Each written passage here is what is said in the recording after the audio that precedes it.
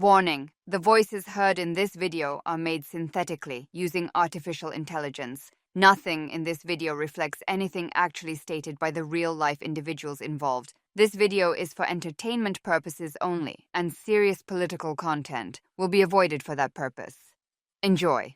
All right, it's been 3 months and we have visited multiple fronts, but it's time to raise our viewers' disposition for Dragon Age Inquisition. Welcome back, viewers. Night is long. Excuse me, Joe, I was doing an opener here. Oh, goddammit, Nerd Bama, not you too. Look to the sky, For one day soon, the dawn will come. All right, cool, both of you. Failed to get back on America's Got Talent. Congratulations. Now let's get down to business.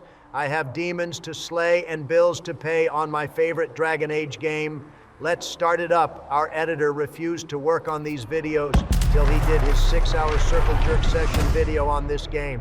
Oh right, this is your favorite, I can tell by the bars. Well, don't worry, Donald, we won't keep you long. It is your episode since I ended Dragon Age 2 on a technicality. But before you start, we have to announce who we are playing and romancing, since we have had the competition going on for 6 months now. All right, so are we smashing the egg or making a Josie omelet? What's the verdict here, Nerd Bama? I hope we get the elf one true pairing to make my fanfics come true. Fuck your fanfics. Tell us what's going on, Obama. All right, well, in the upset, the winner for our competition is none other than my lovely and perfect Cassandra by about 400. Wait, what? How the hell did the third placer win? What kind of 2020 election nonsense happened here?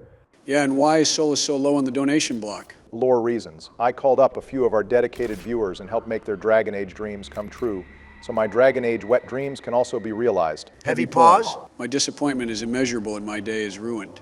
Well, I'm sad we didn't get to do the office secretary route, but if it means we can ignore the egg more and keep Joe as far away from playing a female Inquisitor as possible, then I'm down. So we are playing a tree-hugging Templar, right, Barry? First off, it's an elf, and no, we are playing a rogue archer. It's the one class we haven't touched yet. And we need to represent the classes equally since it was one of our main goals of this series. You know, despite Inquisition being my game, I feel like everything is coming up for you, Obama. This feels like some kind of hostile takeover. Calm down, princess. We each had games where we got clear victories like Morrigan and a dwarf for you. And now Barry gets to have the class and romance he wants. It's perfectly balanced. First of all, if it was like that for me, we would have went human, noble, grind setter. And second, you're just saying that because we get to play an elf. No comment. Also, just a heads up, since this was a common question on Trials, as always, we are going to play on Nightmare. And for now, we are going to put on Friendly Fire for that classic Origins experience, as well as Rest Easy and Walk Softly. We might change these around later based on our experience or viewer input, but this is what we are going with for now. All right, so are we swapping how our Inquisitor looks every episode, or what's the play here? Well, honestly, that was a fun gimmick in 2 and Veilguard, but for Inquisition, since we are playing a dude, I say we combine our looks and create an elf that fits all 3 of us. All right, cool. Be right back, viewers. All right, it's not perfect, but we got something for everyone here. Donald's hairstyle and cheeks, Joe's eyes and jawline. And my, Skin tone, Barry, it's okay. We are all friends here. Also, what's with our Valacine? It looks a little different. That's one of the mods we downloaded to add Mythol Veilguard Valacine. I just personally like it more than Inquisitions, and Mythol Valacine fits more than the other gods. Was the Valacine always supposed to represent certain gods? I feel like it used to look way different in Origins and 2. No, because of the new engine, they completely changed the Valacine in this game. And now in lore, all Valacine is a representation of one of the elven gods, which will be explained far later in the series. Also, speaking of mods, Donald, looks like you forgot to download the Skip Fade mod, and now we are about to get ganked. Bite me, Joe, you forgot to download the same mod in Origins. I have to say, though, Inquisition has the shortest setup out of the 4 games. We get no storybook introduction, no context or time to breathe. We just make our character. Then this happens. Also, Joe, how are you this calm with the demon spiders? Oh shit, I forgot those are spiders. Where's Mommy Meryl? Joe? Meryl isn't in this game. Okay. Wow, maybe that therapy wasn't a waste of Spread money my after all. cheeks and call me Braden. I want to leave. Spice Spouse, Spice Spiders, 8 legs, and fucking demons. Oh God. Oh God. Spread my cheeks and call me Brad. Shit, I'm getting rusty. It took me way too long to find the mute button. Sorry, viewers. As for your initial complaint, Donald, well, it's not perfect. But the tutorial spreads the needed dialogue out enough that it does work, albeit the lack of storyteller animations is criminal, especially since we still have Varric with us in this game. So what are we supposed to do about the dementia victim? Don't worry, you already know who's about to come next scene. Donald, he will be fine. Wait, hang on, but isn't there someone else that comes during this scene that we need to worry about? Ooh, hello, Mommy. I swear to God, everything about this episode makes me want to be Helen Keller. At least then I'd be dead and blind to this bullshit. Oh, hell yes, Mommy. Interrogate me just like that. My body is ready. This is my perfect dream. Mommy Nightingale, please strike my chords and make me sing to your tune. Ooh, ooh, ooh, you. I've been a bad president. Holy shit, he finally admitted to it. Maybe I can just let this play out. Mommy, Cassandra, I brought you a new novel for your pleasure. So how about you bash my face with it to bring me my own pleasure? Now, fuck this. I can't keep them like this for an hour and a half. I value our monetization. Hey, Obama Dragon Age Inquisition is entirely superior to Origins combat-wise. We get higher paced action, and if you're a nerd, you can still play. Pause and play top to bottom. Donald, you've lied about a lot of things in this office, but that take is somehow the worst. So much for serious political content. And Joe, shit, what do we do for you? The elves suck, especially Meryl, and they all belong in the Circle Towers. Hey man, lick the darkest part of my nuts. You just want to fill the tower with elves. Because your ass couldn't make it through the door. All right, welcome back, gentlemen. Now, can we finally play the video game that we have been playing for 2 years now? So, like, why is this game giving me a tutorial on dialogue choices? Like, this is a mature game, and dialogue choices in RPGs have been a thing since Joe has been alive. Well, it's interesting you say that. Inquisition was marketed to appease a broader audience by comparing it to Skyrim and other popular open-world RPGs. And it was the highest-selling BioWare game to exist, so for probably at least a third of Dragon Age fans, this was their first Dragon Age game. And maybe even their first BioWare game, so a dialogue tutorial isn't crazy to place here. Plus, it never hurts to get a small reminder, right, boys? No, Joe, I am pretty sure you are the only one who needs that. Anyway, someone on the writing studio really wanted players to hate Cassandra, considering this is her second time torturing a beloved character for the players. Well, that implies that some of those players aren't secretly into it, Donald. Wait, what? I'm sorry, what? Oh shit, guys, our mods are taking over and selecting a green world chroma. Quick, clear your task manager, Donald. Joe, what the hell do any of those words even mean? Did you just word salad a guess at how you fix mods? No hunter just told me if the mods crash, I should open task manager. And I thought the bright green has to be a mod, because why the hell would anyone want to stare at that shade of green all game by choice? I don't know, maybe someone at EA had a Mountain Dew sponsorship and wanted everyone to do the do. But like you know, make it a global threat. Please drink responsibly. I really hate that I can see exactly what you all mean right now. Exactly, this series is so baroque now. As much of an ice queen as Cassandra is being right now, I can at least admit the girl is practical when it counts. Even if we are a threat, if we are a useful threat, we might as well roll the dice and get shit done. Like, I know I am the main character, let me handle this shit. I'll take the small amount of praise as progress. And I mean, if the Divine and everyone else is dead, it doesn't hurt to at least try to trust in the random elf main character. I'll do what I can, whatever it takes.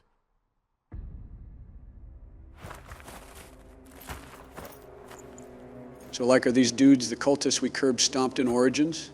Because they seem way more passive and less blood revery. No, I believe these are the Chantry pilgrims we learn flock to Haven after Genitivi publishes his work on the Ashes. The cultists were actually all killed by the Chantry, except for one person who has been holding up in the mountains by themselves, repelling any soldiers who try to approach. She ends up captured by the Inquisition and bargained with Cullen to become an agent that we can play in the Inquisition multiplayer mode. Are we going to play that at some point? Joe, we have like 300 hours of content to get through in the Hinterlands alone. Why would we waste time on the multiplayer? Well, you can play as Isabella in pure Frostbite engine glory. Never goddamn mind. Why are we wasting time here? Mommy Isabella awaits.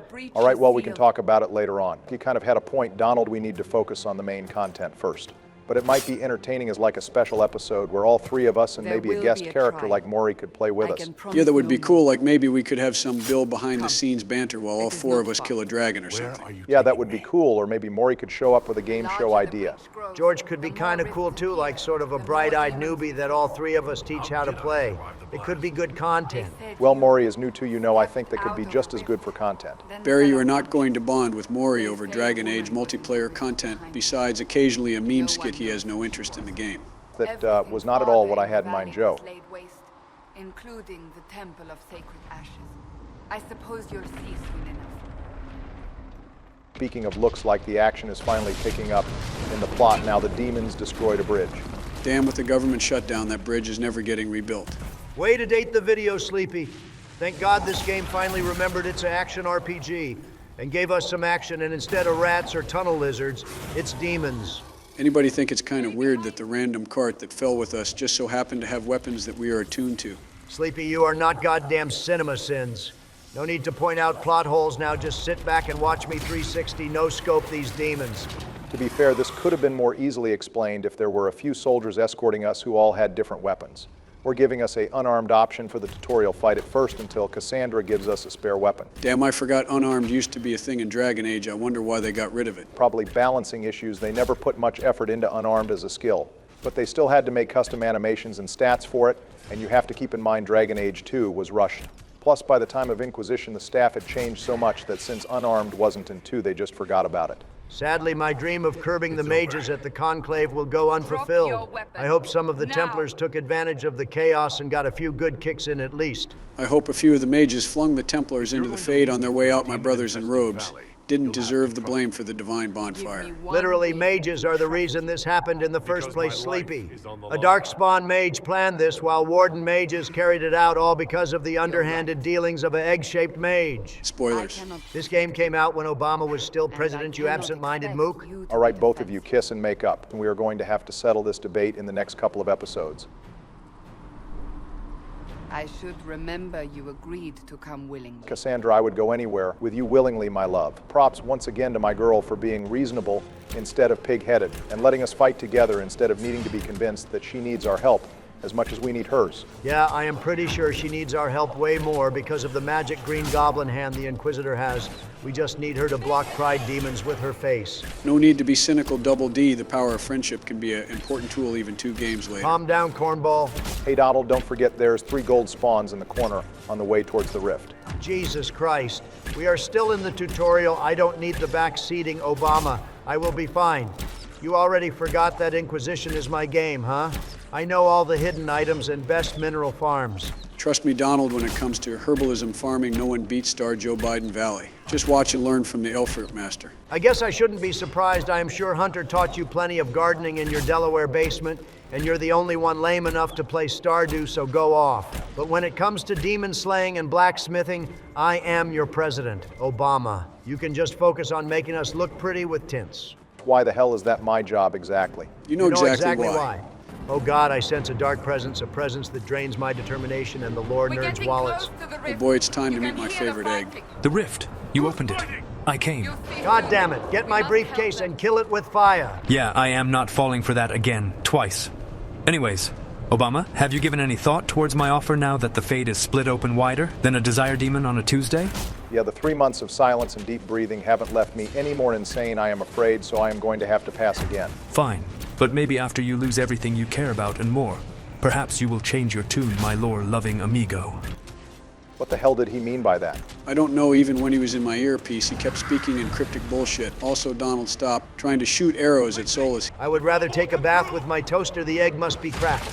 Dude, don't you dare touch my hand. Secret Service, help me. A homeless just grabbed my arm. That's probably what Donald said during that fake McDonald's shift he did last year, but don't worry, he only touched our hand to do a good thing. Yeah, a definitely not suspicious good thing that he apparently just knows how to use the mark to close breaches, even when this all just happened today. Whatever magic opened the breach in the sky also placed that mark upon your hand. I theorized the mark might be able to close the rifts that have opened in the breach's wake. And it seems I was correct. Meaning it could also close the breach itself. Possibly. It seems you hold the key to our salvation. Good to know. Here I thought we'd be ass-deep in demons forever. Varric Tethras, rogue. Also, did Varric just introduce himself using his class? Don't metagame like that, my guy. I love the sheer love-hate relationship between these two. You just know Cassandra is a total sunderade. She actually loves having Varric around for the ride. The game really thought the players would get bored without a full party of 4. Within the first 10 minutes, I still remember in Origins, where to get at least 4 permanent companions, you had to complete the first 4 hours of the game, and it took till episode 3 for us to get a rogue, warrior, and mage. Then ironically in Veilguard they went back to Origins logic, where it can take you 7 hours to get a warrior in your party. Now let's go save the world with our multiracial party. You know a Qunari Inquisitor means our starting party looks like a corny bar joke instead of breach closers. Shout out to Inquisition being the first game to unlock horn technology to play as a Qunari. Maybe one day Veilguard will not suck ass enough, and we can go back to George the First Warden Quinari. But that day isn't happening anytime soon, boys. Now let's go get our side loot. Thankfully, since we are playing a rogue archer, we get the option right during the prologue to get an improved weapon. Other than that, there's just some early gold farm that you could grab if you want, which is nice the game gives you the option to explore side areas this early. I came to offer whatever help I can give with the breach. If it is not closed... Yeah, you would know a lot about the rifts, wouldn't you? Filthy goddamn egg. All right, we need to get him back on track before he dies in the tutorial. Hey, look, Donald, it's Varric. Oh, wait, it is Varric. Damn, how sad that the end of the world is forcing dwarves and elves to work together instead of beefing with one another. You already know if Oberyn and Zevran met back up, they would straight up kill each other while killing all the demons. Is no mage. Indeed, I find it difficult to imagine any mage having such power. Understood. We must get to the forward camp quickly. Well, Bianca's excited. Varric still hasn't left his sassy man era from Dragon Age 2. He truly does take after Hawke. Oh, look, Obama, we are back playing a better version of Origins now. I am sure you are absolutely bricked up at this display. Bite me, Donald, this clunky system is nowhere near as nuanced as Origins, and honestly, it's so contrived no one uses it. Yeah, keep up the word salad nerd, Bama. Anyway, you were in charge of the mods. What other mods did you add to our game? Anything game-breaking? No, as always, we go for only a light modded experience. A few Inquisitor mods to make him more unique. The wait time skipper for war table missions, so we can handle them more thematically for our viewers. And then a few other ease of access mods, like the loot animation skipper and better Dalish armor. Thank God I was worried our Inquisitor would have worse back problems than me with all that bending over. Also, I added a mod that made my cutie patootie cootie Lyanna's face more softer and give her freckles. Jesus Christ. I mean, I guess it makes her look more like her Origins appearance. But that's all you added to Liliana, right, Joe? You didn't add any not safe for work mods, right? No, who do you take me for? I am far more evolved than that. Okay, thank God. Besides, when I am in the mood for that, I can just replay Origins with all the mods I could ever want now. Oh God, just end me now. Oh boy, I love looting through burning buildings for spare change and taking no fire damage. Something tells me you are going to be thankful for that being immune to fire now, when the fire puzzles come later on in the game. If any of you die to environmental damage, you'll have to read my entire novel draft during a video uninterrupted. Are you innocent? Jesus Christ. Just castrate us. Obama, it would be quicker. We'll look some race-specific dialogue. I am sure this will be as common as Origins and offer great role-play opportunities. It's more believable and less prone to result in premature execution. Well, sometimes it's race-specific dialogue, and other times it's just Varric shooting the shit. To be fair, telling a story did in fact work for Varric. It's also, we got our first life word amulet, sort of a niche item in this game, but it can be useful during hard boss fights like the NB Demon and early dragon fights. Now that shit is weak like using items in a Pokemon game. True gamers don't need them. Bro is saying all of this, but he is behind like 7 in the death competition currently. All right, a quick reminder about the death competition viewers. Currently, Joe is in the lead with 4 deaths. I am trailing behind him with 6 deaths. And Donald currently has 12 deaths. The winner of the death competition by the end of Inquisition will be the president that plays Trespasser and gets to make the final decision about Solus. Yeah, and it's going to be me, especially with these easy-ass repetitive rift fights.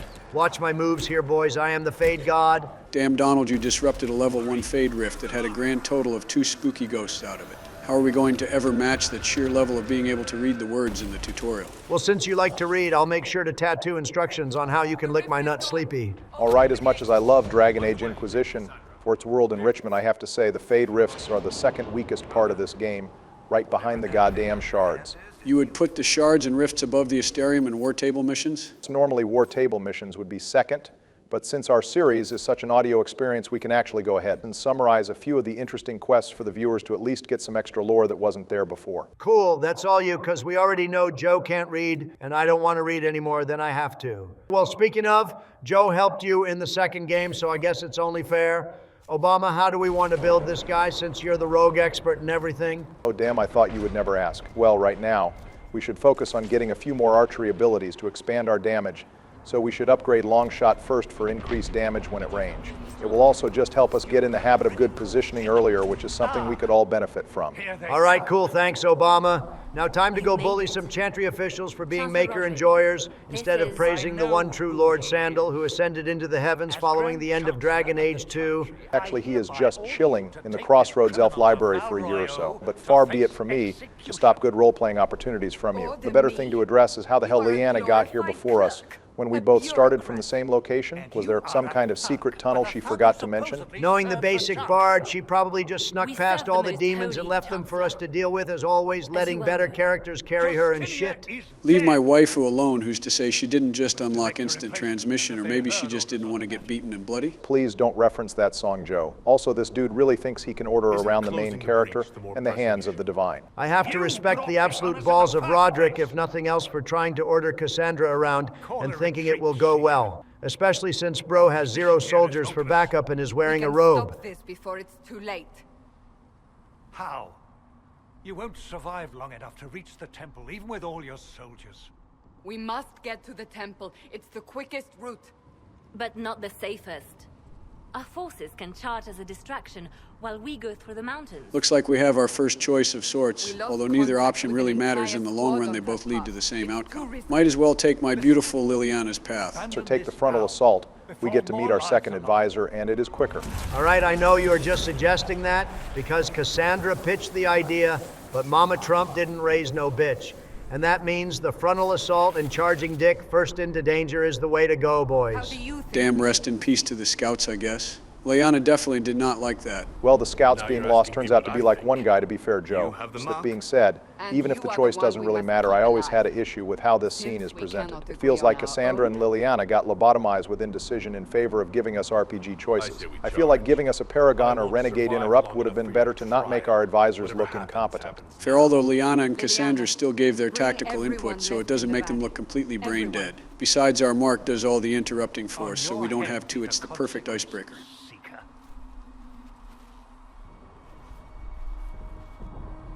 Oh damn, this scene is ominous as hell.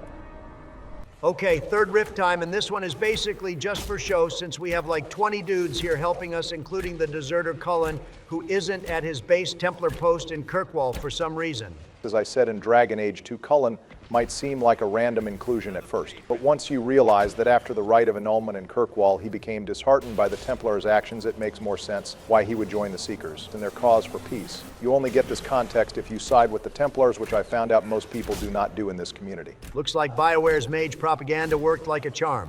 It's not propaganda, it's just siding with the Templars is always a dumb decision, or a decision that makes you feel dirty. I still can't wash off the end of Dragon Age 2 off my body. No one wanted that image. You just burned into my brain, Sleepy. I admit calculating the numbers the game comes off as mage-sided. But the fact people automatically side with the mages does lead them to miss a lot of key details that you wouldn't know about this game series. Like how much of a bro Barris is, or the fact Orsino is a giant snake who worked with the man who murdered Mama Hawk. Which brings me to my point. I saw a post the other day defending Orsino, and when questioned on what they thought about Quentin, they had no idea about the connection, which is only confirmed when doing a Templar ending.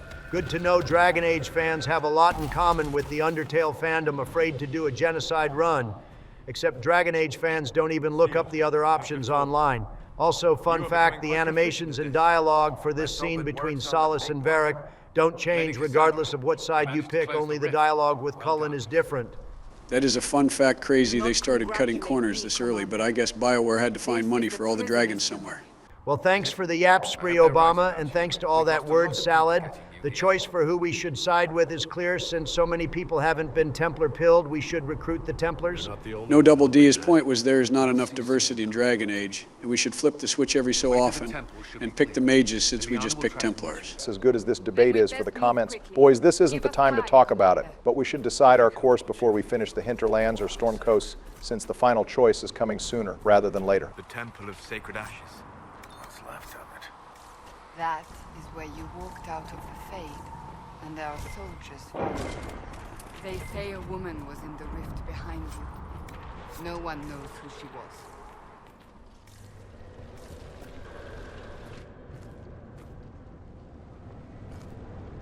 Damn, that's a lot of dead Meritus on the ground. Well, rest in peace to the magical lyrium urn, aka the best possible grind opportunity that Ferelden could have ever produced. It's actually, fun fact, I was rewatching Dragon Age Keep, and BioWare did a lore rewrite that the urn always disappears by the time of the Conclave, regardless whether you killed the High Dragon or not. Don't know why they couldn't just say the urn was destroyed in the explosion, but I guess they just didn't want the implications of the urn's long-term effects or something.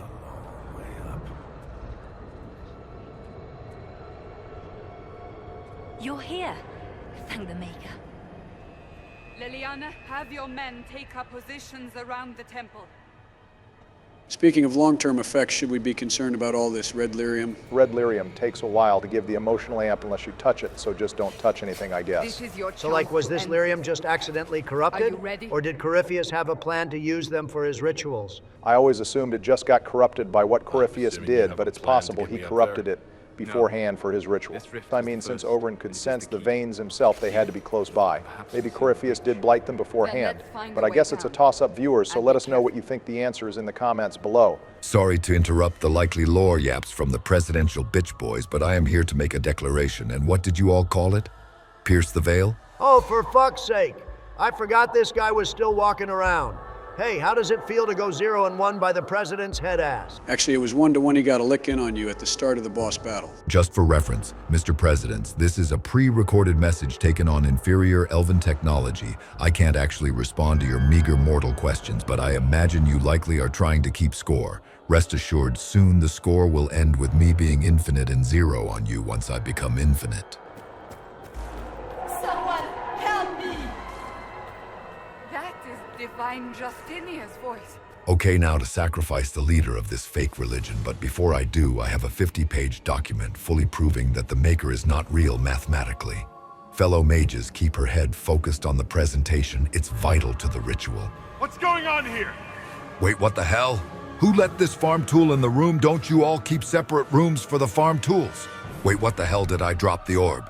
Wait, hang on, farm tool. I know it might appeal to your tree-hugging instincts, but you must not touch it. My lord, it appears you have fumbled the orb when the old lady smacked it. Yes, I can see that, Tom. Oh, fuck, he's grabbing it. He's grabbing my orb. You were there. Wait, so like can he change in game events, but still not know this was going to happen in said events? Because he knew to leave a message, but not that our Inquisitor was going to walk in and foil his plans? Joe, I don't really know. I'm mostly just side-eyeing Varric at the fact he met Corypheus and knows his voice and body type, but still couldn't realize who it was here.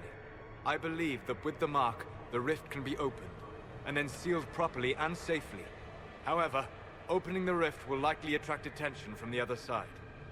That means demons. Stand ready. I mean, in Varric's defense, Corypheus was straight up dead like we looted his body and everything, and we can't really expect him to realize Corypheus has archdemon hacks. That being said, I wish Varric would at least consider a few gears turning in his head. It could have helped set us on the right path. No time for that now, though we need to fight a pride demon. A pride demon at level 3 is crazy work, but considering BioWare wanted to make Bethesda titles, it makes sense they would throw a late game boss so early. Yeah, what is it with game developers giving us the unrealistic power fantasy in their game tutorials? We had a Pride Demon in Inquisition and Veilguard, then a Deathclaw in Fallout 4? Like, why can't the late game enemies stay late game and the early game bosses be early game enemies? Inquisition may have been the catalyst to start that trend, likely because games that appeared challenging sold more, which, like, thank God, we seem to have escaped that trend. Honestly, I am less bothered by an early Pride Demon fight that we take down with a full squad of soldiers, and more bothered that BioWare would then decide to change how the demon hierarchy works. Like one demon siphoning the collective fear of the Blights somehow. I guess demons have really specific contracts or territories. I wonder how powerful a hungered demon would be if it embargoed Donald's hunger and gluttony.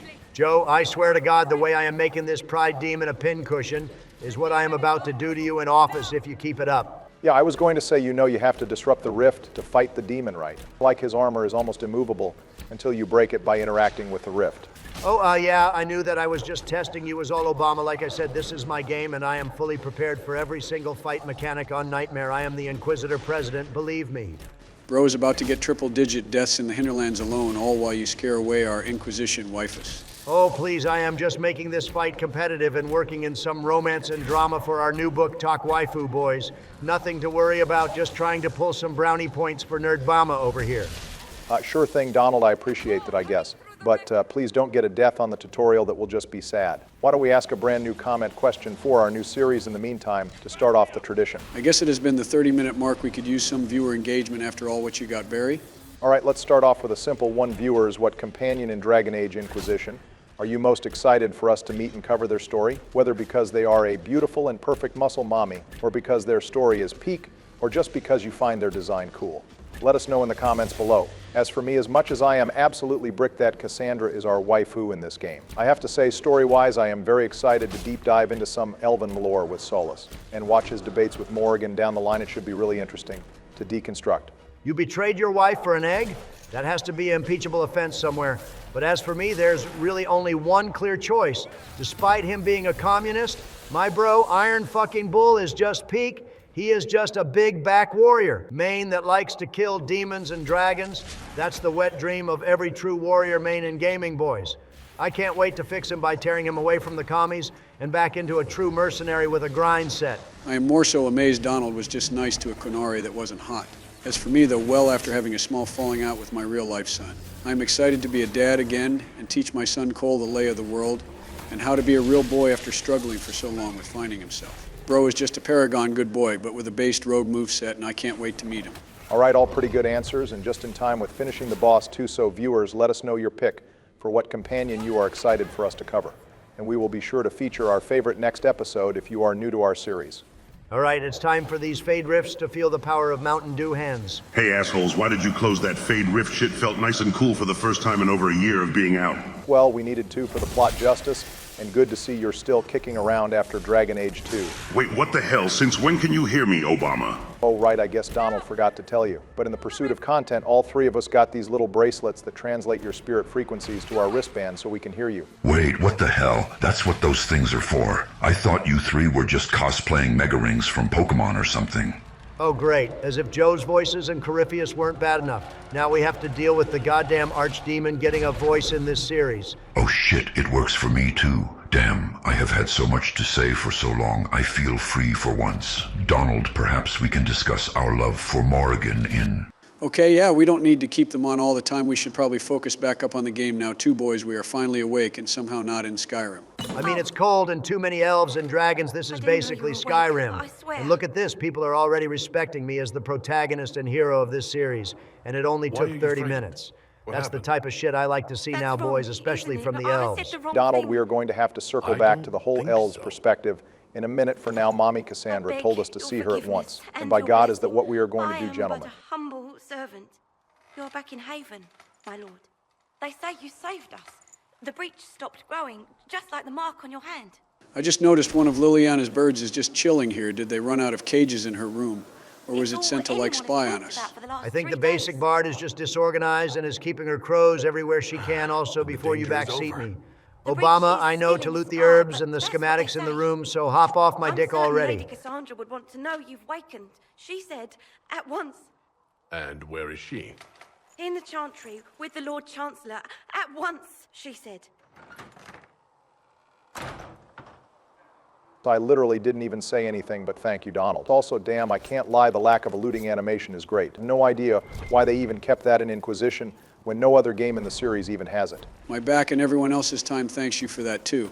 Ah, see, this is the kind of treatment I am used to. This is how an average rally of mine goes, if you couldn't already tell, boys. That explains so much, and yet so little.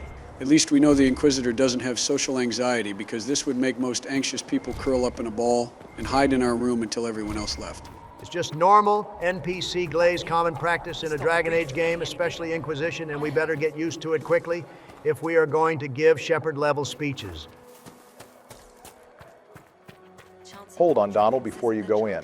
Let's let this dialogue between Cassandra and Roderick play out. It adds a little extra context to everyone's mindset. I don't think we need this to know everyone's thought process here. Roderick is unnecessarily hostile, Cassandra is on Team Elf now, and my beautiful bard is trying to be political. I just realized Roderick wanted to arrest us till the new Divine judged us. But doesn't it take the full year of Inquisition to elect a new Divine? It does, but in Roderick's defense, I don't think he knows how scattered the Chantry is currently. Still, he is being an asshole for no reason. For all you know, he intended it this way. I do not believe that. That is not for you to decide. Your duty is to serve the Chantry. My duty is to serve the principles on which the Chantry was founded, Chancellor, as is yours. Wait, hold up. Some of the base Templars are still here? Chain him. Thank God this isn't a pure mage organization yet. Cullen took a few Templars with him, I think, and maybe some stragglers that the Conclave survived and joined up with us. Either way, these guys listen to Cassandra, so I trust them. Roderick probably lost a little bit of aura there from his first time trying to arrest Lavalin, since he had guys he thought were going to listen to him. I guess he forgot that Seekers are the direct officers of most Templars. If that's the case, where the hell were the Seekers when all the Kirkwall bullshit between Sir Ulrich and Meredith went on? Alric was one dude doing bad shit, and Meredith was probably too damn powerful for the Seekers to do anything. I imagine Cassandra's cut appearance in Act 3 would have addressed Meredith's problems, but they couldn't find a way for that to fit narratively. Also, this is where we are going to get our prequel title to Inquisitor, the Herald of Andraste. Praise be the Maker, and may they touch all our hearts and burn through the shackles of man. The basic bard isn't going to pick you, Sleepy, and I hate to beef with your girl again, Obama, but why the hell would a tree-hugging Dalish elf be chosen by the Maker? Truthfully, a non-human Inquisitor should have raised more eyebrows at being chosen by the Maker. And it's crazy only the Inquisitor can actually question this title. But the actual explanation was Inquisition's story was originally written with the idea you would be locked into playing a human, more specifically Hawk. However, lukewarm receptions of Dragon Age 2 and the year-long extension EA gave BioWare to work on the game led to a brand new customizable player character with race options, which might explain why only human and elf feel like fleshed-out race options in this game. Crazy how Hawk almost became the Commander Shepard of Dragon Age. I wonder if that meant romances would have still been a thing. Or would you have to be loyal to your Dragon Age 2 choice? I imagine you would have had a Mass Effect 2 scenario where you can cheat because of the long distance of your former relationship, although that would have been messy to write, so I don't hate leaving Hawk back in Kirkwall. Also, what if Cassandra accidentally whipped out one of her smut books on the war table instead of the Inquisition book? I imagine the intimidation effect would have still worked, but Cassandra would have been blushing and stuttering more than an anime girl. We will close the breach, we will find those responsible, and we will restore order with or without your approval. No one expects the Dragon Age Inquisition, boys. Bro did not want to read all that and dipped immediately. This is the Divine's directive. Rebuild the Inquisition of old. Find those who will stand against the chaos. We have main character energy and a bunch of sword arms. The rest will sort themselves out, girls. I like how you can ask Cassandra if we can refuse here, even though that would break the hell out of the game story and derail the plot. Yeah, I am not even going to bother asking that. Welcome to the Railroad Boys, choo-choo. We are going demon hunting. The Inquisition of old is something glossed over here, for the most part in the base game, but is the main topic of the Jaws of Hakon expansion, the first one we will cover towards the late game of our series. God help the president who has to tackle that long slog of a DLC with level 30 demons. Maybe we can outsource that map to Bill or something.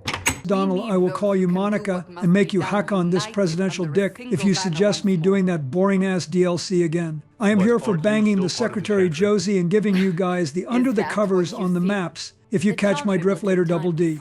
All right, I guess we will have to just draw straws or some other kind of random bullshit for this one, but it's time for the advisors to aura farm a little and get the best damn title drop ever created by video games. This is one of several aura farming moments in Inquisition. These guys spend half the time practicing aura poses, and the other half of the time on war table missions. It's a wonder they have any time to bang the Inquisitor with such a packed schedule. You are already involved. Its mark is upon you. As to whether the war is holy, the war will be in the holy name of our Lord Sandal, so that we can spread our overpowered crafting equipment and love of enchantment. All right, well, random president drops aside. Let's let this scene play out a little like Donald said. This is a beautiful scene.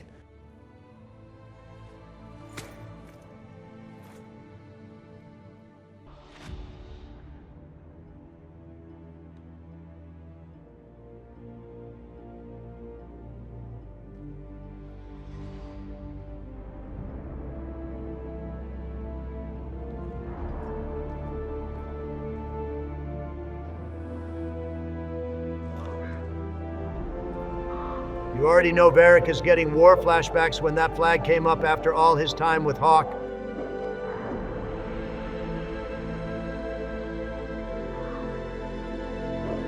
Considering that is the Templar fortress, I doubt Liliana is getting a text back from them. Damn, Redcliffe is so beautiful, I am happy I sided with Donald and picked it over the land of Brown Village and Origins.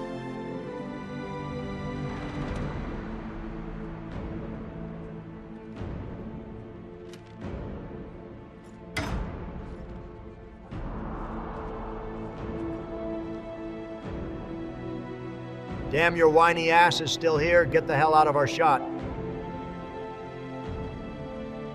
Oh my God, Mommy, those swords aren't the only thing being sharpened right now when you walk like that. Jesus, maybe this romance competition was a mistake.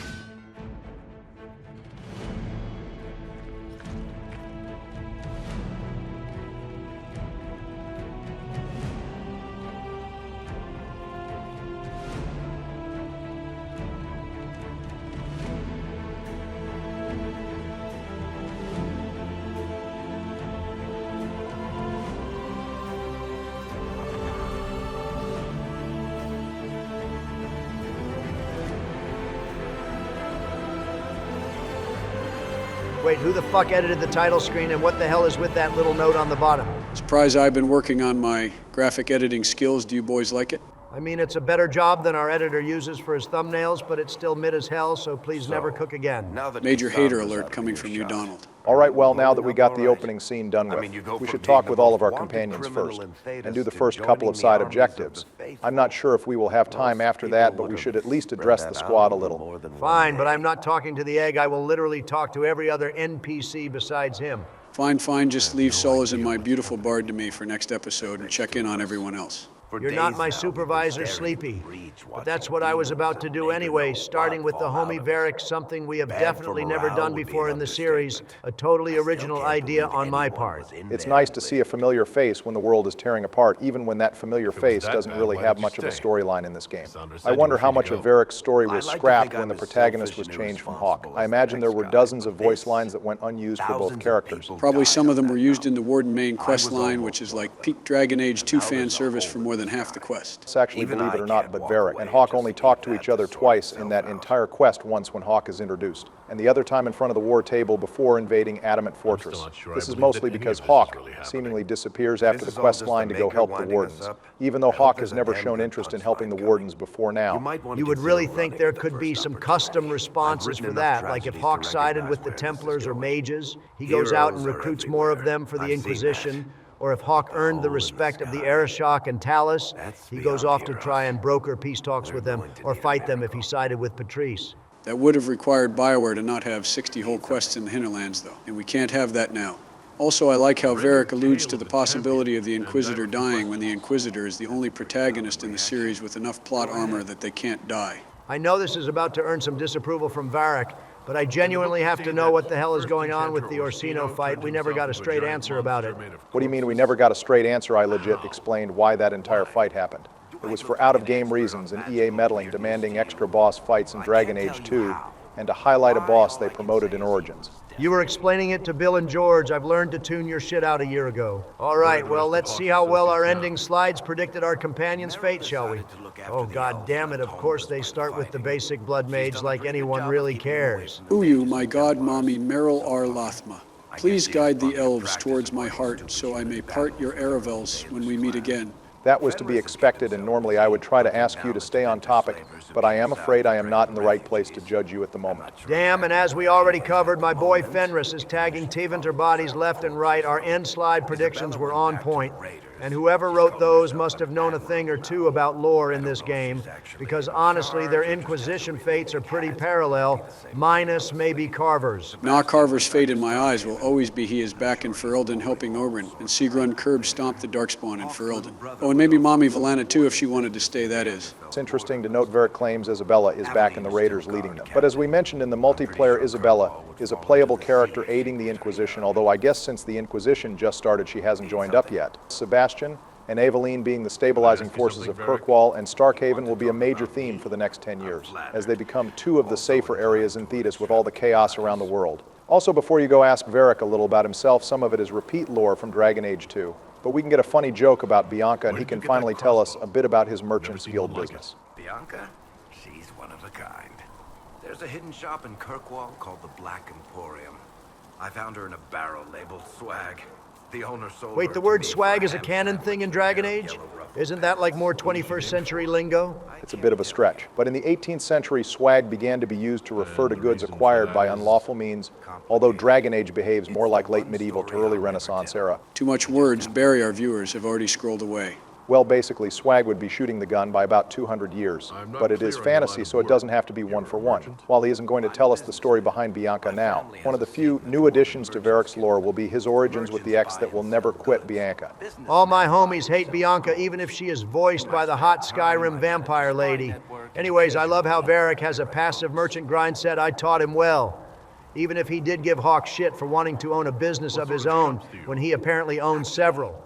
Maybe since he knows about business firsthand, he knows how soul-crushing it can be owning one.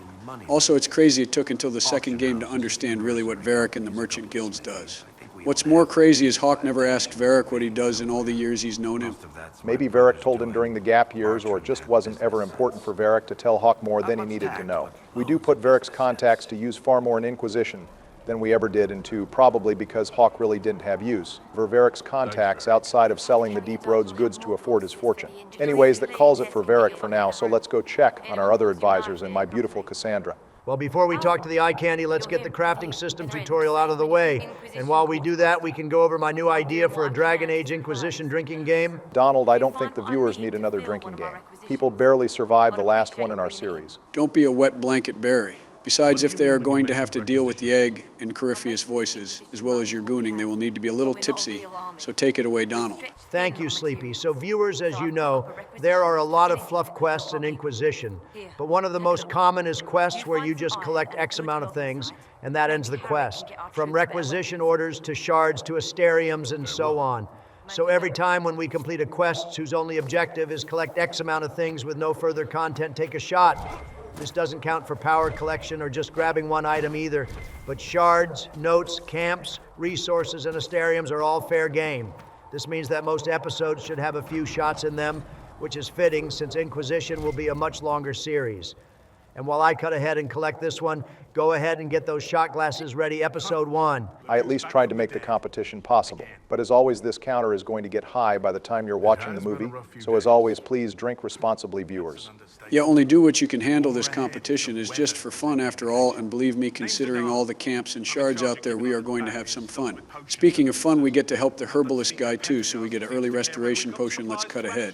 And go grab all of those first, then check on the advisors. And here's the notes and the completed survey. Go ahead and take your first shot, viewers. Now let's go check on your waifu, Obama. Oh my God, where is she? I'm ready, my love. I am on all fours already. Aha. Donald, I think you have to go to the war table mission first, before all the advisors disperse to their areas. Oh, God damn it, fine, but I'm not going to the Hinterlands yet. At least Cassandra will still be there so I don't edge Obama. This mark on my hand doesn't hurt anymore, but honestly, the mark in my heart is what is really troubling me. I might need a shot of never-end romance to keep me going. I think everyone prefers romantic notes to one-liners, Barry. We might not like the mark right now, but once it gives us overpowered ultimates in the mid to late game, I am sure we will change our tune. Cassandra, you're a damn Templar. Don't bring up the mages in my presence when the Templars can throw enough holy swords at the problem to close that baby right up. Sola said the breach was literally opened by powerful magic, and we need to use the same amount of magical power to close it double D. Oh, the egg knows something about the breach, huh? I wonder why that is, Sleepy. Maybe we should tie him up and force him to cough up what he knows. And you know just once I'd like to admire Cassandra, without it turning into a dick measuring contest over what faction we choose. Well, that shit isn't happening right now since we have to meet the advisors first. Commander Cullen, leader of the Inquisition's forces. It was only for a moment on the field. I'm pleased you survived. This is Lady Josephine Montelier, our ambassador. There's our runner-up in the waifu competition. I know a few of our viewers are bricked just to see her. And don't worry, we have a few surprises in store with the help of editing magic to show her off. Yeah, I will be the one to show her off, Sleepy. Don't act like you weren't on the egg side all this time. Also, I bet you know a lot about being tactical and lying. You did it to us through like half of Origins and got us jumped to pay for it. Isabella kept the tomb from us for well over half the game, and also ended up getting Hawk jumped by the Kunari as well as raising half the city on fire, so let's not just play favorite now, Donald. Holy shit, stop meat riding her, Obama. She literally isn't even in this game right now, and she was just afraid of the horned communist, which is a very reasonable reaction. Might destroy us all. Templars could suppress the breach, weaken it, so... Pure speculation. I was a Templar. So out of game, me and Donald are on opposing sides, and in game, my girl is fighting for my side while Cullen defends Donald's side, just like Greg Ellis made him do in that video. That seems pretty goddamn fitting.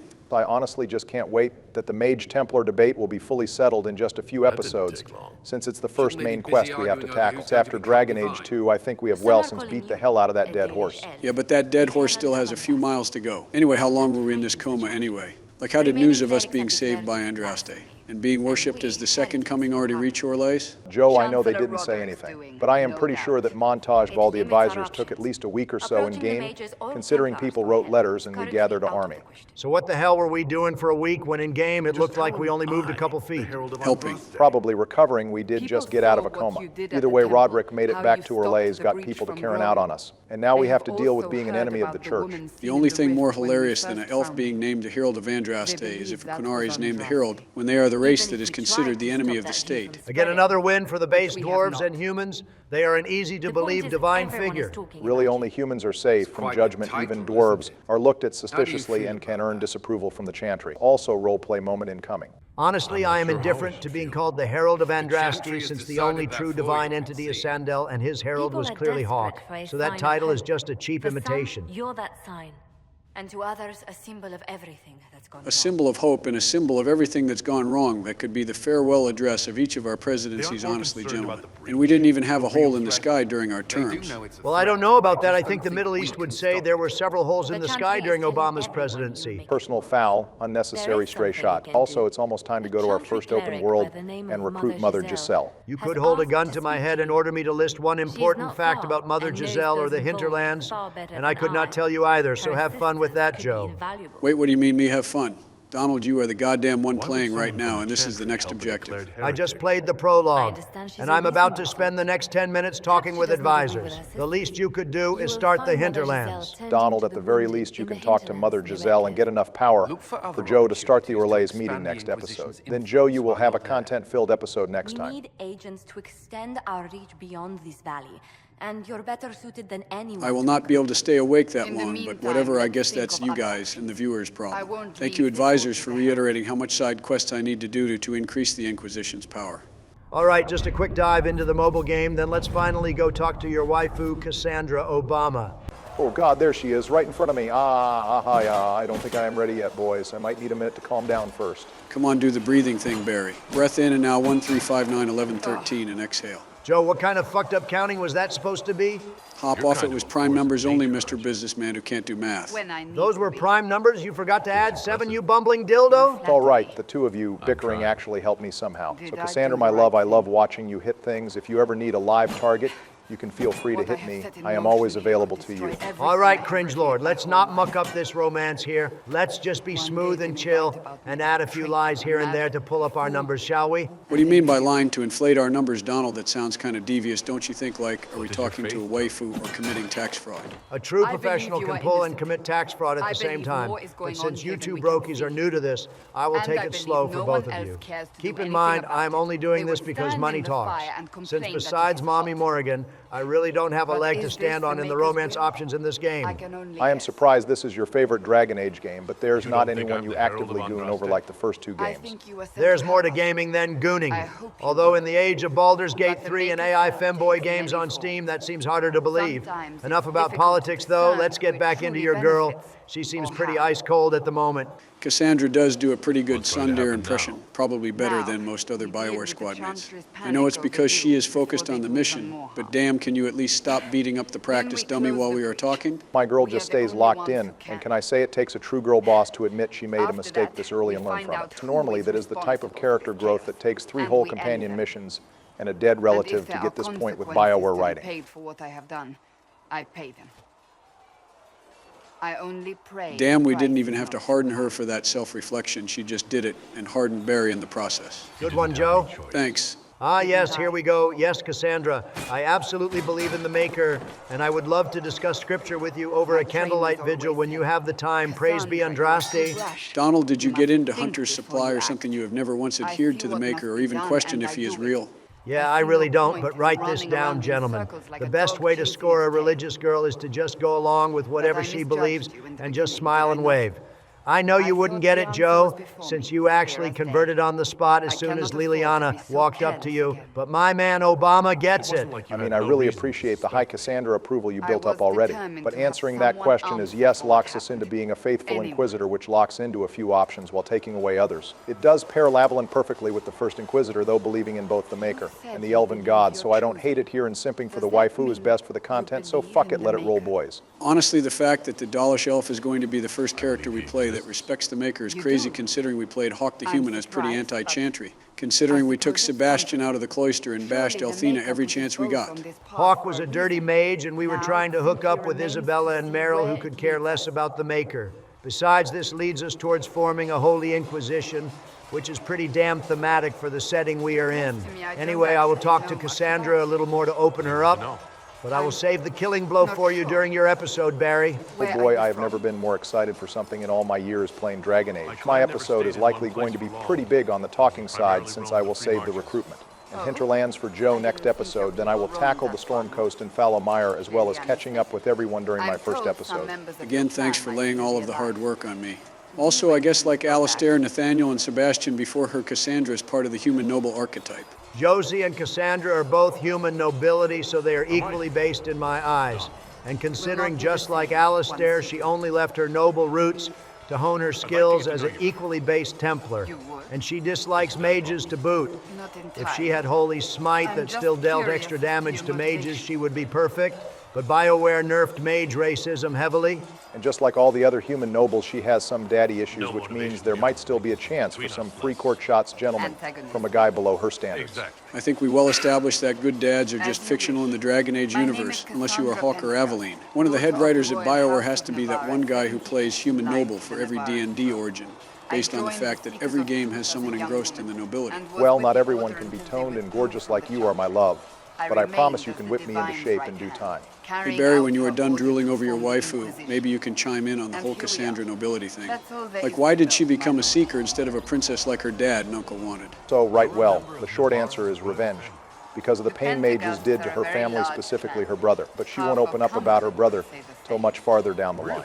For now, the relevant information is she wanted to become a Templar to fight the mages, but her uncle sent her to the Seekers of Truth instead to lead her down a more moderate path, rather than becoming another radical Templar, likely because Navarra overall is much more open about magic than Orlays or the Free Marches are. Total L take on the uncle's part. We could have had a based mage hater in our ranks, and instead we have a middle-of-the-road option in a world filled with mage sympathizers. Besides, maybe if she got full Templar training, she could cast Holy Smite on mages. You're never going to drop the changes to Holy Smite, will you? I can respect you not using your presidential powers to change it, at least, but maybe you just didn't want to extend the effort. I have enough eyes on me right now. I don't need more, just because I want to curb mages that are the weakest enemy of the 4 types of enemies in this game anyway. Besides, since mages count as humans, we can just get one of the Black Emporium bows for late game anyway with a corrupting rune. All right, we are level 3. Let's pull back before we need the racism longbow. Cassandra might not have mage cleansing, but she can cleanse dragons pretty well because of her Penagast buff. Wait, do Penagasts have a naturally blood buff like in anime? What's the deal there? Considering both Cassandra and her brother's natural skill at killing dragons even at young ages. So I think she does have some kind of natural buff similar to how Alistair and Merrick have dragon's blood in them. The Penagast did hunt dragons to near extinction during the Steel Age to the point they didn't come back. For almost 300 years during the Dragon Age, that has to come from somewhere. Wait, the Mortalitalicy? Isn't that like Emmerich's group in Veilguard? Oh God, not you referencing that clusterfuck game, Sleepy. Yes, but he is part of the Morn Watch, a specific branch of the Mortalitasi. Given the fact that Penagast or nobility, her uncle might be more in the political arm of the Grand Necropolis, rather than a mage cataloging and talking to the dead like Emmerich. That might also explain why we never even hear of her uncle again in Veilguard or the expanded lore. We might be focused on the Tevener mages at the moment, but one day we will start a damn crusade on the corpse diddlers that makes the Oblivion Mages Guild look like a normal Saturday. Who the hell is we? Me and my brother Fenris, of course. Anyway, I have one more lore yap in me. me with the waifu before I move on to the advisors, so let's hear about her work with the Divine, shall we? Wait, she helped 2 Divines. Wasn't the Divine before Victoria, old lady with Alzheimer's, who was just sort of an ass on the throne? Wow, a sleepy, confused politician who is nothing more than a puppet on the throne? I didn't know your sister had a role in this game, Joseph. Hey man, the weight of the throne is wearing on you too. Don't act like you're not juicing to fight off the 15-hour naps in your first year alone. Joe, the only way you could know about Beatrice is if you actually read Asunder. Did one of you actually do the summer reading I posted about? I have a lot of downtime between treatments, plus Asunder had my boy Cole front and center, as well as the baddie Win rest in peace. Wait, rest in peace? The grandma finally lost her battle with stairs? Oh, right, we have our second official squad mate death, following 1 year after Anders' death. Win died after transferring her spirit of faith to a Templar, and her son's lover. Press F for one of the OG squad mates' boys. Damn, she died saving a Templar rest in peace mage grandma. Return to the Seekers. But Justinia convinced me to stay. Her vision for the future. Also, while Beatrix might have been a confused old grandma, it looks like Divine Victoria knew how to get shit done with Cassandra and the Inquisition. She might have poor taste in left hands, but she at least can get shit done. Raid against her were too strong. Sometimes you have to break a bone so it can be reset. That's where the Inquisition comes in. It was to be the answer. A means to preserve as well as an agent for change. Inquisition really has no shortage of girl bosses that we can dive into, but let's give some appreciation for the boys now, shall we? Goodbye, my love, our parting will not be long, I promise. I will be back, and we can hear the entire tale of your anime journey to become the right hand of the Divine. You better do it in English, Obama, because I am not relying on your stand for translations anymore. If this man were your enemy, you'd be dead. Cullen really got promoted from a normal side character in Origins to squad mate status with very little in between. I mean, it's not too different from how Isabella was a side character to probably the third most important plot character in the game right behind Anders. Besides, Cullen's stands have been craving a proper romance with him for about 5 years by this point, so they deserve this win. A win we completely denied them because of his actor's nonsense and cringe levels. Speaking of any update on Greg's legal issues since the last update at the beginning of the year, still no update. I imagine everyone is staying radio silent still, since trials can last over a year even civilly. And the media doesn't exactly want to eat this story up.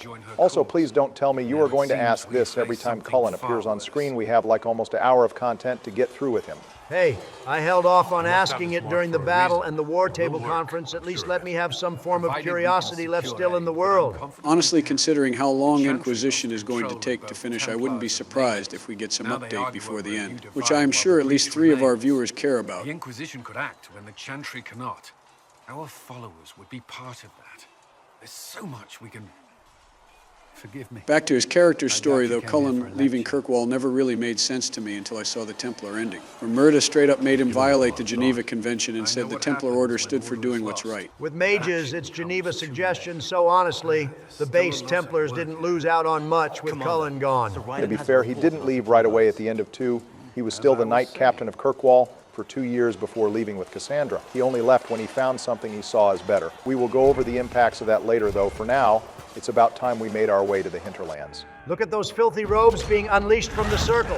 Oh wow, the Templars are oppressing and causing needless violence. What a shocking turn of events. Oh my God, my beautiful Queen Harding. Harding just pulled what I want to do whenever this goddamn debate starts up again, being honest, and it's greatly appreciated.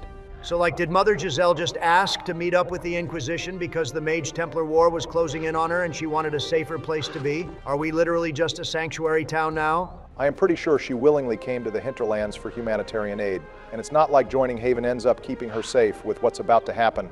I think she genuinely wants to be proactive in helping people right now, and we are the only ones doing that. Damn, Harding really said I am surprised a tree hugger is out here ready to fight for humanity. Considering Harding's love of nature, she probably has had dealings with the Dalish before, and it might not have been positive. Maybe she ran into Zathrians or the Saber clan, and it wasn't a friendly experience. We'll do whatever we can to help. Harding, huh? Ever been to Kirkwall's Hightown? I can't say I have. Why? You'd be Harding in... If Harding was in Hightown, I know I, for one, would be hard in Hightown. Thank you, Joe, for finishing the joke that even Varric knew no one wanted to hear. That wasn't a joke, it was just a factual statement. There's nothing to worry about. They only say you're the last great hope for Thetis. Oh, wonderful. Hey, Joe, your short stack is going to tell us the rundown of the area. And this is all on you, so you better pay attention to our objective here. Our objective is talk to the horse guy to get horses that are borderline useless to the gameplay. I think I will be fine. There's also the mages and Templars fighting in the area, and a massive amount of side quests too. But I figured you already could pick that part up. We couldn't get to Dennett. Maker only knows if he's even still alive. Mother Giselle's at the crossroads helping refugees and the wounded. As for the horses, sure, they aren't the most useful, but they are a little faster than walking, so it's useful to go and pick them up. We are going to cover a lot of ground. Yeah, horses are so useful. Why don't you go ahead and speed run to grab one immediately? It will be useful sleepy. Yeah, nice try, Donald. I know that the farmlands have level 9 enemies. We won't be going there anytime soon. Just go ahead and grab Mother Giselle and then grab the 4 power I need to visit the French people you aren't done with this episode yet. Fine, you know what? Just because you said that, I am going to close 2 breaches and grab some Drakestone up north to finish the Requisition quest so our viewers can take another shot. 2 rifts, and the Requisition should be enough. I would tell you where to go, but it looks like you already know where the Drakestone is. I am telling you, boys, my middle name is Blacksmith. So your full name is Donald John Blacksmith Trump? Yes. I am positive you told us in episode 2 that Dominate was your middle name. Fake news. Who knows what the hell I said in those episodes? I was high off my ass, and it was almost 2 years ago. I mean, hell, I said our editor was supposed to work on the Inquisition analysis, and he just finished that like last week, nearly 2 years later. Time has no meaning on this channel. Oh, right. Speaking of that, go ahead and check that video out. It will be linked here. And in the end screen of this episode, not only is it a 5.5-hour analysis of this game, but we even make a few guest cameos in it. It's fun content. The apostates have fled to the hills. Speaking of fun content, there's a Asterium puzzle. Donald, go and check it out. Ugh, fine, but only to spare the viewers from watching Joe do 3 of the damn things this way. They only have to watch him do 2. All right, what are we working with here? Let's see. I am usually the puzzle master with the Isaac Clarke engineering buff from Dead Space, but go off, Queen. Hum. Okay, this is that, and this is a line here. Homa. Take your time, Donald. This goes here, and that goes there, and boom, pow, hold my nuts. We have a little sword thing. This is what hundreds of hours on Inquisition and Sea of Thieves does to a man. That's a great explanation, Donald. One tiny question, though. What were you looking at on your phone in your hand there while you were doing that puzzle? Oh, just checking the weather, and me and George's Fantasy League, nothing to worry about. Anyway, look, here's the cave with all the Drakestone you could need. It also has some extra loot and schematics. Let's turn this in, and while we do take another shot, viewers... All right, yeah, sure thing, Donald. Well, back to the main objective. Looks like you two aren't the only fanatical Templar. And mage supporters out there, and we have to break out another fight on the playground. It makes me sad to kill some base Templars that are simply lost without an easy mage to curb. But while I am doing that, a thought occurs to me, Joe. Pray tell, what's that, Donald? Well, you might be a filthy mage supporter and robe lover, but there's someone else here who is equally in the wrong, and that's the fence sitter standing to our left. Wait, what? Why the hell am I brought into this? You know what? You have a point, Donald. Obama, you have been playing both sides for too long. You saved the Circle in Origins, then did mostly Templar choices in Dragon Age 2. Then in Inquisition, you romance mage hater Cassandra. It's time to shit or get off the pot. It's okay, again, save this discussion for next episode. But I am a moderate voice in the Circle because I believe the Circle requires moderate changes, not abolishment or tradition. Fine, but you can't hide behind neutrality forever, and sooner or later you'll have to make a choice. Anyways, I like how Solis and Cassandra are all but begging the Templars and mages to stand down and talk things over, while Varric is over here freely blasting both. To be fair, Varric has been an adventurer in Kirkwall for 10 years before this. He's probably killed more mages and Templars than everyone else here combined. This is just a normal Tuesday for Hawk. It makes you wonder why the mages. And Templars chose the outskirts of Redcliffe as their battlegrounds when Kirkwall was right there. To be fair, if Fenris heard about a large concentration of mages in his old mansion, he would probably pull up and raise hell, and that's not even saying anything about Aveline seeing mages rampage through her city. Please don't bring up Aveline in front of me when Cassandra is right there. I don't want to pull a Liliana and dwell on my ex in front of my new waifu. Bro called Aveline an ex like the most he got was a single kiss after Donick bent her over the desk. Now, Joe, that is too cruel. At least be fair-minded. Aveline was the one doing all of the bending in that situation. Let's be real. I hate you both. Just focus up and don't die to this shield soldier up here, Donald. It's still just the prologue. The shield is annoying, but don't think for a moment that random level 1 fodder is going to take me down. I have a streak to uphold and a DLC to play. My goals, just like the 2024 election, are secured. Well, you still have a few fights left in the episode, so you have the opportunity to do the funniest thing imaginable right now. Quick Quick question, how did the mages afford mercenaries to fight with them when they only escaped the circle a year ago? Well, some nobles are among the mages and might still have access to family money. Some mages were able to have jobs that paid for goods depending on the circle. And some mages have turned to banditry, kicking people out of their homes and killing them. So pair all of that together, and you have a semi-functioning society that can afford mercs. All I heard is the mages are bandits now, which is the biggest threat to our country since communism. Send in the Teventer drones to Redcliffe immediately. Well, as we are going to see next time, the Templars have also taken over Ferelden forts and killed random citizens believing they might be mages, but I guess you aren't prepared for that news yet, huh? Now that is definitely fake news, Sleepy. You made that shit up. I know I am marinating in McDonald's and Templar-pilled thoughts. But even I know that the base Templars and Inquisition have downgraded from holy jailers to red fence-stricken drug addicts that jump you if you don't have any change at the gas station for them. Nah, that's more mage slander from the mage terrorist. Well, I guess we will just have to wait and see what happens, won't we, as we explore the Hinterlands? Yeah, if we can ever get past this goddamn shield asshole. I know he is almost dead, but when they have this many armor stacks, it's goddamn annoying. I can't wait to get access to full stack ults and decimate the fodder. Oh great, and here we have another BioWare mage sympathizer, this time disguised as a chantry priest of all people.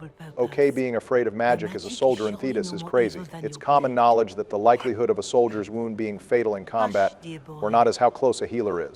The only other way to heal people is with alchemy, and that is still an evolving science. We never needed healers. In Origins, chugging potions was good enough for most battles. And when that didn't work, we just stacked constitution points. These new gen protagonists are soft. Sounding like an old gen in Dragon Age is crazy work, Donald, especially since the Inquisitor is probably the strongest of the three protagonists, since they have the mark and custom equipment on their side. Besides, now that having more than 12 potions is illegal, we need healing magic more than ever. Wait, a thought just occurred. Mother Giselle was over here offering this random NPC healing magic. But there's no longer healing magic available from any of the mages, including our own Inquisitor, besides a revive spell. I know BioWare wanted to change the system, but still having them in lore is a slap in the face. Boy, this first meeting with this random NPC that is supposed to be important is not going well. I am sure she will endear us to her in time with no further issues about her character.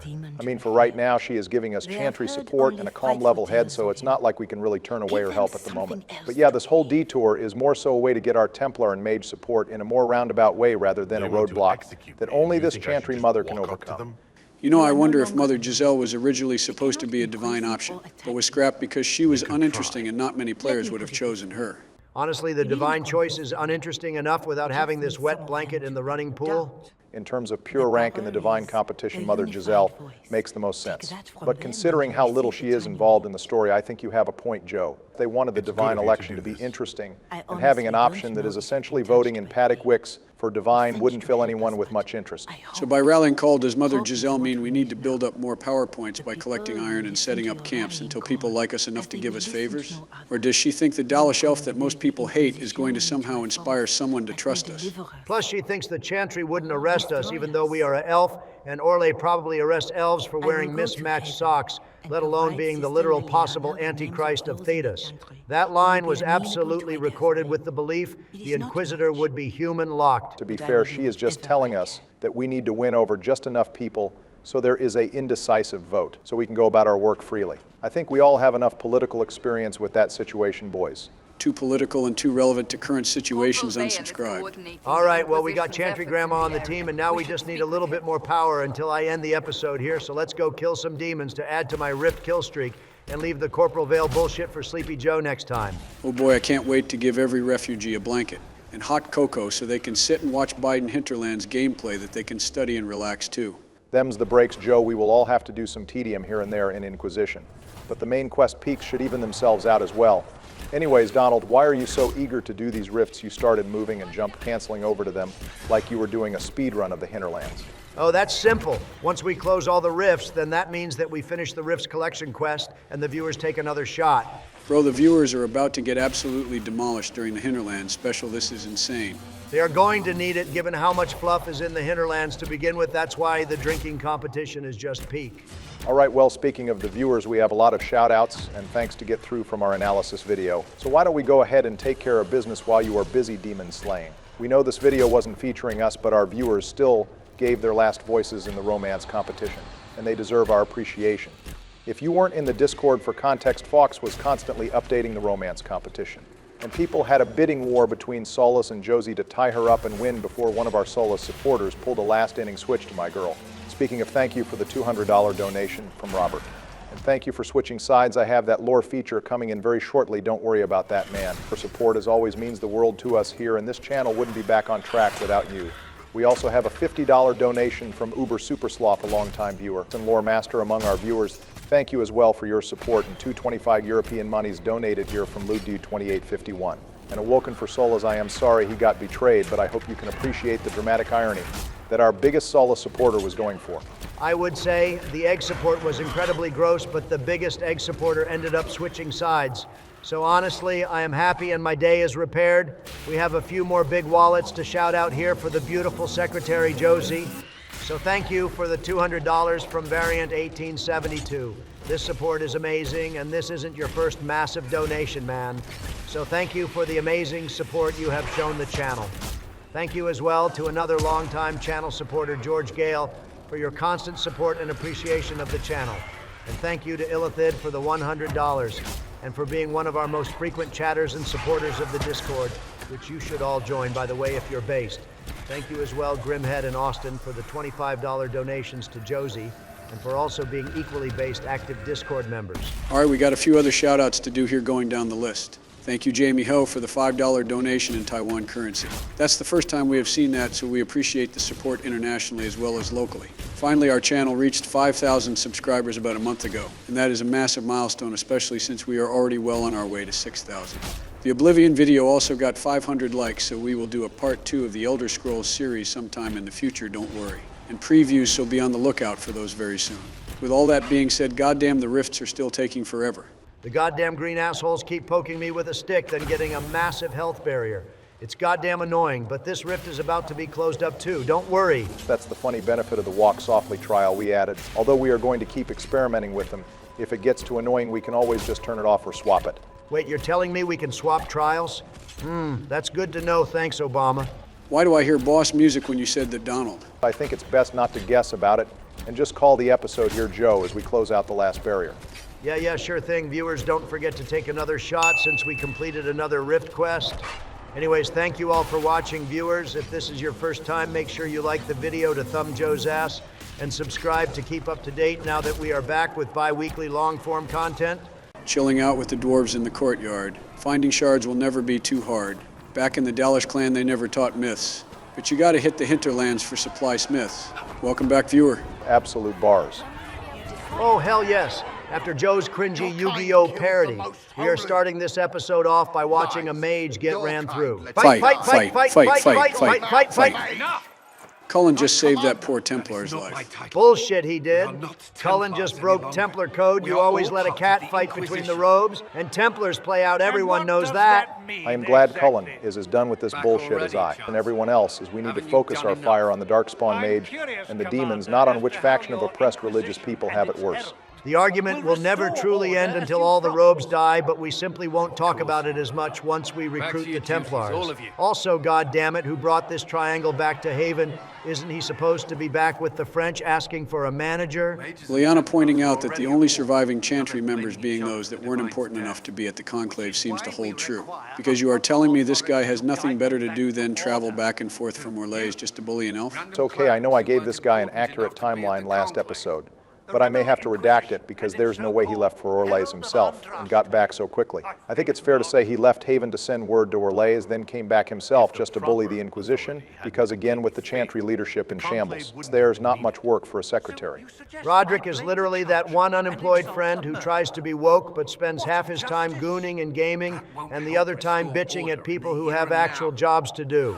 Oddly specific, but that is also oddly accurate to what's going on with him. Bro needs to find a maiden or find a hobby.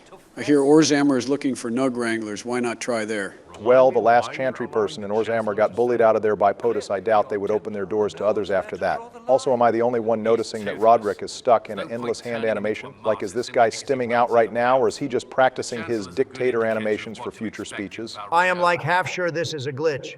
Otherwise, whoever animated this conversation must have been a Cullen stand and just stared at him the whole time. Because honestly, the way his hands are moving are distracting, and now I can't unsee it. Well, distractions aside, thankfully, this is the second to last time we have to deal with Roderick in the game. Even if Cullen won't throw him out, it's not like he does anything else. After this, I assume he just loiters outside of Haven with a sign saying, "Fuck elves," and "Fuck the Inquisition," or something like that to rustle our giblets. A thought just occurs, though. How is this guy such a big deal, or thinks so highly of himself to order the hands of the divine when he's literally a guy in a matriarchal religion? Like I said, he is basically the secretary of the divine, which means he writes letters and makes appointments with important people, even if he himself isn't important. It also means he knows all of the important Chantry members left alive that can be a problem for us. Well, I will go riz up the Chantry grandmas in a moment. But first I need to speak to my actual waifu before I got interrupted. Praise be the Maker and those holy bardic thighs. Jesus Christ, I knew I should have just brought her to the Temple of Ashes and killed her when I had the chance. If she isn't picking POTUS's locks, I literally have no use for this bard on screen. Well, funny you should say that, Donald, because even if you kill Lyanna in Origins, she will still be here in Inquisition as our advisor. Hell, she'll still appear in Dragon Age 2 as the left hand as if nothing has changed. Damn, I love an immortal baddie girl boss that's so hot that she can even survive the murder knife from the hero of Ferelden. Okay, how the hell do they explain that? Because I know for a fact in a lot of my playthroughs to drink the dragon chug jug, I straight up chopped her head and the mage grandma's head to do it while Alistair and Morrigan watched. Is this some kind of Mass Effect Too Angry to Die situation? Well, a lot of squad mates have survived death before, like Oberyn. An Awakening will show up to join the Wardens, even if you killed him in Origins. But unlike that situation where Oberyn just kind of shrugged off death as a bad hangover, Liliana will straight up admit here that she was dead and she saw nothing. But after death, she somehow awoke on the temple floor. This is all we hear about from Liliana after this, besides her animosity towards the hero of Ferelden. But if we killed her in Origins, we do get a unique ending in Trespasser, basically implying that Liliana was likely possessed by the Guardian of the Ashes in order to carry out the job Liliana had left in this world, then disappears, likely to return to the Ashes that always disappear now before the Conclave.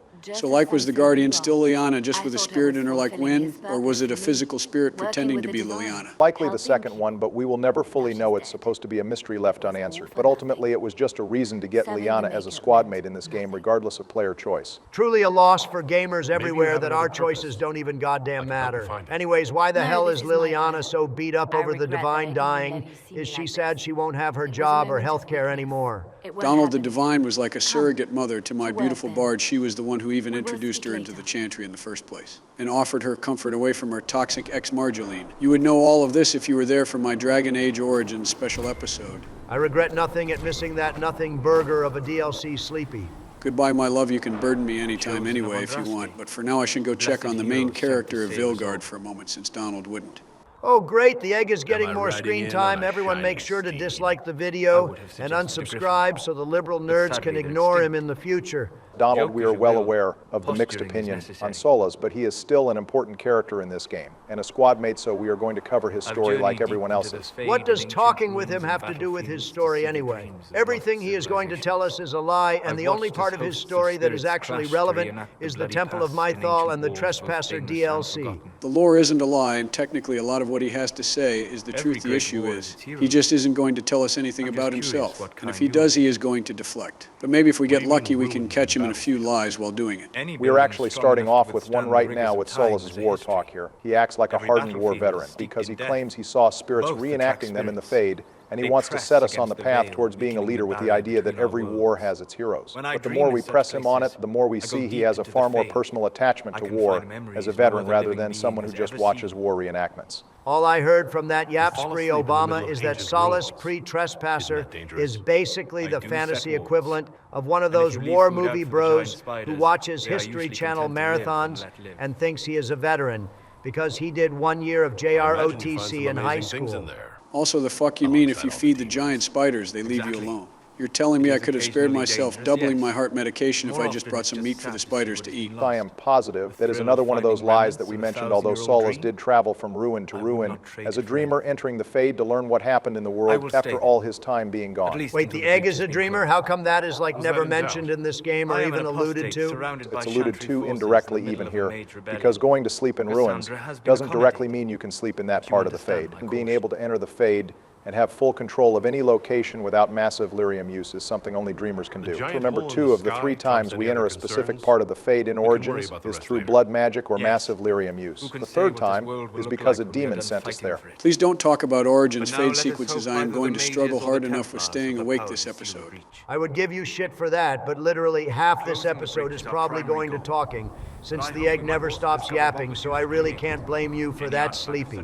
Now he's stressing over a few Templars bullying him. More like Templars executing him, which I never really understood. I know the people in charge are all pretty neutral on mages, so I wouldn't worry too much about it. The most extreme person of the bunch is probably Cassandra, and even she isn't radicalized as a seeker as long as you contribute to the mission. I'm going to be real. I think Solus is more afraid of someone figuring out why he knows so much about the rifts and the mark than a Templar randomly turning on a mage. Besides, between Solus and another mage we are going to recruit soon, the target is only bigger on one, not the other. Don't remind me about the list of treacherous robes you two are forcing to bring along. I already have to put up with the egg foaming at the mouth over the orb he wants to recover so he can non-consensually touch the veil. Hey man, the veil is a consenting adult that can do whatever it wants. Joe, what the fuck does that even mean?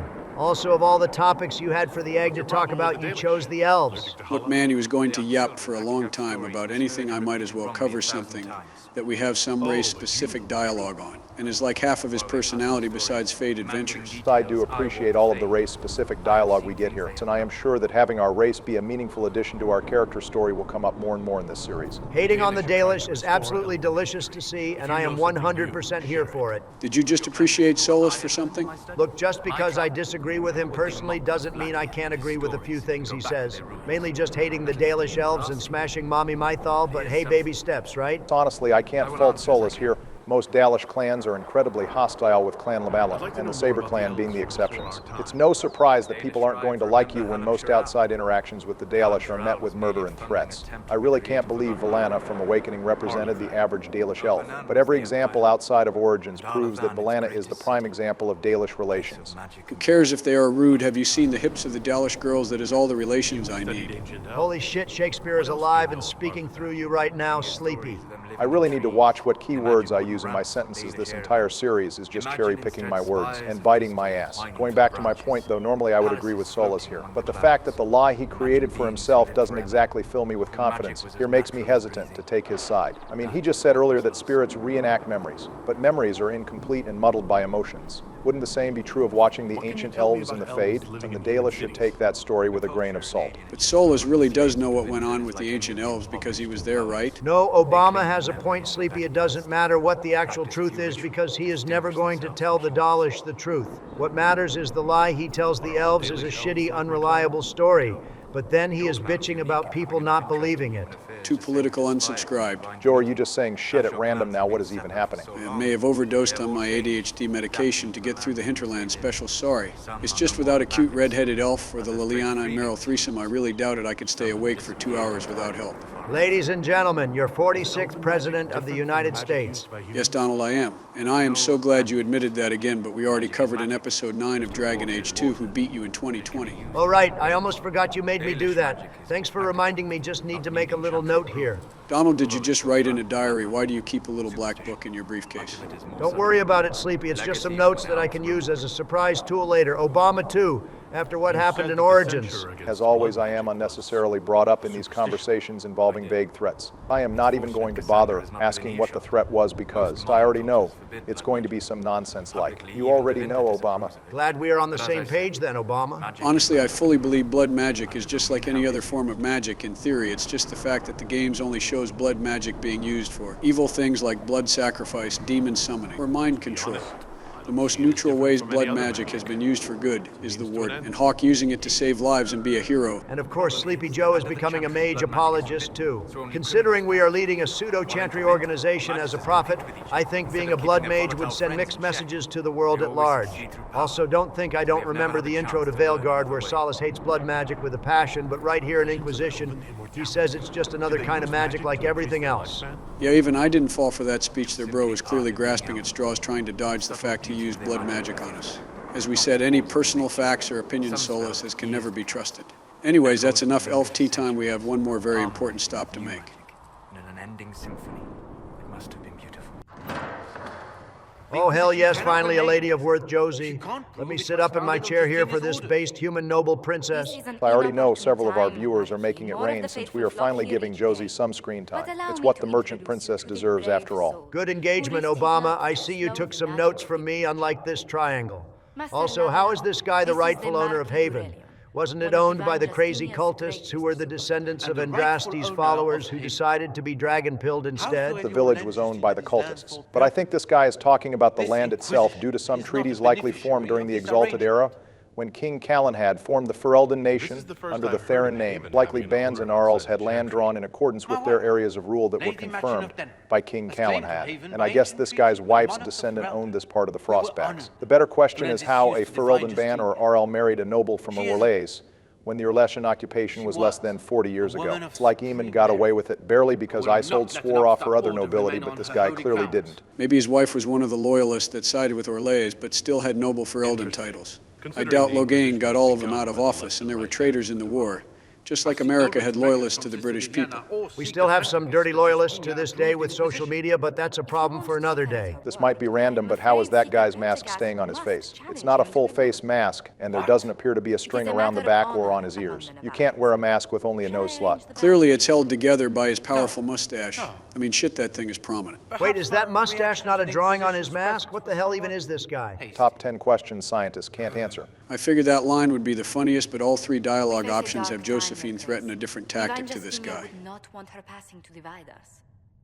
She would, in fact, trust us to forge new alliances to the benefit. Yeah, that's right, Frenchie McFrenchman. We claimed this land in the name of the Inquisition, and if you don't like it, you'll have to duel each and every one of us. And we never hear from this guy again after this either. Josie does good work. I am positive he has some brief cameo in some kind of quest later, but I can't specifically name it. He does have a small war table quest after we reach Skyhold, where he wants to build a memorial in Haven honoring those that died during its attack. He isn't a bad guy, just a bit spoiled like most nobles. It's also given Celine's failed maneuvers with King Callian during the Fifth Blight. I doubt she wants to stick her neck out towards anything Ferelden related, especially since she can't easily seduce Enora or Alistair the same way she did Callian. If the Darkspawn didn't do Callian in, the dude's excessive horniness might have. A wise lesson for us all, but at least our big bro Alistair isn't going to fall to the simp levels that his brother experienced. That's ironic coming from you two, but you aren't necessarily wrong either. Back to our lovely ambassador, though we had a few comments about her candle on her clipboard, and if it was magical or not. I don't believe it is. But given how effective she is at her job, I imagine the candle has to be some kind of imported wax that doesn't drip much, or is made out of a different material altogether. It is fantasy after all. An ambassador should ensure the tale is as complimentary as possible. It might be fantasy, but the candle on the clipboard is still giving me anxiety, like what if it drips on one of her notes and causes a massive fire in the mostly wooden chantry of Haven. No offense to our lovely secretary, but maybe if she wrote letters somewhere less dark and dank, maybe she wouldn't need the second biggest fire hazard to chantries behind Anders. It's okay, no, that wound is too fresh, Donald. What sort of dealings have you had with nobility?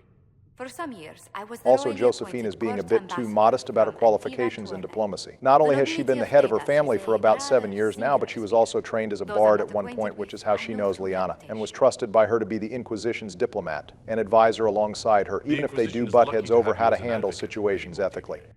Thank you. Let us hope so. Thedas's politics have become agitated as of late. I hope to guide. Anyways, now that we covered everyone Donald missed last episode, let's take our funny little diplomacy mission over to Orlais. It's actually Joe, before you head out, go ahead and talk to that elven mage over there. She is pretty relevant to what we were talking about earlier with the Dalish slander.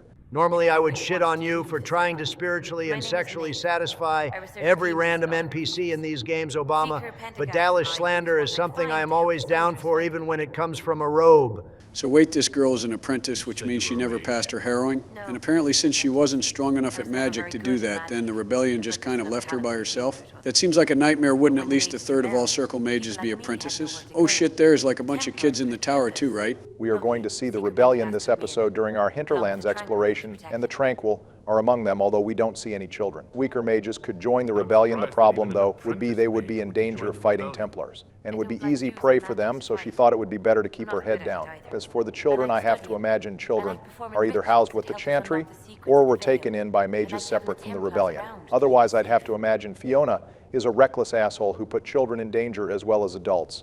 Hey, it worked as a shitty moral debate in Fallout 4 with kids on the Brotherhood blimp. I imagine the mages wouldn't be too different. Fenrir will take the Dalish. Don't let my lack of Valisline fool you, Lethline. I was a proud member of my clan until my magic manifested. You know what happens when they have too many mages. They gave me a pack and also, speaking of kid killers, I see what you mean about Dalish slander. They are really out here making mage kids play Survivor in the wild. You know, if I really wanted to cope, I could blame the Templars for this, for going out of their way to hunt the Dalish, but I won't. But I do have to say this is super hard to believe when meeting of the clans happens every couple of years, and is how Meryl found the clan she was raised in, for example. So why not wait a few years, then give them to a clan who has room for a mage? I hate to quote the egg, but he does say some of the clans are wild and isolated, which might mean her clan was one of those and needs to be put down if they are doing this shit. You know, I would say that's a very renegade, but ultimately morally good thing you're suggesting, Donald. But I know you are just suggesting that, because you really want to destroy a third Dalish clan in our series. No comment. Well, I guess screw that one Dalish clan specifically for making the elves look bad, and making the Templars look better. Since we covered her trauma, let's go back to her special interest, the Tranquil. Say what you will about Dragon Age 2, but they covered the mistreatings and struggle behind the Tranquil better than any other Dragon Age game, where the books have ever done by actively showing Tranquil as threats from the Templars. They are important threats, so the Tranquil really aren't too different from an atypical person on a bunch of ADHD medication, honestly. Yet when I want to give the mage's sun tattoos, suddenly I am the bad guy. You are in fact the bad guy in that situation, but now that we talked to arguably the most interesting non-inner circle member in Haven, let's finally tackle our first objective. Having the Herald address the clerics is not a terrible idea. If you think the champion of God is afraid of a few chantry robes, then you are letting our body type underestimate our ability to smite the hell out of you. I think we are more worried about the city guard dog piling us than they are against some chantry women and a few peasants attacking the Inquisitor. Just ask all those loathering citizens how well that went for them when they attacked POTUS. Look, I am all for taking care of threats as the main character, but can we bring our diplomatic ambassador that is well-versed in Orlesian culture with us? We just saw how she can bounce off anything the Inquisitor says perfectly. I think Josephine doesn't want to go because Liliana made it clear that the riot could kill us, and she doesn't want any part of that smoke being a pacifist. Mommy Cassandra will keep everyone safe, I am sure of it. We are safe in her big, strong arms. Use what influence we have to also, Joe had a point. We already have taken care of commoner revolts before. What's one more? Well, I guess our simping for the muscle mommy has overridden our common sense. You love to see it. Let's go check on the French people, I guess. The city still mourns. You know, I just realized since Mark of the Assassin still took place in the Free Marches, is this our first time ever stepping into Orlesian territory in the Dragon Age series? You would be correct, Joe. It's probably why they gave that dramatic music drop when we entered Val Royeaux. This will be the first game to experience Orlesian society, and the last game to do so, since Veilguard takes place entirely in the north and western areas of Thetis. They really said we can only have one game where French people are important, then we are booked to capacity. And of course, the one to do it is the elves, who the French hate almost as much as the Teventers do. Calling it a city is a bit dubious, honestly, since we really only visit the market area. And we only have 3 quests that take us here, once for the main quest, and then 2 companion missions for Josephine and Blackwall. That being said, despite its out-of-game appearance, there is significant lore to Val Royeaux itself. The city is a dual capital, being the capital of Orlais, and the capital of the Chantry where the Divine rests. It's also the headquarters of the Seekers, neither of which we see in this game, despite the Seekers and Chantry being an important plot point. I imagine there was a lot of based Seeker and Templar content in this city. Then it was cut, and now all we are left with is old Chantry women and glorious capitalism. To the fold, maybe? To deal with us upstarts? I know Lord Seeker Lucius. I can't imagine him coming to the Chantry's defense. Not after all that's occurred. Return to Haven. Someone will need to inform them if we are delayed. As you say, my Cassandra either is getting tired like me or she really wanted that scout to know she needs to return home. That's actually a common glitch. If you move around instead of staying still, the conversation never ends. So if we walk back to a certain point, Cassandra will say the same line again. Now let's go deal with the angry Orlesian mob. I am glad to see the based Brobears chilling on the sidelines, but it's sad the lame Chantry didn't give him any lines to say when the based Templars are the only backbone this organization has left, with the Seekers gone. Something tells me a Dalish elf and Cassandra are not going to win over much members of the crowd. We aren't really known for our diplomacy. Behold, the so-called Herald of Andraste, claiming to rise where our beloved fell. Yeah, the Chantry priest just said the exact same thing you did, Sleepy. Why the hell would God send an elf to help humanity? Do they need a tree saved or something? It's not like Andraste had a whole member of her inner circle that was an elf and worked to free the elves, but sending an elf to help save the world would be too crazy. To be fair, the Canticles of Shartan, which give the more elven testaments of Andraste's journey, and Shartan's own contribution, but it was removed from the chant by divine Renata, the first after the exalted March of the Dales, and is now considered heretical. Divine Justinia did add them to her own chant of light, and Liliana, if made divine, reinstates them as theological doctrine. But that doesn't mean the stigma isn't there. Just because the chantry is on the right side with hating mages doesn't mean they aren't a bunch of jackasses. Oh wait, hold up, stop the presses based Templars incoming. Damn. She just got blasted with a cutscene punch that calls it on the chantry priest. Go ahead and prepare the funeral pyres. Oh, what's this, another self-righteous Templar solving his problems by going 1950s husband on them and smiting them? How original. You're just jealous because you don't have enough renegade points to handle hecklers the way they deserve. I know this guy might not be all there, but I like the way he thinks. If I was an NPC in the crowd, I would totally pack up and follow him right now. Sadly, the waifus are in the Inquisition, as the Templars here are a bit too much of a sausage fest for my liking. Bro only likes Templars when Meredith or another muscle mommy is in charge. I just love diversity, especially women in men's fields. That's why my middle name is Equality Trump. You're beginning to sound like me now, Donald. Although I seriously doubt you want more women in the Templar Order for moral reasons, albeit you do have a point. I have no clue why they left out so many women Templars. But maybe that's just because they didn't expect too many players to side with the Templar Order in the first place, given the player data from Dragon Age 2. There is a female Templar named Belinda that we can play in the Inquisition multiplayer, however, and a soldier that is a part of the Inquisition camp. Maybe none of the women trust Lucius himself, bro, is kind of sketchy looking. Bro is balding, full of himself, and is mean to women. This dude isn't even fully human, and I could easily swap him out for Donald. I have a healthy, positive image. I am not bald, and I happen to love women like a lot, especially goth women. Also, who the fuck are you calling a puppet? I am in charge here and the leader of several base Templars already. If anyone is pulling the strings and shoving fists up asses, it's me. Happy pause. All right, good point, Donald. I am going to use that. Wait, what the hell, Joe? Why would you use that? What? I meant I was going to use the fact Cullen is on our side to our advantage, Barry. Why, what did you think I was talking about? Oh, nothing, don't worry about it. Well, I would say you have a point about me showing them less than nothing, but truthfully, we only got 2 words in edgewise this whole rally. All of Varric's experienced gaslighting Templars and mages, and he couldn't even chime in here once to back us up or get the crowd on our side. I am positive Varric will never be as invested in the Inquisition as he was with Hawk's crew. He is just here because it's the right thing to do. Also looks like the Templars are leaving, so we should all go find a new army to side with, might I suggest, the based and powerful mage organization. The Templars are ready, willing, and based like Barris. We just have to depose the one stubborn asshole leading them.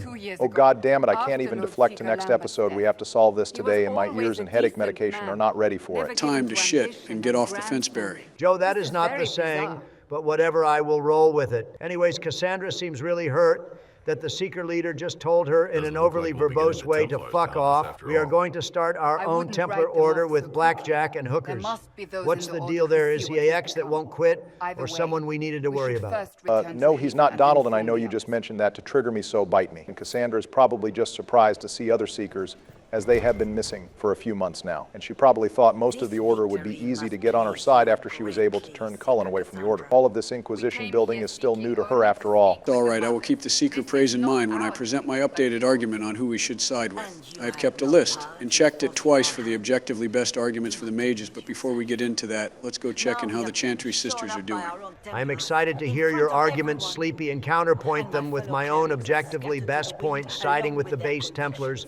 This should be even better than our last debate. Plus, if all else fails, we can do round 2 of the golf competition. I almost want to believe this will be a civil conversation, but I know far better than to believe that. Also, how the hell is this Chantry priest still alive? You're telling me the cutscene punch wasn't actually fatal? The girl must have picked up the durable feat or something. But don't worry, before the end, I am sure we will see the true power of the cutscene bullets, if memory serves correctly. Also, despite getting humbled in front of a massive crowd of people, this Chantry sister still doesn't know how to not talk down to our Inquisitor. I mean, she got humiliated in front of the crowd. She thought she was winning over. I would be pretty pissed too. Besides, that wasn't really our main goal when confronting them anyway. We mainly just wanted to divide the Chantry members who all hated us as the Antichrist to have their opinions split on us. And considering the Templars just pimp-slapped the revered mothers and declared themselves gods, I would say mission accomplished so far. Good catch, Donald. That was our first objective, with our second one being to use the Chantry allies to make contact with the mages and Templars to close the breach. We already have our first contact with the Lord Seeker, and we are about to get our second contact in a moment with the mages. I guess we just never hear from these Chantry priests again after this. Either I don't know if the Templars become the bigger threat in their eyes, or that one punch was enough to disrespect them, but either way, it's weird they go radio silent. I am positive we hear from them again in a few war table missions. You know, like one of the boring Orlesian ones specifically. Right on the money, Donald. They don't really go that radio silent for long. We hear from them in the war table. Chantry remains where they are back in the capital hosting sermons against the Inquisition. We can send any advisor to stop them, but it's always a toss-up if the mission is successful. We're not without any influence on our end. If we are successful, they turn their attention to the University of Orlais. And if we fail, they quickly try to elect one of their own as divine, which we can blackmail her out of the race easily. Damn, these Chantry chicks don't ever quit. They even attack the liberal-controlled universities. Still, I am sure we can quiet them down quickly. And that's one less war table mission we have to narrate later. All right, with the sisters calmed down, we can go ahead and start our recruitment journey after just one more plot cutscene. Oh wow, an arrow shot at us. What a sweet and inviting invitation. I am sure the companion will not be nearly as quirky as this invitation. You know, non-meta game-wise, we could just ignore this invitation. It was clearly sent by an archer, and we don't need archers considering we are already one ourselves.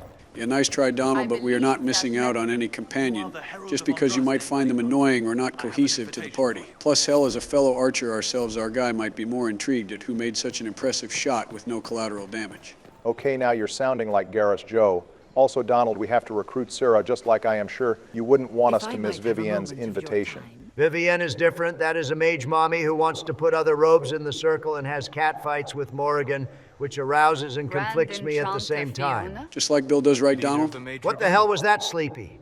Oh, a nothing look, it's Grand Enchanter Fiona, important novel character and our main representative of the Mages' Rebellion. Oh, gross, and she is an elf kill it with fire. Donald, you might not want to take her out. Once you hear that she is not only a Grey Warden, but she is also Alistair's true mom. Okay, being a Grey Warden is based, but I seem to recall her no longer being a warden anymore. Yes. So just like Anders, she is a filthy deserter. And her being a constant reminder that our big bro Alistair is only half human is not endearing me to her the way you think it would. So again, I reiterate, kill her like the rest.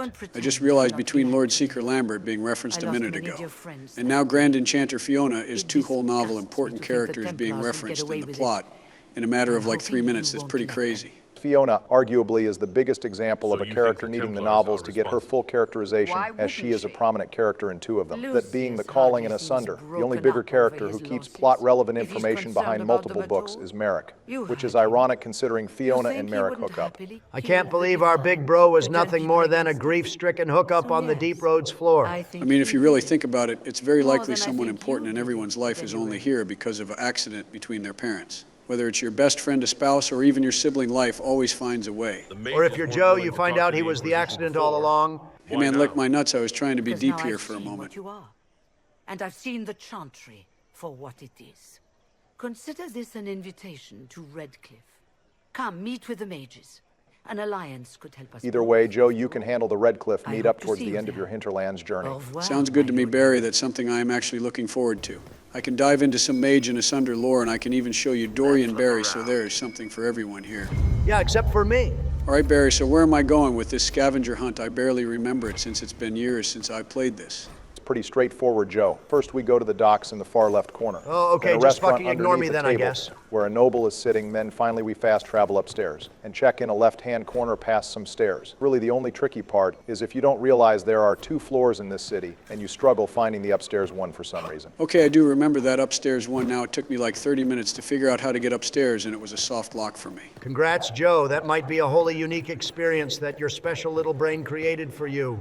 I am pretty sure that's not the only thing that makes me special. I am also the only president that is going to complete the entire Hinterlands without dying. Wait, did you guys hear me? I said? Joe, just give it a minute. Sounds like some pretty heavy foreshadowing, Joseph. Let's see it. Oh, that's what you guys were waiting for. It makes sense now. Also, hi, George. Top of the morning, boys. I see Joe is exploring the rooftops or getting lost or both. I know the third Age of Dragons game was open world, but I didn't realize we would be jumping through buildings like Legend ZA. You're not really supposed to, George. That is just Sleepy getting lost per usual. Hop off, Donald. I found it. I just got poor directions from Obama. He told me to go left into the stairs. Joe, I told you to go left at the stairs, not go down the stairs. Oh, God damn it. Holy shit, the dude nearly took you out. What the hell is his problem? Do you owe him money or something? He is French and a mage that is just kind of something they all do. George, don't worry about him, though. He isn't even important enough to get a name. We won't have to worry about him for too long. You don't fool me. I'm too important for this to be an accident. Absolutely insane that this dude had a whole evil plan that we will just never know because it was probably only grand in his head. Hold up, power scaling incoming. Just say what? What is that? Okay, fine. Maybe you have a point cutscene blows are usually still fatal except when they are not. That shot is really how D&D Rangers want to one-shot the final boss when they roll a silly nat 20 on the hit every time. Also, is this girl a companion? Because why is she wearing loafers with no socks to a battle? The elf grippers must be free. Joe, no one wants to see elf feet, first of all, and second of all, do socks even exist in Dragon Age? Socks definitely exist. Alistair has banter with Wynn asking him to knit him a new pair of socks. I think Sarah just doesn't wear them because she is so quirky and random. Yeah, I am already getting that vibe that she is playing the WoW so random archetype that a lot of people mistaken for chaotic neutral. And considering she is a rogue, all that fits together pretty well. You are pretty on point, George, although she doesn't have the normal street kid background that most chaotic rogues have. And I would classify her more as chaotic good considering she spends most of her time trying to help people who need it rather than doing things that only benefit her. Bro, this is legit. The third person to humble us simply for being Dalish in this episode alone. I might hate that we are playing a tree climber, but this Dalish slander is so good I could die. If she wasn't British and annoying as hell, I might actually enjoy having Sarah around. I would think you would have a bit more appreciation for Sarah Donald. She doesn't like mages, or the Dalish very much, and she was raised as a human noble in Ferelden, but became a self-starter instead. You're missing the human part of human noble Obama. Dwarves might get a pass, but elven nobility can suck my Trump Tower. Something tells me you just hate Sarah because she specifically targets rich people, especially rich people that oppress poor people. No comment. However, you make a good point. I should start a crisis hotline specifically for the French nobility of this city to call and vent about their problems. It would make an absolute fortune. Wait, this elf girl bullies French people? I like her already. Even 3 games later, the love of the homie sketch will burn through and avenge the goat tug. May all the fantasy French surrender and give their oil to the base dwarves. Also, why did all those dudes have no pants on? Because Sarah is a rogue and she stole their pants before the fight because it was funny, I guess. I guess that is kind of funny in a dad humor sort of way, and considering the age of our group, I guess we are the target audience here. I'm not as old as you fossils, and I found it incredibly lame. Donald, you are literally the second oldest person in this room, big dog. Fake news. Also great, just what we needed, another elven archer in our party of 2 elves and 2 archers. We already have enough crazy diversity in our party, lady. Actually, Donald, one of our cultured members of the Discord, which you should all join, by the way, reminded me we can build certain companions differently from how they are supposed to be built. And to give some elf appreciation with Sarah, I am going to go ahead and have Barry rebuild her as a 2-hander rogue. I am doing all of the hinterlands, so the least you can do is build the rogue for me, and similarly Donald can build the warriors for me. Fine, sure, as long as you are the one who builds the robes, because I for sure am not going to be responsible for building the nuclear bomb of solace in this game. Yeah, I will handle the switching consequences with that one, Donald, don't worry. We should probably get back to Sarah, though. Good idea, Joe. It doesn't hurt to get back on track. Her referencing Knifey Shiv Dark is almost certainly a reference to Liliana, which I am going to assume she knows about since she has been operating in Val Royo a few years now, and is at least passively aware of how Liliana operates as the left hand of the divine. Like those guards? I stole their... Look, do you need people or not? I want to get everything back to normal. Like you. Sarah is probably more informed on important people than she lets on. There is a lot more to her than elf hate and millennial humor. Joe, let's be real. You are only giving her a chance because she is an elf and you probably romance her all the time when you play female elf PCs. Okay, yes, her romance is one big part of giving her a chance, but it's not the only part. Like you said last episode, Donald there is more to gaming and stories than gooning that goes for Sarah's too. I will say it as many times as possible. You all need some God in your life. We won't be getting to that anytime soon, George. Anyways, Obama, her being a Red Jenny, is the reason why you wanted us to kill all 9 of the nighttime gang leaders, right? Right on the money. Donald, the Kirkwall agent, is even referenced in this conversation here, as well as 3 brothers in Starkhaven, which I imagine was cut content from the Exalted March expansion from Dragon Age 2. Apparently the actual operatives of Red Jenny are few, and far between, as there is only 1 to 5 agents assigned to each region. But the friends of Red Jenny can be anyone who wants the Red Jennies to act. They also don't have a central leader, which explains why Sarah. And the Kirkwall lady put out actual assassinations while in Origins the Red Jennies seem to be nothing more than a thieves' guild. She doesn't explain things the best because of how she talks, but we can get deeper into her lore next episode. You buy that piss, yeah? Got to be worth something. Anyway, Haven. See you there, Herald. This will be grand.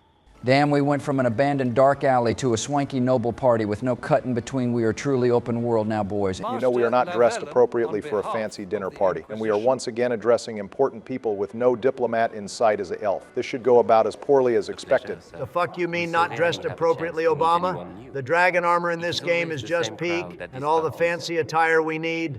Besides, compared to some of these outfits, we are downright covered in drip. Yeah, my thoughts exactly. We have some gold going down our chest and sides. It looks fancy as hell. Besides, it looks better than whatever that frill face mask that girl is wearing. That shit looks like the type of thing you would see at the height of COVID in the Walmart when people ran out of normal face masks and just wrapped anything on their mouths. How the hell can she even breathe in that thing? Well, as goofy as their outfits look, it doesn't hurt to ask them a little bit about our two hosts, Vivian and Duke Bastion. It gives some important background on them in the Orlesian Civil War. The Civil War. Bastien probably wishes to distance himself from the Wait, so Vivian's sugar daddy is the father-in-law of the rightful Emperor Gaspar? How the hell does that family tree work? All right, this is going to be complicated but kind of important, so strap in. Bastion's daughter, Kayleen, married Gaspard, and before Celine was officially in power, Bastion naturally supported Gaspard as emperor. During the time before an emperor was named, Kayleen, in an effort to support her husband, ordered a hit out on Celine's mother to weaken her position. And she ended up killed in a hunting accident, but that accident was murder. In response, Celine sent Duke Prosper, the main villain of Mark of the Assassin, to kill Gaspard's wife. And Bastion's daughter, which he did successfully, and why he was so positive that Celine would burn Kirkwall in revenge for his own death. Gaspard and Bastion hated her death, but because this was all fair play, under the game, neither of them did anything for revenge. Bastion, I guess, stopped caring about who ruled after his daughter's death, and now doesn't support either Gaspard or Celine. With no children left, Bastion took comfort in the arms of Vivian, who apparently both loved each other, despite the open affair that benefited both sides. I guess they both owe Jobadon Hawk a fruit basket at least. This asshole here won't be getting any fruit basket, though, as he dares question our authority. Dan, you guys are playing this elf here like a paladin. I see maybe you all did find God after all. Don't get your hopes up, George. We are only pretending to be religious to hook up with a religious muscle mommy that Obama is into. You would think I would be more surprised at that, but at this point I'm not. Bro's really trying to duel the Inquisitor wearing full armor while he has spandex on. Thankfully, Vivienne is about to use a renegade interrupt of her own and save this man's life. Critical strike, damn. She might be a dirty robe, but she is one of the good ones, and she knows how to make a proper entrance. Okay, saying one of the good ones in this context is dangerous ground. Donald, calm down. Damn, instead of talking all that shit, bro should have used his manners and said ice to meet you. Or offer us a drink on ice. Jesus Christ, you two. If I had a nickel for every time I died from ice puns in these videos, I would have 2 nickels. So one of you needs to pay up.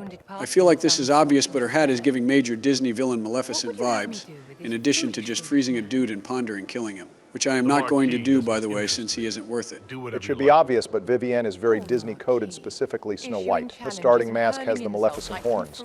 She starts off with a few points in ice magic, and her companion quest title is Bring Me the Heart of Snow White. Oh God, so BioWare was really trying to cash in on Disney adults in addition to Skyrim fans. No wonder this game sold so damn well. I think we should be less concerned about the Disney pandering and slightly more concerned over the fact this girl is modeled after a Disney villain of all things. Is that not a massive red flag from someone who is supposed to be our ally? George here knows ball. It's not really considering a lot of BioWare squad mates are massive red flags on the surface, but end up being some of the most memorable characters. Take Liliana, Thane, Samara, and Legion, for starters. However, unlike the examples I gave, a lot of Vivienne's red flags turn out to be true. Bro, how is Liana a red flag everything but her lovely hair is green? Joe, did you forget the girl literally said God told her to follow us and she had a dream that she was destined to follow you? That was just faith, not insanity, much like we are going to give Vivienne some faith in letting her join the party, despite literally so many things being off about this conversation.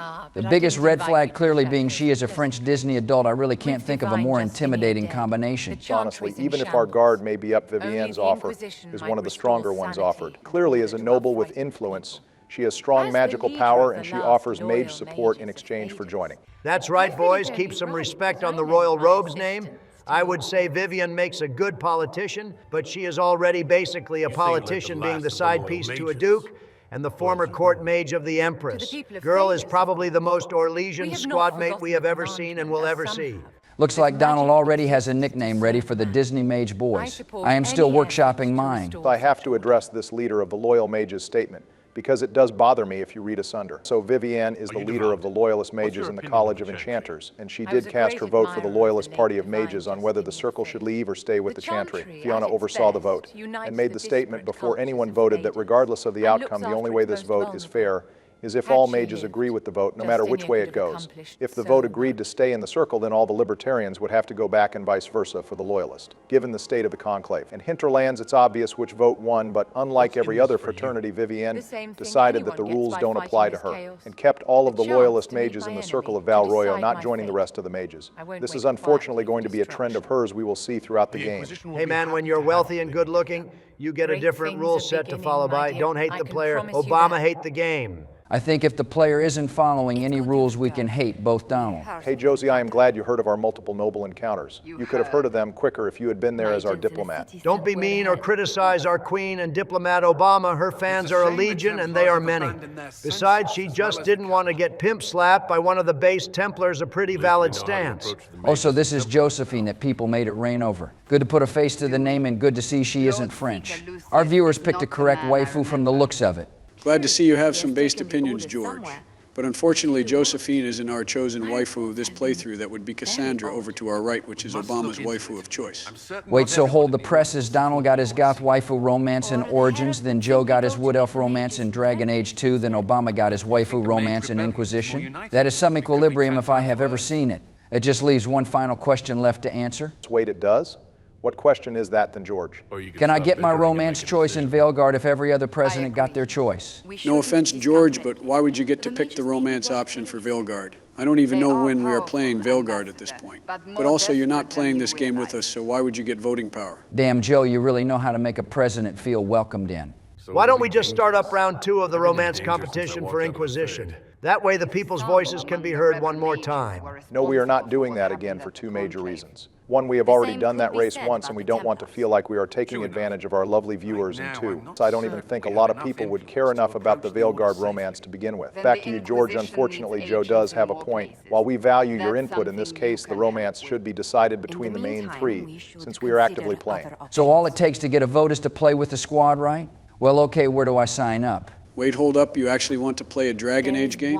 While you two were taking your sweet old time getting through the series, I have already played Veilguard 3 times, all the way through 2 times on Nightmare, in fact. I know the game just as good as Obama, probably more at this point, gentlemen. All right, George, that actually isn't too crazy of an idea. We can talk about it. Plus, now we need to call our attention back to our final companion being recruited this episode. Yes, the quote-unquote Warden Blackwall. That sounds like a base dwarf. Is it in fact a base dwarf warden like POTUS or Ogren? No, George, he is a human, but a pretty cool human, all things considered. More importantly, this conversation reveals that all of the wardens in Ferelden have disappeared shortly before the conclave, which I assume means vigils. Keep is abandoned currently, as that would be the first place people look. So at the very least, Nathaniel, Ogren, Sigrun, and Valana all left their post. I do not claim that energy. They are all helping POTUS in the deep roads right now, with Ogren and Nathaniel bringing Carver along for the ride. It's okay, well, Joe, let's enter the Hinterlands, starting off with recruiting Blackwall, since we still have one companion left to recruit. Oh, but first Joe had to upload the Golden Nug while me and him built up armor for the squad. Part of the job, Donald, I think we all cooked with our combined crafting grind. Since there is a shard finder on the way to him, though, I might as well do that first. Let's see here. That one. Yes, wait, hang on. I got this. I know it's around here somewhere. Joe, you literally passed right behind the flicker earlier, but you still missed it. How does that even work? So like the mini game here is just find all 4 of the glowy things on the skull. What happens when we get all 4 of them? Do we get like an item or something? No, George, nothing like that. The shards are keys, and if we collect enough of them, we get high-level crafting ingredients, accessories, and permanent elemental resistance buffs. Yeah, but all in a different map entirely, which is going to be someone else's job to tackle, not mine. Now let's go grab Blackwall. Looks like he is helping some random dudes by the lake. I guess Bro is already doing the classic Grey Warden action of recruiting anyone desperate enough to hold a sword. Anyone find it not too reassuring that his first question when he met us was who sent you? Usually the only people who ask that are people running from the law or people who owe someone else money, or if you're feeling spicy, both. George, I don't know if I should spoil anything for you, but how did you hit the nail on the head that specifically? It's the curse of writing too many fantasy characters with tragic backstories, Obama. Hold up, Blackwall had a sword and a shield at the start of the fight, but then after the fight he is wielding a long sword with 2 hands and no shield. Clearly he wanted to use the sword with 2 hands for the extra D8 damage roll. This game still goes off Dungeons and Dragons logic, right? Damn, I actually forgot that Dragon Age Origins used to use Dungeons & Dragons logic with the gameplay concerning hit chance, armor, and stat rolls. Good work, conscripts. Even if this shouldn't have happened, they could have... Well, thieves are made, not born. Take back what they stole. Go back to your families. If Bro was supposed to be recruiting people for the Wardens, he is doing a piss-poor job of it. He gave them hard-looted Warden equipment and then just sent them on his way. And if he is trying to represent the based hero POTUS, he is also doing a piss-poor job because instead of just helping Redcliffe farmers, he should have done that while killing hundreds of zombies and unlocking at least 3 hidden sex scenes like I did in Redcliffe. I am almost positive Blackwall heard all the hero ship POTUS pulled in Ferelden and tried to replicate it minus the Dalish elf slaughter that is. I mean, when such a massive, heroic force comes along, it's hard not to replicate it. And considering Inquisition may have been a lot of players' first Dragon Age game, they are just as likely to believe what Blackwall is telling us, same as the Inquisitor is. That's a good point. Even if Obama here is a living and breathing codex, that doesn't mean our Inquisitor is. None of the Origins would know much about the Wardens except in passing, although I would always like to headcanon a Dalish Inquisitor could be a young 5th Blight veteran if the Dalish are recruited, since Southrine's clan does admit that he recruits other nearby clans for help. Well, our dude isn't a veteran then, since we went with the based werewolves, so once again, keep your fanfics to yourself. I know the reason Blackwall suggests all this, but this whole Wardens disappear after a Blight is a common issue, and was the hidden plot point of Awakening in which the first Warden tried to engross POTUS in politics for the express purpose of Wardens still being relevant after a Blight, so that we have healthy numbers and supplies when a Blight does next happen. So why all of this was abandoned because of a false calling is kind of ridiculous in hindsight. To be fair, that plan revolved heavily on POTUS being in charge, right? So after he retired with Morrigan and became an adventurer again, I don't think they could find anyone to fill his shoes. Also, I think the Warden contact later says POTUS is still the Warden commander of Ferelden even after staying with Morrigan. So maybe he just led from the sidelines and some of the Wardens disappeared because of POTUS's unrelated side quest going on in the background. I will choose to accept that since there's no evidence to the contrary, and it's better than every Warden getting amnesia 12 years later. Hurry for fixing the writing BioWare left out in the open this game. If there's a Blight, everyone has to help the effort to fight it. The treaties are ancient. Outside of Blights, it's as binding as a clever tongue can make it. This dude has a lot of nothing burger answers to questions, and he doesn't really seem to know what his own organization does. But damn if he doesn't seem like the classic hero soldier type and has a great speaking voice to boot. You basically perfectly dissected his character George right down to the minor details. Blackwall is fun to analyze as a veteran of Dragon Age or just a veteran of dark fantasy writing, since we can see the cracks, but our player character can't. Well, we are going to recruit him and even have him in the main party for our Hinterlands run so the viewers can eat good. Even if once again we are recruiting one singular person to fight a massive war where we will need large amounts of arms and resources. Events like these, thinking we're absent is almost as bad as thinking we're involved. But let's see what Bro has to say. Maybe he has something convincing to tell us here. If you're trying to put things right, maybe you need a Warden. Maybe you need me. The Inquisition needs all the support it can get. But what can one Grey Warden do? Holy shit, that's the best damn argument I have ever heard. King Crimson. I don't need to hear the rest of it. Wardens are based, and this dude respects it. Just quit while you are ahead, big dog. He did have more things to say, but whatever, I guess we are just going to skip ahead here and have him in the party. I guess 2 tanks isn't crazy to ask on Nightmare, although it's low on damage. Don't worry, I have a plan for that. I am going to make him a 2-handed warrior tank, since that's actually a plausible option in Inquisition, so he at least has more damage. And different abilities from Cassandra. And pray tell Joe, how the hell do you build a 2-handed tank in this game? I am not really sure, but warriors are your job paladin main, so you're going to help me figure it out together. Also, Solas and Blackwall are already swapping war stories. How cute. You live and breathe war. You understand it. It is home to you. What's that supposed to mean? Hey, Solas, quick question. Why are you acting like you experienced the horrors of war firsthand when all you said is you watched war reenactments in the Fade? Oh, how cute the 2 war criminals in our party are already bonding.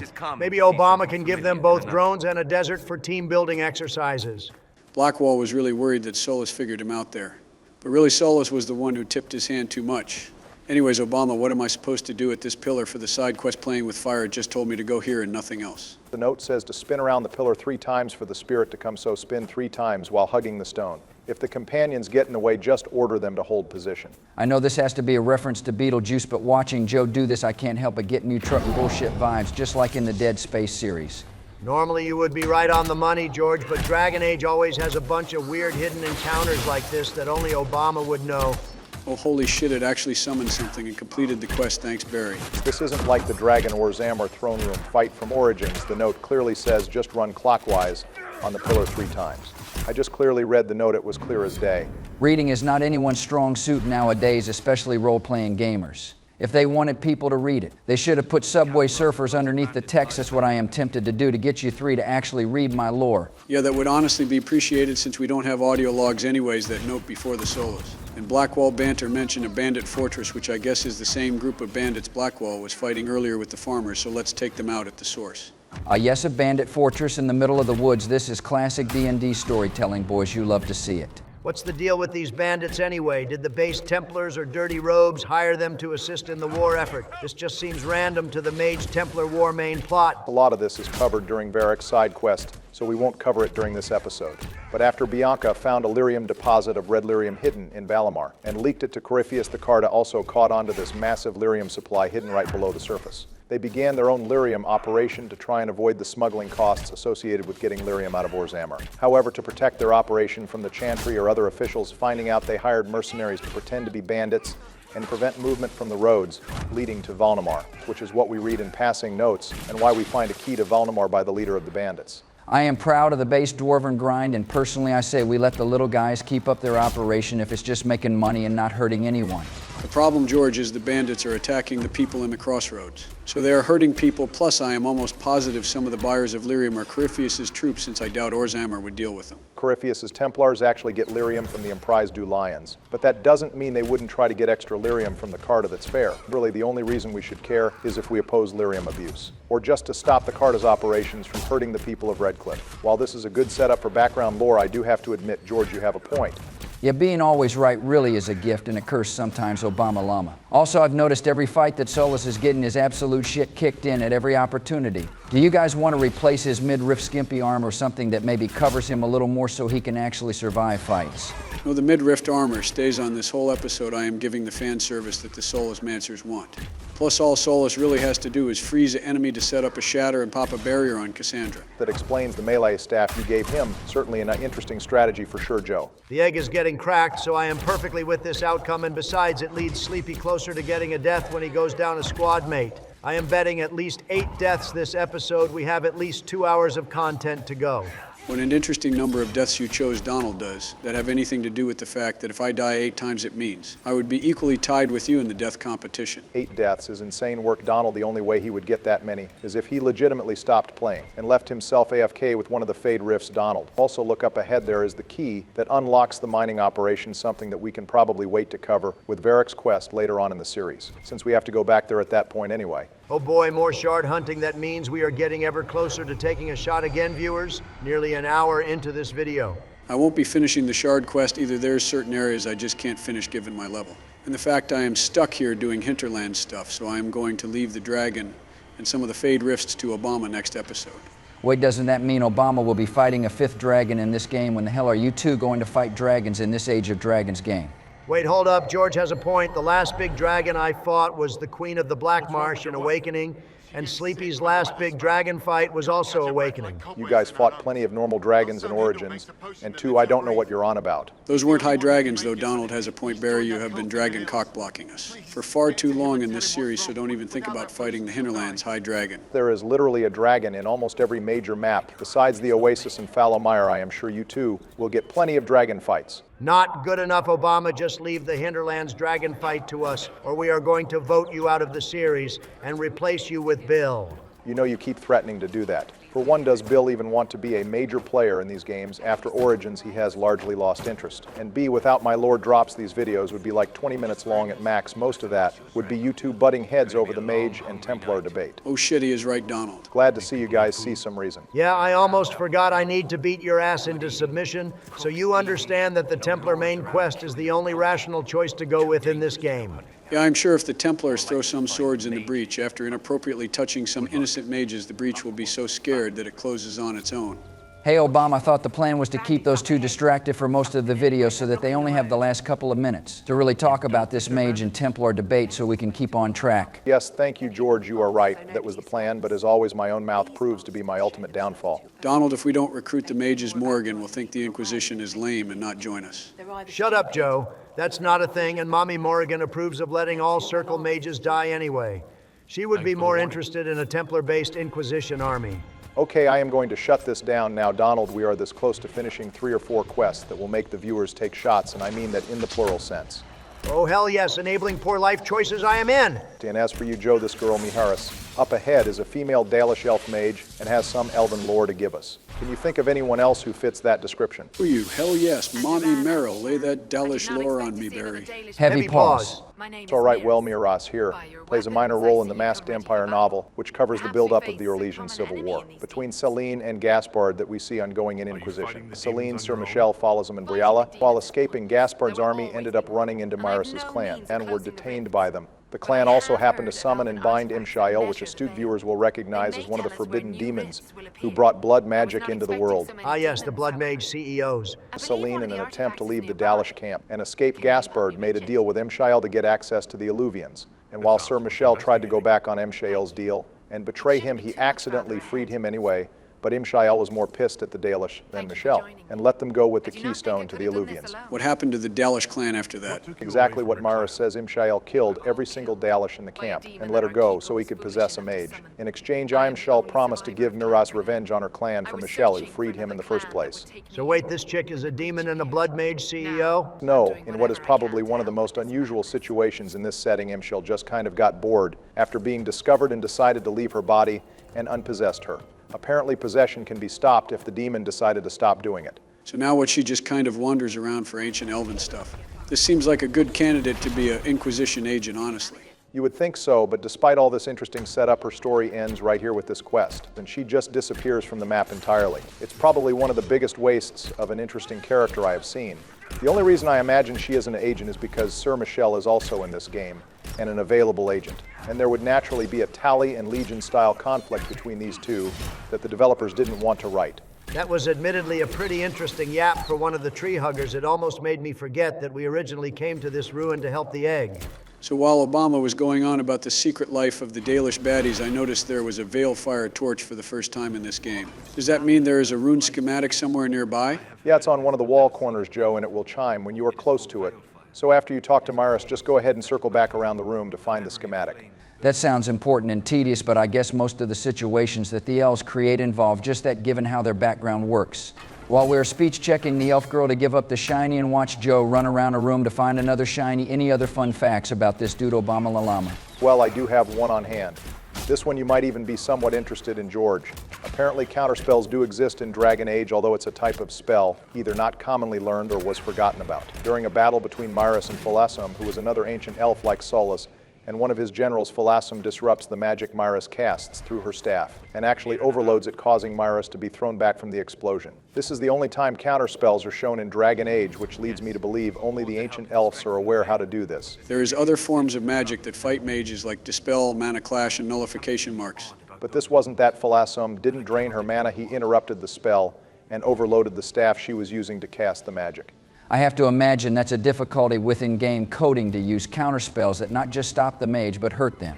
But either way, that would easily be one of the coolest spells in this game to cast. Maybe Solus needs to spend less time showing off his midriff and more time teaching us ancient elven spells that we can beat the mage's ass with. Don't let the egg and his midriff distract you, Sleepy. There is nothing of value we can learn from a lying snake like Solus. I like how he is just standing in the middle of this conversation like he wants to tell us something, but also doesn't want to interrupt us either.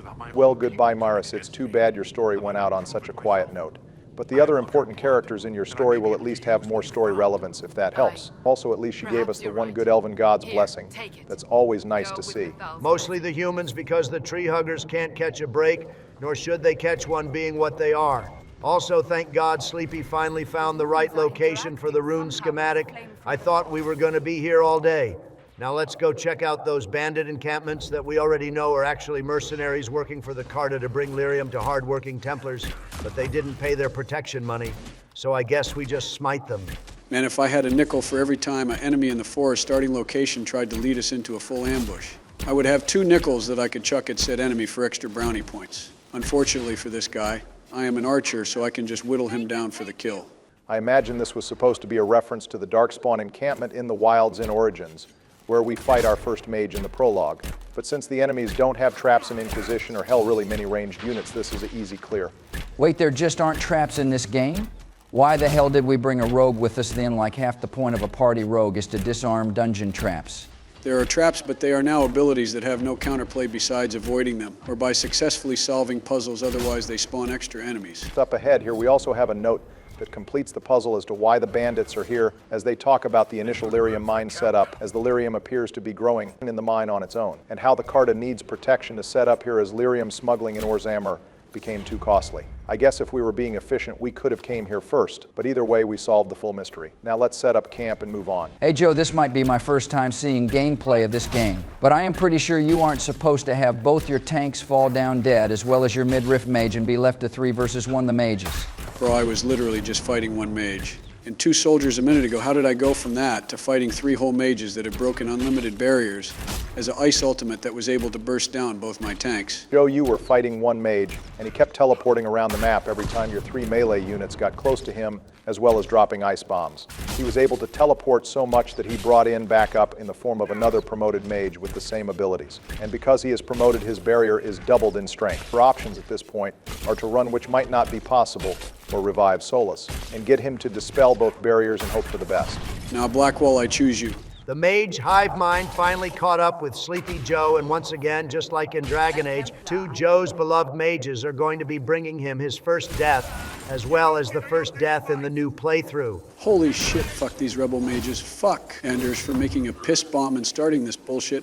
And fuck the overpowered barrier ability. Mages were better off when they could arcane warrior potion spam instead of spamming 1 singular ability to make them immortal. At least arcane warriors required sacrifices and high mana to pull off barriers just to free immortality and middle finger every time it's used. Damn, and of course in the rematch the mage wasn't promoted at all, and went down in like 2 hits because this time one of the random soldiers was promoted, which means the dude who can stab 1 person is super powerful, and not the literal god of ice magic who can nuke the field. Also, I just realized your Solus build with a melee staff does make him an arcane warrior minus the heavy armor, because Solus is an ancient elf. So wait a minute, Sleepy. Now that the mage made you his bitch, does that mean you are finally done helping the robes, and we can agree on curb stomping the entire Imperium with the base Templars?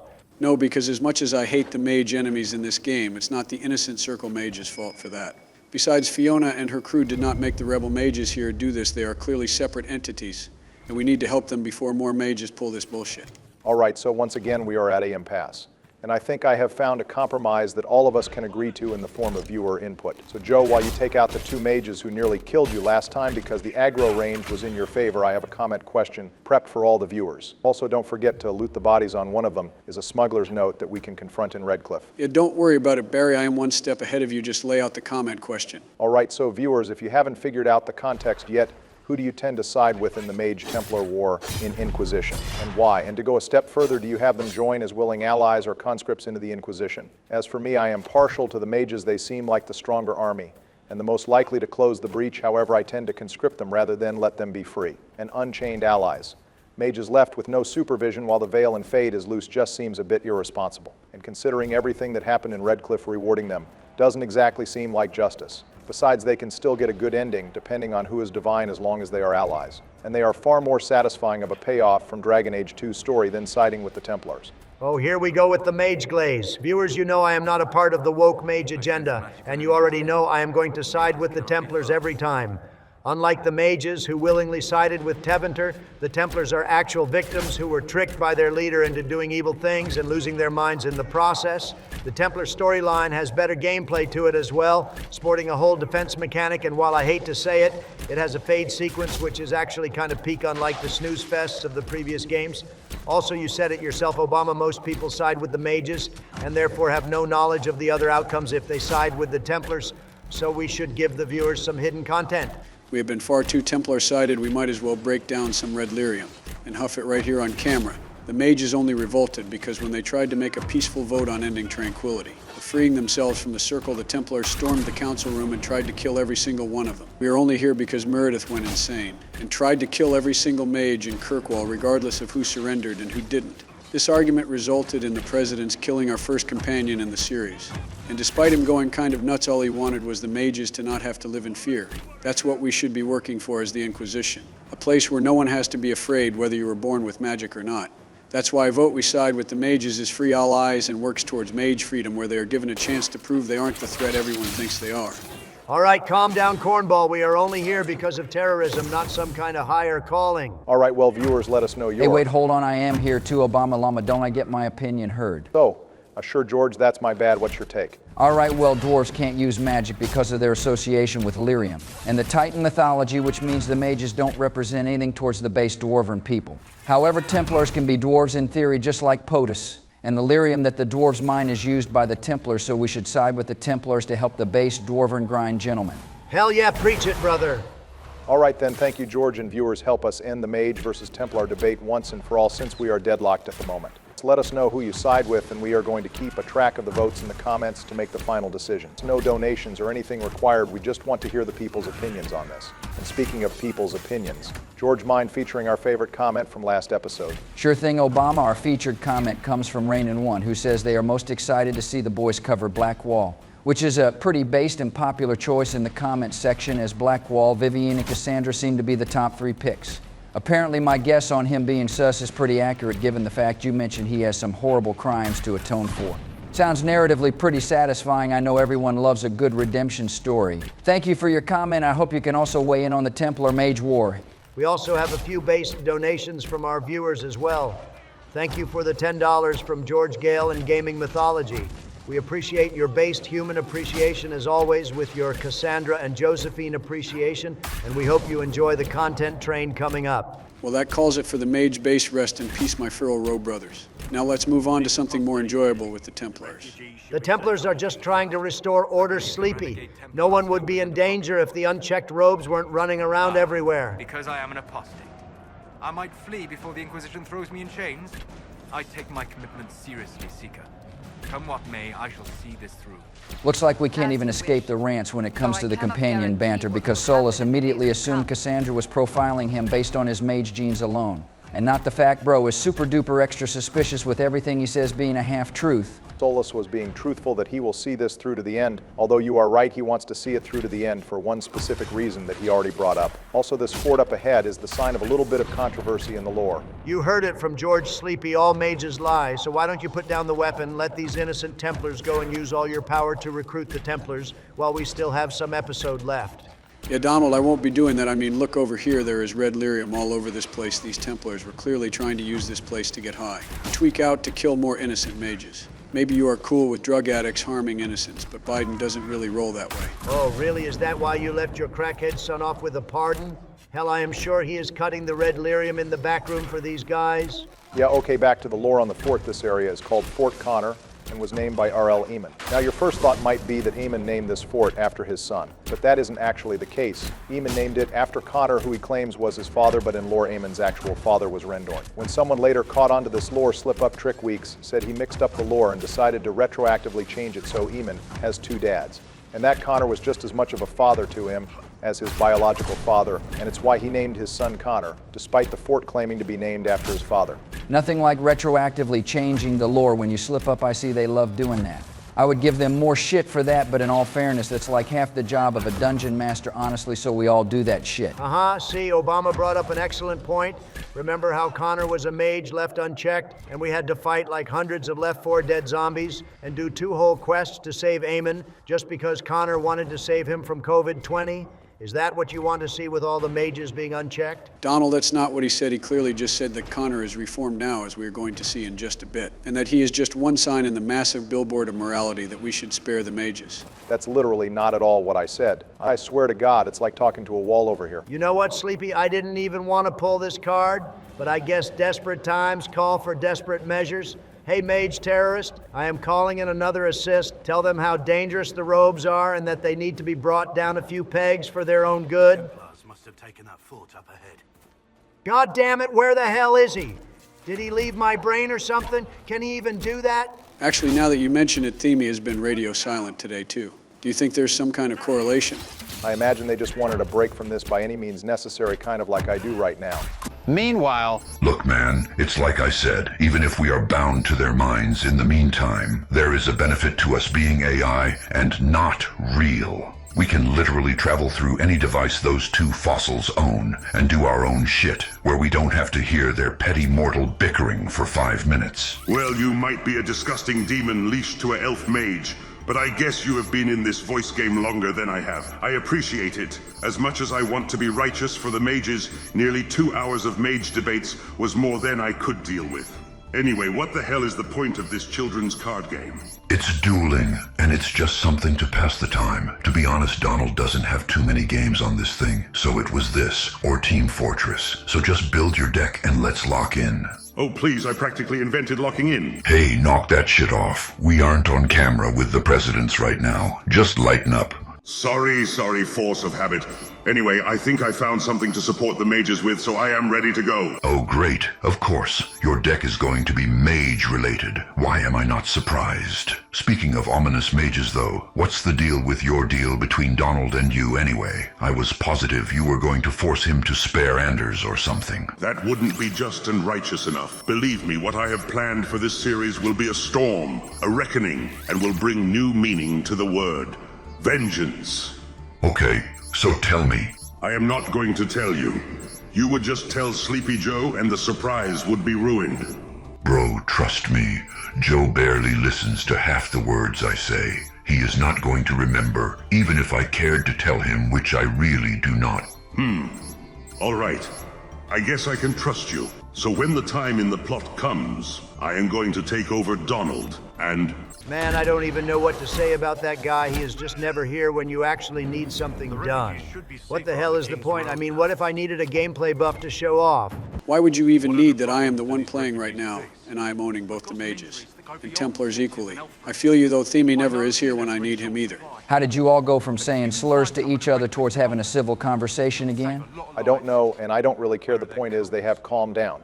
And we cleared the second main quest of this area, making the roads safe for everyone to travel again. Let's go and check back in with our soldiers for how we can help more and finish up everything we need for the crossroads before we tackle the Horsemaster. So what do I need to finish up this quest anyway? I know I cleared out the mages now, and I need to do the ram hunting quest, but what else? You have to gather 5 caches of blankets in the southern part of the map, hunt for ram meat, and grab a healer who is hiding out in Redcliffe, but we can do that at the end. You also have to resolve the Mage-Templar War to make the roads safer, which we have already done. Jesus Christ, these refugees are needy as hell. This is why I don't bother helping poor people. You give them like a few inches, and they take miles. Also, Joe, before you take on any of that side quest snooze fest, don't forget you have to take on the last Fade Rift in the area so the viewers can finally drink.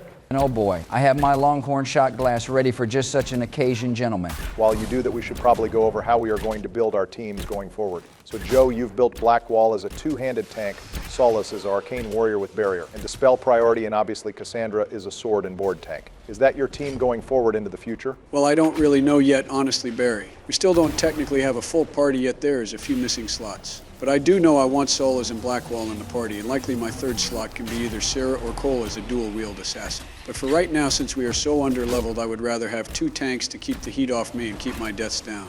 Inquisition really has come a long way.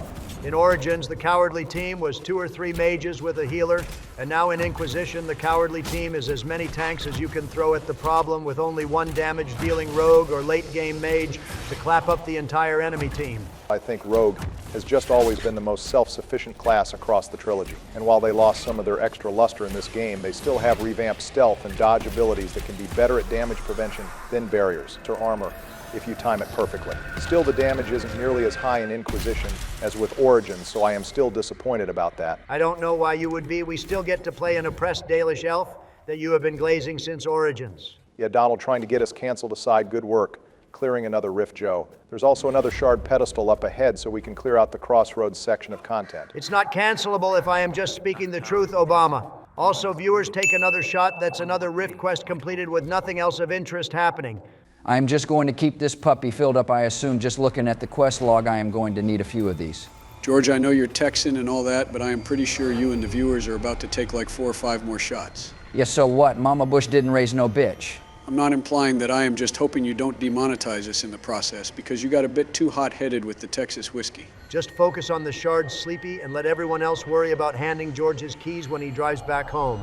You again look like you need it. Hop off my nuts, Donald. I found them so we can gather them up and move on. Oh shoot, this quest, this is one of my favorites. It really showed that classic environmental storytelling that BioWare used to have in every Origins quest. Damn, stop drooling, Obama. I know the quests in Inquisition are peak when they display 1% of their writing power, but it's not like Origins was the pinnacle of RPGs or something. There were plenty of quests where the objective was go here and kill these deserters or go and bring me 20 health poultices so I have a stash in my goon cave.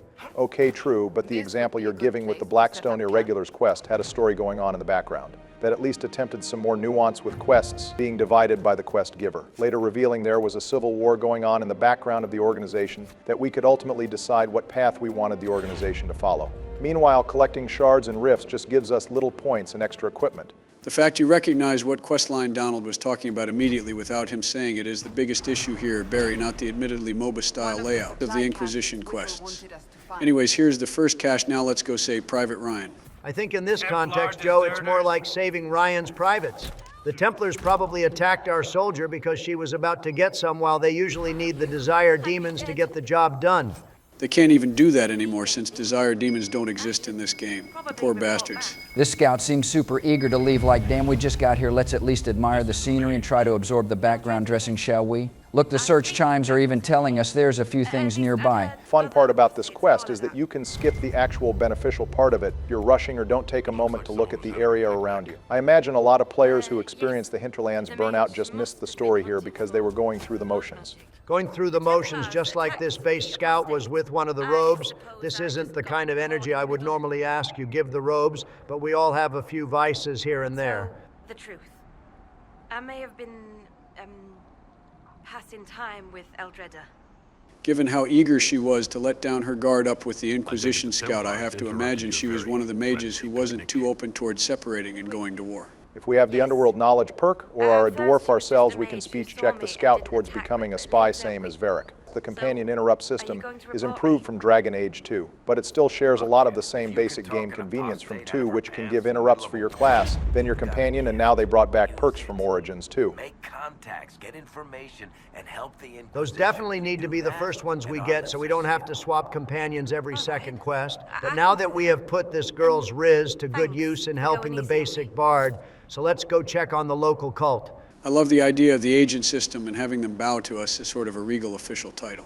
But literally, it's so long and dramatic for a position that is probably going to be about seducing some mages into giving us their social security number and the 3 funky digits on the back. Also, seriously, this is another fanatic for Elden cult? How many does that make in this series? This would be the 3rd heretical Andrastian branch we have met in the series, and it sadly won't be the last or even the last operating in Ferelden. During Cassandra's quest, we see another doomsday cult that believes the Chantry are liars. I mean, they are right about half of that. Why trust the heretical Chantry just because now, all of a sudden, Lord Sandal won't make an appearance and prove his divinity? At least the other cults had some personality and beliefs to them. These guys just said, well, the fate is open, so I guess I will sit crisscross applesauce and die. And do you claim to hold power over the rifts the Maker has opened in the sky? I can seal rifts, yes. So you guys said all of this shit talk about based organized religion, but still had your guys say they were the second coming of fantasy Jesus. Are you all trying to rebrand as the chaotic neutral presidents what gives? Well, I normally love the Maker, George, so that isn't true. But also, we are being pro-Andrastian at the moment since we are trying to romance Cassandra, who is one of the most Maker-pilled companions in the series. Donald said he had some experience pulling religious girls, so we figured some small fake conversion was in order. The old bait and switch. Say no more, Joe. I completely understand. I was young and in Texas once too. Soon he will call his chosen back to the Golden City. Until later. Until the Maker brings you back to us. Anyways, I thought the cult wasn't going to let me in for a moment, but looks like we are free to walk around. Besides the Fade Rift in the area, what else am I doing here, Barry? There's 2 other quests in this area, and a hidden item to the right, so just start on the right and work your way up from there, Joe. All right, let's see what's up here. Oh boy, the ding sound, you all know what that means. It's time to find another hidden bottle or lore note, my favorite. I believe it's a bottle, and it's upstairs, Joe. You know, I don't mind this little chime mechanic in theory, but the fact that Scanner has no sense of up or down, only left to right, is a major issue. I get it's a new engine, but how hard would it be to include some kind of animation that shows it's above or below us, like the yellow chime raises up or down? That can't have been that costly of an animation. Joe, if you're not sundowning, it takes like 1 extra minute to figure out that the hidden thing is on a different floor, especially since there is a big massive staircase right in front of you. Stop making up problems that don't need solutions. Finding hidden things is easy enough when they make most designs in the room static. Honestly, the chime mechanic is nice, but I could easily see it getting annoying after just watching you guys play for like an hour. It feels like it forces you all to run around at random trying to find the one hidden thing in the corner. Also, this dude lost his wife. Did he lose her to the 30 or 50 wild hogs that patrol around the Hinterlands? Or did he lose her in like the Sneeko wife since? Way to date the video, George, but I unfortunately believe it's the first one. It's not wild hogs, though, thankfully, because nothing in our arsenal could handle something of that caliber of strength without gun mods. The most likely culprit is the bandits or the Mage-Templar war going on, but we can solve that mystery on our way out of the southern area and pick up another agent for the Inquisition. This one being either for Cullen, since he is militarily trained as a noble, or politically for Josephine. Thank God we are finally getting some big back soldier support. The agents in this game always have to be cowardly smugglers, spies, or rogues, and not enough weapon arms and heavy hitters. If we want some heavy hitters in the Inquisition, why not just call up the dwarves and get the Legion of the Dead riding some of those cave rhinos into the battlefield to tank all of the damage the enemies can throw at us? That's a based idea, George, but unfortunately tradition means the dwarves can't leave the surface without a blight going on, and even if they could leave. They would be petrified of the sky eating them, so their dwarf hearts just wouldn't be into it. Joe, why the hell did you just yeet yourself off the ledge like that? Are you trying to read Obama's book draft that badly? I affectionately call that fast traveling, Donald, and I'm pretty sure you can't die from fall damage even when you are almost dead already. I imagine someone died one too many times from Skyrim fall damage and said, screw this, it sucks. Viewers, let us know about that one, though I could be flat out wrong. Have you all ever noticed how despite most games being pretty unrealistic with a lot of mechanics like carrying capacity, sword play, and crafting, but they always try to make fall damage as fatal and realistic as possible? Like in Witcher 3, I am playing a fantasy monster slayer super soldier, but a steep hill just immediately kills me. Actually, fun fact, in the Switch 2 and other next-gen ports of the Witcher 3, the fall damage was reduced, which brings me to my counterpoint on that, George. Fall damage, while pretty annoying, is slowly being phased out altogether, either through gameplay mechanics or simply not adding fall damage upon death. Likely because fall damage does usually slow down the gameplay flow, similar to carrying capacity or repairing weapons. And we are in an age where attention spans are getting shorter and shorter. Stop sounding the woke alarm bell. Obama, you just said it yourself. Fall damage slows down the gameplay loop, and some of the best games did away with fall damage years ago, like how Borderlands 2 got rid of it immediately after the first game, simply because they viewed it as not fun. If fall damage just slows down the game and doesn't add a layer of challenge or nuance to it, then it should just be removed, end of story. I would agree with you, Donald, since I don't like games to be too slow, especially if traveling around maps is slow enough. But you're the same person who glazes every Inquisition quest, no matter if it's actually interesting or not, so I'm a little hesitant to trust you at your word. Anyways, Barry, what do we get for closing this rift anyway? Doing this quest unlocks the Speaker as another agent for the Inquisition, and this time, just like the noble in the fort, we can choose which advisor she assists. If we tell her to gather information, she becomes an agent for Liliana. And if we have her spread word of the Inquisition, she becomes an agent for Josie. Well, Josie is the one advisor who hasn't gotten an agent yet. So let's have her spread word and move on. As you say, Herald of Andraste. Some few will remain here, the rest will go forth to do your will.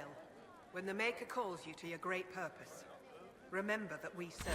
It took me like an hour to find this cache. By the way, it's right past the fortress. But the marker places it way beyond here past the hill, so I tried for like 10 minutes to climb it.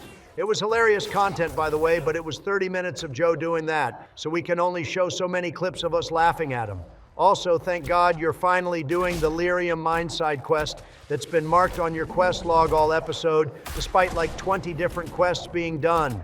I love the little detail that the mine was guarded by a magical barrier that would normally take a magic ritual to dispel or remove. But Saulus just bludgeoned that thing for 2 minutes and it went away. Reminds me of that battering ram scene from Fairly Odd Parents. Those are elemental barriers. Normally, you should use the element opposite of the barrier, in this case, fire for ice. But for the added convenience, they made the barriers affected by any magical damage, mage or no. You know there was a blight here, right? All right, yes. Except during the blight.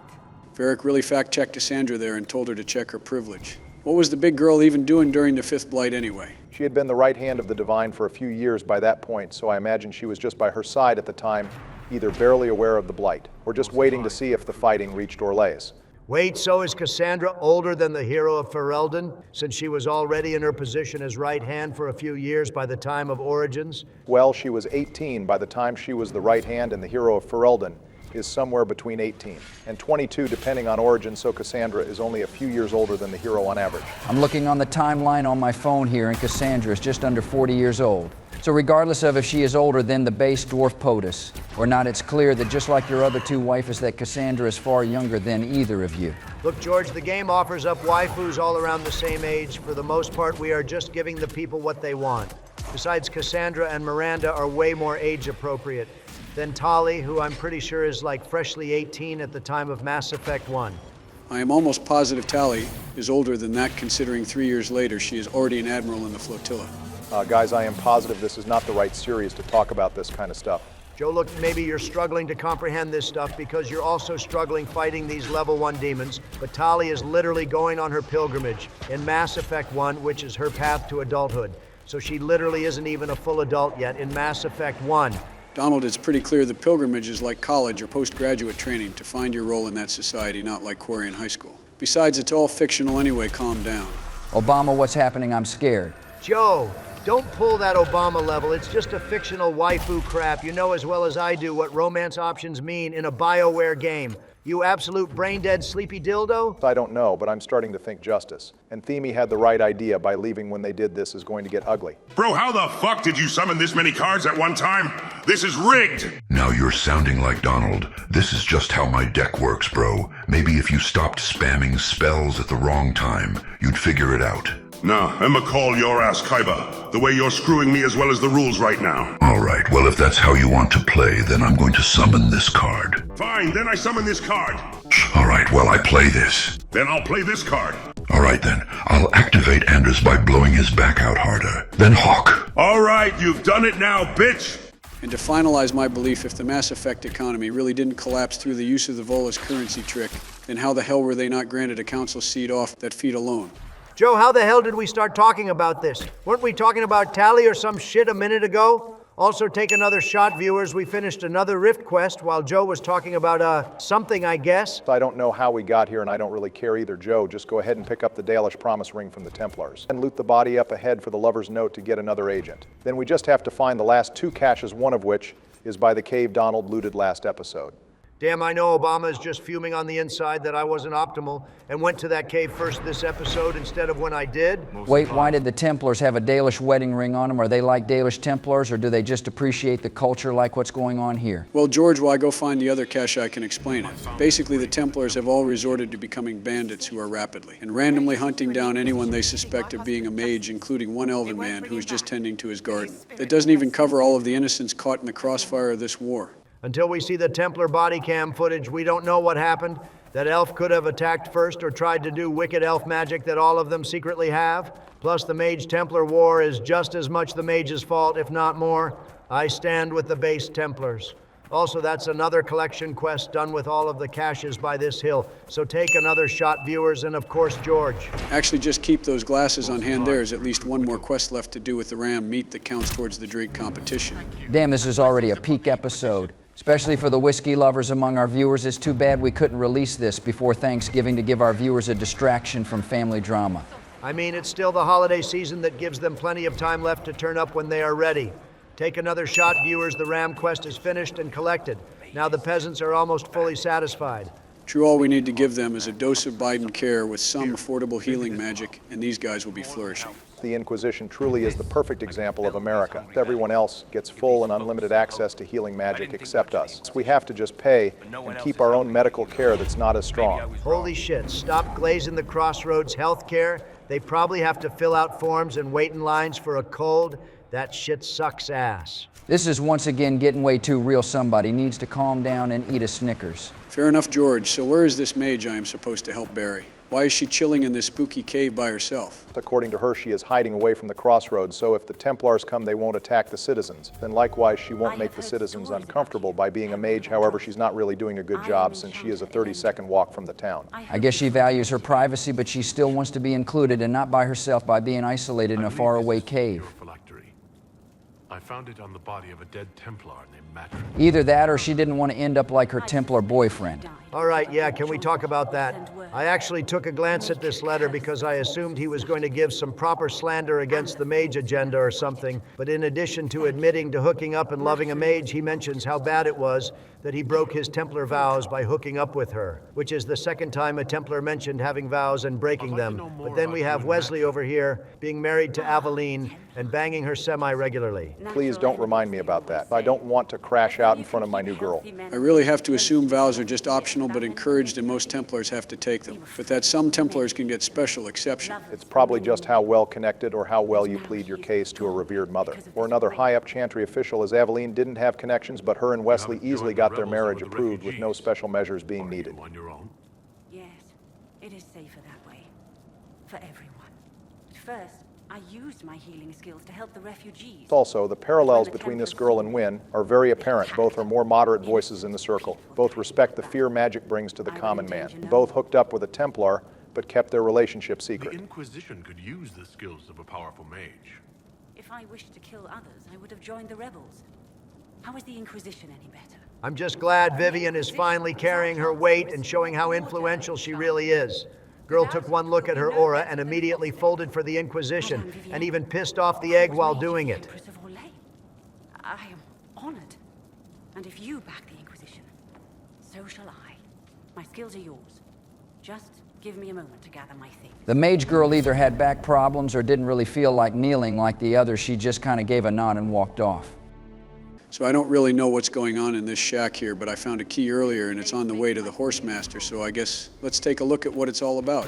Looks like the shack had another one of those screaming assholes inside it that have those charging also like New in League of Legends. All right, after all that Mass Effect nonsense, we don't need to bring League of Legends into the mix. As deadly as this demon might be, having 3 melee units beat it into a corner seems to be a winning strategy. The demon here does have a Amulet of Magic, a pretty good early game accessory for Solas or Vivienne, until we get purple gear later on around the late teens. And here's the last camp, so take one more shot for completing the camp mission, viewers. Hey Joe, I will give you an even 1,000 if you go and fight the demons down by the river. Yeah, nice try, Donald. I know those guys are level 12 for Maker knows what reason I am not risking shit for absolutely no gain. It's actually Joe. While a dangerous fight until you are in the mid-game, this fight is technically possible at any level if you time it right or manipulate some of the environment. Yeah, Joe, listen to your boyfriend. Don't you want to prove your game knowledge superiority after coming out ahead in Dragon Age 2? Barry, you're not messing with me, right? This Fade Rift is actually possible to do at level 7. I don't trust Donald, but I trust you. Well, technically, yes, I've done it before, so it is possible, but let's just say you can't treat it like just a normal Fade Rift. You have to be tactical. All right, cool, let's do this and earn some money while we are at it. All right, I believe in you, Joe, so I'm going to pre-pour the shot already, but please don't make that ominous foreshadowing in the background come true. Holy shit, why the hell are those things level 12 already? I feel like I just went through an in-game speed run of Pokemon. And now the rival who has been a cakewalk all game suddenly has a competitive team. Well, the first Dragon Age Banshee won't last long. Solas can just hit the Ice Magic special. Longshot can shatter it like we are back in Dragon Age Origins. Now I just have to deal with the Spinny Ice guy. The Spinny Ice guy is immune to Ice Magic on Nightmare.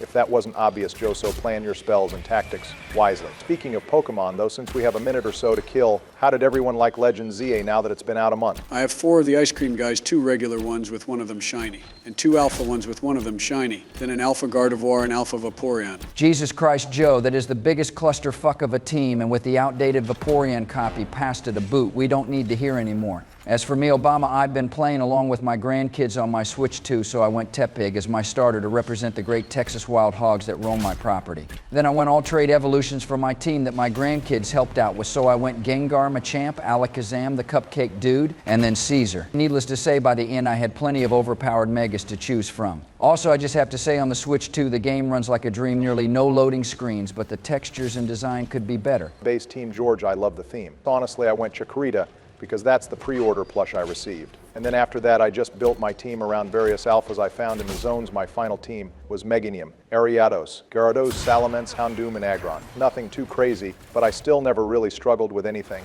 And I found the story pretty decent for a Pokemon game, albeit it definitely felt rushed in the beginning. It's an end portions of the game. What about you, Donald? I refuse to buy that shit. The game was rushed. There's no new Pokemon besides Mega Evolution. And the admittedly based gun Pokemon form, the game is supposed to be Legends, but it takes place in the future this time, so the Legends title means nothing. and it expands on the story of X and Y, which is one of the worst in the series. I'd complain about needing the Switch 2 version to even play a viable copy of the game, but I'm not broke, so I can respect the hustle. Speaking of hustle, look who's about to die again. Fuck these banshees. I hope their green, screaming bullshit burns in the tar pits of my ass for all eternity. Barry, this shit is busted.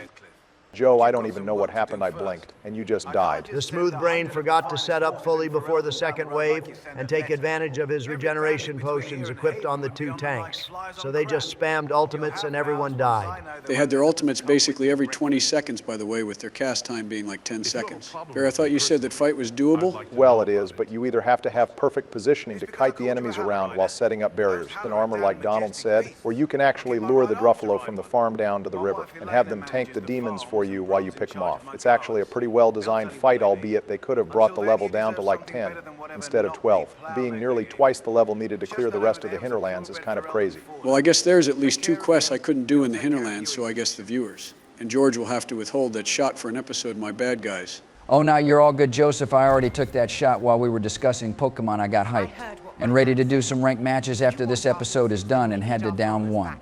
And now Joe is tied back with Obama, which means the world is slowly healing and the death competition might finally get more interesting, especially if you die one more time this episode. Not going to happen. I am avoiding those overpowered rifts like the plague. And besides them, I think I only have 3 more quests that involve combat this episode. The rest is going to be all talking and no threats of death that aren't just implied. Joe, I guarantee there is still a mage or 2 that could flip you over and deep fry you. Your luck has to run dry soon. Or something like it. I've lost too many men to the beasts. I won't endanger more. Looks like you're finally about to get access to horses. Would have been nice to have them for most of the Hinterlands, but at least you have them for the rest of the series. Damn, what a pure and majestic beast. It's almost as beautiful as a Texas Longhorn. It might look majestic, George, but these things are almost useless in actual gameplay. They are clunky. They remove party banter while exploring. And they have a sprint button that doesn't even work. Oh, Joe, do the horse races if you're not a coward. Let's see your moves with Seabiscuit over here. Believe me, you do not want to see me do anything race like I will crash into shit. And I will somehow rack up another death despite this quest having no combat to it. Yeah, plus I don't want Joe to somehow break my Joy-Con again when he loses even though he is on a mouse and keyboard right now. He can't play a racing game within 300 feet of me. That's the rule to get me to agree to come back to the series. Bro is never going to let that go. Anyway, Barry, this tower quest here is the one where we have to go back to the war table in Haven to finish, right? So thank God we are back to the plot of a video game. Yes, Joe, we have 2 quests to finish up to recruit the Horsemaster. The first is just checking out a wolf cave at the end of a river and killing some enemies, and the other is placing some flags around the area, then going back to the war table to build them. One of the better uses of the war table since it actually physically impacts the world around us.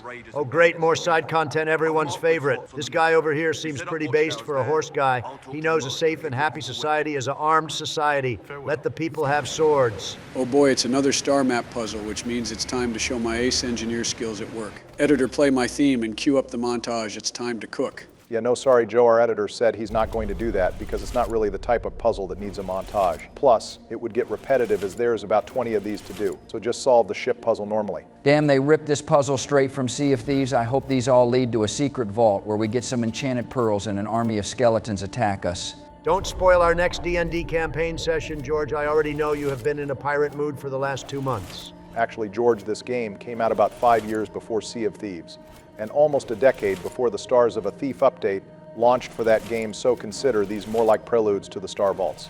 All right, but Joe is literally making a ship star sign that definitely rings some copyright bells in my head. Boom boys, I got the ship sailing like a bolus. Now it's time to deal with these wolves, no solas. This guy finishes one puzzle and suddenly he thinks he is Slim Shady with the rhymes. Just lock in and don't die to another fear demon alt Sleepy, since that's what's leading the Fade Wolves. Damn, all these Templars scattered around the area, and you're telling me not one of them could deal with a singular demon? Sounds like a skill issue to me. Joe, don't you dare get into another argument with me. I cannot handle another tangent about whatever stupid nonsense your brain comes up with that has nothing to do with mages or Templars. Ah, come on, Donald, I have reworked my points this time and come up with more objective positives and negatives of siding with the mages versus the Templars, unless you're too afraid to defend your choice. All right, Sleepy, I know you are playing me right now, but Mama Trump didn't raise no bitch, so bring it on. Let's have a good, clean debate this time. Oh, God, no. All right, this isn't the best setup, but I have good defense for you now. Draw your last pathetic mage card, Justice, before I go Old Testament on your mages. All right, I can't clap back without it being copyrighted to hell and back by multiple sources. But I did just figure out what an extra deck is, bitch. I play Red Eyes Fusion. You bastard, that's my card. Well, it's property of the mages now. By tributing Dark Magician and Red Eyes, Black Dragon from my deck, I can summon Red Eyes, Dark Dragoon. Nice card, bro. Thanks. Too bad I can just banish it with Fiendish Golem and get my backline even stronger. Yeah, nah, you won't be able to because of Dark Dragoon's ability by discarding one card from my hand. I can negate the effect of a card and destroy it, and I get 1,000 more attack points for my trouble. Well, that's annoying, but it's still not enough to finish me. I still have 2 monsters on my wall. Well, if I could continue my turn, maybe you would see I have a plan. The other effect of Dark Dragoon is I can destroy monsters equal to the non-effect monsters used to create him, which count it as 2. Then you take damage equal to their attack. Oh shit. Now Dark Dragoon and Tiameus. Just like the ancient elves he glazes, show them the real power of a dragon and mage. Direct attacks. Holy shit, you finally won one good shit, my dude. Thanks. I just believed in the mages and the rest fell in line. Now that I won, I get to pick the next game, and you already know I am going with magic. Oh god damn it, these hands are not meant for tapping lands. Plus, do you know how many planes I need to summon even one dragon? Excuse me, gentlemen, if I might have a private word. Oh shit! You're a complete idiot, Joe. Double D, just do the math again in your McDonald's stuffed head for 5 minutes. The mages have way more content, better story relevance, and a more thematic villain in Samson. No one can even name one thing important about Calpurnia if we side with the Templars. I mean, hell, you were the one that bullied Samson in the first place. You're telling me you don't want to see the payoff to that outcome. In your own playthrough of your favorite game? All right, that might be the first good point you've made today, Sleepy, but no, as long as I know he got blighted and screwed, I will be just fine. Besides, Calpurnia can actually be persuaded to stand down and surrender. And isn't that the outcome that you two pacifists love anyway? We aren't pacifists, and Joe, before you get too distracted with this couple's argument, please focus on the puzzle for a moment.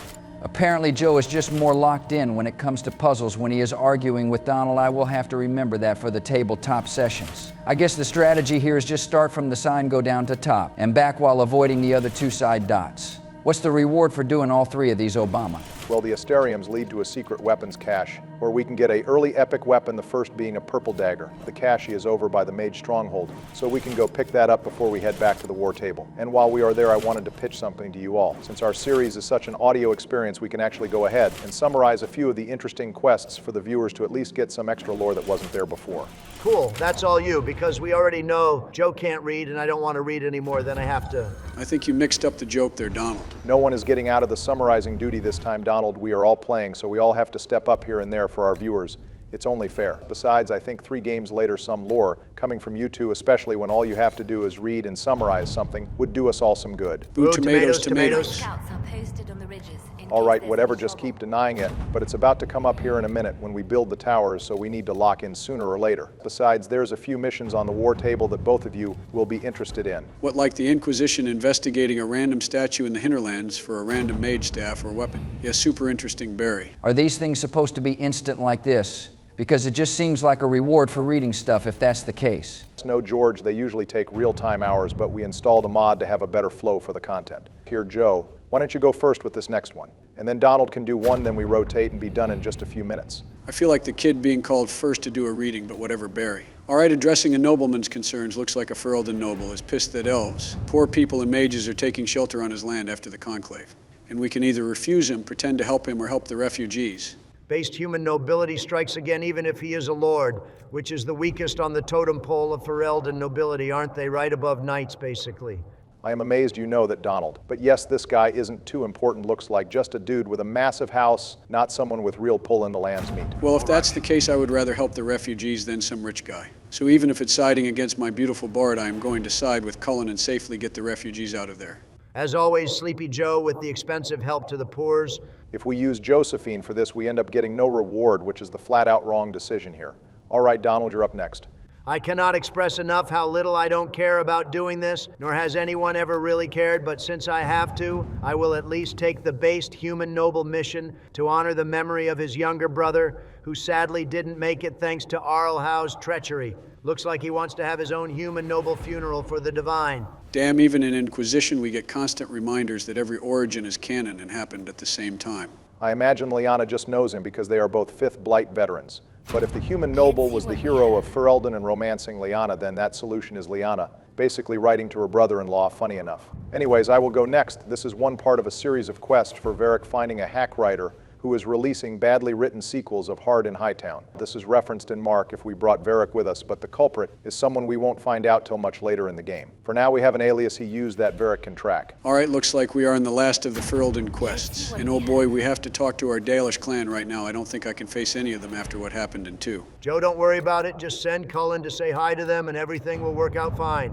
Wait, why Cullen specifically? And why do you suddenly care about these war table quests? Joe, for the love of God, send anyone but Cullen. Donald is trying to go 3, and 0 on wiping out Dalish clans and sending Cullen gets large members of our clan killed because they think armed troops are a threat, and leaves them open towards attacks later without us able to respond. Damn, I had the Dalish 3-peat shirts all lined up for merchandise too. Your bloodlust for the inferior elves knows no bounds, Donald. All right, well, I will just let my beautiful bard handle this one. She has experience with the Dalishan origins, so she knows just what to do. And look, I got some free herbs for my trouble. This is another long series of quests that change depending on what advisor you choose, so hopefully we can just keep Donald away from the chair during those quests specifically. Plus, I imagine some viewers might need a guide on how to save the clan, considering a lot of comments talked about how easy it is to accidentally kill our clan. You can't silence me forever, Obama. Anyway, last quest here, and I guess it involves the totally real Blackwall and his totally real treaties that aren't written on bar napkins, they are verified. Believe me. I think we get some purple warden robes, which we can equip on Vivian or the egg for now. Now Solus is never going to have the mid-rift armor removed as long as I am playing. Anyways, we built the watchtower, so let's go back to the actual gameplay and recruit the horse master now that we fully spiritually and sexually satisfied his family. I must have taken a micro nap at some point because I do not remember you doing that, Joseph.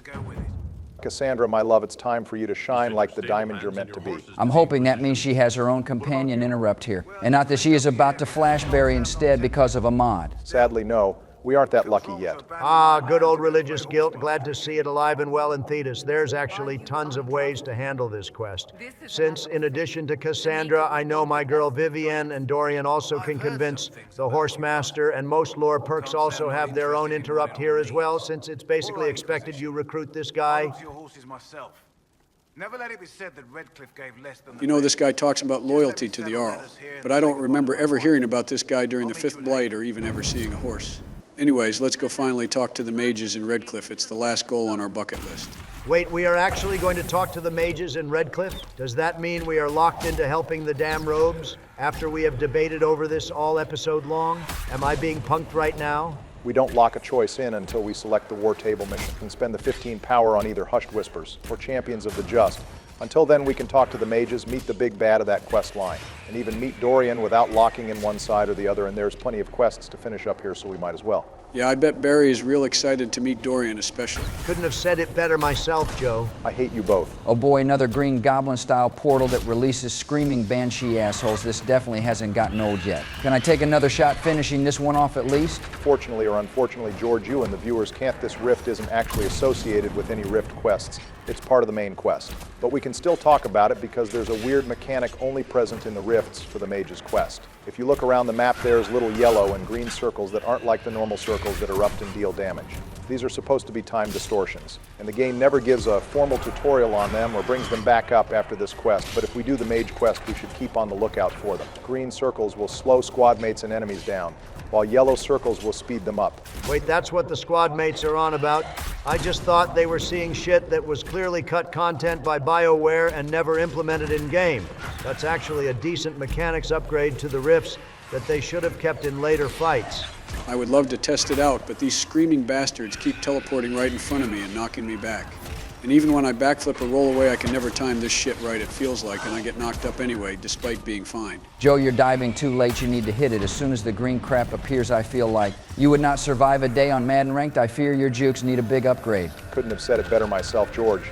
Like I said, Joe, rogues can be the safest class if you time it right. But at this rate, you're right at the maximum level of these enemies, so nothing is going to challenge you here, despite getting tossed around. Shit, and that was the final fight of the episode too, bro. Got incredibly lucky this time, but there's always next. There is one more fight in the Redcliffe Chantry where we meet Dorian. Oh hell yes, we are so Barak. Now here's hoping a green ghost can kill him. I was going to say that fight is hard to die in, but whatever gets you excited about the content, I suppose. It's also, how was no one expecting us? We ended the whole bandit, mage, and Templar war outside the gates, and claimed every single outpost around Redcliffe, and even built watchtowers around the area, and yet no one expected we might knock on the door. And here we have the token diversity elven employee of the Teventer Magister, who is probably the equivalent of a house slave in real-life terms. Wait, that's a good question. Can elves actually become magisters? Like Daenerys promised it to Fenris' sister. But we have never actually seen an elven magister in power, and the society basically survives on elven slavery. So I imagine it's possible in theory, like there is no law outright forbidding it, which is how Daenerys promised that. But in practice, even if an elf did become a magister, they would probably be seen as court jester and not respected. Well, speaking of the elves, looks like there is a widow who has a small quest to pay respects to his wife's grave. I wish we could just tell him the roads are safer now with all the bodies we drop, but a simple fetch quest works too, I suppose. Yeah, we can just handle that off screen. It really is just walking up to a location, dropping flowers, and then walking back, no zombies, dragons, or anything. More important than elves or oppressed mages, though, take a look at this view, boys. Redcliffe really upgraded. Hell yes, it did. And now that the old traditional fossil Eamon left, our economy and trade grind set really flourished, and it would have never happened if POTUS and Mommy Morrigan didn't bravely save the village from the left for dead horde. Well, speaking of origins, looks like we have a familiar face to check in on while we are here. Oh, look at that. It's everyone's favorite homicidal 10-year-old. Glad to see bro made it longer than Joanne did in the circle. Low blow, Donald. Rest in peace, Jowan. Sorry I had to do it to you. It's not your fault. It could happen to any of us. That doesn't help. That's why people hate us. But just stop. Well, looks like Connor has a lot less pride than we do about what happened in Redcliffe during the Blight. Bro has genuine regret and pain over what happened, even if he can't fully remember it. It's too bad Wynn retired from circle work after the 5th Blight. I imagine being the one that saved him, Wynn could have done a lot as his mentor and helped him move past the guilt. I like that he has a respectful fear of magic and an even more respectful hatred of Teventer. POTUS would be proud that at least one person he saved learned from their mistakes. I doubt the bald Dalish elf or the architect would have been nearly as humble 10 years later. It wasn't you who did those things. Wasn't it? I let the demon in. Sometimes when I dream, I remember what happened. I see the death and destruction, and it's me. It's all me. I know he hurt people, but it seems like most people don't even remember or blame Connor for what happened anymore. Hell, Tegan suffered just as much as everyone else, if not more, and he still sticks his neck out for Connor in Dragon Age 2 in that cut quest line. Crazy that we almost had a different story entirely for Connor and Tegan. Reminder viewers originally. Tegan and Alistair being in Kirkwall in Act 3 was to save Connor from being transferred to the Kirkwall Circle, with Alistair meeting Meredith being more of a distraction. This would have meant Connor would have escaped the Circle before the Conclave and likely been with Tegan in the castle, rather than with the rest of the mages. They just wanted to oversee themselves. But then the Magister came. This is the one time then that I am glad a game left out some cut content, because making him a random side quest in Dragon Age 2, where he gets his freedom, hits way less hard than seeing him here traumatized from his experience with magic hurting people and wanting everyone to do better. This is how you use cameo characters later on in the story, gentlemen. I couldn't have said it better myself, George, but I didn't know you even knew Connor from Origins. Does that mean you have played some of Origins after our special episode? Yeah, between D&D prep and college football grind, I try to tackle a main quest once every couple of months. It's a slow playthrough because the gameplay is hard to keep my interest up, but I make do. Damn, you're probably the first person to ever play Dragon Age like that. But go off, I guess, Queen. That calls it for Carver unless we do the Mage's storyline, where he has one final base moment. But let's cover those side quests Barry was talking about before he gets too antsy. Yes, first and foremost, you liberals have to harass an honest working woman just trying to practice supply and demand for Templars in need. I love enforcing victimless crimes on the citizens of Ferelden. Well, we aren't going to arrest her, but more so threaten her so she stops helping the car to smuggle lyrium and smuggles lyrium for the Inquisition instead. And we get to show off why Cassandra is the best squad mate in the process. I am positive Varric can be used here too, but I wanted to give your girl a little more approval by choosing her option, even if it means Solus disapproves for some reason. I think the egg disapproves of any chantry talk in general, regardless of the reason or what it gets us. Probably the one thing we both agree on. Or you could put your skills to use for the Inquisition. And you'd keep quiet? Nobody else has to know. That will depend on how honest your efforts are. Fun fact, here you can use a history check on her here with the perk, but it essentially doesn't recruit her or continue the quest, but it still gives the same soul as disapproval. Got to love RPG options that go absolutely nowhere. Also, I guess we are going for a firm handshake instead of taking the knee this time. How classy. I am going to start the objectively best quest first and help this dude find his lost ram and the highest noble in all of Ferelden. A ram that is, different. Lord Wolseley wandered off, and he's very special. If you could find him, I'd be most grateful. All right, I may be new to the Age of Dragons, but how is a ram a lord, let alone a higher noble than even the King of the Lands? That's no mere ram, George. It's Lord Wolsey himself, that is Sandal's ascended steed, who stands proud as a emote in our Discord channel, which you should all join, by the way, to praise this ascended being properly. All right, you mentioned the enchantment kit in that mix, so 3 games later, I get the message by now. This dude is special for plot reasons that will go beyond human comprehension. I don't think I can wait till next episode to meet the noble beast. I will go ahead and pick him up towards the end of the episode. So all the viewers can praise the young lord.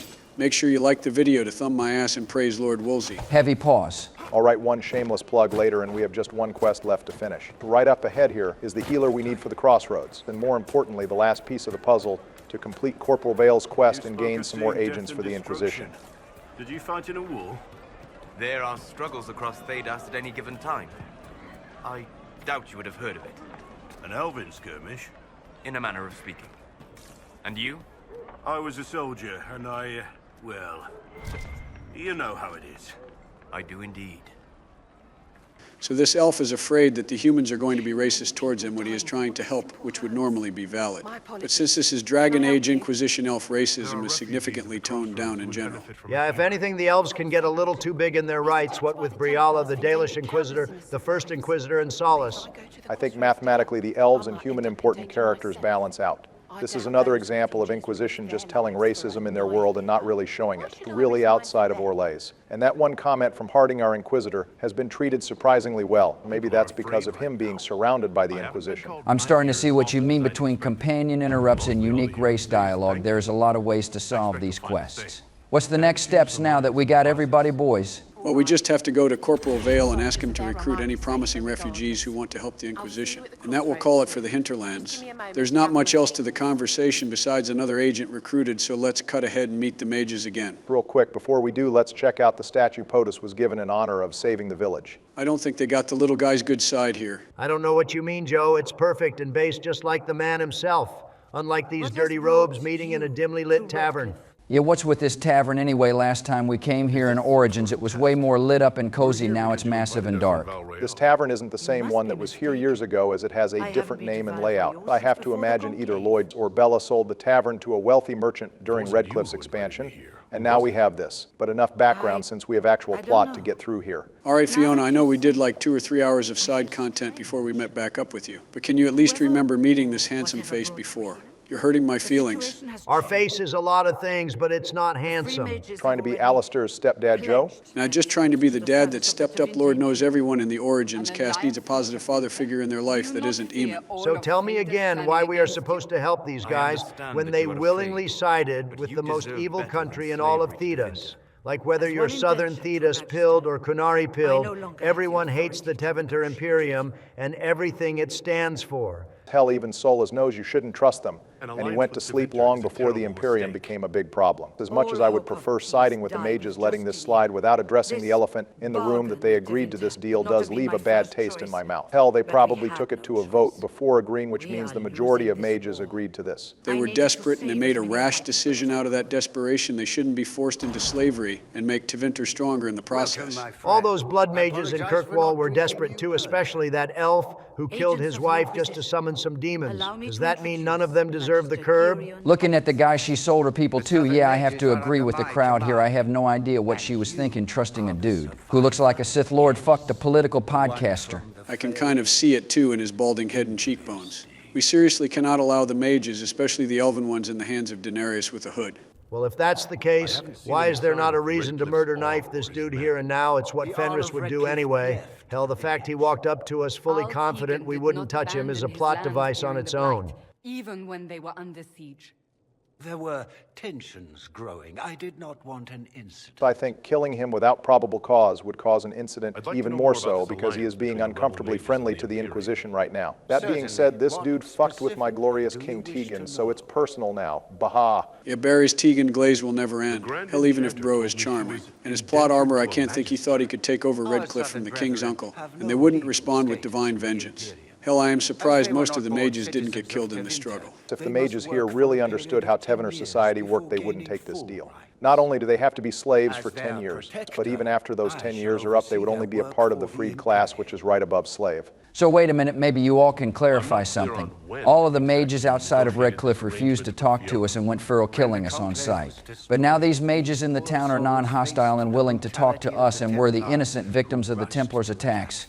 Weren't these guys just as responsible for the war? All mages are bloodthirsty and dangerous, George. Some just take more time to show their true colors than others. Well, George, the apostates and Templars in the Hinterlands are a splinter faction separate from the mages in Redcliffe and the Templars in Orlais. They're both completely sane but are extremely fanatical and desperate. They attack you because they've essentially been reduced to banditry in order to keep their war effort going. That's also why they've been attacking the refugees in Redcliffe and the crossroads to steal food, coin, and other supplies. I also imagine the Templars that attacked Redcliffe weren't the bandit ones outside of the Hinterlands, but the Lord Seeker's Templars that Corypheus currently controls. You know, now that you mention that, I bet Corypheus had the Templars attack the Redcliffe mages to show the Tevinter alliance too, and convince the Templars they need the red lyrium buff to fight Tevinter as well. So basically, this whole deal was made with Corypheus attacking himself like that bicycle meme, and somehow it worked and got him 2 whole armies out of the deal. That is both impressive and really stupid all at once. Damn, we got a man down on here, Bro. Either has a tummy ache or those villain clothes must not leave much room to breathe. It's actually the famous video game Deathly Illness, where the person has to faint to show how sick they are. Sort of like Lee in The Walking Dead if you don't chop the fuck out of your arm like you're in The Evil Dead. I'll get your powders. Please excuse me, friends. We will have to continue this another time. Fiona, I require your assistance back at the castle. Fiona just got a taste of what her future is going to be with this deal waiting on her Magister on her hand and foot. I shall send word to the Inquisition. We will conclude this business at a later date. That's got to sting given how she's been a high-ranking warden and Grand Enchanter for most of her life, and now she is going to be Elven Tevinter slave number 20. Come to the Chantry. You are in danger. How ominous. I would be more concerned about that note, but I am more curious where the hell all these people came from. This tavern was empty during the cutscene. Did that Sith Lord cast a Jinjutsu during the cutscene or what? Before we check out the Chantry like that note says, we can get some more perspective on the Mage Tevinter deal from some of the NPCs, so let's do that, shall we? Oh, great. And we are starting with the Tevinter apologist who thinks the most oppressed class of people is mages and not gamers. I swear to God, where the hell is Fenris when you need him? The mages are getting way too mouthy. She really needs to watch when she said you're kind. I really assumed she meant elves for a minute before she clarified she didn't trust Chantry people. Although still, if you want to be a mage that isn't a slave, you should consider joining us and not the blood mage slaver country. But don't magisters summon demons and practice human sacrifice? The Chantry says whatever they think will scare us. What's wrong with blood magic?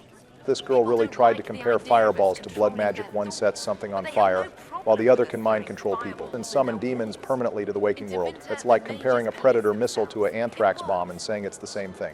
Well, you heard it here from the CEO of bombs himself, everybody, so you know it's true. And oh shit, looks like the rebel mages did keep some tranquil with them, so I don't know what that Dalish researcher in Haven was talking about. I don't think she meant that the mages abandoned every single tranquil. I think a lot just got displaced either because they didn't want to leave the circles, or because they are harder to take care of. She was right in the fact the other mages overlooked the tranquil because it looks like claimants might be blood sacrifice food if he stays here. Thankfully, regardless of which side we choose for the main quest, we can pick up claimants here as a Cullen agent, bringing our total agents gained today up to 8.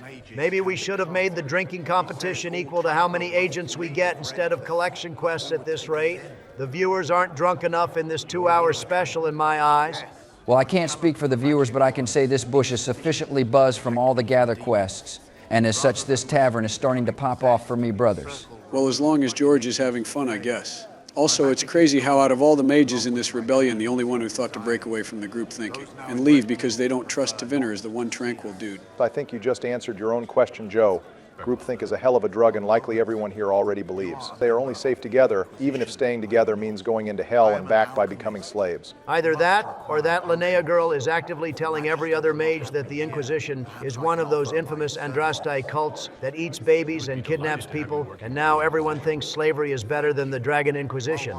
If we are the Dragon Inquisition, does that mean we are going to convert all the dragons in the game to Christianity? Maybe, but only if we have enough free time. No, George, we won't be doing that. And you are definitely hitting the sauce too hard to come up with that with what was said. Let's just talk to the last mage, who is more of a neutral force compared to the first two people we talked to. All right, so let me get this straight. So far, we have talked to 5 mages in this rebellion. Fiona doesn't seem to like this deal, but thought it was the best option. 3 people hate it and oppose it.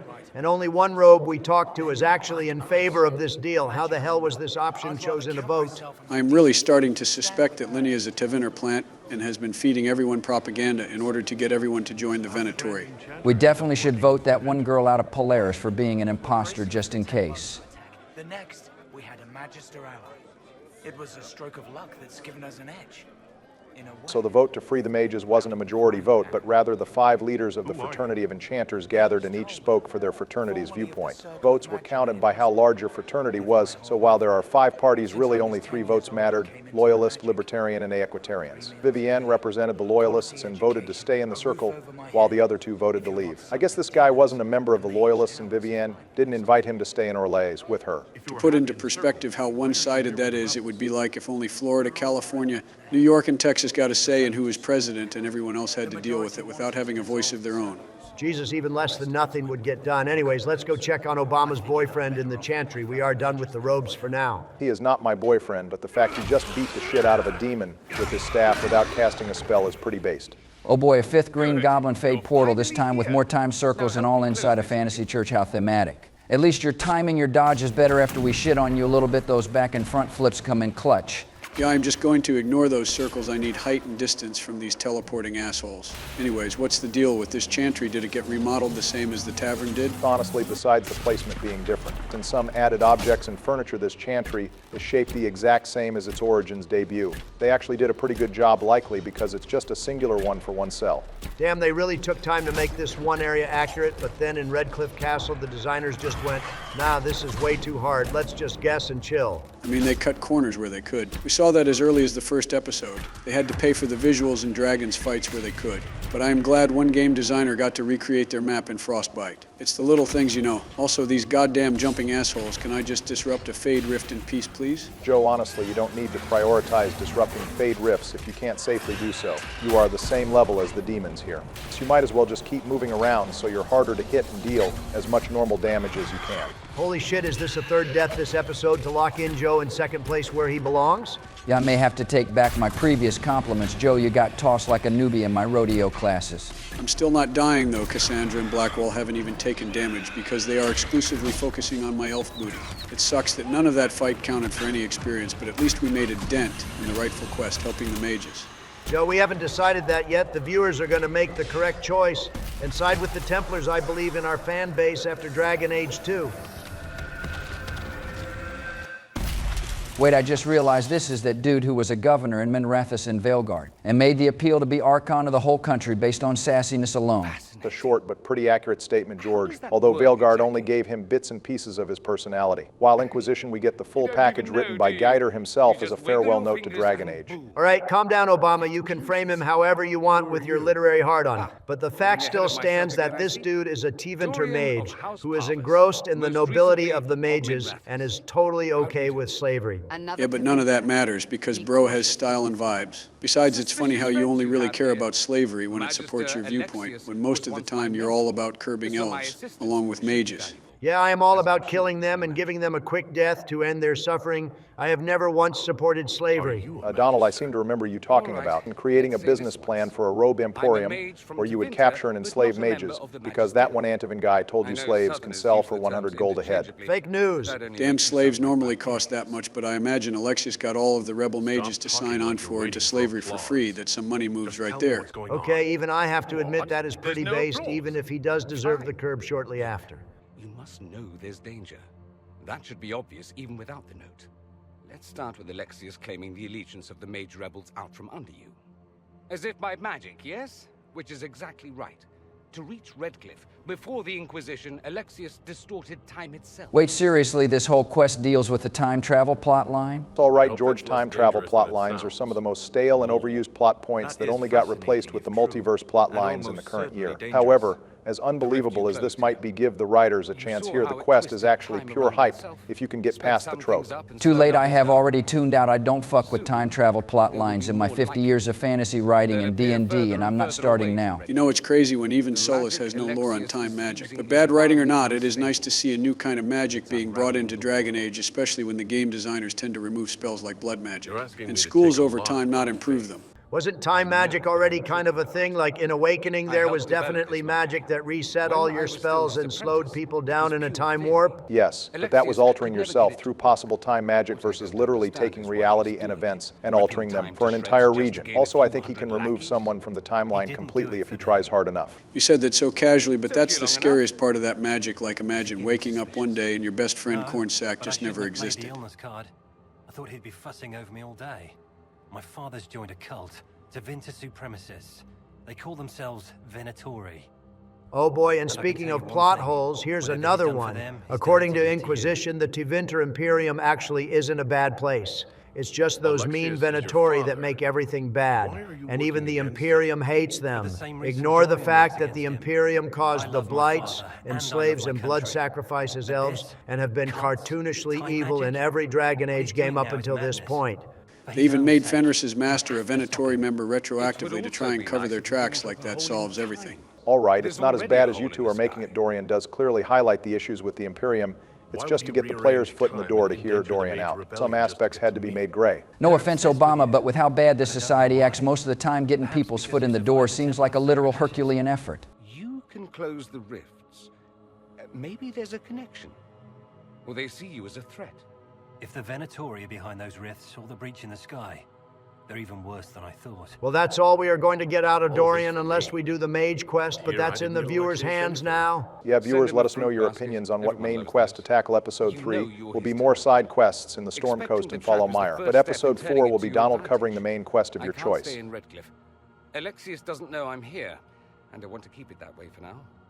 But whenever you're ready to deal with him, I want to be there. I'll be in touch. Oh, and Felix, try not to get yourself killed. Ah, there he is, the majestic steed himself in the flesh. Damn, I know that Ram got into someone's conditioner because there's no way he should be that shiny. I guess the young lord wanted the Inquisitor to prove himself by killing bandits before he returned home. Anyways, Joe, while you're killing these guys, do you want to close out the video? Sure thing, Barry. Viewers, thank you all for watching this 2-hour special of the Hinterlands. Thank God we can do the main objective of the video game and leave it now. It's been 3 months, but Obama is back in the fronts and ready to show some lore stunts. Welcome back, viewers. Now let's start this episode off good with Mommy Cassandra. Damn, Barry, you couldn't keep it in your pants for even 1 minute this episode, could you? Joe, you are the last person who should be clowning Obama about this. You have started 3 episodes playing a different gender and actively gooning out alone in the White House. I had to replace my chair during the Dragon Age 2 finale because of that. Glad to see you're being a homie and keeping track of my goon records. Double D, I gotta make sure I am doing the same. Anyways, Barry, what's left to talk about with Cassandra here looks like a few dialogue options are missing. Yeah, I may have gotten a little excited when I remembered I was playing and talked to her without the cameras being on. It was just about how she felt about the Seekers breaking away from the Chantry after the mages did, although she admitted that she couldn't blame them for leaving after the mages did. So does that mean Cassandra broke off from the Chantry too? No, not at all. While the Seekers did leave, she was also the right hand of the Divine, so she ended up staying on board and helping the Divine put together her conclave. Consider myself flabbergasted that BioWare made a Templar-associated character actually likable and relatable after making every Templar in Dragon Age 2 either a supervillain or nerfed by Red Lyrium. Well, all it took was a Templar official to not use Lyrium to make it happen, as my girl just explained. You bring up a good point, Donald. Even if the Seekers didn't rule the Templars at the time of Dragon Age 2, the fact that the Templars were able to fall apart, have a civil war, split factions, and the right of annulment without the Seekers interfering at all is truly ridiculous. The blame for that being on Elfina as much as the Templars and mages who were causing chaos. Well, I am just glad Hawk was there to restore order and take over to bring back Kirkwall from the brink. I just had a mile-long stare when you brought up Kirkwall again, boys. I still have nightmares over what happened to the mages that day. Joe, for real, get over it. They were just dirty blood robes who were all responsible for killing Mama Hawk. Also, the way Cassandra talks about the Chantry is surprisingly bleak. She should look on the bright side. With the Chantry in shambles, it's the perfect chance for a tree-hugging Inquisitor to take over the South and raise a new religion in the glorious name of the young Lord Sandal. Donald, I know you're getting that idea from a Reddit post begging our playthrough to become a tyrant Inquisitor, and I will not be feeding into those allegations. We are going to build a safe future for the people with the help of my girl Cassandra and her dream for a brighter future for all. Yes, something tells me that brighter future involves a candlelit dinner while you both read smutty fanfiction, Barry. That being said, Cassandra does have a point. The Chantry needs new direction. They have been too comfortable for too long, and people need change and help. Or we can just give them a new religion entirely, but whatever, maybe you two are too blind to see the vision like I am. Cassandra's dream here sounds nice, but it's the same appeal to the poor stick that I hear from politicians all the time. It's nice in theory, but if you give the poors an inch, they take a mile. You mean in a video game setting, right, Donald? Yeah, sure, why not? Cassandra's speech was nice, but I can't help but think with what she was saying that she was about to break out in a song like Penny and Dr. Horrible. Joe, for the love of God, do not do another Dr. Horrible song. We are like 2 minutes into the episode. Now, don't worry about it. I am saving my pipes for next episode anyway. Cassandra's focus on the future is a character trait we are going to see continue throughout the story, and it's one of the reasons she loves reading so much. It's so she can take all the different perspectives of a historical event and use them to help frame her own actions. Of course, as unsure of a future as the Inquisition may have, one thing is for certain: our future together is brighter than a diamond. Ha ha ha. Maya, Maya, Maya. Jesus Christ, Obama, don't drop my laptop, it's brand new. All right, while Barry was gooning, he corrupted the files from the rest of our companion roundup conversations. And the game automatically saves after everyone, so we didn't have a good save to go back to, so. Instead, here's our editor talking to Sarah. Liliana and Vivienne with a female Dalish elf while we react to it. Sorry about that. For once, Sleepy, you aren't the liberal who needs to apologize here. He's just lucky my laptop wasn't harmed. Look, I am sorry for corrupting the footage that is on me for getting carried away. But I am the one that texted our editor for a solution, so it's all good. Plus, given what we want to do with the romances, we are going to be seeing a lot of our female multiverse counterparts. Well, back to the game so we don't skip over Sarah too much here. Not only is she a good damage-dealing option for our squad, but she also has a base grind set you should appreciate, Donald. She wants the war to be over with so she can get back to making money for her organization and keep things running smoothly. Yeah, that gives her a few points, but she isn't a based human noble, and a true grind setter would know that war is great for business if you play your cards right. Not so much if your job is to help the little people caught in the middle, Donald, although her interest in coin here is something not brought back up in the future. Wait, what the hell? Why did the editor flirt with Sarah here? Oh yeah, I asked him to do that. I just think her romance is really cute. Jesus Christ, the excessive horniness coming from this episode is too much even for my tastes. Remember, there's more to gaming than gooning. Well, the flirting obviously wasn't in our own playthrough, considering we are batting for the wrong team in Sarah's eyes. As long as our editor doesn't try to flirt with Liana here too, we should be fine. As beautiful of a sight as that would be, I already got to see that with my elf mage when I made the spell tier list for Origins. So I'm good for now. In the meantime, though, this is one of the 3 most important conversations we need to have to steer Liliana back to be unhardened the way POTUS intended. POTUS didn't intend shit that was specifically you, Sleepy. Our goat wanted everyone to be on a grind set, not back in the Maker's arms. Donald, everything we made POTUS do is what POTUS intended to do. Otherwise, killing the elves wasn't POTUS, it was just you being an asshole. Well, shit, okay, you got me there. But still, I like this new bard. She isn't so basic anymore now that she is a little renegade and less maker-pilled. I think hardened or unhardened Liana in Inquisition especially has a lot more merit than her debate in Origins. But considering we started this path with her in Origins and we are playing a faithful Inquisitor, it wouldn't hurt to convince Liana back to the Maker and her more Paragon side. My beautiful bard seems really reluctant to spare the spy, but I am glad she saw some reason at least. There's no need for a murder knife when we can just do a good old-fashioned interrogation sequence. Honestly, killing a spy who betrayed the Inquisition and cost lives is a reasonable reaction, so I don't blame her. Here I would pull up for my fallen homies too. I do know that there is some small part of her that doesn't want to do this though, so I am fighting for that part. Viewers, comment down below what you chose to do, or what happened in your first playthrough. I imagine most people got a hardened Liana by default, because it's hard to get the unhardened route. Or you could be like me and purposely choose every renegade option and be surprised online weeks later when people were complaining about their redhead waifu growing a backbone for once. Anyways, we still have more to talk about with the not-so-basic bard. We already covered the important dialogue choice. What more is there? All of a sudden, she is willing to talk about mage rights and her whole backstory. Really, the only new information we get is her stance on mages, which is one of the biggest pro-mage stances I have seen since Anders. I really have to imagine this stance came after Wynn's death right before the Mage Rebellion, and Divine Victoria's own pro-mage stance because she was not this pressed in Origins. Besides that, we can just ask her about her bard work and ask to become one ourselves. Wait, hang on, we can ask Liliana to train us as a bard. We can ask her too, yes, but it doesn't actually go anywhere, unlike in Origins. She deflects and says that we need to understand courtroom intrigue and precision to be a bard, and that it would take too long to teach the Inquisitor, despite them arguably being the most politically savvy main character in the series. Yeah, wait a minute. POTUS and the human noble might make great bards, but you're telling me the city elf and dwarf commoner have the court experience necessary, but the Inquisitor who leads a whole army doesn't? Speaking of political savviness, though, thank God we have a more base squad mate in the royal robe.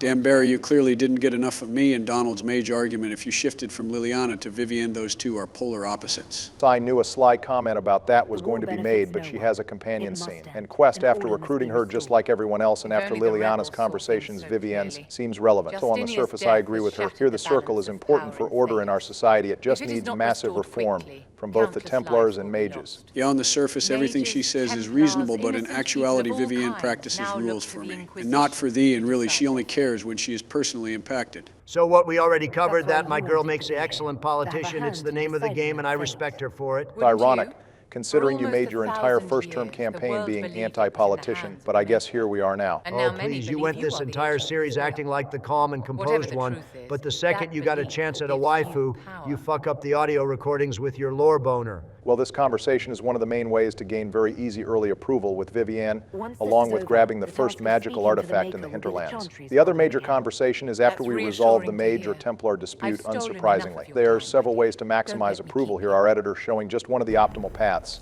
Well, we can go and grab one of her magical trinkets for her off-screen, since I am sure the viewers have seen enough of the Hinterlands already last episode. Not to mention me, the Bears and Fade Rifts keep pouring through my mind. Well, let's distract those images in your brain with something more positive, like another conversation with our ambassador, Josephine. Good to see our merchant princess hard at work, even if she is still writing letters in almost eternal darkness.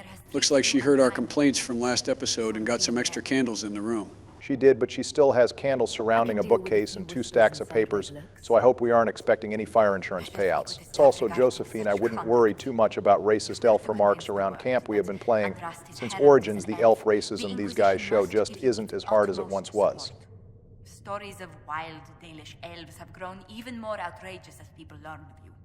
The City Elf origin would treat the Herald's whole experience so far as a welcome vacation. Doesn't that origin have you racially profiled at every opportunity until you become the hero of Ferelden or something? The tree huggers are fine, Josie. You don't have to go out of your way to stop random rumors.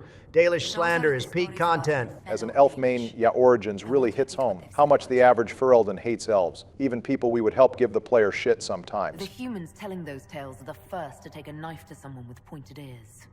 My clans defended ourselves against them more times than I can count. That being said, this is a nice acknowledgement from Josie, even if it doesn't really hold up gameplay-wise. Oh my God, my short queen is back. I can't believe I went all of last episode without her appearing in front of me, but now I get to see her twice today. Well, I guess you could have, if we didn't have Donald do the storyline, but considering you were playing with one eye open, already we made the safer call here. Some of our soldiers went to speak with their leader. Haven't heard back, though. The file got corrupted for this too, but we are here first and foremost to recruit the Goat Iron Bull. Then, of course, we have some shots to collect while we are here for a day at the beach. The bandits, but they were starting their search farther down the beach.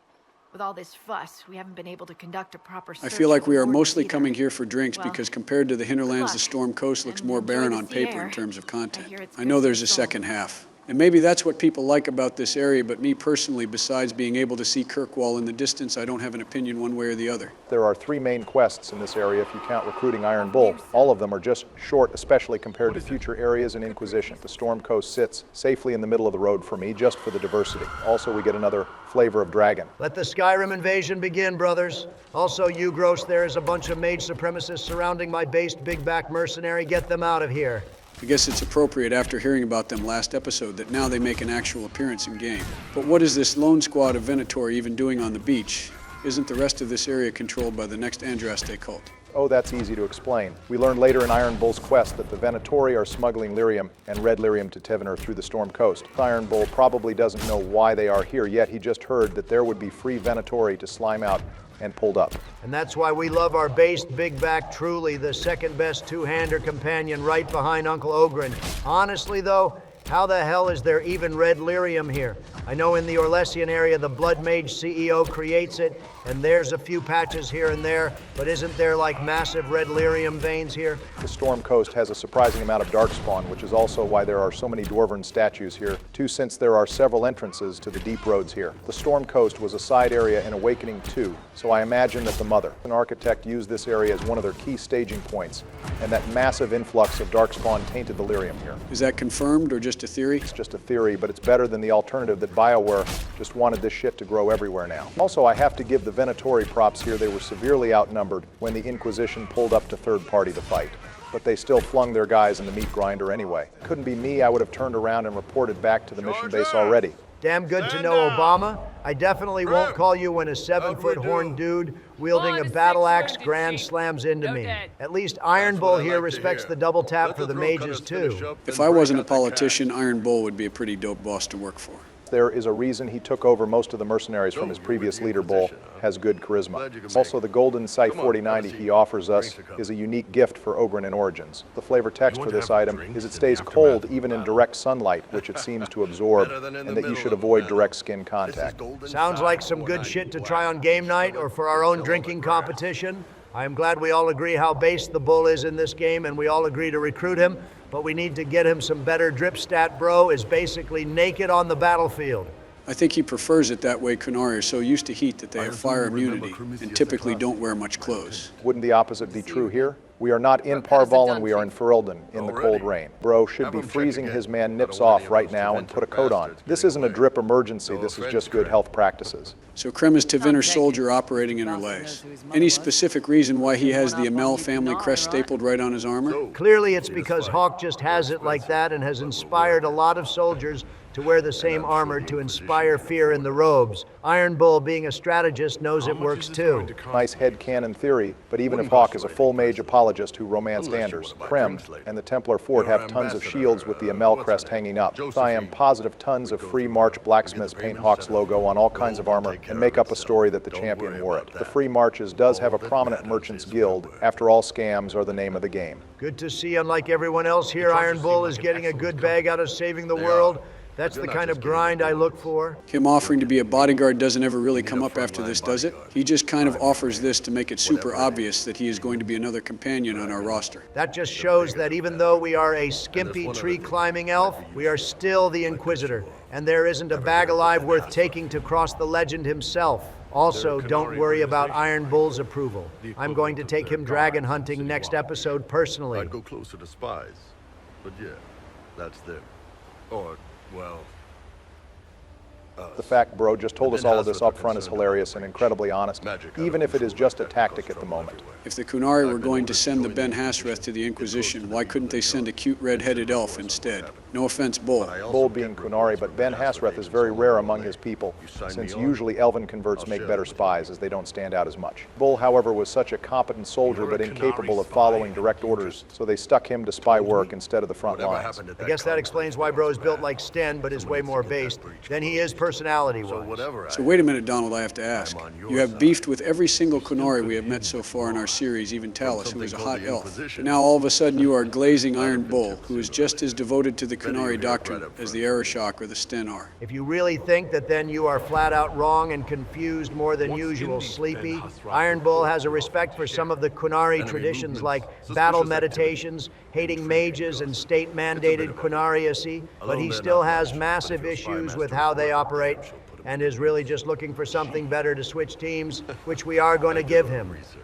Plus, I've always had a weakness for redheads. Wholly based Iron Bull even likes redheads too. We are going to get along great, my guy. Welcome aboard. Realistically, given Kunari relations, we should be more hesitant of accepting this offer. But the Bull's Chargers seem like a good group of elites to have. What about the casks, Chief? We just opened them up with axes. Find some way to Got to love his Tevinter and Blood Mage slander. Well, I will cover more of his story next episode, viewers. But for now, let's start up the drinking competition and get your shot glasses ready for the Storm Coast. Well, remember, we still have 2 more main quests to do in this area, which are finding the missing wardens and finding a missing scout patrol who is investigating a nearby Andrastian cult. Investigating the wardens takes us all over the map, but the cult is right here, so we might as well deal with that first. Wait, you're telling me we have to deal with another Andrastian cult in Ferelden? Didn't we just do this last episode? Damn, at this rate, YouTube is going to flag us for reusing content. Why the hell are there so many violent cultists in Ferelden anyway? Alistair needs to do a better job at keeping these cults in check POTUS, and the Inquisitor can't do all the work. Ferelden is the birthplace and resting place of Andraste. That kind of historical significance means there's plenty of groups claiming to be her descendants, or have a holy relic that used to belong to her or her circle. Still, this plot point is starting to get overused, although unlike the Hinterlands faction. That was just your standard doomsday cult. The Blades of Hessarian have some lore to them. Oh boy, everyone's strapping berries about to yap about ancient Dragon Age history. Hey, we need something if Obama is just going to loop around the building looking for spare change or some shit. Just being efficient. If you want to take shots this episode, I have to collect all the shards. So the Blades of Hessarian are an ancient secret society who believe they serve Andraste and were chosen to bring her judgment upon the weak and the corrupt. The Blades believe they are descendants of one of Hessarian's slaves, who was freed after converting and given the blade that killed Andraste to carry out her will and kill those who were evil. This is the subject of major controversy, as there is no evidence this freed slave existed, and even less evidence that they actually possessed the Blade of Mercy, which was originally possessed by the Chantry until about 100 years ago. So these guys believe they're Tevinter descendants named after a Tevinter Archon carrying a magical blade, but for some reason they are operating in Ferelden of all places. Yeah, given the Imperial Chantry's praise of Hessarian and the marketing of the Blade of Mercy these guys claim to have, you would think this organization would be more popular in Tevinter than Ferelden. Damn, these cultists slimed out our own men. We are not going to take that lying down. It's time to show them the divine wrath of their supposed god. One of the lines here is almost certainly a reference to Thane in Mass Effect 2, as the blades in the note here claim they are the sword of Hessarian, not the hand itself. All right, that's all pretty and nice, but if these guys start asking for a humid area or other frog-related requests, we are going to have a problem. They have traditions. These men were just following a code. If the Inquisition can win their loyalty...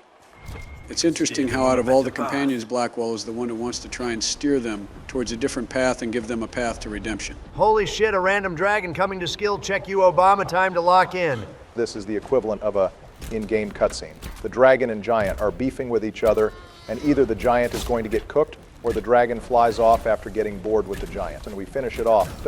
I don't notice that this is another Skyrim reference with dragons and giants having turf wars. Now, if this was really a Skyrim reference, then the giant would have already beat the shit out of the dragon in 4 hits. All right, I will be the one to say it. I guess since when are giants a thing in Tatus? You're telling me we went 3 games and never even had a codex entry or anything about these things? The official and lore explanation is that giants are mostly prevalent in the Tevinter Imperium, where they are apparently common enough to even be a popular dish in the region. Although we are still currently in Ferelden, so all I have to say is BioWare always wanted to include these things. But just like Qunari horns, they had trouble animating them until they got the Unreal Engine. If they are popular in Tevinter, then why don't we see more of them in Veilguard then when we are actually in the proper region of these guys? Because Veilguard was a rushed mess that only had 5 types of enemies and nothing else sleepy. What kind of question is that? Honestly, fair enough. The reason is probably the new writers forgot about these guys. Also, I have to point out here that the giants in this game look like they are inspired more by Cyclops and the myth around it, like the elephant-like horns on their mouths. That's really fascinating lore there, Barry. But quick question, though, are you about to get your first death to some dogs with some silly little armor on? I think he is, and honestly, Obama deaths are so rare, I have a shot glass ready to go to mark the occasion. Bro might seriously not go even his first episode deathless. All right, keep holding on to your skirts. I am not dying here. The friendly fire did more damage to me than the dogs did anyway. Damn, I guess you were right. The dragon literally gets bored with the giant and just kind of flies off. I wonder if there's a way to actually kill the dragon in this fight. You're not meant to one-shot dragons in this game. Even if you came here at max level, the dragon is level 19.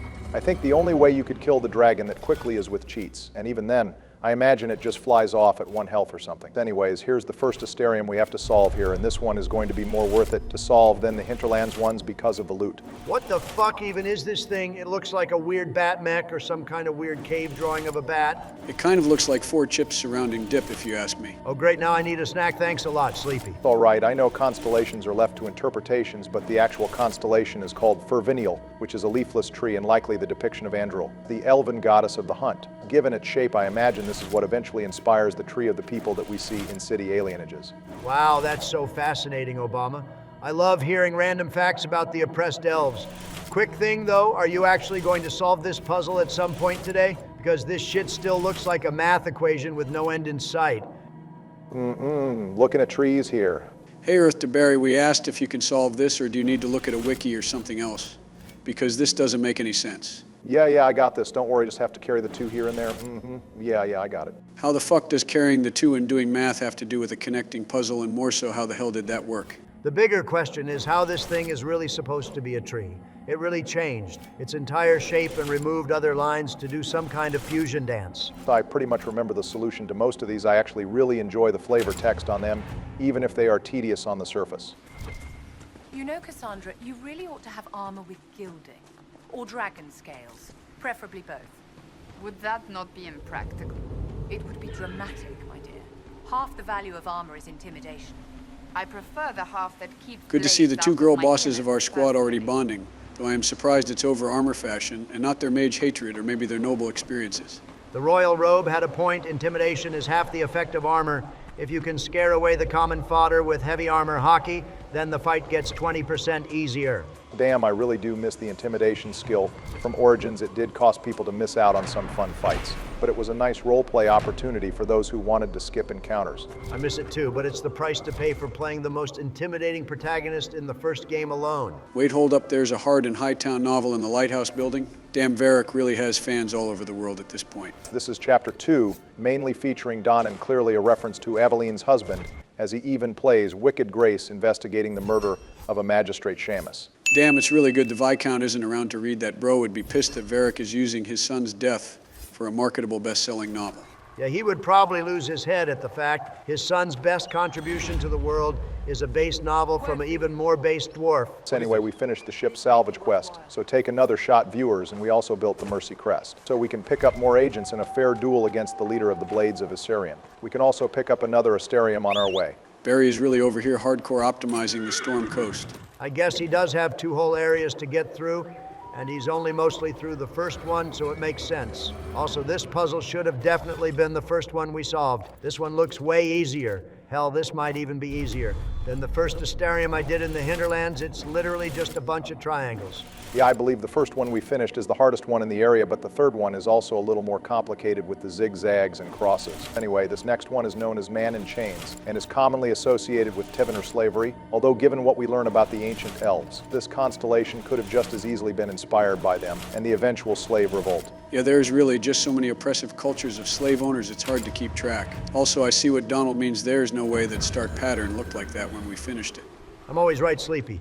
Anyways, Obama, why are we doing yet another pacifist outcome, this time with the cultists that slimed our own soldiers? Because not only did Blackwall have a point, most of the cultists are just following orders. It's the leader who is an asshole. This outcome also gets us Cullen agents, and the remaining Blades of Hyserian will be our allies. In secure areas and loot chests, same as our own soldiers, which is a nice touch. Even if I wish there was more to this outcome. That's a fair point. It really doesn't feel like we really changed anything here, especially compared to the Hinterlands where we cleared the roads. Ended a mage and Templar war, built watchtowers, and then added the refugees we saved as a bonus.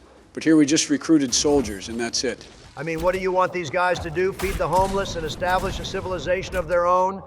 It's one area out of 15 whole maps. Some of them are going to be duds. Well, that just sounds like Cope Donald, and it's not like we are asking for a whole new town segment to be put up in the Storm Coast. But maybe we could have a choice between setting up a fishing village or a military camp. And even if it's purely aesthetics, they give different resources passively depending on what path you give these guys. It feels like even though Blackwall pitched setting them on the right path, we are really just sending them on the same path. True, I would love a little fishing roleplay village with the possibility of a fishing update down the line for the nail in the coffin of the Skyrim comparisons. Anyway, how are these dudes still alive? There's only like 3 of them, and they have survived literal bombardments of magic and arrows. Obama even used a poison at the start too, and they are still all alive.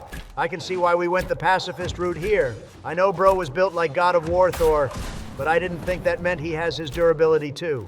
Yeah, these Storm Coast fights are more annoying than anything else. There's no mages or beasts here that can really trip you up. But everything is just a heavily armored living creature. Thankfully, the 2-tank and 1-mage combo stays undefeated, so this is easy money, boys. All right, so now we successfully took over a cult. Are we going to rule the airwaves and shine brighter than the heavens and the stars above? Careful, Joe. Keep talking like that, and a TV will fall on your head, and you'll end up getting eternally rage-baited by a deer. All right, guys, you are being too on the nose here. Let's all take a step back. So we recruited the Blades, which is 2 out of 3 main quests done on the coast. And now any Blade spawn points will give us allies to fight with the Inquisition. We also get a War Table quest where we can get a free Warden rogue armor. I'm glad they seemed chill over losing their leader. I can't lie, the first time I did this quest, I forgot you had to equip the amulet on your guy, and walked right into the base and ended up wiping out the entire cult on accident. Another wholly unique experience coming from you, Sleepy. Anyways, Obama, now that we recruited the cult and the based horned bigback, what's the last objective we have to do here? Are we going to recruit the dragon to our squad? No, Donald, you know. We still have the Warden Patrol quest down south to deal with, as well as grabbing some Blackwall gifts for our trouble. While we are carving through the area, though, we can take out another Fade Rift quest. Oh, hell yes. That means the viewers are close to taking another shot. We are about to hit double digits very soon, gentlemen. It's like 10 shots within 3 hours once the movie goes out. That sounds like a pretty good night, all things considered. Anyways, Barry, I had a question for you, considering you asked me the same thing last episode. Sure, Joe, go off. Oh, goddammit, Blackwall, lock in here. You can't just make Mommy Cassandra do all the work. All right, well, is this going to be your final team going forward in the series? I already know you aren't going to unequip your muscle mommy, but Vivienne and Blackwall are somewhat surprising for you to use. So I just wanted to showcase another spellcaster. Truthfully, my ideal team would be Cassandra, Dorian, and Iron Bull. That way we can get all the dialogue needed for them to hook up, and we get a peak double dating scenario going on. It's also just a fun fact if you didn't know. But make sure you get Dispel on every mage, as they can cast Dispel on the spawning green circles and prevent a unit from spawning during the second wave. Dear God, Obama is over here not just writing boring novels, but now he's writing boring fan fiction too. Will his evil ever end? Also, I see, just like Sleepy, you are addicted to getting knocked back by the screaming banshees to set up their ult combo. Damn, you aren't even going to help Blackwall off the floor berry that's colder than this rain. Bro is about to drown if his beard gets any more soaked on the beach. Maybe he should have spent more time working his blade and less time pretending to be a fake Grey Warden with bar napkin treaties. Blackwall still has plenty of training, albeit, yes, the actual Grey Warden buff would be nice right now to clinch out these fights. Once he unlocks his specialization tree, though, he will be a much better tank in the mid to late game. Anyways, now that the rift is closed, we can loot around the ship for a loose shard in the area, getting 2 collections down in one area. Well, the shards aren't all collected yet, but viewers take another shot for finishing the Rift quest. Looks like there's a random cultist who didn't get the memo he was supposed to serve us and help in fights. So glad we wasted time trying to recruit these guys into the Inquisition instead of just killing them all when we had the chance. I guess Bro just guards the cool Viking boats and doesn't bother himself with lesser nonsense. Anyways, now that we grabbed the shard, what's this Warden quest we have to deal with Barry? This gives us a prelude into the Here Lies the Abyss quest. The Wardens were looking for a senior Warden who went missing, and also met some fishermen who were at risk of darkspawn attacks emerging from the deep roads entrances. What about yours? People like you, nobles, you send men to do your dirty work, your killing. And here you are, getting your hands dirty. Curious. There is nothing curious about it. So much is at stake. Vivienne is just sassy with everyone. It seems you would think both of them could bond over being Orlesian at least. Blackwall complaining about nobles sending soldiers to do their dirty work sounds like some pretty heavy projection about his own experiences. Every dialogue with Blackwall is a secret projection. It's either him revealing stories about himself or him accidentally revealing information about Sullus. Also, here's the second campsite, and up ahead here on a cliff is another shard finder to empty our quest log further. You see, Sleepy, this is how you shard hunt without looking like you're sundowning. This hunt is clean and by the books. The Storm Coast is like half the size of the Hinterlands, and that goes for the shard map to hop off Donald. Anyway, before Vivienne started emasculating Blackwall for the low price of 5 gold, I believe we were talking about the Grey Wardens, right? Right, thanks for getting us back on track, Joe. So in addition to revealing the Wardens are looking for a senior member of the Order, the Wardens also describe hearing intense visions and voices as well. They say this isn't uncommon, but that the condition of the Order isn't the right place for recruits at the moment. Wait, hold up. I just read the second note here, too. Is the goddamn survivor supposed to be Hawk's Warden contact? Yes, Hawk will later confirm that in the first conversation. Oh, goddamn it. I didn't want to think about that asshole today. Wait, hold up, I'm confused. Why is Donald flipping out about the Warden contact? Because Joe, we spared Logain in Origins and made him a Warden. So by default, if Logain is alive, he is automatically the Warden contact. Who the fuck is we, Obama? I do not, nor will I ever speak French. Oh, right, I almost forgot we did that in Origins. That was like over a year ago. My memory is a little fuzzy that far back. Shit, that sounds hilarious, though I can't believe I did that. As unsurprised as I am you don't remember sparing him, I feel like you secretly do remember and you're trying to rage bait me. Your memory is only selectively perfect when it comes to songs or pissing me off. Oh, you know me so well. Anyways, this is the last star puzzle here. Barry, what's the reward for solving all of these? It better be a hidden sex scene, because why the hell is half of this thing crisscross while the other half is a pinwheel? All right, it's definitely not a sex scene, but we do get some pretty good rewards for this one, and in a cool location. We get the Bane of Red Crossing, a purple longbow we can use right away as a upgrade for our Inquisitor. We get the prismatic Great Axe, a weapon that we can wield later that gives every elemental resistance and deals random elemental damage. And we get the Free March banner, which turns the flag we plant on landmarks into the Amel family crest. An excellent reward, especially for fans of Dragon Age 2. So wait, my Asterium reward was a singular dagger, which doesn't even complete a set. Meanwhile, this star map gives a really popular flag aesthetic, and 2 really powerful weapons. Seems kind of uneven in my eyes, boys. Joe, those Hinterlands star maps were like first-grade puzzles you give kids to draw on at restaurants. Meanwhile, these ones Obama solved look like freaky abominations that actually take nerd knowledge to figure out. So if they were so easy, why were you looking up the answer to the first one on your phone during the first episode? See, this is exactly what I'm talking about. You only have good memory when trying to rage bait me. Besides, in this case, you are flat out wrong again, because I already told you. I was checking my fantasy league with George. I would never need any star puzzle answers. All right, cool, Donald. I am sure everyone buys that when we got you on camera. Speaking of cool, this is a really nice ice cave. It's too bad that it's infected by disgusting giant spiders like every other dwarven cave. You know, weird note about the caves here on that note, Joe. In Origins, we see the deep stalkers and spiders fighting over territory in the deep roads, but in Inquisition, the two are still in deep roads caves, but now working together, which makes no sense in the setting. I am also disgusted by this because this means there's more spiders being alive and unopposed by the rock lizards. Both of them should just kill the darkspawn, then kill each other, so I have to stop looking at them. Death to all crawly assholes. Yeah, we get it. Thanks for the nature documentaries, nerds, about the struggling environment of the deep roads, but more importantly, we finished the camp gathering quest, so take another shot, viewers.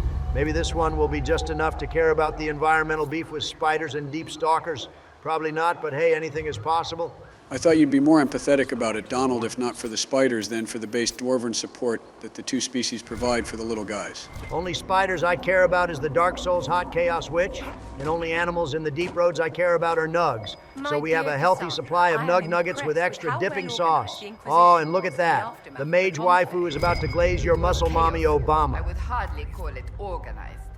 Perspective, darling. The Chandri hasn't even found the right vestments for issuing a statement on the Divine's death. It really wasn't much of a compliment, but I guess for Vivienne, that was about as nice as we are going to get out of the big girl. It's also up ahead is the final Blackwall gift in the area, which is the main reason I brought him here in the final Grey Warden note to finish the quest. Fun fact about how this story ends, they don't find Logain in their search, obviously. But the elf that leads them ends up hooking up with one of the elven fishermen who wants to be a Grey Warden, but the writer ultimately turns them away. Gross that the elves hooked up at all, but banging elves is par for the course for wardens, given what POTUS did. So I'm sure the Warden Commander would approve. The real Warden Commander, not the fake Orlesian one. I'll say that I have. Whoever he is, he's drawn the Wardens away from here. Well, just like Blackwall, this mostly gave us a nothing burger about the Wardens other than they are looking for someone. And they are hearing voices which could just be normal Warden nonsense. Don't ask who they are looking for, and don't even bother looking. His bum traitorous ass isn't worth it. It's all right, just one more stop, and then we will completely finish the Storm Coast well, the first segment anyway. I guess someone else will have to tackle the second segment sometime down the line. Maybe when we tackle a shorter area, like the Emerald Graves or Western Approach. So are we planning on a different area every episode, or are we just kind of free-balling it as we go? Only area I am interested in grinding out is the Emprise du Lion to kill a Blood Mage CEO and the Dragon threesome party. Other than killing dragons, just leave the main quest to me like you have all been doing. Donald, you are not retroactively taking control of every single main quest. You got the first two, and you might get a third. But me and Joe deserve our own main quests as well. Those are the highlights of the series. And there's only 4 minus the prologue, final battle, and the 3 expansion packs. We each will probably get an expansion, but we each deserve our own main quest too. On the flip side, that means we each have to do some fluff episodes too. Me and Joe did some already with the Hinterlands, Storm Coast, and Fallow Mire, which means you're going to have to tackle some soon as well, Donald. I already said I will do the Emprise du Lions. What more do you want from me? That's one area, and it's still smaller than the Hinterlands, so you're going to have to up your game double D. I think 2 fluff episodes should be the goal we all shoot for. Fuck it, fine. I will deal with the Dwarven Wasteland area too. Hop off my nuts and just sort out the rest between you two, because I can't carry everything for you all when I am already carrying this series. Anyways, speaking of carrying Obama, what the hell is going on? Our elf twink hero is getting railed by level 1 green guys. Hey, Barry, that friendly fire and chain lightning power burst killed both Blackwall and the Inquisitor. God damn it, I knew going the shock damage route was too risky. I need to make sure I change her tactics around. As soon as possible, this is total bullshit that friendly fire is cranked up to Dragon Age 2 levels of pain. Well, I think I heard this song before and I love the ending. Once again, the liberals have fallen and gotten decimated to show their true skill issue. Hang on. So if I can just kill one of them, leaving only one left alive, maybe I can do some stealth revives, get the squad back up. Stick a fork in Obama, he is cooked and spit roasted, and not even by Cassandra the unfortunate lad. No. Fuck this game and fuck this series. I swear to God, all I wanted was to talk about lore and entertain the fucking viewers. And now I have to deal with the Green Goblin spirits ramming my ass? Fuck this. Seriously. Fuck all of this. Meanwhile, what the fuck do you want, Egg Boy? Like I said, I would like to have a word with you all. Dragon Age spirit to Dragon Age spirit. We share a common goal based on our shared situation, after all. That's exactly what he said in the briefcase before he bent me over and rammed me, and didn't even call back. Don't trust him, bro. I seriously don't remember the briefcase going down like that. Look, Egg Boy, I don't know what kind of plan you want with the boys or this series, but I could seriously care less about it. As far as I am concerned, you're a slightly less annoying version of the Dumat dipshit fondling your balls right now. So leave us out of it and go bother the presidents. Well, look, I assure you, unlike Corypheus, I actually have positive intentions for this world and this series. I only want what's best for everyone here, but they are in danger, and I need your help. You can help by licking my spirit taint. I don't trust any mage that lies, especially a elf. Ease up on the elf slander, but yeah, exactly what Justice said now. Either whip out your deck and get ready to duel, or fuck off already. Very well. How about a gentleman's agreement? If I win the duel, you both will agree to my favor. And if I lose the duel, I won't bother you unless asked. You're not going to try to possess one of us or our president's shells, right? No. And you will seriously fuck off after this? As long as you win. Fine, fuck it, let's go. Duel! I'll go first, and this should be nice and easy. I held off on old Justice here, so he could learn the game. But you I don't give a fuck about. So first, I'll summon these 2 dragons here. And now that I have 2 level 7 dragons on the field, I'll sacrifice both of them to summon Red Eye's Flare Metal Dragon. Then by detaching one of its materials, I can get a Red Eye's dragon from the grave back onto the field. Oh, also Solace, are you familiar with what taxes are? The Great Elven Fade Society never had taxes, you know this. Then this is going to be uncomfortable for you. As long as my Red Eye's Flare Dragon is on the field, every card you play costs 500 life points. It also can't be destroyed by card effects either. Jesus Christ, that card is cancer. Finally, I will play the spell Red Eye's Insight to get a Red Eye's spell or trap. That will be important for my defense. Your move, Egg Boy. Oh my God, that fight was absolute cancer. This game needs a serious adjustment with the level caps.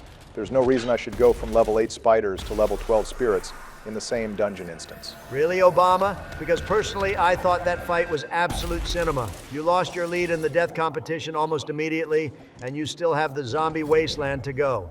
I thought you did pretty good work, Barry, considering the level difference. Fuck the Fade Rifts. Joe, you're only saying that because you also have gotten clapped up by a Fade Rift. Anyways, I need a drink, and something tells me the viewers need a drink too. So let's get on that, shall we? We have 3 shards scattered around the area we can find, and there's a Veilfire torch nearby, so we all know what that means. Yeah, it means the viewers can burn their eyes out with the fire to cleanse themselves of having to watch that terrible-ass gameplay. It's okay, I am just going to do some deep breathing and ignore you now, Donald. But know after we collect all the shards, we can find the lightning rune schematic in the corner to fully finish up the level. Sounds good, Barry. Then you get to roleplay Shrek in the swamp and never think about this place again. Speaking of, isn't it kind of weird we never come back? Or use this big giant waterfall after this? You would think something this visually distinct could be a cool base or something if you just get rid of the giant asshole spiders. Well, actually, this cave is one of the entrances to the deep roads, and we can come back here when we are ready for Trespasser to directly travel to the deep roads lift, no fast travel needed. It's a nice little bit of interconnectivity that makes the world feel a little more connected. I actually didn't know that because nowhere in this game does it say that the dungeons are connected besides Darkspawn appearing here later on. Score 1 for the base dwarves, I guess. Hell, I barely remembered that Darkspawn were in the base game, besides like one area in the western approach. Even Crestwood doesn't have Darkspawn, and that whole area deals with the Blight and Wardens. Also, when are we actually going to use all these shards that we have been collecting, or are we just going to wait and collect them all for the drinking competition? The Forbidden Oasis sucks. It's just another desert with shards in a game with dozens of deserts with shards. Also, take another shot, viewers. We gathered all the shards in the coast. We still have to do it at some point, but it doesn't have to be its own episode. Honestly, the time before we finish the DLCs is the perfect time since we won't need the minor elemental buffs right away, but by late game they could be useful. Anyways, we finished the shards and found the glyph, so let's head back to the swamp. Oh baby, 2 sightings for the price of 1. I have reached dwarf heaven. Jesus, Joe, we meet Harding in every area. We don't have enough paper towels to deal with this much extended exposure. I'm going to get your ass a hose. Also, are my eyes deceiving me? Or do we have another fanatical group that slimed out our soldiers? These are back-to-back areas, mind you. Well, in this case, the soldiers aren't dead yet at least, but I think this is supposed to showcase that the Inquisition is still new, and a lot of smaller organizations are willing to poke the bear in hopes of gaining more fame. Honestly, I would rather an unaffiliated organization beef with our guys, rather than the plot be Corypheus, and his goons raid a 20th Elven temple looking for another orb. At least these guys have different goals than Darkspawn domination. Yeah, too bad we have to go through the zombie swamp to find a different flavor of enemy. By we, you really mean me, you guys just get to watch while I parkour and kill zombies for an hour. Shit, you have a point. What am I even worrying about? This is going to be hilarious. I'd complain about it still raining, even though we moved to the other side of the country. But since we are in Shrek country, we were going to get soaked either way. Out of the water, then. The Avar are holed up in the castle on the other side of the fallow mire. Maker willing, the Inquisition's people are still alive. Anyways, let's go explore the Black Marsh round 2. Wait, holy shit, this area is basically the Black Marsh, except we have barbarians here instead of demon Orlesians. Somehow this area is described as worse than the Black Marsh, despite this village being lived in only 5 years ago. We get hints that a plague wiped out the region in some of the dialogue, but considering all the veiled tears and zombies, there's probably more to it. So this place isn't because of the Breech, but the Breech just made it worse. I'd hate to see how bad the Black Marsh is then that place already had veiled tears everywhere. Yeah, but those could be fixed by just beating the shit out of them with a sword and whatever magical bullshit Justice put on them. These new ones need a whole magic hand and like 10 seconds of beam clash into close. Anyways, Obama, once you're done reading Random Swamp Lord, do you have a comment question for this episode? We blew past the 30-minute mark when you died and crashed out. Right, that's a good point. I came up with one when Joe asked if there will be certain areas per episode, and the short answer is yes, there will be. But more important, I want to hear what area you guys and the viewers are most excited to explore in our Inquisition series and why. As for me, I have to give it to Crestwood. I think it's one of the most impressive areas created in the Dragon Age series from a role-playing perspective. Everything we do there just feels like it matters. We can meet the Warden representative, take over a fort and the eternal darkness plaguing the town, and bring light to the town again. Then ending it off with an interesting moral choice with the mayor of Crestwood. All right, I low-key forgot Crestwood was a place that had any story content besides the Warden and a dragon, but admittedly that is kinda based. As for me, the easy choice is Emprise de Lions.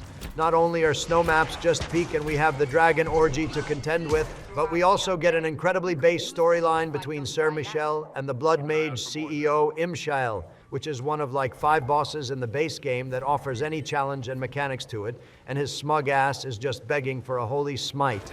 All right, good picks, boys. I think I have to give it to the Emerald Graves. It's just a really pretty area to explore.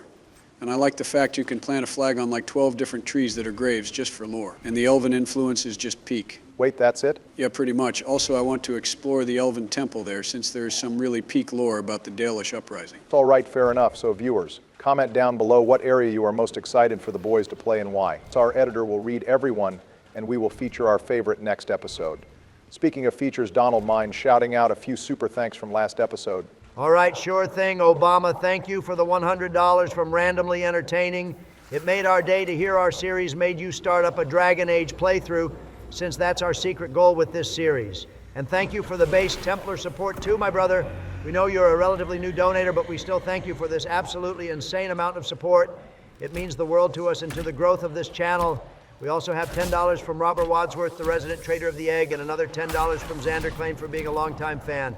Thank you for this incredible support and being massive schlong-based viewers. So Barry, we covered the super thanks, so all that's left is the featured comment, but more importantly, it's time to figure out if we are siding with the mages or Templars. Oh shit, I forgot the tally has to be closed today. Let's go. Obama, are we being based or are we sheep? Shit, all right, I guess I can't get past it. All right, viewers, we want to showcase some comments that highlight the winner of the poll we did last episode. Quit stalling Obama. I know our accountant-pilled editor made a graph, and that just like Santa Claus, you checked that shit twice, so tell us who won already. All right, fine editor, get ready with the graph. So in a pretty massive landslide, the comment poll came out in favor of the Templars with 57 votes siding with the Templars, while mages had 38 comments suggesting siding with the mages. I assure you the colors were completely coincidental. Bullshit. No way this can't be. There's no way the viewers sided with Tevinder owning every mage in existence to help the Red Lyrium drug addicts. What's the matter, Sleepy? You sad that you couldn't rig another election? The viewers have spoken and they are on the side of the Red Tide. Let's throw our swords at the Breech and ditch the dumb time travel plot line. Actually, Donald, a lot of viewers sided with the Templars for more practical reasons, not just because owning the mages is based or something. Mind featuring our favorite comment from last episode to prove that Donald? Happily, Obama, our featured comment comes from Maxi1172, who is a first-time commenter, which is based to come out of lurking for the Templars. He commented essentially what I have been saying, that BioWare is incredibly mage-sided in its writing, and the mages deserve their time in the spotlight to show off how many of them are holy paladins, and not mage jailers. He also encourages us to showcase the holy demon hunting side of Templars, rather than just the oppressing villains that Dragon Age 2 showed them as. Thank you for your comment, and can't wait to hear about your favorite area in Dragon Age Inquisition. Man, this shit is more rigged than Expedition 33 sweeping every single award in the Game Awards this year. Joe, what goddamn game did you want to win? Donkey Kong? Careful, Joe, you're starting to sound like the Spider-Man fans when Baldur's Gate sweep the awards in 2023. Every year you have comments flooding that they never heard about this game until it won, and how rigged everything was. Yeah, but this competition was actually rigged because all the comments agreed mages had the better story out of the two. Take your meds, Sleepy. Plenty of other cultured viewers said that the time travel plotline is weak and that they prefer the knife ghost over Dorian. We have a split fan base, and I won for once just take the L. No, I think I am going to get a few mage supporters in Russia Capitol building to protest that loss. Joe, are you serious right now? No, I just needed to get one last shot in. I am over it now, Barry. All right then, let's agree to just drop the debate after the next episode and put a close on this for good. So what's this one 10-foot tall dude just kind of aura farming by the Fade Rift doing? And why is he helping kill the demons if his clan wants to kill us? Skywatcher, or Ammon, is of our priest who serves the Sky God, while the rest of this rogue of our clan serve the Mountain God Korth. So while part of the same tribe, they have different missions. Skywatcher is very attuned with the sky and believes the rifts are tears in the sky that are signs from the Sky Mother. He was hanging around the rift waiting for a sign when we came along and opened it in front of him. He takes that as we can control the sky and therefore might be a champion sent from the Sky Mother to heal her land. I mean, given how low the Chantry stocks are right now, it makes as much sense as everything else here. Maybe this Sky Mother is a champion of the one true Lord Sandel. But they were alive, last I saw them. Someone's trained them well. They killed more of us than I thought they would. Farewell, then. Watch the water. Bro reminds me of the Krogan tank Welt from Mass Effect 2. He doesn't have a grand design, but he has a simple purpose, and he wants to honor it. Skywatcher is also a part of the multiplayer cast, where he plays a frontline two-hander tank with the Andrastian cult survivor. So bro doubles as an Inquisition agent, as well as a multiplayer character. That's some based multitasking. Someone should play him in the multiplayer special we are going to do. No one has confirmed we are going to do that yet, but that being said, it's not a terrible idea. Bro is surprisingly verbose when he wants to be. I'd guess that the afflicted never made it far enough to spread the disease past. And I know playing Isabella again is a major dream of yours. I already know who I am going to play in the multiplayer. There is a perfect character for my charming personality. I'm pretty sure anyone who looks at the multiplayer character list for even 5 minutes can tell who you want to play. Joe, it's almost as obvious as Donald. Nice parkour fail, Obama. You're beginning to look like Joe playing Mario Odyssey. We don't talk about my Mario Odyssey run in this White House. Okay, both of you can bite me. I missed time one jump, and it adds like maybe an extra 10 seconds of screen time killing level 1 zombies, and now we can progress. You rarely mess up, Barry. We have to call attention to it when it happens to make you look at least a little more human. Anyways, how come we have to avoid the swamp water at all costs, but our companions can charge Dick first into the swamp with zero issue? Because if we had to parkour 4 times and babysit every squad mate like they are a baby duckling crossing the road, we would be here all day. I'm just thankful someone on the balancing team made this and the Ice Temple puzzle manageable. At least that makes this swamp map less annoying than Aunt Ethel's bog in Baldur's Gate. So we are just lighting these beacons on the way to save our time later, right? What's the point of them anyway? The companion dialogue makes it seem like they can clear out the undead from the water, but the undead are basically limitless, it looks like. The exact wording of this quest is the beacons provide a safe place to cross. I'm not sure if these actually use teleportation magic, but how they work in game is every single one of them becomes a fast travel spot, so we can easily navigate the swamp without needing to parkour again. This all sounds like it was done by filthy magic. What evil mage invented illegal teleportation magic that ruins our parkour paradise? Donald, this isn't Elder Scrolls teleportation magic. Is not illegal. You are right about it being invented by a mage, though. There's actually a wild mage here who escaped the Circle well before the Mage Rebellion, who created all 4 of these beacons. They apparently came here to research the Fade in peace since the veil was so thin, but they kept losing their notes in the swamp. Was she going crazy, or did she just keep forgetting where she put her notes because of ADHD? I actually think she was just really forgetful and lost them, but she does hint that someone has been following her and plotting against her, so it's possible she did just go crazy and lose them naturally. Anyway, because she kept losing her notes, she made a deal with demons to continue her research, apparently wanting to create a potion that could take her beyond the Fade somehow. So does that mean the Morrigan mirror dimension, or is this chick trying to smoke enough swamp grass to discover her own plane? Considering we don't know of any plane beyond the Illuvians and the demons tell her it is possible, I imagine she does in fact mean traveling to the crossroads. Obviously we can find her and track her down to put an end to this pipe dream and get a circle item for Vivienne while we are at it. Before you do that though, you might want to lock in so you don't get clapped up by the Banshee demons. Obama, they already killed Beardy McWarden over there, and the 2 waifus aren't looking good either. I am telling you guys their ultimate cooldowns need to be nerfed. They are not fun and have very little counterplay. I really don't know how a demon is on fire and electrocuted and still somehow standing, but it's fine, because the fight ends as soon as you kill both of the fear demons. The rest of the demons and zombies just kind of disappear and the fight is easy money. Anyways, let's grab the next Veil Fire rune on the beacon and move on. There's still a small amount of side content left to handle. Oh, thank God we can finish a Fade Rift and take a shot. I feel like the fallow mire is really low on collection quests. The Fade Rifts and beacons are really the only ones. I don't think we can count the beacon quest either, since there is more content than just collecting beacons. They do lead to a boss battle and a larger story. It's the same reason I don't count the Asterium, since they have lore and lead to a final room of loot. I guess that's the downside of the fallow mire being different and lighter on the collection quests. This area doesn't have shards or random citizens who need blankets. Are my eyes playing tricks on me, or is that a revenant that just spawned in out of that Fade Rift? Oh fuck. Nope. That is definitely a revenant. Joseph Obama is fucked. He has only 1 potion left. Get ready for a 2nd episode, Death to break the streak once again. Mom, go ahead and get the camera. Okay, a revenant at level 12 when we are 9 is absolutely diabolical. And it's even worse that Blackwall can't stay up. But this is still manageable. There's only 2 enemies since I removed one of them with Dispel, which unfortunately was a Despair demon and not a revenant. I know my girl can tank both the demons long enough that I can get a good Fade Rift stun to finish them off. Absolutely insane that the stealth spam might actually save you here very good shit. Also, I like how they finally gave some kind of animation for the revenant pull move besides him just acting like a mime and pulling you over. Okay, yeah, the ghost hand is kind of cool. Good to see one of the only cool demons get some love. It makes me sad that the Desire demons won't get the same level of animation love though, since that's what the thick beauties deserve. If you want some nice animation for Desire Demons, Donald, I can pull up some sauce that I found last night. Face Sleepy, drop that link. Please do not drop any links to anything. We are still trying to keep our YouTube monetization. Joe, I am almost afraid to ask, but why the hell were you even looking up Desire Demon animations? I was looking up the new demon types after my Hinterlands special to try to find another way of destroying that Fade Rift down by the river. And I may have just clicked through a few links totally unintentionally. I guess that's just my fault for asking. Anyway, now that we closed the rift, let's plant the landmark and move on. We still have a few errands to do here before we go save our soldiers. So did you fail another parkour challenge, Obama? Or just really wanted to fight more extra zombies for that Sweet 20 experience? I think bro wanted to pull a horror movie experience and just check out the abandoned cabin in the middle of the woods. Joe, you're the closest to being right, so here's your gold star. This is a quick quest to gain some extra influence and experience. All it takes is jumping over the bog to fight 4 zombies and a wraith. The cabin itself, though, has some interesting logs about life in the fallow mire before the plague, particularly that there was a whole community here of elves trying to make their own life away from the alienages. Jesus Christ, those zombies must have been special infected affected because our tanks got absolutely destroyed. If the elves wanted to escape alienage oppression, why didn't they just pick any one of the neighboring villages or farms to call their own? Why did they pick the demon breeding ground of the fallow mire? I mean, Loithering got taken off the map, as well as the western hills and most of the areas surrounding Danerum.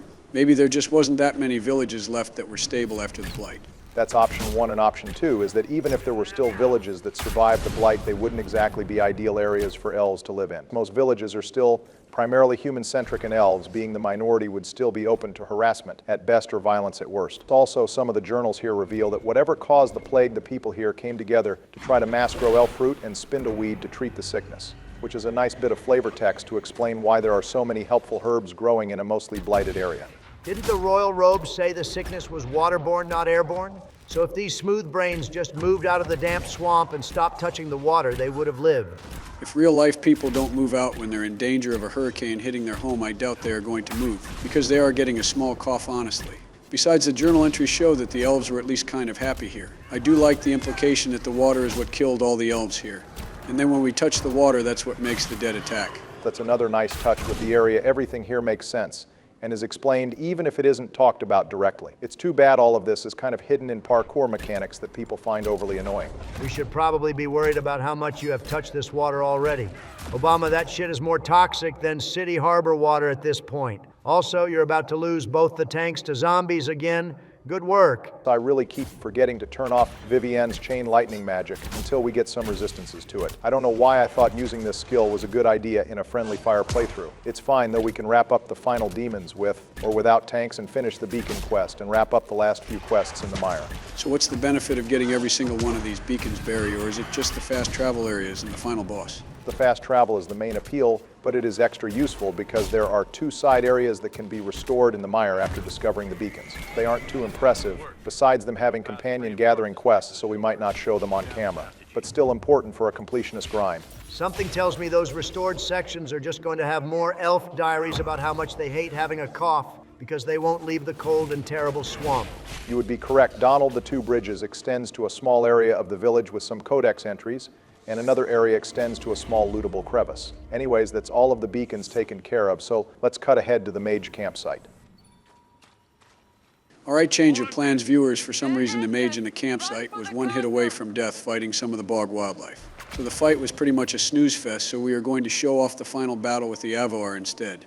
Looks like we are starting the fight off with a Left 4 Dead style final fight because we have an endless horde that we have to run away from. I always enjoy the oh shit you have to flee instead of fight-style gameplay that the game gives here, and similarly in Dark Souls 1 with the first boss. Nah, that just shows your skill issue. Obama true gamers run themselves headfirst at the boss until they can kill it. Also looks like we already swapped out the zombies for the barbarians. I am really sad we have to swap the more interesting boss fight in the fallow mire to the chieftain, who in lore is just some young dude trying to prove himself to his dad and his rock god. At least I can get into some of our lore after being denied talking about it in Origins. Oh, right, the Andrastian cult were supposed to be Avar barbarians, but BioWare cut that because it was too hard to animate the barbarian outfits. Yes, and there was originally going to be a Avar origin, but unlike the human commoner origin, we don't have too much information on what that was going to entail. But the Avar themselves are one of the 3 Alamari tribes, along with the Chastened and the Clane that eventually would make the Ferelden people we know today. The Chastened and Avar still exist today, separate from the Ferelden people, but the Clane are the allies of Calanhad, who is the ancestor of Alistair and the Theron name. Calanhad united the tribes, and those who resisted the unification were further pushed to the fringes of the new nation, with the Avar being forced into the Frostback Mountains, and the Chastened being pushed into the swamps of the Korkari wilds. Wait, hang on, Nerdbama. I would normally not even care about the differences, since the end result is our base big bro Alistar at the end of the day. But what you're saying is the Chastened are the swamp people who rallied around Flemeth, and the Avar are mountain people who we should have fought in the Frostbacks in Origins. Yeah, pretty much. So then why are we in a swamp fighting the mountain tribe people when there's a perfectly good swamp tribe people who could have been here instead? Hell, the fallow mire is in the Korkari wilds close to Ostagar anyway. That is admittedly a good point, and one that I don't really have a direct answer to. Skywatcher says he is following the rifts in the sky and performing funeral rites to kill the zombies. but his goal seems separate from the rest of the clan. I think what we are seeing here is someone made a swamp map with a weak veil and zombies in the water, and someone else made the barbarian tribe who worship the mountain god, then someone else combined them. And the writers added Sky Watcher here to try and tie the two plots together. BioWare really maybe focused on the dragons too hard in Inquisition, boys, and maybe should have tightened ship on some of their lore theories instead. Damn world's most useful supply cache right here, boys. All of those Fade rifts and beacons had no camps or caches, but right after the easiest fight of the episode, I get one. Them's the breaks, Obama, and the Warden gift for our totally real Warden is hidden behind the locked door that we can't access yet, so all roads lead to the barbarian boss fight. Very clever railroading, you win this time. Gonna drop a pre-stealth to get an advantage, and let's deal with the final boss of the final area in the episode. Bro may have dropped a stealth hit, but either this dude has observation hockey and can see invisible objects, or he saw the others over the horizon and just assumed we were coming too. Bro is also just sort of stimming out in the corner pre-fight. I guess that's some kind of a VAR ritual. Clearly it transcends our understanding, gentlemen, as we are not ascended two-handed beings. Blackwall is literally wielding a two-hander weapon right now, and we can immediately take the unique weapon off the boss and give it to Blackwall once we are done here. Don't even bother using it on Beardy McWarden, boys. I want to give it to Iron Bull next episode after I give him a proper build. Bro deserves a highlight reel with the other based squad mates. Donald used to be the most anti-two-hander warrior player alive, and all of a sudden now that Fenris and Iron Bull exist, you are pro two-hander. I know as presidents our stance flip-flops, but you could be less on the nose about it at least. I'm not doing this as a bandwagon type pick. I am just objectively saying that two-handers in the later games are strong as hell, while Origins, they sucked ass. That's just a fact. Sleepy and facts don't care about your feelings. All right, calm down, Ben Shapiro. It's not that serious. Honestly, though, Donald, your stance on the two-handers became a little stale now that we built up a larger Dragon Age community. A lot of people watching the movie pointed out with swift salves or haste, as well as using a two-hander rogue, that two-handed weapons can be very powerful. We honestly just didn't use Oberyn or Sten to their full potential in Dragon Age Origins, although I still think Sword and Board was the right pick for POTUS. Of course it was. That little guy only got downed like 10 times in the whole series. Half of that was Donald, of course, but hey, who is counting? You just did, you sleepy asshole. Now stop pretending like you know anything about numbers and let the real gamers finish up the fight. Looks like you only have that shield asshole to go Obama. Yeah, it's always the shield guy that somehow outlasts everyone else since he has max armor and full immunity to damage from the front. It's why on normal difficulty these guys are the most hated enemies, while on higher difficulty it's demons and mages for their abilities. Also, why do I feel like I am missing something? I mean, all the enemies are gone so clearly I don't know why the combat music is still going on though. Maybe there's a zombie that got aggroed in the far corner? Let's just loot the side area for the other Blackwall gift and hope the enemy despawns. I don't know, something doesn't feel right here, Obama, like something's off. I am sure we will be fine. Let's loot the key off the leader and open the door. Maybe finishing the quest will end the combat and wait, hold on. God damn it. Wait, there's no corpse that has the key. We can't finish the quest. Wait, hang on, bros. Marker is somewhere by the door. Did he run away in the middle of combat and hide himself in a door that we can't open because he has the key? Are we dealing with the world's smartest NPC right now? I need to check this editor, roll back what happened. So bro just flew to Astro World and now we are soft-locked. Well, I hate to say it, but all we can do now is reload the save and do the fight all over. That counts as a death on your part, Obama. No, the fuck it doesn't, you fat-faced fuck. Bro, holy shit. Your turn takes like 12 years. Can you hurry up and play the cards already so I can end the duel? I have already taxed you almost half your life points. Oh, is that why you are staring at me? I thought it was just so you could drop another Kaiba line or something. Bro, I don't need to be Kaiba to see your ass is stalling. Just finish your turn already. Don't let him get in your head. His ass loves mind games almost as much as lying. Well, your XYZ card seems so cool. I thought I would get a few of my own. So first of all, I will summon Galaxy Eyes, Prime Photon Dragon. Oh shit, that thing is way stronger than your Flare Dragon. Thanks, Peanut Gallery, I noticed. You still get taxed off it, though, for reference. Thanks for letting me know. I will also XYZ summon Photon Blast Dragon, who will be important in a minute. But for now, since you've taken so many attacks at me, I thought I would return the flavor and destroy your Red Tax Dragon. Well, before you do that, I'm going to activate my Red Eyes chain and take over your Photon Blast Dragon. So by destroying Flare, you also destroy the other half of your combo and actually attack your cards. I also take half damage this turn as well. Then because Flare was destroyed, I can special summon one dragon from my hand. Huh. Very clever. However, you still only have 2 cards in your hand at the start of your turn, and no monster in your extra deck can match my dragon. So go ahead, try your best shot. Yeah, well, guess what? heart of the cards, bitch, because I drew Red Eye's fusion. Let me guess you're going to special summon Red Eye's Dragoon and use its effect to destroy my monster. Maybe. Cute but too bad. I planned this. I play Transmigration, which negates the activation of all spells and traps this turn, which cancels your fusion and prevents you from doing another. Cock-blocking, bitch! Damn, you really are the fun police. Too bad for you, I can fusion summon without needing magic cards. By sacrificing Gearfried and Bestial, I can summon my Preta plant. Is that a plant dragon? What the fuck is that thing? Oh, fuck. Also, since Bestial was sent to the graveyard, I can send one special summoned monster you control and send it to the graveyard. Guess which card I am picking? This is not the godly plan I had envisioned. Then, by sacrificing 2,000 life points, I can activate Preta Plant's special ability. I can choose a fusion card from my deck and have Preta Plant cast it as his new effect, and I will be using Red Eye's fusion. So by sacrificing a Dark Magician and Red Eyes from my deck, I can summon Red Eye's Dark Dragoon. Oh fuck, I am so hard right now. Now, Justice, how about we end this duel with a good old-fashioned dragon and mage beatdown? Very well, I surrender, you win. Wait, what? I have no cards on the field and you had the upper hand. I admit defeat. I feel kind of hollow now. You seriously had no final act tricks? My intention was never to beat you and dominate you, Earthamil, just like I never intended to leave you high and dry, Justice. I simply allowed you to find your own paths. Just know this, the spirits and voices that invade this series are far more menacing than me or Corypheus. Some mean genuine harm for all of us, and won't just stop when asked like I am. You both know as well as I how persistent spirits are with their goals. So I ask, will you at least hear me out? I can't believe I am saying this, but fuck it. Let's at least hear what he has to say. Are you being serious right now? Look, we already won. We can now tell him to leave whenever. It doesn't hurt. Fine, fuck it. You have 5 minutes. Alright, well, all I ask is that when...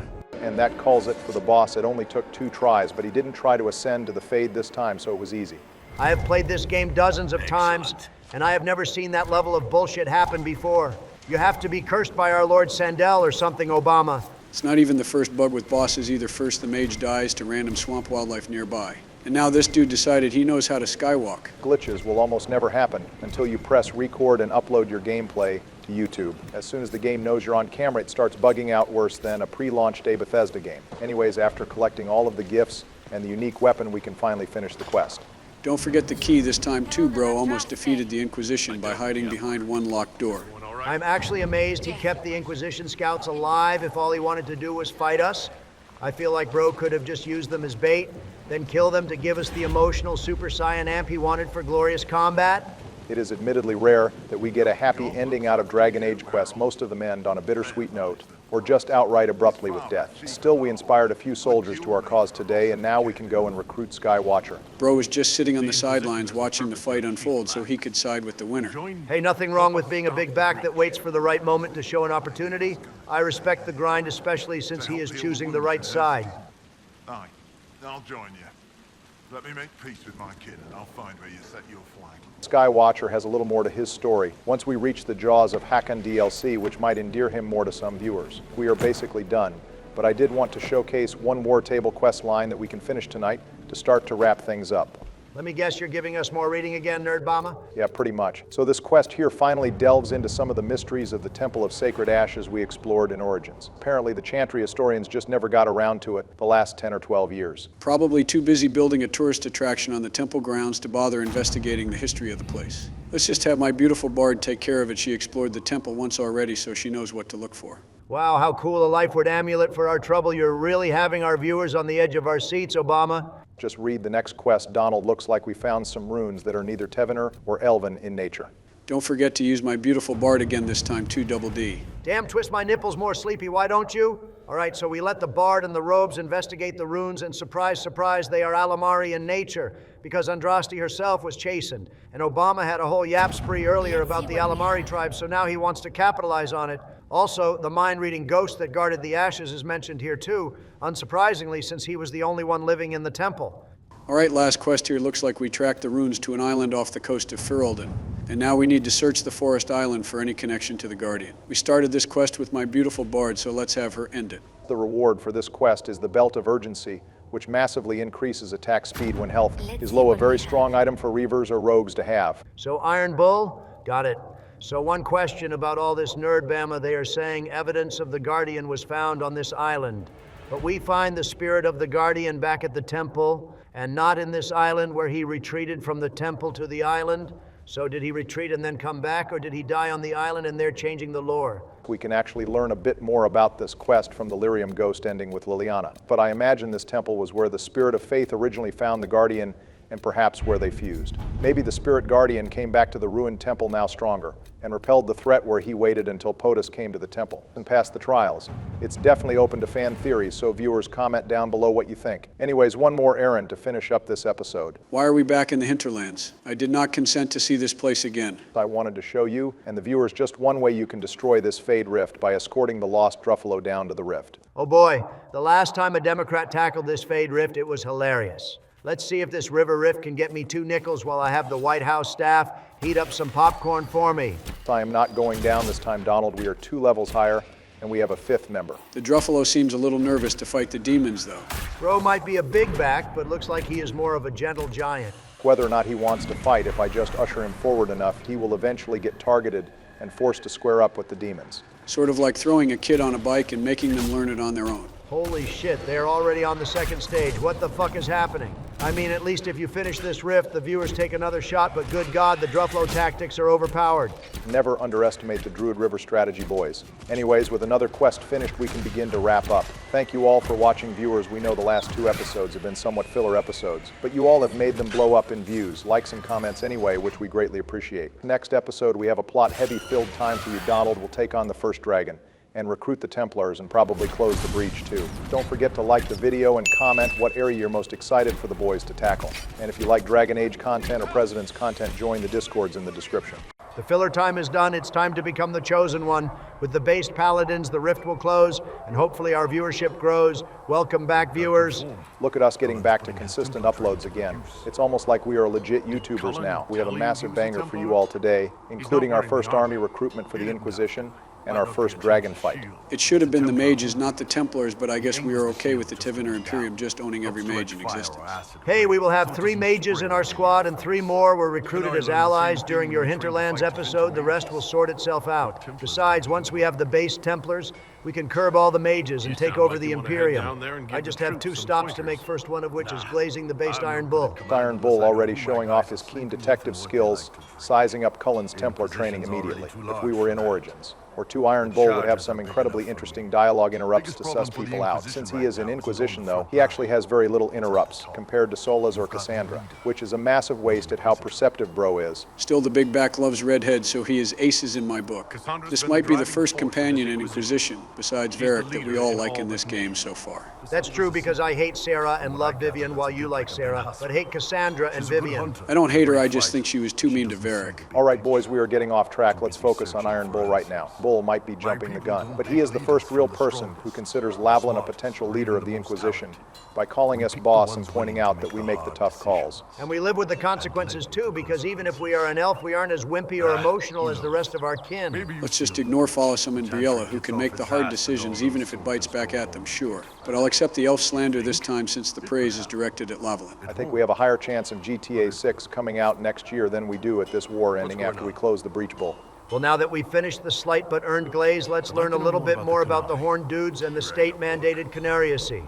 I just love that we learned a lot of this lore from Stan in Origins, but you tuned it all out, and now that Iron Bull is talking about it, you can actually absorb the knowledge. I'm just amazed better dead than Red Trump is actually going to learn about the Canari, despite calling them horned communists for 2 years. Look, communism is ass, and you are ass if you like it.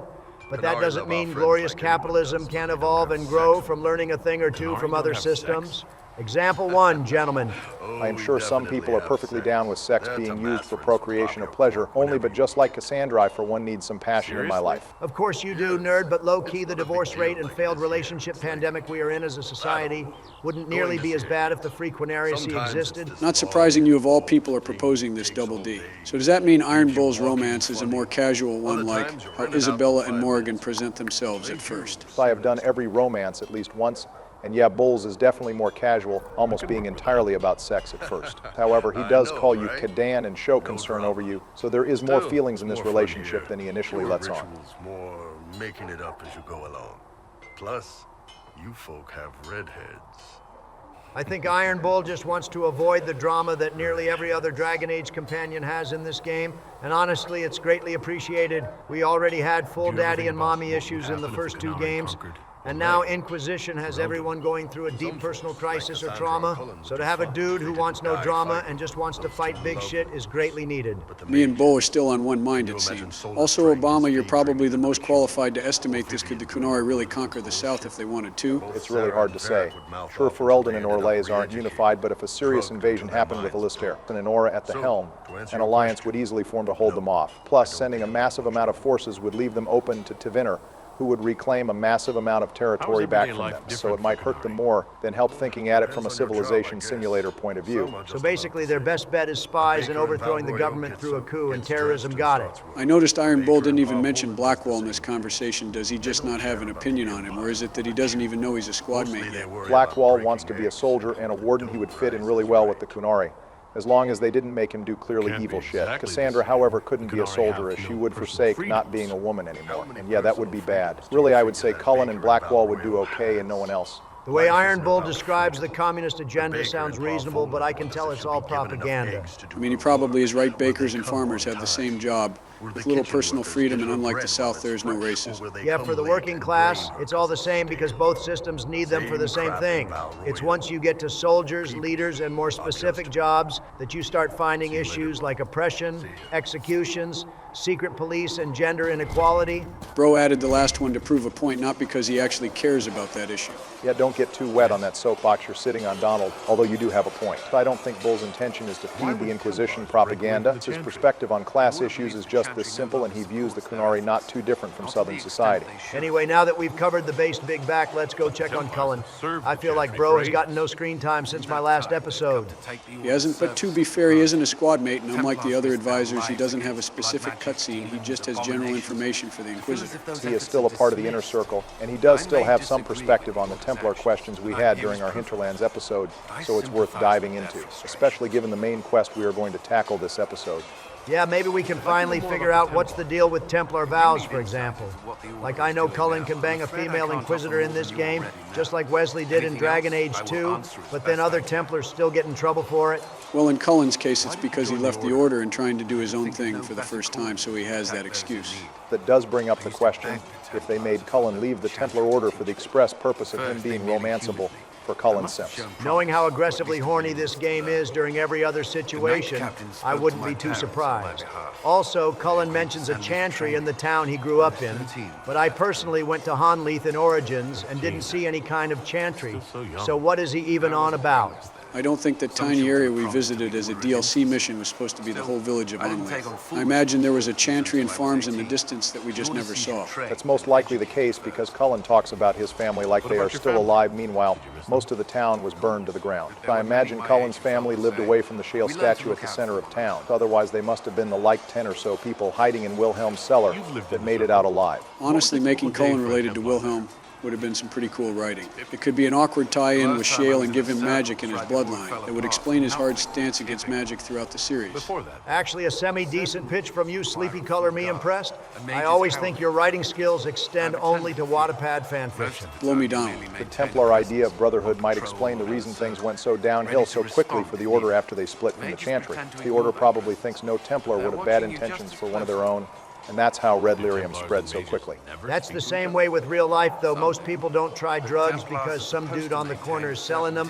But if your childhood best friend offers some coke, are you really going to be lame and reject them? Anyway, let's hear all about how the Templars oppress mages now, I guess. Cullen, we were starting off so well with you being a base Templar. Don't pussy out on me now. By starting to feel sorry for the mages, you were at the Kirkwall and the Ferelden Circle. You know exactly how bad mages can be if you give them an inch. Cullen calling them his charges instead of people is exactly the issue I have with the current system. Just like the Stanford prison experiment, if people view someone as a prisoner, not a person, they are prone to dehumanizing them and abusing authority, which is especially bad if a mage has never actually done anything wrong in his life. Which statistically, if you don't live in Kirkwall, is probably like 80% of mages or something. Oh, please, Sleepy, I'd what like you to know know about more about statistics you, could Madame fit into my Vivian. pinky finger. Whatever Anyway, would you that's like 2 out of 3 of the based mage haters. We only have 1 more left to cover. Vivienne has far less to say about herself, surprisingly, but we can spoon-feed spoons here. Can cover her backstory as to where she is from and how she met the Duke. Actually, Barry, I am pretty sure we just covered how she met her boyfriend. We didn't say anything about where she is from. Oh, wait, really? Good to know the dementia is contagious among Democrats. Also, I can see why a lot of people accuse Vivian of only getting ahead because of her sugar daddy, but it's important to say that dating the Duke only got her in the door. She still accomplished everything she did by herself. Are you liking Vivienne is starting to make more sense, Double D. I'm not trying to undermine her accomplishments. I'm more so just saying that she has freedom and opportunities that most mages will never get, and she isn't doing anything to help other mages get up to her level either. This is real life, Sleepy, not a game of peek. We don't always have to help others. You know what they say about face masks on airplanes. One's country of origin rarely matters there. But if you must know, I was born in Wycombe in the Free Marches. I was sent to the Ostwick Circle, but I transferred to Mont-Saint-Mare while... Before I go, I know there's at least one viewer who wants to see what happens when you flirt with her. So here it goes. I might someday. How very sweet of you to ask, but no. Vivienne can actually cycle through a few different lines of dialogue, one even ranging to straight up laughing at you when you ask. The worst she can say is no type of dialogue option. All right, well, now that we have been put in our place for the first time in our elven life, we can move on to some real content. First off, I have to finish collecting the shards that Sleepy missed last episode in the Hinterlands, so we can take a pre-shot to celebrate our future dragon kill. See how quickly I got this done? Sleepy, please take some notes. Donald, this is one of the smallest shard spots in the Hinterlands, and you still took forever to find all of them. Fake news. Anyways, viewers, one of these shards actually requires a little big back action, so listen up. So as you can see, the lanky elves can't reach this jump. Same goes for the base dwarves with their short leg weakness. So you need to pick up Iron Bull and easy clear this jump puzzle to grab the last shard and take another shot for the Hinterlands Shard Quest viewers. It's all right, I will ignore the bickering, because that was a hint of an actual gameplay walkthrough. Good work, Donald. We now have 34 shards, which we only need 36 to unlock one of the final elemental doors. But as we said, we are going to cover those closer to late game before our DLC grind. The gameplay walkthrough isn't done yet, we are still going. There's also a red lyrium shard to destroy here with Iron Bull for some Varric approval. Right, viewers, to unlock this quest, you just have to select the dialogue option asking Varric about red lyrium. You don't have to ask any follow-up questions if you don't want to. You just need to select the initial dialogue option. So Donald, are you really about to fight the dragon 2 levels under-leveled? You don't want to do the Templar quest first, get a few levels, then take it on? What do I look like, some kind of level-capping Nuzlocke pussy? This lizard is going to need the 2 levels on me by the time I am done with him.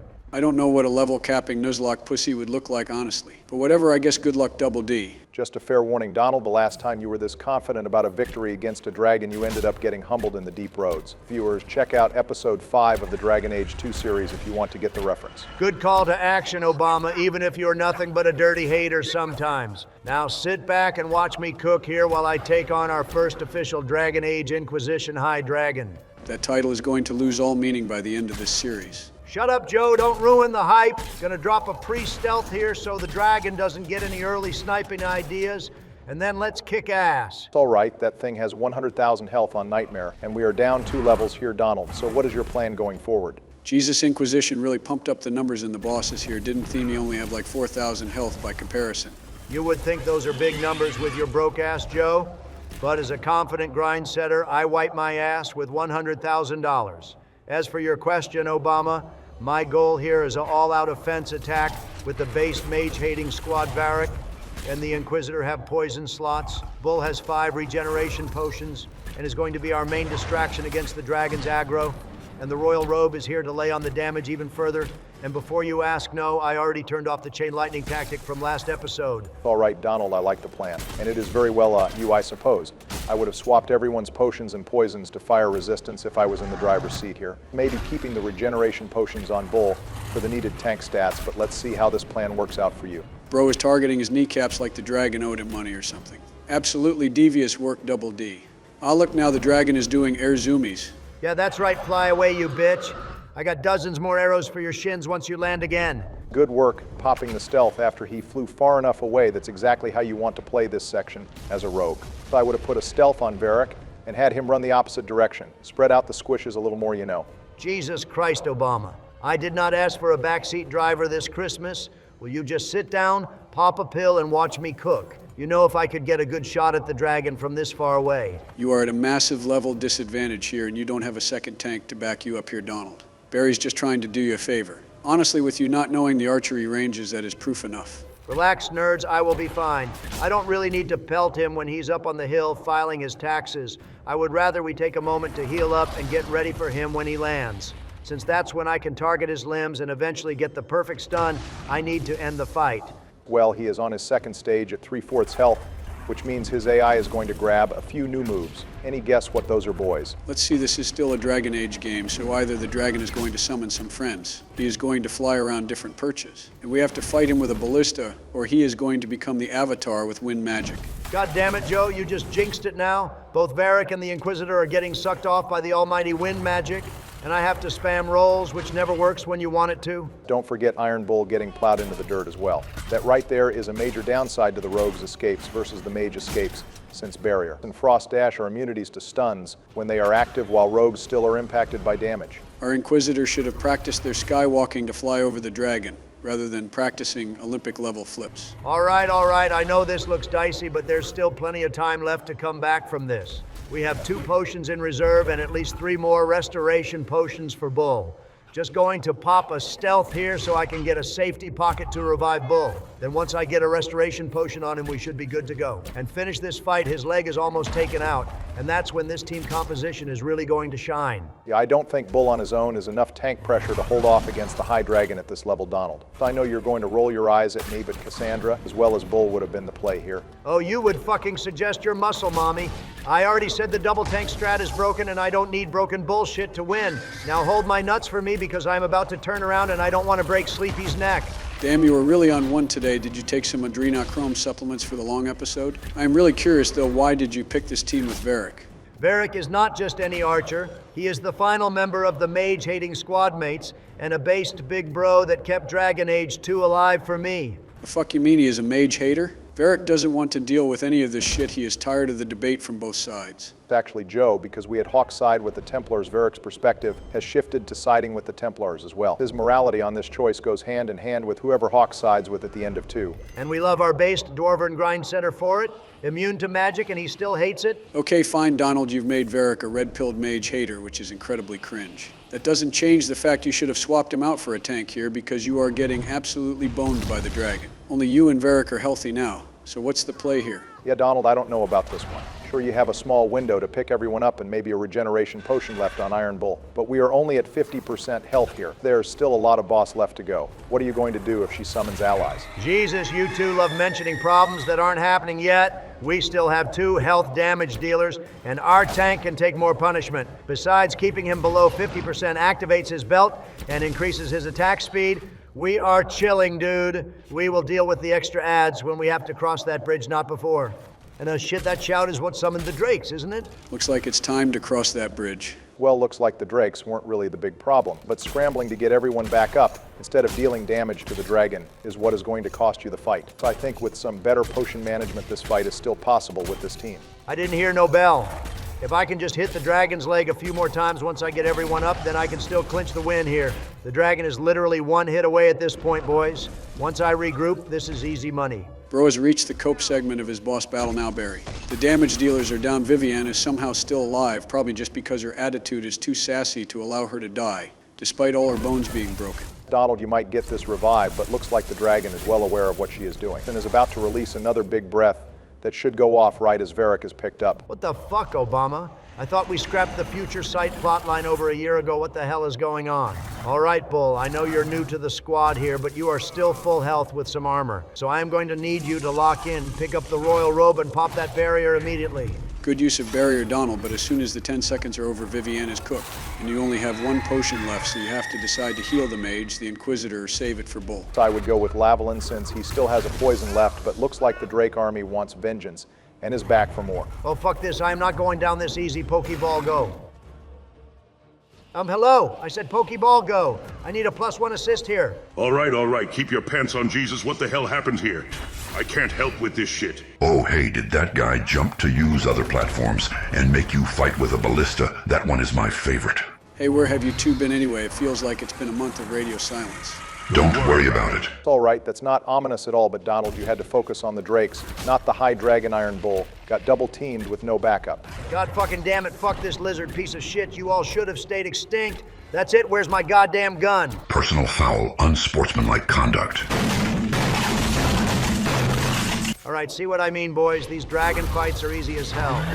If you manage your potions right and spread out the team properly. Yeah, almost like that is what I have been saying all fight long, jackass. Jesus Obama, I have no idea how you have dealt with this for 3 series now. But whatever now, the giant lizard is dead and the loot goes to the squad.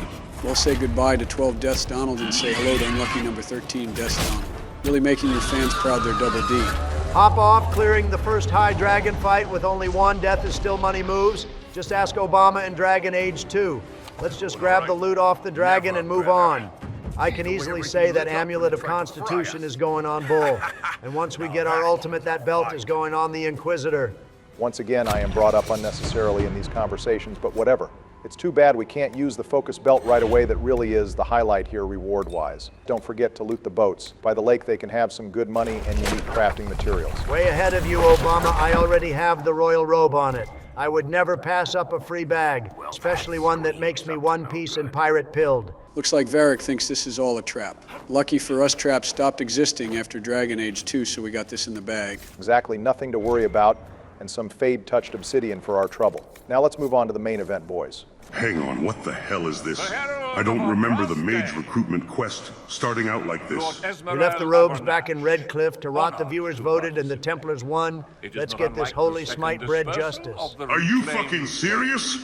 No, it's okay. I am good. I'm good. Real quick, though. Can we go back to the Salpetra mines in Kirkwall? I think I left my contact lenses there. I could not possibly forget absolutely not. We have no time for that. We have lore and plot to dive into, as well as everyone's favorite unique companion dialogue. You just know Vivienne has no idea who this NPC is, and is just trying to be nice. His line about reminiscing over the reclaimed Dales is a crazy thing to say to a Dalish Inquisitor. It's basically fondly remembering one of the greatest genocides of the Inquisitors people right to his face. Another example of BioWare writing this game with the assumption that the Inquisitor would be a human, or more specifically Hawk. I usually just play a human, so he originally says he mentions the slaughter because the human Inquisitor's house played a key role in it.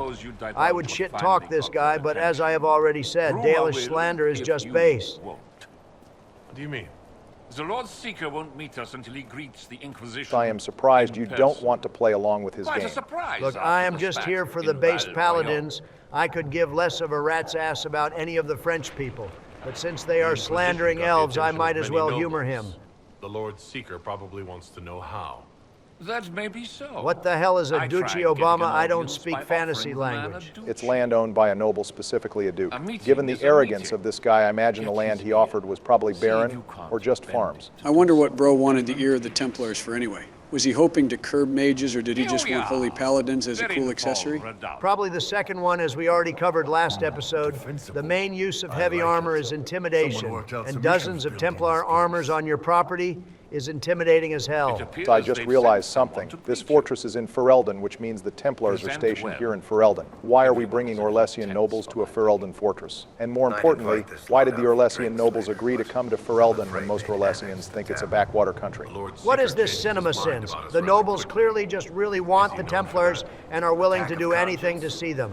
Maybe this is a case of the writers forgetting that this mission takes place in Ferelden in the first place? I could maybe believe that. If the entire fortress wasn't named after the bloodline that currently rules Ferelden and was a major plot point of the first game. Why is this place named after Marek and Alistair, but we have never heard of it before? I assume this fortress was commissioned well before Marek's time, probably one of his ancestors, if I had to guess. Somehow, though, the fortress was utilized as a training ground for the Seekers. It was in use since at least the Storm Age before the Seekers were finally forced to abandon the fortress in 899 Blessed for financial reasons. Well, whatever the reason, I guess we are just here now, and the plot holes are going to have to answer for themselves. Anyways, here's the one good Templar left in a sea of oppressors and assholes. Ah, the homie Barris is based as always, and it's good to see Bro knows who is really in charge here off the bat. I love to see it. I didn't think you'd bring such lofty company. Barris being a second son of a band, but only a Templar is more common than you think. Alistair mentions in Origins how the nobles he trained with in the Chantry viewed him as an unworthy bastard. Nobles probably send their second and third children into the Chantry so they don't contest the first child's claim to the throne. Or you could be like Merrick and just force your second kid on their brother-in-law. Too bad something similar wasn't done in Orzammar. We could have just been base Templars at birth instead of Tryon getting killed by Balin and having us framed for it. That would have meant Tryon is in charge, which I don't think anyone wants. So Barris here, talking about the Lord Seeker being uninterested in the Breech, until we marched here with nobles, is giving massive red flags that we are just all going to ignore. Yeah, we really are playing the horror movie victims a little too well. Forget Dragon Age, we could send the squad into Dead Space when they would be perfect at ignoring the dangers. A Templar who remembers his responsibilities. I am reassured. Look, I would rather our danger senses be nerfed right now than deal with a failed time travel plotline, changing the world around us, and having to go back to the past to escape the post-apocalypse. Anyway, Barris, as one based human noble to another, just give me 5 minutes with your boss and I will fully restore the Templars to their true demon hunting glory, believe me. Or we could take the red flags and the threat here for what it is, let the nobles deal with the Lord Seeker, since that's what he is interested in anyway, and head back to Redcliffe to help the mages. That sounds like a really good call to me. In fact, maybe we can just split up, gang. Guys, our viewers voted, and just like the Orzammar King choice, we are going to honor it. Besides, we actually have no way of going back once we spend the power we have to finish the quest. These are the standards. An honored right, centered on the people, the Maker, and the Order. The Lord Seeker asks that you perform the rite, so he may see the order in which you That does create its own issues after the setup of Dragon Age 2, showing we need a reformation of the Circle. But instead, only one side reforms the Circle. The Templars just change how the Chantry is structured, not the Circle itself. Get on your lore soapbox later. It's time to select the flags, and as much as I am a man of the people, I am a true paladin, long before I was a president, so I have to go Templars. People then Andraste. Don't let your followers see how low you put Fantasy Jesus Donald. Fox News would be all over this one. Hey, leave Fox News out of this. So the choice here is only for nefarious plot reasons. It has no impact on the quest other than one dialogue choice. So really, it's only for companion approval. Cassandra obviously approves if you put Andraste first, and Solas disapproves. Putting people first has Varric and Sura approve, while Vivienne actually disapproves. And putting Templars first has Blackwall and Vivienne approve and Sura disapproves. Interesting that Blackwall approves of being pro-Templar, but he still approves of keeping the mages free if we go that route. Well, if Cassandra was here, I might have humored putting God first, but as is. Paladins all days, boys. The people have to take a back burner to hunting mages. Even the nobles here know it. Doesn't something happen to the noble here if we do this ritual, Barry? Also, Donald, you do know that you have to order these right. You can't have any of them on the same level. Lick my nuts, Sleepy. I was just making sure I couldn't do something a little more politically minded, since we do have the royal robe with us. The second and third places don't even matter. It is really just for your own flavor. Also, yes, Joe, to tip our hat just a little, the only way to get the noble as an ally is refuse the ritual, and demand to see the Lord Seeker now. I probably should have just skipped this. We had a lot to do today after all. But after 2 years of doing this with you nerds, I guess I am starting to get hard for roleplay opportunities. Either that or, after getting rejected by Vivienne, I really just want her approval.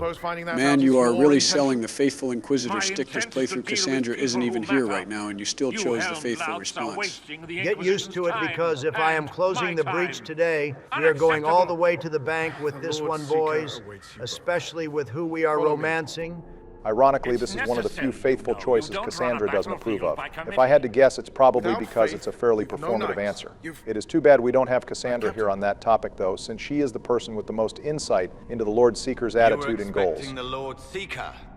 He sent me to die for you. I don't know what's larger, the red flags on this Templar meeting that we are just ignoring, or the death flags this noble is giving by being a complete asshole to everyone around him. Definitely the red flags, because I'm sorry if some dude with glazed eyes said someone sent him to die for him. I am pulling out my weapon and running away. This noble has reached peak Oblivion NPC dialogue because he just told the Templar the exact same thing he told us at the beginning of the mission. Quick, dude, try telling him about the High Elves. It usually works in Oblivion. I like how Vivienne approves of the Inquisitor basically asking for the manager in this situation. Also, the fact that every Templar here isn't reacting to how weird the Knight Captain is acting, or the bloodshot, red-eyed drug addicts in the corner with their weapons drawn is really telling. Maybe none of us can be in a military organization successfully because you can tell Barris knows something is wrong, but his military upbringing is probably preventing him from pulling any badass renegade interrupts here. Either that or Bro is just distracted by the cool feathers on the Night Captain's head. Drug addict or know that it's pretty cool drip for a helmet. Yeah, it's too bad it hides our not-so-lovely face, or it would be nice to wear. I normally detest comparing this game to Mass Effect, but just once give us the chance to jump this guy before he jumps us. Now you're speaking my language, Obama. Well, that calls it for the not-so-based human noble time to lock in and take out the fake Templar trash. This was that other outcome we talked about with Abernac here, rest in peace, noble dude. What do we get if we don't do the ritual and keep him alive, Barry? So skipping the flag ritual keeps Abernac alive, where he will meet back up with the Inquisitor at the end of the mission after the final boss along with Barris. We can offer him a spot as an agent where he will work as one for Josephine, and we get a few war table missions with him. The real treat of keeping him alive is if you spare Morven the Under, the actual Avar chief of the tribe I killed last episode. You mean the goat guy? Yes, the very same. If Muvran the Under is assigned to be his co-ambassador, the two develop a grudging mutual respect and become a highly effective entourage, with Josephine noting the value of the Inquisition's threat of not recalling our ambassadors. So basically they become good cop and bad cop ambassadors, and they are so effective or annoying that it works in Josephine's favor? That is pretty funny. I kind of regret doing the ritual now, but too late. The role-play reason train can't be stopped. Me and the Royal Robe are of the same mind here. Fuck this guy, he is a traitor to the Order and needs to be curbed to save the rest of the non-red Lyrium Paladins. Well, at least one other Templar survived the most avoidable ambush ever conceived since that bandit cutscene in Origins. Looks like there is some more Red Templars that had to huff on their supply behind the door before attacking us. Low-key, with how crazy Dragon Age 2's ending and the DLC missions where Varric isn't wrong for saying that. His wisdom isn't wrong, but he has in fact seen Templars like this before with Mommy Meredith. Granted, these guys are a little more like 7-Eleven drug addicts and not reality-bending drug addicts, but still the glowing eyes and crystals should be a dead giveaway. Maybe if they animated some statues to attack us, it would help jog Varric's memory a little. So is Lucius using a magical loudspeaker, or is he just saying all of this in our head? Because that's an unsettling voice to have in our head, boys. Yeah, I also wouldn't want to have Uncle Gamlin giving a villain speech directly in our brain. No shot is the Lord Seeker the voice of Uncle Gamlin? You're telling me this guy went from a broke bitch in video games to the leader of the Paladins in another game? That's an insane role upgrade. To be fair, if I remember the real one we are talking about, they are both really good liars. Bro just can't get a role that makes him likable, I guess. Hey Donald, I know you might be tired of my backseating, but you might want to watch out. Here you only have one tank in your party, that being Iron Bull, who is already down. You were right the first time, Obama. I don't need the backseating. These dudes are 4 levels below me now. Yeah, normally I would be with you on this, Obama, but we have Varric on our side. And we all know from Dragon Age 2 how much the homie clutched up for the squad with his storybook hacks. Remember, he slaughtered 2 whole bosses by himself, one of them being a powerful demon. As long as he is our narrator, we stay chilling. Joe Varric isn't narrating shit. This story is happening in real time. Varric is on the same level now as everyone else. Oh shit, okay, never mind your screw Donald. The main character's already down. Better luck next time. Thanks, Joe. Your trust in both me and the big bro Varric is truly inspiring. Also, I love that your dementia-addled brain can't remember that I said we have an immortal-based Templar bro helping us out here. So while Barris covers us, Varric can revive the rest of the squad. This is just a temporary setback until we can get the Barrier Amulet and Belt of Urgency combo on Iron Bull. Once we have that, we will never need a tank ever again. Sounds completely broken, but I have no interest in using Iron Bull in my party. So where does that leave me? I don't know, Joe. Maybe just switch out the amulet when it's your turn. There's no laws against that, you know. Oh shoot, I didn't realize that. Sounds good. Joe, you feeling all right? You seem more distracted than usual. Yeah, I should be okay. It's just been harder to think now that Themy's back in my brain.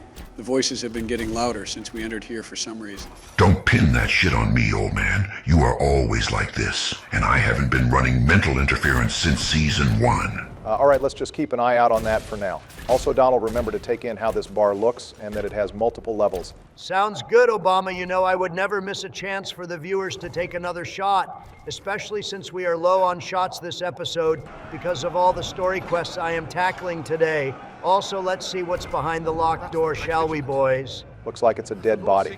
You know, I wouldn't have even noticed that till you said it, Obama. I went right to the loot. Varric has lived in Kirkwall for how many years, and yet he has never met an old Templar? That doesn't really sound right. I don't know exactly how old he is, but Emeric the Templar, who helped Hawk investigate Quentin, had a lot of gray hairs and wasn't exactly in his physical prime during Dragon Age 2. Also, the Knight Vigilant, if anyone is curious, is the official leader of the Templar Order, although Divine Knights are believed to have more influence. We can get an armor in Origins called the Armor of Divine Will. It's said to be the official armor that Knight Vigilants wear. It's sold by Ruck for some reason, though.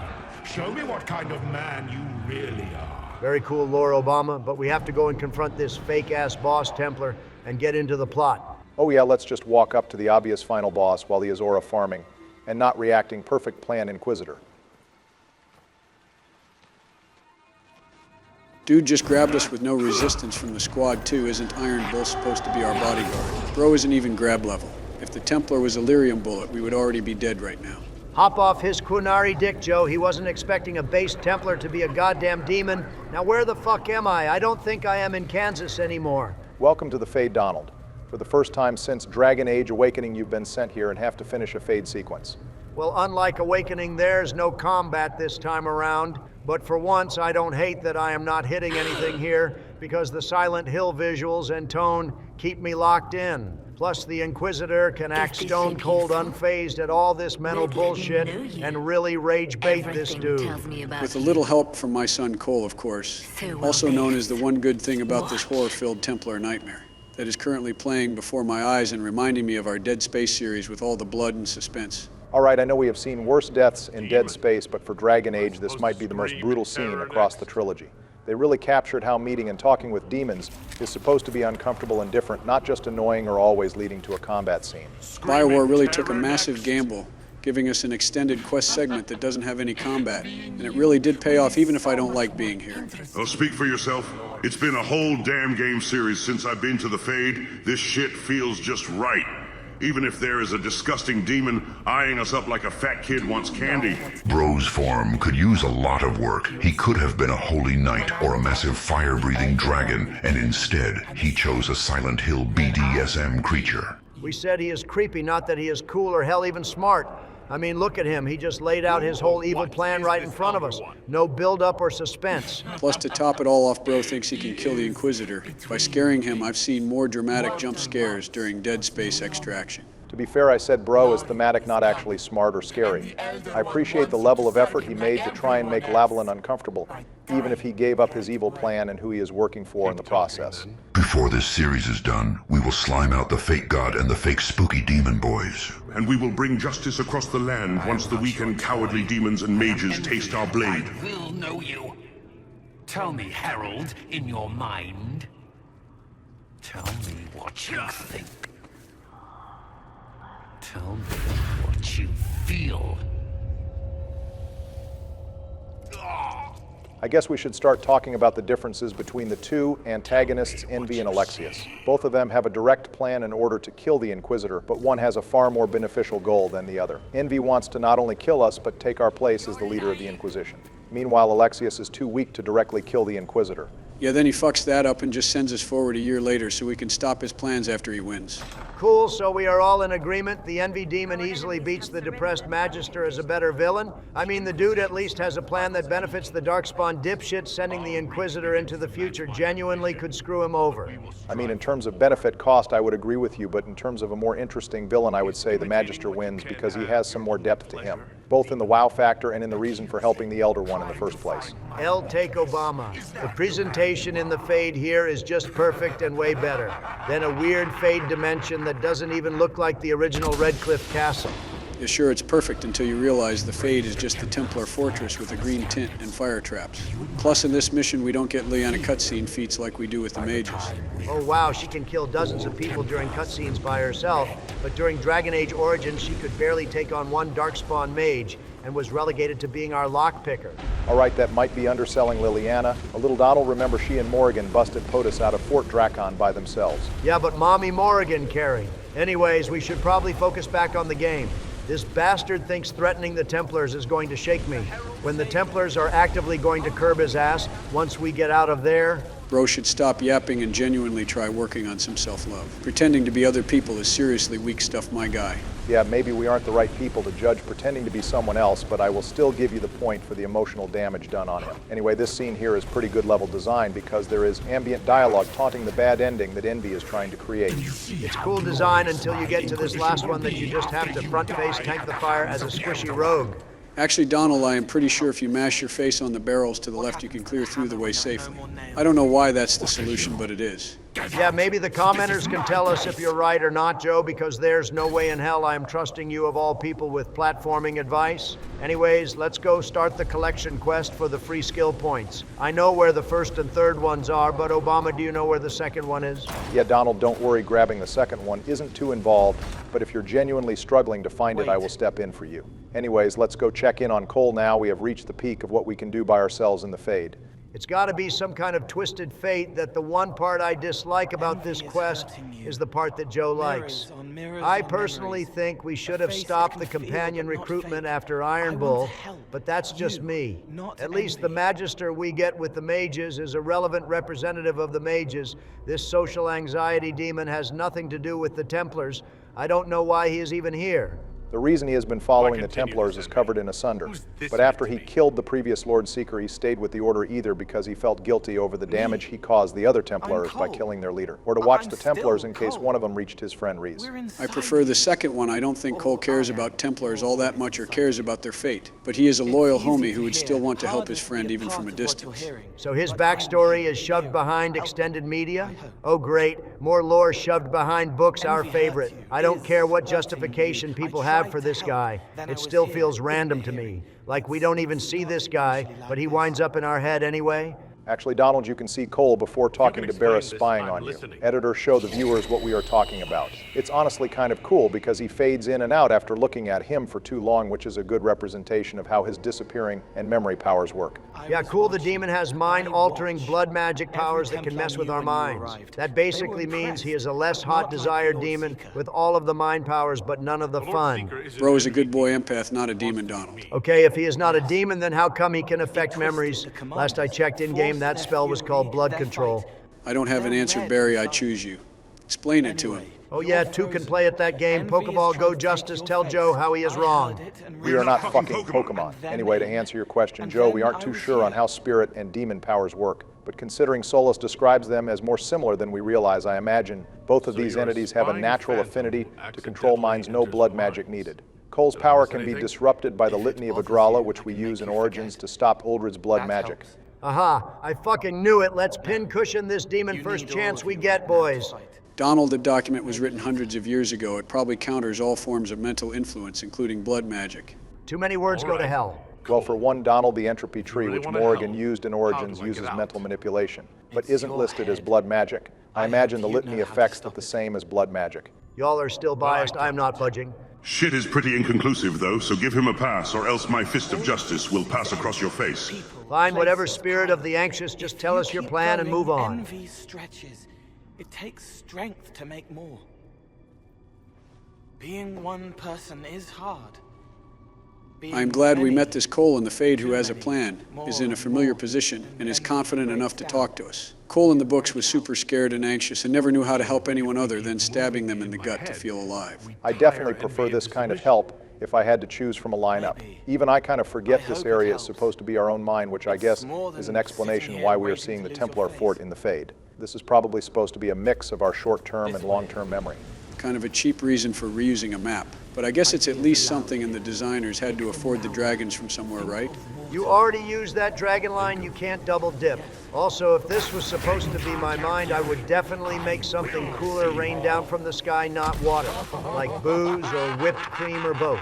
Bro legit has beef with water. I guess he doesn't run many blue decks. If I had to guess, he is more of a red burn deck kind of guy. Red and blue deck? Have you two been playing Magic the Gathering these last 2 episodes? No comment, focus on the game. Fine, keep your secrets, I guess. Anyways, Donald, while we are doing the Veilfire torches, do you have a comment question prepped for us? Yes, I do, and I have a nice and simple one for you guys this week, considering we are in the Fade, and we have a lot of talking to get through. So what is your favorite Fade sequence in the Dragon Age series and why?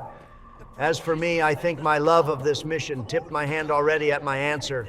It actually has a cool mental horror aspect to it, unlike the previous games, and it still has all the classic mental hijinks that Origins and 2 offered with the classic skill increases, but this one has no bullshit solo combat. I would say a close second is the Awakening Fade sequence for the same reason, but that one felt a little too detached from being a Fade sequence. This area also doesn't take a whole hour-long episode to escape. It's the perfect length for a dream world. So your favorite is the one that is not as long as the others and is lower on content? Sounds about right. As for me, I know this one will get some backlash, but my favorite fade sequence is actually the Origins fade sequence. Obama, you were higher on crack then when you wore that tan suit? Let me speak, damn it. So yes, the Origins fade sequence has issues because solo combat doesn't feel good as the system wasn't designed for that. However, it did try a lot of mechanics that separated it from the other main missions. It changed combat and gameplay, allowing you to transform into different units each with their own abilities and puzzle-solving mechanics. It gave every companion their own handcrafted nightmare that offered a deeper insight into their characters, and it had a final boss with 7 different forms, and stages each of which had its own weakness that you learned throughout the rest of the mission. The good parts of it in my eyes make up for the tedium and in this day. In Age, there are so many guides that can effectively guide you through the map, including our own episodes, so is it really that tedious anymore? All right, you get a pass only because you gave a good call to action for the viewers anyway. Sleepy, what's your favorite map? I know it's hard to choose since they are all dream worlds. That is true. It is hard to choose just one, but I have to give it to the Fade sequence in Veilguard during Emmerch's quest. You wind up trapped once again, which is a nice callback to the dangers of the Fade, and I like the little black and white chroma it casts over the world. Wait, seriously, Joe, your favorite map is just because it's black and white and you can't leave? Now, not really, just wanted to rage bait everyone, including the viewers, and take after my boy Cole. If I had to choose just one Fade sequence, just like you two, I would pick the one that goes with my favorite Dragon Age. Dragon Age 2 Fade sequence we already covered last season. But even you, Barry, admitted it improved on Origins' Fade sequence in every way. It gave unique character moments. It wasn't single combat, it had skill buffs. And it felt like a real dream world exploring the different parts of Fenriel's mind, either making him whole or breaking him completely. Yeah, not too much surprise with this one, boys. Viewers, let us know down below what Fade sequence is your favorite. Anyway, while you all covered the question, I grabbed the prison key by Cassandra and Chancellor Asshole scene and lit the last torch, grabbing the second skill buff, so absolutely easy money here, boys.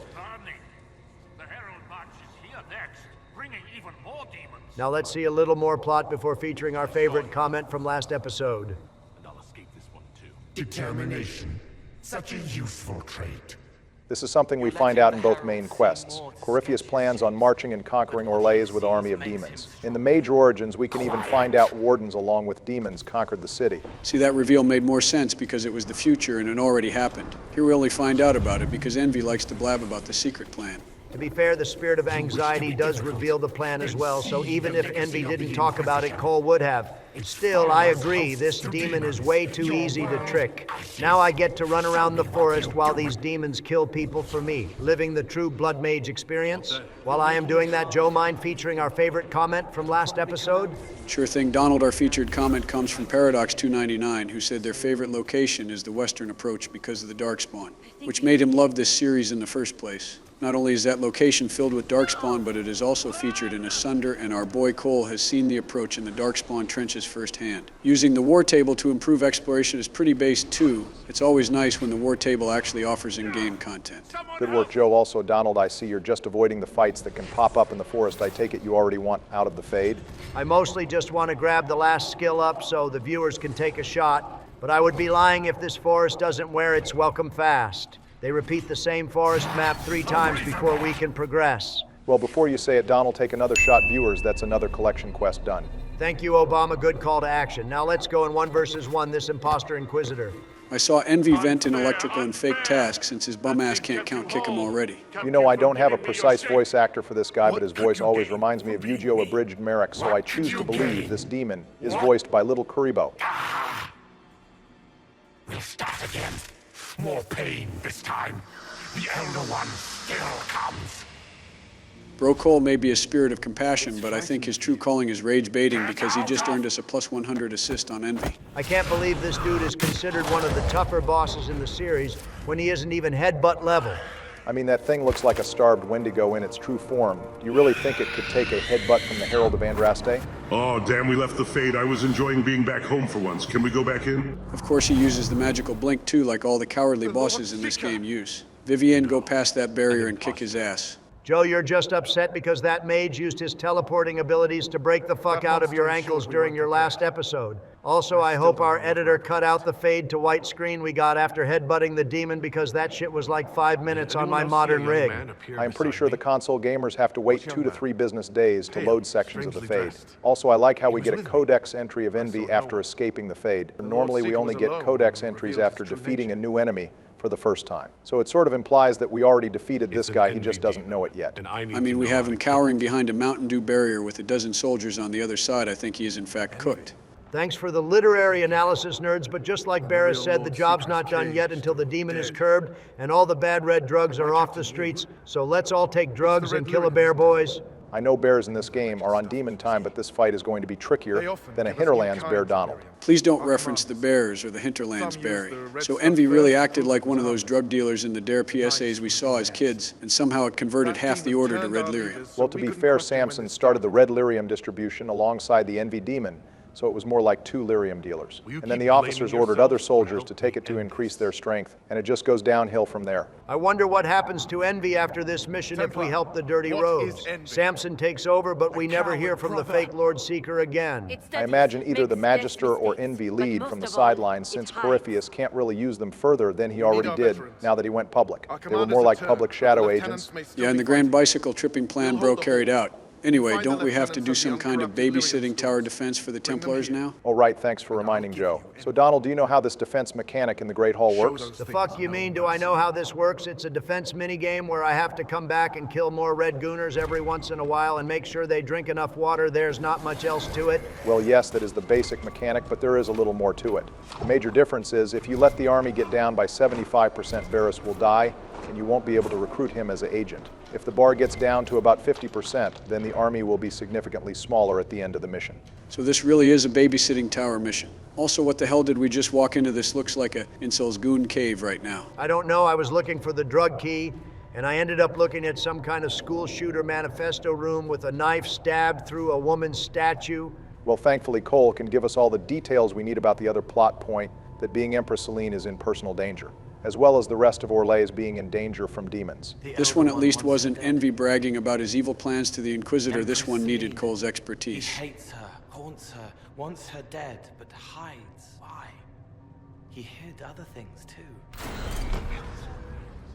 It does kind of hurt after Envy was so obsessed with us that he is already moving on to another woman and Empress at that. Like I thought we were special homie. Joe, go and have your melodrama rom-comedy somewhere else. We are here to curb demons. Anyway, now that the anxiety ghost is done yapping, let's grab the drug key and go back to check on the base Templar last stand. You know you are checking on them a little early, Donald. I get you care about the Templars. But you do know every objective you do for the Templars raises the defense bar slightly right. That way you don't have to backtrack that hard. It never hurts to be too careful, Obama. If we are going to properly curve the entire northern country of mages without the use of super crack, then we are going to need every advantage we can get, which means no one gets left behind. So like Donald, do you really like this part of the quest? Like you absolutely hate backtracking, but the second a Templar asks you to backtrack, you are just taking it in strides? Sleepy, I don't know how many times I have to say this, but I fully believe that I live in a glass house, and if certain groups of people like Templars and goth women ask me to crawl through broken glass or eat at Arby's, I will happily do so.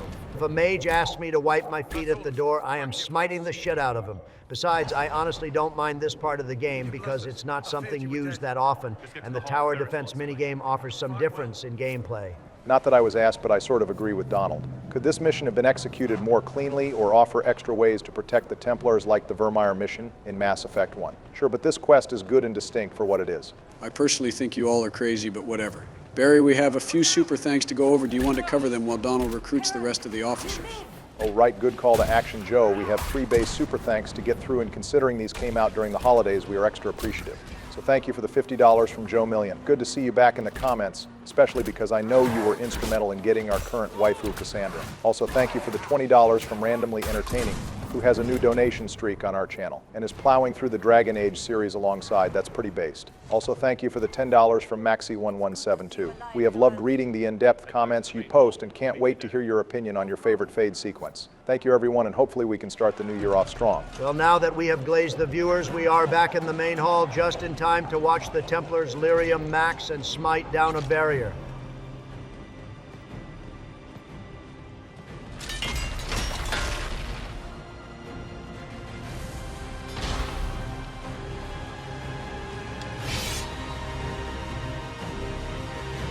Why is the same bar we have been using to protect the Templars and keep up now used to count down how long we have to go till the combat ends? We couldn't get a different color to show this one going down as good?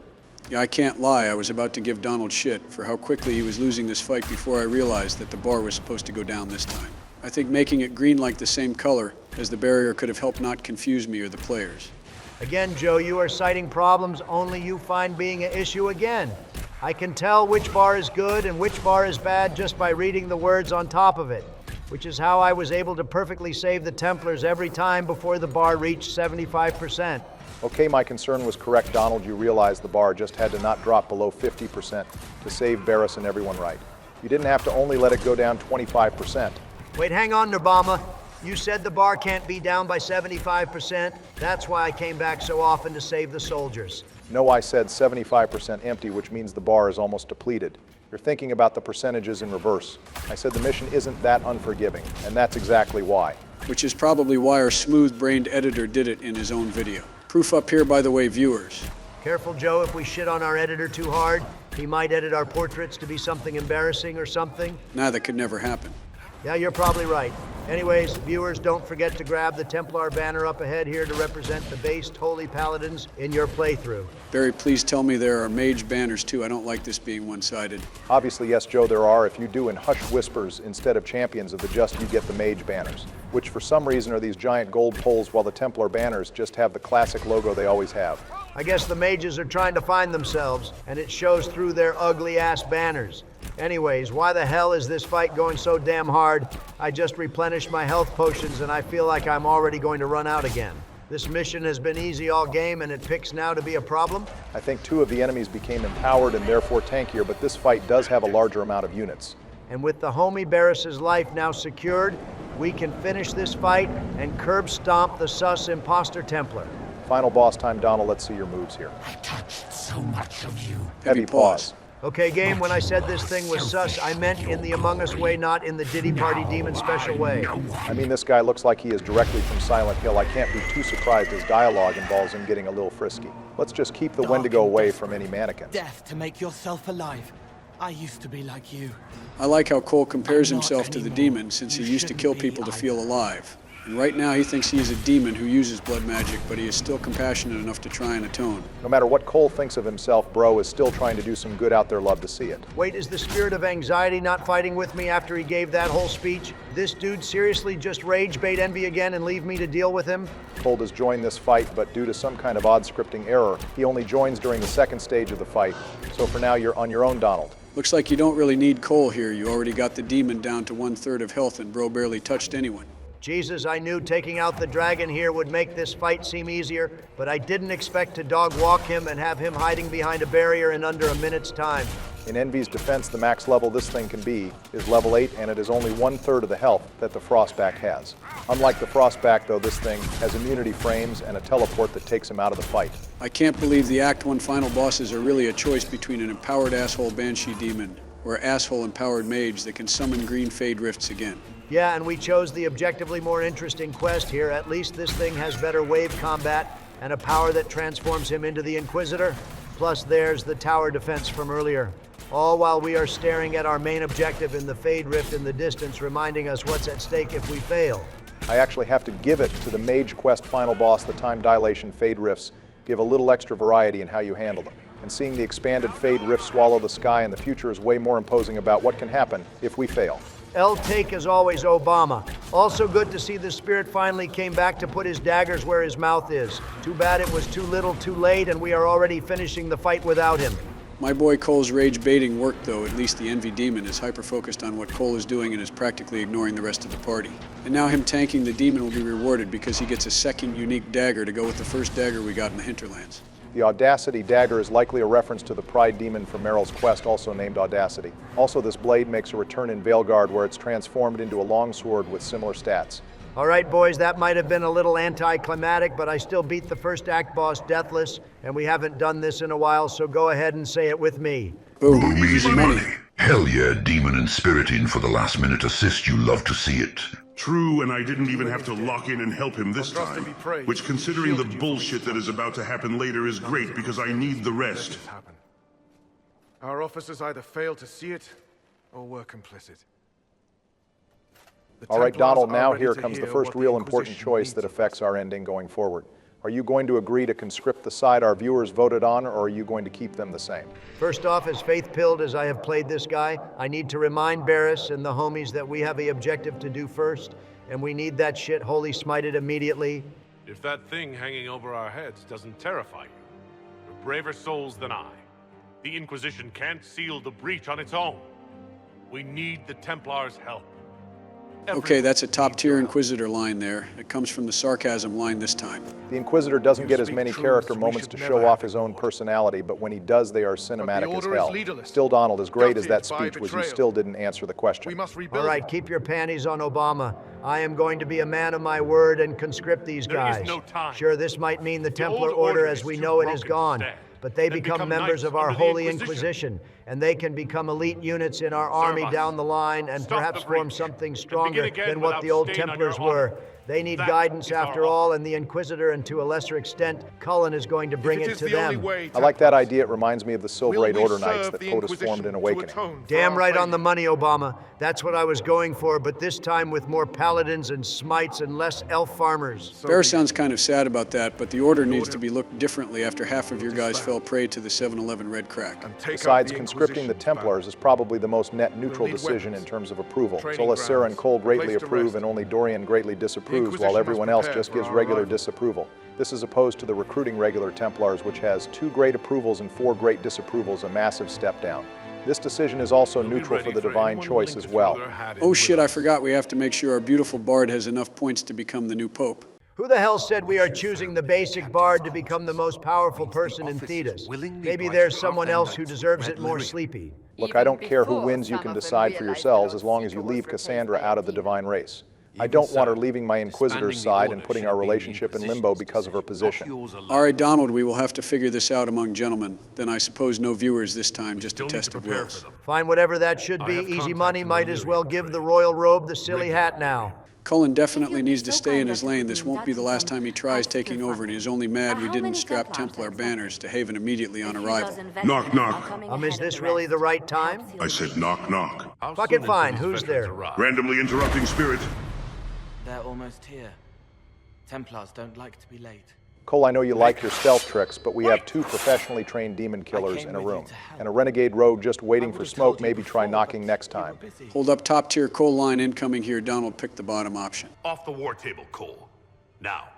Yes, I don't belong here. I'm not a war. Yeah, this dude is absolutely acoustic coded. You can't convince me otherwise. Of course, the basic bard of all people wants to hear out the weird ghost who teleported into the war room. If we made her more renegade, this wouldn't be happening. Cole's a good boy, Donald, and my beautiful bard knows it. Besides, we are desperately in need of more rogue diversity right now. We only have Varric, who we already covered in Dragon Age 2, and Ciri, who no one currently likes. The fact it can take until the end of the first act to get a dual-wield rogue is a travesty, especially since Origins was the same way with Zevran. I know you can rebuild them how you want, but players are less likely to experiment with builds on their first run. Unfortunately, recruiting Cole here does lead to slightly more disapproval from Cassandra when we already got disapproval from our Templar choice earlier. Oh, if that's the case, want me to put down Ghost Old Yeller here and earn some extra approval back? No, Donald, we aren't killing a companion just for 1 approval point. Besides, we don't even end up killing him. Cole pulls the forget move and runs away before we lay a hand on him. Besides, given how Maker-pilled we have played our Inquisitor so far, we will have plenty of opportunities to get that approval back up. And flirt with her enough to crush my face between her plate armor? Oh, fuck yeah. Jesus, Goonbama, calm down. It isn't that serious. I know we have a few people to talk to now that we finished the first main quest, and considering it's the only other break we get this episode before closing the breach, we might as well take advantage. Sorry, I took some meds with my deep breathing techniques today, and I think they are wearing off now that we are an hour in. I honestly thought we would be further along by now. I didn't realize how much content the High Dragon and Templar would really bring. You sure you're going to be good to finish this episode through Donald? I should be able to, as long as there isn't some ridiculous nonsense pulled by either the game or you 2 liberal rats. Absolutely not, Donald. We have the Templars, and more importantly, my boy Cole, I have to be on my best behavior, which means no shenanigans. Well, I want to hear what the Royal Robe thinks of my plan for the Templars first and foremost, so I want to speak to her first. After that, I don't really know. I will just go through the rounds and show off anyone who catches my eye while ignoring the Fade Egg, of course. Yeah, I wish I could do that. Wait, what was that? Shit, the Mega Evolve bracelets, right? I said I wish I could do that. Meaning the Royal Robe. She is kind of bad, I guess. Holy Based, my brother, I knew there was a reason I kept you around. It's too bad she gets off on rejecting men, because otherwise she would be an incredible romance for Templar-pilled Inquisitors. Yeah, just like Lyanna, I don't want to go anywhere near Vivienne because she is clearly not over her ex and communicates that several times throughout the game. Except this isn't even an ex yet, he is alive and they are still dating. Isn't that just her sugar daddy, though? How deep really is their relationship? You'll see more when we do her quest, but there is genuine connection there, even if it isn't a typical relationship that most would understand. We can cover her love life later. For now, we should cover her mage and Templar opinion. Regardless of who you side with, Vivienne will stress how dangerous rogue mages can be with the Breach open, and express her need for the circles to be reformed, which I do agree with on the surface. Sure, on the surface you do, but in practice you want everyone to streak naked and sacrifice their elven wives to summon one rage demon. Letting Donald play Dragon Age 2 with the boys was a mistake. He is never going to let that one elf from Act 3 leave his head rent-free. Yeah, because I am speaking nothing but facts. Anyway, Vivienne, my dear, to answer your question, once we kick Coryphaeus' ass, we can ship all the mages back to the circle after slam dunking a few mage babies into the trash. All right, well, that's one down, a few more to go. Josie up ahead is already hard at work, already building the Lyrium Empire we will need, if we want the Templars to run at their most effective level. Don't worry, we will get them as much deep dank blue pack as the base Templars need to wholly smite the holes in the sky. Also hold up is that the Scarlet Temptress Bianca, who broke my homie Varric's heart. She's wearing the same armor Bianca does, but her scent is completely out of whack as to what Bianca really smells like. So it must be someone different. Joe, how the fuck do you know what Bianca smells like? No comment. All right, I was going to say that Josie said she was a merchant named Lady Corpin, while Bianca is a smith named Bianca, so she couldn't be the same person. But I guess using Joe's Season 1 smell powers also works. Anyway, this conversation reveals that in order to get the Lyrium, we need to sustain the Templars. We are going to earn the ire of the Chantry. If that is even possible at this point. Hold up, I just realized, so the circles are all disbanded except for Vivienne's, and the Templars all left the Chantry at the same time. I know the Chantry has a monopoly on the Lyrium trade, but who are they giving the Lyrium to at this point? Is the Chantry just stockpiling the Lyrium to try and starve the Templars and mages out? Because now that Vivienne's loyal mages are with us, and all the non-Coryphaeus Templars are with us, we need more Lyrium than anyone else. Sleepy, you're telling me you could barely remember the basic mechanics of switching out amulets and armor from one squad mate to another during episodes, but you somehow just cracked the code that the Lyrium trade the Chantry owns is completely crippled right now? I don't know, sometimes things just come and go, and I think I sacrificed game knowledge by 2 to improve my lore knowledge by the same amount. Joe really broke through the flaws of the Chantry's Lyrium trade in 10 seconds flat. And honestly, with how in-depth the Lyrium trade is covered in this game, there is potential for an entire video game essay on how the Chantry's and Orzammur's Lyrium trade during and after the Inquisition could bankrupt both organizations, but I will leave that to our editor or to another viewer, maybe. What's the matter, Obama? Don't want to get into the lore now? That's so unlike you. I think discussing the full impacts of this would take a full episode alone, especially since we know there is 2 new Lyrium trade deals, one in the Hinterlands, and one funding Coryphaeus' army. Maybe it's something we can talk about later on, but not for now. We need to focus on Josephine. All right, I won't argue with that. Her grind set is crazy based. It's too bad the romance competition didn't go slightly differently, because if it did, we could have started flirting with her here. We will just have to settle for flirting with a muscle mommy instead. Anyways, Donald, considering how faith-pilled you are, I assume you're going to pick the pro-Andraste answer. Of course I will. The Inquisitor is the chosen one, whether you're maker-pilled or not. Even if it was all luck, the amount of insane luck this dude has is divine enough on its own. If Leliana, Cassandra Cullen, and I could agree on our official stance, I could answer that. We should decide soon. The revered mothers don't seem to know what to make of you. I'd tell the Chantry that Andraste herself shielded me from harm. I'd truly like to hear the debates. Well, who knows, maybe we can relate to Hawk as one main character to another. When the opportunity comes up, when the homie Varric links us up. As much as I would love to see Hawk, I don't want to think about it right now because that means someone else would be coming back too. And I don't want to see his traitorous face. We are not getting into another Origins debate, so let's just move on. I am sure seeing 2 instances now of Templars going crazy because of Red Lyrium is not helping Varric's guilt, especially since he is the one who introduced the world to Red Lyrium by finding the idol. Technically, that's Bartrand's fault, but I guess he is still doing macaroni art in the mental asylum, so the blame rests on Varric at the moment. So hold up, does anything in the story change if we had kept the Red Lyrium shard instead of giving it to the young Lord Sandal? Varric will keep it with him and ask Bianca to make a safe vault in Orzammur to study the shard without issue. But whether or not we keep it, we will still find out the nature of Red Lyrium through Varric's quest in the Descent DLC. It would have been cool, though, if keeping the fragment was like this game's version of the Reaper base, where we get a stat boost for sparing something objectively evil. Chalk that up to another thing lost because Dragon Age Inquisition could have used one more year to make it peak. You mean even more peak than it already is, Sleepy. Speaking of peak, Varric's offering to throw a party dwarven style, which means tons of gambling and a few noble hunter baddies, if POTUS's journey is to be believed. I think Varric is just going to stick with the booze and meat in classic one-piece fashion. Could arrange anything. Things should be calm around here for at least the next hour. Take a moment to enjoy it. If the world's Well, speaking of you-know-who, Varric brought up Cassandra, so that seems like the next best place to start boys. Oh, fuck, yes, yes, yes, Mommy Cassandra, I wish you were talking down to me like that. Instead, I deserve it way more, please. Barryman, please, we just finished a whole round of companion conversations. And we don't want to redo them with a female Inquisitor again 2 episodes in a row, or else our viewers will put us on some kind of list. It's fine, Joe. I had the Secret Service engineer a titanium laptop case just in case Obama gets a little frisky again, so let him blow off his steam a little. Wait, that's what it is. Why did the Secret Service put the McDonald's logo on a high-security case? Branding deal's obviously hashtag not sponsored, but still awesome. Uma, yay, yay.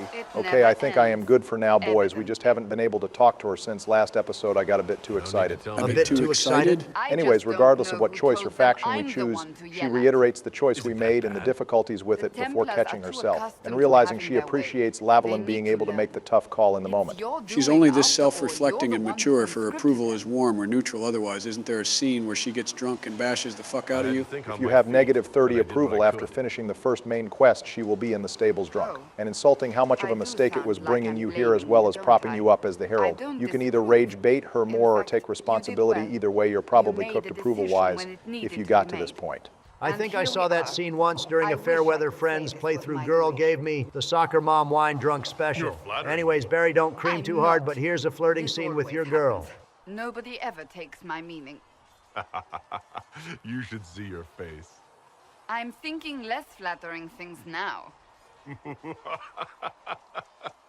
Still just in the flirting phase, but we will get our full court shot in due time once the coaching department switches up. There's a few more people who have unique dialogue lines after the Templar quest, namely Cullen, Cole, and Solus. Barry, I know you want to be optimistic, but I promise you Donald is not going to talk to 2 out of 3 of those squad mates. Anyways, boys, let's check on how Cullen's doing again, since he still hasn't got much screen time after the first episode. Yeah, it was worth a shot, though. Anyway, I will be happy that next time we talk to Cullen, that it will be in his office and not the battlefield watching the same 3 soldiers reuse the same animation. Hey man, that animation has all of their moving body parts at once. It's still better than most of the Scarlet and Violet animation cycles. Also, Donald, of course, you're already making excuses for the Templars. The Templars did nothing wrong except falling for peer pressure because they skipped their Chantry-mandated dare rally. It could have happened to anyone, and Cullen knows we saved the right party.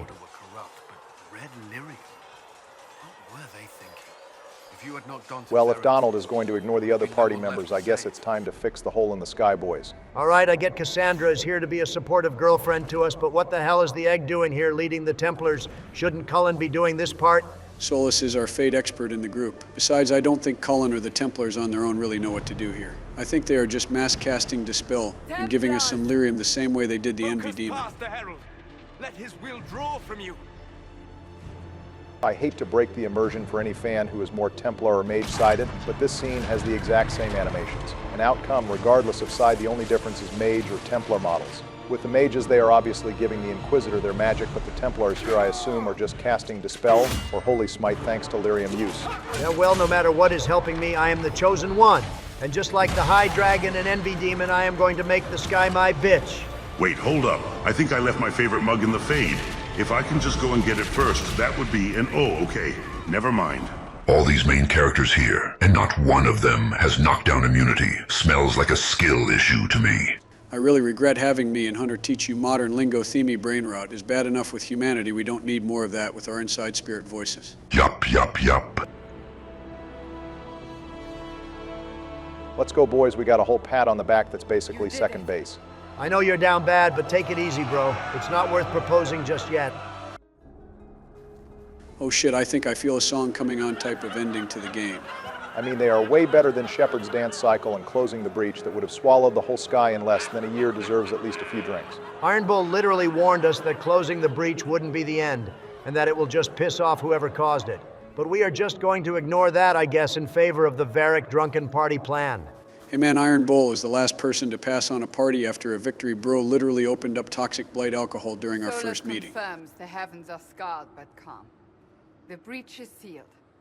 We've reports of lingering rifts, and many questions remain. But this was a victory. My beautiful goat Cassandra is proving once again why she is not only the best waifu, but she is also the best second in command an Inquisitor could ever ask for. All right, Obama, don't drool too hard because I feel a dark and insidious presence. There were robes left uncurbed from both Origins and Inquisition, and now that debt is going to be paid. And of course, your choices in Origins are going to bite me in the ass. Oh great, next you're going to say that if we had saved the mages in Kirkwall, they would have made this army worse. You have no evidence proving that's not what's happening, Sleepy, so I choose to say that it's true. I could probably mathematically prove that isn't correct, but Cassandra's hips are distracting me right now. Jesus Christ. We must get to the gates.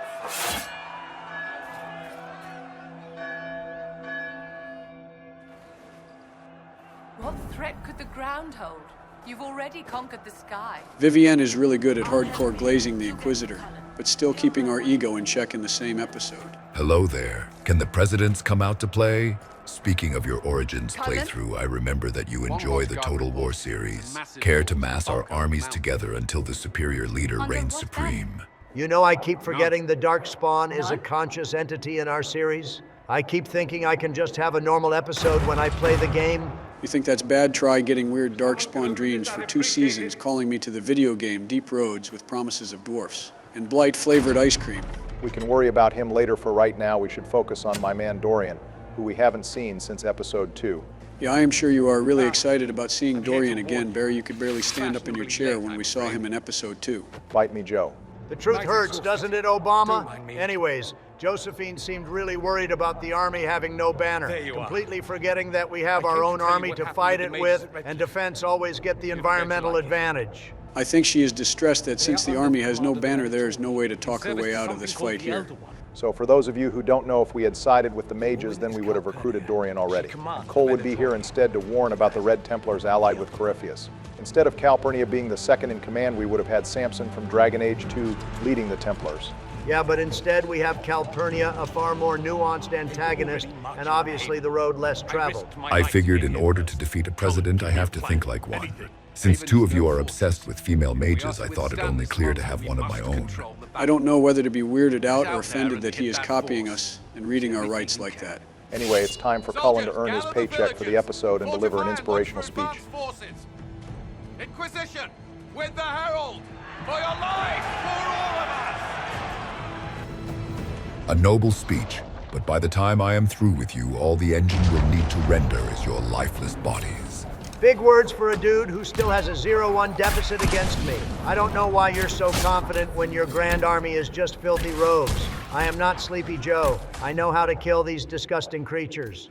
I seem to remember a few scenes in Origins challenging that statement, but we need to be united here. I will ask about that later, but as I was saying, because my powers have doubled since we last met, Mr. President's observed the power of a true god. Wait, why is our screen frozen? Did that asshole just freeze our game and make us crash? That's the most annoying but petty power I've seen in antagonists since Sims 2. Oh shit, you guys can get back on the game that quickly? There might be a fatal flaw in my plan here. But regardless, I can do this as many times as I need for your will to be broken. So then why haven't you done it yet? What? I mean, if that is your grand power, why not just spam it? Why are you yapping instead of doing it? Presentation, of course. Nah, he's lying. That power probably has a cooldown or something. No. The fuck you mean? Cooldown gods don't take breaks. I can do this as much as I like. I just want to show off something else first. Yeah, nah, bro. It's definitely faking it, I can tell. Well then, while we are just taking this guy down one trebuchet at a time, did you all hear about the Expedition 33 AI controversy? Yes, Obama, I did, but given our circumstances, do you really think we are the right outlet to talk about this? Donald, everyone knows our situation, but it still involves gaming. Besides, our situation is far different from a game studio. I am sure we will be fine. Thank you, Joe. So viewers, in case you haven't heard about it, Expedition 33 lost a few Game of the Year awards for its use of AI generative content. Now, article writers and certain AI haters will have you believe that this means Expedition 33 was created with just a ChatGPT prompt. But actually what happened is they used AI images for placeholders, and according to them, they forgot to remove it. According to certain Game Award criteria, AI cannot be used at all, Or if it is, it has to be disclosed, which they did not, which means they broke the rules and forfeited some of their titles. Certain game companies are jumping to their defense.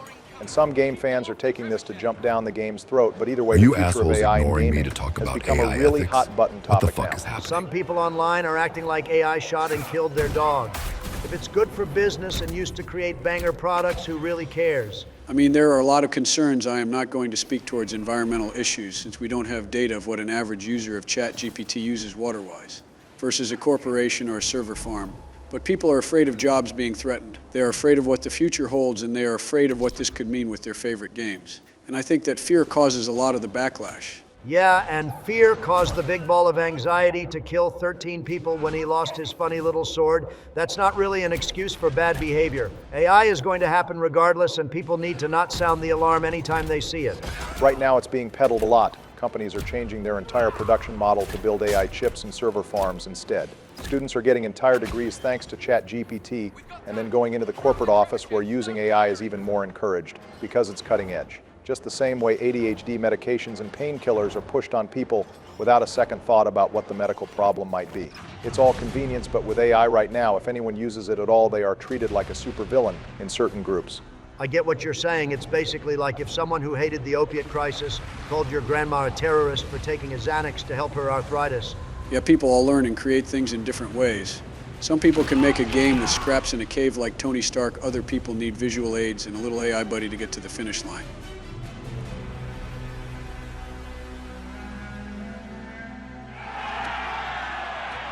Sorry to interrupt your nerd stroke fest, but my ult is fully charged, and call me 76 because I've got you in my sights. A talking archdemon voice, that plagiarizing bitch. Once again, Mr. President, I have outsmarted and used your own tools against you. Surely now you see the danger lying before you. So wait, this guy made his own archdemon, and now it's another alert creature in this series? It would appear so, yeah. Man, what a bizarre adventure. Wrong series, Sleepy. Shouldn't you all be, I don't know, concerned about the ever-growing enhancement of the Dragon Age AI? I mean, probably, but this has happened so frequently, if we panicked every time a voice came alive, we would be going into therapy instead of finishing the archdemon fight. Anyway, back to what I was saying about AI.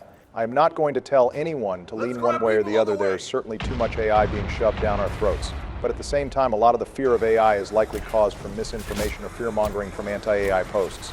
Hopefully someone will regulate it to some degree so it can be used as a tool, not a replacement. But for now, let's be cautious but not bleak about all of our futures.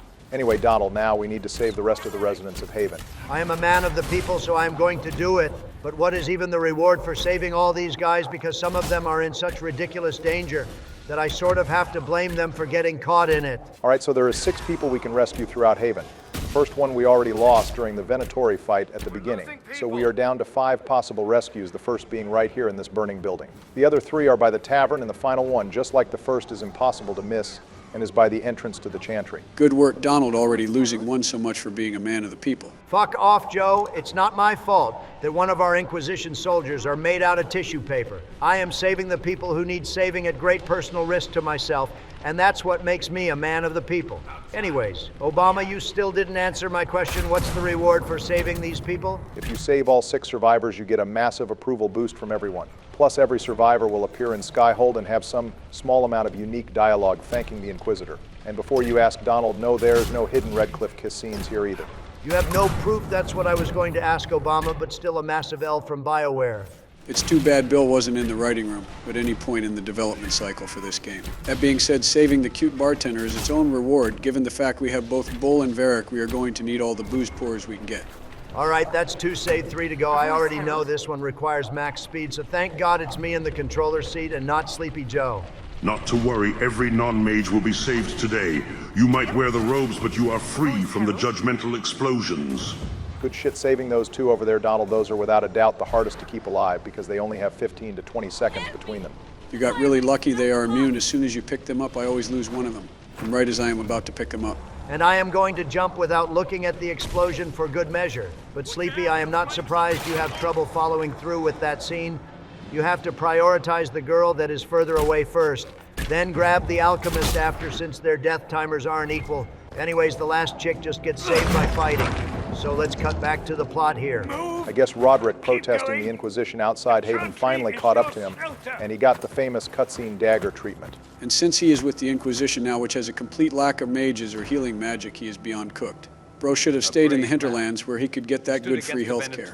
I would normally complain that he is even still alive, but we have bigger issues like how the hell we are going to deal with the dragon, especially since we are hiding out in a goddamn wooden chantry. Now, take it from me, that bastard used multiple fire attacks at once. That shit is on a cooldown, just like the Dumat dipshit's game crash ability.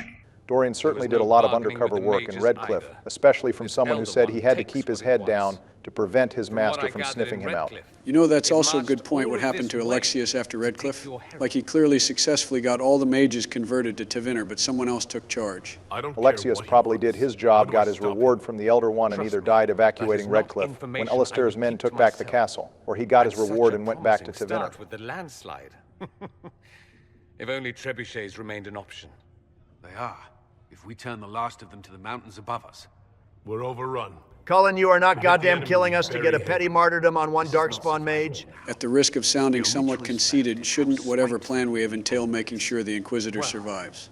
Joe, I am all for surviving a suicide mission, but we are not the leader here yet. We can't just pull rank as the excuse to survive. No, that's not what I mean. Hear me out, boys. We know Corypheus wants to open rifts, and that rifts are popping up anywhere. Even ignoring the orb right now, we know that's a major issue. We have the only way to close those rifts, so if we don't want the rifts taking over, we need to keep the Inquisitor alive. That does make a lot of sense, actually. Joe, are you goddamn cinema sins now? How does this keep happening? I don't know. I am starting to think there's something special about this chantry that's clearing 100% of my brain fog. Either that, or I just don't want to die like we have the martyrdom perk. I mean, whatever the reason, Joe, you are straight up cooking right now, and I am here for it. Thankfully, we don't have to do Operation Martyrdom, because every single major structure in Ferelden has to have some kind of secret passage to it. Ferelden architecture really is designed like a Scooby-Doo haunted mansion. This passage Roderick knows is probably hidden by a fake bookshelf. I know we probably just lucked out here because this is Ferelden, but Roderick being the key to everyone's salvation has to be divine intervention because there's no other way this dude gets redeemed. Honestly, I couldn't think of a better redemption story if I wrote it myself. Press F in chat, everyone, for Chancellor Roderick. He really came through for the squad here. From Secretary to Hero Bro did all right and escaped a F-tier ranking. Well, he is saving everyone else. It looks like the Herald is going to have to be the one to distract Corypheus while everyone else has a pleasant hike.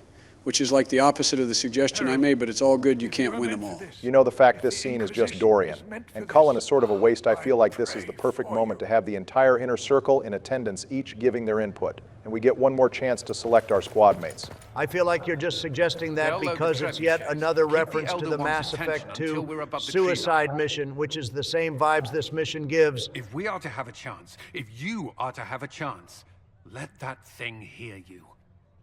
But since we are a rogue and not an infiltrator, we are just going to take the long way and snipe Corypheus with rocks instead of the Black Widow. Now let's cut ahead back to some real action. The viewers have already seen me kill enough basic mages. It's time for the real deal.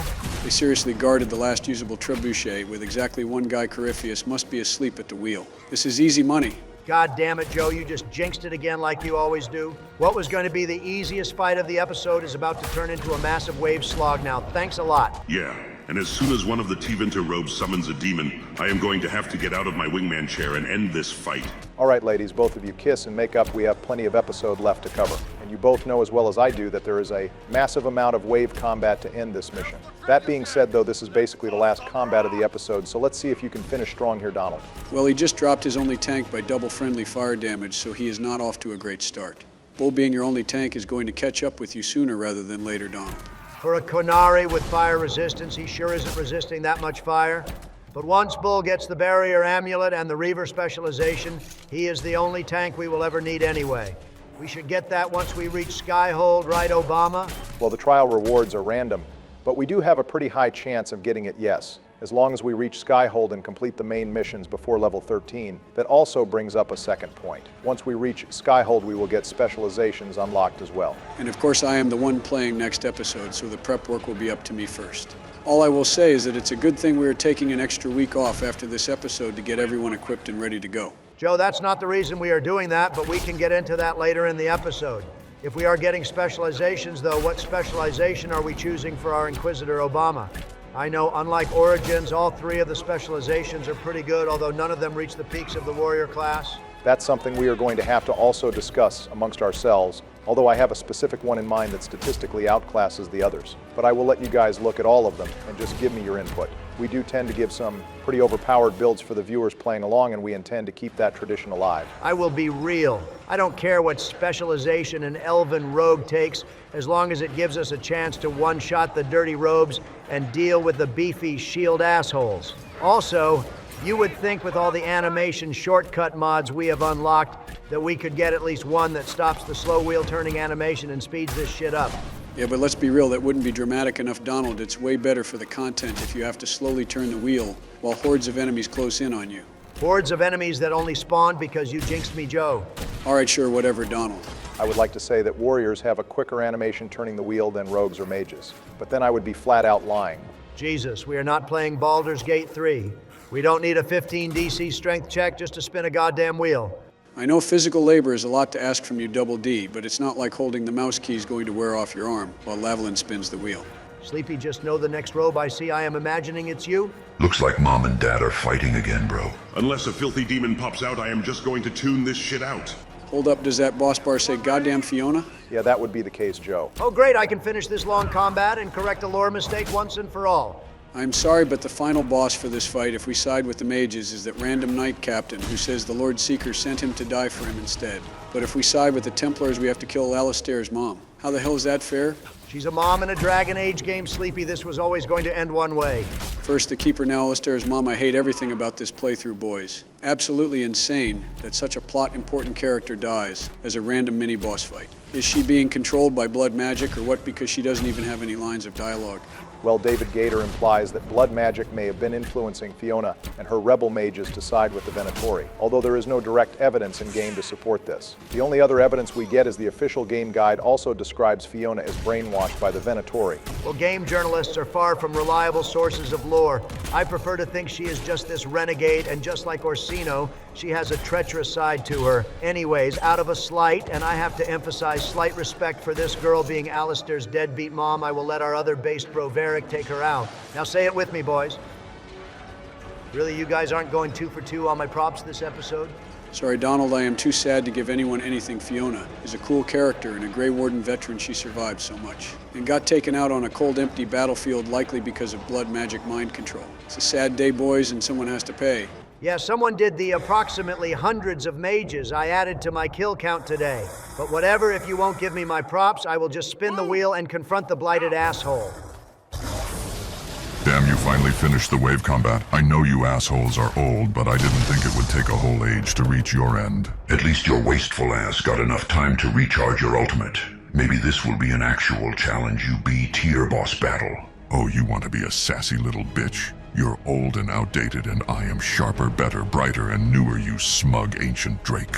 Don't call me a Drake, you iPad watching brain-rotted beta. Hey, can you two get a room or something, please? We can't have our Magister feud if there's a blighted archdemon feud at the same time. Fine, I don't need to waste energy on him anyway. Our Inquisitor is losing aura right now. We already took down one dragon. Don't back up away from another one just because he has backup. I can take on all these guys at once. Heavy pause. You have never encountered a dragon of my caliber before. I am the Omega and the Alpha, the beginning of your end and the end of your series. I will devour this world and leave nothing left for the all right, calm down, boy. His new humanity. Easy now, easy. Whatever you are, I'm not afraid. Words, farm tools often hurl at their betters. All those who spoke before you had their bones buried to build the Tevinter Empire. All right, Edgelord, chill out. Just tell us what the hell you want already. I don't need anything from you except for all 3 of you to die the right way. How ominous. Well, if you're as aware of your surroundings as you think you are, then you already know this isn't going to end in a fight. So what's even the point of beefing with us right now? What's your end goal? Yes, I am well aware that I already got the mark stolen by your farm tool. Despite changing every circumstance around the ritual that I could, certain events are already canon. Certain events need to happen in the timeline no matter how hard I fight it. But there are things I can control, and there lies my salvation. So what do you still want to kill us and take over one of our bodies to take over the presidency? Because killing us puts a damper on that plan. No, as much as I hate to admit it, the former god dragon had a point. The world as it currently is has no place for a god. It's not ready for divinity as it's too corrupted. However, the mere existence of one of my former gods living in the president's head made me realize that spirits can exist and influence the mortal world around you. Well, yeah, obviously they can. That's kind of been the whole plot point of Season 2. How far behind is this guy? Well, if we can influence your gameplay, that means there's a connection between our two worlds, no? So what would happen if someone tried to increase that connection? Oh, fuck. See, I might be restricted in this game and in your world, but if those two were to be combined, not only would you all be out of my way, but I would have a world that is finally prepared for divinity. So then why the hell did you waste everyone's time with the Breech if you just want to connect our worlds? Shouldn't you have the script and try round 2? Oh, that? Well, I just needed the Breech open enough to grab a few friends. Like I said at the beginning, in order to fight a president, you need to think like a president. Oh, that's it. It's bad enough you're a piece of disgusting mage filth, but now your dirty darkspawn hands are touching demons? Absolutely the fuck not. Wait, I'm sorry, who are you? Weren't you the mage wearing all the feathers? The name's Justice, and disgusting mages past their expiration date better learn the name fast before I curb every single one of you. It doesn't matter how many allies you bring or what deals you make. Justice will always be one step ahead of you, especially with the protection I put into place. Ease off, bro. You're jumping ahead in the script too far. My bad, I just doubly hate this guy and everything he stands for. Is this what it feels like to be racially profiled? Kind of odd to be on the other end? All right, Justice, you kind of stole my thunder there, but whatever. Consider this shit a stalemate, and our score is still 1-0 in favor of President Donald Trump. Corypheus, even if you have some game knowledge, we have a library of knowledge left to throw back at you. It's called Obama's note cards in the wiki. Yeah, so whatever plan you want to try, just know we are always one step ahead of you, and if all else fails. We still have bullshit luck. You fucking cowards. Come over here and end this fight now. You think just because you have a mere 1% of the blight that you can withstand the full concentrated power of the blight. Hello, I will burn you to talking ash here. and use that ash as a face mask while Dragon, I fuck your White get House. me the You fuck out of here degenerate right liver. now. All right, my bad dad. All right, thank God we won't have to hear from him again, at least until the Elven Temple, because holy shit, dude, just talks and talks. Should we be at all concerned about the friend's comment he made earlier? Joe, I think you specifically should be very concerned by it because at this point he might have found a way to bring a marker into the world of Dragon Age.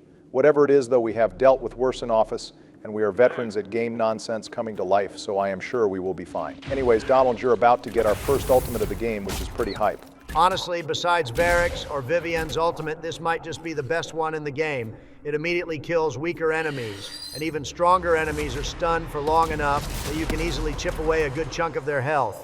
Are we playing with another trial that weakens our ultimates or something? No, nothing like that. We just also have the Rest Easy trial, which means anytime we rest at camp or skyhold, our ultimate bar resets. We can still sell stuff at stores and refill our other potions manually, so we should be fine as long as we manage it right. And use our ultimates as they become available instead of saving them. Oh God, not the Snow Road. Is this Dragon Age Inquisition or Pokemon Platinum? We can just skip ahead to the important part of the walk because this is a 2-minute slow walk with virtually no other content behind it, which is absolute overkill even by my standards. I have to admit, even if the walk is slow and boring, this mountain view is breathtaking, especially for a 10-year-old game. Yeah, they really captured the authentic hiking experience, wasting 2 hours of your life for one good photo background. Well, at least our Inquisitor doesn't skip leg day, bro, just raw dog to hike no AirPods or anything. I don't think skipping leg day was our biggest issue. I don't know if we collapsed from the cold getting to our body, or because we saw our squad mates there and just figured they could carry us the rest of the way. Oh shit, are those Brontos? Hey, Obama, maybe focus up on the plot going on before our eyes? Oh, right, my bad. I just haven't seen those guys since Legacy. I got a little excited. We probably got them along with our Cardalirium deal, maybe as a 2-for-1 special. Is that what 2 games of getting curbed by protagonists did to the Carta? They now have become a brand outlet store giving lyrium for Black Friday deals? Please, we must use reason. Without the infrastructure of the Inquisition, we're hobbled. I can't come from nowhere. She didn't say it could. Enough! Damn, we can't even get a night of battle sleep without all our advisors arguing over which person to send on the next war table mission. Something tells me this fight was Cullen and Cassandra versus Liliana and Josie, because there's no way Liliana and Josie would argue with each other. Given how the fight sounded, it was probably just girls versus boys with Cullen losing. I know you said earlier that you couldn't name one important thing about Mother Giselle with a gun to your head, Donald, but I think almost everyone can remember this scene here. This is one of the best roleplay moments in the series. Inquisition has fewer moments where the Inquisitor gets a moment to talk about themselves and how they feel about what happened, And as a result, this scene is very important. Yeah, I heard all that glaze, and I received it, Obama. But not only was she talking bullshit about the Inquisitor not needing to infer in the argument like we aren't the leader of this organization, but I'm also dreading the eventual friendship song coming out of both of you liberal divas. But friendship is magic, Donald. Bite me, Joe? Anyways, as I was trying to say, beyond the clear Inquisitor glaze Giselle gives us, the bigger importance of this scene is just being able to take a moment for Lavalin to say how he feels. Whether he still believes in the Maker, whether he is tired or uncertain, or hell, if he is just pissed off that we got a black eye here. It's all role-play opportunities that we need in a game where it's easy to be disconnected from our protagonist. Yeah, and it all comes out because the game knew to give our antagonist at least one win. Even if it will be his last, it's good to at least show the players this journey won't be cut and dry. That was something missing from most other Dragon Age games besides the Arashock in 2. Even with Loghain, I wouldn't count Ostagar's him getting a win. Even though he took power, he was losing at every possible angle, and we beat him without barely raising a sword. A villain doesn't always need a win, but they do need to have their presence be known. They can't just have stories about how scary they are. We have to see what they are doing to the world, and what they are doing to the protagonists, or it's easy to forget who we are even fighting. That I was meant for this, but that didn't help at Haven. I want to believe Andraste is with me, but doubt is everywhere. Loghain had a constant presence, even if his presence didn't always end in a victory for him. Yeah, it's sort of like your rival in a Pokemon game. Even if they aren't always winning, they are still going to be a constant problem when they challenge you at the end of a long dungeon. Anyways, I will literally drop 6 figures if you keep this song normal and don't assault my ears worse than a sniper at a rally. Shadows God damn it, why do I even bother? And hope has fled. Still your heart, the dawn will come. The night is long, and the path is dark. Look to the sky, for one day soon the dawn will come. The shepherd's lost. Oh, not you too, Obama. Keep to the stars. Every day I wish the sniper blew the fuck out of my ear so I could be free. The night is long and the path is dark. Fine, fuck it. Look to the sky for one day soon. The dawn will come. Bear your blade and raise it high. Stand your ground. The dawn will come. The night is long and the path is dark. Look to the sky for one day soon. The dawn will come. Faith is made stronger by facing doubt. That's how you rally a goddamn crowd, boys.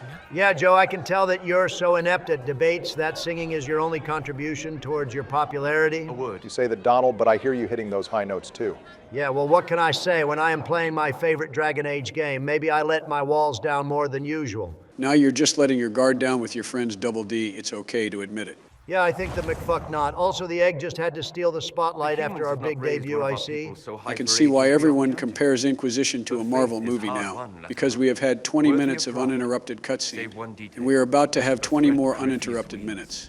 Well, if you count the Corypheus nonsense, it was interrupted, but why complain about Peak Joe? I don't know, sometimes we just want to play the video game, Donald, but I know this is like the only scene, besides Trespasser, that has this long of a cutscene. Also, I know he is going to give us a nothing burger answer, but I would really like to know how Solas knows this. This really shouldn't be brushed past as easy as it is. What is it, and how do you know about it? Such things were foci, said to channel power from our gods. Some were dedicated to specific members of our pantheon. All that remains are references. Solas knows just how to make things sound interesting enough that you sort of stop questioning everything else about what he is saying, like how he knows it. Hold up, did Bro just call us Lethalin earlier? Isn't that the same thing Meryl calls us when we romance her? Is the egg starting to come onto us? Lethalon is just a title of familiarity meaning brother or sister. It just means he views us as a colleague or a friend as another elf. Solus did, however, use the spelling and pronunciation of sister instead of brother, so that was either an error or him taking a jab. I prefer to think he is just a bitch personally. He is just lucky the next 2 scenes after this are just peak. Say all the negative things about Solus you want, but him finding us an amazing new base that beats out every player home in the series is a massive W. Especially since he won't take credit for finding this place and lets the Elf Inquisitor have a win for his people instead. We owe him that much at least. That's fair, although Skyhold has its fair share of logistical problems. From a gameplay perspective, the base is incredible.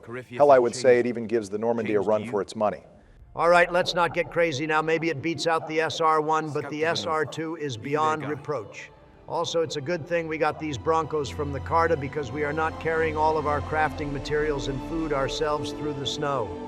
I was glazing the mountain views earlier, but these backdrops take the cake. I can see why we have to reuse so many animations it was for this one cutscene. And honestly, I might just have to say it's worth it. Honestly, Joe, you're not too crazy for saying that. Yeah, so maybe we should shut up and let the animator and Trevor Morris cook Joe. There's a place where the Inquisition can build, grow.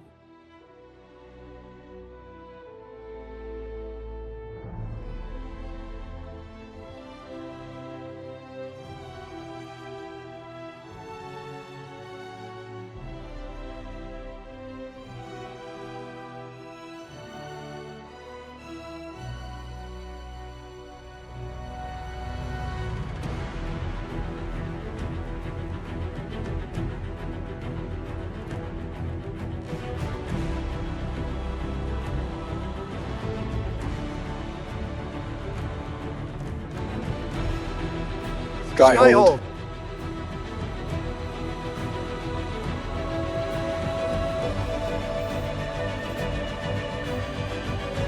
Damn, I can't believe this is the place where our next romance scene will be.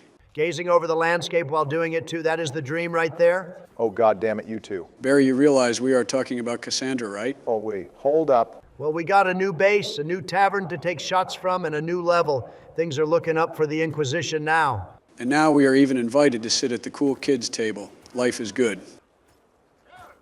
They arrive daily from every settlement in the region. Skyhold is becoming a pilgrimage. Cassandra just fully cementing her second-in-command spot by giving a debriefing, as well as the one who officially promotes Lavalin into his new role. Even if he is a filthy elf bro, is undeniably the chosen one. We have the walls and numbers to put up a fight here. But this threat is also, here's where being maker-pilled comes in handy for you, Obama. I can fully win over your girl's approval here. Man, we have had multiple roleplay options to give our guy depth, and earned Cassandra approval at the same time. I really couldn't ask for better food. This all began with Andraste's blessing. It was that simple. Yet did her blessing grant you worthiness? Or was it given because you were already worthy? Your decisions let us heal the sky. Your determination brought us out of Haven. You are the creature's rival because of what you did. And we know it. All of us. Amazing we not only get a dope sword, but we now no longer have to jump the gun when we call our guy the Inquisitor. This sword is long overdue, and its holy vengeance will pierce through all of the unjust. This is another massive win for roleplay opportunities during this quest. We get a race-specific speech, a class-specific speech if we are a mage, a religious option if we chose to be faithful, and a complete asshole speech where we can flaunt our title for personal gain. Great yap, Obama, but we have talked for almost 2 hours this episode, and this is our pivotal moment. It's time we let him enjoy it. To understand the burden I was meant to carry. That is always a struggle. You're not sure about this? There's no faith without doubt. Yet I believe this is the only path before us. There would be no Inquisition without you. How it will serve, how you lead, that must be yours to decide.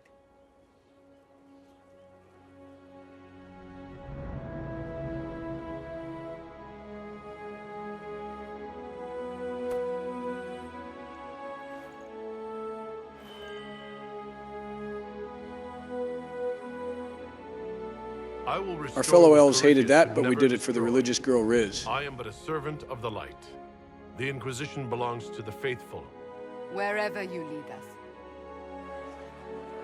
Have our people been told? They have. And soon, the world. Commander, will they follow? Inquisition, will you follow? Will you fight? Will we triumph?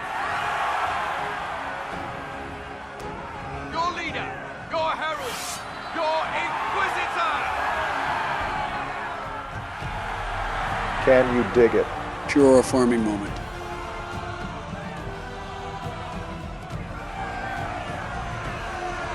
Even our merchant princess got caught up in the hype. Our Inquisitor must have given a shepherd-level speech there.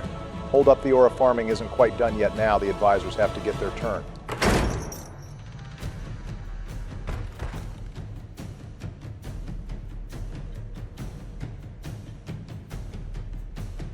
If this really was a aura farming moment, the camera would have panned to each and every one of the advisors' faces first. I would have preferred that because holy shit, does this throne room look like an absolute shit show. Thank God we got this shit for free.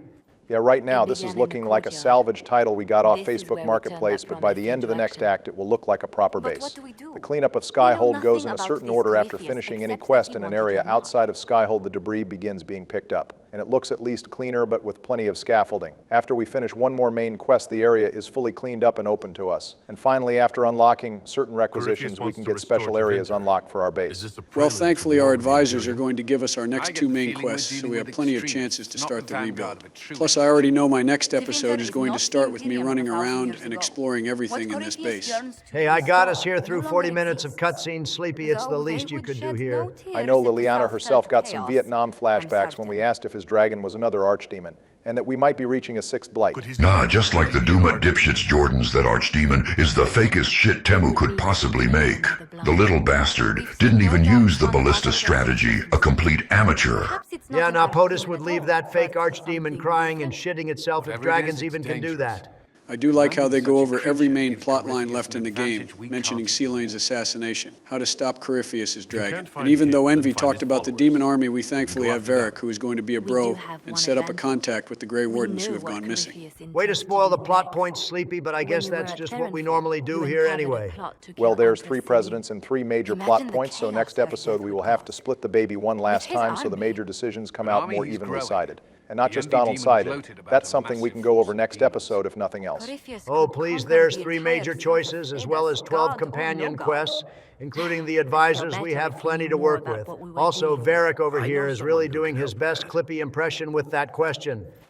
Everyone acting all inspirational jogged my memory, so I sent a message. I noticed you are pulling a solace and not naming a name for this old friend Varric. Care to elaborate on who you are talking about? Varric might be on the nose about who we are meeting, but anyone whose first Dragon Age game wasn't Inquisition already knows damn well who he is talking about. Something tells me Liliana figured it out as well. Oh God, and Joe is playing next episode, the Dragon Age 2 fiend that he is.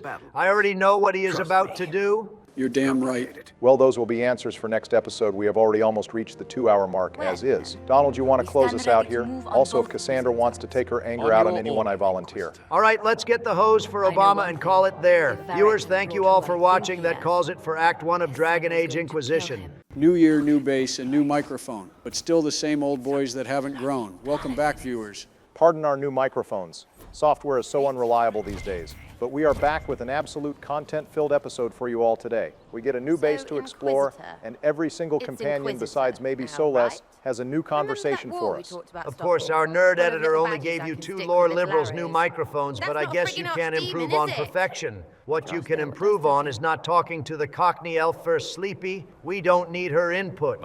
She is still a companion Double D, and she deserves a shout-out. Honestly, when I break down the companion scenes here, I prefer the ones that are more grounded to the ones focusing on the fantastical. Honestly, she is not wrong about Corypheus being a surprise. Him threatening to merge our worlds and talk straight to us was absolutely insane. And it should be more scary than how everyone else is treating this, even without the AI coming to life in front of us.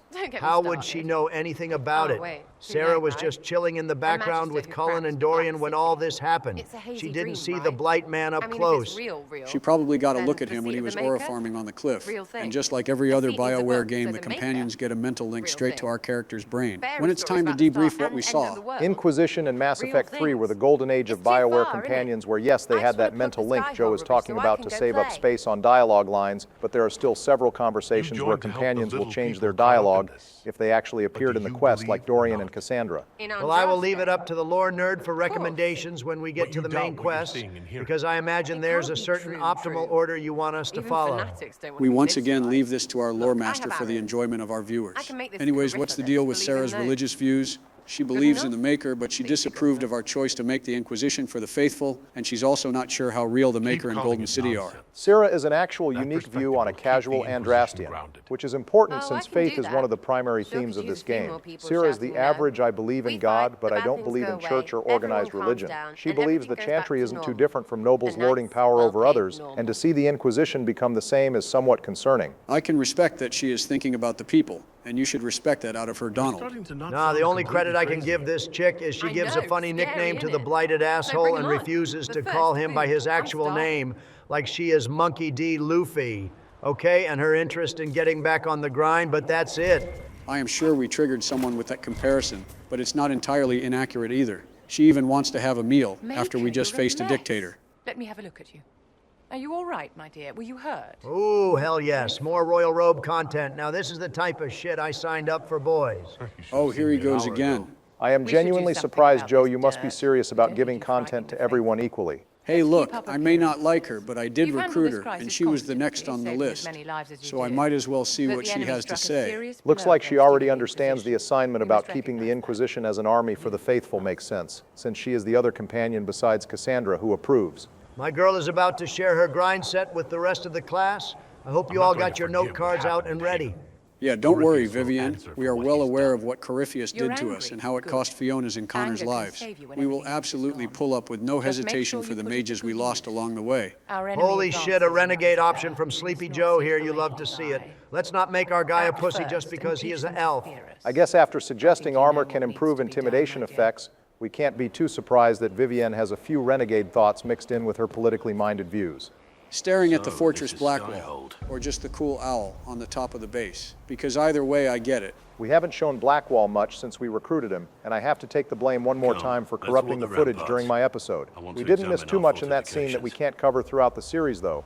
Looks like Bull isn't the only squad mate who has a massive architecture erection.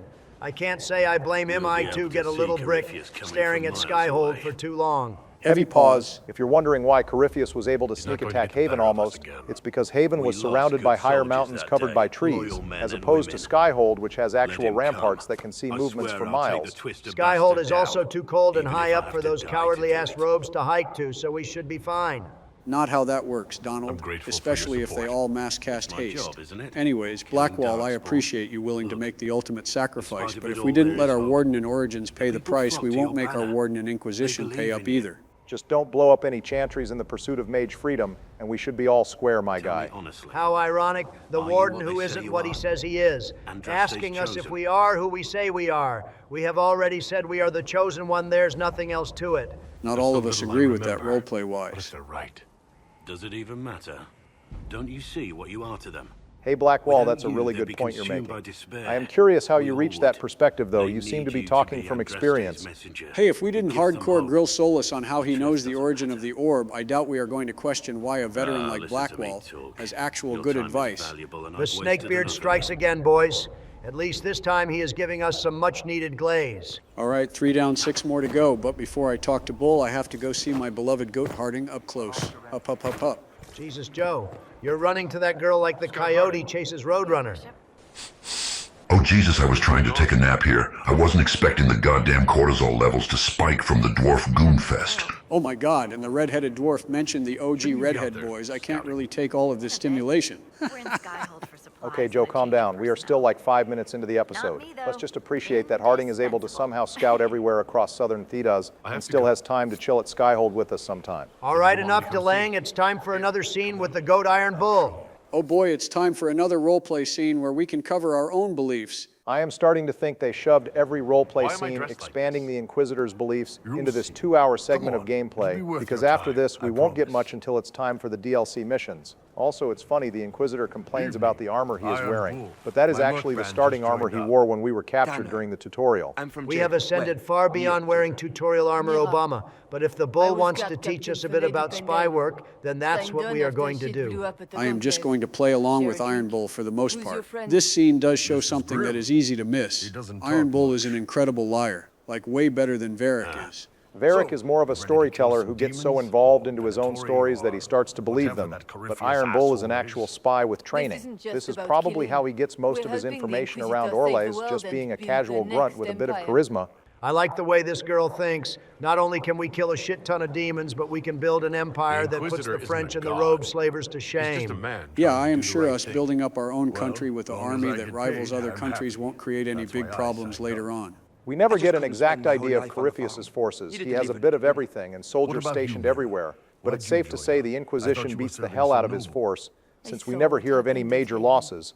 So it's safe to say we went overboard with recruitment. There's no kill like overkill. Also, you're telling me this girl saw our confrontation with the blighted asshole, along with the other companions, but somehow made it out alive? Well, she is definitely lying and just trying to add to her aura farming here, but it is nice that she believes in what we are doing. We have some dope NPCs in our army.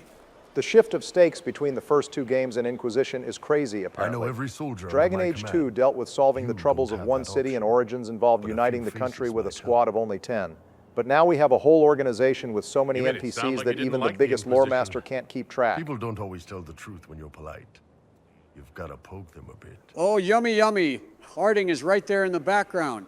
Sleepy, I still have the hose from last episode with Obama. I can easily have the White House staff refill it.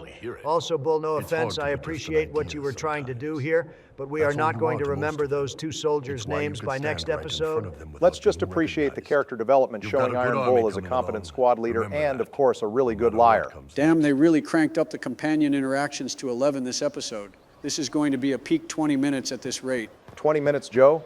How much are you planning on covering this episode? Just going to talk to everyone once, maybe twice, and do the Arcanist and specialization conversations. Bro is in for a very rude awakening in a moment. Well, we have to wait for Cole in this location, so we might as well check in on Cullen. Bro pulled a lot of work giving Shepard-level speeches last episode. The least we can do is thank him for his service. First Iron Bull, now Cullen. We are finally giving the viewers some based content for once you love to see it. Especially since he is planning what every based gamer dreams about. An epic last stand. Okay, I can't lie, a last stand in Skyhold with every single squad mate and agent we have recruited helping out would be insanely epic. They could have just done a one-for-one remake of Vigil's Keep defense attack from Awakening, and it still would have been epic. I mean, hell, they took so many other scenes from Awakening as is. Y'all better not make a sequel to that movie. Last time I got off screen by Blackbeard the Darkspawn, and ended up in a separate British warden for 10 more years. Oh, please, we have a far better army this time around, and this time you're in the main character. Donald Trump, not some random zombie warden. You will be fine. Given your death counter, that doesn't exactly fill me with confidence, you know. The death counter is fake news. It's not going to matter by the end of the series, trust. I am sure before we reach our power scaling peak, we will have a few challenges and even more once we handle the DLCs just like 2. They go pretty hard difficulty-wise. Now that the River Rift is taken care of, I stay chillin', boys. Anyway, Haven's casualties would have been a lot worse to imagine if we actually got an accurate head count or number. As far as I know, besides those soldiers who loaded the trebuchets and got off screen, and the one soldier Donald failed to save, it feels like we got most of our people out of there safely. I didn't fail shit, that was the soldier's own skill issue, and honestly, I am sure there were battle casualties off-screen that the animators just didn't bother to show. I mean, BioWare was able to show deaths at Ostagar left and right, but this game is about to show a few more deaths in the next scene, which I suppose could be from the battle at Haven. Well, speaking of the next scene, it's time we correct Donald ignoring him from last episode and finally check in on my boy Cole. What the hell is that anxiety demon doing, making blood circle glyphs? Bro is either playing in the mud or he is playing with some bugs, maybe helping them cross the path safely. We will, of course, never know. We have to talk to the council about the spirit first. I feel like we should have had this massive debate earlier on when we first recruited Cole, but I guess Corypheus jumped us before the Mage Council and Cassandra could properly discuss the issue. I do not like that this is an uneven-sided debate with one Templar and 2 robes. We need a more balanced debate so we can handle this the correct way. If we really wanted an even debate, we should have Dorian here as well, because Vivian is basically just a Templar that can cast spells. I'm sorry, but if the Fade Egg is pitching an idea about trusting a demon, everyone would be wise to ignore it immediately. I will hear none of this slander. Cole is my son and a very good boy. He only wants to help us. Well, we are going to quickly find out that isn't all he wants. He also wants protection from the oncoming threat of Corypheus binding demons. But compared to a lot of other companions, Cole does have the most genuine intentions. I would place him right behind Blackwall and Cassandra in terms of noble goals. How can you say the Royal Robe doesn't have good intentions? She is looking out for us here, warning about demons, and she actively said she wants to restore order. Yeah, on the surface, that's her campaign message. But in reality, she is joining the Inquisition to improve her own power and connections. She wants her job as court mage back, and she wouldn't mind being elected divine with the help of the Inquisition. All right, hop off. I didn't expect you to dog her this hard, Sleepy. Also, as uncurious as I am about the anxiety demon, I have to question how the hell Solus knows all of this about Cole. Are they like spirit buddies or something? I have to imagine Solus interviewed Cole sometime after Haven and learned enough about him to share all of this. Solus does have a great rapport with spirits. After all, he knows just what to ask. Considering what we learn about Solus's origins and him needing lyrium to come to this world, I am sure Solus is as confused as we are how Cole came to the mortal realm without needing a lyrium body or a mortal body to possess. Oh God, are we seriously covering Veilguard lore now? Once again, Donald, it's part of the canon. And the Sola's murals were actually always intended to be part of the lore, as it's implied. Even Gator had a hand in writing them. The key point of the Veilguard scene is that the Evaneris made bodies of lyrium to become powerful beings in the mortal world, while losing none of the downsides since lyrium is closely connected to the Fade. In Cole's case, however, since he just showed up here, it's going to be harder to maintain his spirit powers and his personality, which is why the options at the end of Inquisition is he either becomes more human and loses most of his powers, or he stays a spirit, but eventually returns to the Fade as he can't maintain who he is for too long. All right, I can't believe I'm saying this, but I would rather just keep talking to the demon than Veilguard or the egg. Fine, whatever, Donald. I found it interesting, at least Barry, and hopefully some of the viewers did too. So I see what you mean about showing some of the deaths that the attack on Haven caused. But I have to wonder how we even got these bodies from Haven all the way to Skyhold. I mean, Haven was at least an hour or two hike from the camp where we harmonized, and then Skyhold had to be at least almost a day's journey from that camp. You're telling me we got the wounded there on foot? These guys clearly just didn't want to die until the Inquisitor personally saw their last breath. If Dead Space soldiers can be torn apart and still die in front of the player, I imagine it's the same concept. It still doesn't explain how so many of these guys survived with no healing magic and scarce resources. But I guess fuck it. We did it for the dramatic timing and content is king. What do you mean? I just explained it. Imagine every single bone in your body is broken and your organs are failing, and some teenaged kid is just narrating how you are feeling like he is writing a book. I go through this every day with your lore drops, Obama. I would want to die faster too. Thirsty. How I feel waking up in the morning with no water next to my bed. Thank you. It's all right. She won't remember me. Is that guy behind the girl missing his legs, or is he phasing through the ground? I fear both of those statements may be true.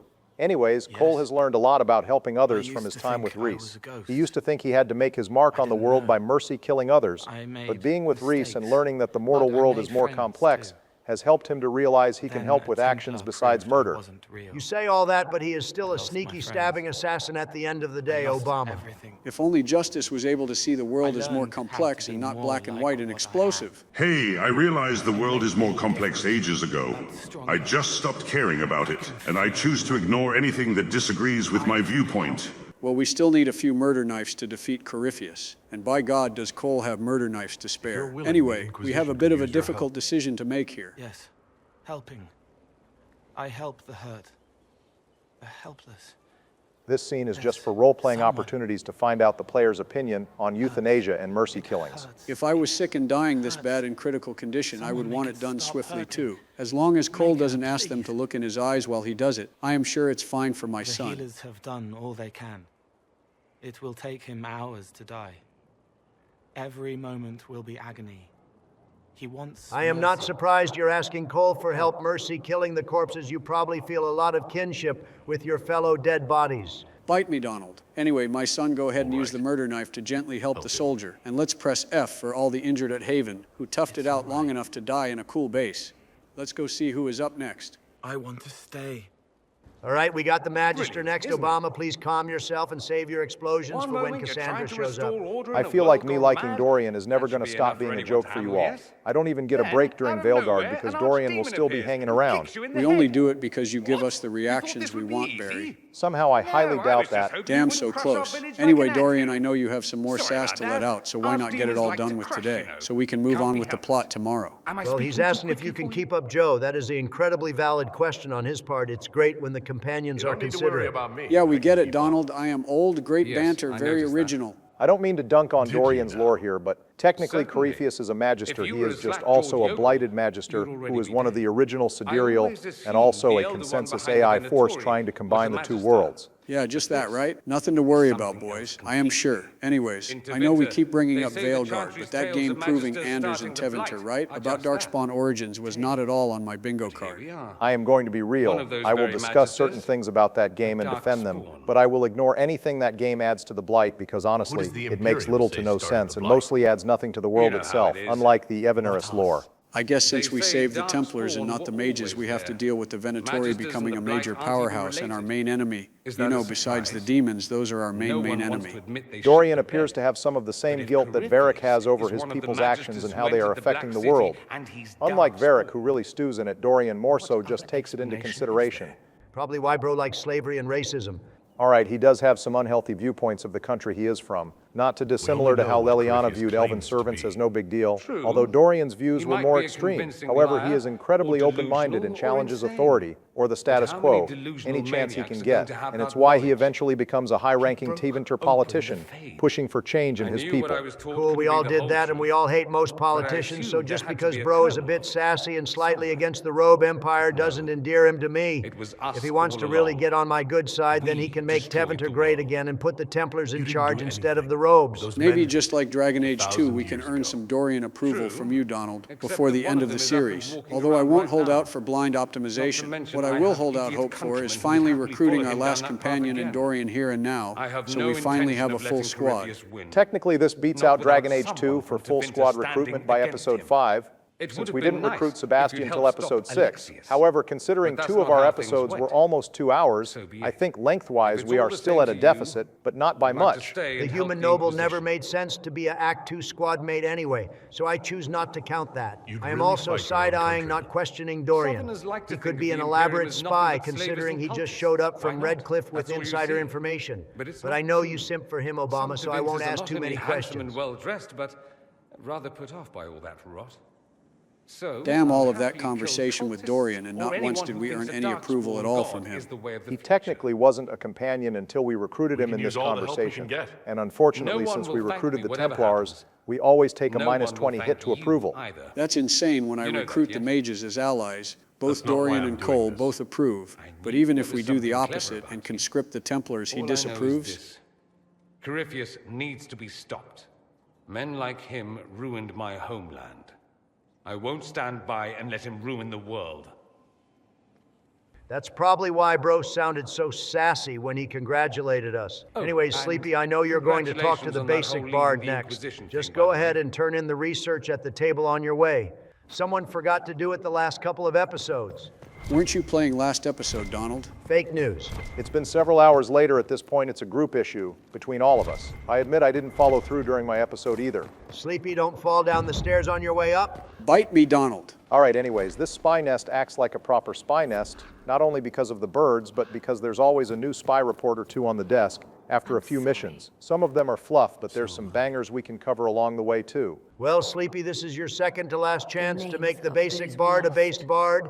Will you capture it or just let it slip? Double D, you are in fact not Slim Shady. Also, deep down, I know Leliana cares about people. It's why on instinct she pulled her scouts back. Just like the first real decision she made on her own was joining the Chantry and helping people. When she's not acting on instinct, she makes Paragon choices. Okay, hop off your soapbox, Sleepy. It's not that serious. Besides, if you ever wanted to make her renegade, you would know that deep down she is into the power and danger that being a bard and spy master brings. That is a good point. It's something she struggles with liking in Origins and in Inquisition when confronted about it. She admits that compared to Marjolaine's games, Divine Victoria played with nations, implying that she enjoyed the higher stakes and danger of her position. Barry, we don't need a play-by-play here. This obviously isn't a real debate. Donald is just rage-baiting me with what he knows, because he only ever plays Dragon Age one way. Well, as we are implying here, this conversation is 2 out of the 3 needed to harden or unharden Leliana. She is beat up over the attack of Haven and is blaming herself for being cautious with people's lives, telling her to value the men under her command, is the choice needed to keep her unhardened, which just like the first choice happens fairly early on in your playthrough, since the third choice is during her personal quest, only after 2 main quests are finished. I don't remember having another Leliana cutscene this early on. Is this a mod? What the hell was I just saying about being a mage apologist? Sleepy, this is the setup for the Calpurnia quest to take out Corypheus' rogue lieutenant we saw last episode. Wait, she gets her own quest, too. I you mean, know taking out anything about Samson's armor Calpurnia? makes sense, but what are we going to do to the bucktooth lady? Steal her witch's hat? We actually have to pull a Naruto and learn her tragic backstory and talk her out of helping Corypheus, which I agree is slightly less interesting than the rune schematic for Samson. They follow in the footsteps of legends. We must prove them wrong. Yeah, that's one of only two downsides, the other being we have to deal with the basic bard instead of the goat Cullen. Approach. These Venatori have been shadowing a merchant called Vicinius on Calpurnia's orders. They've investigated his finances, surveyed his warehouses. I propose that you meet with Vicinius. Flatter him. Find out what he knows of Calpurnia. So how soon do I have to do this quest? They are giving it to us pretty early, so it has to be leveled pretty low. Well, considering Calpurnia doesn't reappear until the Elven Temple, which will likely be the last mission we take on for pacing reasons, we don't have to worry about touching this quest for a while. He's unremarkable. I cannot think why Calpurnia would care. I would say we take it on when we have a less plot-heavy episode in front of us. Sounds good to me. I will tackle it when I can give more time to my beautiful bard. Cultists. I'll bring wine. Vicinius could be a useful ally. Merchants travel, and they love gossip as much as coin. I'll make arrangements for you to visit his summer home in Val Royeaux. Hopefully, your attention should be enough to pique his interest. We'll have Calpurnia's secrets yet. Moving on, it looks like Josie is reminding the Inquisition about the Empress being in danger. Compared to questing with the champion of Kirkwall again, and helping French people, I can already tell you which one we are more interested in. Actually, I hate to admit it, but at this point I would prefer that we help the French people first, because that means the Terran of the Rats gets to stay in his dark, haunted cave a few more months before we help him. That really might be the third pettiest thing you could do in this game, Donald. Well, back to my point, can we just go help the French people first? I am even okay with watching Joe pretend he knows how to dance for 2 hours instead of meeting Traitor McCassface. I will definitely be doing that quest, but that's after we help Hawk. Grand Duke Gaspard seeks to take her throne by force. Leliana reports that a group of elves has been sabotaging both armies, drawing out the hostilities. I admit from a story and urgency point of view, helping the Empress makes sense. She is in imminent danger while we have no pressing danger with Hawk's quest until much later on when we find out about the ritual. That being said, Hawk's quest has a much better hook, allying with the last game's protagonist and possibly the fan favorites of Loghain and Alistair. And finally, it's about the Grey Wardens, a fan favorite faction in this game. Well, just like everything with the Duncan murderer, it seems I am outvoted. Anyways, Josie, I don't think we should have any visitors to Skyhold until we pick up all the debris in our throne room and get a proper throne. Unfortunately for Donald, we can't tear up half of the Skyhold fortress to install a ballroom he will never use. Sorry to stifle your creativity, big dog. Hey man, I wanted to install a medieval jousting ring where all foreign relations could be settled with night duels, but I'm allergic to horses. So instead, I had to go with a ballroom and have my wife insult my epic dance moves. Donald, I swear on Leliana's thighs, you cannot dance. Oh, you're one to talk sleepy. Anyways, Josie here has a small amount of PTSD from being in the front lines of the Haven attack. Her being a pacifist is great for character development, but not so much for slugging off tragedies like everyone else is. Well, thankfully, she won't have to see the front lines anymore since Skyhold is practically untouchable this game. Don't worry, Josie. We are going to get our licks back on Corypheus soon enough. That's what I'm talking about, Sleepy. So I see, despite not having much time to set up yet, she still installed 2 fire hazards, one on the desk and one in that candle post next to the bookcase. She at least learned to be in a room with natural light this time, but she either really loves candles and fire, or she has really bad eyesight and needs extra light just to see. It's probably a little bit of both. It's not like she needs to see particularly well to be a merchant diplomat. Also, as horny of a bastard as I am, how is going for a stroll flirting with her? There's plenty of non-sex reasons to go on a walk with someone BioWare. True, but considering weed or Thanksgiving don't exist in this world, those options are limited. But considering this flirting option doesn't go anywhere yet, we aren't missing too much. Anyway, that calls it for almost every companion since Varric and Cassandra aren't available until we start the Crestwood plot. So let's get into some war table missions for the moment. That's where the next Skyhold objectives are anyway. I guess we can start with building a memorial for Haven. Looks like that Arlesian dude who married a Ferelden noble that we met in episode 2 wants to honor everyone who lost their lives in Haven. I will get Cullen to put soldiers on the job. Probably the most base thing that man has ever done in his life as a French dude. Anyways, Obama, it's been an hour or so since we explained what we are doing here, but you want each of us to take turns narrating and tackling a war table quest, right? That's right, Donald. And just a reminder for the viewers, we have a mod that skips the wait time for war table missions to narrate the stories more fluidly. Link to the mod and others in the description. Back to the grind though, I will go next, and looks like we have an offer of help from my glorious King Tegan. He wants to help our armies rebuild after Haven, and while his personal funds have been drained from the Hinterlands War, he does have a mine to offer the Inquisition. I will send Cullen and his men to secure the mine.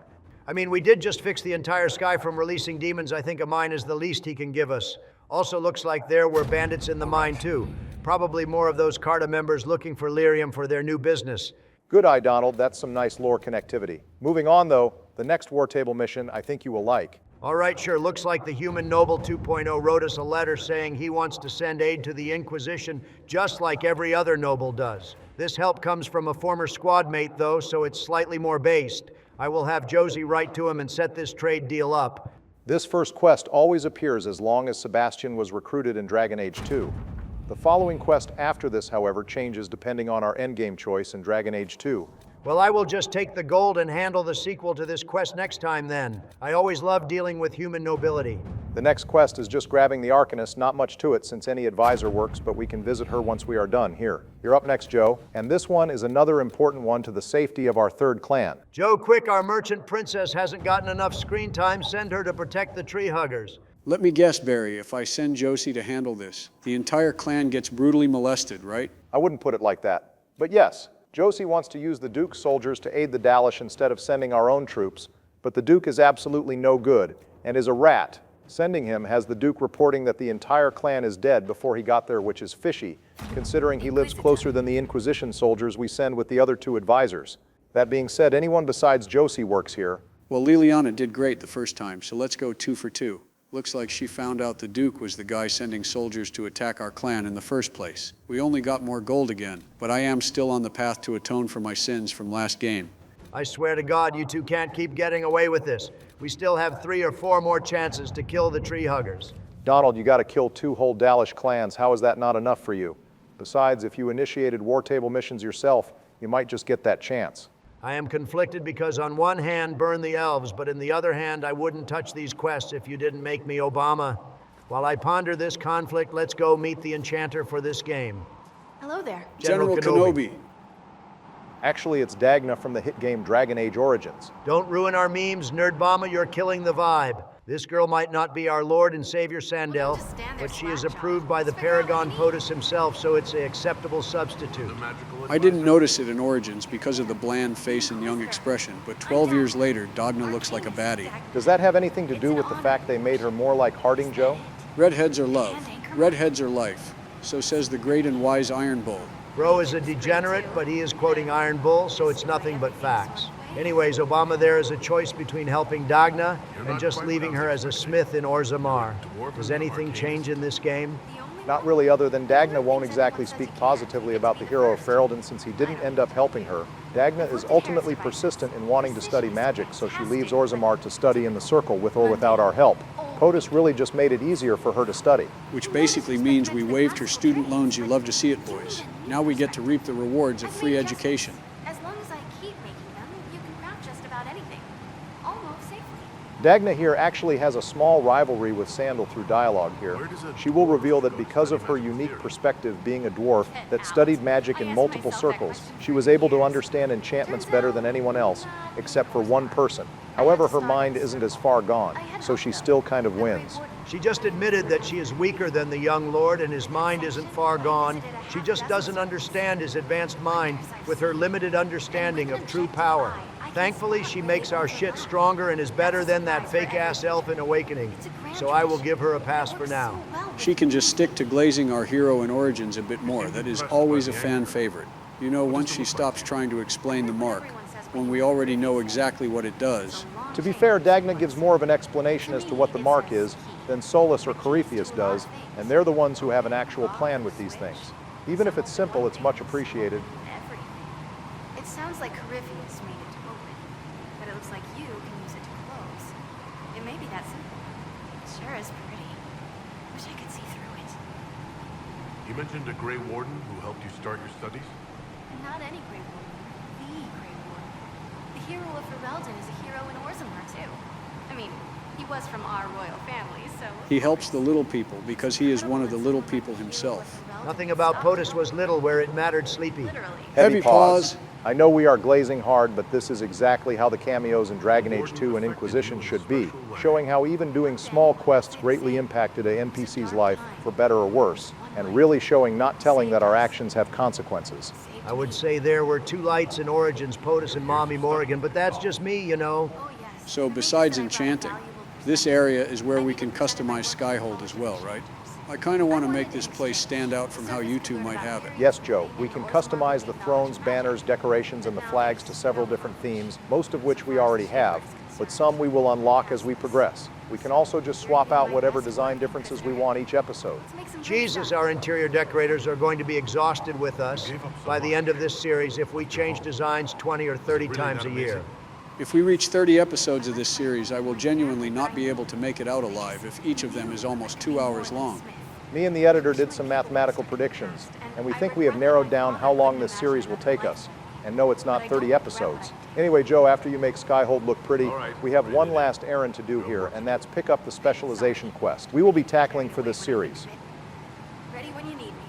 Wait, did we grab these guys? I don't remember that. Yeah, we picked them up from the war table after we saved Clan Lavalin. You went to grab a Coke real quick when we did it, because it took like only 30 seconds. Anyway, Barry, we still gonna pick the specialization we agreed on. Yes, Joe, and viewers, as you can see, we will be running Artificer for this playthrough for two specific reasons. The mines can be a lot of fun and work with the archery style, and the ultimate can go Ultra Instinct on certain bosses, which we won't abuse, but it will still be fun to showcase later on. I would have preferred Assassin personally to go absolutely ham on the robes one stealth strike at a time, but I guess this works too.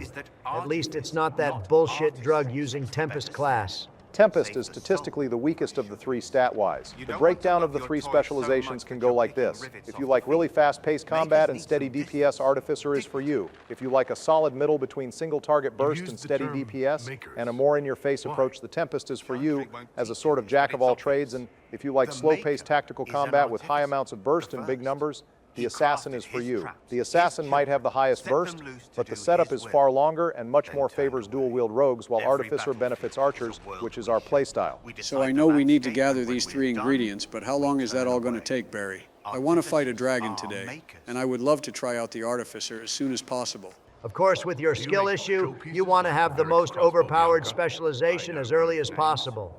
Don't get too excited about getting a freebie. I am pretty sure we can't get the specialization this episode. And with the rest, easy trial. Our ults reset all the time, so we have to use them or lose them.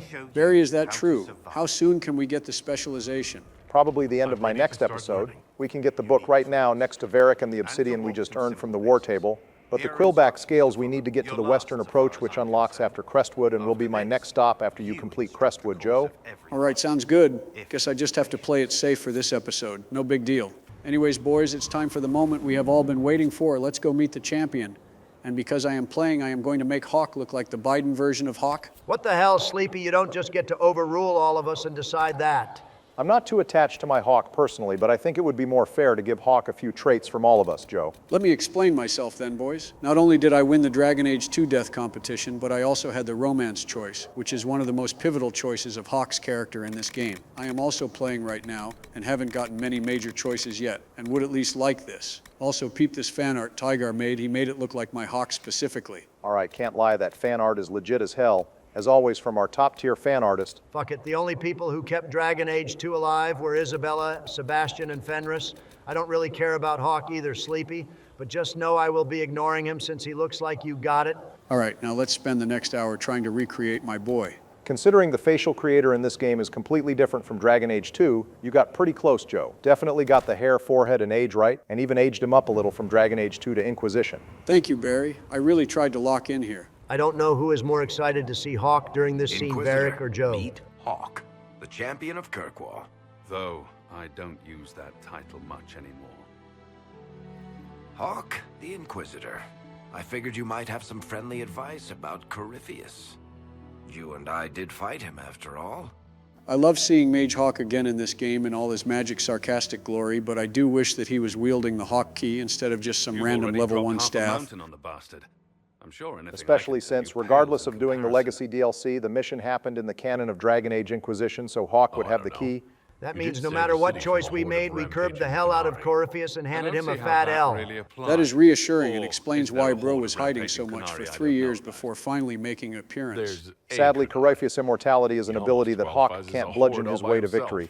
We are going to Fortunately, need a he's on our specialist to side. deal with that. So It's got to be tough being the What can only I say? protagonist that doesn't Varric get a said that you special fought main Corypheus character before. ability, like the Fought and Warden killed. buff, the Mark, or the The Grey Lyrium Wardens dagger. were holding Hawk him, may not have but gotten he any somehow special used his powers, connection but to the Varric is the one who Darkspawn got the to storyteller hacks, probably the Corypheus most got into their overpowered heads, ability in the messed with verse. their Nah, minds. Archdemon hacks. Stay on top as long as you don't accidentally end up in an old president. Try having that situation without Archdemon hacks. It's far worse, bro. You know, we can both hear you, right? Good. That's what happened to the Wardens. Do you think we can free them? It's possible. But we need to know more first. I've got a friend in the Wardens. He was investigating something unrelated for me.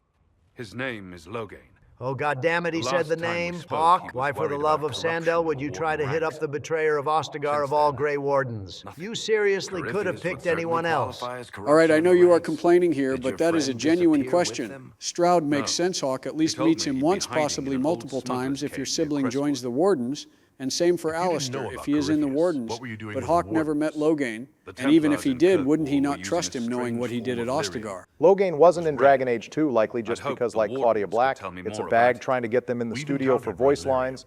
I think we are meant Corypheus to was using assume it to Loghain corrupt the replaces Templars Stroud and and turn them Nathaniel into his down the line slaves. as Carver's commander, and Hopefully that's my how they met friend in the Hell. Wardens Maybe will Stroud know introduced Loghain to Hawk, and that's how we got here. This line is somewhat of a stretch, but that isn't the only time we will have to bend our Corypheus has imagination in corrupted this the plot line. Wardens. So strap in. Oh, but I was the bad guy when I understand. said I wanted to help I'll the do French whatever's first. At necessary least to the stop French him. aren't going to introduce Corypheus random is my characters that don't fit responsibility. into the plot. Plus, thought I Obama killed him could yap before. about the books he goons This time. overwrite. Actually, during his episode, he can still yap about one of the books, namely being Asunder, which has a large portion of the story taking place there and in the Warden Fortress. God damn it, well, I tried at least. Anyway, Joe, I guess before we tackle the objective, you need to hear about how much our end slides on Hawk were right or wrong. Regardless of what Hawk says here, our headcanon end slides trump all I will be hearing. No notes on this.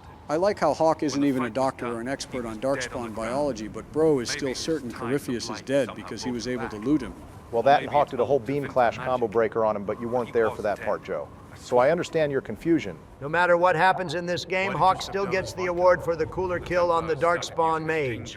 The only thing I will say about Inquisition that could be improved is the unique kill animations should have been added back. So Templars started going crazy and attacking Hawk. That makes sense if Cullen did step down before this happened and Samson started peddling red lyrium to the Kirkwall. Templars first, but why wouldn't Hawk and Aveline just like square up and take them down?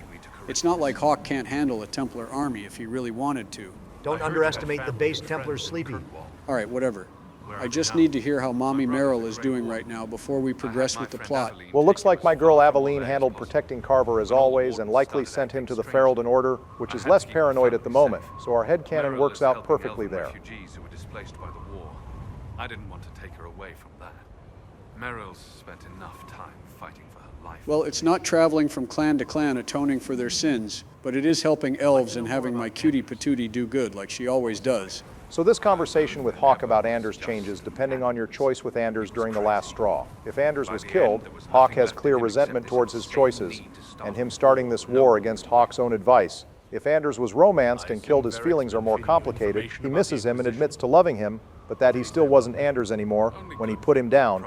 If Hawk doesn't kill Anders, he is a bit more calm here, saying that Anders is more complicated than Varric's story showed, and that he is not simply a hero or a villain, just a man with an unstoppable drive. Doesn't Anders go extra crazy if he is left alive this long being fused with Justice? Yes, the fake Warden calling mixed with Justice being fused with him so long leaves Anders in a state of dementia where some days he is normal and other days he is barely functioning. Well, let's see how Cassandra takes the news that Varric could have contacted Hawk at any time. You knew where Hawk was all along. You're damned right I did. You conniving little shit. Looks like this conversation ends up looking like the average Dead by Daylight game with Varric looping around the table. Mommy Cassandra, I know you're angry right now, but instead of taking it out on Varric, I beg that you just pick me up by my legs and pile drive me, and take it all out, all at once. Please, please. All right, Barry, practice your own deep breathing for me, so I can save Varric's life from imminent peril. I know we can come out of this with massive approval from both sides. So first I am going to be Varric-sided, then I will be Cassandra-sided. All right, as hot as this is, I feel locked in to say that this was Cassandra's plan all along, which was revealed at the end of Dragon Age 2. Varric lying here caused Cassandra to go to Plan C, which was us, and this gets even worse if Leliana romanced the Warden, because that means both Varric and Leliana lied to Cassandra about them disappearing.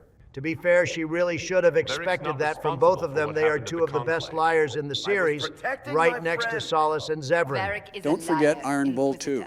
Don't say anything negative about my goat Iron Bull, Sleepy. You're glazing Iron Bull almost as much as Mommy Cassandra is glazing Hawk here.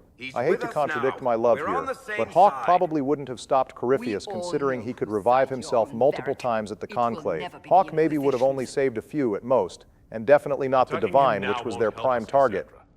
Ha! Exactly. And you better not be keeping anything else from us. All right, both Cassandra and Varric need to calm down. We are deep into episode 5 at this point, and several hours into the series. It's time to put down the bickering and do some trust exercises to repair this. Will they, won't they, friendship once and for all? Don't bother, Joe. Cassandra probably gets an emotional amp in battle imagining the enemies are Varric. Why ruin a working strategy? You know what I think? If Hawk had been at the temple, he'd be dead too. You people have done enough to him. You're a dick to my girl Varric, but factually you aren't wrong either. Cassandra, I think the only way you could have got Hawk to understand is if you said the Conclave had culprits that helped kill his mom, or if you had video evidence of Corypheus being alive, which you had no way of knowing. We all fuck up under pressure. It's best to learn from it and forgive yourself. All right, Sleepy, I know you're not this good of a leader or coach. What Dr. Phil episode did you pull that speech from? Nowhere, like I said, ever since last episode. And being back at Haven enough, I just feel more clear. Must be all that mountain air. Yeah, sure, Joe, that makes sense to me. Cassandra, I know you and BioWare initially wanted Hawk for the Inquisitor role, but the only benefit of that would have been Hawk being more traumatized, and all he would have to show for it this time is a cool magic hand. Plus, I would have been forced to cuck Meryl with Cassandra, and no one wants to see that.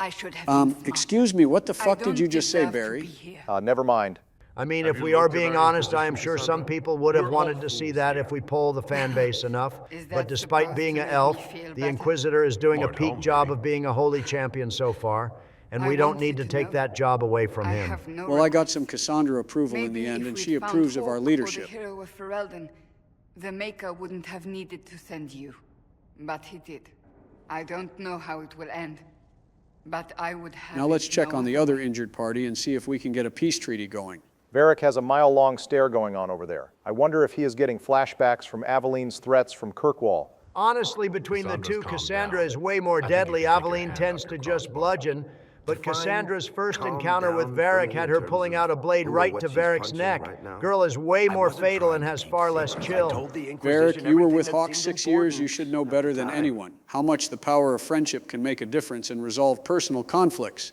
Why not ask if Cassandra has a former rival we need to kill or some mommy issues to work out? Ah, yes, the classics. Sadly, companions in Inquisition have more complicated world issues going on that require resources and expertise, not bludgeoning. There's even a lot of companion quests that don't have combat to them, instead of like 2 quests that don't have combat, which is a absolute breath of fresh air. All right, so can you at least admit that unlike Dragon Age 2 and Hell, even sections in Origins, Inquisition wasn't afraid to trigger the short attention span of players and give them quests with gameplay that didn't involve combat? Fine, I can compliment that aspect of the game so far, since we have had 2 examples where the game offered outcomes that didn't end in combat, so there you go, Donald. I praised your favorite game. Shit feels great, that's all I wanted. Well, things with Varric have settled down at least, but let's see if we can find some middle ground here. You know, once Varric stops dwelling on Corypheus. Varric, knowing all of this and that Corypheus was confused makes more sense too, since I brought him with Hawk throughout the Legacy DLC. Although really, I just did that to show Varric's face when Corypheus did pull a dragon out of his ass after all. Don't remind me about the Temu dragon, I swear to Daddy June. I will find a way into this game just to slam dunk his bitch ass. Full of stab wounds, Good luck with that, Themi. I am sure you will if you just believe. Honestly, Varric, I get feeling bad about everything that happened, but there's no way you could have known what Corypheus was and about Red Lyrium. Besides, both of those things ended up being Corypheus's actions, not yours. How did you and Hawk even wind up in a Grey Warden prison for ancient Plus, Darkspawn? considering that Red Lyrium isn't new, we don't know if Corypheus just learned about it or that he knew about it before he was imprisoned during the Blight. I get that this is all a part of Varric's arc, but my guy really should stop beating himself up constantly. I don't really blame Varric. All he wanted was to drink, look after his business, and live a simple life. Then every quest he did with Hawk ended up causing wars and zombies. Also, am I the only one who notices they are going a little overboard with the summarizing here? I mean, we just had Hawk himself explain how Corypheus controlled the Carta to lure him to his seal and free him with the Wardens, and now we have Varric explaining the same thing. Well, remember, Dragon Age Inquisition was not only a lot of players' first Dragon Age game, but all of this happened in a DLC, which not every player had the funds to get. I wouldn't be surprised if only a third of the player base at the time of release played the Legacy DLC and knew the origins of Corypheus. Kind of crazy to think about, but I guess if people were confused about who the Shadow Broker was in Mass Effect 3, they would be confused at who this weird Darkspawn mage was, too. I hope the viewers got some popcorn, because the drama between our favorite dwarf and Muscle Mommy isn't done yet. Damn boys, even when reading My Girl looks so damn good. Keep talking like that and your wife is going to call in the White House phone again, Obama. It must suck to have the only wife that watches our videos. Yes, Donald, it sucks to have a loving and supportive partner who watches what I do. Oh, the agony.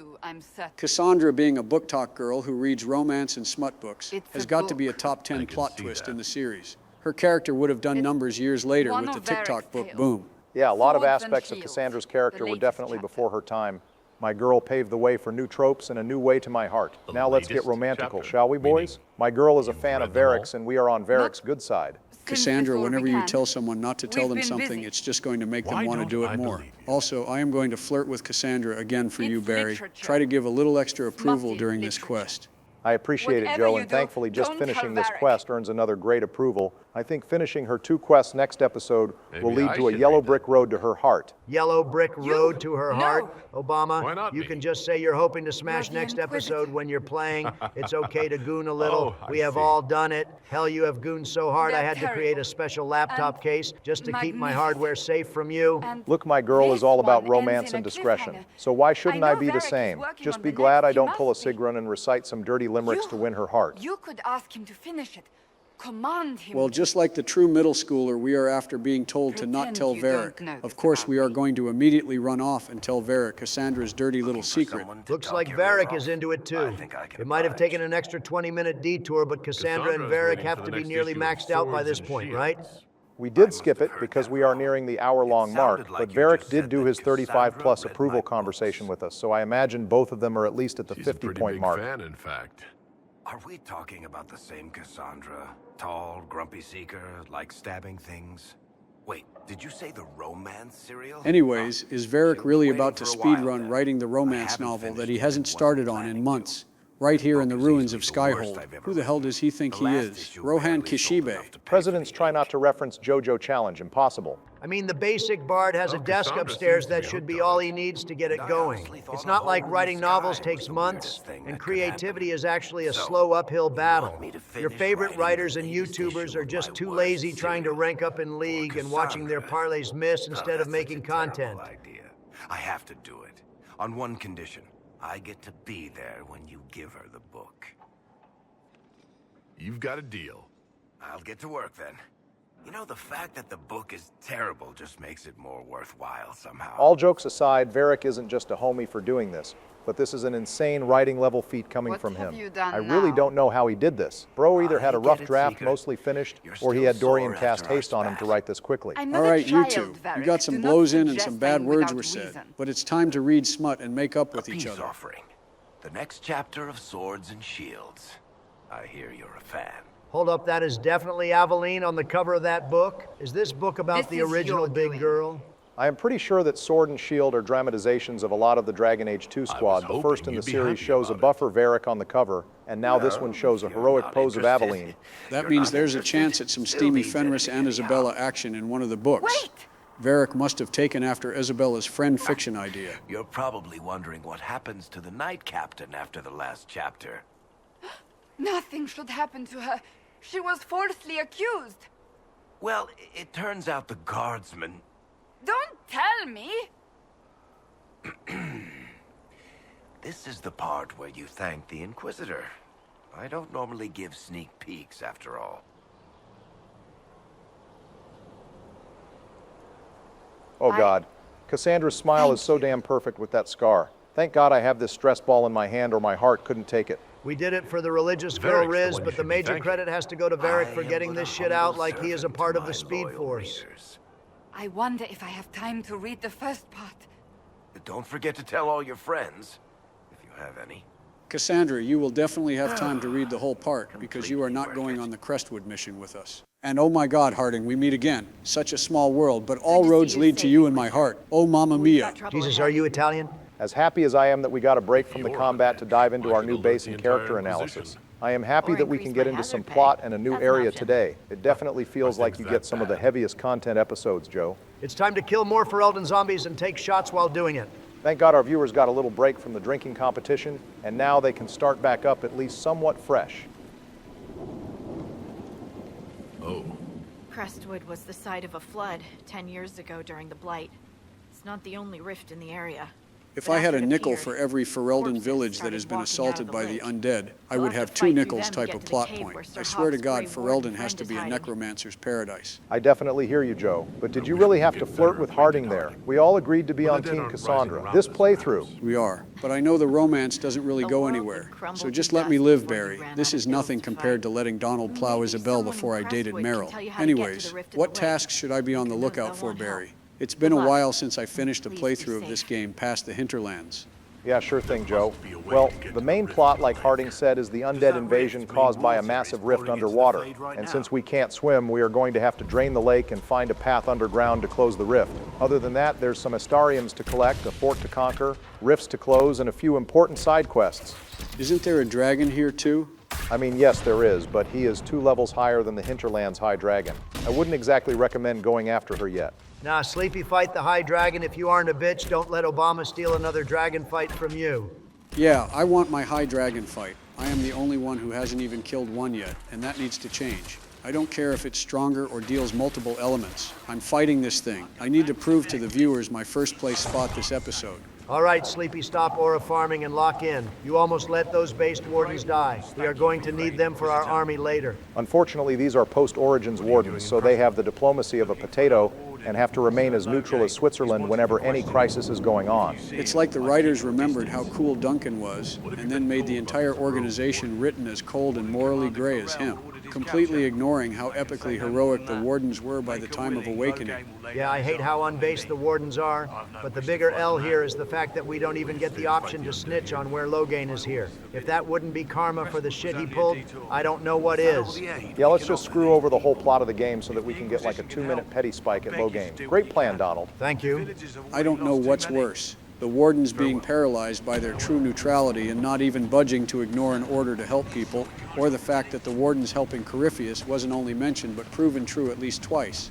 At least in Legacy, it was implied Jeneka had some form of indoctrination because of the calling. In this game, we are going to find out that the wardens all agreed to a blood magic ritual without testing it or reading the fine print of said ritual. Well, I guess this elf here gets a visit not just from the Grey Wardens, but also the Inquisitor that has got to be like meeting the Justice League and the Avengers in the same day.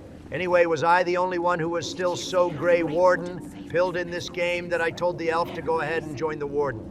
I saw the red flags and unique solace prompt a mile away and figured this was all a trap, but I can see why someone maybe who loved Origins would trust the Wardens enough to send her on her way. It's pretty important to not do that, as it does affect the story, and you get a slightly worse ending at the end of this quest. Plus, if you tell her not to join, you get another agent for the Inquisition. You can either use Solace or use the Nobility Knowledge perk, which we don't have yet. Also, if you fail to recruit her before talking to the mayor, she goes off to join the Wardens, and you get her bad outcome with even less context as to who that is. There is much to admire in that commitment, but much to be wary of as well. Listen to him. Joining the Wardens isn't the best idea right now. Yes, your worship. Well, that's another elf saved to atone for my sins last game. We can move on to the mayor to help deal with his zombie problem. Oh God, you're telling me Origins had the zombie defense mayor voiced by Robin Sachs while this mayor is voiced by Chancellor Asshole? At least him having the same voice actor means we are already on guard hearing him talk. This guy said the Darkspawn flooded the village, but even during the 5th Blight, Darkspawn weren't that smart, unless they were awakened. Even with Themi, they preferred to just march in a single file line and blow up any village they found. Hey man, if it works in Total War, it worked in Origins. Hop off. That is the first sign something isn't right here, albeit that's the weakest piece of evidence, since it isn't unheard of as some Darkspawn were awakened during the 5th Blight. It's just because they ignored the Archdemon after being awakened, most didn't help during the Blight. Also, you're telling me the mayor had access to the fort and the dam key all this time, and bro, just let the bandits take it over.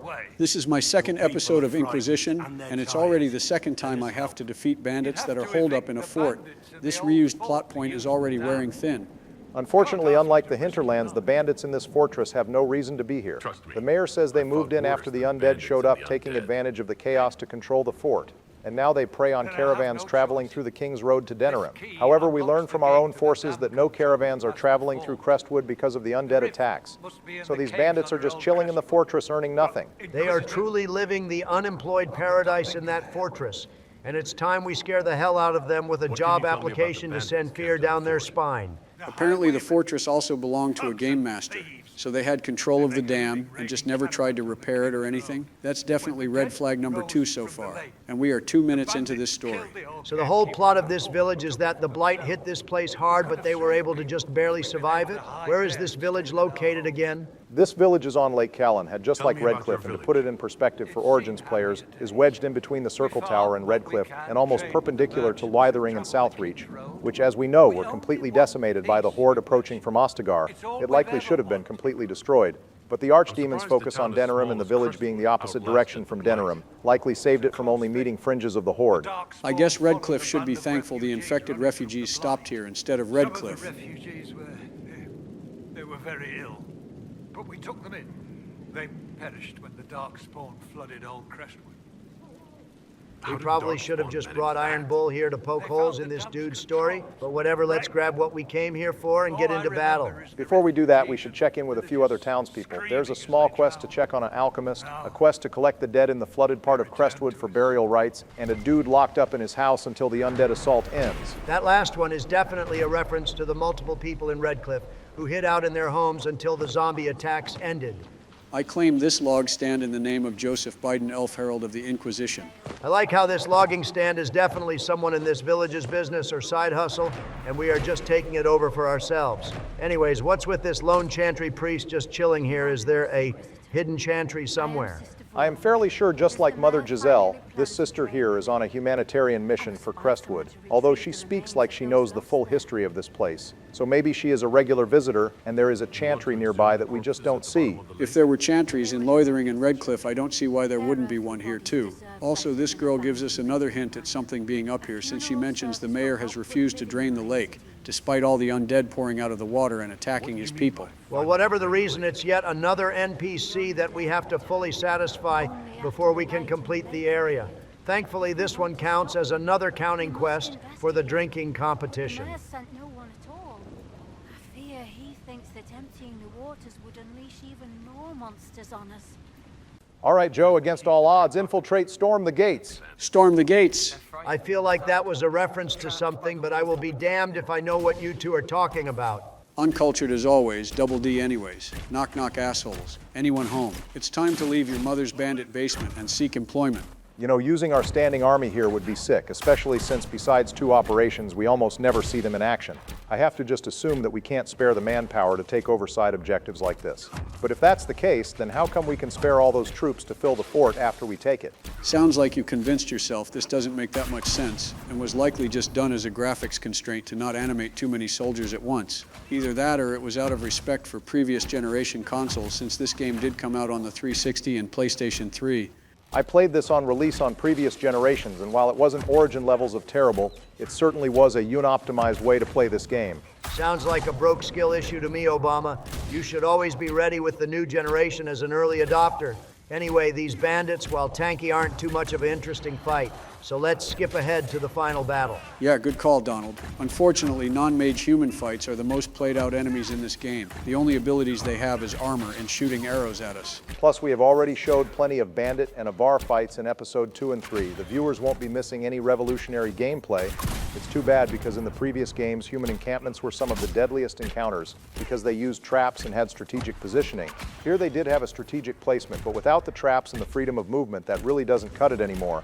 I would normally say you're just bitching Obama, but if it meant that Joe could take on the mage hideout in Inquisition and rack up the death counter, then I would be all for it. Not happening, Double D, and even if I did take on the mage hideout, my squad would easily take it out, while our elven rogue took out the traps. You say that, but Blackwall is already down.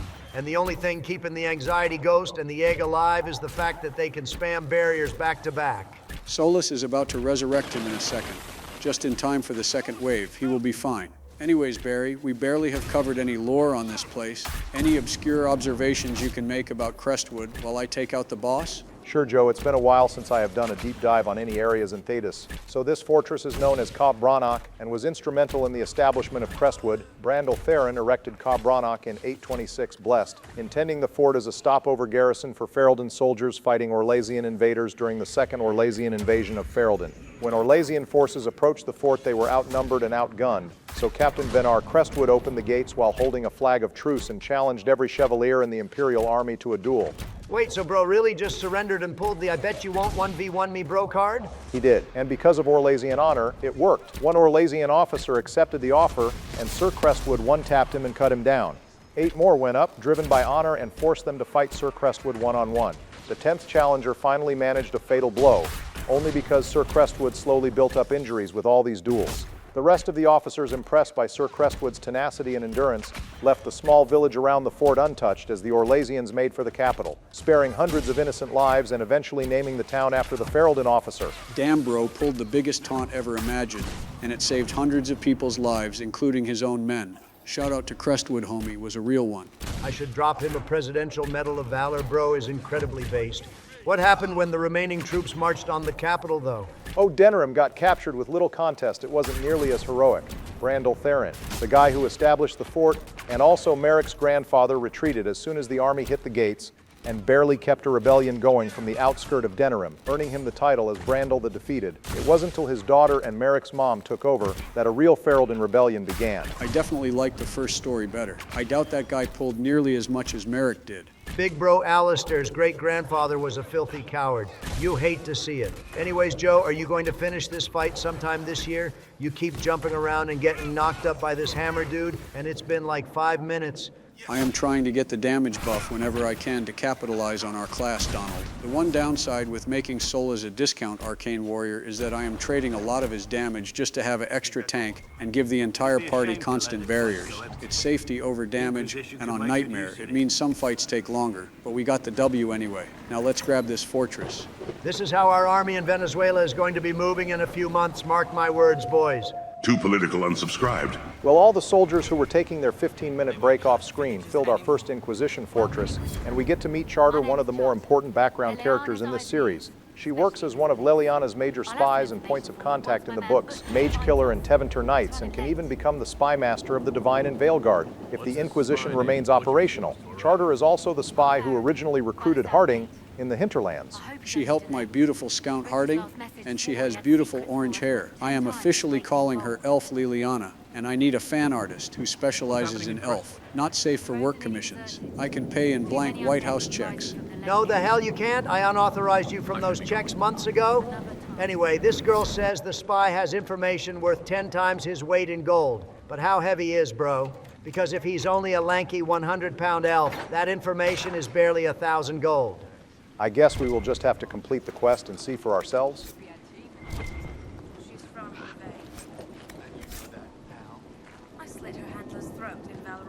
Anyways, let's see what's locked behind the doors here. Looks like a friendly game of cards, while some of Leliana's crows watch and judge silently. They are probably judging the edgy war stories more than the cards. Inquisitor. Oh, piss. We're, just catching up with each other after an assignment. Wait, hold up. Is this a reference to the human noble origin where the vault guards are playing cards and you can either tell them to keep at it or yell at them. I assume so. It must suck trying to get a moment of peace away from your boss when your boss is a rogue that can pick any lock. Fortunately, I'm a chill boss, and I can prove that once again with these crazy teens trying to get down and dirty over by the water pump. Bro had a lit fire and a bearskin rug. I'd give him A for effort. If nothing else, that's some peak romance. Ah, wonderful. The Inquisitor? We didn't know you were here, sir. I am more amazed they are even here. We just removed the bandits less than a day ago, and they immediately pulled up at the tavern to hook up. I guess teens will do anything for a little bit of game these days. Even during a zombie apocalypse, life finds a way. Also, Solus's curiosity really has no limit. Even asking questions about hooking up earns approval from him. There's nowhere else, sir. Everyone is crammed into the village. Lonnie's parents would have a fit if they saw us. We'll have to wait an hour to go back. Your father will still be up. I knew this was a mistake. Well, we were all young once, some of us more recently than others, so you two have fun and try not to smash in our fort. Now onto the wheel. First off, this is yet another red flag on the Mire because the controls aren't damaged. They have been fully functioning all this time. Secondly, why were the damn controls located in an abandoned tavern? Clearly the tavern owner had an excellent grind set and got a prime location where the dam operators and soldiers would be forced to come here for beer and food. This looks like the perfect third location for Trump Towers, honestly. Some might even say a sister location, but good luck trying to get the zoning rights away from the Inquisition Double D. Also, oh boy, there's my next target. Blackwall, this is the third dragon we have stared down in about a month at this point. This is just regular action for the Inquisition. Oh man, after the bullshit you both put me through last episode, I am looking forward to this one, Sleepy. Well, before I fight the Sith dragon that got woken up because we fucked with his water pressure, I am going to clear out the drained river and super rift so we can change the area chroma. Also, there was an Asterium we unlocked, so might as well go for the loot to help the viewers. Well, go ahead and dispense the lore on this one, Obama. I know you want to talk about the owl. All right, sure, but only because there's an interesting crossover here in terms of lore. So this constellation is named after the old god Lusican, which as we know is the archdemon of Elgornon and the old god of darkness. However, interestingly, many people associate this constellation with a owl, which is the symbol of Phalon Din, the elven god of death and fortune. Which is probably one reason why the owl statues are spread out everywhere in this game. Anyway, that's how you solve the first Asterium, viewers. Now let's pick up another quest that we can complete while we close the rifts. Oh, but first you have to pick up another hidden bottle to remind our viewers to get their shot glasses ready. Yes, thank you, Donald, for enabling the viewers. Also, this hidden bottle is Hyrule's Lava Burst, which is another Ogren gift in Awakening, which has the line, "It tastes like burning," likely a reference to The Simpsons, where Ralph eats some wild berries and says that line. The Simpsons predicted Dragon Age confirmed. Anyway, here's a spirit that my son Cole can talk to. You say it's a spirit, but that thing is red, which always means it's a bad one and should get... Wait, hold up, she doesn't like hearing the egg talk? That's pretty based. And here I was about to lump her up with the other Mountain Dew spirits. Maybe we should help her after all. You're a man of simple tastes, Donald. Anyway, this is Wrath, one of the newer spirits added in Inquisition, along with Envy, Fear, and Terror to add to the diversity of demons and pull away from the major sins concept they originally had. I don't really mind the extra spirits, I just wish they never added the Banshee demons. Also, stop bullying my son, especially when I just complimented you. Will alone cannot overcome what you see. Then what's the point of it? A solid form is both Solus, you sound like you know about bodies being shackles from experience. Care to share with the rest of the class? All right, so you're telling me all of the Solus murals were written beforehand and that the writers planned everything from the start?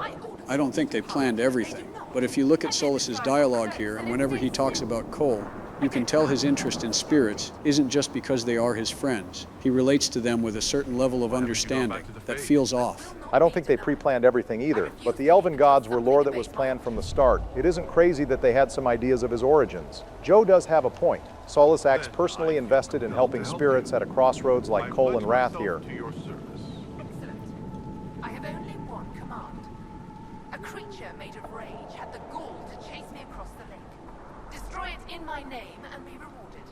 Also, if you don't pick up the quest here, the demon still guards the Fade Rift up ahead, and killing it before talking to Wrath fails the quest. Kind of a dick move, but I guess this quest doesn't really award that much besides an amulet for the anxiety demon and some companion approval. Before we progress, though, we have to collect the bodies around the town. I know, Donald. Don't worry, I haven't forgotten about the drinking competition. But before we find the bodies, we should go check out the mayor's old place Maybe bro forgot to take his change jar with him or something. A letter from Crestwood's mayor. Damp, but legible. This is the last piece of evidence that something isn't entirely right with the mayor's story. Albeit the note is so vague that it's probably the weaker proof compared to the mayor lying about the Darkspawn destroying the dam. The note literally says the work you ordered is done. I'm going to try to forget it. Did bro order him to kill people? Or did he order Robert here to draw smut? And now he has regret it could be anywhere in between at this point. Well, it's body collecting time. If we had brought Cassandra here, Sister Vaughn would have had a little extra dialogue recognizing her as the right hand of the divine, but it's nothing more than a star-struck reaction. The muscle mommy hasn't gotten as much screen time in the party lately, but I am sure that is going to change real fast when it's time for your episode, Obama. Also looks like we have another hidden liquor up ahead, boys. Everyone's favorite. This is Conscription Ale, which apparently is a practice in Ferelden Grey Warden chapters, where wardens will have their own bottle and refill it with different ales on the road, creating a unique flavor buildup to each specific warden. Among the list we can find Riordan and either of the Hawk siblings, if they joined with Bethany, apparently being called Princess Piss. I guess Ulgrin didn't make the list because he makes his own brew and doesn't need to drink others. Also, before Donald says it, take another shot, viewers. We found all the loose bodies in the area. Now let's go deal with the caves down below and see if the residents down below are evil. It's humming below us.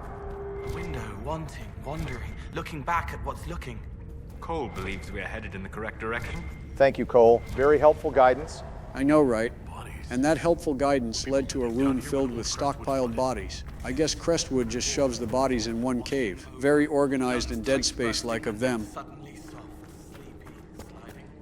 Cole is the ultimate dressing for environmental storytelling. Sure, we could just tell what probably happened, or we can have it bleakly narrated to us instead. We aren't going to address that horrifying image, but I will address why we are trusting this sketchy-ass wooded stairwell that's been soaked for a decade and was made probably centuries ago. I'd say the dwarves made this stairwell, but it's made of wood, which the dwarves tend to avoid. So I guess some of the Crestwood residents made this platform so they could go cave diving. I guess cave divers in Thedas like to explore the deep roads instead of just normal caves. It must be for that added risks of deep stalkers and darkspawn that make it worth it. Also, Joe, up ahead here is the rage demon we have to kill for Wrath. Wait, so there's caves in Old Crestwood that lead to the deep roads, and that's how the darkspawn swarmed the place? Well, that and a sinkhole in Old Crestwood. But beneath the ground, and directly under Old Crestwood, lies a network of flooded ruins, the remnants of a deep roads intersection which formerly linked the Thags of Aeducan and Gundar. At the intersection further in here is a great hall which was built on the royal order of King Kelgak and dedicated to the Paragon Hecate to celebrate the linking of the two Thags. All right, Nerd Bama, that was like 5 dwarven names, and the only one I understood was Hijinks. So break down the other ones for me. All right, I will break down the 4 names now. Not 5. Aeducan needs no introduction. That Thag was near Orzammar. And the other Thag Gundar, which is likely the abandoned Thag, close to Denerim. That Loghain and Mariku's stolen throne, although there's no direct record of that. As for Kelgak, he was just a dwarven king, nothing else really on him. And as for Hecate, he was a paragon, who revolutionized stone architecture for the dwarves, where his findings still hold true today. So basically all of those names except Aeducan are just dwarf-sounding placeholders to make the backstory make some small amount of sense. Did I about cover it, Barry? Yeah, pretty much. Still, I appreciate the effort they made to explain another large section of the Deep Roads being here, when this Deep Roads was really just here to explain why Crestwood got hit hard with the Blight. They could have just as easily said, hey, here's the Deep Roads, and left it at that. Well, it's time to take out another perfectly normal Fade Rift for the 20th time. Oh, Joe, this Fade Rift isn't normal by any means. This rift is essentially as large as the Breech because of the weak veil, and it wasn't taken care of being underwater and all. So we are going to have more than double the amount of demons pouring out of this thing. You know, at the risk of giving myself a longer episode, I feel like this is what closing the breach should have entailed. I would have preferred that to a 30-second cutscene that stays the same regardless of your faction choice. Also, if all the waves are going to be easy, this boss battle isn't going to even give me a challenge. Careful, Joe. That's a lot of heavy foreshadowing there, and you have been having a good job so far with the Bandit Fort. I would hate for that to change. While you take out the second wave out of 5, do you have a comment question for us? Sure thing, Barry. I've had one ready since Hawk showed up, and we talked about the Logan connection. So viewers, Logan obviously isn't the only warden who served under POTUS and would be alive at the time of Inquisition. In fact, since Awakening, we have had 4 wardens that joined the Order, and the Hawk sibling as well. So besides Logan, Alistair, and Stroud, what warden would you have liked to see as a part of Here Lies the Abyss? Either as a Logan replacement or as a cameo during the Warden Fortress or Ritual. Hell, there's even some minor warden characters from the novels that might work for this question too. As for me, I would love to see my beautiful elven goddess Valana again.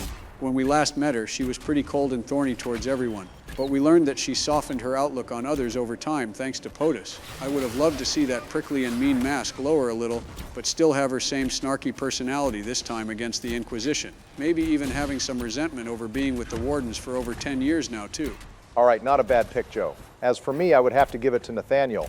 Not only was Dude easily the best written character in Awakening, but he also has several reasons for being the Warden contact. Not only does Hawk know him as he was Carver's commanding officer, but Nathaniel's whole story and origins is how he rushed off on assumptions and ended up paying the price and making himself seem like a fool. Considering he experienced that firsthand, it would be reasonable that he would instead want to hold off on doing a risky ritual offered by a random mage and try to get his fellow Wardens to not act off emotions either. Besides Loghain, I think Nathaniel likely knows this lesson and displays leadership qualities better than Stroud or Alistair do, at least in their Origins and Awakening performances. Based human noble appreciation, Obama, I love to see it. As for me, boys, Nathaniel would be a close second, but I would have to give it to Uncle Ogren personally. Not only was he a fan favorite in Dragon Age and our own series, but bro knew the hero of Ferelden far better than the Ostagar traitor did, and he would give an epic speech to whip the Wardens into shape in no time. It also would have been hilarious to see Ogren trapped in the Fade a third time, without even the hero of Ferelden to blame this time. All right, Ogren would be amazing to see again, but he would not be able to explain the situation well if he was the Warden contact, so I would give him more of a cameo appearance, if anything. With that, viewers, let us know what Warden contact you would want to see make an appearance in the Here Lies the Abyss questline. Our editor, as always, reads everyone, and his favorite will be featured next episode. But with that being said, Donald, mind featuring our favorite comment from last episode? Sure thing, Sleepy. Our featured comment from last episode comes from Shadowfrit1816, whose favorite Fade sequence was Here Lies the Abyss. Since, like most based gamers, he didn't enjoy most Fade sections, but this one stuck out to him because of the nature of Divine Victoria and because the companions were uncomfortable being in the Fade, besides just taking being in the Fade as an inconvenience. Thank you for your comment, and can't wait to hear what Warden you would like to see in this game. All right, back to the game, because I turned away for 1 minute, and now you're on your last potion with the fear demons laying into you. Joe, what's going on here? Nothing, I am fine. It's just these fear demons have ridiculously low cooldowns and keep spamming ults. I might have used my last potion, but all my guys are still up. And oh shit, Black Wall's down. The Inquisitor's down too, and the egg isn't too far behind. Looks like we found the new Qunari mages to skill check Joe on. The only reason you're still alive is because of the barrier, and once that's down, you're cooked and tied back with Obama in deaths. I can't believe I lost my entire lead in Dragon Age 2 in only 2 episodes this game, with Trials is actually broken. Especially since I had to do this whole boss fight with almost no potions after fighting the big Rage Demon. I know the Rage Demon was tough, but Joe, you do know that there was a supply cache right before the Fade Rift, right? Oh shit, there was?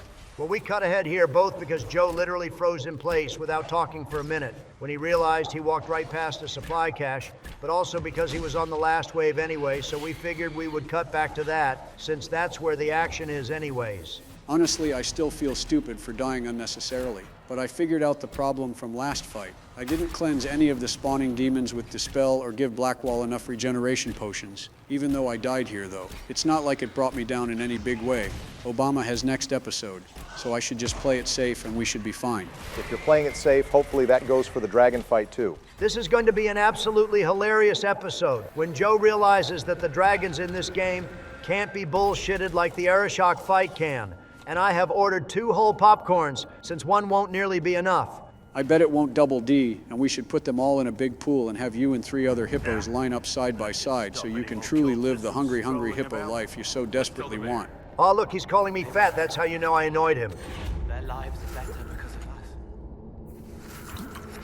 Well, there's the supply cache you skipped over twice, Joe. I guess you can just refill it now so we don't lose our ultimate progress just yet. Also, on the way to the exit, there are 2 collectibles we can grab, one mosaic piece and the other is a Solace Veil measuring artifact for a slight approval boost. Sounds good, Barry, although it's pretty weird that there were 2 Veil measuring artifacts back to back, since there was one on the beach above and one below. Quick question though, is there any benefit to collecting the mosaics? I don't think I have ever completed one. We can take a shot for each one we collect, obviously. Not really anything specific, except we get an influence boost for collecting them all. Just like Dragon Skulls, though, we can collect the mosaics and display them on our throne room, and it would be a cool thing to end an episode on, so I will try to complete them where I can. You better collect the Archdemon one, Obama. considering I am keeping Joe's brain organized and not grape jelly. It's the least you could do as thanks. All right, sure, those are all in the western approach, so I can definitely take care of that next episode. I feel a draft. There must be a way out nearby. Well, after getting our boots soaked and bloody, we finally reached the exit, and looks like we are rewarded with some high graphics nug nuggets. Anyone have any honey mustard? Nugs seem to like it down here. Solus won't admit it, but considering his title is the Dreadwolf, and his awakened form is a wolf, as well as how he talked about the nugs just now, I think Bro is a secret animal lover, even if he won't admit it. I mean, besides painting and fade jumping, it makes sense Bro has at least one other special interest. Also, peep that change in scenery, boys. It's a beautiful scenic view, minus the random arcane horror and Mountain Dew Fade Rift assaulting our eyeballs right now. This area doesn't even look like a Dragon Age area anymore. It's so bright and vibrant, it reminds me of Driftwood from Fable 2. It's rare we get anywhere that is both sunny and green. Even the forests tend to be dark and gray with no sun, despite being green. I have to give this area some high praise, though, for actually changing its look after we finished a quest. It really helps feel like the Inquisition made a difference here, by showing us not just mentioning that the area is safer now. BioWare definitely put extra detail into Crestwood, as the Still Waters quest was the PAX 2013 demo, so they put in extra effort for this area to show how much your choices in Inquisition would matter. I guess you could look at this as false advertising, but I choose just to be thankful we got one of the best areas in the series, level design and aesthetic-wise. It's sort of like the Oblivion reveal, showing that the Oblivion NPCs could dynamically react to the spells you cast and file their taxes based on how much skooma you sell them. But in actuality, they just walk into walls and mutter about high elves for 24 in-game hours. Game reveals lying are just part of the charm in my eyes. That doesn't mean we aren't going to keep suggesting that more areas act like Crestwood and shoot ideas around how they would look if they did go the extra mile. It is a whole part of our content, after all, to go the extra mile. Anyways, if there's one thing my all-melee squad can do, it's swarm melee and mage units that are problems, even if they are empowered. Well, this counts as another Fade Rift region completed, so take another shot, viewers, and thank God after watching Joe's gameplay for so long, we can drink again. We'll get those drinks ready because we have to stop by the mayor's house for a friendly chat about the node and our reward, and I don't think Bro will want to talk about either of those things. What do you mean the mayor's gone? So if it wasn't obvious by everything we have been hinting at this episode, the Darkspawn weren't to blame for the flooding of Old Crestwood. The mayor was. He didn't do it for supervillain reasons, but out of a cold calculus reason to save his people. Refugees from Loithering and Ostagar fled to Crestwood, but many carried the blight. The mayor knew there was no cure and tried to quarantine them in the caves above the deep roads, but the blight came anyway, not wanting the blight to spread further, but not able to convince everyone healthy to leave the town. The mayor flooded Old Crestwood, killing those with the blight and others caught in the crossfire, while also preventing the Darkspawn from attacking Crestwood from below. As soon as we uncovered Old Crestwood, he couldn't stand looking at it and fled, leaving only a note for his people behind, confessing his crimes. We can of course use Leliana's scouts to track him down and answer for what he's done. Honestly, can't blame the guy. It's better to flood them than have their loved ones turn into ghouls and help the Darkspawn. Well, judging him will be a good way to end the episode, but I'm not sure what to do with him quite yet. We also helped Wrath and got an amulet of power for Cole, and learned some more insight into Solus as well. That covers everything in the town of Crestwood. So let's explore the western portion now, boys. Should have seen me when I was younger. Hot-blooded and cocky, always ready to fight. Youth. It is a delicate balance for those who fight. If they lack sufficient passion, they never become truly skilled, and die or leave the life. But too much passion and they end up dead. Or monsters better off dead. Yes. I know we keep poking fun at how much Solus reveals of himself when talking to Blackwall about how he was a soldier, but it is nice to see a genuine friendship forming between the two. Varric isn't the only one who is friends with everyone. I am pretty sure the only people who give Beardy McWarden shit is the Royal Robe and Iron Bull, because he can tell the Warden is an imposter. Anyways, I guess we must have stumbled into Dragon Age 2 because we have another mandated ambush scene in front of us. I was just trying to find Elf Liliana's missing friend, and now he turned out dead, and I am getting attacked by Tevinter slavers. This is a counter ripped straight from Fallout or Dragon Age 2, I swear. So Butcher's note revealed that he had discovered troop movements of the Venatori and evaded their pursuit while hiding out in Crestwood. Only other officers knew the safe point, which means we have a rat among our officers. That seems like some surprising foresight from Corypheus, who tends to be as upfront as possible. If an officer is a traitor, I doubt it's someone who joined after Haven. That means the Venatori put in a mole a while ago. That's almost Legion levels of spy bullshit. I will let you find the traitor during the War Table section next episode and report back to Elf Liliana off-screen, since you already explained the plot. Also, before you say it, Donald, take another shot, viewers, since we completed the camp collection quest. Damn, there's only one camp here. This is easy. Goddamn money, boys. I would say the shots take themselves, but this is only the third shot of the episode, and we are almost done with the area. I'm afraid that will likely be the last shot of the episode since there are no shards in the area, and the mural is spread across Thetis, not just here. Another low-impact shot episode, but I am sure next episode in The Approach will have far more. I'm sure that content won't be painful for anyone either, Obama. But while we are doing side quests, why does this star sign fill me with unbridled rage? Well, this sign is called Silence, which, just like the last Asterium, is a reference to one of the old gods, Dumat, which of course is Corypheus' god of choice. Oh God, that dude who never shuts the fuck up. Hurry up and solve the puzzle, Joseph, and get it off my screen. I am already tired of looking at it. Don't worry, Themi, I got you. I locked in and solved it easily, and now we just have one more to go to collect our reward. Now that the Asteriums and most of the side quests are finished, it's time for the moment everyone has been waiting for. Let's take out this imposter queen of the Black Marsh and mount its head on the wall of Skyhold. All right, Sleepy, I don't know how you solved that Asterium so quickly, but it doesn't really matter. This dragon fight won't be as easy, and now that it sees an egg as an entree, you are deep fried, and your last luck has run dry. All right, Joe, I definitely would have saved this for the very last fight to earn some extra levels, but this fight might still be possible. Let's see your moves here. As always, starting off with an early stealth is always a good idea so it doesn't get a cheap shot against you, but you are going to have to manage your positioning and damage control here. I think I should be good here. Solus not only has some lightning resistance caked into his armor for this specific fight, so as long as he gives all three of our melee characters constant barriers, then just like every other fight, we should be good. You said all of that shit just for your tank and main character to already go down only 1 minute into the fight? Man, what a great look, Sleepy, really making the Biden fan base proud. Lick my nuts. Donald Solus has revived, and since he resists most of the lightning damage, this will be easy money. I made sure to keep him as healthy as possible so he can barrier spam and revive whenever we run into problems.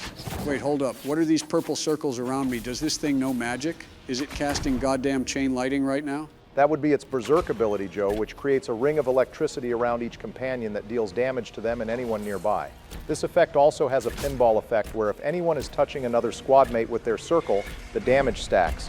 It's best to spread everyone out when this happens, or just have ranged units carrying the fight. This thing didn't even use a ballista or darkspawn spam strategy to save it. This dragon literally has the same tactics as Emperor Palpatine, so hurry up and find a balcony to take care of this thing. We are going to be here a while. Let's start up another game already, bro. No. This is not the end. I refuse. I can definitely handle this thing. It doesn't matter how often the Inquisitor dies, as long as Solus stays alive with this last potion. Here we can revive everyone as much as needed. Why the hell does this thing do so much more damage than Donald's?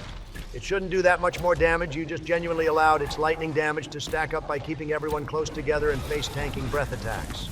Yeah, Joe, I hate to say it, but you are down to 1 potion left, and if Solus drops, you are actually cooked, and it's time to restart. So please, for the love of God, heal that man. All right, I will just time it right against the barrier so I don't use it too early. Oh God, Solus, no, please survive.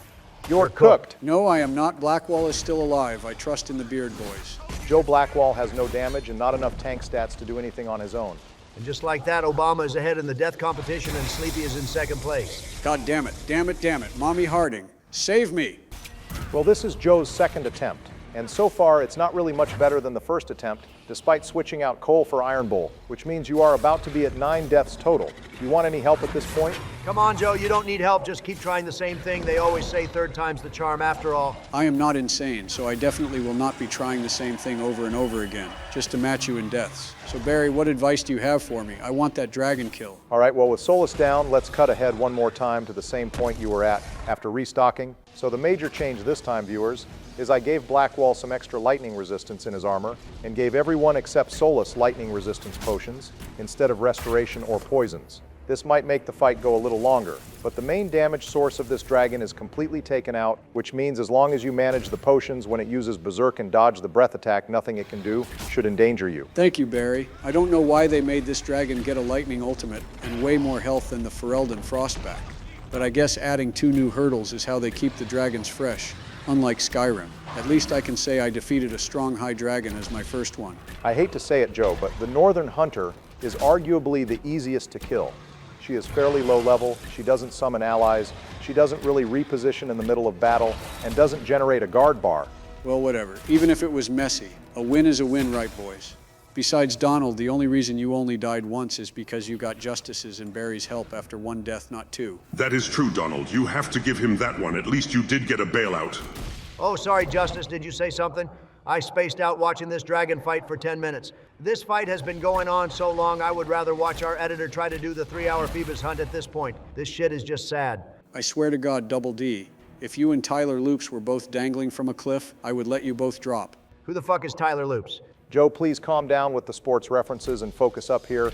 This is a terrible look with this dragon fight so far. I am doing my best here. But holy shit, is this shock dragon's damage overpowered as hell, and it's kind of triggering me. I don't care what you say, Barry. This thing at our current level is a DEFCON 1 level threat. All right, well, don't get confused and hit the big red button thinking you're the president still again. And try not to pinball kill your entire party a third time. I swear to God, if I wasn't trying to beat you, I would die just to keep you here longer. All right, Joe, let's take a breath here and unwind. Try to keep the party members spaced out and use the elemental potions when you need to, and you should be good to go. While we keep fighting the dragon, we do have some super thanks and other logistical stuff to cover in the series. Sure thing, Barry. I can cover the super thanks first, then you can get into the other stuff. Well, first off, thank you again. Randomly entertaining for another $20 donation streak. We're sorry to hear that Origins and 2 are giving you issues. We aren't too sure about 2 having issues, but I hope for Origins you can download the 4 GB fan patch that helps stabilize the game for modern rigs. Thank you again for being a constant supporter. It really means the world to this channel. We also have another donation streak from Maxi1172, who like many other viewers has their favorite fade moment be the end of Here Lies the Abyss. It's a very cultured take, and you're a very cultured viewer. We also have $5 from Strange Magid and $10 from our biggest support, Robert Wadsworth. Thank you all for your support and being massive schlong-based viewers. We really do have the best community. All right, good work getting on our grind, Sleepy. Now, what's the plan for the series that you were yapping about Obama? All right, so obviously since we have tackled Crestwood and I am doing the Western approach next episode, Here Lies the Abyss is the first main quest we are doing, which also means turn order-wise, that falls to you once again, Donald.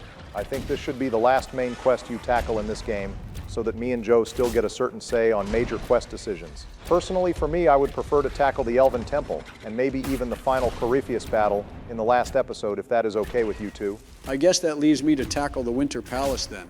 Since I handled the Land's Meat, it would make sense that you guys want me to handle the French version of the Land's Meat. Oh, great. So Joe gets to dance and do another hour-long talking segment while handling the pacifist route. I'm sure that will be a snooze fest, but at least we have Dominant Donald handling the content train in what is clearly the fan-favorite fade sequence in this game.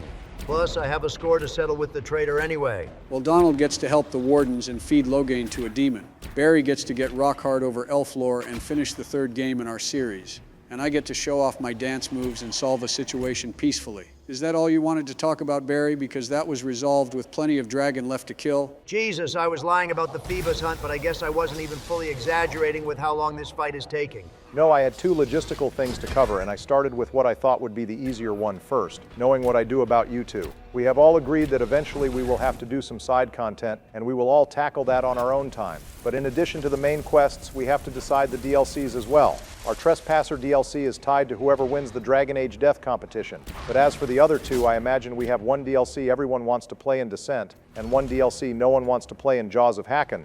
I think out of respect for our viewers, we should decide now, and call me crazy, but since I didn't get a DLC in Dragon Age 2, and my DLC in Origins, you two didn't show up for. So I should really get first dibs on Dragon Age Inquisition. I don't remember fully agreeing to that, but I guess you did get shafted with no DLC of your own last game, so I guess I can try to be fair-minded.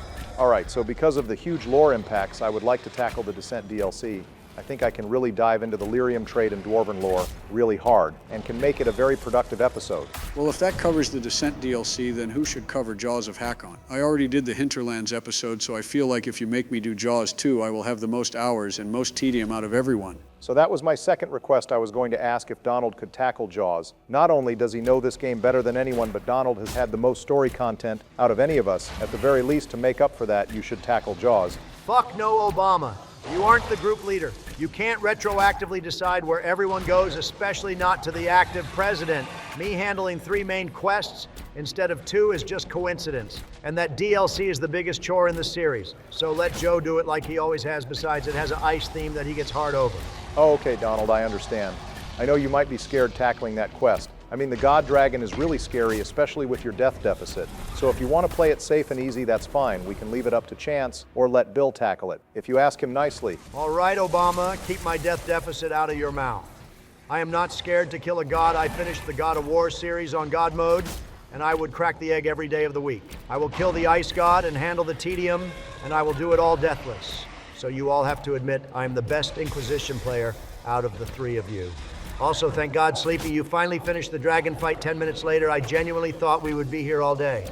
I believed in the heart of the squad, and it didn't lead me astray. First high dragon kill on my resume. Well, we get a life drain ring, which is really good on our DPS Inquisitor, a Warden armor, which is solid on Varric or Syrah, a schematic for the Inquisitor's hat, one of the more dapper armor pieces, and finally enough dragon components to make a high-tier armor when we get the chance. Now let's go finish up the last few quests here, and finally get back to the main quest. Well, get ready to take another shot, viewers, because this Fade Rift is another collection quest we completed this episode. In fact, after we finish the last two quests, I have an idea to take a few more shots, because after that 10-minute fight, I really need it as much as the viewers do. Thank God you're finally on the right grind set, Sleepy. It only took you all episode to join in the best drinking competition ever made. And now we have the last Asterium puzzle to finish. I'm guessing, like the first two, it has something to do with the old gods and elven gods. Good job on the pattern recognition. This constellation Chios is translated to Chaos, which represents the old god Zazakel. While the Codex entry doesn't link this god to an elven god, Zazakel is the thrall to Falun Din, the elven god of death, which is the same elven god that Luskan was also believed to be paired with. So maybe don't take these at full face value. Or maybe Veilguard just got the lore all wrong. I wouldn't exactly trust it with historical accuracy. Anyways, here's the final side objective we need to finish before wrapping up Crestwood. It's just killing a wyvern in a scenic waterfall. I noticed you brought Solus here too. Very thematic choice, Joe. That would have been perfect if we had romanced him, considering this is where he brings the Inquisitor during his final romance scene in the base game. I mean, it's still a great view romance, or no, and a perfect place to use my ultimate, since this is the last combat of the episode. Also, even though our canon playthrough won't be Solus romancing antics, I still plan to showcase that scene for the story impacts on an alternative save. By alternative save, he means our editor saves since he is too lazy to actually play this game additional time. This isn't Dragon Age Origins, where I can have Barry guide me through a speed run in under an hour. Inquisition is long, man. I mean, look, even when I take out the wyvern, the damn wyvern babies are still here trying to eat us. Well, the baby eating our ankles will be worth it, since finishing this quest does get us the Fade Knocker, a classic staff from Origins, in the shape of Morrigan's original staff, as well as Warden armor schematics. Venta, good morning. Did someone say Mommy Morrigan? No double D, that's not for another 6 episodes or so. We just covered this. Well, while we are getting our rewards, I am going to skip past the quest giver reward and go loot the Asterium cave for the unique items. We get a unique Arcane Warrior Blade, which probably isn't as good as the one we gave Solus, but it does offer extra melee defense. We also get a purple fire resistance belt that will be huge for my dragon fight in the Western Approach next episode. Before we meet Logan, I think everyone has earned another shot to deal with the New York Rage about to appear on our screen. So take another shot for clearing out the Crestwood survey quest. Now let's go check on Hawk. Thank God you really are on a based grind set for once, Sleepy. Also, Hawk must have seen some crazy shit just waiting at this cave entrance all episode. He literally saw the fort in the distance change to the Inquisition flag, a dragon swoop down and then die, and then the weather changed from rain to sunny in like under a minute. Order to capture or kill him. How much blood is shed by good men following bad orders?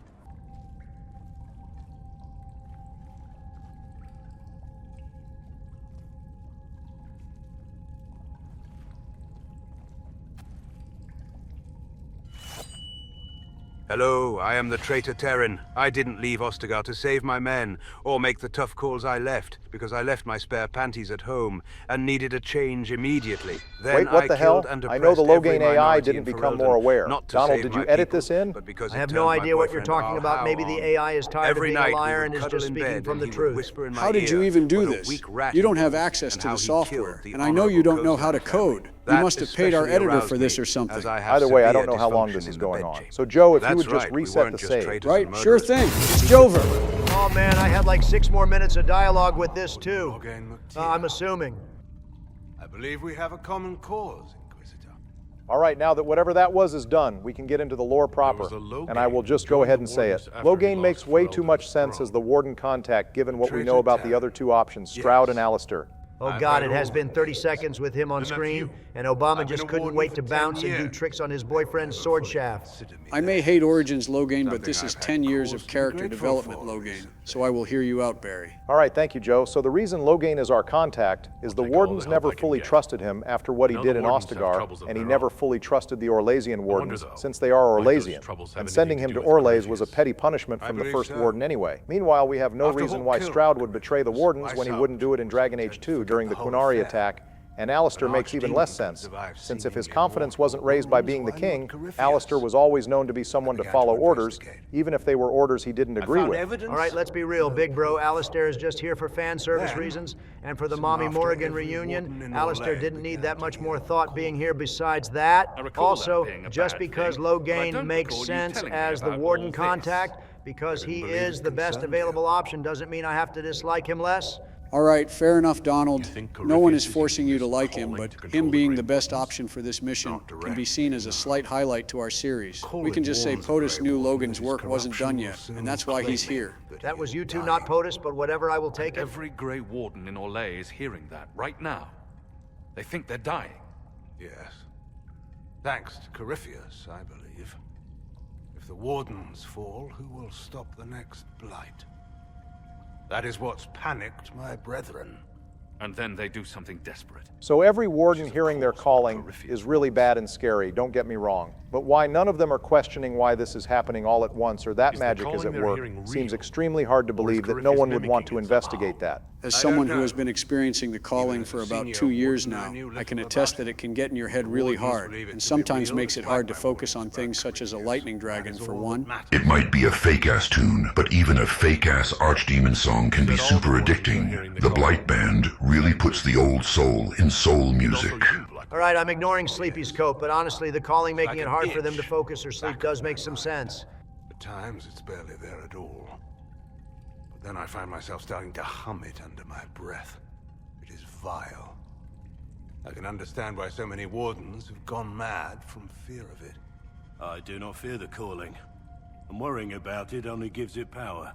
Anything Corypheus does will only strengthen Blackwall, that was a very nothing burger statement. It's not about fearing the calling, we were talking about the calling's detrimental effects. Wait, hold up. If the calling is being blasted, and Joe has the Grey Warden taint in him, is he also being affected by this fake calling? I don't really know with all the old god voices, Themi, and the other medications I am swimming in. Certain things get lost in translation. What about you, Justice? Aren't you a Warden, technically? I went through 2 bodies that were Wardens, but I am in Donald's body now. The only calling I hear is the 2 a.m. craving for fish delights. Hey, personal foul, you can't air out presidential business like that. So the Wardens are making some last desperate attack on the Darkspawn.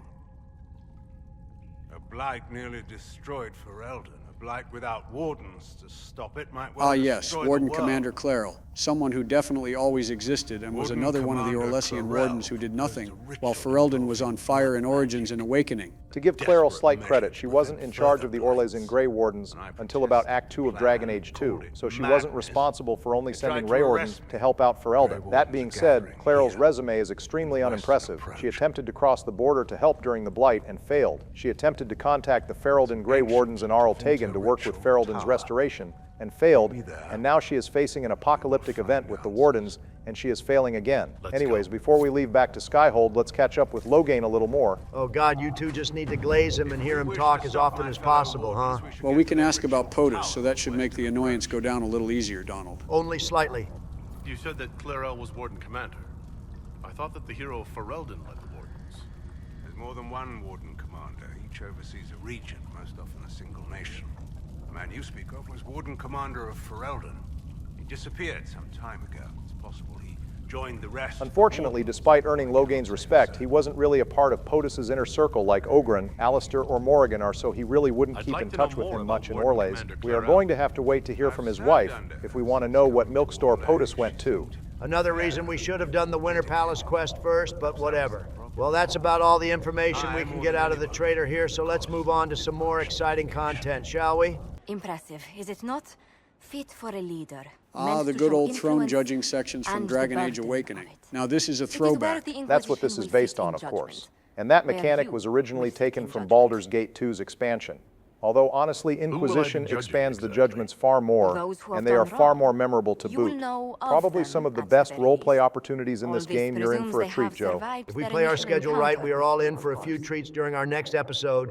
Even the Western approach has a judgment scene for you, Obama. All right, no need to spoil our content when it's coming out next time, but yes, unlike Awakening, where I handled most, if not all, of the judgments, this time around, we all get the opportunity to change the fate of those around us and rack up some companion approval too. Like always, I will go over the outcomes and approval shifts when I can. You can always count on Barry. I think I have 3 of these to get through, right? 3, yes, since one was triggered by Obama, and one of them is that creepy drug addict Templar from last episode, so be tough, but fair sleepy, which means no pacifist bullshit. All right, Josie, lay them on me. I am ready. This was a surprise.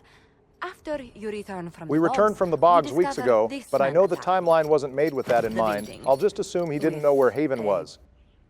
Goat. Damn poor goat. I know, right? What a waste. We could have made a mean goat stew with that goat, and now it has wall dirt all over it. I always liked that second goat who was just chilling in the front of the shot. Was he the first attempt, or was he just a bystander? All right, so this is the actual chief of the Avar, and the son just took a few of the tribe with him to beef with the Inquisition. This is also the guy who we could have made an ambassador if we kept the other noble alive during the Templar quest. Yes, exactly, Joe. That decision unlocks a few war table missions and gives slight approval from everyone except Solus and Vivienne. We can banish him, which no one but Sarah likes, or give him public punishment, which again, no one approves of.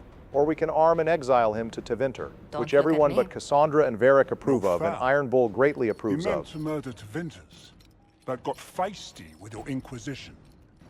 A red-headed mother guarantees a brat. Do as you've earned, Inquisitor.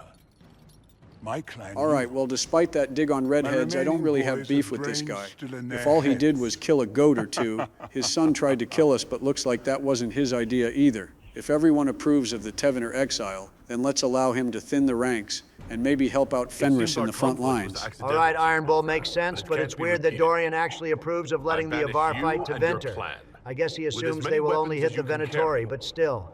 I assume we are going to strategically exile them to hit a Venatori camp or base. We have no reason to just drop these guys in Minrathos, for example. Well, so long, goat guy, and good luck in your fight against the slavers. Hope you brought more than goats this time. Knight Captain Denham, Inquisitor.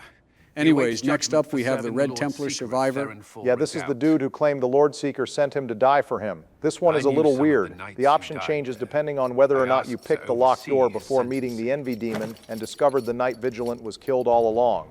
If we didn't find that out, we can conscript him or give him more lenient punishments. However, since we find that out, the option to conscript him is replaced with execution. That's weird. Why does that change the outcome?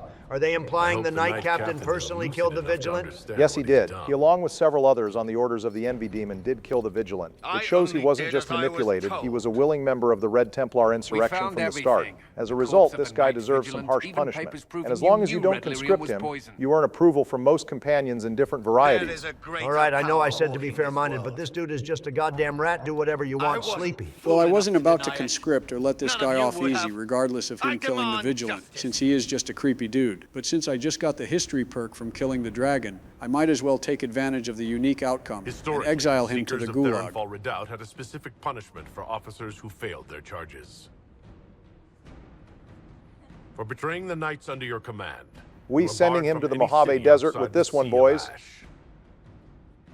Lost in that wasteland. Bro was a lying rat up until the end. He couldn't even be honest about what he's done.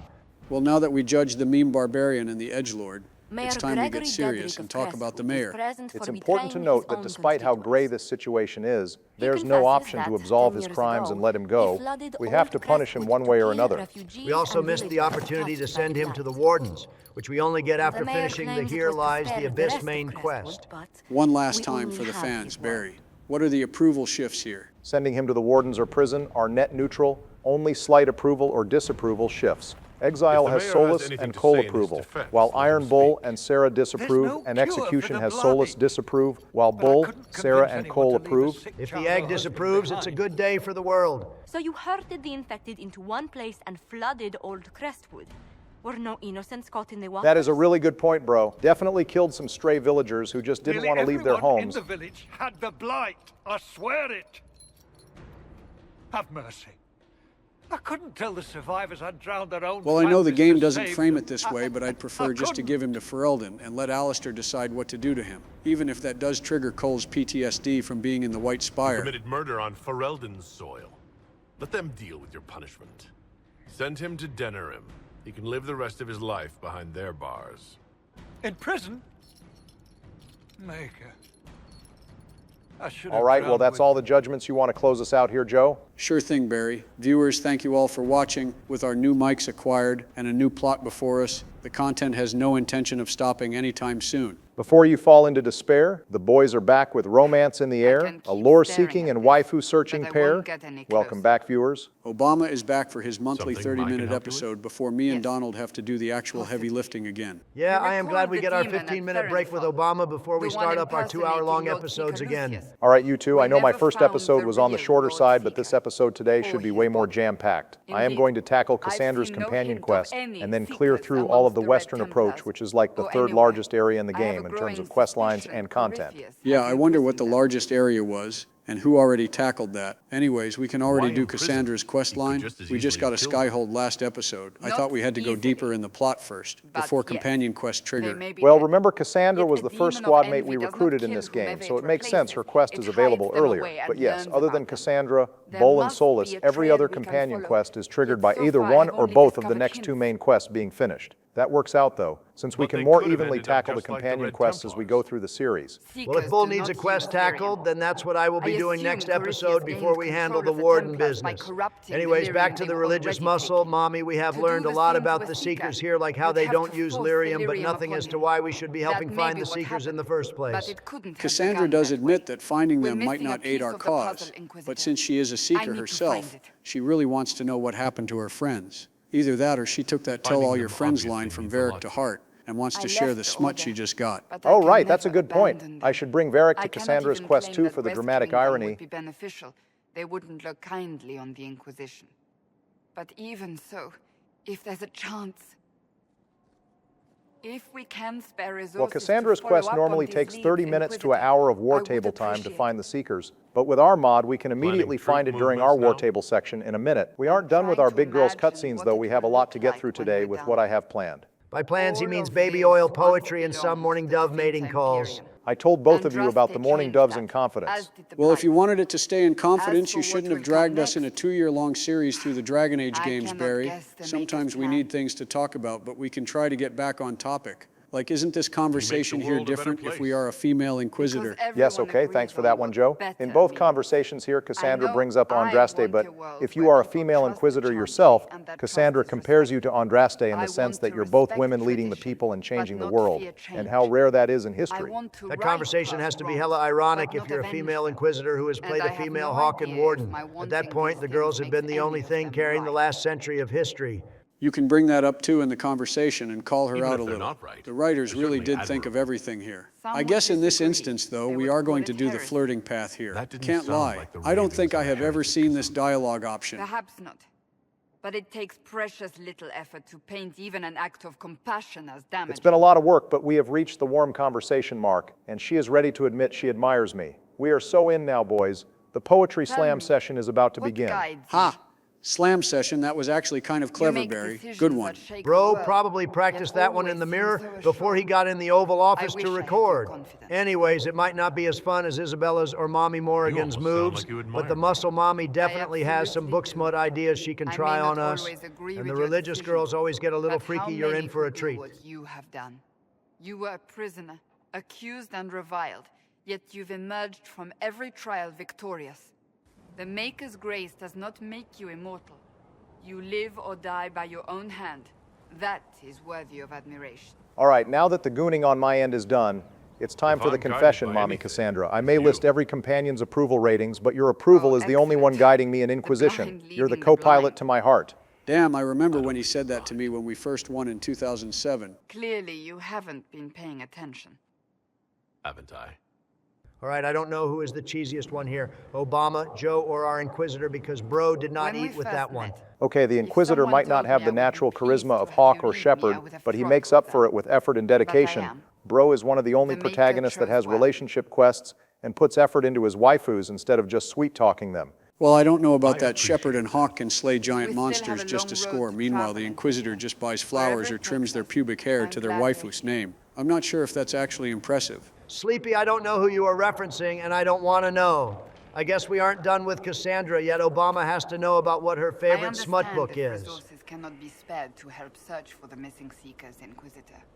Still, it could involve a threat we are unaware of. There may be a use in looking. Asking if she is romantic is going to be very relevant once we complete her quest, Donald. Besides, she is speaking nothing but facts. What's not to like about being swept away in romantic passion? All right, as sus as that sounded, I can't lie. Her liking romance and having a sweet girly side under all of her violence and tank stats is endearing. Romance is not the sole province of dithering ladies in frilly dresses. It is passion. It is being swept away by the pursuit of an ideal. What is not to like about that? Don't get me wrong. I like this side of you. I don't swoon. I meant the passion. Ah. Well, Cassandra still has plenty of screen time this episode, so let's check on someone else. And God damn it, this is not who I meant when I said that. Well, we skipped over his conversation last episode due to time constraints, and he does still have some dialogue left to explore. Okay, but why is the egg being sassy with us like we aren't his goddamn superior officer? Where's the brig? I will throw him in there myself.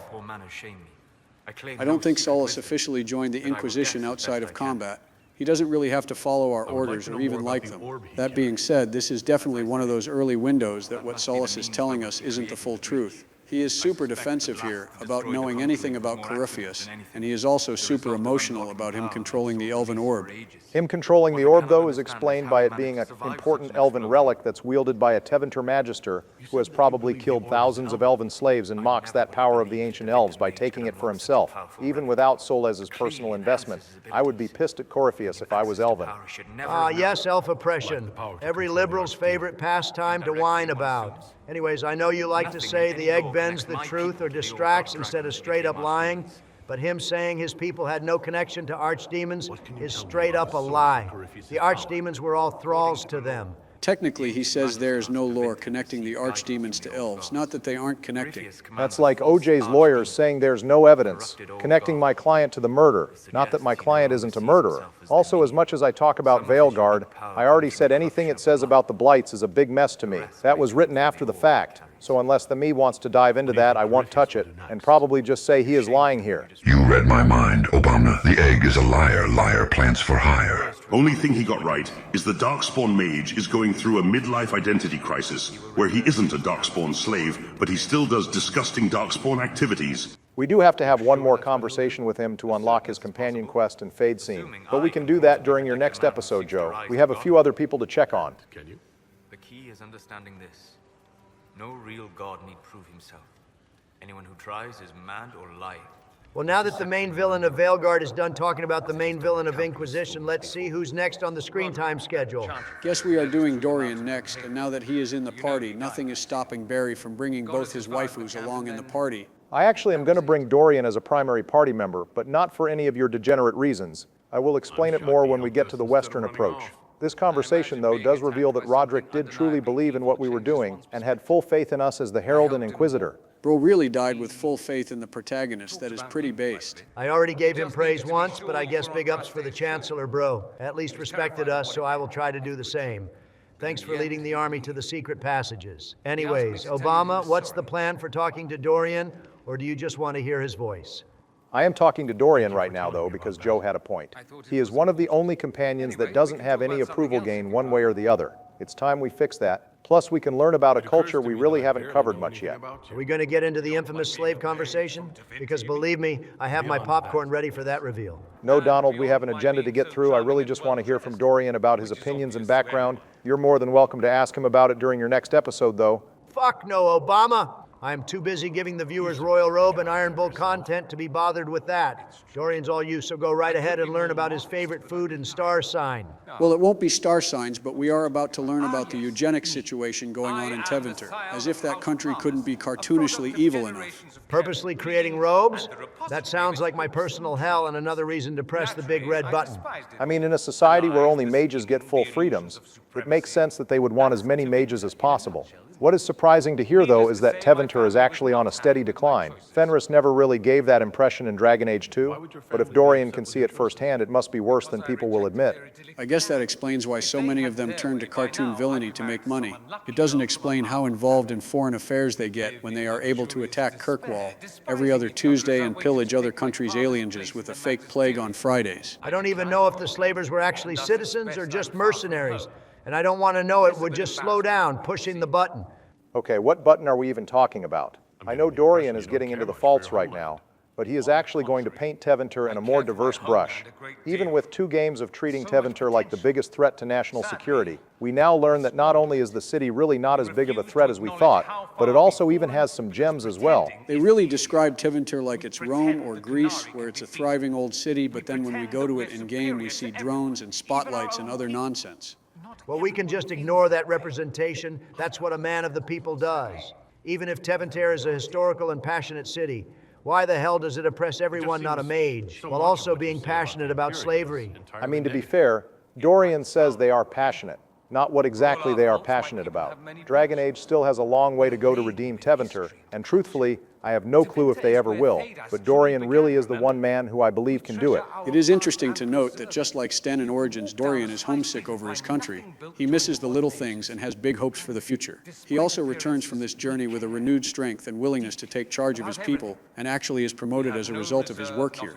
Comparing him to the ball of anxiety is not endearing me to him. Not a bad take from you at all, Joe. I didn't even consider that. Hell, Dorian and Sten might even get along if their countries weren't in permanent war with each other. Anyways, let's circle back to that controlled breeding topic, since just like most other BioWare squad mates, Dorian's parents were pretty shitty. I mean, BioWare parents being shitty is just par for the course. I am more just scratching my head as to how mage eugenics works and why you would want a robe son to begin with. Political and status reasons, mainly. If you're a respectful politician and want your child to inherit your noble house, you need them to be a mage, his magical strength. Something that can be inherited, though. I thought it was all stamina and knowledge. That's a good question, and the short answer is yes. Obviously, if you have a spirit-sensitive mage or a dreamer, they would be magically stronger than an average mage. But I also believe different people can be more attuned to the Fade than others, and that can increase your magical strength as well. Dorian is definitely stronger than the average mage, after all. Magical power is probably broken down by genes, knowledge, and endurance, of course. Blood magic tips all 3 of those scales heavily as always. Years of mage pride and careful breeding wasted. All right, the robe might be one of the magisters, but at least he isn't above killing the other magisters. We have at least one Minecraft tile of common ground. Not what I would prefer, but I will take that as progress.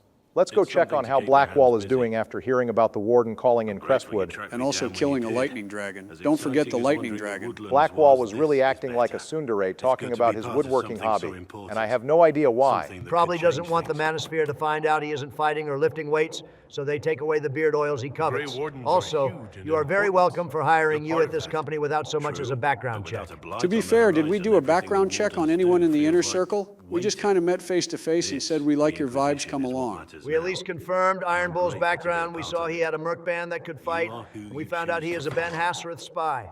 That wasn't a background check, Donald. It was just him telling us he was a spy. Anyway, we might not have run a background check since Blackwall is about to get into his backstory now. So did his mom die, or was his dad a piece of shit, or is it C, all of the above? No, we don't learn anything about his family life for once. Instead, we're going to learn Bro is a competent fighter, and that he won the Free March Grand Tourney. Big deal, the human noble warden and Nathaniel both have won tourneys. What's so special about this one? Put aside his own ambitions to help me win the melee.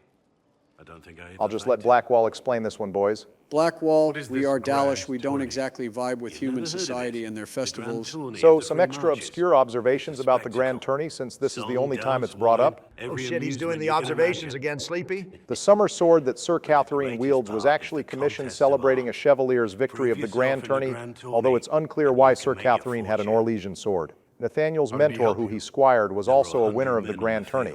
Finally, Blackwall and Varric will both invite the Inquisitor to the Grand Tourney in between this game and Trespasser, although it seems we were too busy to attend. If the Grand Tourney is in the Free Marches, I wonder if we would have seen it in person during the cancelled Exalted March DLC. Having Hawk enter the tourney maybe with one other companion in tow would have been absolutely peak. All right, The elimination tournament, similar to the Origins proving but larger scale, would have been absolute cinema.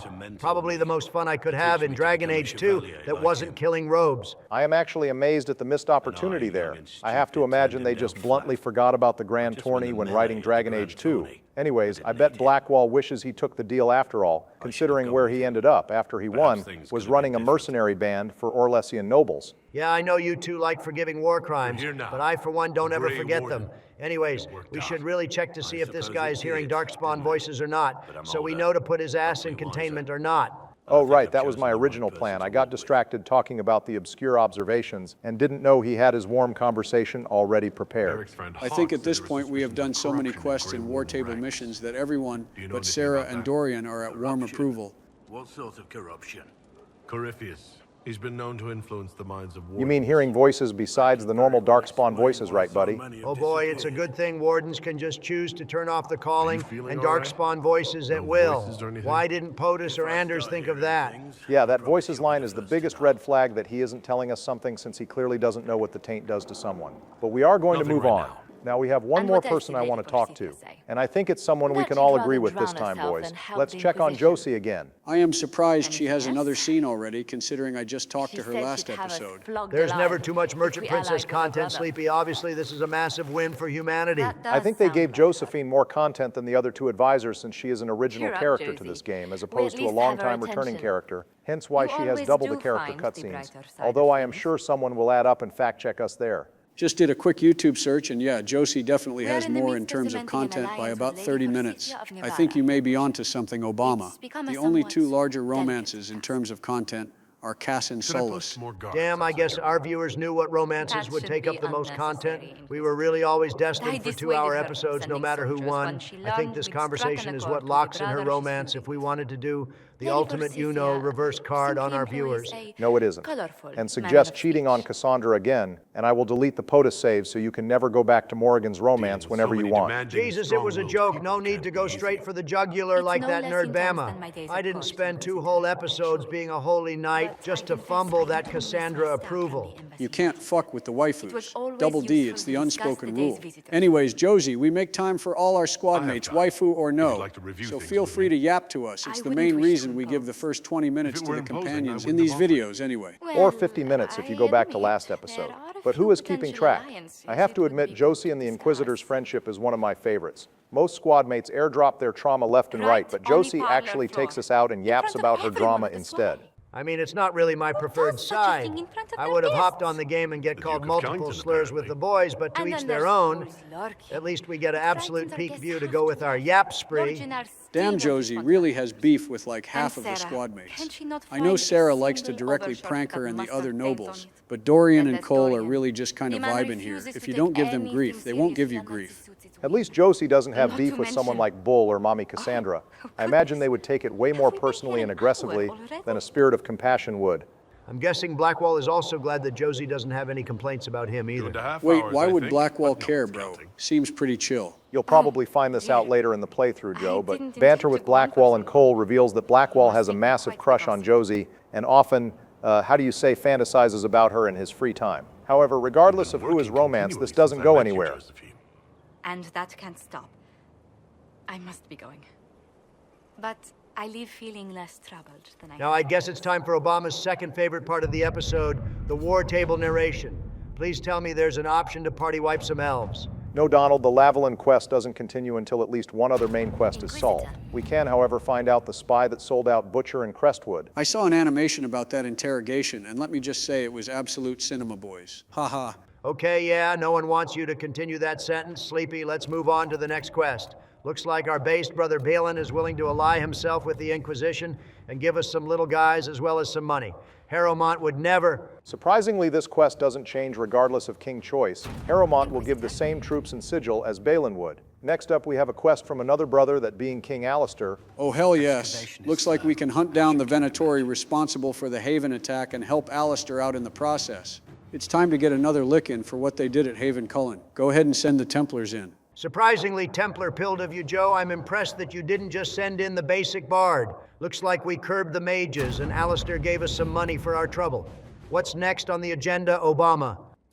Well, instead of the Lavalin questline, we can continue another multiple mission arc with the search for the Hack Writer. We know that someone is copying Varric's Hard and Hightown novels, and that they have Merchants Guild contacts. We can either hire the Crows or have the Kirkwall Guard look into it. Considering Cullen has a contact in the Guard, let's go with that. I trust my big girl Aveline and her allies. Looks like Cullen's contact was the baddie Brennan. I didn't know Cullen had game like that, but considering his romance popularity, it makes sense. I will go next, and good lord, is that a lot of text walls. I ain't reading all that. Barry, help me out here. It's just summarizing the second chapter of Hard and Hightown and how there is a string of murders in Kirkwall, referencing those chapters. We can either keep trusting the Guard and backing them up, or we can use Leliana and go our own way. Well, as much as I love my beautiful bard, I trust the guardsmen that we spent a whole game building up as well. So let's keep letting Aveline tackle this one. I think we get the same outcome either way, but it's nice to see the big girl still get some action even in the next game. Well, with the war table missions cleared for now, and the Seekers tracked down to a Ferelden fort, it's time to finally help my girl with her mission. Ban Loren is a pious, unassuming man. What has he become involved in? Might simply be a victim as well. Let's see what lies within. Knock knock, anyone home? Damn, that one door guard got shot and then ran through before he could even think of an attack. Well, that will teach him to mess with the Seekers. Oh, and I guess not locking the front door when you're on guard duty. Damn, level 11 still? These level caps haven't switched since the Haven attack at this point. Corypheus is only going to be level 12 or something. He could be level 30 and it still won't save him from the curb. We will put his jaw on when we are done with him. It's one thing to threaten the Inquisition, but threatening my real-life vibes is unacceptable. Maintaining the vibes is our top priority. Okay, we might be getting slightly off track here. Let's pull together and recenter. We won't be showing too much of this fight because these guys are just normal knights that we have fought several times in the Templar and Bandits forts. I did want to showcase Dorian's build a little. We are going a basic Necromancer build, maxing out everything in his tree except an add-on for the Horror spell. That way, eventually Dorian will be able to debuff everything while gaining health and mana for every kill an enemy debuffed. I am also going to go heavy into lightning and barrier spells, since the barrier tree is overall very broken. Well, Obama, just like every other time you try to bring a mage, the friendly fire ends up killing the fuck out of you more than the actual enemies do. Oh right, walking bomb. Well shit, I hope that doesn't become a trend, because even Mommy Cassandra barely survived that. Necromancer is weird. It's hard to believe they took the Origin Spirit tree and made it a whole specialization. It's honestly the middle of the road option for mage specializations. It isn't as blatantly broken as Knight Enchanter, but it has more broken combos than something like Rift Mage does. I think one of those broken combos we can go over in the Western approach with a certain item. I think I know what amulet you are talking about, Joe, and that is something to look into. Maybe during my next episode. I am more so impressed you know any overpowered combos in this game to begin with. You rarely finish Inquisition, so I am surprised you know any combos. Well, when it comes to mages, I am always locked in, Barry. You should know this about me by now. Even if I don't play the game, I can still think about the best spells to use for certain situations. Anyways, is this a fourth goddamn cult in Ferelden that is attacking our player characters while holding up in a mountain fort, and the third of this game alone? All right, I know the comments are going to flood with the statement that this place is the birthplace of Andraste, and that's why there are so many violent cults, but this is getting ridiculous now. Big bro Alistair needs to keep these Ferelden cults under control. Otherwise, people are going to start thinking we are just a large bandit cult ourselves. Than they are deranged. This explains why the Seekers might be here, but not the connection to Corypheus. A Seeker. Did they torture him to death? Damn, we got another man promises down. will pay This for cult this. is definitely more sadistic than the other two. Honestly, at this point, I will take the Blades or the Doomsday cult. They could at least be reasoned with. The Promisers are a doomsday cult, but they want to start the end of the world themselves, not wait for it. Honestly, these guys can be seen as the great cons of the Dragon Age setting. They are always picking fights with people and getting wiped out, but somehow they always end up surviving and coming back a year later. They were originally formed during the First Blight after the Imperium's collapse, and were taking advantage of the weakened Imperium to form a religious order, eventually trying to piggyback on Andraste's message, claiming the Maker would only save the world if the world is truly destroyed. They constantly did battle with other Andrastians until the Inquisition came along and formally wiped them out. However, once Ameridan vanished and the Inquisition split into the Seekers and the Templars, the Order came back claiming to be the Inquisition again. The Seekers have since been responsible for keeping their numbers down, which is why they have beef with the Seekers personally. But just like the Great Khans, they can never truly die. These guys are like goddamn cockroaches. It's easy to curb them and beat them down, but they hardly ever die. Another interesting fact about the Promisers is that apparently the Order once took an interest in the Astrariums, as the Astrariums were believed to be holding the Veil together, and destroying them would blow up the Veil and end the world. The Order took it upon themselves to destroy all Astrariums in order to fulfill their destiny, but they did not manage to destroy them all. I am assuming the Seekers probably killed enough of the ones trying that they just kind of gave up on that dream. Low-key, that's kind of a L on the Seekers' part. If they successfully destroyed them all, I wouldn't be bored to tears watching Joe try to solve them or you yap about them every episode. Hey man, I solve them pretty quick, and they usually offer pretty good loot too. I am glad they eventually stopped, so we get our top-tier loot. Anyways, hopefully this time when we curb them, they stay down, so they don't go after the Shard Finders next, thinking that they are stabilizing Earth's gravity or something. Look, they might be an evil cult, but if they can remove some of the background tedium in this game, I am all for it. Looks like Cassandra is going to find out what seasonal beef the cult has with the Seekers at the moment. The Elder One has seen fit to place them in your care. Reclaim your destiny, and know that the Elder One expects your devotion as repayment. Signed by Majesty Oh, great. Calpurnia, Looks like they are following the leader Saturday of the cartoon villain Venatori. Corypheus Does and his Corypheus resident not mage realize the waifu, promise just of because want it's the the world to evil end? thing to do. What The use note would are be they to signed by him? Samson instead if we sided with the mages. As dumb of a reason as it is to side with Corypheus, unlike other more intelligent suppose people it siding does. with him, the Order following him does this make some doesn't sense. explain how They we simply want to captured the destroy Seekers the in the current first world, place, which is or something our what's been done Corypheus with them. wants as well. We must Even if keep it's siding looking. with Blighted Atheist, it still gets the Promisers, what they ultimately want. I mean, they are just going to get blighted by Darkspawn or ganked by abilities demons grant serving us this many guy, gifts, but I guess but as the long as the resistance world to Red ends, Lyrium's these corruption. guys get their rocks That off. seems strange. Also, is there a Although it lore would reason why explain why Seekers none are have immune numbered among to the Red Red Lyrium? Like this And shit thus fucks up Seekers would be Templars and useless Dwarves to left and right, but Seekers You just would have shrug it no off? leash to The hold note us. said, resistant, not immune. We are about to see that Red Lyrium still We'll can find blight them, and kill Cassandra. them, but the normal addiction I or know the we insanity will. that Red Lyrium One can way cause or seems to another. have no effect on them. Seekers also are mostly immune to blood magic and mind control because of their training and initiation. So I imagine Red Lyrium's mental effects are also resisted by the Seekers. Well, it looks like we are about to see those other effects in action, because this dude doesn't look so good, Mr. Stark. Hey, buddy, you have a little something everywhere on your face there. Inquisition blight poisoning As looks are way you. worse than in Origins. I'm I still so remember glad when I having the found blight just made you look blind and really tired. Now it makes you look like a tweaker demon that nurses inside would me, love since they could always find a vein. Wait, is this What? blight poisoning You or a can't demon's be work? possessed. Because Bro just That's said he had a demon inside him. Cassandra's reaction makes it clear a demon doesn't make sense. Bro is probably sick with fever and doesn't understand what the blight is, and when he hears the calling, he thinks it's demons whispering to him. Damn poor guy. Imagine What could they having hope to base gain Demon from Slayer training only to get rocked, not in combat, but by the revenge. Blight COVID-20 special. Anyways, Obama, Cassandra Seeker. seems really concerned over this You guy. have Is to this find someone him. she told you not to Of worry course about? we'll find First of all, I think we beat If him he out in the looks lives, department anyway. But Lucius secondly, betrayed no, us, this isn't the Cassandra. X. This is Cassandra's apprentice who sent us stayed here, with the Templars one by instead of one. following Cassandra. An important Cassandra mission, describes him as overly attentive, almost Lies. annoyingly so, believing he could still was here learn with from them her all even though he was well past being He's a new still seeker. working with Apparently, after hearing Varric retell the story about Hawk and Talus, she had Daniel have been attempt the to demon find from Talus and Therenfall? acquire her expertise No. for the Chantry, The but demon obviously he failed there. Bro is not going to pull my But cutie a demon Talus. couldn't Not by simply being a take green his place seeker, without and definitely anyone not with a noticing. face like that. I knew the Envy Demon was a cowardly rat, but the Lord Seeker being a demon-loving bitch is unthinkable. None of this shit would have happened if the Templars were under Mommy Meredith's watch. Donald, if Meredith we was find still the in Lord charge, Seeker, the Red Templars would all be ascended. Level drug addicts don't even try with that unnecessary glaze. So envy demons are basically changelings. Like they kidnap someone, learn about them, then mimic them. I wonder who approached who. Did the Lord Seeker really walk up to Corypheus and say he wants to run the Templars? Or did You know Corypheus me. walk up to him and I somehow wanted that bargain with the promotion. Lord Seeker to take control? I have to imagine Samson probably Go tried to to the convince the Maker's Lord side, Seeker to work Daniel. with him. And when Bro You was will be willing, the welcome. Envy Demon and Corypheus just kind of showed up to seal the deal. And then for some reason, this brain-dead Saturday cartoon villain just accepted it after getting a good look at who he was helping. I mean, there's selfish evil, then there is just insanity. Rest in peace, Daniel. We hardly knew you, and then you died.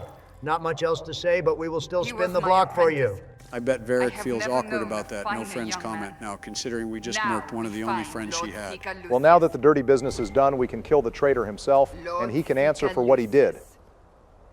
Cassandra, with a man I can only assume is the new Inquisitor. Oh God, he really is voiced by Uncle Gamlin. I can't unhear it now. Get his ass off my screen already. At least him being voiced by Uncle Gamlin means we already know not to trust a damn thing he says. I think Daniel already did a good job of that himself. Anyways, this conversation really doesn't go anywhere since the Lord Seeker is actually insane and doesn't really have a plan other than to kill the world and start the Seekers anew. But the book he gives us does have some massive lore that we need to get into. Oh God, more incoming yaps. Batten down the hatches. Make it better. But what did we create? The Chantry, the Circles of Magi. A war that will see no end. Hey man, I get feeling guilty over the oppression of the Circles and the Mages, but maybe instead of killing all your guys and snorting red crack with a cult, you could maybe write letters or stage a protest instead. Joe, look at the people around him. Do they look like the type that stage peaceful protests? Wait, hold up. If we freed the Templars from the red crack, why are these base Templars over here still snorting the stuff? Oh shoot, I knew I forgot to mention something about the Promisers. Those aren't actually Templars. Promisers, in an effort to look more official to the public, wear random Chantry armor like Seeker armor and Templar armor. They either steal it or wear it off the Templars they killed. The choice is up to you. After the former Lord Seeker was slain. The war with the mages had already begun, but it was not too late for me to do the right thing. Never mind, I fucking hate these guys again. Kill them like the rest, especially the Lord Asshole over there. I am going to enjoy killing your ass again. Donald, the first Lord Seeker was an envy demon. We never killed the Lord Seeker himself. Fine, then I'm looking forward to killing your ass for the first time. Ugh, see, that just doesn't have the same ring to We it. can start anew, a pure beginning. Join us, Cassandra. It is the Maker's will. All right, Lucius, you picked the wrong day to pull this shit since you're the only thing standing between me and my poetry slam session with Mommy Cassandra, so go ahead and die slow for me. Bro unlocked the Grand Gunner boost, increasing his damage, and Renegade by 200%. Well, I don't think he needed all that, because this fight is probably one of the easiest fights we have done so far in the series. Yeah, we are 2 levels over them, and none of them are promoted. They are absolutely cooked. Damn, and this was the boss battle for this mission too. At least we had Varric finish it off with his based ultimate. What's the rewards for killing this guy? We at least get some half-decent loot for this mission, even if the fight was simple, right? Well, he drops the Seeker Shield, a halfway decent shield for Cassandra, a lightning-resistant belt, and a unique Mace Vidithis, which enhances strength and has a Master Demon Slaying rune on it. Even if it's an appropriate Seeker weapon, the Mace is a Qunari weapon carried by Vidithis, which translates to Re-Educator. So the traitorous Seeker had a horned communist weapon makes sense to me. Now let's go get into the book lore, I guess. See what's in this book of secrets.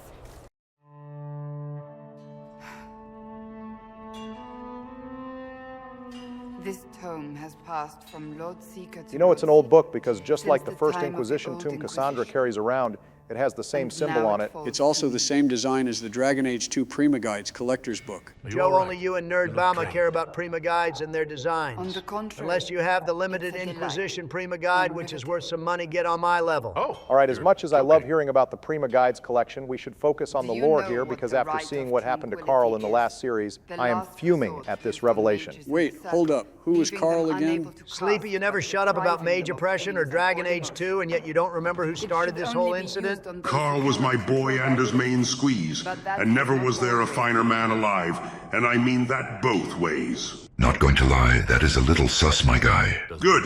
My main point of bringing up Carl is that he was begging for death the second he was temporarily freed from tranquility. And this is a trend from everyone that is freed from being tranquil. We had no choice but to kill him in 2. But now we know in the next game that we could have helped him the whole time. The right of tranquility could be reversed. The Lord Seeker at the time covered it up, harshly. There were deaths. It was dangerous knowledge, the shock of its discovery in addition to what happened in Kirkwall. But it appears we've always known how to reverse the right. Literally hundreds of mages didn't have to die or start a war if they knew tranquility could be cured, but because it could threaten the status quo, their lives were just acceptable losses. I would say you finally get it, Sleepy, but I know you're just being sarcastic. Emma have to hear this from Cassandra, though, because I still don't get why they tranquil the Seekers just to cure them, and how they don't remember getting a funky sun tattoo. I was made tranquil, and didn't even know. Then the Vigil summoned the spirit of faith to touch my mind. That broke tranquility, and gave me my abilities. The Seekers did not share Cassandra that secret. probably explained it Not better with than I me, could, but the not Tranquility with the Seekers Chantry. go through as a slow, Not subtle even with- process, unlike the brand that mages get. So if you don't know that's what they are doing, more. it's harder for people to pick up on it. Lucius When the was Spirit not of wrong Faith about touches the them, order. just like when wind I fused thought with the to Spirit in rebuild the Origins, Seekers once it gives them victory was natural ours. spirit powers that make them Now adept I'm at not fighting certain demons. it It also deserves to explains the euphoria Cassandra felt when her trial was over. When the Spirit touched her, she felt You all said her there was emotions more in flood the back at once, which we At see some happen with the point, cured Tranquil and power Asunder. becomes its He own felt every master. emotion more intensely cast than normal aside because of ideals not in being able to favor feel of emotions for years and and not tell being able to ourselves it express was them. all necessary. Tranquility is horrible, for the but even though they don't bring it up Will after that this happen to us, conversation, I assume Cassandra eventually Will we releases the repeat Tranquility cure that she reads, regardless of whether the Seekers are reformed or not, right? They better not. The only thing keeping circles in the green is the Tranquility wonder how enchantments. much we If we resemble lose the that, then those Vegas. places are just libraries that cost 3 times more than an average library. Honestly, we have only a I do small not idea think about the what happens Seekers to the have been Tranquil doing after the this Maker's conversation. Cassandra Not says she truly. will investigate the side Perhaps we effects of the believed it cure, once. because the one The Tranquil who was original cured became so Inquisition came to emotional, be he was during seen a as too terrible dangerous time. to be kept as a normal now, mage. One example isn't harbor exactly secrets concrete and let evidence, them which is why fester. Cassandra We will acted investigate to and reveal the survive, cure but personally not to the to Chantry serve. eventually. That What is happens not next, I the imagine, Maker's depends on how you handled the Mage and Templar situation. rebuild the If you Seekers, willingly how recruited would the you do that? Templars or conscripted the mages, be the the only circles one go back to remaining. normal, with the You only difference always being the spread to Tranquil the cure is winds, known. and some may If you still be freed the out there. mages or conscripted I the would find Templars, them one then the by circles one. likely rule themselves and all don't read implement this book. tranquility. No more So secrets. depending on who's divine, we may together or we may will not even establish need to a new worry about a chart. Tranquil cure. The Maker's Well, the robes word can't in breathe truth. easy yet since the royal robe will be divine, not the basic bard. Oh Lord, here he goes again with this bullshit. Well before the they beef worth takes over the episode, rebuilding? I should probably talk about my decision here. And there's really only one correct choice in my eyes for this will playthrough. think on your Since the words. flirting option encourages Cassandra to not doubt herself and rebuild the Seekers as a bigger and better organization. I could not have done this on my own. Oh boy, now it's time for the culmination of all our riz to pay off and wife up our religious waifu. I am just going to warn you guys now, this scene is going to look a little strange with our current Skyhold build. What do you mean by that, Obama? Wait, hold up, what the hell? How are we walking through support beams? Did we get an X-Men mutation when I wasn't looking, or is this another mod? Yeah, this is why I gave a heads up. So like I said in episode 4, Skyhold has 3 stages, one where it's completely rubble, the second stage where the rubble is cleared, but there's scaffolding everywhere symbolizing construction and the completed base after we finish one main quest. We are still at the second stage, and apparently the animators didn't account or notice the conflict. I guess the game testers must have either all romanced Cassandra later on in the playthrough, or just all simped for Cullen and Josie instead. Nowadays, this kind of thing would be patched out, and some sweaty nerd would complain that this game won Game of the Year over like Destiny. I low-key would have been one of them, but then I remember Mommy Morrigan is in this game still, and suddenly I don't care anymore. That should be obvious. Well, it isn't obvious to me. You intend to properly court me? You of all people? Is that what you want? No.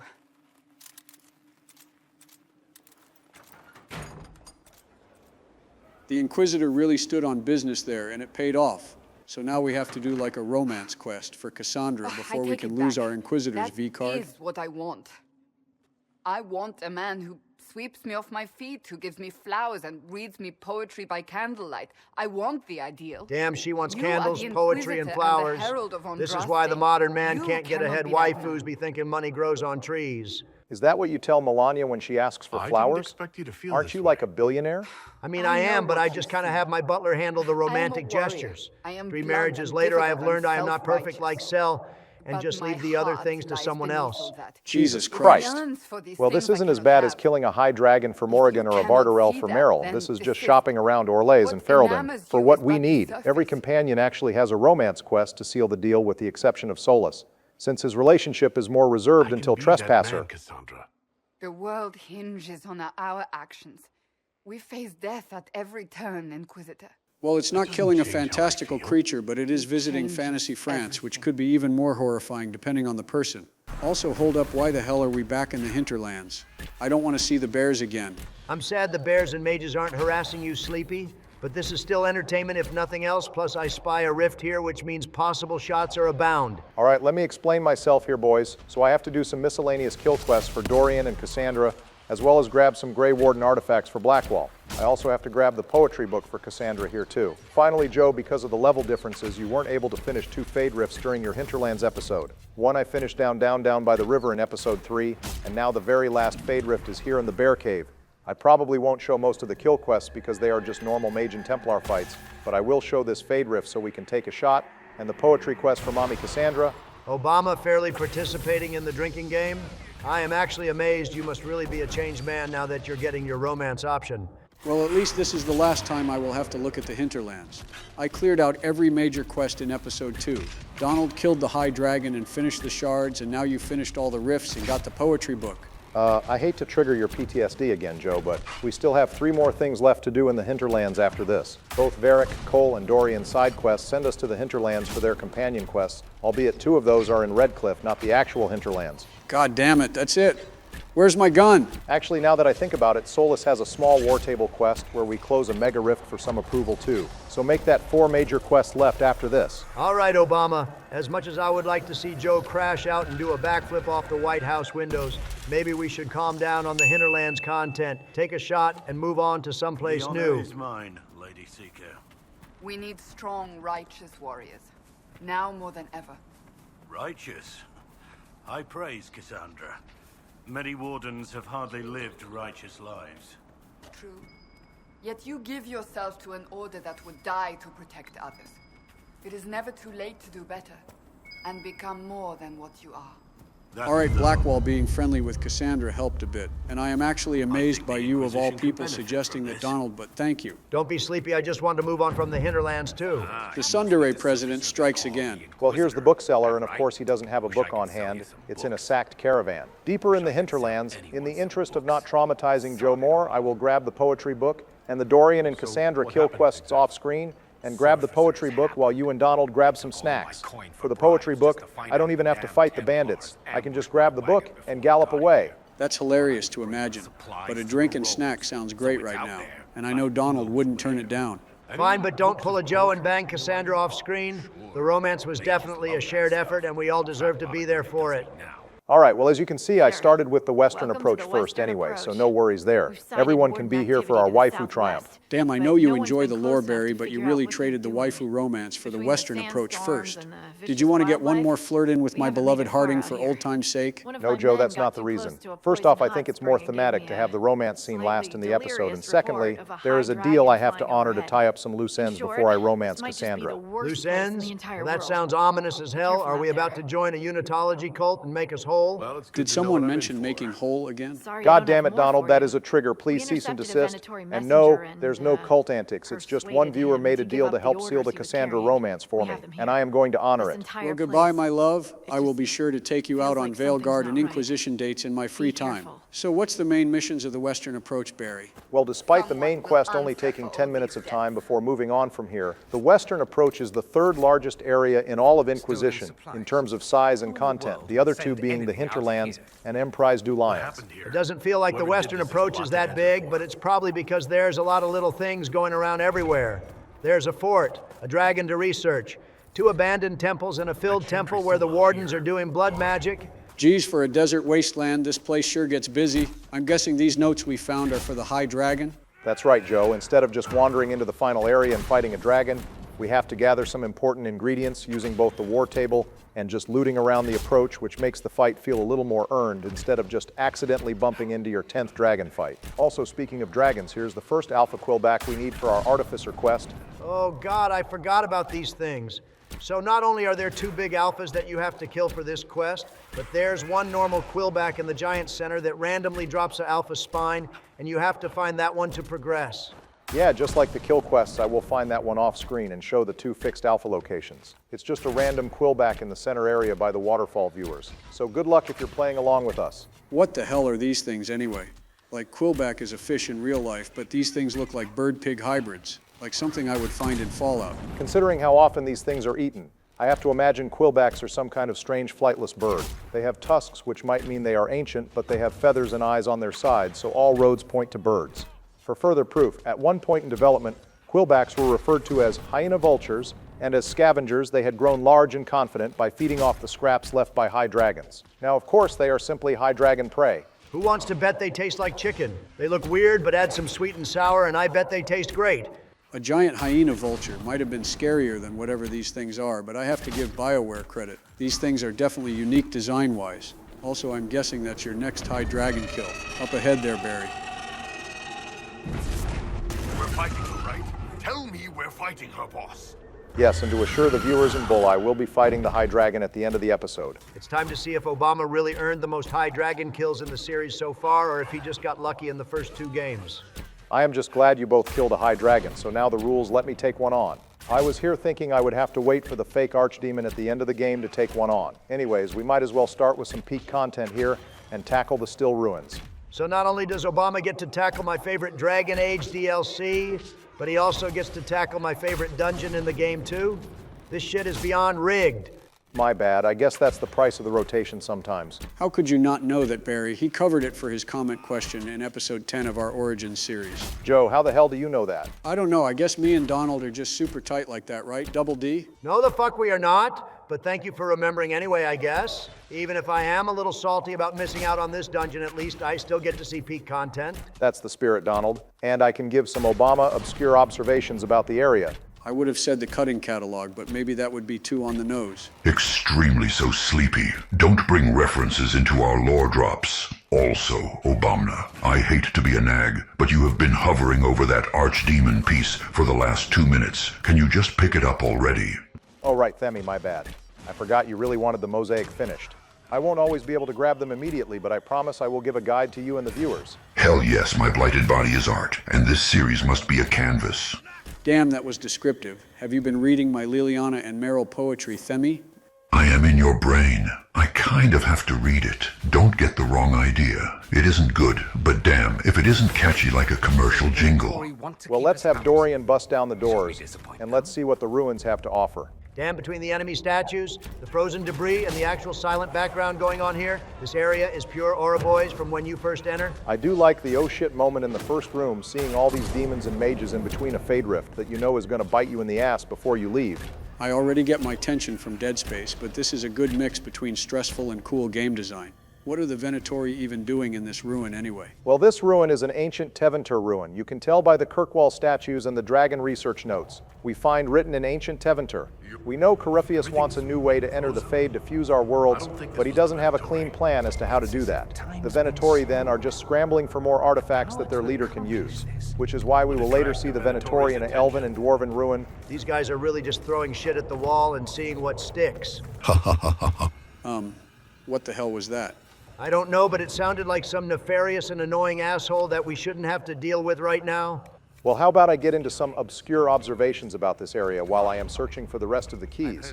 That title is still a swing and a miss, but I know these keys that look suspiciously like shards are randomly placed at best, so we are going to need something to talk about, so go off, Nerd Bama. All right, so obviously the artifact they triggered here had some time dilation abilities similar to what happened in Redcliffe had we chose the Mage quest line. Apparently, there were ideas for this ruin to be a connecting piece between the Redcliffe storyline and this ruin. Not only were the Fade Rifts supposed to have time dilations that speed up or slowed down enemies like in Redcliffe, but interacting with artifacts would cause a sort of chaotic incident where some enemies were sped up naturally, while others were slowed down. Eventually, the final artifact would reveal that Alexius came here and learned the spell he used from Redcliffe from this ruin, ending the quest. Hold up, Iron Bull's talking about boobs. Are you referring to me? Some high-ranking women wear ornamental crap with tits hammered into it. One good shot, and all that cleavage gets knocked right into the sternum. Real messy. Good on you for going practical. I aim to please. Leave something to the imagination, too. I guess that counts as a compliment, but back to the time magic. That actually sounds really cool. Why did they get rid of that? Someone found it in the game code, but it wasn't executed, likely due to limitations and lack of time to write a cohesive tie-in between the two quests. Unfortunate, because that would have made an already memorable dungeon even better. Oh wow, in the game code you say? What an interesting idea you have put forward, Obama. All right, that was definitely the blighted bitch talking. Where the hell are you? You're not even in this scene? Bro keeps phasing in and out of our conversations. That's kind of weird. He usually doesn't do that. Yeah, it's definitely weird. Let's just unlock the vault, grab our item, and finish this quest already to put a stop to this. We just have one more key over in the corner that this upside-down guy is holding. Damn, that guy really just wants to hang around, huh, boys? Sleepy, that was a terrible joke and you should feel bad. Anyways, what's the reward for completing this quest if the lore wasn't fully connected? So the main appeal is the Tempest Staff, which is the artifact freezing time to begin with. We also get a Master Cleansing Rune schematic, good for killing demons, and the Tevinter banner option, as well as some Heartwood and a locked chamber to the right. Ah, right, Heartwood. That rare material that we only found one time in Origins, then a handful of times in Inquisition, and then like 500 times in Veilguard. Insulted if you like, but I know the real reason you whine and complain is your fear of Veilguard, not your hatred. All right, again, we are trying to get through some content here. Save the ominous monologue for another time. Here's the Spirit Rune schematic. This first fight isn't the worst out there. It's just a few demons. But going back to the Fade Rift at the start is where the bigger fight is going to happen. Don't underestimate the Fade Rifts, Obama. They can be a bitch and a half if you don't take them seriously. Anyways, I've been meaning to ask about it, but is this your final team for the playthrough, Barry? I figured now that we have recruited everyone, we would start showing off the full presidential squads. Yeah, pretty much double warriors are just too good to ignore in this game, and Iron Bull gives us some extra needed damage while Mommy Cassandra is our tank. Then finally, Solas and Vivienne are already covered by you and Donald, so it just made sense to show off our final mage squad mate. Oh yeah, I am sure the only reason you brought Dorian is because he was the only option. You sure you don't have a deeper meaning behind your party selection, Sus Bama? I am not sure what you mean, Donald. This is just my party selection. Oh wait, I think I get what you're putting out there, Donald. Yeah, I do have one ulterior motive in my team selection. There you go, Nerd Bama. It's time to express yourself and be honest maybe for the first time in your life. Okay, well I wouldn't go that far. It's not that serious. But my only other goal with this team is what I call Team Double Date. Me and Cassandra are obviously going steady soon, and with enough banter between Dorian and Iron Bull, they can start a romantic relationship as long as both of them remain unromanced. It's the second time in Dragon Age that two squad mates can romance each other, the first being Isabella and Fenris. But this relationship doesn't need a DLC and is far more serious. Wait, hold up, Dorian. And Iron Bull can hook up? I take Iron Bull almost everywhere I go, and I have never seen that. Isn't this like your favorite game in the series, Donald? How did you not know about one of the best ships in the entire series? Joe, I am not hearing that from you, and just last episode you admitted that you barely play this game past the Hinterlands. Well, to unlock the romance, we have reached the first step, which is locking down another romance in the form of Cassandra. After that, it still does take a while. We have to go from Dorian and Bull taking shots at each other for being on opposite sides, to them finding common ground and then finally flirting with each other. It's a real enemies to lovers story on our hands, boys. Presidents try not to reference the enemies to lover trope in Inquisition. I swear that's a harder challenge than any trial Inquisition offers. That romance does sound Cassandra approved, probably straight up out of a hard in Hightown novel. Not a bad take. It's like Romeo and Juliet, if they were whole countries instead of noble houses. Back to the game, though, is there any final lore on the still ruins you have for us, Barry? Not really, other than there is a war table quest that opens up after this. Either Liliana or Josephine can send agents to study what the Venatori and Ancient Tevinter were hoping to gain in this ruin. However, the final result is that this lab is too evil to ethically study, so they abandon it after giving us a magical artifact. They are acting like this shit is the Krogan labs from Mass Effect 2, instead of just a cult-time ruin that the Robe Empire built. Also, Obama, half your team is goddamn dead. What is the play here, even? I swear to God, every single one of you liberals gets demolished by a Fade Rift. Oh, I wasn't expecting the Fade Spirit damage to be that intense, if I am being honest. These are the first enemies in a few episodes that are equal to our level 2, and I am fairly certain one of them is promoted from the trial too. As long as Mommy Cassandra stays up, we are, oh God, no, please Mommy Cassandra, survive. Hack, hack, hack. Bro is genuinely tweaking out now that his waifu is the one getting put down by some random in-game cheese. How the turntables turn. Well, your mage is dead, and all you have left is your elf twink Inquisitor, who is going to last 10 seconds at most. The plan is to get everyone back like the Avengers, and the problem is Mommy Cassandra got turned into a damn hot popsicle. I don't think reviving anyone by hand is going to save you here, Barry, especially since the Frost Spirit does massive damage every single hit. God damn it, this is total shit. Mommy Aveline would never fall like this. Well, Obama is just one death away from tying back with Sleepy Joe, and Donald's stocks are looking up. You're still about 5 deaths ahead of me, Donald. I wouldn't get too confident yet. Anyway, now that I have calmed down and the spirits aren't promoted this time, I can explain what happened here. Not only did I forget to dispel one of the spirits during the second wave, but one of the spirits was promoted too, and I didn't respect their damage. Now that I did both this time around, though, this fight is easy money. Now I can level up, activate the Veil Measure device for the Solus Collection quest, and collect a few more errands before I tackle my next big hurdle, the Desert Fort. Well, the first hurdle is this poison fart cloud that Dorian is panicking just for entering in the first place. Calm down, little bro. We just need to plant the damn flag down. We aren't doing the mile-long march in Darkspawn farts. I guess we will have to spend 5 of our 100 power to build a bridge or 2. Yeah, we are far past worrying about power management with how fully we are completing areas. Soon my glorious image will be completed, and all the viewers will know my blight beauty. Damn, calm down, Themey. It's not that serious, although I am glad they are putting some respect on your name in the form of art. Anyways, I guess it's time to once again storm the gates. Storm the gates! All right, again, I have like no clue what you liberals and you spirits are referencing with this one, and I still don't want to. Anyway, this fort is easily the most annoying of the 3 forts to clear, because the entire time you're fighting, you have this random rogue monologuing at you about how great the Venatori are and how shitty we all are. It's basically the video game equivalent of motivational speech and vicious mockery D&D spells all in one. While it's annoying, I doubt this fight is going to take us that long to finish up. We are at least 2 levels above everybody in this fortress, so it's just a slow battle of attrition. So wait, we can loot the defensive door we just broke to get some depressed splinters? Oh, well, those are a collection item, but... All right, Nerdbama, you have literally been explaining everything so far, and it's time I remind everyone why I am here. I know exactly what the sad splinters do, and I am willing to share with the rest of the class. So there are 3 forts in Crestwood, the approach and Emprise du Lions, and all 3 have a door we have to destroy. Collecting all 3 splinters from the door, and then finding the crafting schematic in the Exalted Plains allows us to create marks. Mangled mace. A mace with a banana on a stick, which is actually a semi-decent weapon for a joke weapon. That could be a fun side goal for the series, but that's a long ways away. Both the Emprise du Lions and Exalted Plains will likely be their own episodes, but we will do everything we can to make that happen. Well, Donald went and explained something so continuing the trend, Joe. I know we mentioned it earlier, but do you want to explain the overpowered combination that can be made with the Necromancer specialization Dorian has and the amulet we get during this fight? Oh, what's wrong, Obama, getting cold feet now for what you have to yap about? First off, no, I am not. And secondly, don't you have a time orb to try and harness back at the temple or something? Not anymore since you opened up the temple and cleared it out. I am free to go anywhere I want now. Just ignore him, Obama, but back to what you were asking there's no shot Sleepy knows anything about Inquisition mechanics. Oh, really, Donald? Challenge accepted. Well, the amulet we can get from the loudmouth mage here is Kitty's collar, which, yes, is a collar that was worn from the Desire Demon in Honleith who pretended to be a cat when we recruited Shale.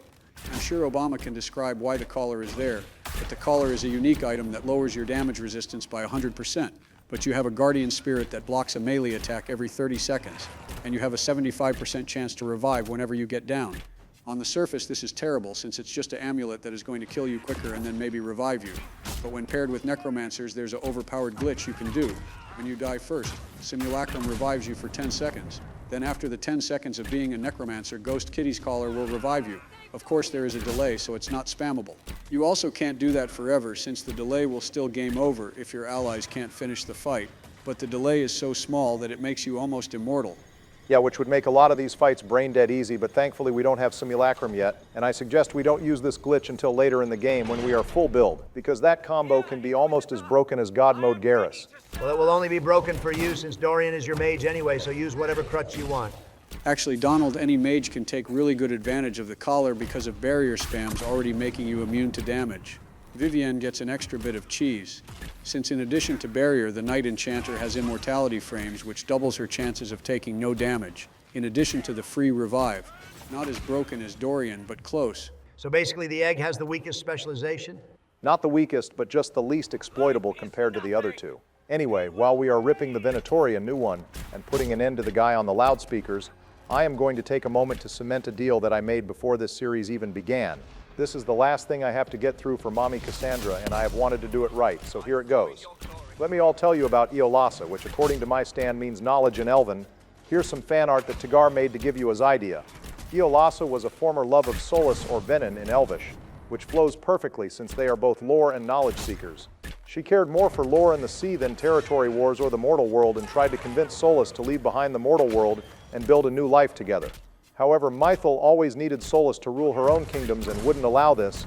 She destroyed Iolasa kingdom on the sea and blamed the other Evanoris, primarily Falon Din, who was always greedy and war-hungry for new territories, probably why Solus has extra disdain for him as well.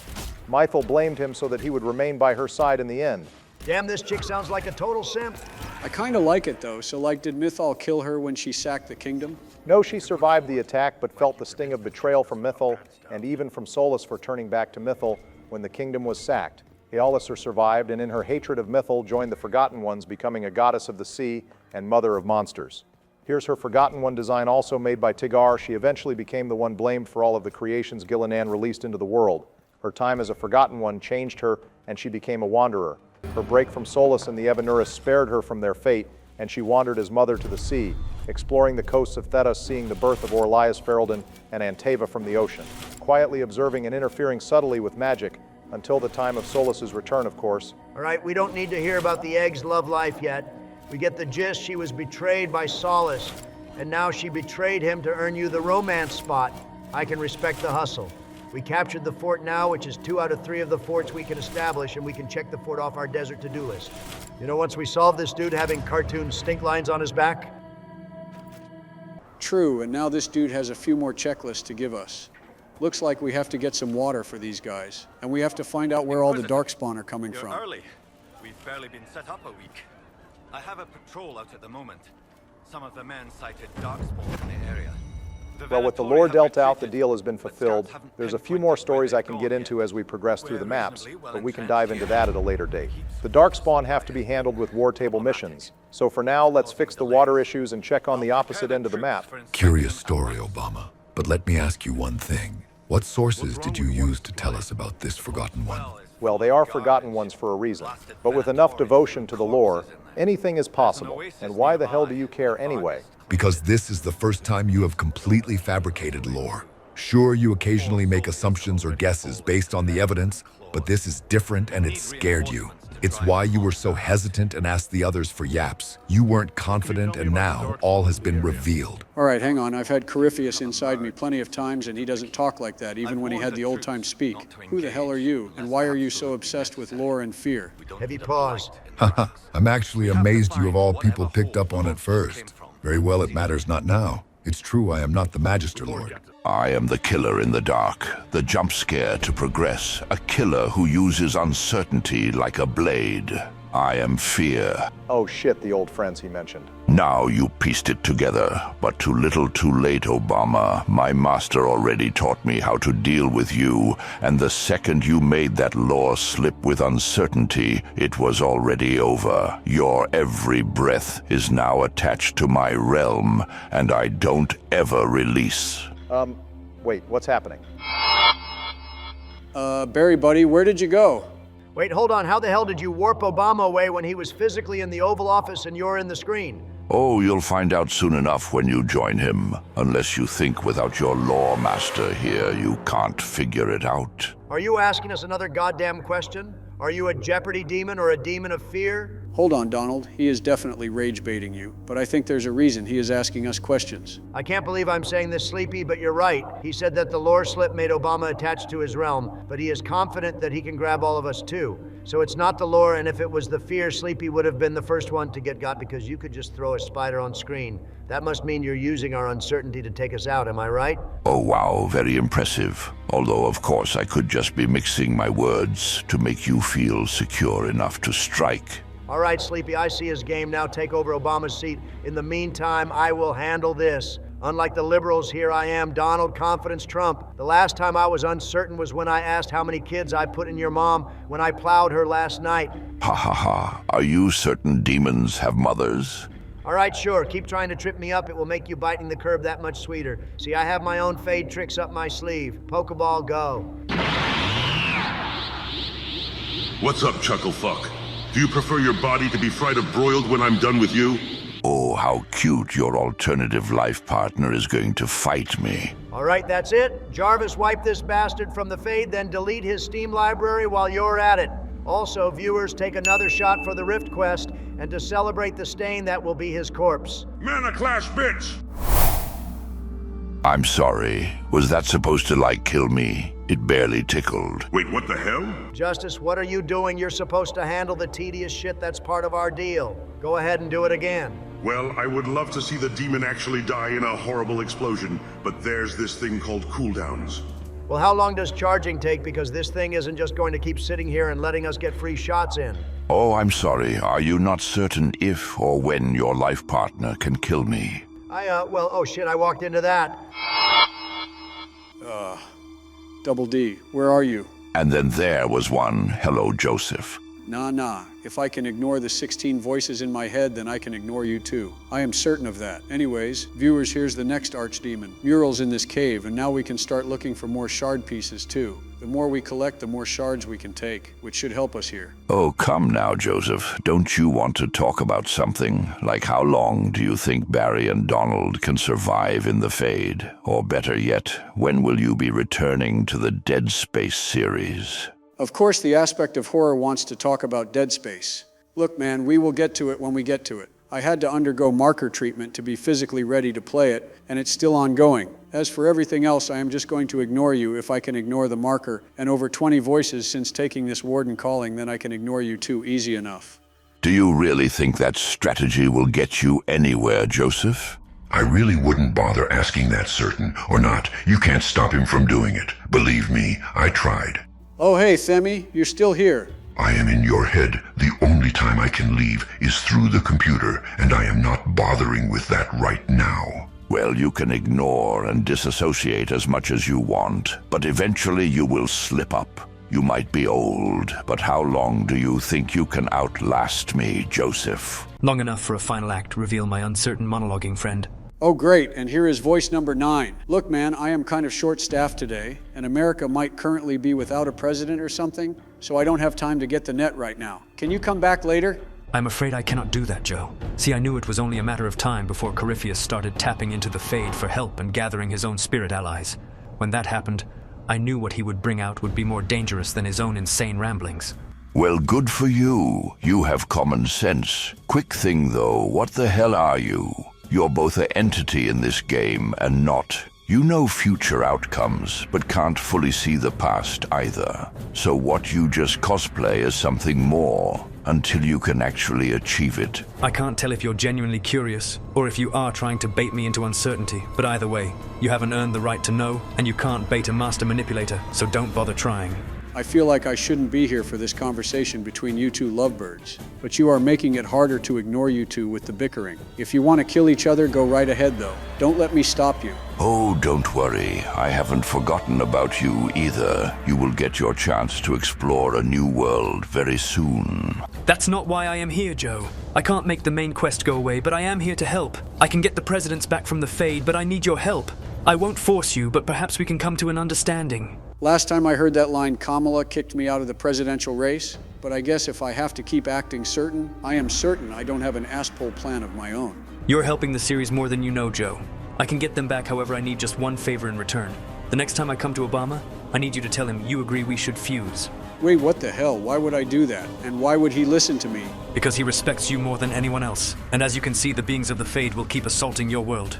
I still don't know about this. You two could both be working together to try and take control. Joe, I know this might seem out of character, but I think you should trust the egg. Not because he doesn't have shitty intentions, but because it will be easier to understand what he is plotting if we keep him close.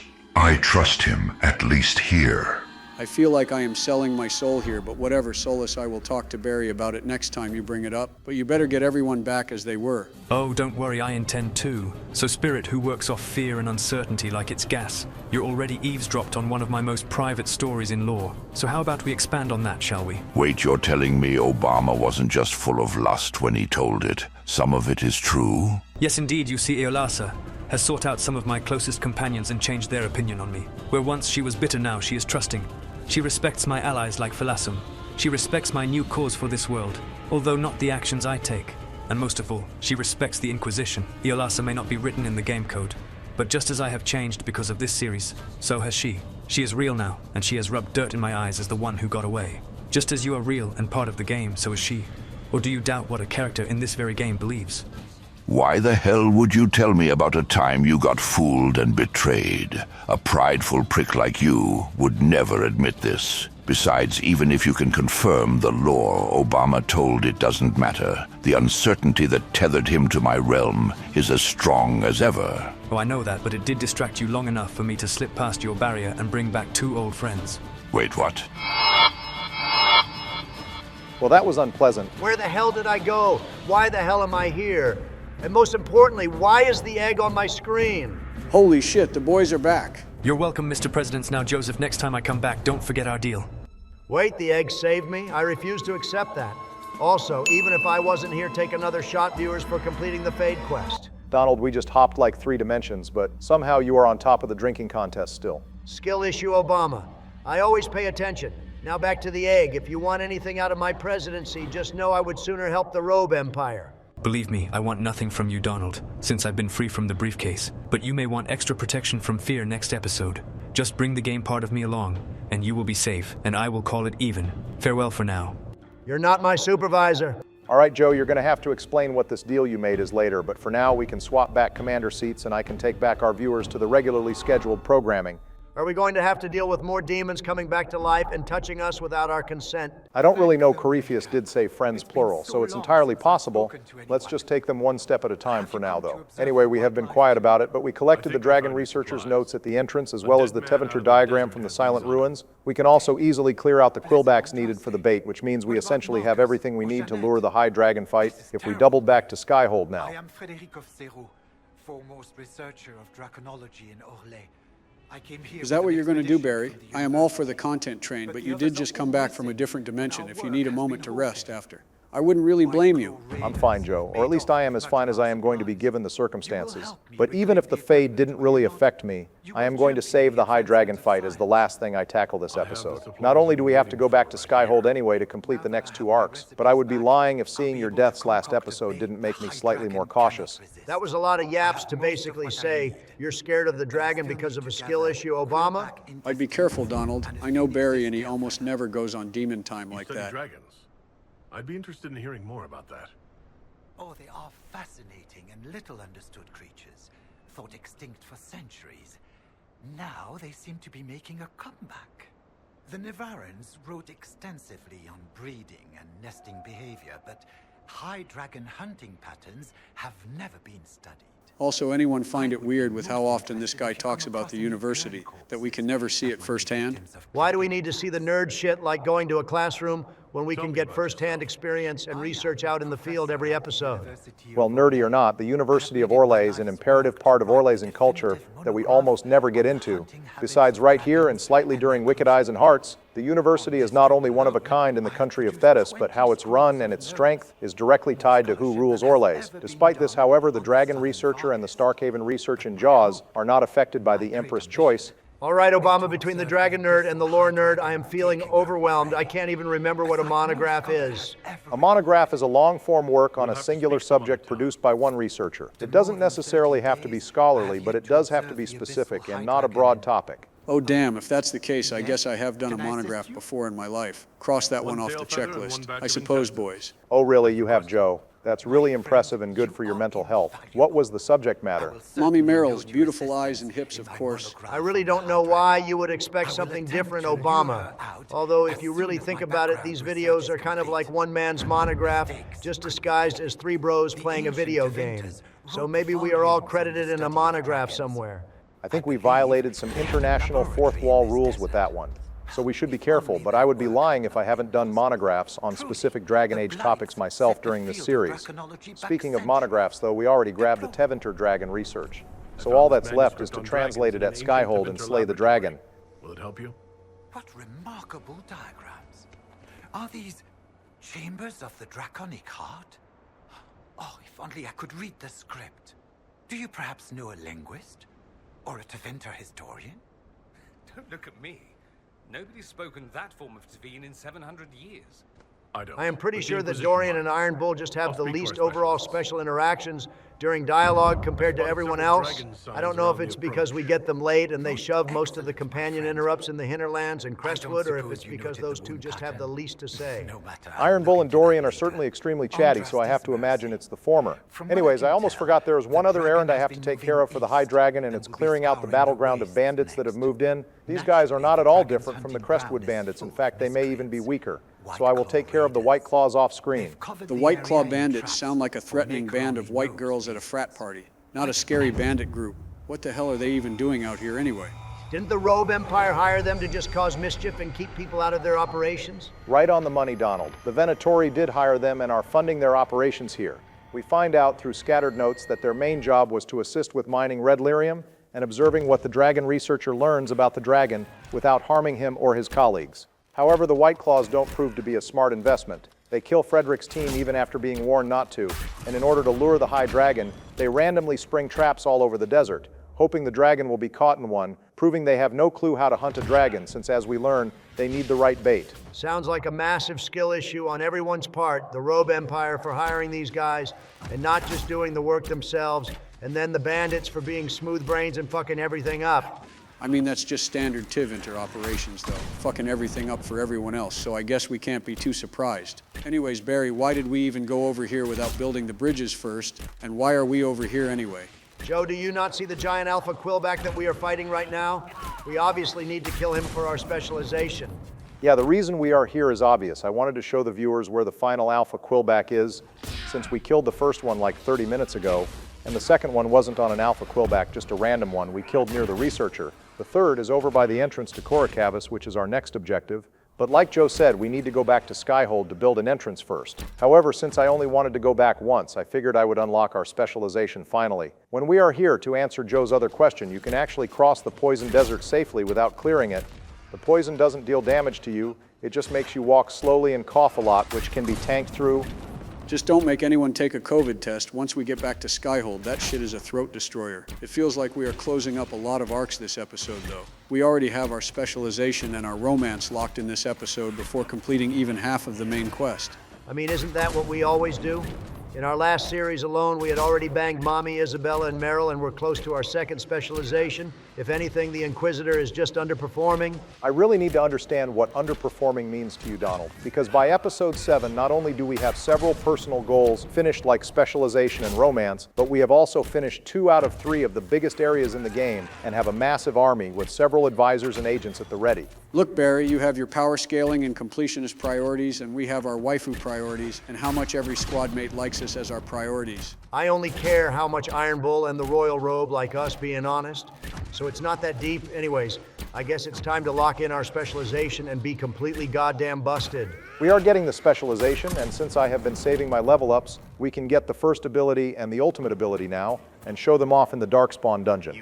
Eventually we should consider a rebuild so that we can have our Inquisitor be stronger and more optimal. But we don't really need to rush into that just yet, it will just make the game too easy. I'd say just like the shards, we should rebuild our character right before the DLCs where things get more difficult. I guess for right now, we will just dip our toes into the specialization, and hopefully get the ultimate later. The companions have special dialogue for our specialization choices too?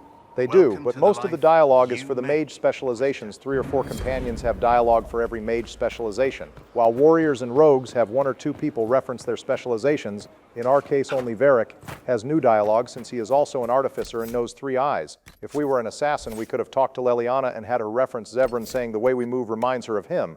I don't know if being compared to Zevran is really much of a compliment. That could just mean we seem like a good liar and can't pick locks for shit. Also, why am I not surprised that even with the specialization dialogue options, BioWare had a clear mage bias going on in how much extra dialogue the robes get? Can't even argue with you this time, Donald. There is a massive disparity here when there definitely could have been unique interactions for everyone. What probably happened is they thought of the mage specializations first, and then threw in the others after the fact. I am just happy the game even included unique dialogue for every specialization. It's a step in the right direction for the roleplay opportunities. Now let's see what Varric has to say about our choice. I take it you know each other? Acquainted. I wouldn't call us drinking buddies or anything. Guy's got weird priorities. Frankly, I think he's jealous of Bianca. Poor sod. Personally, I'm happy with traps. Hey, if they keep Well, don't worry, Varric. We aren't going to make a Bianca clone, even if we could. We don't plagiarize the homies. Where the hell are we going now? I thought we were going into the dungeon. We are, but because I was kidnapped against my will, I wasn't able to grab some hidden items behind the fort we captured. Not only is there a landmark here and some rare material, but we can get the next mural piece for the Archdemon portrait. Glad to see we are still hunting for true artistic perfection. I'm happy for you, bro, but I can't lie. I am a little salty that there is no spirit or justice mural. Well, once we grab all the resources here and all the other collectibles, we can unlock a shortcut back to the entrance of the fort and move on to our next dungeon. Wait, hold on. So not only are we stomping around in this well, which is the fort's drinking supply, but there is straight up skeletons and corpses in the drinking water too. That seems extremely unhealthy. Well, yeah, it is, which is why one of the other main quests is clearing the oasis in the center of the approach and bringing in troops to secure an actual safe route for our fort's water supply. Anyway, one last errand before the dungeon, since right out front we can solve our second Asterium in the approach. Is there a theme to these ones, like the ones in Crestwood, Barry, or is it just more pretty pictures? No, there's no connection for these ones. The fort we captured had one of the archdemons. This one is Fenrir, which is of course a reference to Fenharl, and the last one, Saturnalia, is an ancient Tevinter term of after holiday, used commonly throughout Thetis. Wait, this one is a reference to the egg? I already hate these Asteriums more than the others. You're telling me out of all of the Asteriums that the Promisers destroyed this one was kept alive? I am actually amazed you still remember that lore fact from earlier this episode, Donald. You are learning a thing or two. Oh God, is that what is going on? Thanks, I already hate it now. Obama, and now I have to do better at ignoring you in the future?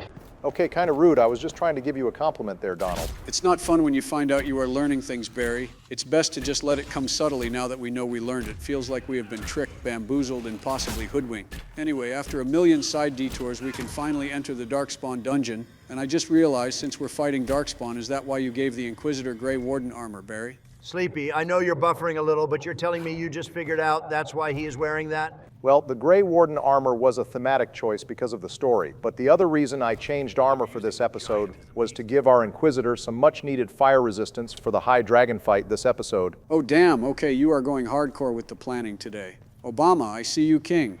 Quick question, though. Are these prisons that the Darkspawn are using, or were the Venatori using this place, and the Darkspawn came later?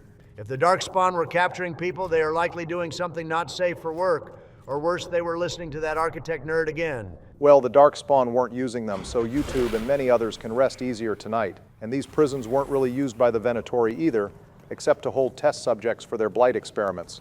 While I am finding the rune schematic in this room, I can get into it. This prison was built by ancient Tevinter before the second blight, when Tevinter was still an expansive empire. This prison was primarily built to house political prisoners who couldn't be sentenced to execution. However, all types of criminals were held here.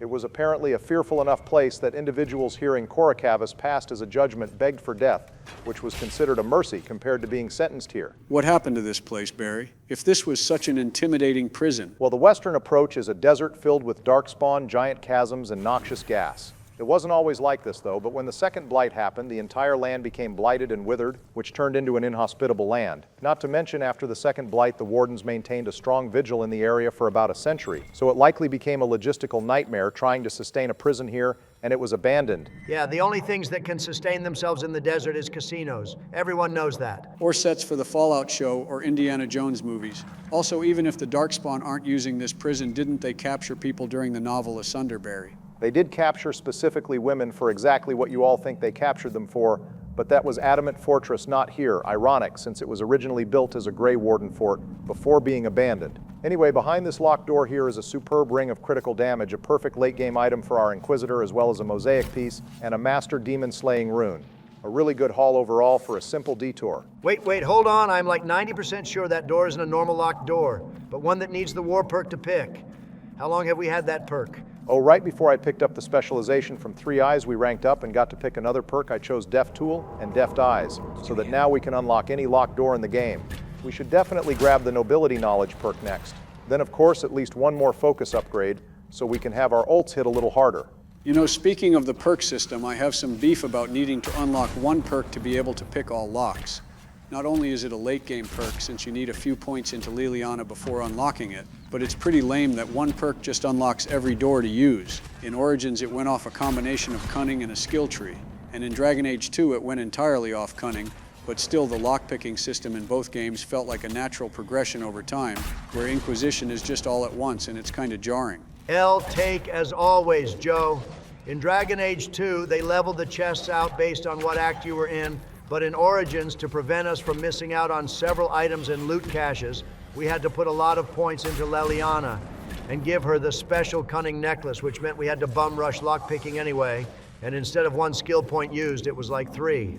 I think that goes to show Origins and Inquisition have really flawed lockpicking systems in terms of progression, likely because of the sheer size of the games, and Dragon Age 2 was the best lockpicking system just because it was incredibly streamlined. Damn, I guess Dragon Age 2 does have something ahead of Origins and Inquisition in the gameplay department, huh, Obama? Non-combat wise, in terms of companion interrupts and other role-playing mechanics, I do agree with you in terms of anything having to do with combat or exploration, and I would prefer any other Dragon Age game. You're just mad you fumbled the death competition in Dragon Age 2, Barry, and almost tied with Donald in the process. Joe, you have more than doubled your deaths in 2 episodes of Inquisition. Maybe don't join Donald in the glass house. Damn, that big guy looks pretty chopped and maybe a little hungry. Did Donald enter the game after getting dragged by the fear demon? Sleepy, it's been only 30 minutes, and you're already making fat jokes about me and Obama nearly dying from the game coming alive due to demon exploits. The only thing me and that big-ass thing have in common is we both have the strength to yeet your ass to the moon, so don't test me. Well, after fighting a mostly dead giant, I am ready to take on a real one. And since this is basically a boss fight on even levels with us, I am going to use my 2 ults in both the Mark of the Rift and Haste. Goddamn, that's a clusterfuck of fade distortions. This dude brought Fist to a nuclear warhead fight. It's too bad we didn't have one more skill point that we could spend on the Artificer Ultimate. The viewers yearn for some new combos. Well, win or lose. We can take another shot in a minute, too. You love to see it, Obama. Also, I know you want to focus on the giant booty on the big guy, but when he falls down like that, the only thing that hurts him is shooting him in the face. I have to admit, I am so used to killing these things faster that I didn't know that. We still took care of it though, and just in time because our inventory is filled up from this dungeon. Also, viewers, take another shot for completing the Camps quest in the Western Approach. Well, we are in the home stretch now since this is the last unexplored area left on the map. We probably still have some episode left though, since we have to find all the murals and watch Barry die to the High Dragon fight at least once. We also have to actually tackle the main quest, steal this episode, and meet up with Hawk and the Ostagar Coward. Oh shit, that's right. I forgot we haven't done that yet. I was too caught up in the dragon fight and Cassandra romance. I would have blown right past it. Looks like Sleepy's dementia is contagious, Obama. I would ask if he has any extra medication for you. I'd cut him some slack, Donald. It's not every day you lose your virginity in the game to both Cassandra and a High Dragon. Barry here is a little overstimulated. He isn't losing his virginity here, Joe. Remember, he still railed that elf twink in Dragon Age 2 at the expense of all of our eyes. Not how I would have defended myself, Donald, but thanks for trying, I guess. As for you, Joe, I really hope you keep this energy when the fight is over and won. I know you got trauma over the last High Dragon fight, but keep joking about it. Seriously. All right, I'll let your gameplay speak for itself. Obama, anyways. Looking at the map here, closing both this Fade Rift and the Fade Rift, just up ahead is going to add 2 more shots to the drinking competition. God's blessing on this wonderful alcoholism in the chat, boys, and good work finishing a Fade Rift quickly so we can drink Obama. Well, next up, we have a few shards and a quick quest to take out some runaway mages for Mommy Cassandra. While we are doing that, though, I have a comment question for you two and the viewers, somewhat related to what we were talking about with lockpicking. How do you guys prefer that feats be implemented in this game as side bonuses to your character, somewhat separate from combat abilities? Do you prefer your own points like in Origins every couple of levels? Do you prefer it in Inquisition where it's a separate bar from experience altogether? Or do you prefer Dragon Age 2 where there's no feats, but instead how you roleplay and who you bring along can have different effects on games? As for me, I would prefer a mix of Dragon Age 2 and Origins where your background and roleplaying can have certain starting impacts, but then you get points when you level up to put into feats like lockpicking, alchemy, and crafting even. I do miss Origin's freedom of leveling, but that's about it. I actually prefer Inquisition's perk system, where it's a separate experience bar when doing quests. That way I am using a different resource. Really, if they made things like lockpicking perks more progressive over time rather than just one and done like they did crafting or ultimates, I would be fine with this system as is.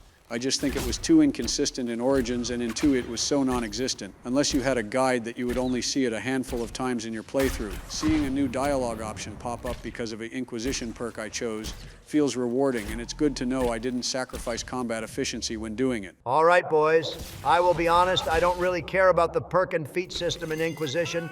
I mean, sure, it has some small effects on gameplay, but it's so minor I barely recognize it. I just know we need all of the conversation perks for the French People Party, and that's about it. Crafting and gaining ultimates or lockpicking feels too sluggish progression-wise, and then even when you get it, you don't notice it as much as you would like. Honestly, if we had to have a feat system in Dragon Age, I would prefer it work like perks in Fallout games, where doing certain tasks or specific quests gives you permanent buffs or new abilities. That way you get rewarded just for playing the game, and certain abilities you have are more memorable because of what you have done. All right, good picks all around, boys, and viewers, let us know about how you would prefer perks and skills to be handled in Dragon Age. Do you have a favorite option out of the 3 games, or would you prefer an overhaul with a new system similar to a different game series? Our editor reads everyone and will feature his favorite next episode. But with that all being said, Joe, mind featuring our favorite comment from last episode? Sure thing, Barry. Our featured comment comes from JFK Shot First, who said they would have preferred to see Sigrun as the Warden contact. Sigrun's whole journey of self-worth and moving past the self-sacrificing mentality she had, and how dramatic it would be if we had to choose between Sigrun and Hawke after spending all of Awakening teaching her that there is more to life than an epic sacrificial moment. I can't lie, Sigrun might be the hardest choice among the Warden contacts if that was the case. Thank you for your comment, and can't wait to hear what perk system you would prefer in Inquisition. All right, back to the game because I blinked and now it looks like Sleepy is playing instead of you, Obama. Yeah, Barry, this is Jover. The rest of the squad is dead as a door cob. Joe, it's Doorknob, not Cobb, and it isn't Jover just yet. Mommy Cassandra can take a few hits, get Bull and Dorian up so that Dorian can cast Barrier on all of them, and then Dorian can revive the Inquisitor to finish the fight. The main boss of this mage encounter ended up being promoted as well as this other mage, so they get double teleport and massive barriers. I feel like you should have revived Dorian first because now Cassandra is dropped, and as soon as the barrier goes down, Bull is screwed too. Sure, let's just keep doubting me. I really didn't want to pull this out for this random side quest, but I do have enough to pull out my ultimate again and kill the boss easily. We are still in this. That's a lot of damage, but I don't know if the ultimate is enough to kill him. Looks like he still has some kick in him. Oh, god damn it. Fuck. I knew I should have used the stupid Artificer ult instead. I'm a goddamn idiot. Well, that's another death on the books. I hate to rub it in harder, Barry, but that makes 9 deaths, which makes us tied again. And if you die one more time, like say to the High Dragon, I am back in the lead. I just want to point out now that we have all done 2 episodes that I have only died once so far, while you have died 3 times, and Joe has died 5 times. Inquisition is really about to even us out, boys. I already told you I'm not afraid of the fake ice god. If I can't kill one in God of War, I will certainly do it in this game. Anyway, we opened up the shortcut back to the start of the map, which is a nice little loop of the area. It sort of reminds me of Firelink Shrine and Dark Souls, the way this area is one massive loop. Also, now we can finish one more Fade Rift area, so the viewers can take a 3rd shot in the last 10 minutes. I would say we need to watch this fight carefully to see if Barry trips up. But realistically, this Fade Rift is leveled as the same area as Crestwood is, since it's right at the start. So I don't see any way that this goes badly. Yeah, I am mainly just showing the fight so that the viewers can keep track of the drinking game. I probably don't need to dispel the second wave enemies, but just in the interest of time, I will. Up ahead, we also have the last shard finder that we missed earlier, which means we can finish the shard quest as well. How many more shards do we have left to find Nerd Bama? Quite a few. We still have shards in the Graves, Plains, Lions, and the Oasis. I imagine we won't get all of the shards collected until the DLC missions, as always. But again, that's for the best, because with both the shard upgrades and Cassandra in the party, the natural elemental resistance buff we get is 30%, and that's before any jewelry or armor buffs. If we want the death competition to remain competitive, it's best we save all of it for the end. Given how some of these empowered fights have been going, I would have preferred to get any advantage we get, but if you want to make this game more Dark Souls-like, then I guess that's what we all have to do.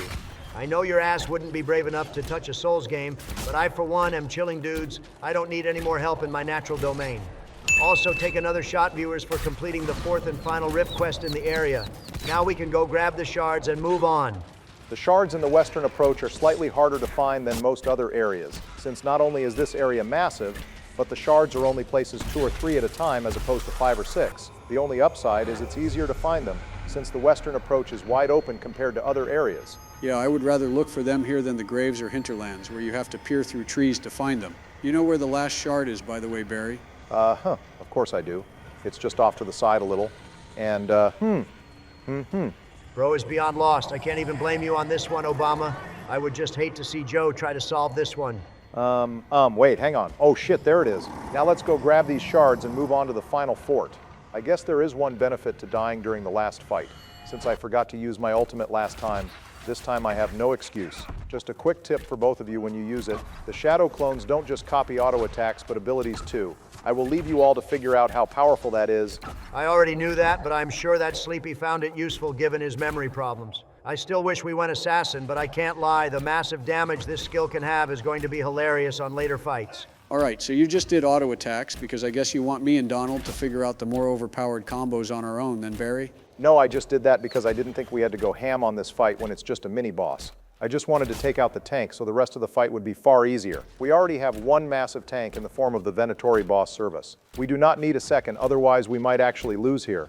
You mean you would lose here? I would just mod in Holy Smite and one-shot this bitch in 2 seconds. Speaking of, I found a few mods that improve Templar abilities. Do you think I can add them in?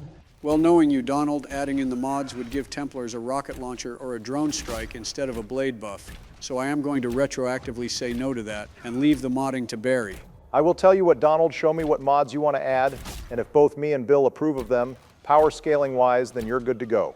Oh man, why the hell did you have to bring Bill into this conversation? Why can't it just be a discussion between me and you? Because sometimes I need a fresh pair of eyes when it comes to game balance, and I say this implying whatever the hell you want it to imply, but I think you will listen to Bill better than me. All right, enough of the topical crap. That is definitely fake news. I would rather just focus on more viewer engagement at this point with some super thanks shout-outs. Want to get started on those, Obama? Sure I can, since this fight isn't going to end anytime soon, by my guess. Well, first of all, welcome back to Mr. Jitbox, one of our first and biggest donators in the series. He donated 200 Australian monies to the Dead Space movie and daily $25 donations to the Inquisition series. Looks like he is on episode 3 at the moment, so when he catches up, I hope you appreciate this glaze. This series wouldn't be here without viewers like you. We also have $10 from our largest supporter, Robert Wadsworth. Hope you enjoy the lore we cooked up this episode, if you know what I mean. You also donated a few times during our editor streams, but we weren't able to screenshot those, but we appreciate them all the same. Finally, we have 15 European monies from Maxi1172, who gave some much-deserved Nathaniel Glaze in his answer to the comment question, which is greatly appreciated. Thank you all for your incredible support of the series. We wouldn't be where we are without it. Well, back to the game. How the hell is this dude still alive, and what do we have to do to put this asshole down for good? Worse than putting us down, he glitched our Inquisitor's body and made him stand around even when he is supposed to be dead. That's some bullshit necromancy powers if I have ever seen them. Well, it's nothing a quick revive can't handle, boys, and then we can get back to slowly chipping away at him. Like I said, this guy is insanely tanky, both because of his barrier and his constitution. It doesn't help that he has a few elemental resistances, namely shock and fire, which are two major damage sources from the Inquisitor and Dorian at the moment. All of this is why we get the option after this fight to either spare him to judge him at Skyhold or just kill him here and now. Similar to Zevron, but albeit not nearly as interesting as getting a whole new companion. Normally I would shit on you for sparing a dirty robe, but getting throne judgments is always incredibly based and worth it. You know, I am positive one time I fought this guy and his body disappeared, and the quest was left in permanent limbo where I couldn't finish it. That is a common glitch, I believe, because the combat models aren't supposed to be able to be interacted with after fighting with them, so the model has to respawn in so you can interact and talk with him. Usually in Origins, this was fixed because the conversations warped you out of the game, but since this doesn't happen in Inquisition with most conversations, the workaround was respawning in the body, but sometimes the body just wouldn't reappear. Game of the year, ladies and gentlemen. Yes, Joe, it was Game of the Year, and it beat out Dark Souls 2. Which is why they renamed it Scholar of the First Sin and not Game of the Year Edition. And if something can beat Dark Souls 2, then it deserves our utmost respect. I'll give him that. Also, surprisingly organized.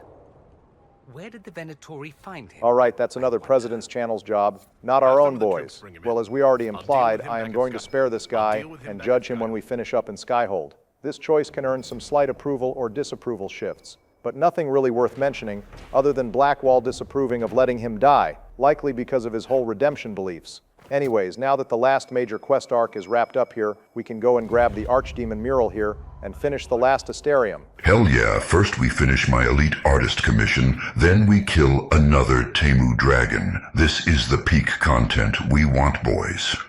Well, hopefully while we are running circles all around the desert, we don't run into any fake treasures or a random illusionary oasis. Sleepy, I know we are in a desert, but we are playing Dragon Age, not a random round of Peak.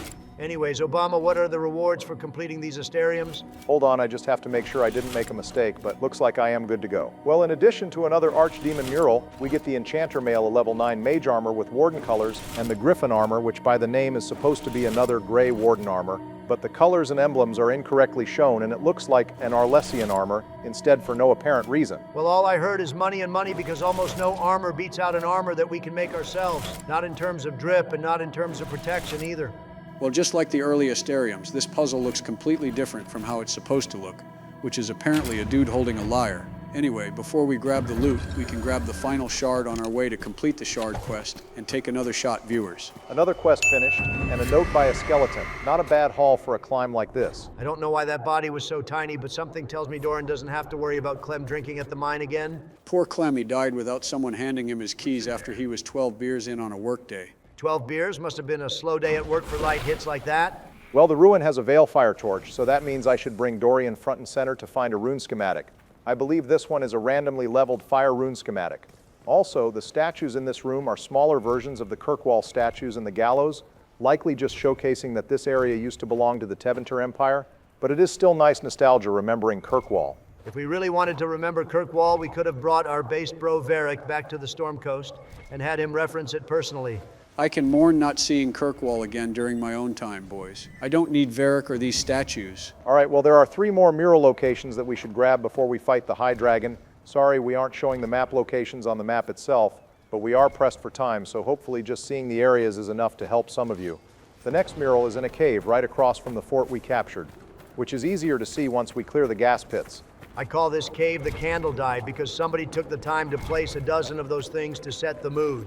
It must have been the same person who sets them in Dead Space to build some romantic tension. Also looks like we got a really good shield we can put on Cassandra, too. I will have to look if that shield is better than the Seeker shield we just got from her companion quest. But if it is, it will be a nice little upgrade. Anyways, the second to last mural is right here by the Abyssal Rift at the end of the ladders. We still have no idea who built these ladders like in Crestwood, but there are wardens here, so maybe they built it to get a good look at the rift.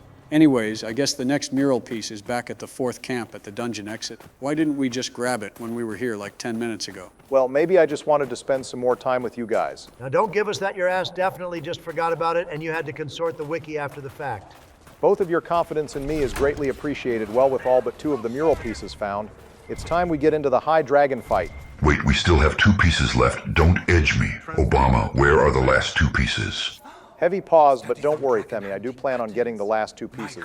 It's just those pieces unlock after killing the High Dragon, so it's all connected. This researcher nerd yaps almost as much as you do, Obama. Not only is he geeking out over the research notes that we found, but just before that bro was sitting by himself all this time and talking to himself about dragon notes. To be fair, I am pretty sure how this guy acts isn't too different from how our editor would act if he was streaming these episodes instead of having us play them. Careful, Joe, keep talking like that. And I am pretty sure our editor will fuck with your portraits again. No, wait, please, I will be good. Plant the bait for the High Dragon.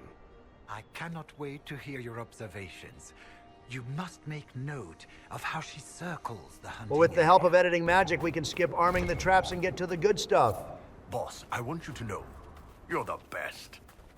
Well, we made Iron Bull happy. That has to count for something. I totally forgot about this scene since it's been so long since I have played this deep into Dragon Age Inquisition. The main theme swelling up while the dragon is slowly circling around us is a pretty hype moment. I had this exact scene happen when I was fighting the fake archdemon and the robe army in episode 4.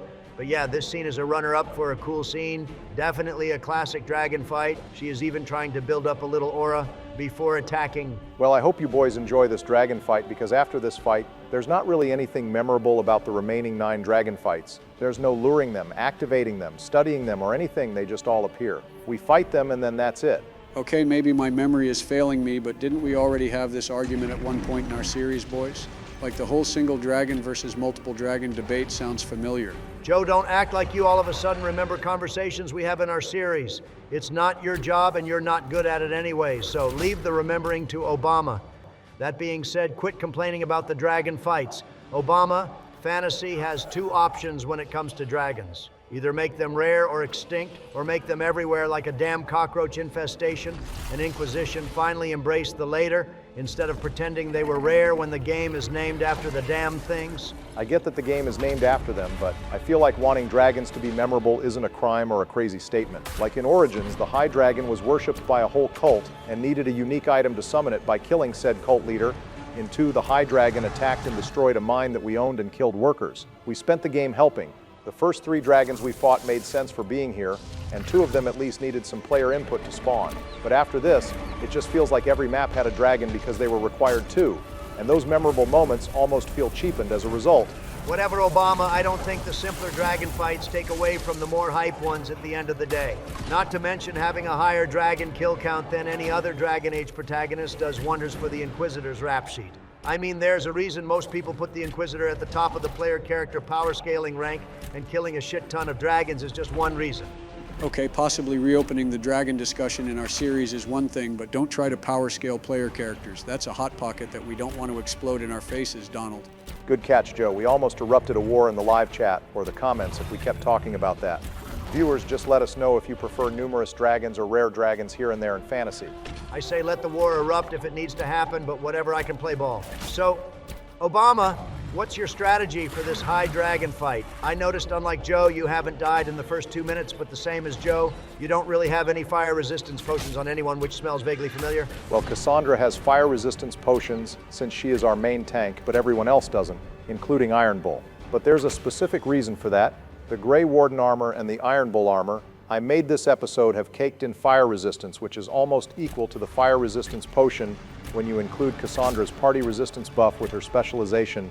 Dorian doesn't have any fire resistance because rogues just don't have good elemental resistances as is. But just like last fight, we need Dorian equipped with lyrium to revive squad mates and give people barriers as often as possible.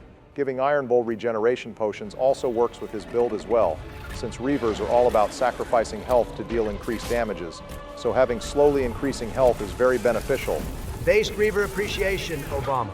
There's a reason it's the second best warrior specialization after all. Your yap was good, but it could have all been prevented if you already bought the Inquisition perk that adds an extra potion. That way you can add the fire resistance to everyone and still get the extra potions you want. Fair point. But I wanted the lockpick perk as soon as possible, and honestly, does it really look like I need that extra potion slot right now? Because I am in control right now, and this dragon has to catch up to me. Don't help him, Donald. Barry was talking mad shit about this fight, so it's best if we see if he sinks or swims now that the challenge is on. I wasn't talking mad shit. If anything, you were preying on my downfall and I was defending myself. There's a difference between defensive confidence and overconfident pride, like I am a Saturday cartoon villain to be taken out. Yeah, we get it, Nerd Bomba, you're the best or whatever. But before you get too triggered by Joe, you should pay attention back to the game because the Teventer twink keeps getting downed. And isn't that the whole spear point to your strategy? It's like the opposite of the problem I had during my last episode. Instead of everyone else dying and the mage living instead, it's the mage always dying while everyone else is fine. But just like last time, we have Hawk sitting and waiting for us to kill the dragon so he can move from his spot. I think the dragon somehow knows that Dorian is the most important person in my party and is focusing him. It's fine because he is free to use most of my potions, but it's still suspicious in my eyes. Obama, I know we did get kidnapped this episode, but isn't that maybe, I don't know, a little paranoid? Yeah, I think the dragon just targets Dorian because he is building up aggro with spells or because he is the squishiest in the party, Barry. I mean, that's possible, but at this point in the series, it could be anything. Stay on your guard is all I am saying, boys. Hey boys, how's it going? Did you determine who the father of the dragon is and what age they are, or do you still need my expertise on that? Oh shit. Hey Maury, how's it going? It feels like I haven't seen you at all in like a year, especially when we are recording. Well, not to sound like too much like a white boy, but I haven't seen any of you all year. It's currently not golf season, and every Warhammer meetup has been postponed because of Donnie's president's shenanigans. My bad. The Democrats keep leaving the world at the verge of exploding. If my day just has shenanigans, I call it a good one. It's a good thing you came when you did, though, Maury. We have been fighting a goddamn dragon for 5 minutes, and I don't think we are even halfway through it yet. Oh, damn, is that the dragon that rules the dungeon or whatever it is Georgie does with his free time? That thing looks really damn powerful. What's your strategy for taking it out, Obama? Oh shoot, I am glad you asked, Maury, because I was just telling the boys how I not only gave the squad fire resistance equipment to better survive this fight, but I have also been doing a lot of timed ducking and dodging to dodge the fire blasts or jump into him to avoid this wind tornado he does. And wait, hold on. Wait, what's going on, Barry? You were kind of in the zone. Oh, my bad. Is this an intense moment? Do you need to focus? Well, it is, but no, that's not what I am talking about, boys. What did I just say about being alert about the AI coming to life to mess with me? One of my biggest wishes in this series is for Maury to be interested in Dragon Age, and suddenly right after we defeat the Fear Demon, here he comes. Yeah, no, that's too big of a coincidence. This is clearly Fear trying to mess with me to capture me again, or worse, secure my death against the dragon. All right, Obama, you leapt from slightly paranoid to full-blown insanity now. Maury is really here. There's a reason we can all see him after all, and he is just being himself.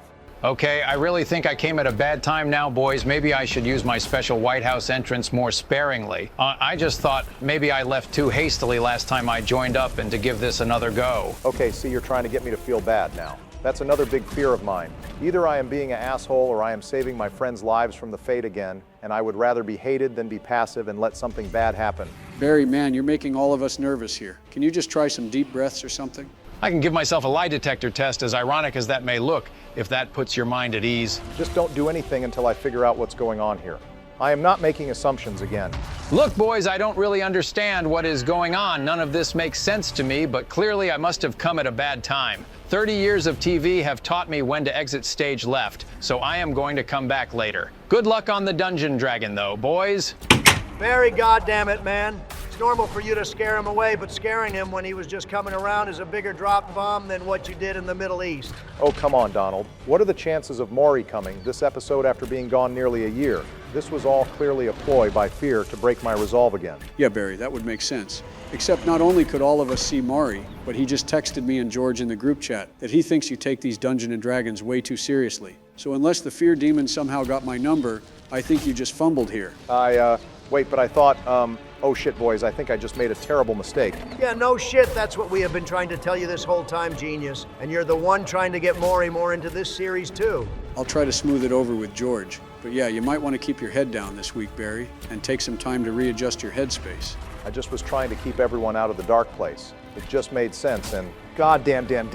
I am tired of this high dragon fight. Let me end this lizard so I can make some real goddamn progress for once. Fuck me. All right. Are we sure Obama didn't intake some red lyrium while he was exploring the desert this episode, bro? Is acting more emotional than usual. I think he is just really embarrassed by what went down, and just needs a moment. But the red lyrium intake is a good backup theory. Well, since the lore master needs a quick break, and he has spent all this time getting my art pieces, why don't I cover him for once, and cover some Darkspawn lore on the western approach? I mean, that sounds heretical as fuck, but sure, go off. All right. Well, as we saw when we were grabbing the mural pieces, there is a large gap in the land known as the Abyssal Rift. This rift has always mysteriously been there, but during the second blight, that is where the Darkspawn mainly poured out, from which blighted the land into the desert you see now. When the archdemon Zazakel got wrecked, ending the blight, the wardens along with the dwarves built Adamant Fortress for the primary purpose of observing the rift for future Darkspawn attacks. Orlais built watchtowers in the area to aid the wardens, but eventually as time passed and the blights waned, it became too expensive, and the fortress was abandoned until now. Thank you, Themi, for the assist. I am better now, though. Well, now that we heard the Darkspawn Yap perspective, and this fight is almost done. Want to cover the loot now, Obama? Wait, no way is Barry about to finish this fight on his first try. Read it and weep, Joe. Well, the major reward for this high dragon is the Nameless Blade. According to the item description, the knife was wielded by a Grey Warden who lived through the third blight. Once it was etched with the Warden's name, but time and use have rendered the inscription unreadable. Damn poor guy, not only was he a part of a not memorable blight, but his name didn't even get passed down on his own weapon. Truly a fate worse than death. Bro was a rogue in the older days, though. That guy was probably super powerful, remembered name or not. Any other rewards for this quest, Barry? Well, there is one other good reward, that being the Ring of Armor Penetration, which is honestly good on anyone, but is especially good on dual-wield rogues like Cole. Anyways, this fight is basically over, so I think I have earned the classic praise, boys. There is no way someone who actually foreshadowed their death this hard somehow did this fight deathless still. Who is writing this shit? Okay, cope harder, Joe, but I have done this entire dragon fight on my first go deathless, so say it with me, boys. I have definitely earned this one. Boom, easy money. Easy money. All right, good work, killing the demon-looking dragon that doesn't actually come from the abyss like I do. Now, where are those mural pieces? Because something tells me the dragon didn't eat them. Well, when the dragon spawned in, she actually knocked out a stone that was blocking a hidden tomb right here. It's easy to miss because you probably want to loot the high dragon, then turn in the quest. But looting it here has some unique loot and minerals, as well as the last two murals for the archdemon portrait. So take another shot, viewers. Not going to lie, I would have skipped this tomb if it was just me here. Good work, Barry. Of course, you would have sleepy but fun fact. Even without the dragon, you can loot the tomb early by using the two-hander grappling hook to yank the stone out, which is important because if you leave the area after killing the high dragon, the stone spawns back in. It's how the block is coded, actually. It's listed as a destructible environment, not a destructible asset for a quest. Certain items in this game can be destroyed by dragons or heavy attacks because that's what the Frostbite engine was designed to do with Battlefield to make fights more real. However, those areas respawn so that if you have another fight here, you have a chance at seeing the environment break down around you again. I can't lie, seeing a dragon fall and smack into blocks and trees is still hype. Probably the second best thing about the Frostbite engine behind the tree and water graphics. Anyways, I guess we can recruit the dragon nerd as an agent now and finish up here. So we have an Orlegian researcher from the university who's willing to conduct an interview with us and share his notes. This is obviously an agent for Josie, right? You wouldn't be crazy to think that Joe, but actually, he is listed as another Leliana agent in the secrets category. I imagine it's because, in addition to the dragon diagram he looked over, he also has his own notes on dragons' patterns and weaknesses that Leliana's agents can use. I mean, that's even better, since it helps my beautiful bard, and since she has personal experience fighting high dragons. I know she will put it to good use. Now let's go check on the Warden and the Champion. While I'm not thrilled to see the traitor again, making them wait this long is pretty funny. Hawk was probably busy telling this guy that we should probably bring some cards whenever we meet the Inquisitor anywhere. Because every goddamn mission, when we ask him to meet up, he makes us wait literal days before getting to us, and he always arrives after hearing a dragon die in the background. I guess it's a good thing there's not a dragon fight in the Winter Palace, otherwise we might fail. Anyways, if the true neutrality of the Wardens the last 2 games hasn't pissed you off enough, here is where they dip into actual low IQ moves. I mean, they were really desperate right now, and probably scared. They are only human, after all. Can't put the blame all on them. Sleepy. This is less forgivable than when they sent Carta assassins after Hawk to blood sacrifice him. At least the dwarves are kind of based. This time they trusted the first dude who claimed he could help them, and it just so happened to be a Teventer Magister with a cartoon villain mustache who probably walked up to them with slaves carrying his ass. Shit can't get more obviously untrustworthy than this. Yeah, it's one thing to close ranks or do some morally questionable things because you think you're dying, but I have to agree with Donald here. Trusting this guy shows zero survival instincts on the Warden's part. Even this scene has tons of red flags. You're telling me you see your friend's eyes glazed over like that with red energy swirling over them, and you don't stop to think, oh shoot, maybe I shouldn't blood sacrifice my homie like the other 2 did? All right, maybe I am being a little too sympathetic here, since I remember Duncan just straight up stabbing Jory for pussying out on orders. But yeah, my sympathy starts going away once you start killing your own squad mates for rituals. It would have been smarter to just do a raw final charge in the deep roads. Ironic your name is Livius when you are going to be Dedius by next episode, you robe-wearing bitch. This guy is really on the short list of like 4 mages in this series. I would force tranquility on the others, being Quentin, Denarius, and that elf mage in Act 3. Honestly, I wouldn't be mad at that. Too bad we only can do it if we are a mage ourselves. That's an interesting idea, Obama. I will have to look into that. All right, Donald, that sounded ominous as hell, but I won't be the one to stop what you're planning for your episode either.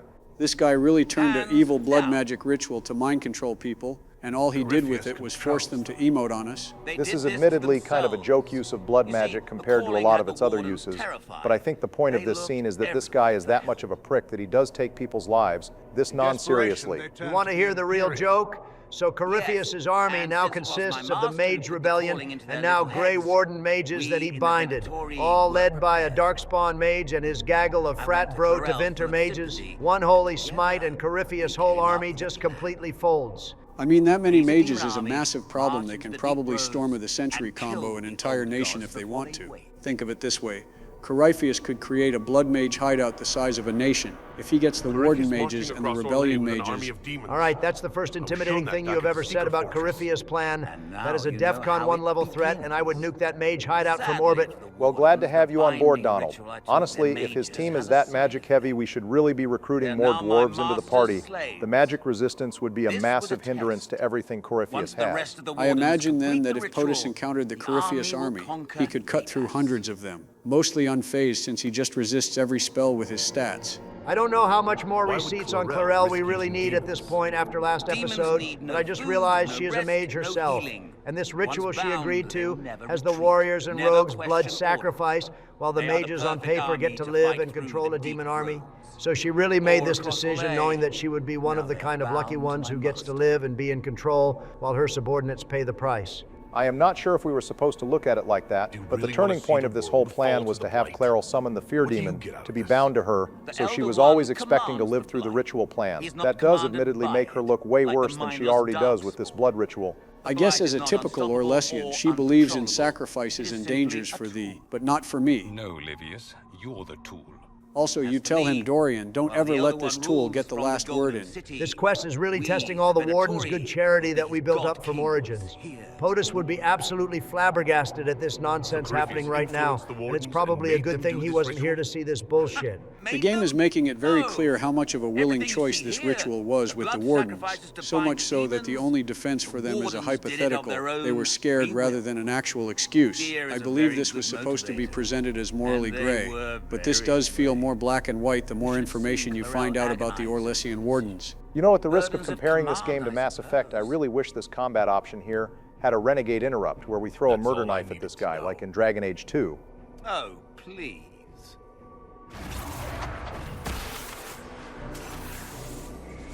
The Elder One showed me how to deal with you. Bro really thought he is doing something with his little red trick.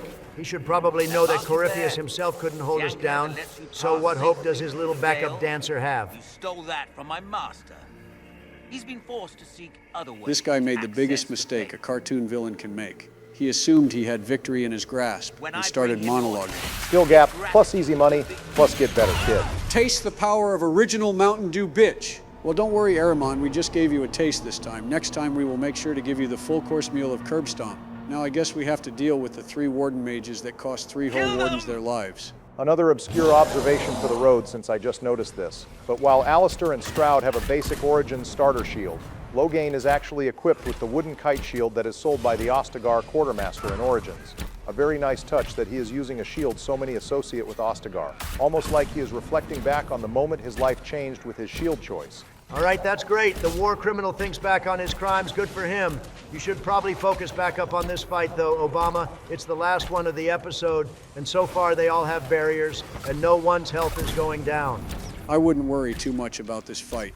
Dorian and Hawk are perfectly in sync with each other's attacks. They got this. Well, we cleared out the normal demons, however. I think 2 of the Warden mages are promoted, though, just like the camp fight earlier on, though, so that's fun. Oh shit, you're screwed, Obama. Rack up the death counter. I'm not screwed. I know what to do this time, and we have Loghain and Hawk for extra support. I think I am going to skip ahead, though, since we have already reached the 2-hour mark. I have a feeling this mage fight might take 5 or 6 minutes on its own. Well, Iron Bull, Loghain, and most embarrassingly, Hawk went down during the fight, but we still came out on top in the end. This fight would have been over far quicker if we picked Donald Hawk instead Sleepy. Bite me, Donald. I didn't even know the Warden contact and Hawk can go down, being honest. But granted, I don't think I have ever played this fight with the random mages getting promoted, so it's a first time for everything tonight. Well, now we have to let Hawk and Loghain summarize what we just learned from the Queen of the Magisters over there. Hawk is surprisingly angry at the mages for turning to blood magic. I get he sided with the Templars, but his wife is literally a former desperate blood mage who did it to help people. You would think he would be more lenient here. Not only did Hawk lose his mom to blood magic, but he lived in Kirkwall almost a decade and dealt with hundreds of blood mages. I think he is just more tired of blood magic than everyone else is. Bad decisions, and it never matters. In the end, you are always alone with your actions. I know I am as well. Listen to Hawk. If you won't listen to me, the robes have had it too good for too long. Warden fortress, adamant. I suspect we'll find the wardens there. I suppose it's fortunate. I love that map joke since it's a reference to his map gifts in Origins. And POTUS did actually give Loghain an ancient Tevinter map, which may have included the Western approach. I hate thinking about gifting this traitor anything, but I do kind of miss giving companions gifts like in Origins. Probably one of the only genuine improvement from Veilguard is they brought back companion gifts again, and they even had the companions display the gifts this time around. Anyway, before we head back, I have one final detour. I want to grab a circle artifact for Vivienne, destroy a lyrium shard for Varric, and capture the last landmark to take one final shot, viewers. This is the only time the Royal Robe has gotten any screen time this episode, but I guess I will take it. Now let's go. Let Obama get his first judgment scene. I see Barry is going for the intimidation factor with his throne, since that thing is twice the size of him. That's the Ferelden throne and window panes, right, Obama? Good eye, Donald. I figured it's important to go back to our Ferelden roots this episode. Anyways, the options here are to imprison him, which earns Coldus approval as always, return him to Corypheus after marking him as an informant, which earns Solus, Sarah, and Iron Bull approval, while Varric, Dorian Cole, and Blackwall disapprove, and then recruit him as an informant, which has Solus, Iron Bull, Varric, and Dorian approve, while Cassandra, Sarah, and Cole disapprove, but using the Underworld perk just has all of them slightly disapprove, which is only 1 point.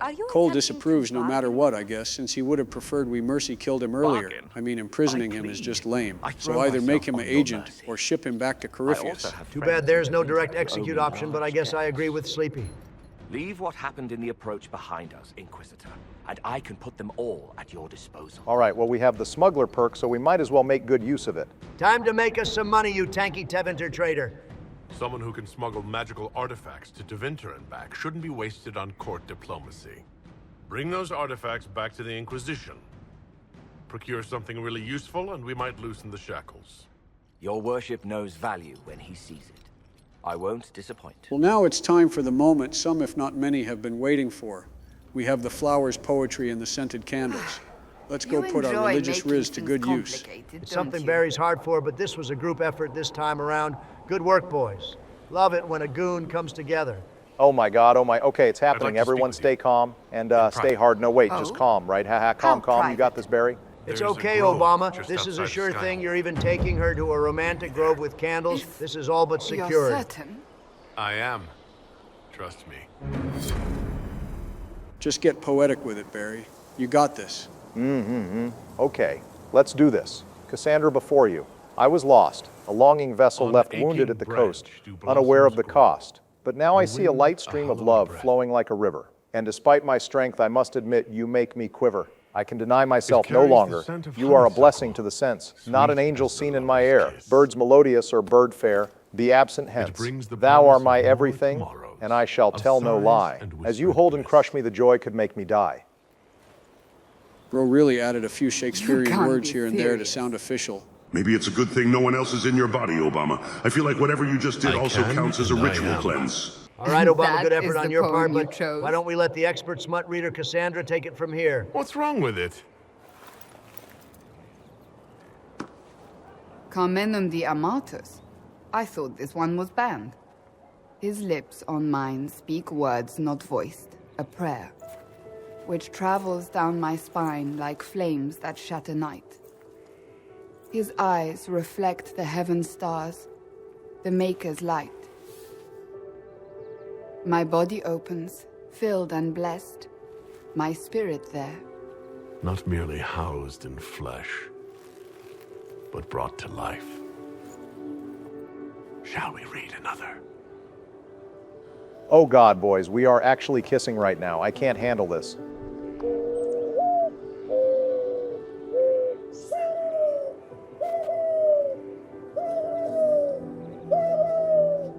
They will say one of two things about me. That Oh I man, he stood really at does sound like a mourning dove when he goons. I almost forgot. Joe, why are you sideways on the screen? Censorship, my dear Donald. Well, they will say I This was scene led is for astray Obama's by the wiles gooning. of Only an the viewers elfin will just have to madman. goon elsewhere. I don't care what they say. What do you believe? I believe you are a faithful man. I believe you are part of the Maker's plan. Beyond that, I believe only that you are capable of anything. And it frightens me. I have never known anything like it. I've been with only one. Hey, other it's man not my in romance or anything, but did Cassandra really have to mention being with another man right My after adventure smashing? when I was Just still seems very like young. poor timing. It doesn't He really died matter at the anymore. conclave. Cassandra has that dollish jungle I fever, will not let and that's the important part. I will not let him take you from me. Well, as is presidential tradition, congratulations on losing your virginity in our series finally, Obama. Technically, I've hooked up with Marty and the Elven Twink in the Blooming Rose. But thank you. There wasn't a sex scene. It doesn't count. Oh God, kissing again.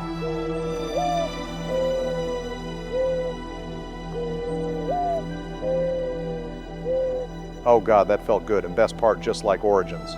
We can kiss and be intimate anytime we want. Damn, that's a fine-looking body. Hell yeah, brother, that's what I'm talking about. Wait, what? No, not your matters of flesh. I'm talking about the mural over there, Obama. That's a fine-looking dragon. That it is, bro. All right, well, with the romance taken care of and the judgments handed down, why don't we close it here and let Donald pick it back up next time, Barry? Oh, sure thing, Joe. You know what, I'm feeling good today.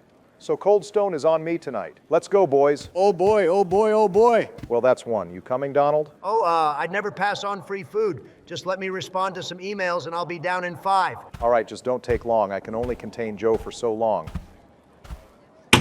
All right, he's gone. What did you want to ask? I'm missing ice cream here. Oh, it's nothing major.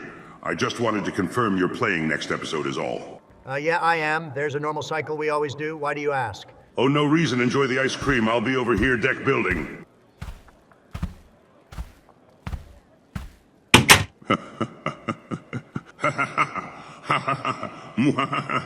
Today we gather to stop the Wardens, as we march 1 step and 2 with our Jordans.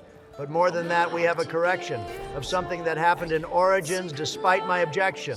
Welcome back, viewers. Hey, Donald, do you think we can stop by Mommy Cassandra's room first? Actually, if we are making requests, can we go and talk to Scout Harding outside the bar too? Jesus, you two, this is not a family trip. This is my damn episode, and I decide who we talk to.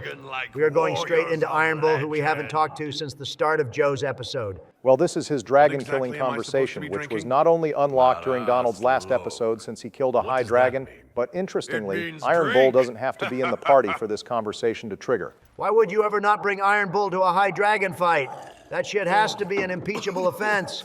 Just like not downing all 3 drinks with him here. So this drink is called Marasa Lock, which is also the name of the Qunari we meet in the Wounded Coast in Act 1 before fighting the cave, Tal Vashoth.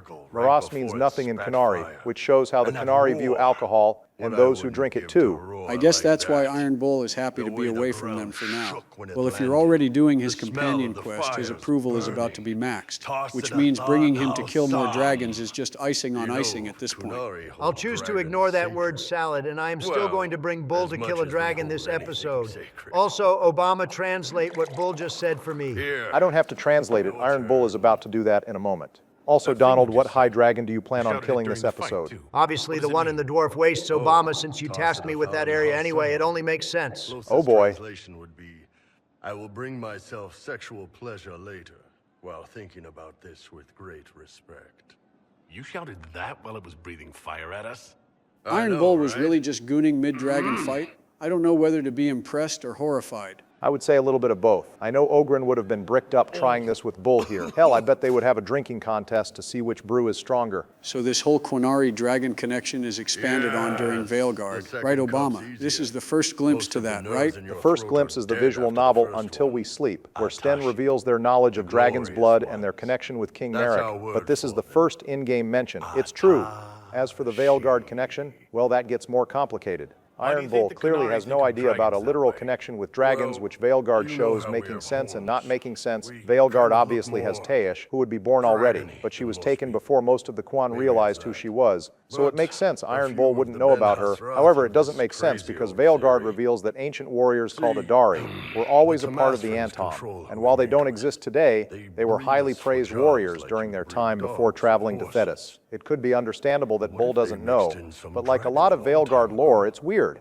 Like almost everything in Veilguard, I choose to ignore it. I prefer just to think like Grey Warden's Qunari are a little bit related to dragons, and it's what makes the big backs resistant to fire. And it makes George the First Warden Qunari extra resistant to tank bullshit. As always, with anything we don't like about the lore, we can search deeper in the lore to find something else we like instead. It's great being a lore mouthpiece, boys. Dragons are the embodiment of raw power. But it's all uncontrolled, savage. So, they need to be destroyed. Taming the wild. Anyways, cheers to you, Bull, reminding viewers about the drinking competition, even if the main story episodes have fewer of those. Oh, don't worry, Sleepy. We still have plenty of drinks left to take and more conversations with Iron Bull to have. I want to complete his personal quest today, so that means we have to talk to his crew in the courtyard first. There's a little more we have to do to start his companion quest, but we will get into that as we go. For now, we can just appreciate the base broship going on and how our rogue Inquisitor just tanked 3 rounds of Qunari whiskey that kills your nerves. Back in Origins, that would have been like a constitution check or something at least. We probably didn't pass that con check anyway, being a rogue elf, because our Inquisitor is definitely sloshed. Well, we aren't drinking yet. Now it's time to drink with the boys. Oh, and the 2 chicks, I guess. Wait, hold on. Only 2 chicks. Donald, is that a hint of understanding what creme is from you? I'm surprised. Joe, the shit I say in the Oval Office is just business. I'm trying to game right now, and the biggest enemy of Dragon Age isn't trans people existing. It's the woke mage virus that slowly is overtaking BioWare over the last decade. As long as Krem holds a weapon, at the robes that they once called her neighbors, he can call himself whatever he wants in his free time. I mean, that's one less fire we have to put out in the comment section, so whatever. I am all for it. A lot of people were nostalgic over this Krem scene after Veilguard, so we might as well hear Krem's story out of respect and move on to more Chargers lore. The funniest part about this is the writers used Iron Bull to retcon the Qunari to being more progressive here. After the whole Sten incident in Origins where he calls us out for being here even though we are a woman, he even tells women to go back to the kitchen. I am pretty sure Iron Bull, once again, just casually carrying the big ball of anxiety, nothing new there. When Bro actually enjoyed drinking, fucking, and fighting, you knew he was going to be leagues better. They are real men, just like you are. Maybe your people aren't so bad after all. Don't get your hopes up, Krem. We still come down hard on the back talk. Anyway, here's the rest of the Chargers, or what's left of the rest. So a few fun facts about the Chargers here first. Before I nitpick, I believe I mentioned earlier that Bull got most of his men from the mercenary company Fisher's Bleeders, which he was also a part of. Fisher was a terrible leader. So one day Bull told him off and offered anyone who agreed with him to follow him, which half of the company did. After, of course, a near-fatal duel between Fisher and Iron Bull. Apparently he is on okay terms with Fisher after this. Also, the Chargers do a lot of side quests off-screen, some of which we can see in War Table missions and others we hear about in the visual novel, Mage Killer. Some of their major operations are taking out a camp of 50 Venatori in the Hissing Wastes with the help of Dorian and 2 of Liliana's Mage Killer agents, prevented another civil war in Orlais by defeating a would-be usurper in single combat in Perendale, collapsing the better part of a mountain on demons and Red Templars in South Reach, and defending a town with the only reward being bags of rice that Krem then turned into rice pudding for everyone.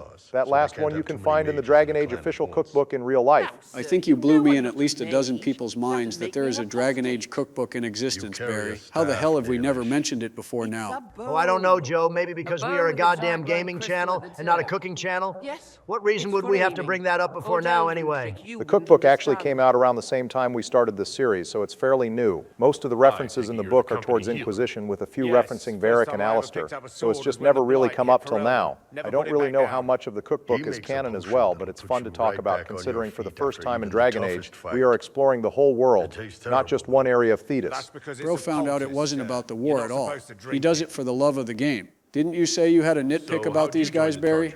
Damn it, Joe, you had to remind him about the Yaps. Oh, right, I did. So the Bull's Chargers in the Codex is listed as a mercenary group of about less than 50 people, and Bull even says this isn't all the men and that the others ran off somewhere. However, in both the expanded lore and the next 2 in-game appearances, the Bull's Chargers are seen as just these 6 guys, which is going to make a lot less sense during his companion quest, where if Bull had more than these 6, he should have led with those during the Stormcoast operation. It just seems like the squad was made relatively small for dramatic purposes. I imagine that must have been a game constraint to save up assets for console players during the cutscene, rather than this being all of them. Now everyone shut up. It's time for the song. Beat the Chargers, 'cause we'll hit you where it hurts. Unless you know what's happened with your cards and looser skirts. For every bloody battlefield, we'll gladly raise a cup. No matter what tomorrow holds, our horns be pointing up. Thanks for coming. I like these guys. They get a theme song and everything. Just a big jolly band of goofballs. Hearing this song also contributes to the Patron of the Arts collection quest, although unlike others, we don't hear this one from the Skyhold Bard. Anyways, let's hear a little bit more from Krem, since he is the only Charger we can freely talk to. Bro might be certain of his gender, but I don't think they understand the concept of chairs quite yet. Either that, or they are really sensitive about their height and want to look taller. At least this one could be explained that he just had too much to drink and is currently vibing out and forgetting how chairs work. So Iron Bull saved Krem's life. How did that happen? I know about that. Basically, Krem was hunted by Tevener officers when he deserted the army, and when Krem was confronted by them, Iron Bull stepped in and took a flail to the eye that was meant for Krem. After the fight, Bull offered Krem a job, and he's been with the company ever since. To work for a Canary? He hasn't tried to convert us to the Qun, if that's what you're asking. The Bull's Chargers don't care who you light a candle for, so long as your shield stays up. If he hadn't told me he was Ben Hasroth, I'd have thought he'd left that life behind.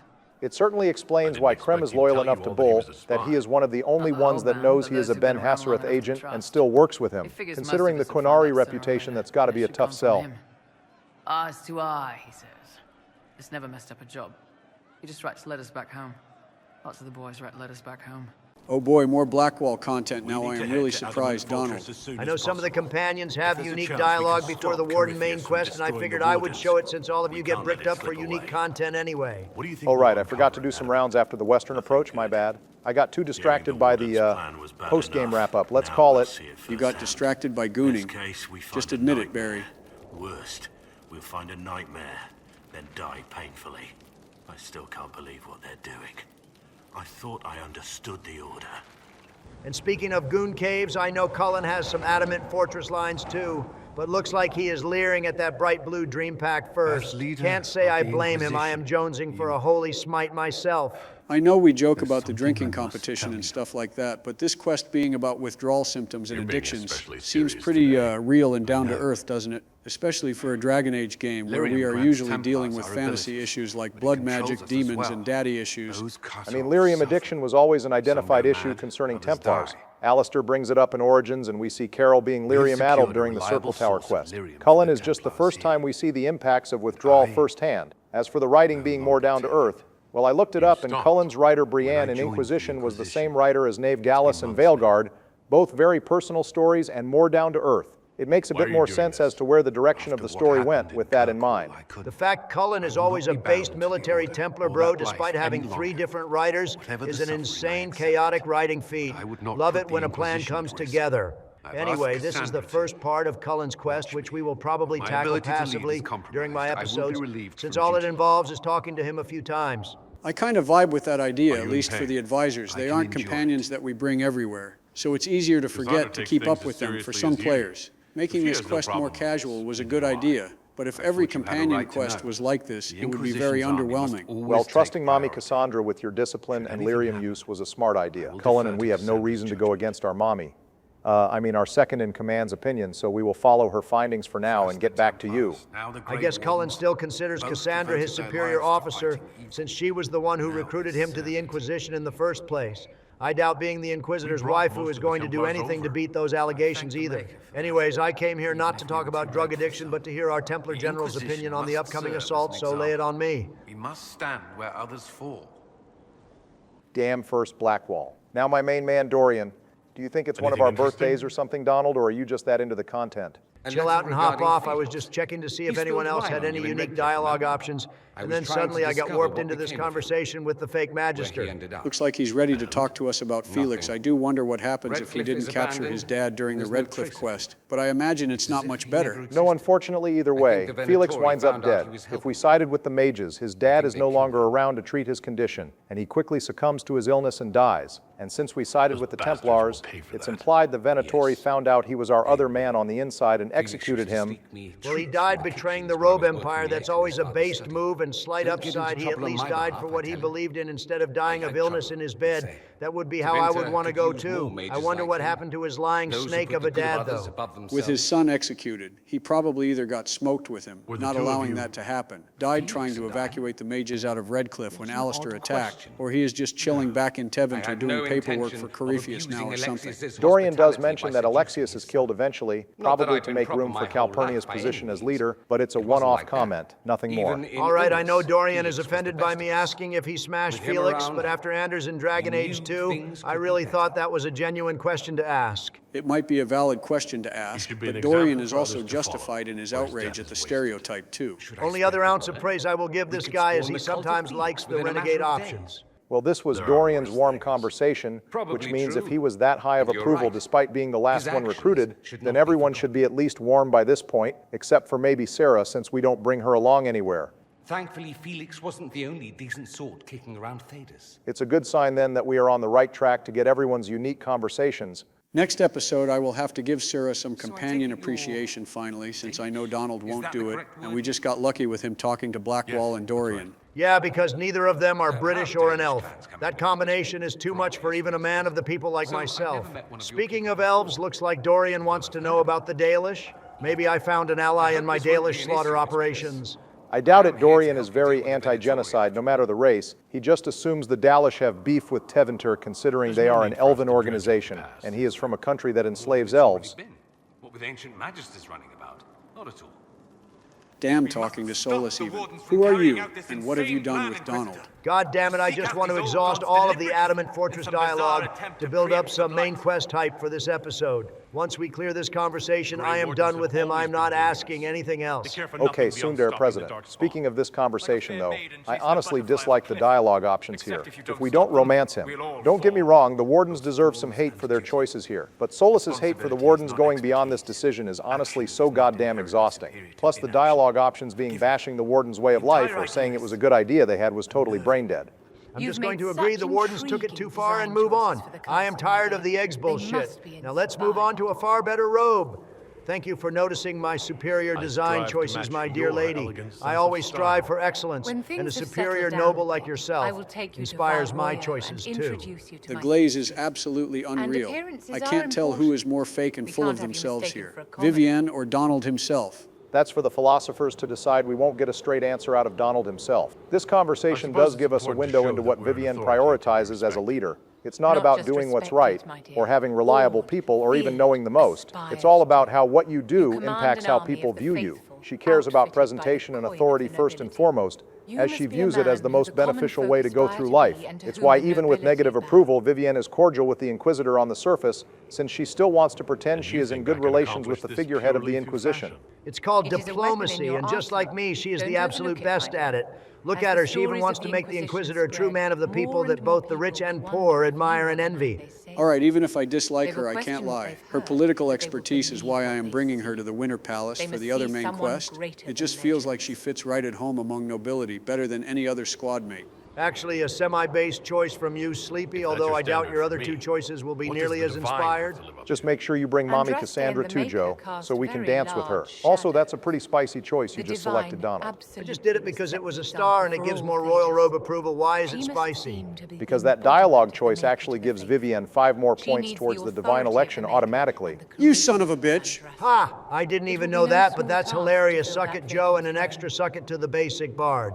Barry, what's the score looking like for the divine choice? Well, I'll have to fully calculate it after this episode when Donald makes his choice on the Grey Wardens, but because we made the Inquisition for the faithful for that Cassandra approval and recruited the Templars, Cassandra is currently in the lead by 10 points, while Vivienne and Leliana have 1 point each. I am afraid we are going to have to shut down Cassandra hard when the topic comes up and heavily focus on either Vivienne or Leliana, so I don't get cucked by my romance choice. Yeah, neither of us wants that to happen. So, Joe, it's time to focus on the Royal Robe's throne. It's not Cassandra, and it is the easiest one for us to all agree on. Hell no, I am not giving up on my beautiful bard. I know exactly how to get her elected. We just have to glaze her when the time comes. I have the power of love and music on my side. That is all I need to get my girl in office. Yeah, sure, buddy. This is going to be an easy sweep. Don't even bother helping him, Obama. Anyway, since we haven't talked to the Royal Robe in a while, I figure we should hear her out on her circle opinions. Maybe it might sway you, too, that she is the best option for Thetis as fantasy pope. I guess her thoughts on the circle are pretty relevant to what we were talking about with the novel Asunder last episode, since we are still exploring Adamant this episode, and we likely have Cole's companion quest next episode. Goddamn Asunder really carries like a quarter of the plots in Inquisition, doesn't it? You're joking. But it basically does. The other quarter is carried by the Masked Empire novel, and then finally the other 2 quarters are divided by the Legacy DLC and Elven lore, respectively. Anyways, Vivienne here, believing that the votes put mages against mages, sounds really bad on paper. However, in actuality, this only happened because she, as the leader of the Loyalists, told them to ignore the vote and stick with her. If the vote went her way and they didn't have majority agreeing to rebel, I highly doubt Fiona would have started the rebellion. This is probably topical, but she is really underselling what the majority vote means by calling it a thin margin. Most mages wanted to leave the circle. Shouldn't that tell you something? That's definitely too topical, and as politicians, we have all experienced it. However, the Royal Robe's point was that the robes are divided on what to do, and it was a vote that was taken too rashly. The circle should have gotten its shit together first before deciding to randomly rebel without any plan. They left so damn quickly that it divided the Chantry and the Templars too. And it all started because one mage made a piss bomb, despite Hawk begging him all game to peacefully protest. Sometimes you just have to act, Nerd Bomber. It's not about what's safe. It's about what gets your message heard. But soon you will all learn that. Yo, what does that mean, Justice? Bro, calm down. Seriously, you're being way too sus now. Donald, do you and Justice have plans for a second piss bomb or something? First of all, no, I don't. And second of all, even if I did, I wouldn't be the one going into the mines to grab the piss bombs. We don't just sit here and plot stuff together. Calm down, Joe. You're beginning to sound as paranoid as Obama was last episode. Let's just keep focusing on the Royal Robe. All right, whatever, Donald. Keep your secrets, I guess. Anyways, did the Kirkwall piss bomb literally kill hundreds of people? I know there was debris that hit Hightown, but it was nighttime. It didn't look like there was more than 20 or so people in the Chantry at the time. She is probably referring to the rite of annulment being carried out as a response. However, Kirkwall's population was believed to be well over 500,000, with possibly so much as 1 million people living in the city or outside its walls during the 5th Blight, so the amount of people caught in that blast could have been hundreds, although that would mean it was one hell of a bomb. There's no way in hell Kirkwall's population is the same size as Atlanta, but it has exactly 2 bars and 1 brothel in the entire city. I think what also minimizes the number of people killed by the bomb is the fact that both Meredith and Sebastian just hardcore focus on Elthina dying at the time and not the possibly hundreds of other victims. Damn, I guess I even got you two liberals to admit that Kirkwall needed a goddamn crusade after what the healer Robe did. Anders maybe needed a crusade, but all of those innocent mages, especially the ones that surrendered in Meredith, wanted to run through anyway. Hell, if we just downed Anders and Orsino, I think we would have been good, and we all could have gone out for burgers after. What kind of kumbaya friendship ending do you want for Dragon Age 2, Sleepy? That shit would have been so boring instead of the base slaughter simulator we got. Yes, something war crimes aren't crimes when they happen to mages, end quote. My personal favorite. Anyways, I guess let's hear Vivienne's thoughts on a dead woman to wrap up this conversation, shall we? Are you familiar with Grand Enchanter Fiona? We've met. Before her horrendous Dottage? How old was Fiona in comparison to Vivienne? Fiona was 20-something in 910 Dragon, so mid-50s, maybe early 60s. If we are really pushing it by the time of Inquisition, Vivienne is believed to be 41, as she is likely the same age as Varric and Blackwall, as the oldest members of the squad. However, she uses magic and skincare to make herself look far younger. So yeah, she really has no basis to call Fiona old. She's just mean. Space.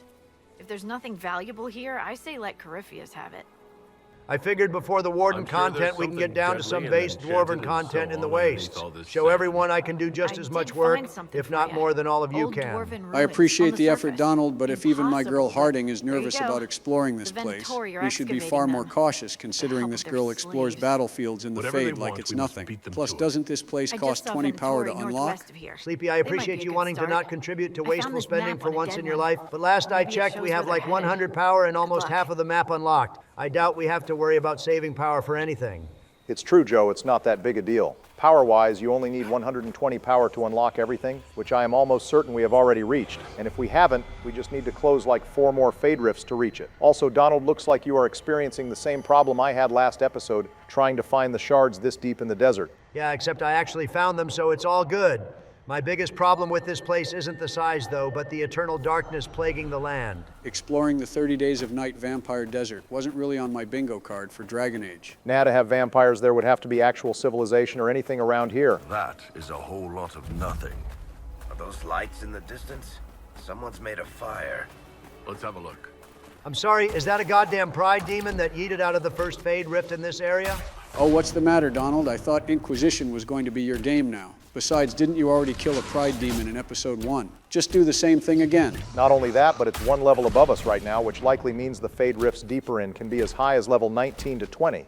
All right, all of you hop off. I was just surprised at the pride demon appearing off the bat when I was just trying to get the drinking competition started in the area. Sure, the Fade Rifts might be a problem, but the rest of the area will even out, right? The level suggestion for this area is 16 to 19, with the final boss dragon being level 20. We are currently level 15. Honestly, there has been a certain order to these areas since we are playing on Nightmare with Trials on, but now that we have the whole area to explore, it's easier to get sidetracked. Well, that's whatever, because I like a challenge. I am not like you two. A Fade Rift can't take me down. The only thing that kills Donald Trump is dragons, not demons.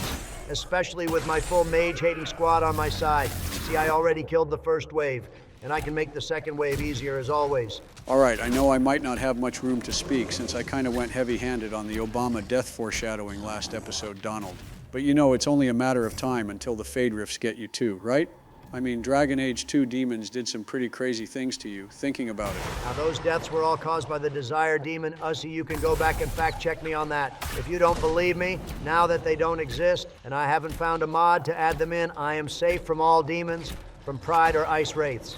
All right, even if the demons can't trip you up though, Donald, I have to ask, how long do you plan on this episode to take? Are you going to 100% the area? Maybe not 100% it, but at least take on the High Dragon for my daily High Dragon kill. That plus the Iron Bull and Warden main quest I should finish in 2 hours. If that's the case, you are definitely going to be here a while, clearing all 5 tombs, each guarded by Venatori. And Fade Rifts are going to take you over an hour, given how this first fight alone went. And the Warden mission will also take an hour and a half. So we are easily looking at a 3-hour episode. Barry, I am not staying up for a goddamn 3-hour episode. I finished my Hinterlands episode with one eye open. Fuck that. I'm not tackling that either, but then how am I going to get my dragon kill or finish this map? Well, you could always just mulligan this episode, since not every episode has to end with a dragon kill, especially since we are all tied up at 1 kill with 9 more to go. After this episode, we are going to focus up on some side content to finish the maps and companion quests. So in between the side content, me and Joe can tackle a few errands here and there. Then during your Emprise Du Lions episode, you can finish up the Hissing Wastes as well, to fully end the side maps before the final push. Sound good? Damn, Barry, did you come up with all of that on the fly? Or have you been deep in thought about this for a while? That was just a lot of information to whip out on the fly. Look, Origins and 2 were more casual on content in terms of time, but Inquisition is a massive beast, as the video lengths have no doubt shown. If I don't try to wrangle everything in, we would either have a 100-episode series or 4-hour episodes regularly. Besides, letting people know what each of us is tackling sometimes builds up a little hype. All right, fine, Obama. I can play ball if you leave the dragon kill to me at least, but I am going to get my money's worth and finish up the drinking content for the Fade Rifts at least. And on my way, pick up a few more shards for the road as well. Guess this place wasn't all for nothing. We got a little more experience, and at least one shot we can take this episode. Plus, since we are saving time by scrapping this area, we have more time to tackle some based Iron Bull content. Speaking of based Iron Bull content, what exactly do we have to do to start that quest? Because I exhausted multiple conversations with Iron Bull, and I already know we are way beyond 35 approval with how many dragons we have killed with him. Oh, right. In addition to 35 approval and meeting the Chargers, we have to investigate a few more dialogue options from him. We already asked about the Quinari, but we also have to get him to talk about his work with the Ben Hassaret. Kind of a weird trigger, Barry. Any specific reason for that? Well, the person we meet is a veteran from Sea Heron who served along Bull. But the main reason is likely just a callback to how Origins companion quests started, like needing Leliana to talk about why she left Orlais, or having Zevron talk about all his old adventures first. It's just how BioWare works, I suppose. Those were always kind of annoying when you're playing casually, but I guess when we are doing a series where we plan content, it makes things a little easier. Anyways, viewers, that calls it for one of the rift quests in the Wastes. So take another shot, viewers, and let's move on to Iron fucking Bull. I can't understand how those women in the kitchen can be awake so early after the night we had. Oh, damn. Iron Bull is really over here, just banging everyone with a pulse and skyhold. I'm surprised he hasn't party-wiped half the squad in the bedroom at this point. I mean, his only options as a male in our inner circle are Dorian, Cass, and Josie, not including himself. Dorian, he will hook up with, but Cass and Josie prefer a more romantic relationship, unlike Bull. So, like, aren't secret police and re-educators normally the same thing? Like, the secret police identify treason and then stamp it out with, like, torture, right? I mean, if the Quinari are just beating the shit out of traitors and torturing them like the Spanish Inquisition, then yeah, a random fantasy police officer can handle that, but the Quinari rarely kill what they still can use, and they want the offender to be a functional member of the society again. The way Bull describes the re-educating is more cerebral with the use of sleep deprivation and poultices than physical torture, which likely requires someone who has a better understanding of human nature and alchemy, while the secret police are just soldiers. All right, thank you. That makes a little more sense. I kind of forgot the Quinari give way more chances than most people, unless you're the Arishock, I guess. I think in the R. Shock's case, it's because Bro was literally in charge, and he should have known better. Here and there, and your whole outlook changes. I always felt a little weird reading after that conversation. That book analogy is always kind of frightening to me because the brain isn't that simple, but it is sometimes that simple to change a memory to get what you need at the cost of the rest of your head. So Sea Heron is also where Fenris ran away from Daenerys before he killed the Fog Warrior friends he made, right, Obama? Yeah, that's right. Both Sten and Fenris are also believed to be born in Sea Heron, which combined with Iron Bull being stationed there, means we have had squad mates associated with that island in every game, except Veilguard. And yet none of them are Fog Warriors, or can give us a good description about what Fog Warriors really do, besides like fog magic mixed with probably blood magic. So we have the Robe Empire, horned communists, traitor horned communists, and demon tribal fog people from a Stephen King novel. This place just sounds like the worst place on Earth. I'd rather just live in Kirkwall during Act 2 at this point. That's somehow safer than this place. Sea Heron might win the award for the most dangerous place outside of like the deep roads to live in. Too bad, since it's actually a pretty beautiful tropical location. Also, the Fog Warriors aren't blood mages. Iron Bull believes they create the fog and manipulate the weather through advanced alchemy, since he didn't see any spells being cast, which means they are most likely like Tempest or any rogue in Veilguard, using alchemy to fake magic. I guess whatever re-education they did on Iron Bull was on the light side because he still loves drinking, gooning, and banging. Actually, now that I think about it, does he do all that stuff as a coping mechanism? Because he literally survived the Dragon Age equivalent of Vietnam. Actually, yes, that explains Iron Bull's character perfectly. He is someone who hangs on to the friendships and good times he has with the Chargers, and maybe the Inquisitor, because the good times he has with them helps him forget about all the shit he has done with the Quinari and what they will make him do in the future. Really good catch there, Donald. Oh, great, I'm dominating Inquisition so hard, I am becoming a theory nerd along with you two.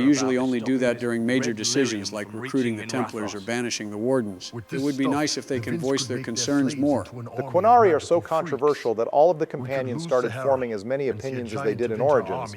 Just say both countries don't have a leg to stand on. It doesn't earn any disapproval or approval, and it immediately checks Dorian's complaints. Way ahead of you, Obama. I am an equal opportunity ass chewer here. I just need Dorian to keep it to himself. More Origins reference or no? So we just have to kill some robes who are hoarding red lyrium so that a dreadnought can get through and destroy them? Seems like easy money to me, boys. Crap to go wrong. If our scouts underestimate enemy numbers, we're dead. If we can't lock down the Venatori mages, the ship is dead. It's risky. Riskier than letting red lyrium It's easy money, except for all the ways it can go wrong. since we apparently have no idea how many mages or soldiers are going to be here, just that there will be men here, and they may or may not be a problem. So I get why we can't use a large Inquisition force since the smugglers would just run away. But we do have the Blades of Hissarion, who have a fortress and assassins nearby who can be stealthy. Why the hell can't we use them for extra muscle here? Just like the Normandy, we can never use the army we have been building when we really needed it. I mean, bare minimum, at least we get the Bulls Chargers here to give us backup fire. But if we had some Inquisition scouts or the Blades or even just some agents we recruited to make this mission go better, it would have been far more peace. Yeah, but then this quest wouldn't be dramatic enough, and that's really what we are going for here, right? I mean, we even have to debrief the Chargers here and meet them beforehand before this quest starts. Let's go hold up our end of the bargain, then. My agent suggested 2 possible locations the Venatori may be camped to guard the shore. There and there. We'll need to split up and hit both at once. I'll come with you, boss. Krem can lead the charges. Let me fill him in. Come by when you're All right, Bull, it's time to see how well you can give a Shepherd-level speech to your boys here. So, Donald, I am a little surprised by your team selection. You brought both Solus and Dorian with you. Not only are those 2 non-Vivian mages, but besides Sarah, those are the squad mates you beef with the most. Look, I may dislike both of them, but I am a drama-loving bastard as much as the next Dragon Age fan, and I know both of them have unique beef with Gat here. Besides, that way we can just show the yaps instead of having Obama talk about them. The presidents yearn for a game that has audio logs so they can ignore me and have all of their lore and unique interactions beamed right into their brain instead. I just can't prove it yet. Only sometimes, Barry, the mix of the game and your yaps is probably a good medium seasoning for everyone. Also, I am glad there's only slight red death flags going on here instead of major ones. Yeah, no one here is wearing a bright red shirt or is talking about how they can't wait to retire with their pregnant wife tomorrow. Anyways, Bull, once you're done with your mixed-race adoptive mercenary family, I am eager to kill some mages. Right. Chargers, hit them hard and hit them fast. When this is over, drinks are on me. You got it, Chief. Charges, double time. Let's move. You gave your charges the easier target. You think?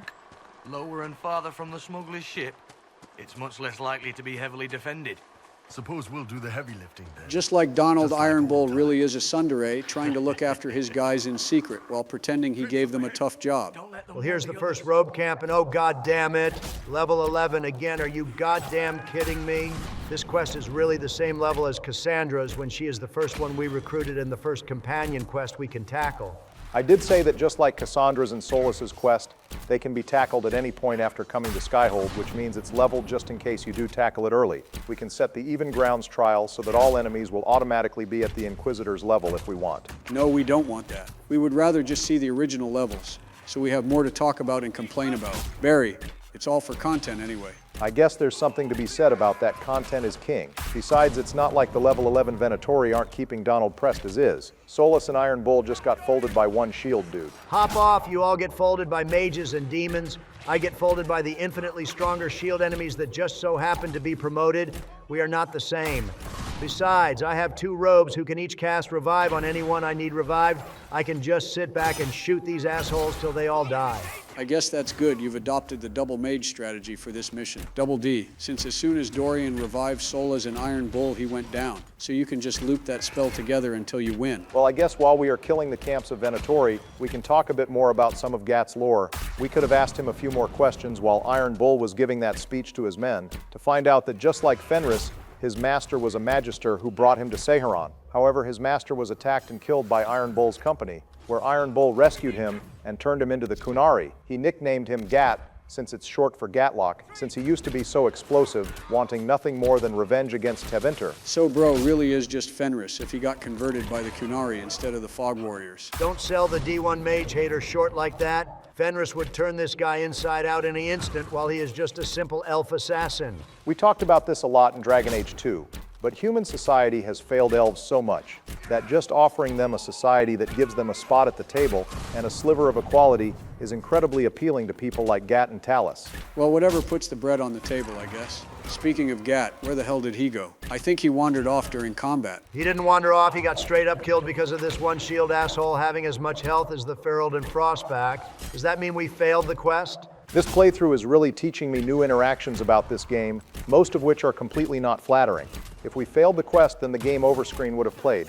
I think what's going to happen is he is going to respawn at the end of the fight, or his model is permanently despawned. We won't know, though, until we finally take this guy down. If I know my mage combos, shattering him a couple more times in the ice should do the trick. Massive health pool or no. I swear to God, just once I'd like an empowered enemy on our side. Whatever, though, this asshole is dead and we can finally move on. Hopefully Camp 2 doesn't have a Terminator guarding it this time. Well, I don't see Gat spawning back in now, which is slightly concerning for this run, but the ultimate test for if he is here or not is what happens next here. Solus just started talking to himself. Oh great, the egg is hearing voices now too. All right, it's option B, Donald. Our only option is to reload a save before this fight here. Otherwise, this quest is going to get very weird. Fine, but only for the viewers, and I am not doing this fight over. King Crimson! Tattoos, but you're carrying a staff. Are you from a chantry circle? No, and I would prefer not to discuss it. Have I done something to offend you? You joined the Qun? After they rescued me from slavery. And put you into something worse? A slave may always struggle for freedom, but you among the Qun have been taught not to think. Solus, not the time. Well, viewers, hopefully that explains why Solus was T-posing in protest at the start of the mission. He essentially hates the Quan more than he hates Tevinter, although the only reason I can find as to why that is just because he views the Quan as something worse than slavery. To be fair, they do bind and torture mages for being mages and re-educate free thinkers. They also call all spirits, even cold demons, although I think everyone does that. The Qunari are pretty much against everything Solus stands for, as we are about to find out in Trespasser. Honestly, that just reaffirms that if we ever had to choose a side, I would go with the communists all the way over the Robe Empire, and whatever the hell kind of elfin fade freedom the egg is pushing for. If Tevinter is in charge, I would be a slave to mages, which is worse than having a job and free Qunariacy. And if the egg is in charge, he is literally going to kill everyone in the world. I would rather Dorian become in charge of Tevinter and work with Briala or Selene, Balin and Alistair to form a united human, elf, and dwarf nation that can stand united against world-ending threats and the damn theocratic military that is the Qunari. Sure, Barry and I would like every woman in the world to look and sing like Liliana, and for ice cream to flow through the Delaware River. Yeah, what's next? You want the Tooth Fairy and Queen of England to be real too? Also, I know the levels earlier were weird, but these levels are downright Lord of Chaos levels. We have a level 7, a level 11, and the goddamn mage boss for some reason is level 16, which is higher than us. Make it make sense, boys. I believe since that mage is the boss fight for this quest, they gave him a level that is 1.5 times our own level. Well, once we finish the Venatori here, we can loot the chest for Iron Bull's unique helmet dread, which is the perfect item for him since he can't wear other helmets. And now we have a little choice to make here. I wouldn't really call this much of a choice. You already know what I am about, and some of the viewers already predicted what I am about too. We already debated the cost benefits of this choice. Why don't we instead debate how goddamn forced this whole problem is in the first place? Like the fact we could just go down our goddamn selves to fight the Venatori instead of standing here, especially since we have an Archer Inquisitor and 2 mages. Or we could have had a third party of stealth units from either the Blades or Liliana's scouts to help us out here and flank them. Or we could have had all of the Bull's Chargers on duty for this mission instead of the 6 men we met at the tavern. I mean, there's 12 Venatori there. If we had at least 20 Chargers instead of 6, we would be on perfectly, even if not better ground. They've still got time to fall back if you signal them now. Yeah. Your men need to hold that position, Bull. They do that. They're dead. And if they don't, the Venatori retake it and the Dreadnought is dead. You'd be throwing away an alliance between the Inquisition and the Qunari. You'd be declaring yourself Talvashoth. We really took that rule of small squads of 5 and 5 to heart, maybe because Gat has OCD and he needed a nice even number. Anyways, if it isn't obvious yet, I am not sacrificing actual loyal men that are a bunch of base brothers in arms for the possibility of the communists calling me a good boy and giving us some spy intel. The biggest in-game cost of siding with the Qunari is that we lose out on several war table quests, which earn us the Masterwork Archon staff schematic, a powerful Tier 3 staff that is shaped like Malcolm's honor from Dragon Age 2. However, siding with the Qunari has Bull lose his entire company, which are also his friends, and more importantly, lose the one thing that tethered him as Iron Bull and not just a Hizrad for the Qunari. If he does lose the Chargers, while he may not show it, he becomes numb to the world almost as if the re-education kicks in, and he will turn to the Qunari fully, which has some really bad consequences we can get into during Trespasser. Say his new name, bitch. It isn't Hizrad anymore. His name is Iron Bull. Consider the Inquisition and Chargers your family now, Bull. We may not have free Qunariacy, but we have servant girls and dragons to kill. Plus we have cookies. A former reference says you are going to like cookies. No way they'll get out of range. Won't be long now.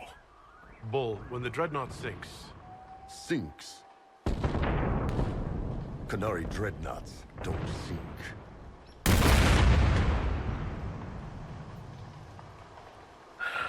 Come on, let's get back to my boys. Say what you will about the Qunari, but they are very official with their rejection letters. Inquisitor, they send their it own is my guys out to duty tell to us in inform you person that and there will be everything. no Oh, they send their own guys out, all right? We're about to find out the full scope of that in a minute.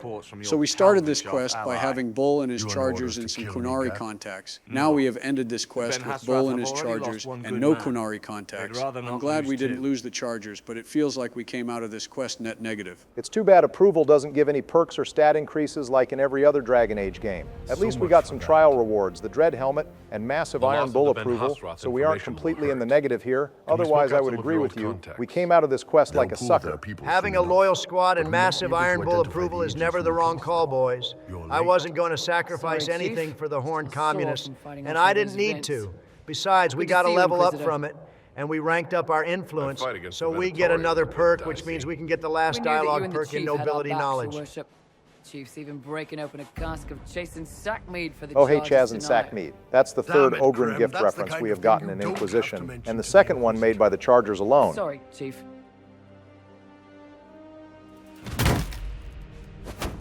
Well, at least Krem finally learned to shield bash correctly. We have one last Iron Bull conversation to finish before we wrap up here, though. You wanted to see me? Oh, damn, these guys must be Talus assassins, because every Talus is addicted to throwing murder knives. The Caesar has marked you for death, and the Legion obeys type of assassins. Looks like this guy brought a dagger to an axe fight. Get wrecked. Anyway, translate Obama. I won't translate that. Iron Bull is about to do that himself. Just be My patient. soul's dust. Yours is scattered all over the ground, though, so... So is it common for the Qunari to send assassins anytime someone becomes Tel Vashoth? Because those Beach Qunari in Dragon Age 2 thought we were Ben Hassereth assassins, and now Bull assumed assassins would come after him as well. I imagine it has to be common practice, but realistically, the Qunari can't always get around to sending assassins every time. In Iron Bull's case, he is not only Tal Vashoth, but he is working for a new and powerful organization, and has been feeding Qunari information to said organization. The fact they don't send more assassins to Skyhold must mean they are spread too thin to do so. Sounds like a communist skill issue to me. Also, are we going to just ignore the fact that not only Iron Bull tanked a cutscene murder knife, but a poisoned murder knife at that by overdosing on antidote for the last hour? That's got to be a top 10 durability feat in Dragon Age. Every Origins NPC is looking down at this scene, wondering how the hell Bull didn't die here.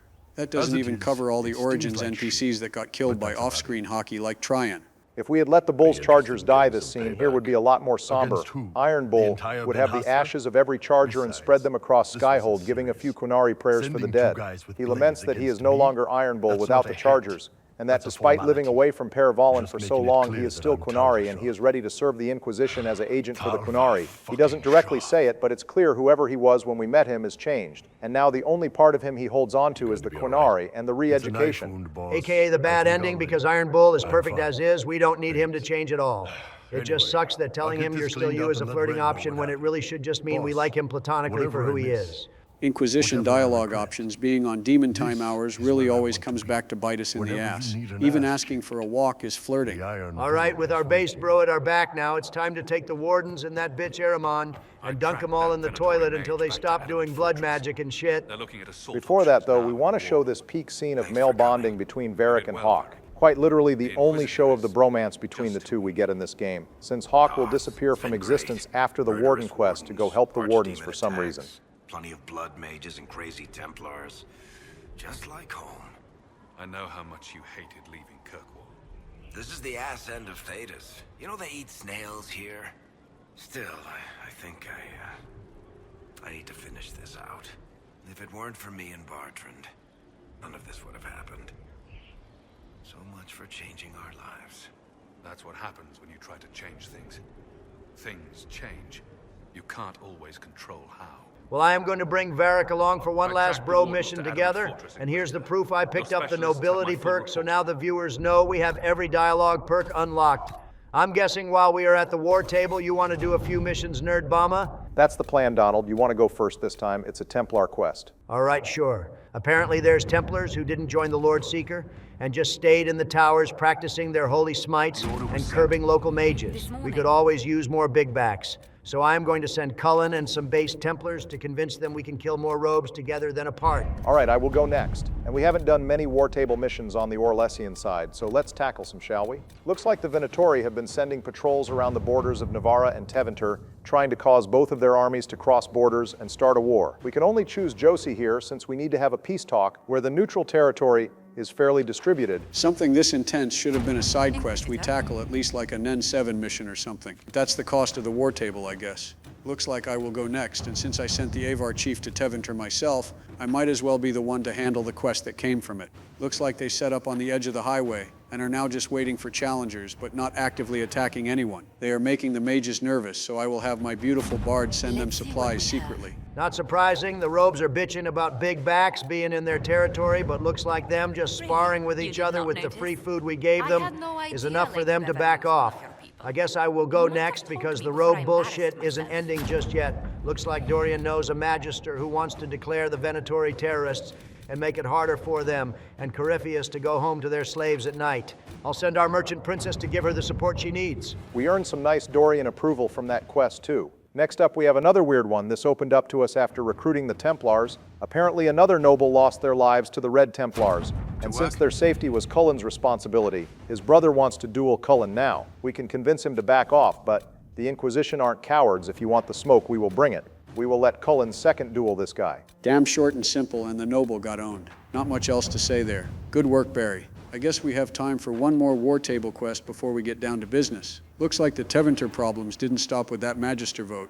She has some noble allies, but she has pissed off some even more powerful Magisters in the process. I will wrap up the war table quests by sending the beautiful bard to take out one of them and keep the rest of them chill. She even got a box of chocolates for her assassination work too. Now with the very last fluff taken care of, it's time to go deal with the Wardens. Adamant Fortress has stood against the Darkspawn since the time of the Second Blight.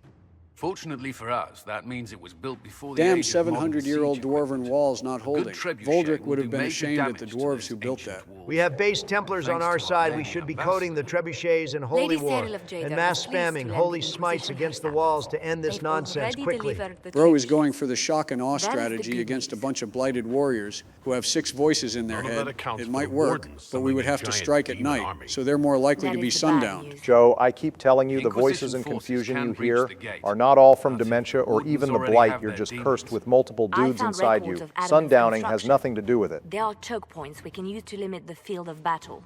That's good. We may not be able I am to sure they defeat are them just saying it outright. for stakes, but it is if we crazy that cut despite off having the full reinforcements, Templar we army can carve and you a thousands path of to loyal Warden Commander soldiers, that Clarel. one district of Wardens is giving us a fight that will be so close we sounds can't like for our best certain option. say we will win. It'll be hard Defenders always fought, get a no natural way around advantage. it.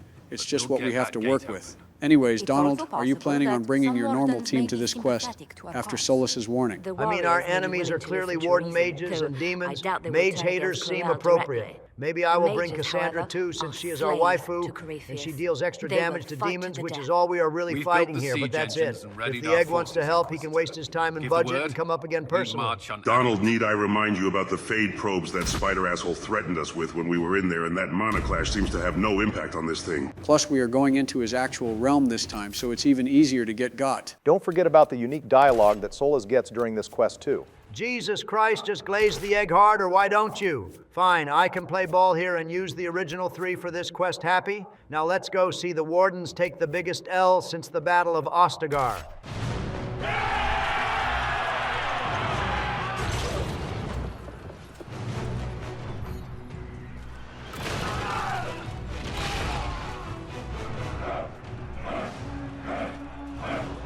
This whole scene really just makes me want a Dragon Age Total War spin-off because this is the biggest army we have managed since the Battle of Denerim.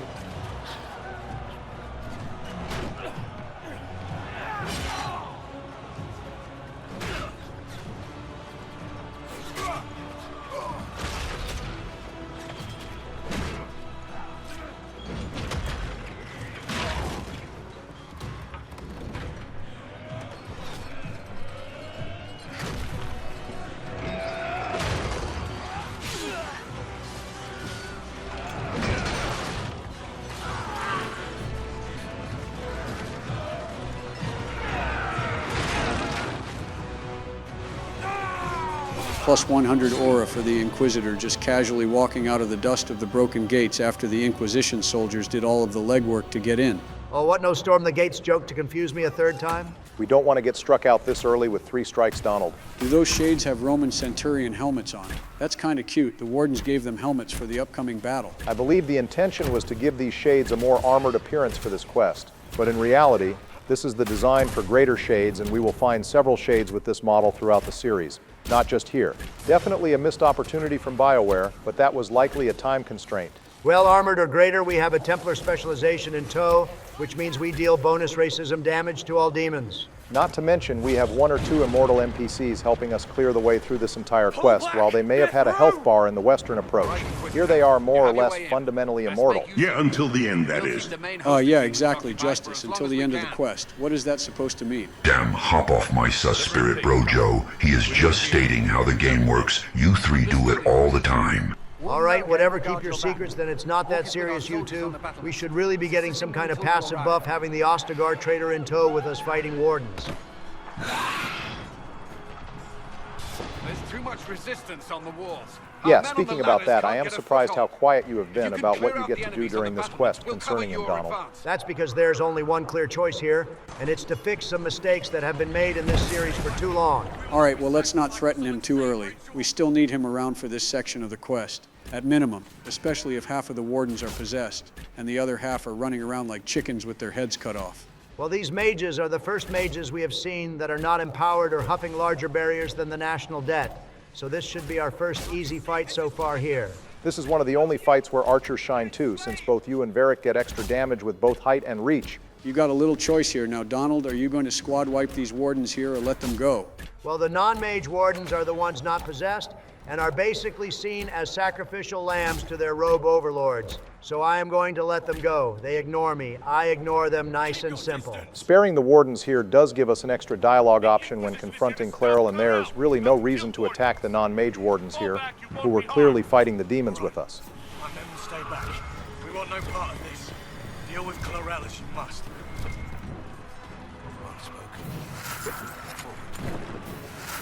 That line is rich coming from you, war criminal, but we are just going to move on after I restock. Look sleepy, I found Hawk already. Since it's Joe's Hawk, I have to imagine he just kind of wandered onto the battlefield confused and ran into more demons. My boy is just casually fighting a Pride Demon and 3 Blood Mages by himself. That's just the moves you would expect from the champion of Kirkwall. We are really seeing a lot of Pride Demons this episode. I don't even remember Pride Demons being common for this early on, but I guess we are far into late game, and Pride Demons are far from being the roadblocks they once were. Are you going to go on another tirade about how Pride Demons should be early game still, and that them being late game is ruining everything Nerdbama? It's not a tirade, it's an opinion. And no, not really. This is already the 3rd Pride Demon I have seen so far this episode, and I know it won't be the last. I have long since stopped caring. I instead wanted to talk about why the Warden chose the abandoned Fortress of Adamant in the first place, by once again drawing tie-ins with Asunder. The reason why the Wardens picked Adamant, besides the obvious dramatic ties to the Second Blight and Abyssal Rift, is because the Veil in Adamant is already exceptionally thin here due to the Circle using Adamant as a research site for a century after it was abandoned. Oh great, of course the Circle robes are secretly responsible for all these Pride Demons crawling into our world and trying to eat me. Yeah, I walked right into that one. The Chantry chose this area because of the thin veil and isolated nature of the fortress being in the desert. Studies of the Fade were conducted here, but Divine Victoria ordered a new study here, that being a tranquil cure. An elven tranquil Pharamond was in charge of this study, and it was eventually discovered that not only could tranquils be cured, but they could be possessed too. Pharamond was possessed during the study and killed the rest of the researchers, but was eventually freed from possession by Wynn and her son Reese, with a little help from Shale too, who offered big back support. That's my girl! The rest we already learned from Cassandra's quest, because Pharamond was touched by either the demon or Wynn's spirit of faith, he was cured. The Templars reacted harshly and tried to cover it up violently, and since the Circles disbanded, Adamant was left abandoned again. However, word of what was done at Adamant reached the Wardens, namely Clairol, and now with an already thin veil, Ahriman is using this location to pull out a massively powerful demon and bind it to Clairol. The Wardens might be low IQ, but they apparently have some next-level spy networks to hear rumors that fast. Also, I guess you are going to send Hawk to the ritual entrance instead of the last siege point, Donald. I don't need help with the last point. I know where it is. And I know there's one more Pride Demon for me to introduce to the curb. Is there a reward for this optional objective, Obama? or am I just doing it because it thematically makes sense? Just like rescuing the Haven citizens, it's an experience, influence, and power buff for clearing all 3 siege points. Power we obviously don't need at this point, but influence and experience is always good to have more of. This 3rd siege point also has an amulet of power for Blackwall and the Shield of the Anointed, a purple shield with very good defensive stats. I am surprised we didn't bring Blackwall for this quest. If there was ever a companion with unique interactions during Adamant Fortress, it would be him. Well, then maybe you should have fought to get this quest when we talked about it instead of the French lands meet, because I don't vibe with Beardwall and he can stay in Skyhold for all I care. Blackwall is odd because in Adamant, he has a lot of unique lines, including 2 special interactions, both when confronting Clairol and during the 1st siege point where the Warden surrendered and we let them go. However, during the Fade section, he has very little to say, unlike Cassandra and Solus. So we really just picked with the Fade sections in mind. Just realized that makes me 2 for 2 on Inquisition Fade sections, which puts me past you for Fade sections, cleared Obama. I didn't have that on my bingo card. You're gonna have to grind to catch up to me now. Also, I think this fight is gonna go on forever, since this Pride Demon is empowered and tanky, but the viewers don't need to see me whittle this guy down anymore. So I am going to King Crimson this bitch, and if I die, you 2 can catch me. King Crimson! Well, update, Donald didn't die to the giant Gorilla Pride Demon, despite how funny that would have been. And we met back up with Loghain and Hawk to stop a blood magic ritual once again. Hawk might have very little connection to Wardens, but he heard Blood Mage ritual and is ready for all the smoke. I vibe with that theory. When he is taking off shifts, exploring with his elf girlfriend for other elves, he is taking the time to curb stomp Blood Mage activities like he is Batman for the Blood Robes. I mean, seeing all the shit he pulled in Kirkwall, that isn't really that far off, Donald. Unfortunately, Blood Mage Batman won't be much help stopping the Warden's ritual. We are going to need to be somewhat charismatic without Blackwall here. Commander Cullen will hold the path open for us as long as possible, Inquisitor.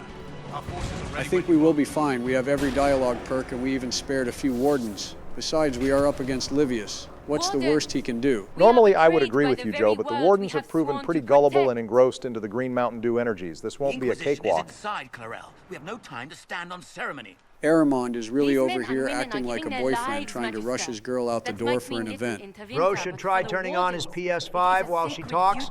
The sound will instantly trigger her to stop wasting time and be ready. I don't know what the science is behind that move, but it really does work. I was trying to take Michelle out for Valentine's Day, and she took 2 hours getting ready. I turned on my PS5 to play some Sons of Sparta, and she instantly rushed down to complain about me not having my shoes on. Don't tell Donald, but we have yet another guy voiced by Chancellor Roderick on our screen. Don't worry, he won't be on the screen for that much longer, so I don't even need to say it. We mentioned this forever ago, but back in Crestwood, if we didn't stop the elf woman from joining the Wardens instead of the senior Warden here, it would be her being blood sacrificed to summon fear into this realm. Stop them! We must complete the ritual! What's up, Livius? You ready to be Dedius in a minute? Donald, you already used that joke last episode. You can't use it twice. Yes, I can. It was a good one. Let him cook, Obama. Just let him cook. Damn logic isn't going to work on these guys if they already know the worst part about the binding ritual. But still, for some reason, think this is totally worth it. I'm sure you can't wait for Clarel to do that. How else are you going to bind her? Yes, Inquisitor. I want to bind the Warden Commander to a demon. Everyone in this room already knows that. They obviously wouldn't be doing this if they thought Clairol would be binded and a servant to a demon. I think the issue is how Aramond worded that line, putting emphasis on the bind. Otherwise, I have to assume she is deaf and couldn't read Aramond's lips. At this point, Obama, do the Wardens need any more defense to their side? This is the second time they have blood sacrificed their own guys to summon a demon, and no one for even a moment thought, oh wait, this seems pretty evil. Who the hell told the Wardens Corypheus was dead? The Inquisition has been spreading like wildfire that our enemy is one of the ancient magisters, Corypheus. You're telling me the Wardens have a spy network to figure out the most defensible and easiest place to do a blood magic ritual, but they didn't know Corypheus is alive. Oh my lord, she is really over here pondering and debating that decisions and critical thinking are hard when she is in charge of an entire nation of Wardens. Like, can you stop and think, if we are here to talk to you instead of immediately shooting first, that we aren't the bad guy here? And she made the wrong choice anyway, and is going to continue on the Mountain Dew Fade Rift plan. Do me a favor, Clarel, and go play in traffic. If you're feeling the urge to die, don't sick a fear demon on the world. Please, I have seen more than my share of blood magic. It is never worth the cost. I betrayed the Wardens once, and it cost me everything. Are you mad enough to think I'd do it again? Yeah, because that gurgling and screaming coming from the rift is definitely a good thing, boys. Be ready with the ritual, Clarel. This demon is truly worthy of your strength.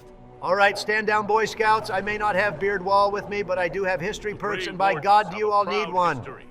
You stopped the Blight at the Silent Plains, at Starkhaven, and Hunterfell, at Aesley, and Denerim. Obviously, since this mentions Denerim, the Inquisitor is listing the final battles of each Blight in order.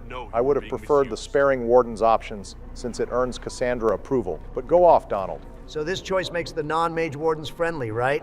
Yes, this becomes clearer if you choose the Sparing Wardens option, as some of the wardens will mention the mages not acting right. This means the mage wardens besides Clearl are already bound to Eramon, and no one here even notices it until the Inquisitor brings it up. Or perhaps I should bring in a more reliable ally. My master thought you might come here, Inquisitor. He sent me this to welcome you. Dun dun dun dun dun dun dun dun dun dun dun dun dun dun dun dun dun. Greetings, Chucklenuts. You must have prayed to your god because I have arrived, and Dad says it's my turn with the presidents. Oh god, not this Temu Dragon bitch again. As if we didn't have enough irrelevant NPCs in this scene. I will show you irrelevant when my ult turns you all to atoms, and I rack up a higher warden kill streak than you. How many wardens did you kill without Loghain's help again, you fossilized fuck? Like one? I'm surprised you got through that whole sentence without an iPad or a 6-7 joke, aren't you? Like 2 weeks old, you barely legal loser. The Dumat dipshit only summoned you because he needed to copy my glorious body. All right, enough of the pissing contest, you two. We have actual plot to get through, and your time in the spotlight will come, Corypheus Dragon. Damn, Eramon really folded after one singular lightning bolt. Bro forgot to keep his barriers up during a cutscene. Oh, look, a volunteer. NPC, how nice. I shall call you Riordan the Second. Hello, Riordan the Second. The Inquisitor. So not only is this another goddamn pride demon in the fortress, but this is the third empowered one we have seen in this mission alone. What kind of cosmic beef do I have with the world to earn this kind of punishment, boys? Well, at least Corypheus isn't here to crash our game 2 or 3 times while we try and take out the rest of the demons, boys. If the presidents really crave my mighty father's ultimate, then I can bestow it upon you for the glory of the future American Imperium. That's the goddamn title he is working with here? Thanks, I already hate it more than any slogan Obama has come up with or any song Joe has sang. All right, either kill this asshole so he shuts up, or drown him out with a comment question, or else I am going to actually lose my shit. All right, whatever, lucky for you all. I can think on the fly, boys. So obviously this is the second quest line where we have a major choice to make. And unlike the Templar quest, we have 2 choices that kind of matter here for the story, and the ending slides. There's also several different options you can choose from here to make the Warden contact different depending on your keep import. So viewers, during your first ever playthrough of Inquisition, what choice did you make regarding who was left behind in the Fade, and what did you end up choosing for the Wardens in regards to exile or alliance? As for me, I would never spare the Ostagar coward or deny Big Bro Alistair the throne, so I left Stroud in the Fade, and then to pay for their sins, I exiled the Wardens. Sure, I could have used them as big backs in the Inquisition army, but not only were they all chicken nuggets on a tray for Corypheus to control and spawn into, but they needed to pay for their crimes of blood magic collusion, and without a French leader, they should just be the first Warden's problem. All right, exiling the Wardens for blood magic is valid, if not maybe a little dramatic given the Inquisition is trying to save the literal end of the world, but I do agree with the Wardens being a danger to themselves and a threat to Corypheus, even if in-game this doesn't translate well. As for me, when I found out Loghain made a meaningful appearance in this game, I had to export a save where he was alive, and then to redeem the Wardens in the most thematic sense possible, I had to leave him in the Fade. As for the Warden decision, I already gave it away, but I believed sparing the Wardens was equivalent to saving the Reaper Rachnier Queen in Mass Effect 3, and that it would eventually bite us in the ass. Unfortunately, Inquisition never really considered making this a meaningful gameplay impact, so unless you're hardcore role-playing, there's no real reason to exile the Wardens, but for a first-time playthrough, it's a very valid option. All right, I am actually going to mix this up then. My Warden contact was actually Alistair because in my first playthrough of Origins, when Barry made me play it, I really didn't vibe with making Alistair king against his will, so me and him stayed Warden Bros together. So when the choice between Hawk and Alistair came up, I was literally heartbroken, but I could never leave Meryl single and alone. So unfortunately, as heartbreaking as it was, Alistair died to the Fear Demon. It honestly sucks because a world where the hero of Ferelden is commander of the Ferelden chapter and Alistair is commander of the Arlesian chapter sounds hype as hell. I also trusted the Wardens enough to ally with the Inquisition. I figured if anyone earned a little goodwill for bad deeds, it's the Wardens, after all their work during the Fifth Blight and Awakening. All right, I guess no one is renegade enough to throw Hawk into the Fade blender. Good to know. So viewers, let us know what choice you made in your first playthrough of Inquisition in regards to the Wardens and who you left in the Fade. Our editor will read everyone, and as always, his favorite will be featured next episode. But with that all being said, Obama Mind featuring our favorite comment from last episode. Sure thing, Donald. Our featured comment comes from the Evil Good, who said they prefer having a separate bar where you can allocate roleplay abilities like lockpicking and crafting while also enjoying Dragon Age 2's system. He also pointed out a separate bar gives a more defined path for character building, which leads to less main character Mary Sue's. Like how Bethesda tends to handle roleplay opportunities, they also mentioned that Awakening missed on the roleplay opportunities by allowing you to import your Warden even if they died in the battle for Denerim. So they are very roleplay minded. Thank you for your comment, and can't wait to hear what choice you made in Inquisition. Alright, real quick with these super thanks too, just getting everything done with this super long fight. Thank you as always to Robert Wadsworth for the $50 and $20 donations. We really appreciate all your support, and we hope you enjoy your romance donations, paying off in both ways, man. We also have two $20 donations from Randomly Entertaining. Sorry we missed your episode 5 one last time. It came when the video was already rendering, and we appreciate your attention to detail with the reused animations from Mass Effect to Dragon Age 2. We also have 15 European monies from Maxthie. Thank you as always for your donation streak on this channel and for saying last episode was top 5. You all didn't have to donate, but as always, it's greatly appreciated. You guys have massive schlongs.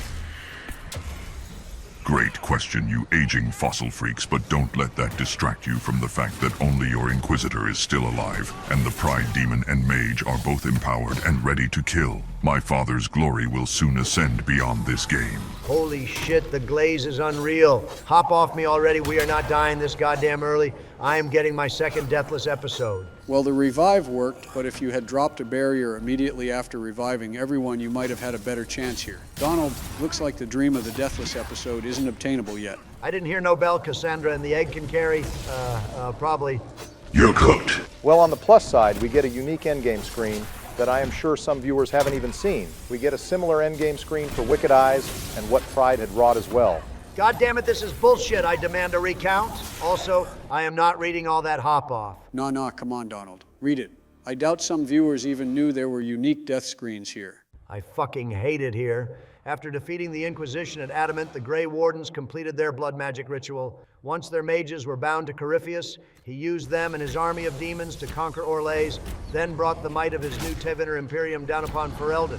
Too bad that shit isn't happening, because after I reloaded, the mage wasn't empowered, and this was easy goddamn money. Now let's go take care of the Dedius and his traitor of a warden girlfriend. Bash your head against the wall as much as you like. Your deaths will be yet another block in the tower of my father's design. For the love of Sandel, let's skip ahead. I can't take 30 minutes of listening to this guy probably chat GPT villain lines. My delivery was far better anyway. That's fine by me. The massive fight was already taken care of. We have spent almost 10 minutes here already. Now let's go watch the most mild mage duel of all time. I can give Clairol a lot of shit for her decision-making and morality, but unlike Jacob or most squad mates, she knows to keep her barrier up during cutscenes.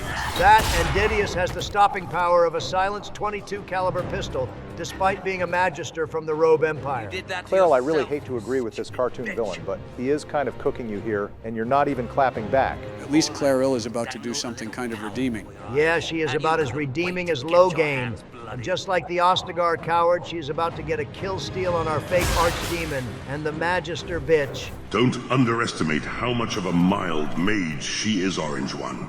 Instead of using any kind of fatal spell, she instead decided to toss him around and let him walk away. Clairol doesn't end up killing him here somehow. Well, please, if you really think Clarel is going to save the day, then you probably think next we are going to gather all our allies and sing a friendship speech. Yoink. Add that death as another warden kill in my name. Maybe one day you can stop hoarding your beauty products, Uthemiriel, and I can teach you how a real archdemon kills a warden. Congrats. You killed the old woman more confused than Sleepy Joe. I had to go against a 100-point constitution dwarf god wielded by a man with 1,000 hours in Dragon Age. Oh, really?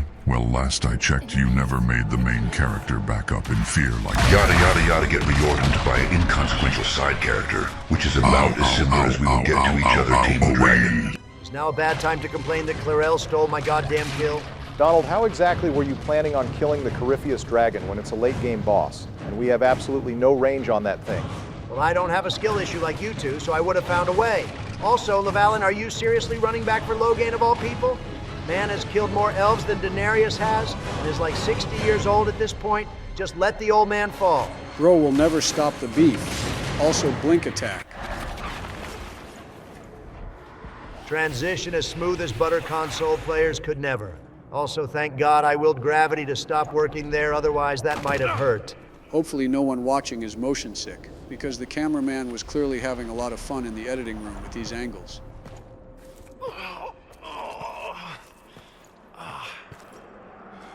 What happened? Looks like gravity hasn't fully returned to normal for Logain and Hawk, though, at least not until we get out of the cutscene. We were falling. If this is the afterlife, the Chantry owes me an apology. This looks nothing like the Maker's bosom. No. This is the Fade.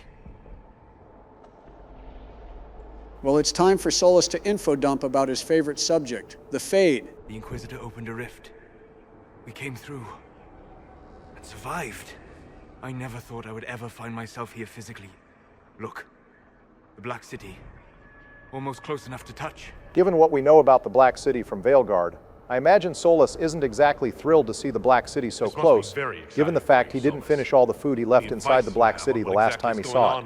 You know, not to derail the plot, but doesn't the Warden's plan to kill the last two archdemons kind of benefit his? If the Elven gods are maintaining the Veil and killing the archdemons causes them to die in the Black City, isn't this a net positive for him? I think Solas doesn't like all the demons being forced to be bound to Wardens, and the overuse of blood magic when the Wardens could just naturally destroy the archdemons over time. I was just trying to find any point I could to beef with the egg, but fair enough that's on me for bringing up Veilguard in the first place. Well, between the egg and Fade veteran Hawk, I am sure we will have plenty of guides and plenty more yaps to get through this section of the game. Wait, is Hawk a Fade veteran?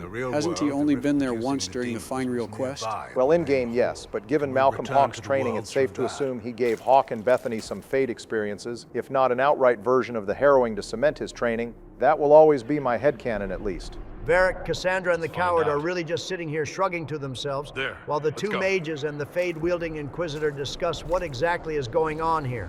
Varric could definitely chime in too. He has been to the Fade at least once in the visual novels before, and possibly twice if you bring him in. Dragon Age 2. Look, I will just settle for Varric not having an anxiety attack like Ogren did in Awakening, or like Cole does, if you bring him here. Oh, right, as if the social anxiety ghost couldn't get any worse. Doesn't he straight up get overstimulated if you bring him here? Cole wanted to leave the Fade for a reason, Donald. And he especially doesn't like a big giant demon that can see him when he is used to being invisible to everyone. Cole is also uncomfortable being in the Fade in his human form and in such a dangerous realm. Plus, fear isn't as easy to rage bait as envy was. Some variety of fear, I would guess. I suggest you remain wary of its manipulations and prepare for what is certain to be a fascinating experience. All this Fade talk just makes me want to see how certain companions in Inquisition would have reacted to Sloth's realm and the individual Fade realms that each companion went through. Like who could see through it, who would be duped, and who would be the most pissed to be here. I am pretty sure, just like Sten, Iron Bull would be able to tell this is the Fade due to the Kunari training he has. Solas is a dreamer, so he wouldn't really be tricked by anything a Sloth demon would have for him. I imagine his realm would be somewhat revealing as to what he really is, and he would have to change it himself before we got there. Cole would also be immune to Sloth's effects, and be just as concerned about being here as he is in Inquisition. Cole being immune to Sloth's powers might only be a 50-50 possibility. I would say Dorian and Vivienne have a chance, but if someone like Wynn can be tricked by Sloth, I don't think either of them would have much of a chance either. Anyways, Donald, do you know what to do with these Fade quests? Obama, for the love of Sandel, we are on episode 7 at this point. If I don't ask for help, you don't need to offer it. I already figured it out. All you have to do is click the ghosts that are idle in an area, then search nearby for the item the ghosts need, and you get your free skill point. And I already know in the other corner, there's an extra skill point to find on a Morrigan mirror. All right, great, Donald. Looks like you have it all figured out. It sucks that unlike the Envy Fade sequence, not all of these are beneficial to us. Like, what are we supposed to do with a point in magic or strength? Don't those not even benefit rogues in Inquisition? It's true that dexterity, strength, and magic increase damage for class-specific characters. However, strength increases damage to guard for everyone. Dexterity increases crit damage, and magic increase barrier damage for all classes.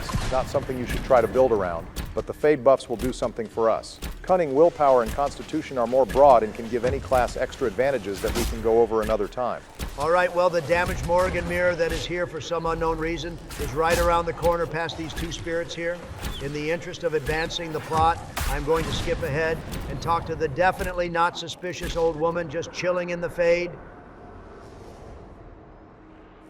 Well, I know Cassandra will be happy about seeing her here again, but I have to admit, besides the mystery as to what the Divine really is here, this might just be the weakest plot point of this otherwise pretty good quest. You're putting the Chantry Ghost plot over the epic slander and character assassination of the Warden's Obama? You really don't like solving the mystery as to what the Divine Spirit really is, Barry. That seems like a debate right up your alley. I do like the debate here, but not the spirit debate, since I really think it's fairly obvious in lore that this is a spirit that followed the Divine closely in life and is now trying to continue her work in the Fade by helping us. The debate I do like only appears if we are a faithful Inquisitor, and that's do we lose our faith in Andraste, finding out that the Divine saved us out after we were put in here by coincidence, or do we still believe the Maker led us to become their champion just more indirectly? And what is more important for our organization? Good yap, Obama, but thankfully we are a faithful Inquisitor, so we can have that crisis of faith moment and cement ourselves as a chosen one with a little bit of self-doubt for that needed edge. Really? How hard is it to answer one question? I'm a human, and you are... Look, Divine Ghost or Maker Ghost, you might be able to debate with the Inquisitor or Solus what you are. But Hawk has killed enough demons to cause a Fade population shortage. Your tricks are not endearing to him. Also, I almost forgot about the amnesia plot point in this game. It kind of stopped coming up after the first episode almost 10 hours ago. Lore accurate, Sleepy Joe. Anyways, Obama, why are you so against this quest? Most people seem to really like this Fade scene for the companion interactions and the interactions with the Divine. Well, let me be clear. I like this Fade sequence. Even if it could have been more unique, the companion interactions and side quests here are all top tier and have that classic Fade aesthetic to them. I just take issue with the Divine Ghost itself and the amnesia plotline. The amnesia plot never really came up again after the tutorial, so getting our memories back is just like an okay reward, but it doesn't necessarily do anything towards stopping Corypheus in the debate about the Divine and the Spirit itself. Doesn't really do anything to advance the plot either. Although maybe I am just being nitpicky because I know the Divine was a more last-minute addition because it was easier to write having her here instead of who they planned. Damn, I didn't realize the main quest was going to be a literary roast, Barry. I was more so just prepared to roast the Wardens and the Fear Demon. All right, Obama. I already know that you are going to yap about who replaced the Divine in some obscure observation, but we literally have the rest of the Fade sections to go over your yaps. And if the AI demon is still here and still alert by God, are we going to need yaps to drown him out? I normally love being in the Fade, but this shit feels like a birthday party that you weren't invited to, but that one friend said to come anyway. Even when he isn't monologuing, that bastard is blighting the vibes. Ah, I remember when I blighted the lands and struck fear into the hearts of elves and man alike. Simpler times. You good, Demi? You're not plotting behind my back or something. Not really. I'm over world domination mostly. I'm just waxing nostalgia is all. Do anything else, you must recover it. These are your memories, Inquisitor. All right, why the hell did the egg and our religious waifu disapprove of trying to hurt the Fear Demon? Is the egg secretly colluding with the Fear Demon? It's because you didn't pick the well shit option. Everyone picks the Varric line double D. It's probably because you're focused on fighting the demon instead of trying to escape. Cassandra probably wants out immediately, and Solus probably knows this demon isn't something we can just kill, although disapproval is pushing it. Anyways, we can skip past grabbing each specific Fade orb. Wait, hang on. Didn't Corypheus have his own version of this scene? Oh, God damn it. Reason number 13, why the Maker isn't real. Werewolves are a clear sign that mages are able to create new beings from blood magic and the Fade, which means at best, the Maker was some kind of mage combining spirits with other animals until we got humanity. Reason number 14, if the ashes were really blessed by Andraste, then why were the lyrium veins so rich in the room? And why else would their followers need to rest the remains in a lyrium-rich temple? Fellow mages, keep her head focused on the presentation. It's vital to the ritual.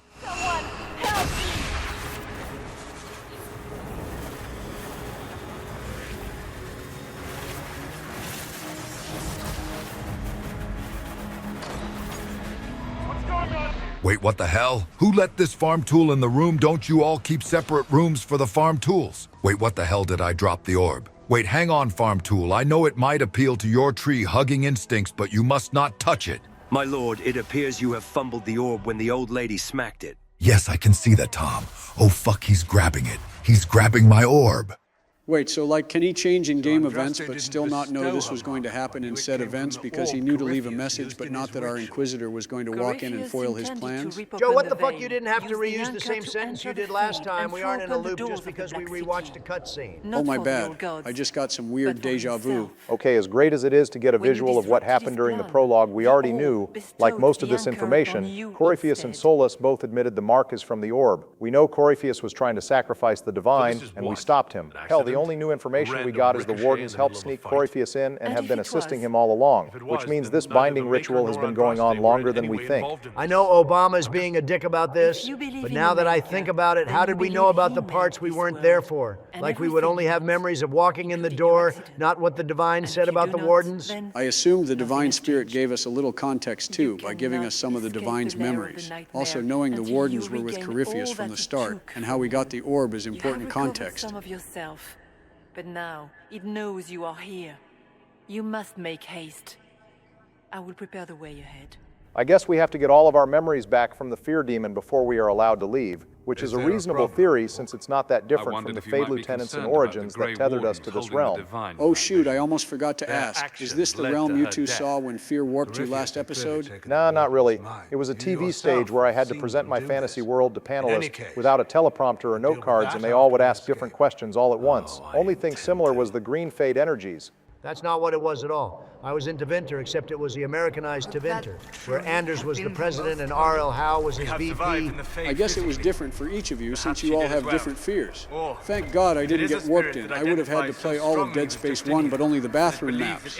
Let's move on before Hawk and Logan start beefing with each other, though we deserve a small reprieve from that. Help us. For the moment, at least. I'm less concerned with her than I am with the nightmare she mentioned.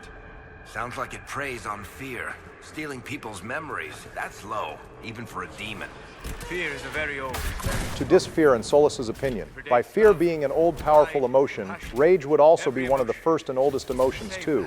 People were pissed and beefing with each other as long as desire and fear. I guess that means somewhere in the Fade there is a giant Hulk demon with his ultimate fully charged, ready to pound an innocent Jeff player. Welcome to the Fear Realm. Have a look around. Take a look at all the power and horrors ready to be found. Be writhing, be trembling, be ready to beg. By the time I'm done with you, they won't even find a leg. Good God, Kai Lang, don't cut yourself with all that edge you're exuding. You're a demon of fear and uncertainty, not cringe. Oh, but there's nothing more uncomfortable than cringe, Mr. President. Although you would know all about that, wouldn't you, Mr. Bodybuilder? Should I do it? I'm gonna do it!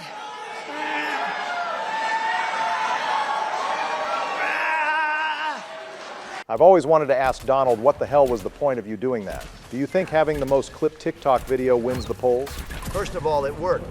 And second of all, stop asking about my speeches. He is clearly just showing that to divide our friendship so he can suck us back into his fear hole. Oh, please. If I wanted to do that, I would just remind you, Donald, that Obama spared the mages in Origins, and Joe tried to kill Isabella in 2, and both Joe and Donald left you hanging during your Origins. Special Obama. The list goes on. Honestly, I would have a harder time breaking up the spirit alternative life partners in your head than you three. Nothing comes between us, you home-wrecking demon slut! Bro, again, that sounds extremely sus. You don't have to say it like that. Yeah, well, we brought AI Solus, so you can't touch us without our consent again, you uncertain farming cuck. Oh my, you mean I can't warp you into my realm that you're already in? Oh no, what will I ever do? If you want to move anywhere in my realm, you will have to play by my rules with my tools. You're not even playing by the game rules. Aren't you supposed to talk like Corypheus? Oh, my apologies. I know you think about his voice secretly when no one is looking, and that's why you get so triggered by him. Donald. That is not even remotely true. What? Just shut up and let me focus on solving this side objective here. Haha. Oh, very well. Don't mind me. I will be back when you least expect it. I might even keep some of the voice lines the same since it's hard to improve upon perfection. If BioWare can do it, then so can I. Not gonna lie, I think I will take the Justice or Archdemon drama over this because that is not something I needed to know about you at all, Donald. Perhaps I should be afraid, facing the most powerful members of the Inquisition. Once again, Hawk is in danger because of you, Varric. You found the Red Lyrium. You brought Hawk here.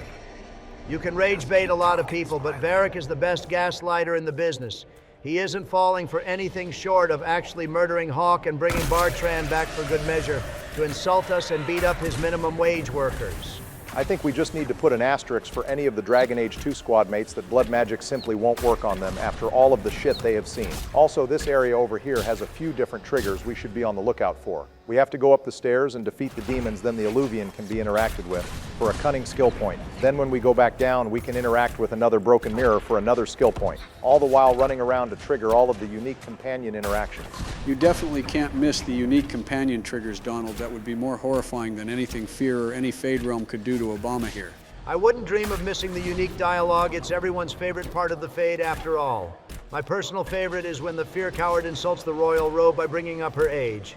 Now Varric stays on top here. The Fear Demon pulled out all the stops with Red Lyrium, Bartran, and Hawk, some of his deepest cuts, and Varric just kind of shrugs it off and stays cool. Your Inquisitor is a fraud, Cassandra. Yet more evidence there is no maker, that all your faith has been for naught. Intense blood-curdling shout, Aka, Aka, Aka. Insult my wife again and I will turn the Fade into the Middle East on Thanksgiving, you fear-mongering bitch. Bark, bark, bark. Relax, Obama. He will be dead as fuck in 20 minutes or less. Durf ma herelan. Ma banal inasalin.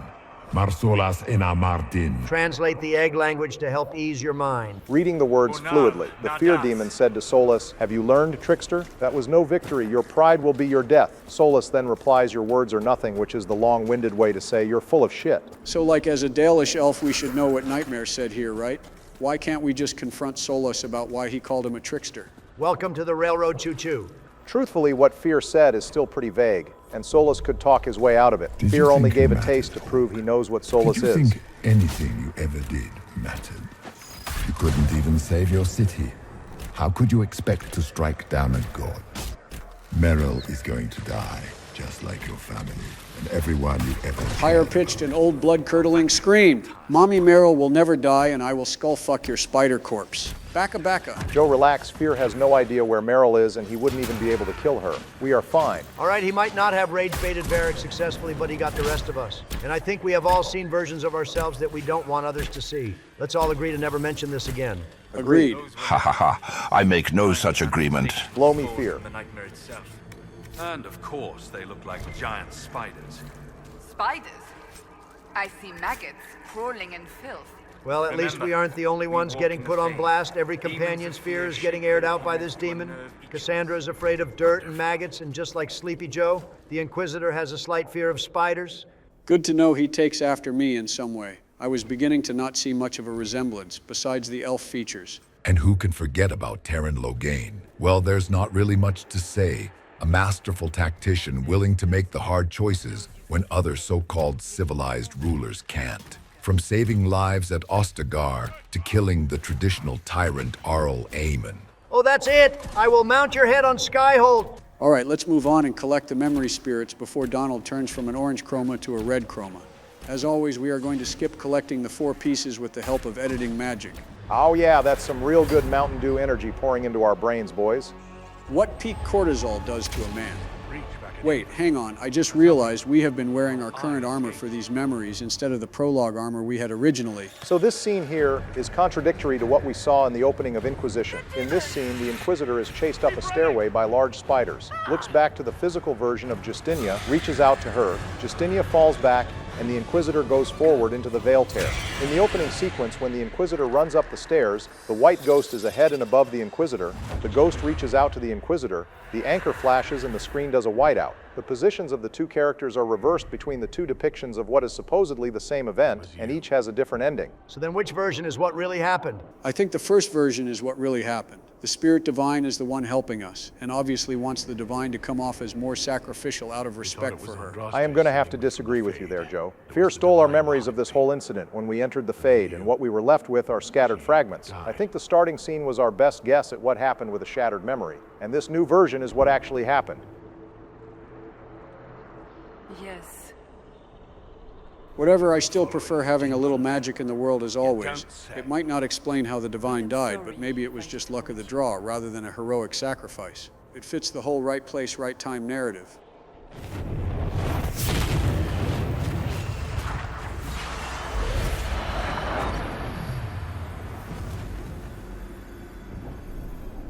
I do like how everyone jumps on the demon train, though. Even the egg didn't leap to her defense like he did the fear demon earlier. The spirit doesn't inherently know what it is either, which is why they say to tell any story we want about them. I am just going with the slightly spiritual option to ride that dead horse all the way home, boys. Help me instead of passing on.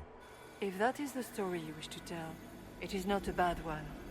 What we do know is that the mortal divine perished at the temple, thanks to the Grey Warden. Now it looks like Hawk and the traitor have to argue about who's prettier. This spirit has no further revelations. We should work on getting back to Adamant alive. Assuming that the Wardens and their demon army didn't destroy the Inquisition while we were gone. I know we just said how anti-blood magic Hawk is, but he is coming off as needlessly aggressive for no reason here. This argument makes a little more sense with a Templar-sided Hawk, since just like in Kirkwall, Hawk has a zero-tolerance policy for blood magic after everything he has seen. I almost forgot that in addition to being a war criminal, Loghain is a damn mage apologist who caused the Ferelden Circle incident siding with Uldred. I kind of forgot that connection too, but saying it was Loghain's fault is a bit of a reach. I doubt he told Uldred to summon demons. He just wanted some military power on his side for the upcoming Blight. That does give this argument more context. I hate that I am siding against Hawk here, but he is being way too harsh on the Wardens. Sure, they did this ritual, but that doesn't mean they are responsible for the Divine's death or they need to not exist anymore. We still need them for Blights at least. Everyone disagrees with you, Sleepy. Maybe you better check yourself. I have never seen such resounding support for being renegade before in our entire Dragon Age series. But glazing Loghain for no reason is how you got into this situation, so why am I not surprised? At least both of them know to stop being petty and square up when the demons show up. They might be trying to kill each other for stupid reasons, but Loghain and Hawk are always ready for the smoke. The last 20 minutes have definitely proved that, if nothing else. It helps they are both immortal warriors for this entire mission too, but at least everyone can agree on something. I was worried we were going to have another Landsmeet duel on our hands. Oh, believe me, the Landsmeet is closer than you think. Okay, that shit was not the wind. Nothing he is talking about the Winter Palace quest being our next stop after this quest. You know, since it's so much like the Landsmeet, and it's the next quest in the order. I doubt that's what he really means, since he is flat out wrong. We have side content and companion quests to get through first as well. You all are pulling a Loghain and focusing on the wrong thing here. We still have some Fade section to go, and after I kill these spider assholes, we have another skill point puzzle to unlock. And once we complete 2 more puzzles, we can take another shot. Oh, believe me, once I am done with you, Mr. President's taking another shot will be a blessing. I want to play a little game with you all. Wrong series, little bro. But we are already playing a game. Oh, for fuck's sake, just shut up and listen. As you can see, every piece of my realm is a barrier to unlock. I decide what paths you travel and what paths you don't. If you want to progress further, you'll have to conquer your biggest fear on YouTube. Look, if this breaks monetization guidelines, I will just say you can kill us all now for all we care. No, not that. But if you want to break my barrier, you'll have to talk about the Fallout TV show, Season 2. Ha ha ha ha. Good luck, gentlemen. You evil bastard, you might as well just flood the video with shill comments now. Well, no way around it. We might as well get started. We all saw Season 2, right? Obama, I'm pretty sure he can read our minds. He knows that we all saw it at this point. Slight spoilers for Season 2, although we will try to be vague on major stuff.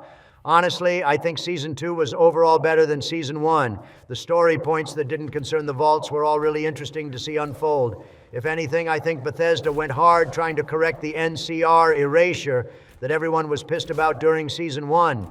My only gripe with it is really how dumb they made the Brotherhood of Steel and how quickly they abandoned that plotline.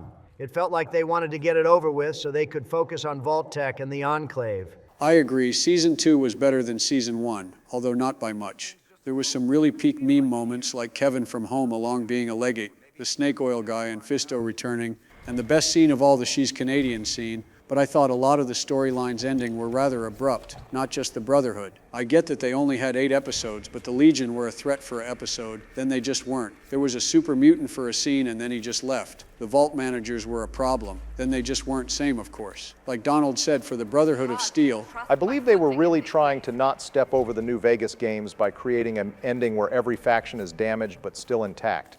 Basically a free New Vegas ending not run by the Courier, but yes, man, just not existing was a fumble in my eyes. There's something to be said about the giant reset. New Vegas got at the end of Season 2, where now House, the NCR, and the Legion are all back and ready to take control again. Which, yeah, I know fits the war never changes theme.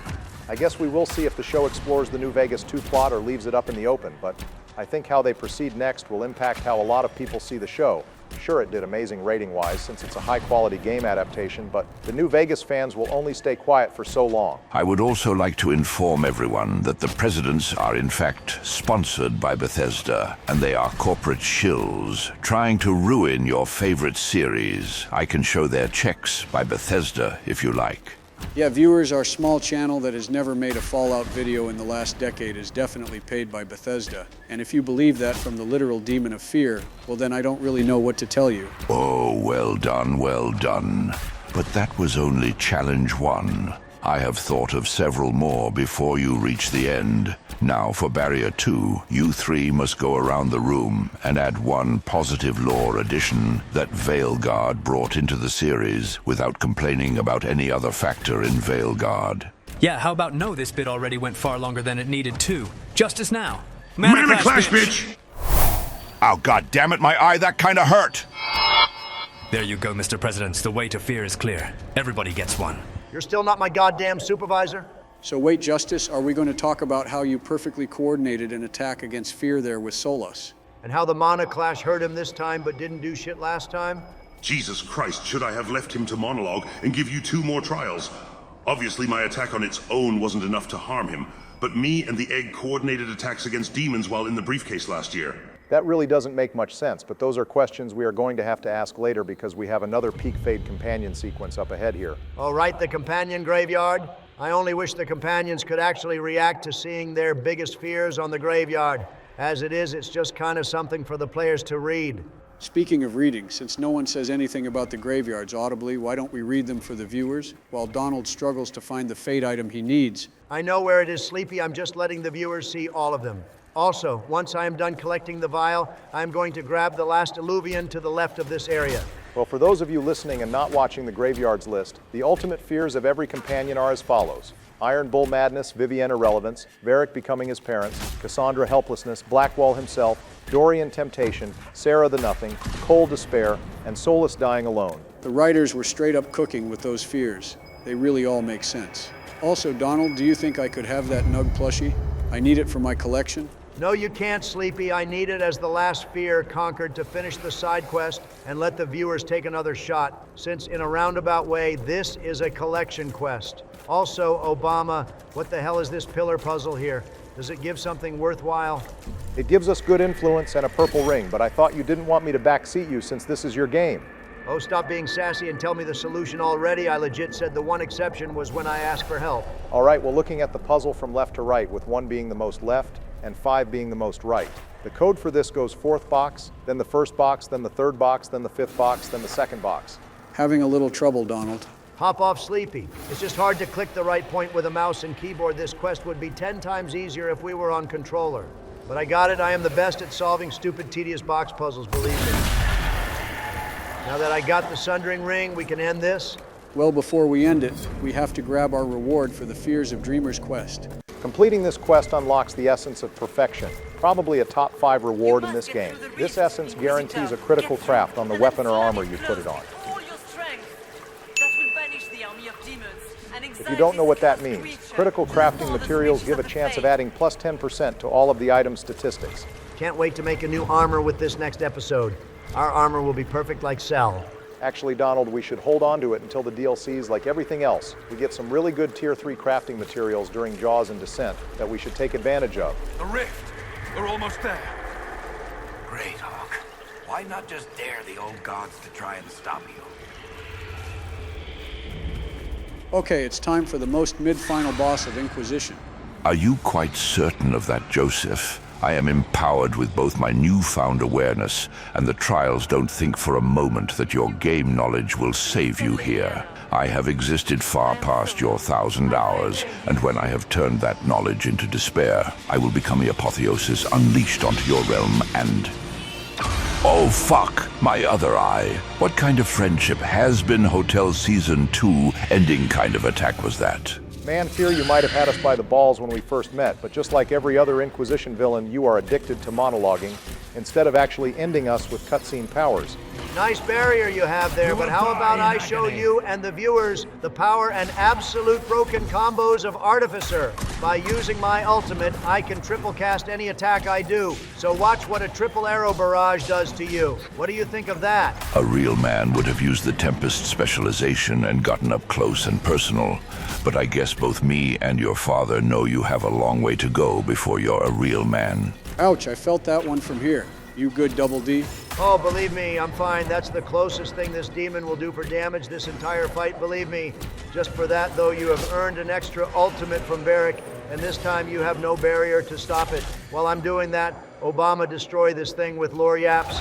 All right, I've never done that before, but I could give it a try. Well, how about I start off by talking about the cut content around this quest and who the real antagonist was supposed to be in the Fade before the Fear Demon. Don't you dare bring up scrapped ideas. I am perfection. So originally we were going to meet the Architect from Awakening in the Fade here.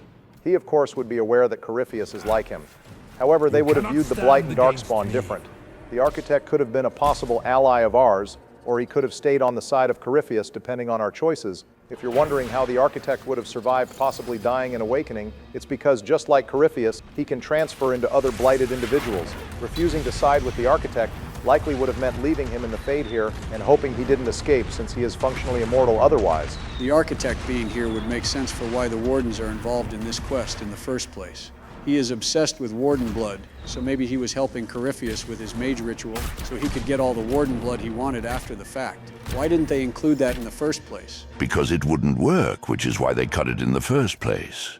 You all lucked out getting a far better Fade sequence with the living embodiment of fear than a lying hypocrite like the Architect who makes a compelling case by gaslighting all the facts. Actually, now that I think about it, would the Architect be replacing the Fear Demon or the Divine Spirit? Because why would the Architect be in the Fade unless there was some demon controlling the realm? We don't know for sure, but it's far more likely the Architect would have replaced the Divine while the Fear Demon was still here. They likely would have been working together, but the Architect could be convinced to turn traitor. Oh wait, he wouldn't be replacing me. Never mind, keep going, that doesn't sound so bad. The prospect of having two villains for one main quest would have been amazing if they could actually pull it off. Pulling it off being the main word here, since it's easy to see where Fear and the Architect could clash, then you wind up with too much going on, and a lot of players are lost at what to do. That's exactly why the Architect ended up being cut. As much of a lore positive as it was to have him return, it would also bring up a lot of questions as to how he survived and how he fits into the Corypheus plot. We already have a lot of loosely connected villains like the Duchess, the Envy Demon, and Fear Demon. The Architect might have suspended our disbelief more. Not to mention POTUS was originally supposed to return as the Warden contact, which was an obvious connection between the Wardens and the Architect that became impossible once they realized they couldn't account for every possible hero of Ferelden race and voice. I bet it fills you all with a sense of dread that if this game came out just slightly later, they could have used AI to bring the Warden back with every voice option possible. For once we agree, although that fills me with dread for a number of reasons. EA using AI voices wouldn't end with just the Warden, and it would be a quick step towards something bland and horrifying. That's probably why he suggested it in the first place, Barry. Anyways, Fear, it's time to die. Wait, what? Yeah, I don't think you really noticed, but we have been tossing your demon salad for the last 5 minutes. You didn't even touch Cassandra or the Inquisitor either, just the egg. So congrats on being about as strong as an empowered Hinterlands bandit. You might kill me, but all of you, especially you, Joe and Donald, shall know true fear in this series soon enough. Ha ha ha ha ha. Well, I guess it's about time we have the Dragon Age Vermar moment and decide who isn't making it to the end of this story. Fortunately, it's Donald, so the decision is kind of guaranteed since we first started playing this game. Yeah, I agree, Joe. It is an obvious call. On one hand, we have a filthy murderer. And on the other side, we have the slayer of the archdemon himself. I'm sorry, what the fuck did you say? Barry, please tell me Hawk kills the archdemon in a side series or something. No, he doesn't. And even if he did, Donald would be the last to know about it. He is referencing the fact Loghain stole the last blow on the archdemon, but I don't know what he is talking about with Hawk. Oh, come now, Obama. It's like you said all the way at the start of our series. What was it again? Editor roll, that clip. At least Loghain got all his men alive to fight another day. In my opinion, it's really no different than choosing to let the Council die en masse, Effecta 1, because you don't want to sacrifice Alliance soldiers. Yes, it's not a morally good choice, but it's not outright evil either. I think the situation is more gray. I mean, okay, I did say that, but that was about what happened at Ostagar. We are 2 games and 2 years past that. I know, and then we got to the lands meet. Me and Joe, for once in our lives, agreed on something. Logain's justice was at hand, but man, it was almost 2 years ago. What happened next? Me and Joe are still on the same page, right, Joe? It's all right, Joseph. Just go ahead and push the kill Logain button. Okay, hear me out, boys. God damn it, you sleepy brain-dead fuck. Can you, for once in your 500-year-old life, stick to a goddamn choice, you puppet prick? Look, I don't know if it's the clarity of dropping out of the presidency or the post-nut clarity of banging Leliana, but I feel much less burdened and vengeful. And I think if we can't give Honora the crown and make Alistair a warden, we should make Logain the warden rep instead. All right, Donald, I get your point. I've gotten your point since Dragon Age 2 when you wouldn't shut up about this choice. What do you want me to say? I'm sorry for changing my mind for the content. Too little, too late. Saying I'm sorry won't bring back Big Bro Alistair in our squad. And it certainly won't kill this traitor to my right. You could have killed Logain at the lands meet. I would sooner spare a robe than spare the wet blanket Stroud. But like I said, I respect Logain now, and that comes with a heavy choice, doesn't it? Donald, I am all for freedom of choice. But this seems kind of evil, like worse than murdering Mordin in Mass Effect 3 evil. Donald, look, please, man. Just leave Hawk out of this. I am this close to begging here. I will go back and kill Logain right after this episode. Just stop joking here. Oh, believe me, I'm all out of jokes. How does it feel, boys, to have expected Logain to die here? To want him to die here and knowing that he gets to live anyway? And not just me, but everyone watching? Donald, for the love of God, think of Isabella. Watching you all feel the pain I went through 2 games ago, it stirs up a feeling. I think there's a term for it, but I just can't put my finger on it. Oh, right, it's called... Vengeance! Hawk, no! This is for Anders, bitch. Consider the deal complete.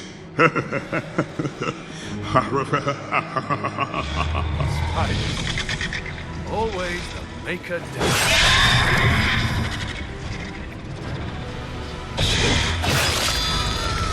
I think for the first time since I have done this series, I may be at a loss for words here. I'm not depressed, but I feel like I lost something. Well, I am depressed for the both of us. Donald, what the hell did you do?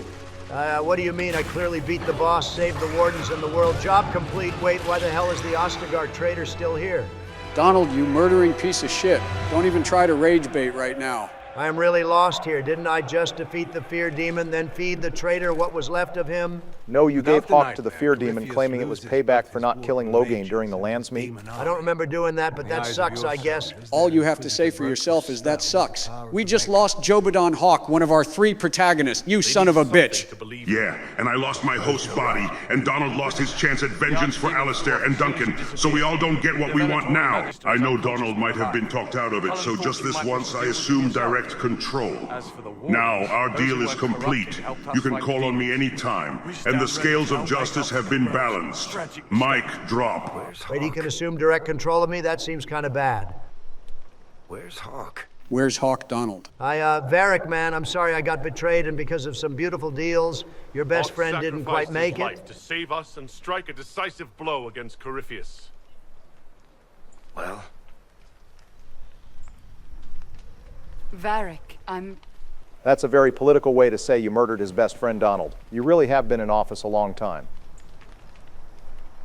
He gave his life, not because he'd sworn an oath or been marked as special, but because someone had to do it. Look, I seriously don't remember killing Hawk, okay, but it's fine. We can get that Varric approval back by banishing the wardens. Just shut up, Donald. I don't care what you do or that he took control, because you're the one who let him inside in the first place. You killed my favorite protagonist from my favorite game and a memory I enjoyed with you all. You can personally face fuck the wardens for all I care. I need a goddamn minute.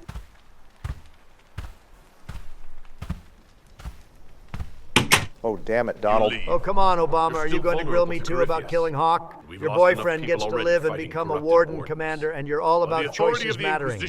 No, not about the Hawk choice. I am pissed you exiled the wardens because that is plus 5 points for Cassandra becoming divine and breaking up with us. Combine that with the fact the Inquisition speech was for the faithful and recruiting the Templars, and she has at least 10 points above the other candidates. You're just committed to ruining everyone's day today, huh? Don't even bother telling Joe this right now. I will have to break it to them later.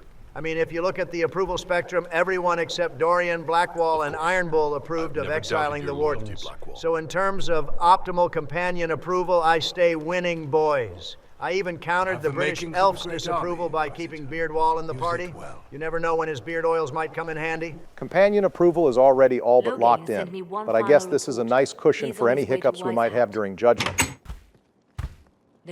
Welcome back, Joe. I am just here for Liliana, not for you or the 300-pound murderer next to you, Barry.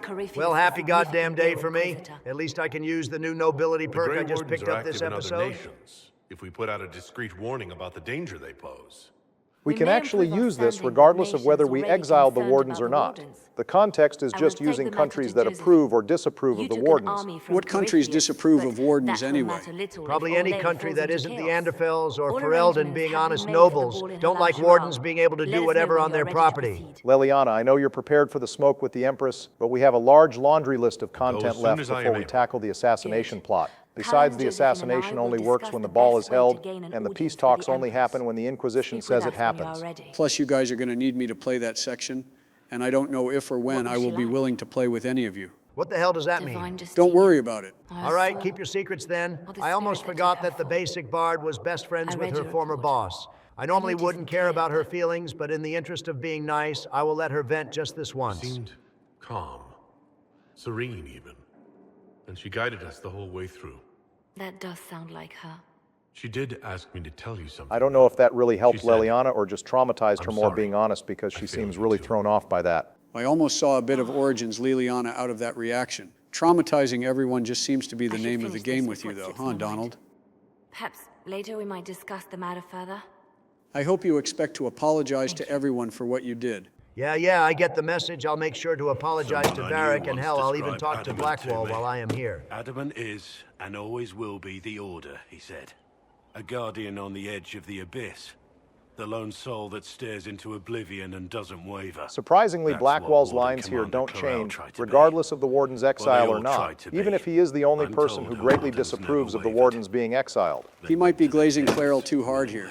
Sure, she died pulling a martyrdom on the fake archdemon, but she was about to do a massive blood sacrifice on other wardens, while she believed she would live and get to control a massive demon. I know the game doesn't want to act like that is what she was doing, but that is what happened.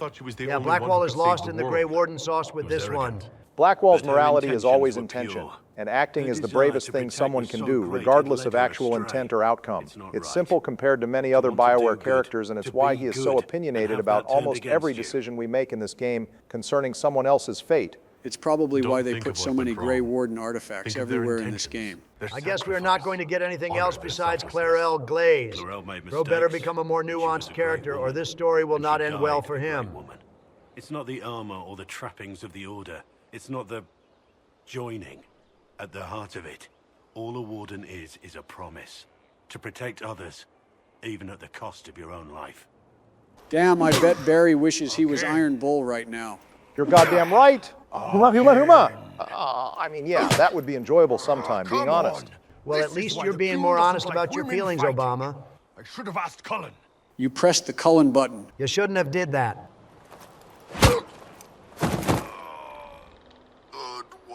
That's definitely a notable feat on Cassandra's part. She knocked Bull on his ass with only a stick, and he felt it too. Cassandra is a top 10 companion strength-wise for a reason, also for someone who just got branded Tal Vashoth Iron Bull, sure is participating in Qunari rituals rather willingly. I mean, that's not really anything new. We see that with the mercenary in Dragon Age 2, who still tries to keep his honor. I'm more so surprised our elf twink can hit Iron Bull hard enough for this to work. I know you're addicted to the renegade actions, but something tells me this is going to sound incredibly sus in a few moments.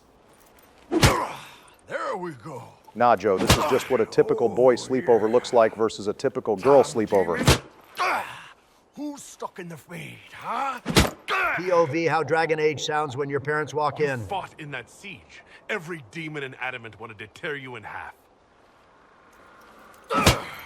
I bet, you demon asshole! Rest in peace to the non-headphone users with this one, boys. And who killed you? That's right, Iron fucking Bull! I know we are just role-playing, but Hawk is the one that killed Nightmare, not you, Bull, and you don't get to pretend otherwise. Speaking of Hawk, it's time to go and apologize to Varric for your sins, Donald. Absolutely devious work playing the Hawk family theme for this scene. All right, not only do we need to hit a massive F for the champion of Kirkwall, but we deserve to let Varric say his story one more time for me and all the Hawk fans. Merchant caste businessmen. They took a lot of people's coin in order to arrange the import of wandering hills from the Anderfells. A delicacy, I'm told. Their weird foreign foodstuffs arrived alive, and one of them, true to its name, wandered off in the middle of the night. Mandatory, bro. Hug here, though. So this story here has 3 different outcomes depending on Hawk's personality here. One last nod to the amazing personality system from Dragon Age 2.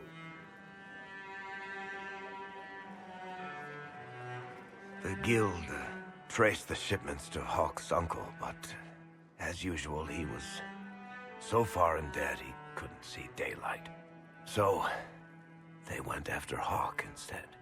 They sent guys from the local carter to Hawk's estate one night. 5 big dusters, armed to the teeth. They kick in the door, and Hawk yells, "You're just in time," and drags them over to a game of Wicked Grace. They played 2 hands of cards before the city guard showed up to take them away. A couple of them became regulars in our weekly game. Hawk just had that effect on people. I always wanted to tell that one. Thanks. I guess I've got some letters to write. I should tell Meryl the news. Oh my God, I completely forgot about Meryl. I'm really sorry, Joe. Yeah, you're not the one I needed from Barry. Yeah, I'm sorry about Hawk. At least all those mages and the Dalish clan we killed got some justice now, though, right? Hey, Donald. What? Fuck you. Oh, okay then. No, seriously, just fuck you, Donald.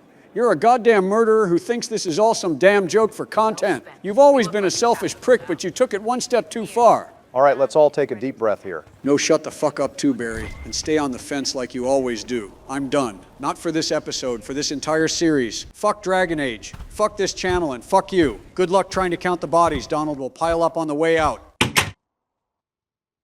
I guess let's finish up with the judgments for the episode, I guess. I don't think I have ever seen him that beaten before, and I was there during his first playthrough of Mass Effect 3 and when Kamala kicked him out of the race. We got 2 weeks before the next episode. I am sure he will bounce back by then. It's too bad he is going to miss what I had cooked up in store for this Magister asshole here. To say nothing of justice you might personally require for what was suffered in the fair. All right, as depressed as I am about Hawk and the Wardens, I am somewhat curious what you had in mind, since you've been talking about it since last episode. The normal options we have here is imprisonment, which Dorian, Blackwall, Varric, Vivienne, and Sarah approve of, while Cole disapproves of. Execution, which Iron Bull, Cole, Solas, and Sarah approve of, and no one disapproves of. And if the Wardens weren't exiled, we can send him to them for judgment, which Blackwall, Iron Bull, Cole, and Sarah approve of, while Solas disapproves. Rightful ruler of every piece of ground you trod in your pathetic life. I serve the living God. Bring down your blades and free me from the physical. Glory awaits me. Cool story, Obama, but none of those are the options I am choosing. Thanks to the power of mods, I can show this son of a bitch true fear. Damn, Donald, you were so hard for spite against mages. You modded new ways to punish them. I am actually impressed with how petty that is. Thank you. Hope you enjoy your funny sun tattoo, Dedius. You are the worst of us. The damage you have done is beyond all reckoning. A mage's crime, a mage's punishment. Lord Livius Aramund of Verantium, I deny you death. Tranquility. You cannot! I am a lord, you pissants! I will not lose myself! Well, we have one more judgment left to take, since apparently Blackwall wasn't the only warden who ignored our exile order. I mean, as long as Loghain was exiled, it's okay when a few of them slip through the cracks. This girl wants us to kill her, though. Talk about bringing down the vibes. I don't think it's possible to bring Another down of the the vibes lingering more than pains what of was already Avalon done this episode. Saruth is a senior warden of the Order. She was one of the many who slit the throat of another. This girl is basically the opposite of Blackwall's morality. The intention of her actions isn't enough to justify what she did, and now the only fitting punishment in her eyes is to prevent her from harming anyone else. Well, one more time for the fans, Obama. What are our outcomes for the depressed warden here? All right, this judgment is the most varied out of any other one in the game since the Warden decision, and a faithful Inquisitor can have unique choices. You can, as always, imprison here, which in the biggest plot twist Cole approves of, while Sola's Iron Bull and Syrah disapprove. You can sentence her to public humiliation, which Sola's and Vivienne approve of, while Blackwall, Syrah, and Cole disapprove. If you sided with the Wardens, you can refuse to judge her and give her to the Wardens, which Syrah, Iron Bull, and Blackwall approve, while Cassandra, Cole, Vivienne, and Sola's disapprove. If you exiled the Wardens, you can do the same for her, which Blackwall and Sola's approve of. My personal favorite is you can sentence her to the long walk in the deep roads, which Syrah, Iron Bull, Varric, and Cole approve of, while Sola's disapproves. And finally, a faithful Inquisitor can absolve her sins as the Herald, which Iron Bull, Cole, Syrah, Blackwall, and Cassandra approve of, while Sola's disapproves. Holy shit, you weren't kidding about the options. That was a damn thesis. Well, I always do the deep roads since it's the classic Warden punishment, but I rarely play a faithful paladin. So let's see that outcome, shall we? We need a reminder. Saruth, the Herald of Andraste, forgives you in her name. Find peace in that. Your worship, I will try. Well, with the judgments taken care of and the viewers traumatized, do you want to close us out here, Donald?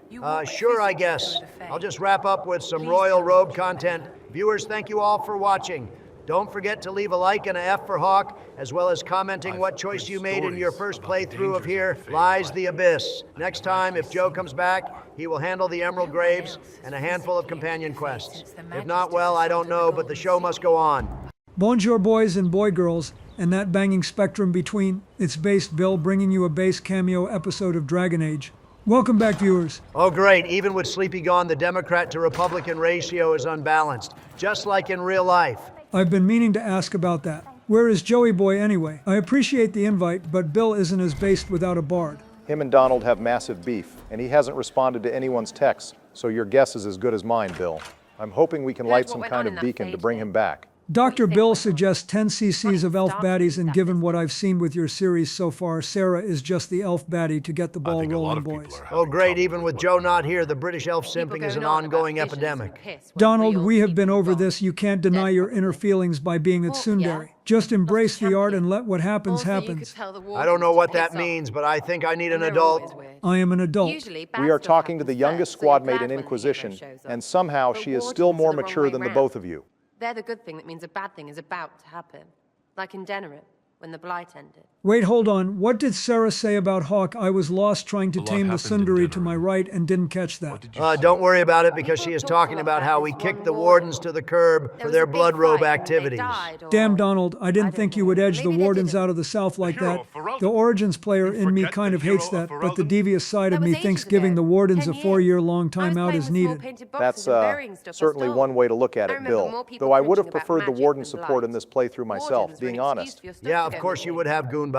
Anyways, this conversation here confirms that POTUS kind of met Sarah back in the Denerim markets, right? That's right, Donald. Syrah was the original Red Jenny quest giver from Origins, and she lived in a state in the markets while putting out childish requests for her Red Jenny contacts. Eventually, when the battle for Denerim happened, she had to retreat from the city, which she did thanks to her natural skills in archery. She then wandered around the eastern part of Ferelden until eventually arriving and setting up her Red Jenny operations in Val Royeaux. Sarah was really lucky she didn't live in the Elven Alien Age during the 5th Blight. There were fires and glitchy werewolves everywhere. Oh, also everything Vaughn did to the women. I feel like one of those was somehow more dire than the others. The Cockney elf would never admit how bad things got for the elves, though, which is one of the few things I appreciate about her character. Yeah, you're still the same old Donald. Anyways, we are just now receiving Sarah's companion quest. I thought this quest comes fairly early in the playthrough, Obama. It does, as this is the last companion quest that doesn't need any main quest triggers. However, we have only talked to Syrah once since arriving at Skyhold, and have more or less ignored her since then. Since the name of this episode is Companion Quests, though I would appreciate you tackling this today, Bill. Misusing my authority to help a pretty girl in need? You came to the right president, Barry. Hopefully poking the stick at the rich people and nobles doesn't trigger Donald too much. Oh please, this is essentially elaborate elf rage bait. I wouldn't fall for regular rage bait, let alone bait from an elf that targeted rich people. Press X to doubt. All right, Sarah. I'll have someone look into it. It's fun, right?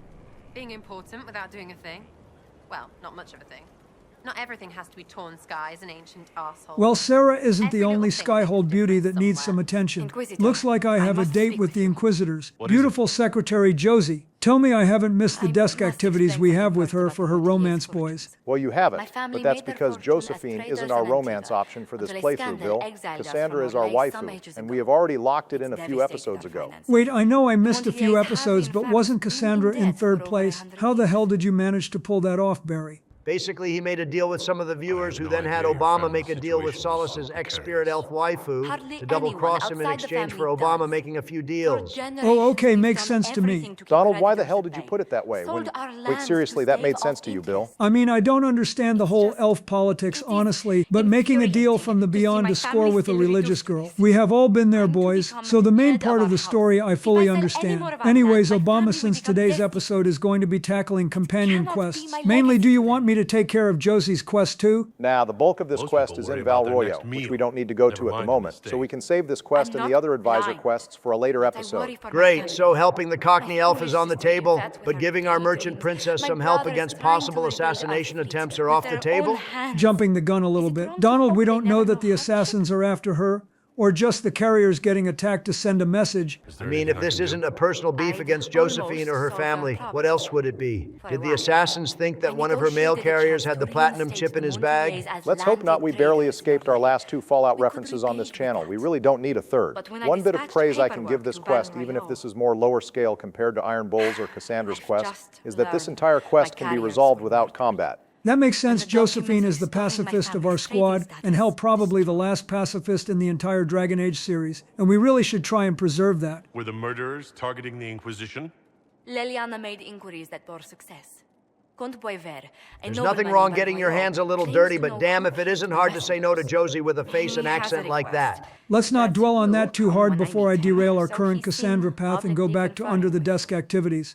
Thanks for catching yourself, at least, Bill. Well, viewers shelved this quest and stakes with Josie for a later date. Just like the Calpurnia quest, it will be relevant later. Don't worry, Josie, we will solve your first world problems in due time. Well, unlike other companions, Josie always has some kind of unique conversation we can have, regardless of when we finish her companion quest. Sometimes they even give us extra influence. These quests are sometimes just more elaborate war table quests, but I still appreciate her coming to us with minor issues or chances to earn fame and experience. They are some of those rare gems of role-playing opportunities we get in Inquisition too, so I am all for them. This isn't one of the side quests, though. This is just her comments after Here Lies the Abyss, since we found out, or rather confirmed, that our mark is from the Elven Orb and not from the Maker himself. I sure hope those comments about the mark hurting or being a curse on the Inquisitor's health don't come up later to bite us in the ass, because that would suck. Only when I laugh.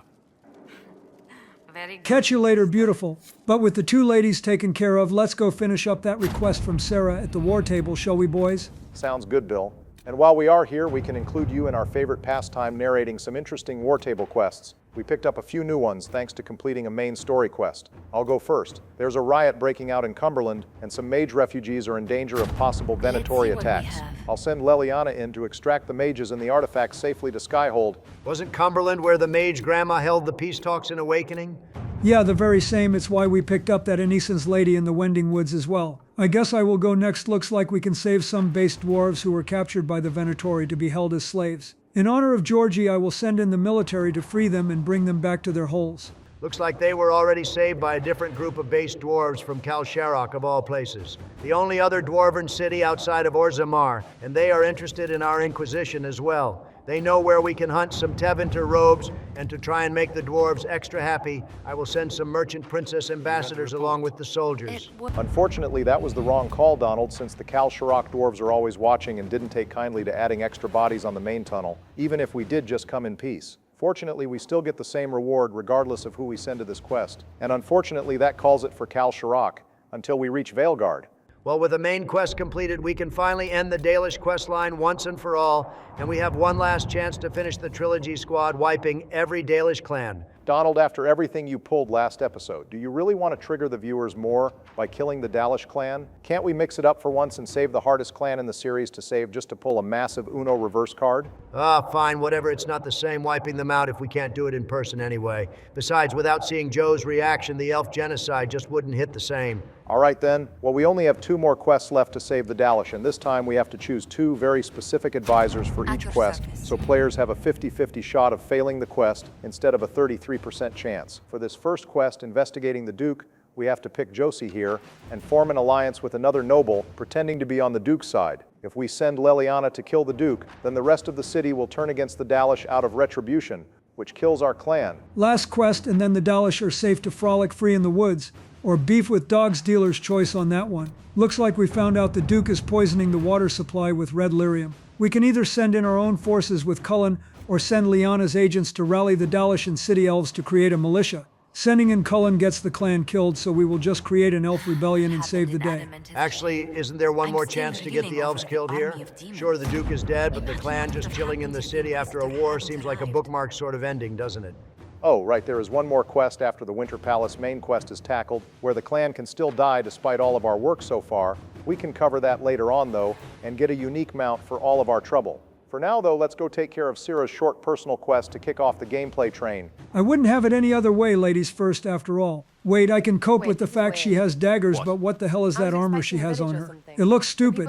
I think it's a random medium armor we picked up somewhere in an earlier episode. We haven't actually brought Sarah along on any quest so far, so I think Sleepy just threw something together for her off screen. Thankfully, we are going to be 5 or more levels above the mercenaries here, so even if we had basic starting equipment, we should be able to survive this standard Dragon Age 2 ambush. Obama, we are playing Dragon Age Inquisition, not Dragon Age 2. You're mixing up the games worse than Joe.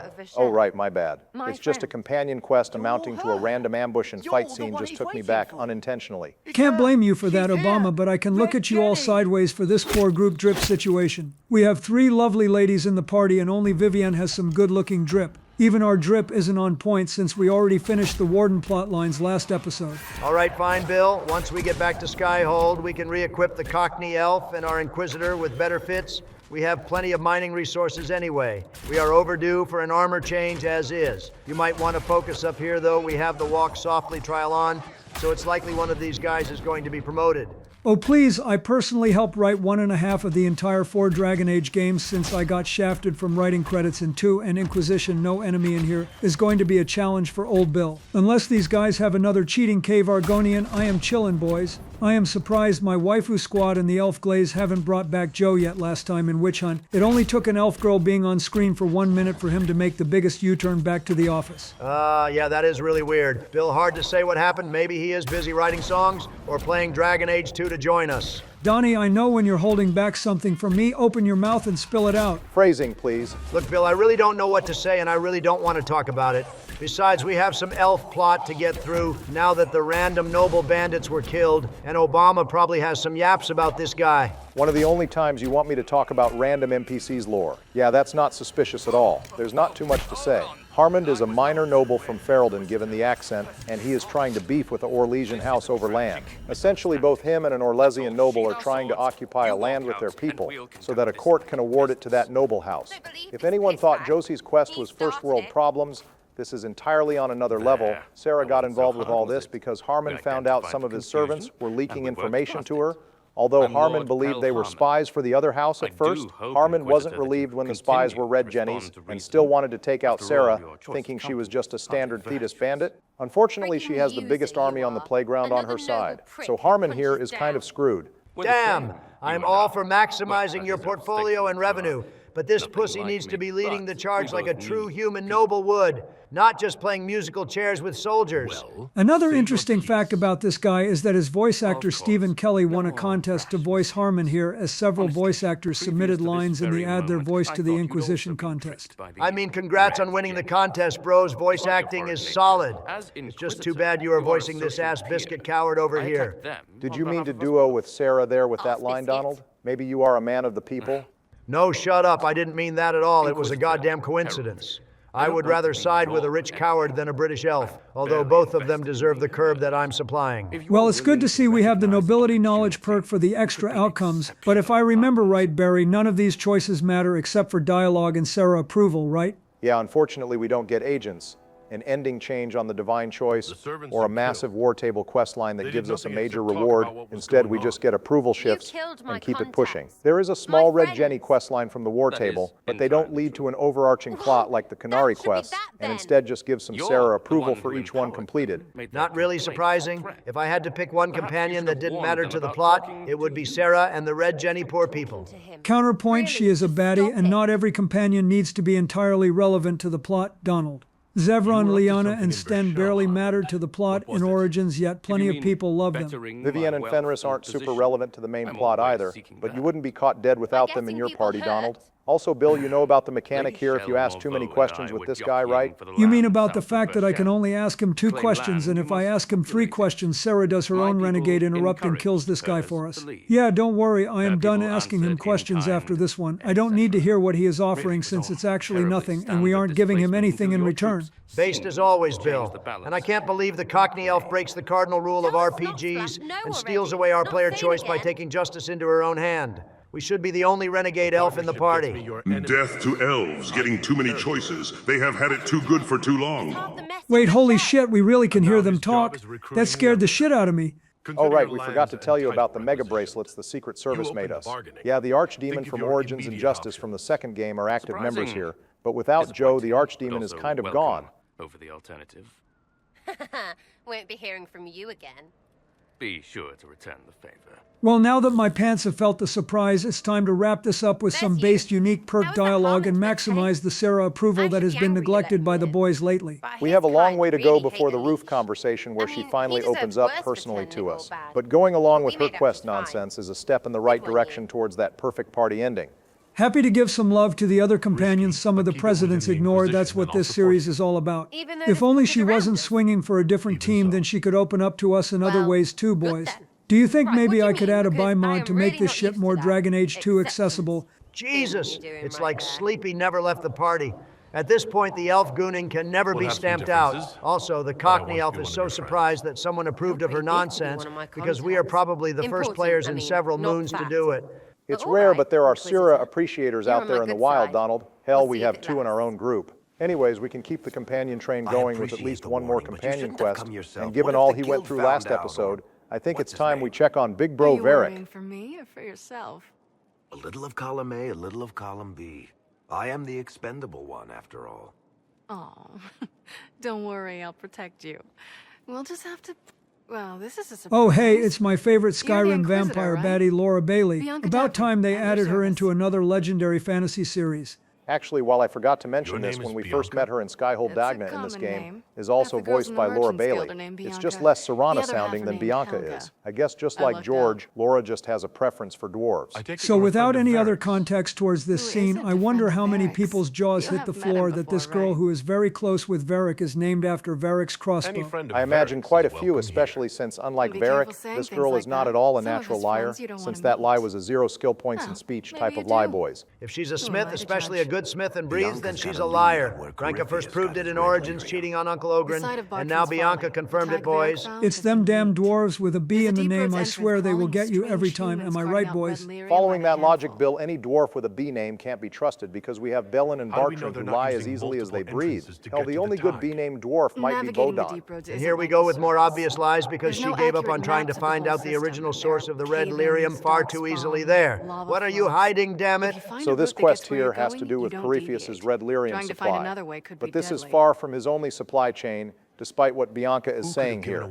It's possible this might be his oldest red lyrium mine, but we know of at least 2 other major sources. The Storm Coast has a major supply of lyrium that we partially interrupted during Iron Bull's quest, and the largest source of red lyrium is in the Emprise du Lions.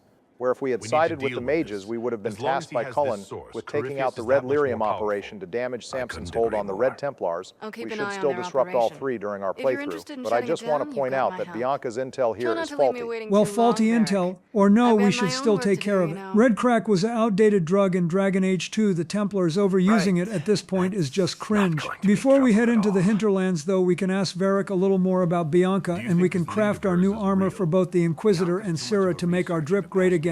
Bill, we might be cool, but don't steal my lines. That shit is trademarked, and I still have my lawyers. Damn, welcome to America, am I right? Not likely, though. She risked the wrath of the guild coming in person. A message would have sufficed. Whatever she found in that entrance shook her up. That worries me. All right, so one quick detour since we are already in the Hinterlands again. Now that we have the lock-picking perk, we can go unlock the 2 locked doors in Redcliffe, one containing Carver's Conscription Ale, since he is a warden in our playthrough, and another locked door that has some rare crafting material and a sigil of Tusket, which will be good for a build I have in mind later. Oh God, don't remind me that Carver is still around. I hope he was one of the wardens who actually got captured and banished to the Anderfells. Also, hopefully this is the last time we have to step foot into the Hinterlands, boys, because I have been burnt out since episode 2. Well, Bill is tackling the only area you and Joe didn't cover, the Lyrium Mine. We do have one final quest in the Hinterlands. Once we activate enough elven artifacts, we can unlock a Mega Rift quest called What Lies Dormant. It unlocks a high-level rift fight in the Hinterlands, but that's the last bit of content we have left after Varric's quest. So despite the meme, we are almost done with Hinterlands. I will believe it when I see it. The Hinterlands is forever. Also, what do you boys think of the fit I made for our elf boy? You have been pretty silent about it. The skin that stalks is a fairly thematic choice for the next couple of areas, considering it's modeled after ancient elves' armor. In our next 2 episodes, we are exploring the Emerald Graves and Exalted Plains. Yada, yada, yada, random elf stuff. I still can't believe we made our Inquisitor's armor purple. We look like a grape-flavored Sith Lord. A grapist, one might say. Jesus Christ, Bill. Seriously? Get your sick mind out of the gutter. I said grapist, a simple man who forces kids to ingest grape-flavored drinks. There is nothing demonetizing about the grapist. All right, I am ending this nonsense now. Let's just focus back to the main only quest, crazy please. people mine lyrium. The mining cast doesn't just sling it into a bucket. It's carried in special containers that keep it under control. And that's normal lyrium. So did you guys The red already stuff come is here worse. previously, or is this our first run-through? No, Bill, we grabbed the key, but Joe never went in the mine first because of the level disparity at the time, You seem since to know more everything here about is the level 8 effects to of red 10, and we were lyrium level than 5 most. at the time. Varric But also told me because plenty about regardless what of it whether did to you him. clear the mine or not, And his the enemies here all respawn as normal, including the Darkspawn, did you so it find really this just made operation in the sense to first not pull a place? Dragon Age There 2 must and be go through the hundreds of same deep dungeon a roads second entrances. time. Oh, right. used This this whole entrance in dungeon the had us past. debating if the Varric brought me Chantry on the lyrium surface trade to is work to cooked. explore the deep Now that the wells. Circle's I disbanded gotta and the admit, I was Templars pretty are surprised with when the I came here and Inquisition found now, it and full of there's humans. multiple independent lyrium operations opening up because of better get to bandits and work. Corypheus. Sounds good The to me. dwarves' wallets are probably cooked too, since the supply is out of whack and their main customer has no need for it. The dwarves are probably Must be an fine. They old trade with dwarven Teventer as well as the Chantry. What was it for? And I have to imagine the Chantry has to Trade, purchase a certain Your amount of guess is lyrium as per good as month mine. because of trade deals, so they are just stockpiling most of the stuff for the time being. The Chantry, though, is burning money left and right, and it will catch up with them eventually. Jesus Christ. I know that lyrium talk was important, but what the hell was that blaring Reaper horn? It's probably the death horn that is playing for Donald to atone for his sins last episode. Seriously, Obama, just shut up about it already. All right, I'm kind of curious now, and this beef is not the goddamn win. What exactly did Donald do to get Joe to leave? Look, just like Varric what avoiding you the do caves, now? I would rather avoid this pardon? conversation altogether. Skulking around in Yeah, and I would caves, rather be shooting on the guys. sidelines That's your focusing on day-to-day? my banter than playing, but we don't all get what we want. caves. So do what you do, open your mouth and spill it all out. Jesus Christ, can you stop saying it like that, Bill? All right, fine, whatever. Sleepy isn't here because he is pissed over who I left in the Fade last episode, and now he might not be coming back. Damn, I know he spared Logain and all, but I didn't expect him to be that beat up by the decision to leave him in the Fade. That seems like a bit of an overreaction to me. Like you had to sacrifice someone, right? Bill Donald didn't sacrifice Logain. He spared Logain and left Hawk in the These Fade won't be realm the last. instead. Donald, what the fuck is wrong with you? Look, a spirit of justice took control of my body right before I made the choice. I had almost no input on the actual decision itself. I just woke up after the fact and had to live with it. Funny, I tried to say the same thing when people caught Monica under my desk and my PR guy didn't seem to buy it either. Guess I know what that feels like on the other end. Spirit or no spirit, it. Donald, your body was still the one who signed up with the demon and ultimately hit the button. Plus, didn't you know before you made the deal that he was going to make one decision in our series before when you agreed to it? I just assumed Bro would do something small like handle the judgment of the Emprise du Lion Noble, or maybe just make Cole more spirit-like. Why would I care about any of those things? I was originally going to make you side with the mages in Inquisition and free them, but when I felt your hate for sparing Loghain, I was drawn to a far more personal crusade. See, Donald, your pettiness even corrupted Justice to doing this. He was just going to do blind mage simping before this. We could have been back to our regularly scheduled content by now. Why the hell are you blaming me instead of the literal righteous spirit to my right who made the actual decision at the end of the day? I'm the victim too. See, now you're thinking like a real YouTuber, Donald. Good work. Look, honestly, looking at this from a third-party point of view, it's probably 50-50 you accepted the deal and put the idea in Justice's head, and Justice pulled the trigger. The main issue is you're a human being and our friend. It's easier to hold you responsible for this than an awakened AI spirit. Especially since if he really is from the game series, then he follows the same rules as a spirit, which means he can only mold himself from his host body, and his nature can't be debated or threatened against. I don't appreciate being treated like I am some mouth-drooling iPad kid needing a father figure. I may have only existed in this series a year, but god damn it, I am 300 in spirit years. Yeah, and I will say the same thing I said to Vance. I have enough kids. I don't have the energy or time for any more unless we are talking about the god baby from Mommy Morrigan herself. What Justice sees is what he gets at this point. So I'm just happy we don't have any more choices that he can assume direct control of. I'm sorry, didn't I just say that I am not some sort of child being pushed into the corner? We still have deals drawn up Orange One, and I am not some kind of silent whore you hook up with in secret. Oh Lord, we have a domestic dispute despite my dirty dealings with dangerous darkspawn in the deep. We agreed to one choice, and that one choice has led to me getting chewed out by Obama and Bill nonstop. So it's obviously best if you lay low for a bit until I can do some damage control, which is what we agreed on. Anyway, I don't really care about Hawk, but you're not the one who has to apologize or get punished, so you'll forgive me if I am not too considerate right now. All right, Orange One, I won't say a thing to you, but I will be damned if I get thrown under the bus when justice needs to be done. Try not to die to a slutty demon while Bill is playing while I am gone. Wait, so first he can assume direct control of me and now he can teleport away? I take it you're a builder too?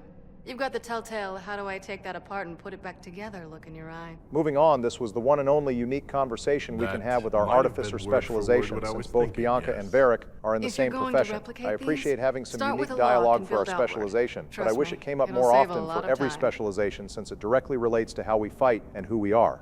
Nah, the only time we get extra dialogue from everyone in any Dragon Age is by agreeing to the BioWare mage agenda and playing a robe ourselves. And we all know what happened to the last robe we played. You do have somewhat of a point. Rogues and warriors can give their perspectives on quests and decisions and unique kills the same way mages can when magical shit happens. But warriors and rogues just get scraps compared to them. It's not as blatant in this game as it was in Dragon Age 2 or Origins, but it's still there. I'm afraid it's just a thematic choice because of how mages are seen in this world. People treat them as a foreign species almost because of how powerful and dangerous they are. Of course they are going to be able to do things that non-mages could never do. Although warriors and rogues can do things that a mage can't, and that should be expressed more, I agree. BioWare will never change, unfortunately. Let's just get into something far more based with dwarf drama. How long are you going to be in Orlais, do you think? As long as this weird shit is going on, at least. Maybe longer. Why? You'll have to stop by before Bogdan gets back. You should see my new workshop. Oh my god, this drama is like watching an episode of Desperate Housewives, and it's setting a character with an interesting concept like Bianca into a mistress who values flirting and hooking up with Varric over his own feelings, or safety for that matter. Damn, it's just some flirting because of Varric's natural charisma. Don't blow a casket, Obama. Don't mind me, boys. I am just going to loot the room before grabbing the key, since we can't ever loot this room or enter it again after this quest, for some unknown reason. I just don't know who this was written for. It's clear not being able to be with Bianca is such a sore spot for Varric when you talk to him about it, or read the extended media. So to have her flirt so casually with Varric despite being married to someone who could have Varric killed just feels so superficial. I mean, I have beef with her because of bro code, not any in-depth moral reason, but you know what hell yeah bros before hose boys, and that goes double for someone like Varric. Well, you all are about to get your way because we have to grill her for putting us through a loop and being an obvious liar about how much she knows about Red Lyrium and how she knew about this place in the first place. She was the Corypheus leak all along, so add that to her negative rap sheet, boys. I find it hard hard to believe that she was the only reason Corypheus learned about red lyrium. He is a blighted magister from thousands of years ago, but she definitely expedited the whole process for him by giving in-depth dwarven research notes and a lyrium-rich mind. Red lyrium, it has the blight, Varric. Do you know what that means? What? The two deadly things combined to form something super awful? Lyrium is alive, or at least we get the reveal out of this quest that lyrium is alive that will be important shortly when we cover I couldn't Descent. get any further on my own, so I looked for a Grey Warden mage. Blight and magical expertise in one, right? And I found this guy, Larius. He seemed really interested in helping my research. So I gave him a key. Larius? He was Good job giving out the red lyrium mine to a zombified warden who was an undercover darkspawn. That's a real 200 IQ move. So obviously the warden contact Bianca needs changes depending on who we sided with in Legacy between Larius and Ginecca. They both apparently present themselves as mages, and this shows that Corypheus didn't just use Larius as a get-out-of-death card. He actively pretended to be him for at least a year. It's unfortunately the only example we get since Dragon Age 2 scrapped Hawke's journal entries describing that Corypheus recruited Samson as Larius. So this plot reveal was necessary. Not really relevant to dissing Bianca, but what happened to Samson since we recruited the Templars anyway? Corypheus describes either Calpurnia or Samson as a failure depending on who we recruited, and considering they were closer with Corypheus than his other servants, he likely disposed of them since they aren't as useful anymore, and he doesn't want any loose ends. Granted, we don't know what AI awakened Corypheus would do, so I could be giving you outdated information. Corypheus got to be a top 10 horrible boss, and yet people are clamoring to glaze this guy. Anyways, Bianca, thanks for having us clean up your mess instead of just admitting, hey, I leaked the lyrium mine accidentally, but we can put a stop to Corypheus' supply since I have the only key. It's not like we would have executed you or something. Hey, now don't speak for all of us, Bill. I have several reasons already to hit the Renegade Interrupt. Bianca, you probably wouldn't know this, but Varric has been fighting his ass off to kill Corypheus and hunt down red lyrium mines for months. He isn't just dwelling, he is dwelling while doing something about it. I know you two want to bang, but you don't get to tell Varric who he is. Get him killed, and I'll feed you your own eyeballs. I would actively like to see you try and kill the Inquisitor. We have a magic god hand and are a far better archer than you. I guess she does care about Varric, otherwise she wouldn't have done all of this. But if you aren't going to be with him, it's best to just let some people go so they can move on. Bianca is not making that easy for Varric, considering he never does get over her. Sometimes you can't help a man, Barry. He might be strung along, but unfortunately, he is right where he wants to be. Believe me, I know that look. Varric, man, I get your guilt is weighing you down, but you were legit a day one with the Inquisition and no one forced you to stay here. You also fought Corypheus 2 damn times so far, and likely are going to face him a third time. You're the glue of this team, don't even think like that. That was really wholesome, Donald. I'm glad you can support someone that you aren't trying to bang. Hey man, every homie deserves some glaze, not just the waifus. Do you think you'll see Bianca again? I always do. Well, that's enough companions satisfied, so let's get into the real meat of this episode now. Even if all the elf stuff won't bring Joe back, I can lead us through the Emerald Grove map and meet the druids. Emerald Graves, Bill, but you were pretty close. This area always felt like the most Origins-like of the 12 maps since it's not too massive, and it's incredibly green. If you told me this area was the Brazilian forest, I might believe you, since this is how I picture that map on a modern engine. Yeah, all we need is some big back werewolves, a hot forest spirit, and some long limb tree monsters.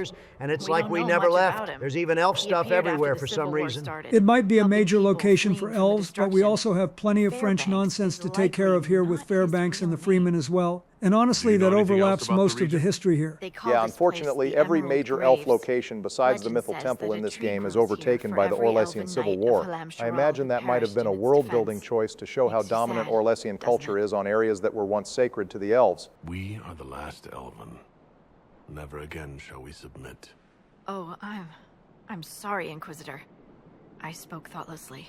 I don't know why Harding got so nervous there. We weren't berating her or anything. We just said a platitude to flex our Dalishness. Harding is sort of a people pleaser, and to be fair, we are her boss. If I thought I was too casual about my boss's people, I would be bending over backwards to apologize as well. Girl does not want to get fired over her casual info dumping of the region. I can't say I blame her. Well, before we deal with the French people issues, I want to grab some shards and landmarks in the area. Ah yes, the casual Inquisition gameplay loop of the Presidents. Find a new area with an interesting quest and hunt down random side activities that have nothing to do with said main plot. It all pays off when we give a fairly complete guide to the viewers, Donald. You're going to tackle it during your next episode with the Emprise Dulions and the Hissing Wastes. It's just what we got to do for the content. Also, besides rifts and Asteriums, the Emerald Graves has far less fluff than areas like the Approach or the Hinterlands. This dude could have given himself any secret name he wanted to strike fear into his enemies, like the Dark Knight or the Velvet Dagger, and he decided to name himself after a midtown in Alaska.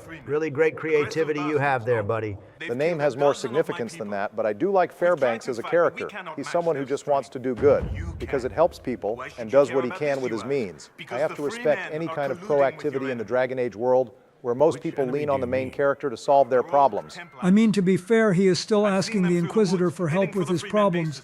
That's true, he is, but he is asking for military support because they are a refugee camp, and in return they have intel that can disrupt Corypheus's operations. They aren't also asking for food, water, and medicine help. They run a pretty organized ship, excluding the fact that almost no one here is a warrior. Also, and I know this might sound too heavy-handed to say, but dude just is very friendly and competent. He has intel on the Freeman officers we have to take out so we know where to go, and was nice with the Inquisitor too. Damn, Obama, I see you moved on from Dorian and Loghain real fast. If you're already glazing a new man, I'll try to keep it on the down low for you since we are bros and all. Eat a dick, Donald. I think that's kind of the idea he is getting at, Barry. Anyway, I saw a Veilfire torch here randomly. Does that mean there is a random rune somewhere close by? Yeah, there is a randomly scaled lightning rune on the entrance path into the camp, as well as several smaller quests we can pick up through notes around the camp. The first main plot we should tackle is the Freeman officers, since they are all fairly close in the area. Then once we take care of the officers, we can fight the Red Templars, which are a final boss of sorts, and then we can tackle a few other side objectives like some secret caches, eventually wrapping up with another dragon fight as always. Sigh. What's up, Donald? Nothing. It's just like dragon fights aren't the same without watching Joe die to one or wishing for death on one of us, because it's his only hope in the death competition. Don't worry, Donnie, we will get your boy toy Joey Blowy back soon. I am sure of it. Now that we took care of the lightning runes, we can go ahead and tackle the first officer. Looks like they are dwarf maxing in a cave for some reason. I know you've handled the fights well up until now, Bill, but this is a mini-boss in an area that is scaled exactly to our level, if not higher, plus at least one or two of these guys is going to be promoted from the trial, so this should be a fairly long fight. Oh please, Obama, these French people are about as intimidating as a warning message on a YouTube video. Especially since you all picked the most overpowered specialization on Rogue. Now check out these sick bombardments on this girl like I'm you in the Middle East. Try not to jerk too hard to the explosion, okay? Hey, do you remember when we used to get ballistic over specializations, Obama? Whatever happened to that? I do remember that, and my medicine cabinet is thankful it stopped after Origins because hearing you two complain about Templar versus Champion was exhausting. As for what happened to it, well, there's only 3 specializations in 2, and we can pick 2 of them. We all just silently agreed that making Hawk a blood mage made no thematic sense. As for Inquisition, well, you and me disagreed, but it just wasn't as explosive this time around for some reason. I think it's probably because every specialization in this game is broken to some degree once you figure out the right combo for your build. Even if we would rather be broken in different ways, the balancing in Inquisition goes hard because there's just so many ways to be busted. Speaking of busted though, Bill, why is the kitchen on fire? Half the squad is fucking dead. Alright, honestly, I wasn't expecting the Chantry sister to do that much damage, and I also didn't realize we had 0 potions to heal people. But don't worry, as long as we have the religious tank waifu, we should be good boys. Jesus, I have never seen this much copium since Sleepy. Wonder where he and Justice went anyway. I'm not calling you a liar. Just don't lie to me. I'm not calling you a thief. Just don't steal from me. I'm not calling you a ghost. Jesus, this is even more depressing than I thought. I was just expecting ice cream and a Paragon run of Dragon Age 2. I don't even know how to work with this. What do you want, you goddamn murderer? Have you come to kill Meryl and Liliana too? Look, Obama and Donald implied that I may have done injustice to you in the process of balancing the scales against my enemies. Justice had nothing to do with it. Asshole, you were channeling Donald's pettiness and turned into a vengeance-driven murderer. You could have just made Donald spare Anders, and 2, you didn't have to kill a goddamn beloved protagonist. I admit I may have made a mistake. If it helps, I wasn't trying to personally spite you. I was just trying to kill Hawk and keep Logan alive, so that Hawk pays for killing Anders, and Logan continues his punishment in the Wardens and doesn't get to die a hero. I don't really care what the reason was, because either way you widowed Meryl and killed off the character I cared about most. Legit, we got to play a mage in my favorite Dragon Age game, and we got my romance choice, and now it's all gone. Meanwhile, Donald gets his Templar dwarf to have a happy ending with Morrigan, and Barry gets to have a happy ending with his religious waifu. Now I'm stuck with the shaft here. Didn't you threaten to deport Isabella to the Qunari less than a year ago? I mean, yeah, but first of all, I wasn't really serious. And second of all, we weren't romancing Isabella. She was just a hookup in that series. We're not going to get anywhere if you can't be honest about your actions, Joe. And we clearly aren't going to settle this with a debate.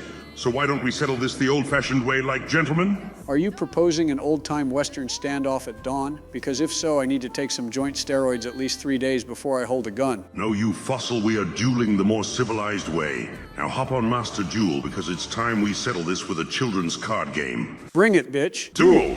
Ladies first, Sleepy Joe. All right, fine. But you couldn't begin to imagine what I've got lurking in my deck, Justice. Tell me. Oh, you'll find out. I'm about to summon it. Not gonna lie, this hand is Ash Blossom, when I'm going first and only one monster. Okay, first I'll set Dark City on the field and put a card face down. Now it's your move. So before I kick your ass at this card game, what are the stakes here? We actually didn't cover that. Oh shit, I totally forgot I got too excited to play.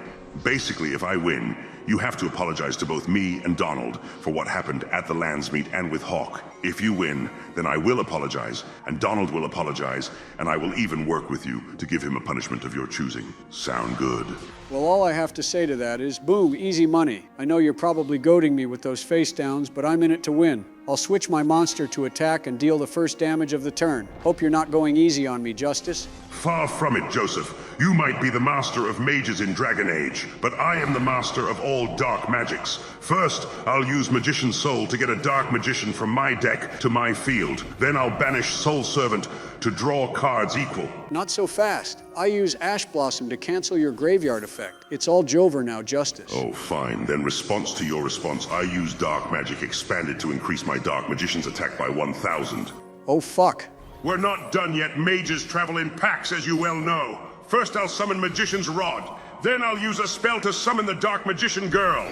Oh, shit. How the hell am I supposed to fight back with a baddie mage like that on the field? You won't have to worry about that. Since Dark Magician Girl is on the field, I'll play Dark Burning Attack to destroy all of your face-up monsters. Then, just like the Hinterlands, I'll gangbang you with all 3 of my mages. It's your move. Bro, this hand is ass. Oh, shit, you weren't supposed to hear that. Looks like I'll have to set up my defense and hope my face downs can save me here. I play Monster Reborn to bring back your magic library on my field, then I will put 1 card face down in defense position and throw down 2 cards to end my turn. Well, damn, I guess you really want to apologize to Donald.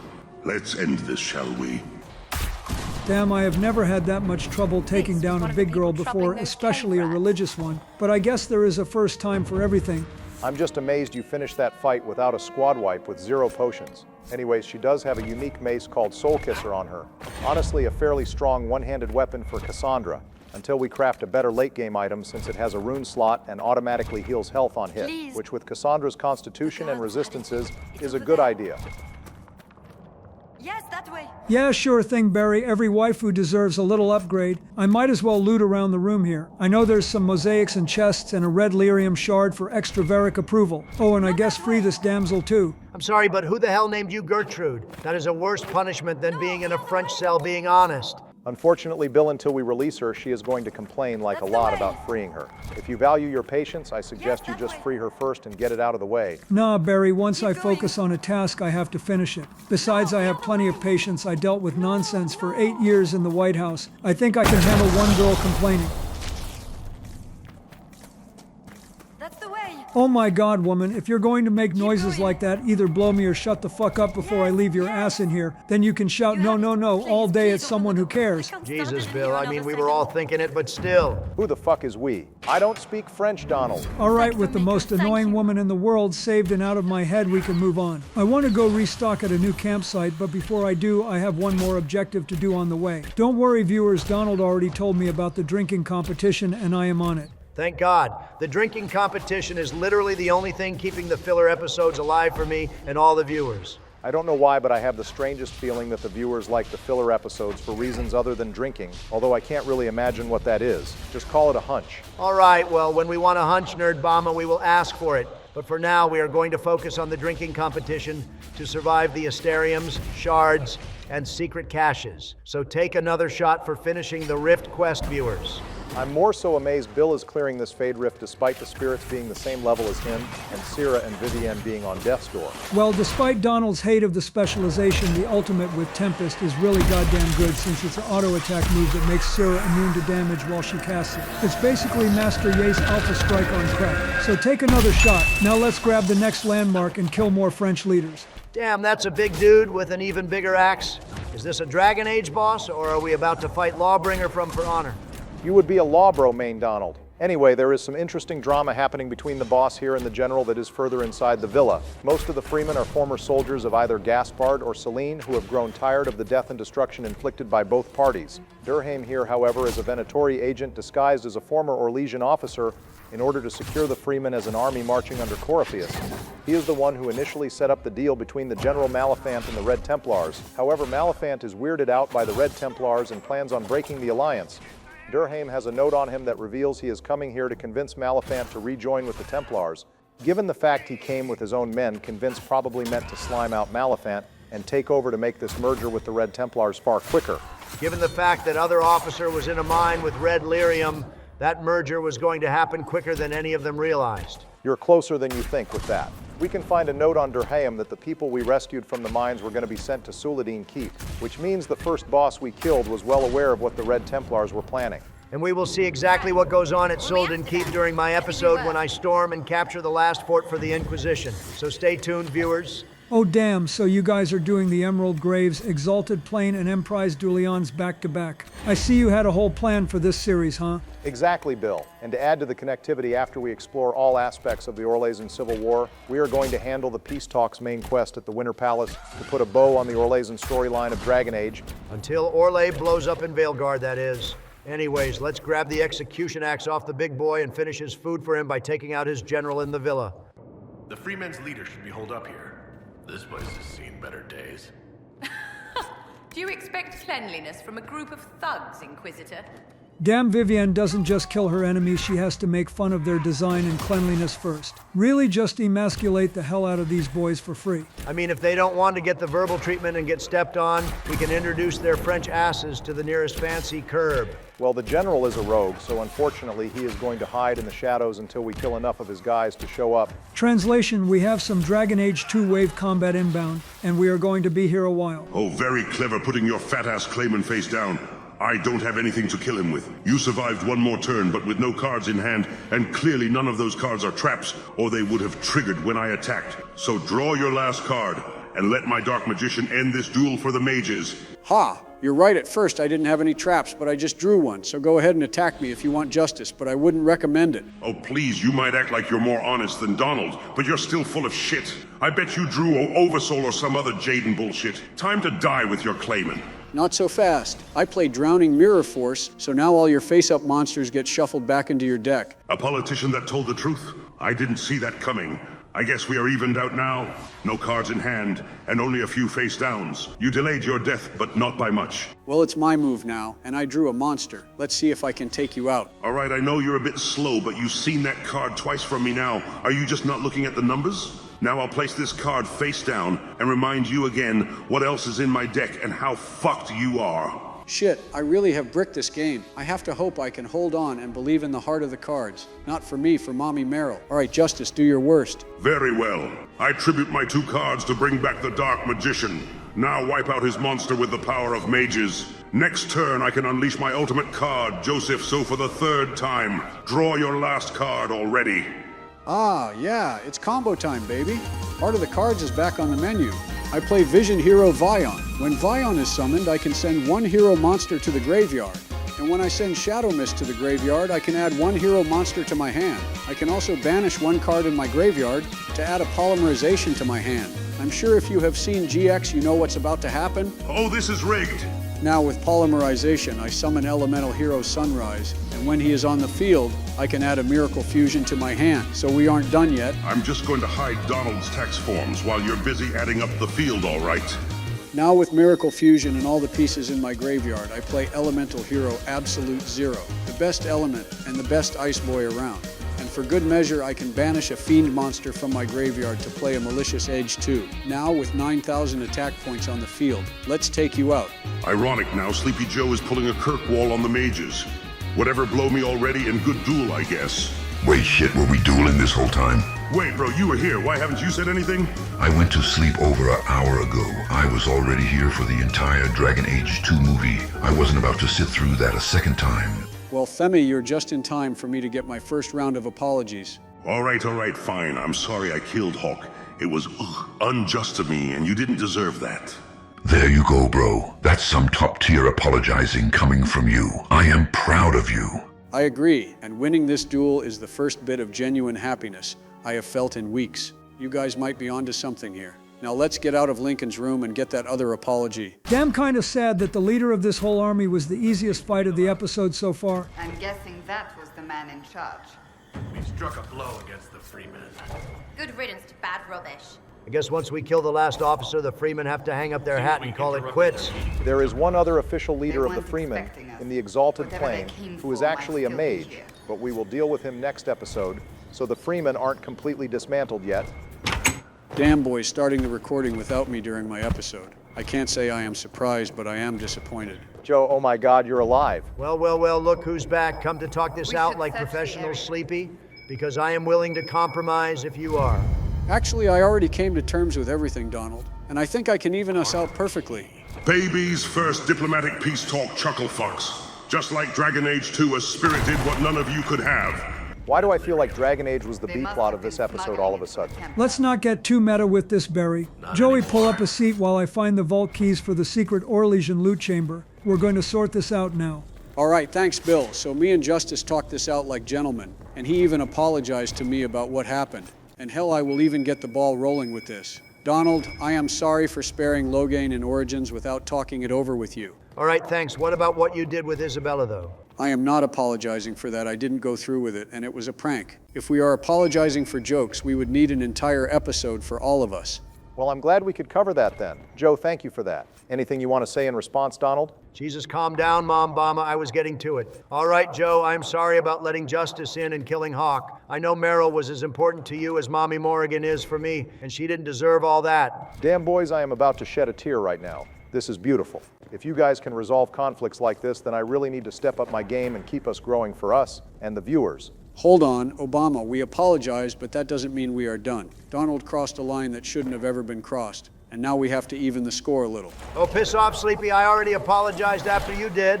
You goddamn liberals can't just ever get an even deal. You have to ask more and more, and it's never enough. Jesus Christ, I don't know why I thought growth was an option here. Skill issue, Barry. Anyway, I guess this didn't get resolved yet when I found the keys, so I am going to do a star puzzle while you two lovebirds figure it out. There's nothing to figure out. Sleepy apologized, and I did so. He can sit down and play the damn game with us or fuck off, dealer's choice. For reference, Donald, I bet yours and my compliance on a children's card game, and I lost, so you do have to honor Joe's request. When the hell could you offer up my compliance in card games? Clause 5, Section 9.2.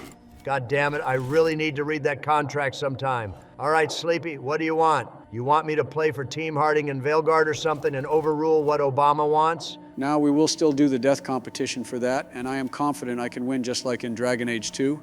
I have a different waifu in mind. We are all going to play Baldur's Gate 3 at some point, and unlike Dragon Age, we can all pick our waifus for that one.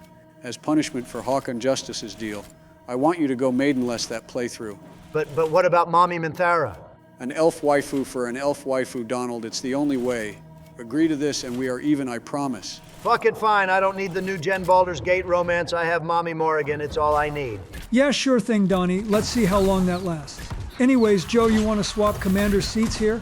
It is still your episode. I just kept it warm for you. Yeah, sure, we can swap out after this Fade Rift fight. I might need some catching up on where we are in the game. I mean, I know we are in the Emerald Grove, but have we already defeated the goblins? Or do we have to contact the Shadow Druids still? No, it's fine. It's good to have you back, Joe. So the main thing you missed is Bill took care of Sarah's and Varric's companion quests while you were gone. He got both of their approval fairly high, so you won't miss any of their high friendship conversations during the next couple of episodes. Other than that, you haven't missed much. Bill got the first half of the shards collected. He got 2 of the Fade Rift sections taken care of, and he took out 3 of the 4 Orlesian officers. I guess after this Fade Rift, you can handle the last one. Oh, thank God he didn't kill the dragon yet. I was worried I wouldn't get a chance at redeeming myself for the Sith dragon. I did wonder why we had Sarah on the team, but I appreciate the elf girl boss getting some screen time for once. I do need to swap out Vivienne for Solus, though. I can't play without my arcane warrior. Spoken like the true elf-loving mage fanatic you are. Can't wait to see the dragon eat your ass at the end of the episode. Bill, I know you like your waifu squad, but Syrah and Vivienne are not holding up their end of the fights this episode. Nah, Bill is playing this fine. It's just the fact the spirits are promoted with extra barriers is the main issue. Honestly, I like our Inquisitors and Sarah's new drip, but we probably should have focused on getting a few strong combos going with Kitty's collar or use some fade touch materials to break the game. Joe, we are already hitting our specialization power spike and dying less. Do you want this game to be piss easy? Again, Joe, we aren't doing anything overpowered until it's time for the DLCs. By then, we can unlock all the shards and materials we need and can test out our overpowered builds against the strongest enemies in the game. And of course, Corypheus. Well, viewers, take another shot for the Rift quest and my last fight of the episode. Also, we have a Rare Girl squad mate Yap incoming. Provided they fulfill their purpose. Too many have suffered since the Mage Rebellion began, but we cannot ignore the abuses that prompted it. Without change, we risk repeating the events at Kirkwall. Or recreating its opposite. An overly lenient circle is a comparable threat. Kirkwall was lamentable, but it was the blithe misuse of power, not restrictions, that led to the first blight. Vivienne was absolutely cooking there. The woke mage agenda wants all the robes to be free until the mages start creating darkspawn and blood sacrificing your mom. Kirkwall was a lesson that you fuck around and find out. The circle is to keep everyone safe, not kick mages while they're down. Kirkwall was still a damn massacre. If all the circles turn out like that, there wouldn't even be mages left for the Templars to manage and abuse. You say that like it's inherently a bad thing? The less mages we have, the less chances we have at blood magic or fade rifts bursting through the sky. Besides, now that the mages are out of the circle, they are unemployed and don't contribute anything positive to society now unless they joined the Inquisition or stayed in the circle. All of the mages would have jobs by now if we had saved them from the Venatori enslavement plan. Now, if they try to back out of the Venatori, they get executed or worse.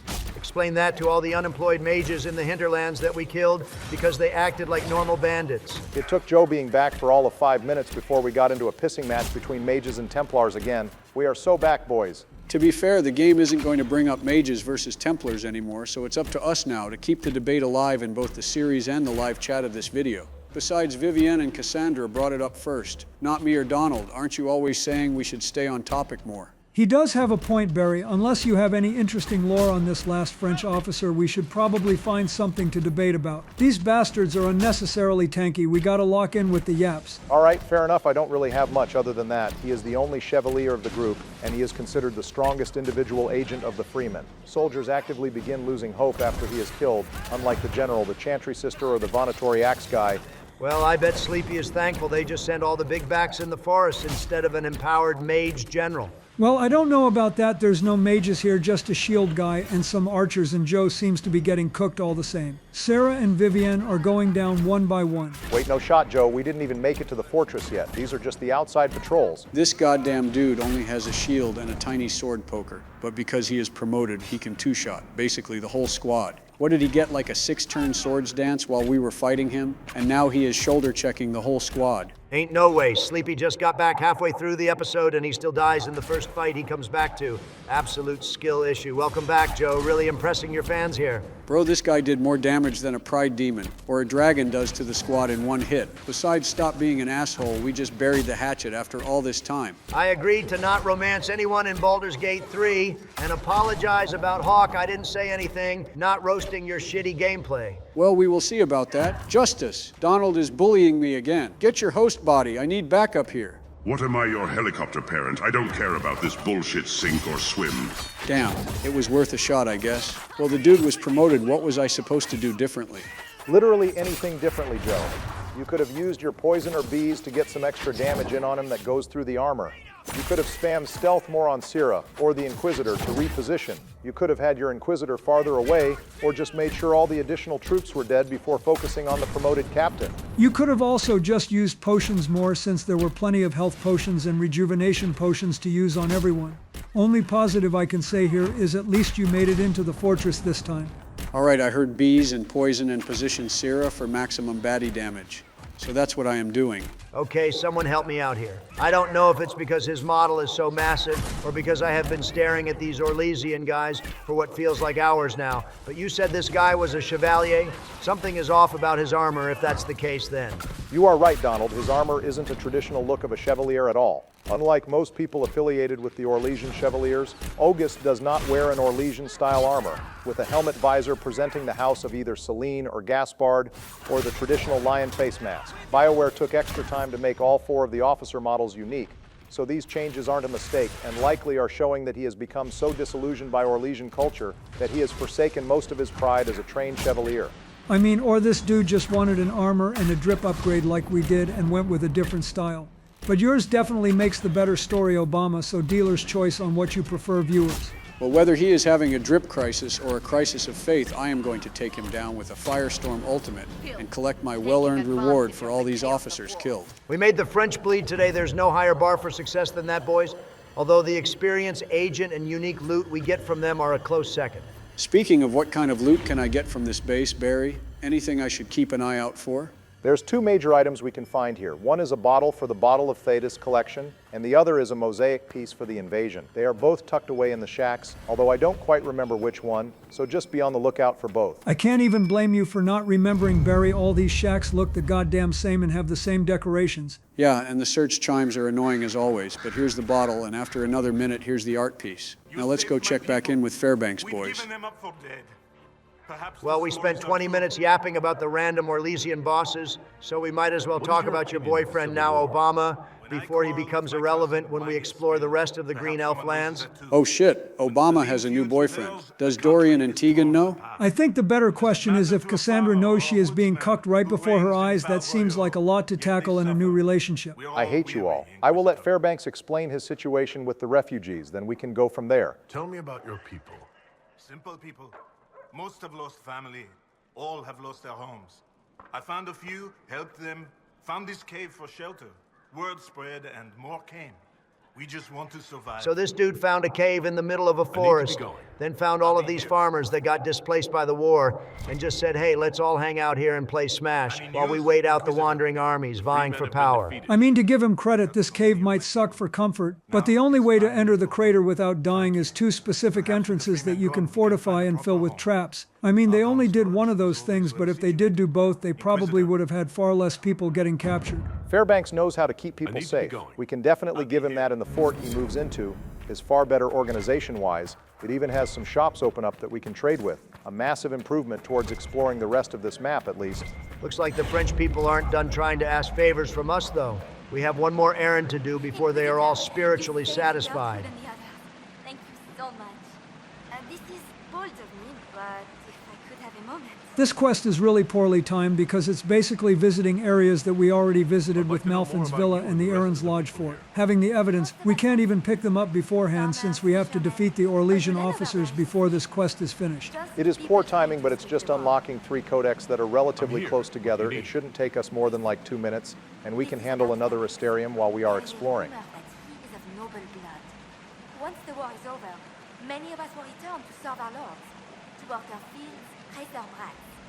Most of the aristocracy know little of the life. So I guess while we are solving the moon and the stars and what kind of childhood trauma Fairbanks has, you can cover the final bit of lore on the guy Barry. All right, this story is pretty sad as far as Dragon Age stories go. Fairbanks' mom, Bernice, was the only child of an Orlesian noble. Bernice got pregnant out of wedlock, and as a result, her father killed her lover and disowned his daughter. When she turned up pregnant, Bernice wandered the countryside eventually, finding a midwife in a shelter called Fairbanks, where she gave birth to Averiste Lamarck, the man we know as Fairbanks. However, it's believed that Bernice died either giving birth to him or shortly after. Bernice's father eventually had guilt on his deathbed over losing his only child and grandchild, and rewrote his will to give everything to Bernice's descendants. Fairbanks can't see himself in that life anymore since he has lived as a common man all his life. Not to mention, he knows everything that went down with his grandfather killing his father and forcing his own daughter to survive in the countryside while pregnant. I get that a bag is a bag, but I wouldn't really want anything from this guy if he did that to my mom either. This makes it extra hard because the painting we can find here is of his grandfather, who we can see looks exactly like Fairbanks. Sort of an unfortunate Jacob family resemblance there. Bro didn't even have a chance to have a bad father in a BioWare game. He speedran right into the dead parents trope.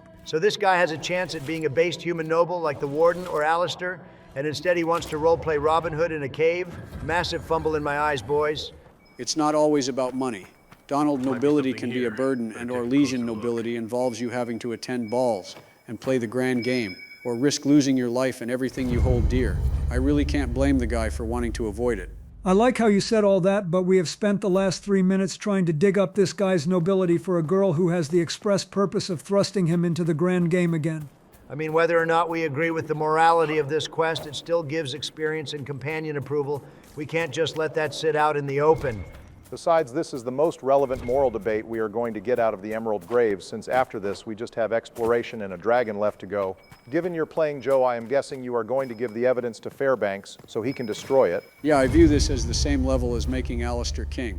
I don't really vibe forcing someone into a role they don't want.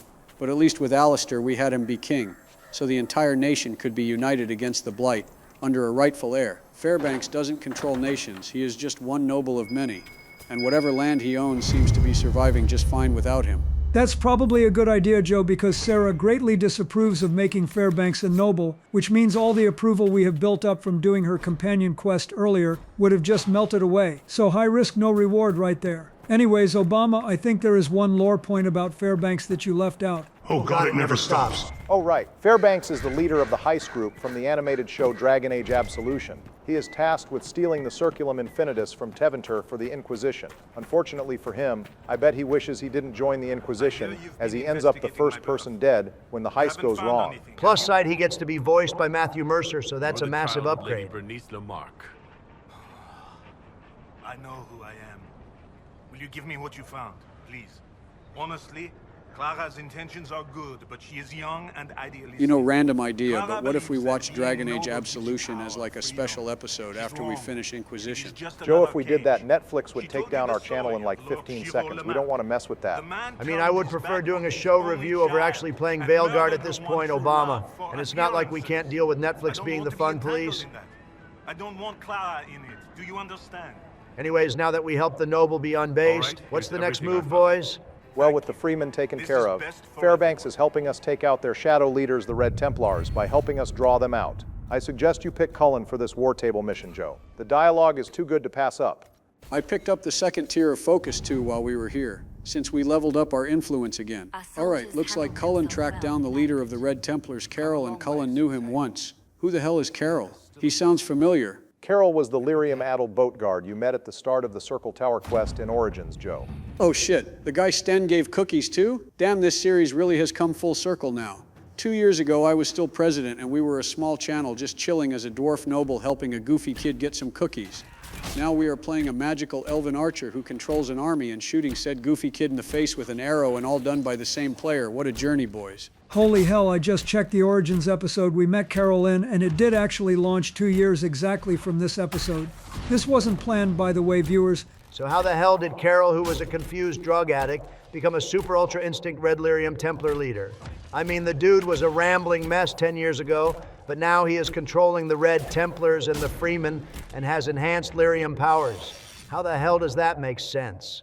Well, just like Samson, I assume the longer you have used lyrium and the stronger your addiction is, the more red lyrium you can take without straight up dying.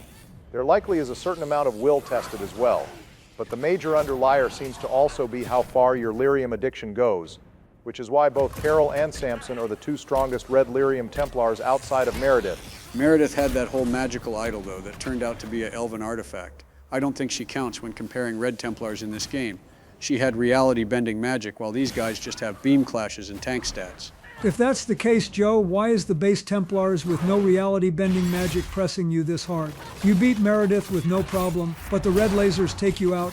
Okay, admittedly, that was really poor timing on my part. And second of all, no one warned me that these guys all of a sudden are the same level as we are when everyone else has been a level below us at this point. Like level 18 is more powerful than any main story boss, until the Mythal Temple. That is crazy. Smells like a skill issue to me. Sleepy, you're once again not using any of your potions to deal extra damage or keep your squad alive, and you're also having Sarah and Solace face tank the red lyrium beams instead of staying out of range of Carol and letting your tank handle this with rejuvenation potions. I do find it funny that one of Fairbanks' people is like 15 feet away from us and offered support when we needed it. Then he saw us fighting Eldritch Horror Knights and was like, nah, brother, I meant if you are fighting a spider or some shit, I gotta go. God damn it, man. Even when I move my Inquisitor away, the whole squad still gets cooked under the beam clashes. This shit is unfair. Well, that's another death for Joey Boy. What is his death counter up to? He is now at 11 deaths, which means, Joe, if you die 3 more times, you will be tied with Donald again.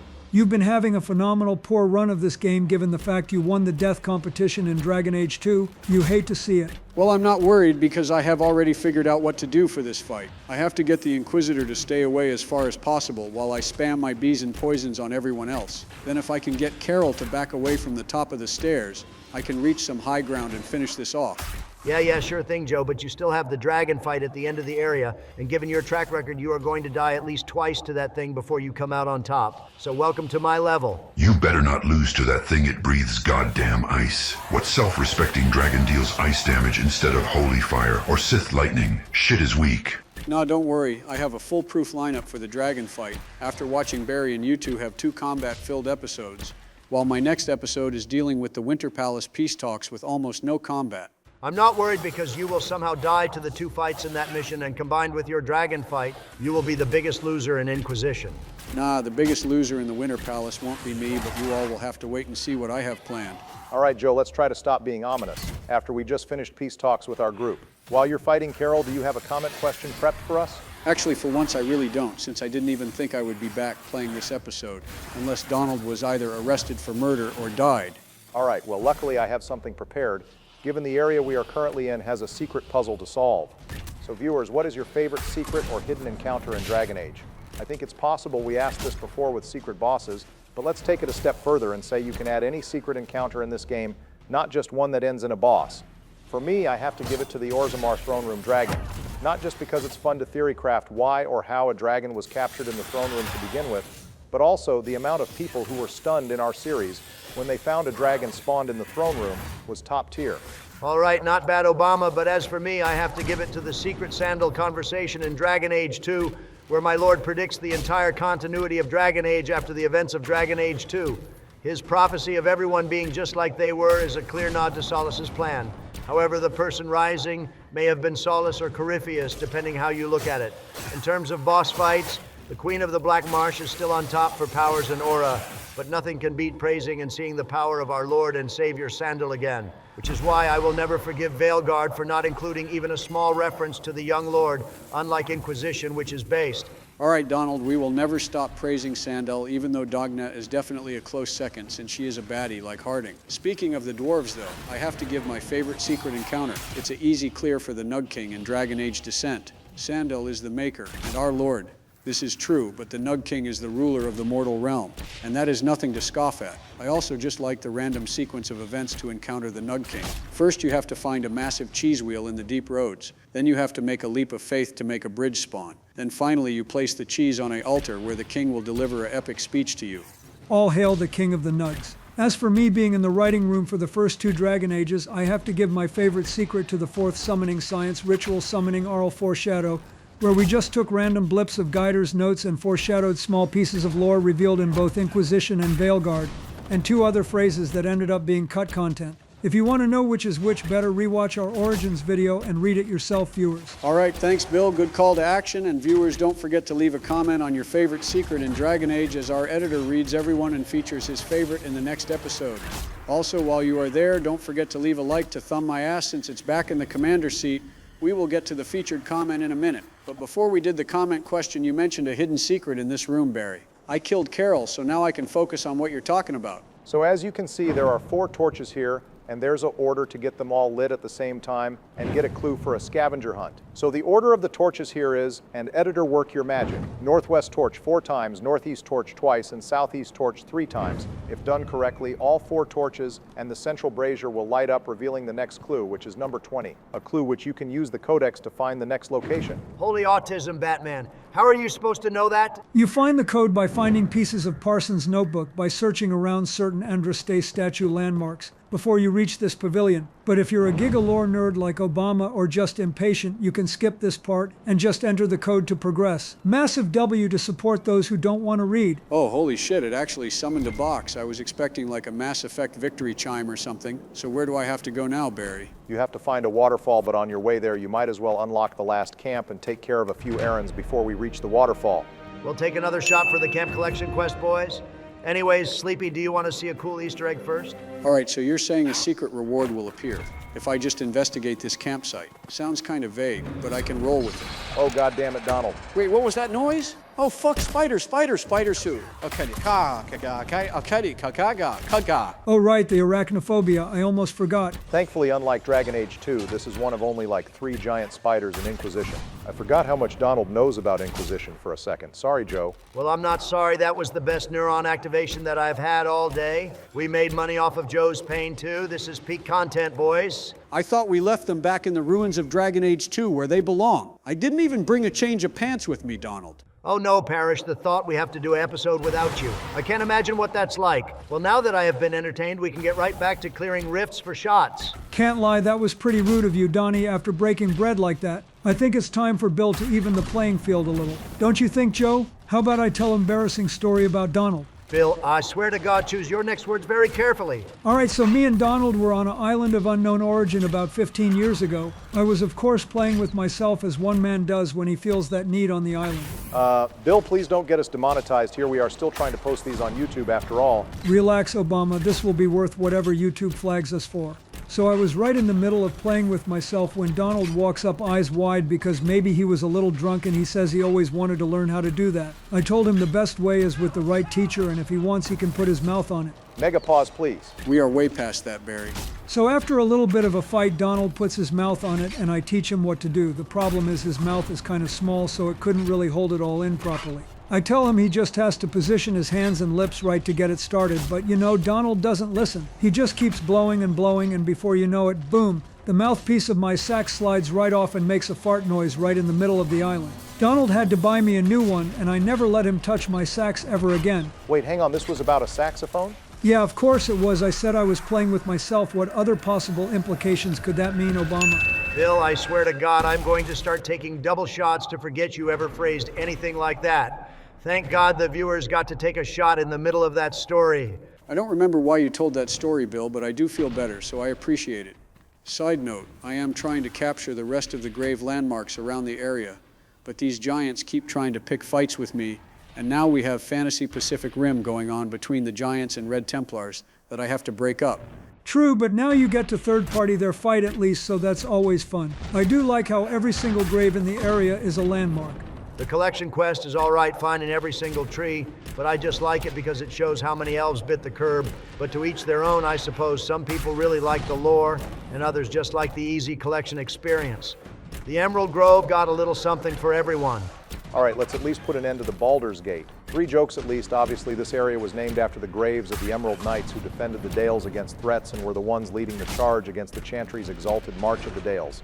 There was also a division of the Emerald Knights known as Fade Hunters, who were the elven version of Templars specializing in hunting demons and mages. This area was once called the Emerald March, but when the last of the knights fell and were buried here, the bodies became so numerous it was renamed the Emerald Graves. Didn't know the tree climbers had a little motion. When it comes to curbing the mages, I thought they fully embraced demons and blood magic.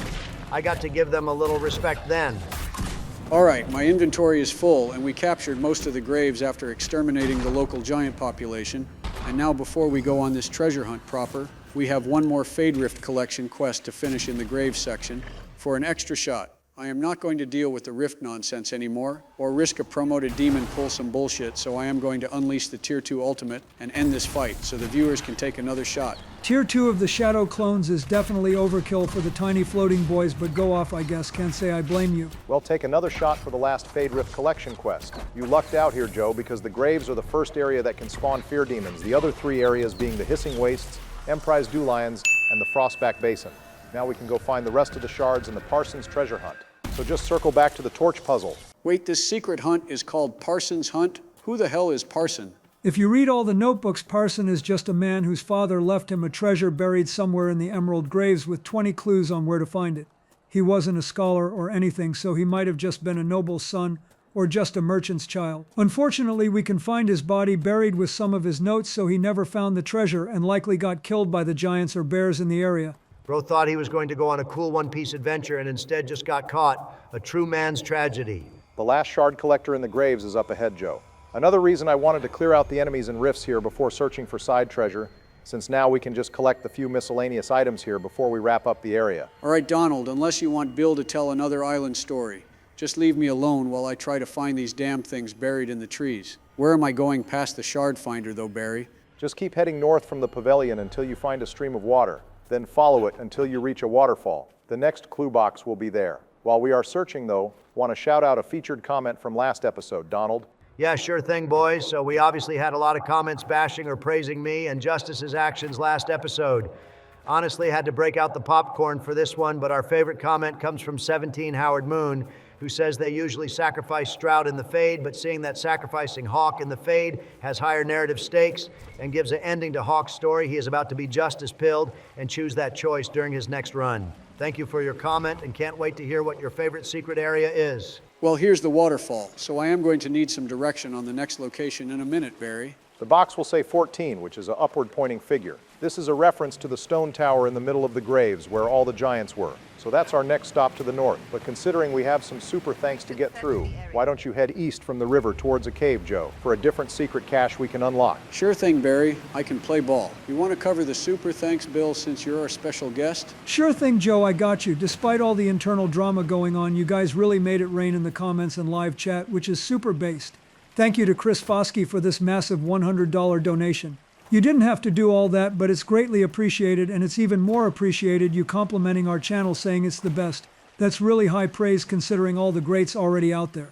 We also have $75 from our usual big wallet supporter, Joe Million. Glad we are also top tier in your eyes and that you love the drama. We also have a few constant supporters, so thank you for the 25 from Mr. Jitbox, the 20 European monies from Maxi, the 20 and $5 from Randomly Entertaining, and the $10 from Sith and $5 from Shadowfrit. Donations are never necessary, we just ask for a like and comment, but as always they are greatly appreciated and help keep the lights on for this channel. So thank you for all your high donations and consistent support. You all have massive saxophones. All right, thanks again for all your base support, viewers, but back to the game, Obama. Where the hell are we going? Because Joe just looks like he is triggering his Dalish instincts and frolicking through the woods. Well, the cave is up ahead here, but I guess I can be transparent about what we are looking for. Considering the dislike of Sarah in the Dragon Age community, I imagine people don't know that Red Jenny caches spawn in several maps when she is in the party. The caches don't have official loot, but they give experience high influence and Sarah approval, and are worth a quick detour if you are around the area. We won't show them all, but I might show a few others in the Exalted Plains next episode. Kind of unfortunate we haven't seen any of them before now, since Sarah hasn't gotten enough appreciation, but it's nice that she has a secret mechanic, in addition to the standard companion interrupts. Everyone has. She also has secret missions during the Winter Palace quest. So one of the game designers really likes Sarah, at least. Looks like I found another secret cache here too, from one of the treasure maps. That game designer is probably one of like 3 Sarah enjoyers. At least we made some extra money.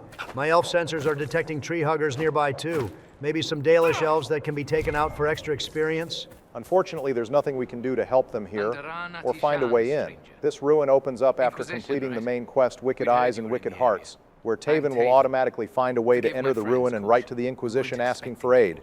We can expend some power to help the Dalish clear the ruins, but our help brings the attention of the Venatori, and his entire clan gets wiped out.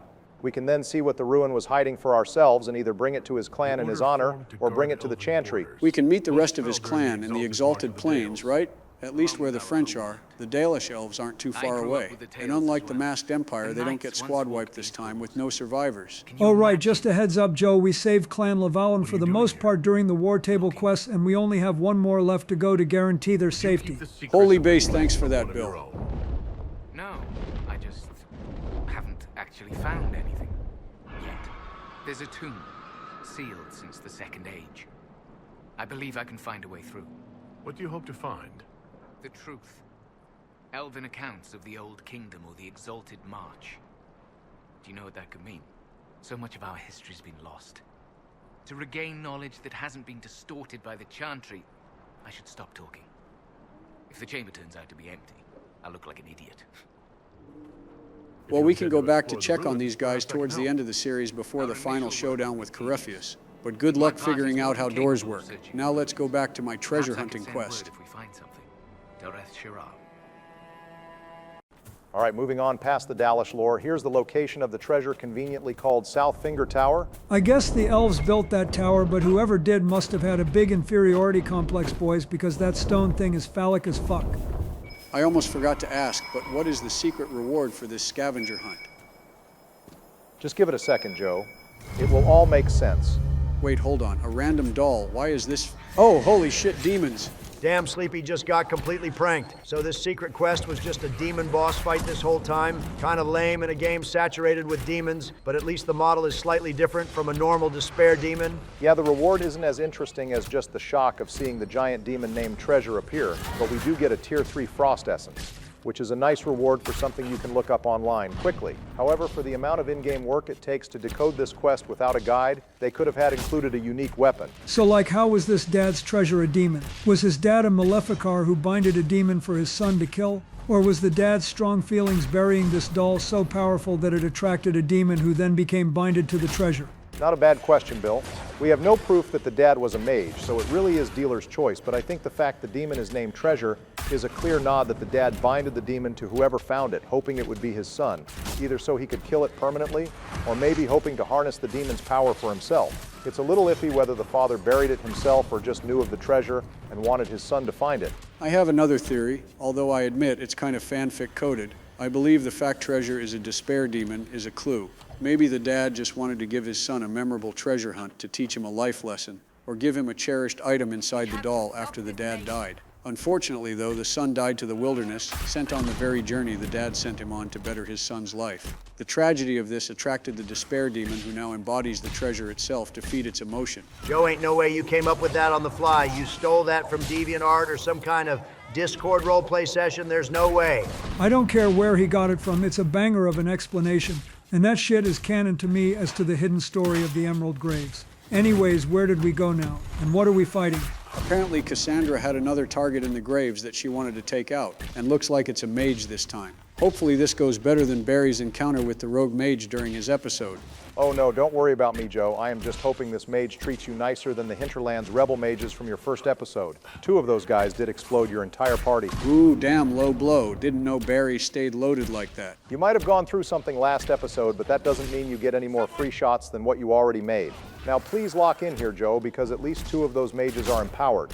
Ironic that the rebel mages that are criminals seem to always be ice mages, considering we also gave ice magic to the egg over here.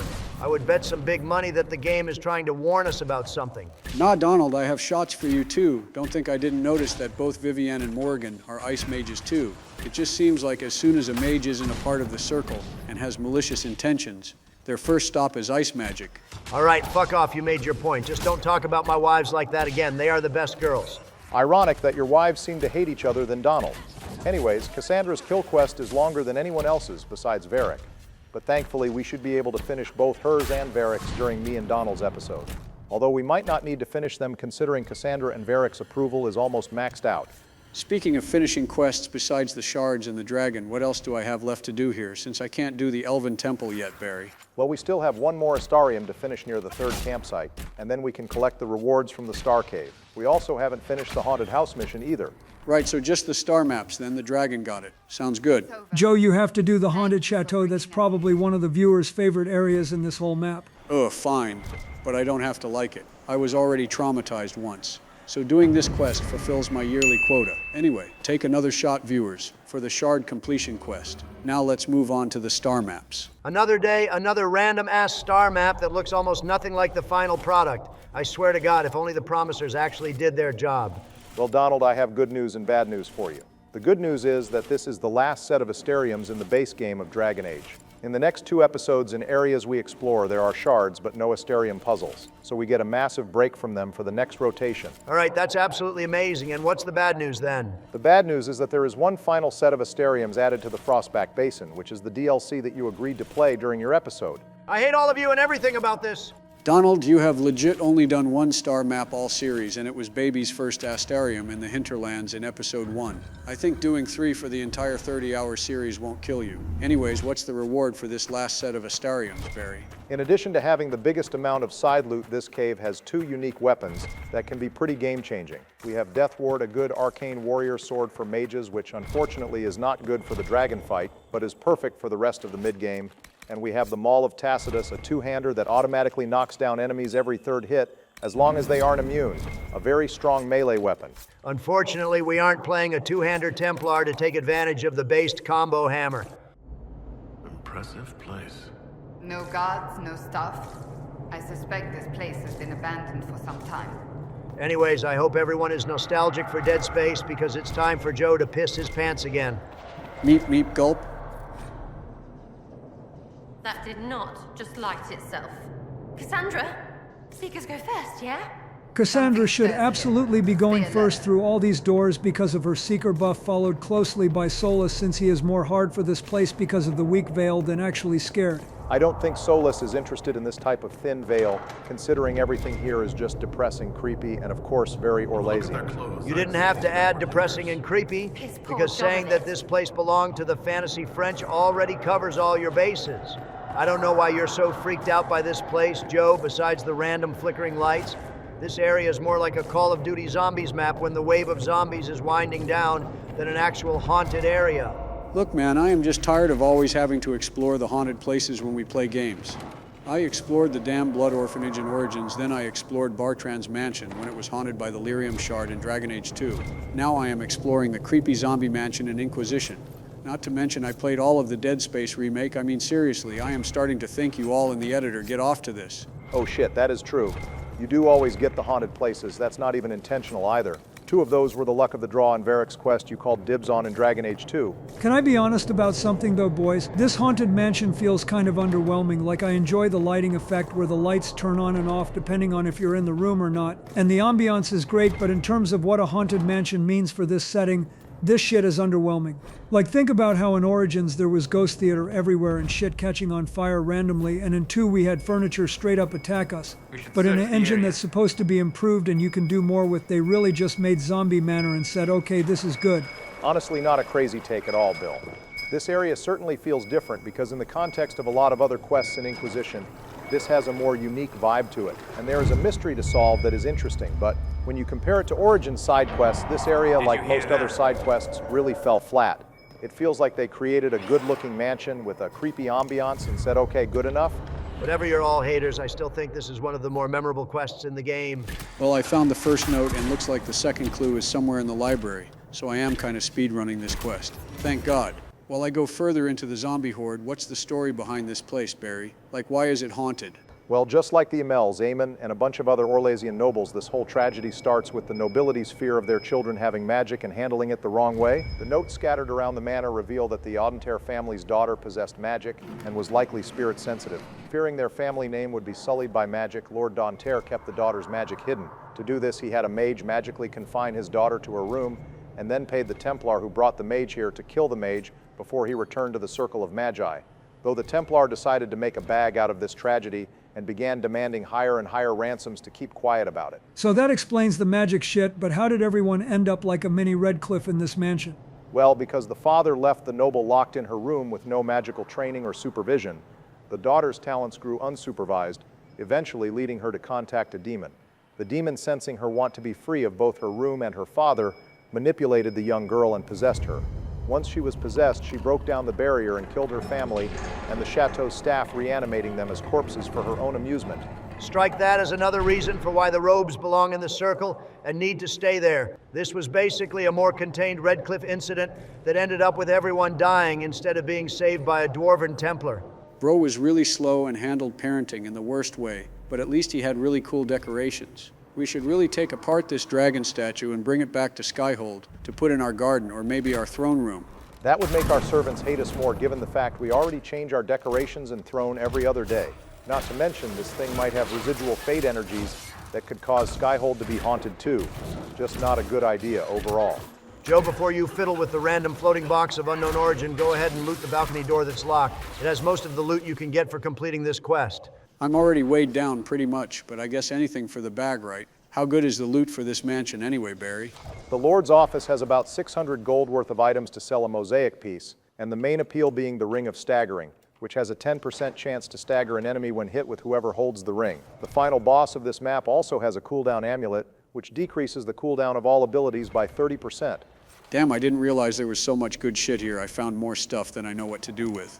and now I can't carry everything. Total skill issue, Joe.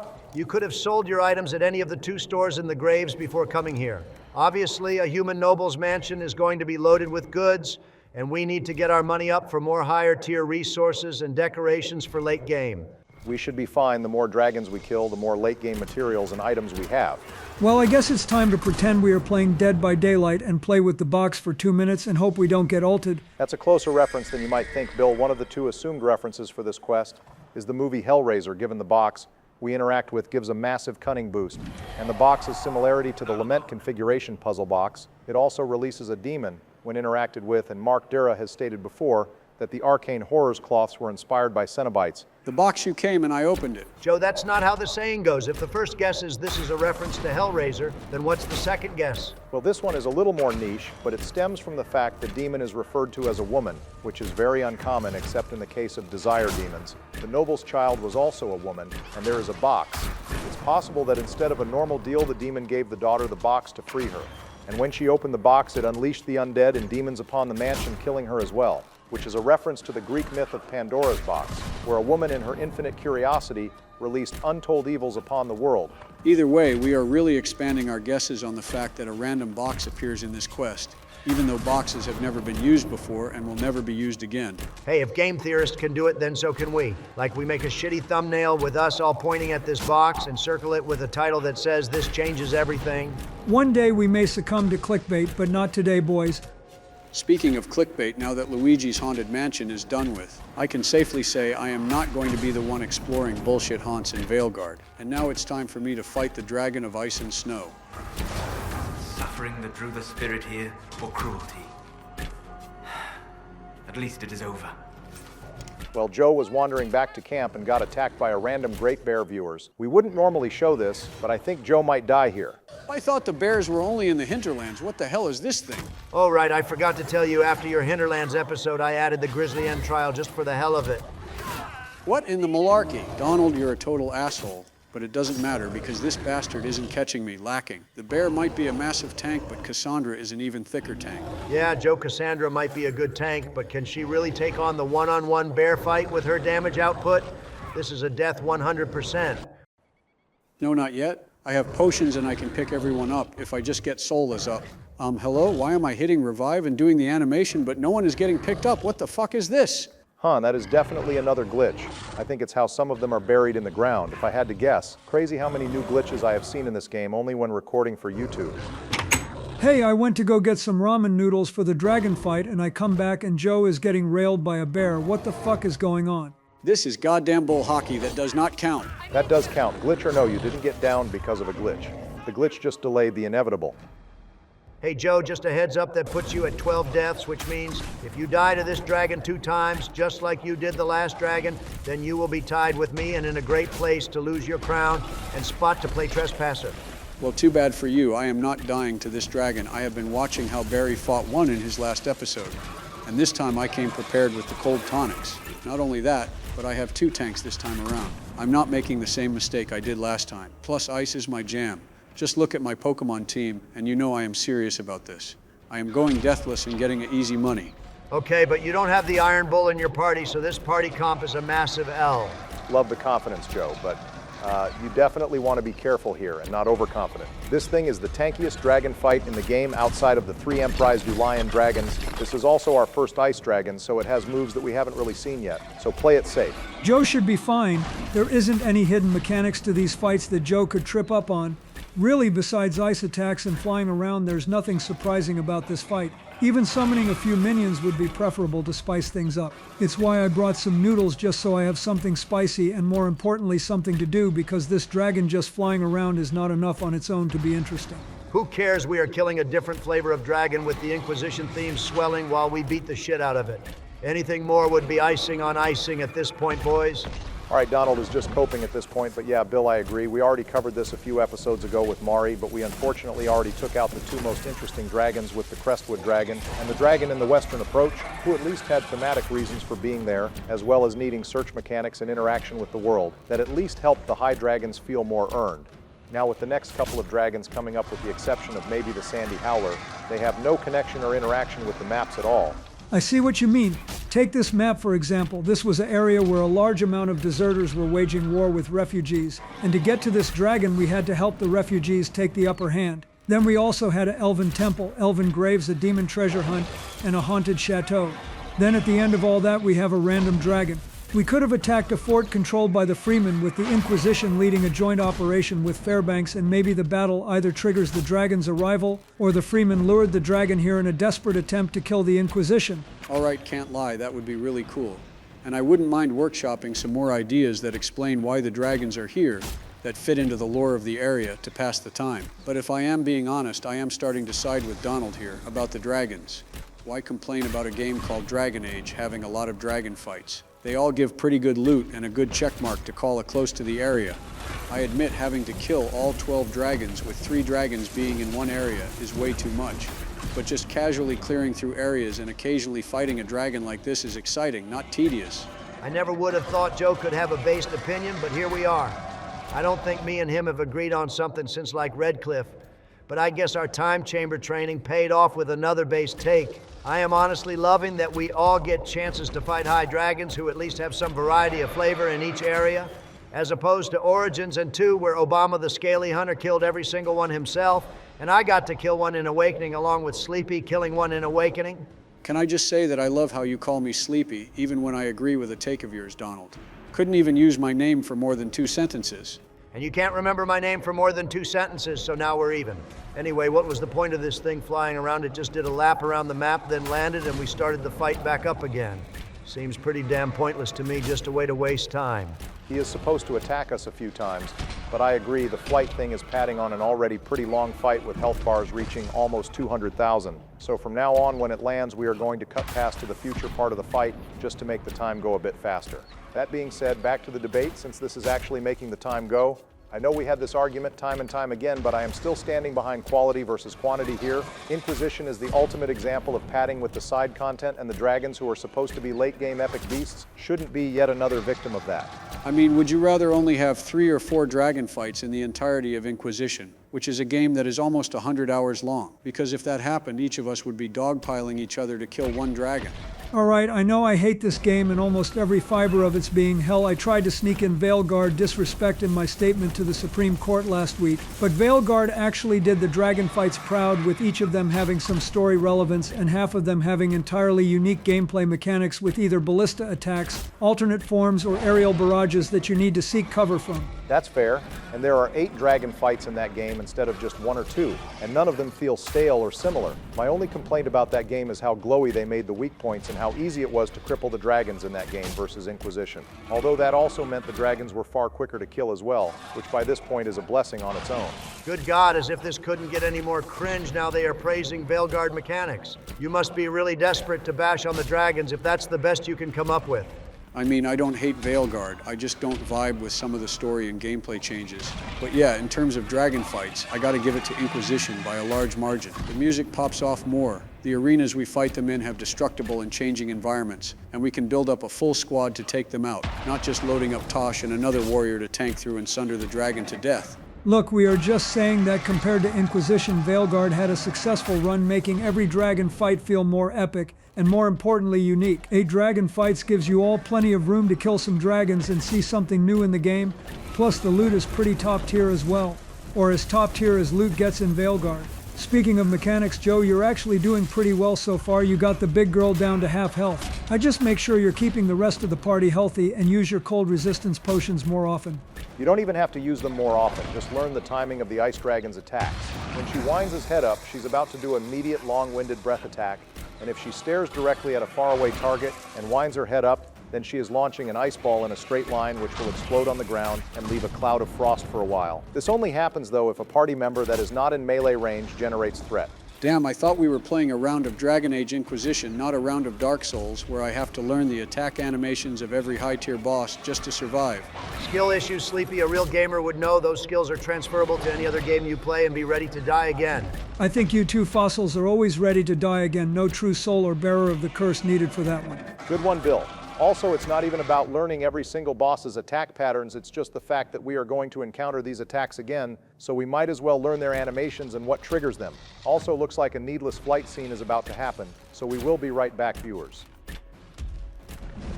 And anyway, that's when I found out my classic RuneScape e-girlfriend was actually a guy who catfished me for archery tickets. Joe, you did not have to tell us any of that. We could have just sat quietly and waited for the dragon to land and the camera to cut back. I'm just surprised it took him this long to talk about nonsense. If I am being honest, the dragon fight psychosis is real, with this much health having to be chipped away. Sounds like we could all use a little distraction to get through this dragon fight. I could tell another island story about me and Donnie if that would help pick up the pace, boys. Please, dear God, no. I mean, I wouldn't mind hearing about it, Bill, but I guess I am outvoted on this one. Maybe tell it to me later, once the fight is done. Maybe this is a little ambitious, but what other companion quests are available, Barry? I know Bill did Sura's and Varric's, but any other ones still left? Yeah, we have 3 other companion quests that can be tackled, Joe. We have Solas, Dorian, and Cole. Solas' quest takes place in the Exalted Plains, which I am doing next episode, so that just leaves Cole's and Dorian's, really. Oh, Cole's, then definitely Cole's. Dorian is your whole boyfriend, so you can just handle that. And Solas is next episode. Cole's is a good one to end on, since he is the best boy, and it's an actual path we get to choose, like Iron Bull. Damn, I guess this is just the secret rogue episode then. I doubt that was planned, but I guess it works out. You boys had something you wanted to talk about future-wise for the next couple of episodes though, right? Oh, right. Thanks, Bill. So viewers, as you can see, we are reaching the filler portion of Inquisition in the next couple of episodes. We still have the companion quests, but even those are almost done after episode 9. But we still have the Exalted Plains, the Hissing Wastes, Forbidden Oasis, and the Emprised Alliance to get through, which is all side content. We have been pretty good about making side content interesting for you all, and we hope to keep that up. But to do that, we might need a breather to keep things fresh. We want to keep content up for you all, and we know a lot of people have been asking about Dead Space 2 and a return to the Elder Scrolls, so we think it's best if we take a month hiatus on Dragon Age at the halfway point and work on other banger content for you all. We aren't sure in the moment if we can do both series like we did with Dragon Age 2, so it might be easier to alternate a few episodes of Dead Space than go back to Inquisition in the meantime. Yeah, besides, it's about time we get into some base space marine content. We will be releasing a large compilation of Inquisition so far, since we are at the halfway point after this episode releases. That way people can catch up with one big episode. And if you're watching that big episode or the full movie, I hope you're winning sun while having us on in the background. Yeah, we definitely aren't secretly doing all of this, so we can avoid the eventual drama with the Solas and Spirits during Obama's next episode. This is clearly just burnout from the Inquisition maps, a totally normal excuse used in every single Dragon Age playthrough. Joe, man, you're supposed to keep that on the down low. I'm sure the viewers weren't even considering that until your yaps mentioned it. Just focus back up on killing the ice dragon. Wait, why the hell is some of the AI just standing there trying to catch up to the dragon? Is that another glitch? No, that's normal. The Inquisition AI just does that sometimes. For the first time in Dragon Age, enemies are fast and have teleportation and flight mechanics, and sometimes the characters just can't keep up. I wish there was a better strategy to survive the win than just diving in it and tanking every single hit. We are already low enough health as is, and we only have 1 potion left. You actually can duck behind the stone columns and avoid the whirlwind attack against this dragon like in Dragon Age 2, one of the few dragon fights that does let you use the environment to your advantage. Also looks like he is about to take flight again, so we will be right back, viewers. Hopefully for the last time. Anyway, that's the story of how my RuneScape e-boyfriend was apparently Joe all this time.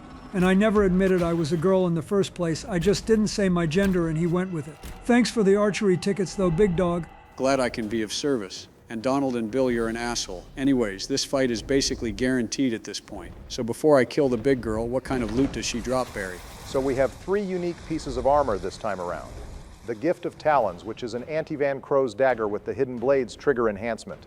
In War Victory, a Warden Mage armor similar to Clarel's armor, and most importantly, the Helm of the Inquisitor, which is the helm used in the Inquisition trailer and worn by the first Inquisitor, Ameridon. It has amazing stats and thematically makes sense for any Inquisitor to wear in the base game at least. Yeah, no complaints from me. That helmet is peak and pretty good stat-wise. Ain't no way Joe about to finish this dragon fight deathless. He has no potions or anything left, 1 wrong move and he is cooked. Well, it's a good thing there's no wrong move that is going to happen. The dragon is like 1 hit away once we break her armor, and she does not do enough damage to kill either Cassandra or Blackwall fast enough. It's over and I've earned my praise here for once this series. Nah, ain't no way you have to be tripping on some kind of performance enhancer or overdosing on ADHD medication. What did Hunter give you? Nothing. He's a good boy now. Probably, Besides, my head has just felt way clearer for the last, 30 minutes or so. Actually, wait a minute, now that you mention it. My head has felt clearer too. Did Secret Service put some smelling salts in the room? Wait, hang on. Both of you feel clearer? Hold on, I need to test something here. Mages don't deserve rights, and Darkspawn are lame and played out. I mean, you're right, but why did you say all that? To prove justice, and Themi left your minds a bit ago. Otherwise, they would have chimed in there. Oh shit, they can do that? Well, that's questions for later, but for now, I killed the dragon, so just admit I did good, for once, Donald, and say it with me now. Boom, easy money.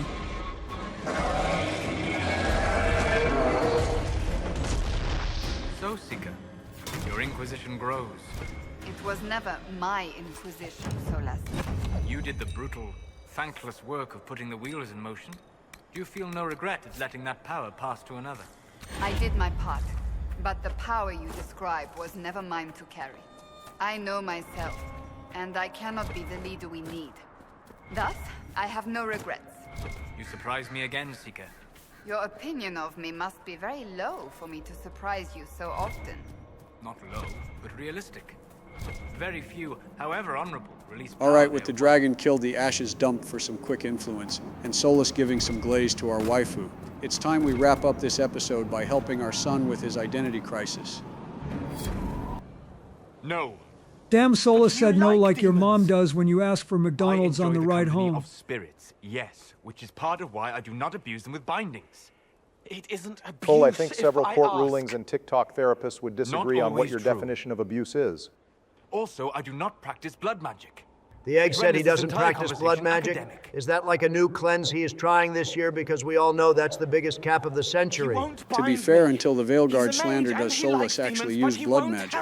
Joe, he created the Veil by binding the life force of the Evaneris to the Veil, the same way Zathran binded his life force to the werewolf curse with blood magic. I have a feeling Solus does it anytime he needs to accomplish his goal, but if anyone else's goal needed accomplishing, he won't budge. Okay, I don't even have a defense for that. Fair enough. My poor boy is stressed though, so blood magic or no, we need to either get him some ice cream or blood magic to calm him down. I'd say we could help him distress a different way, but as Imshale reveals, if we brought Cole to him, the boy is a virgin. So companion quest it is.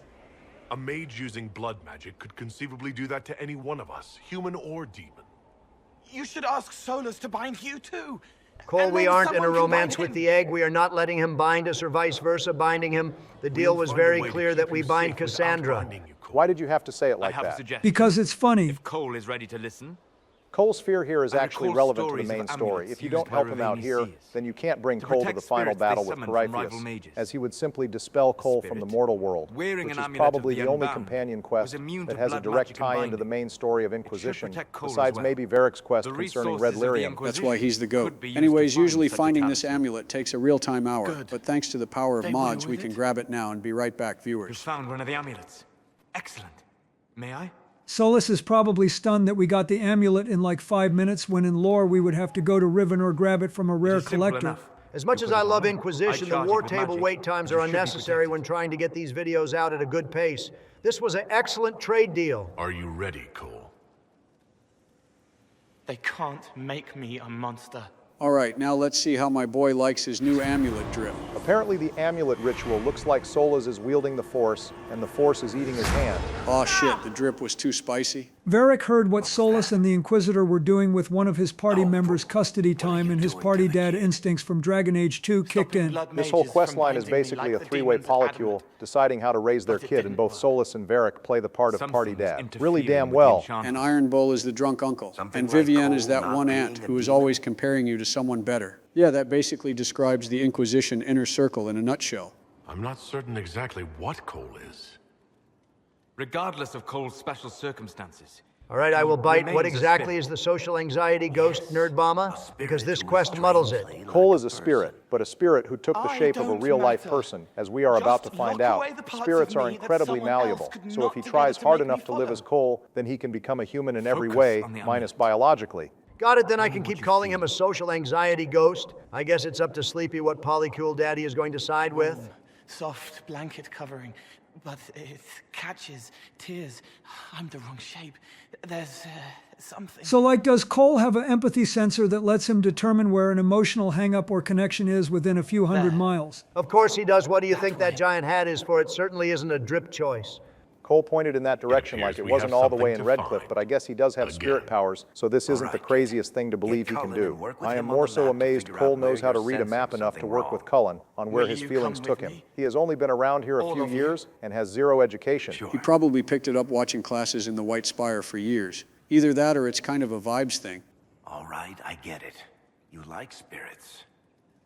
But he came into this world to be a person.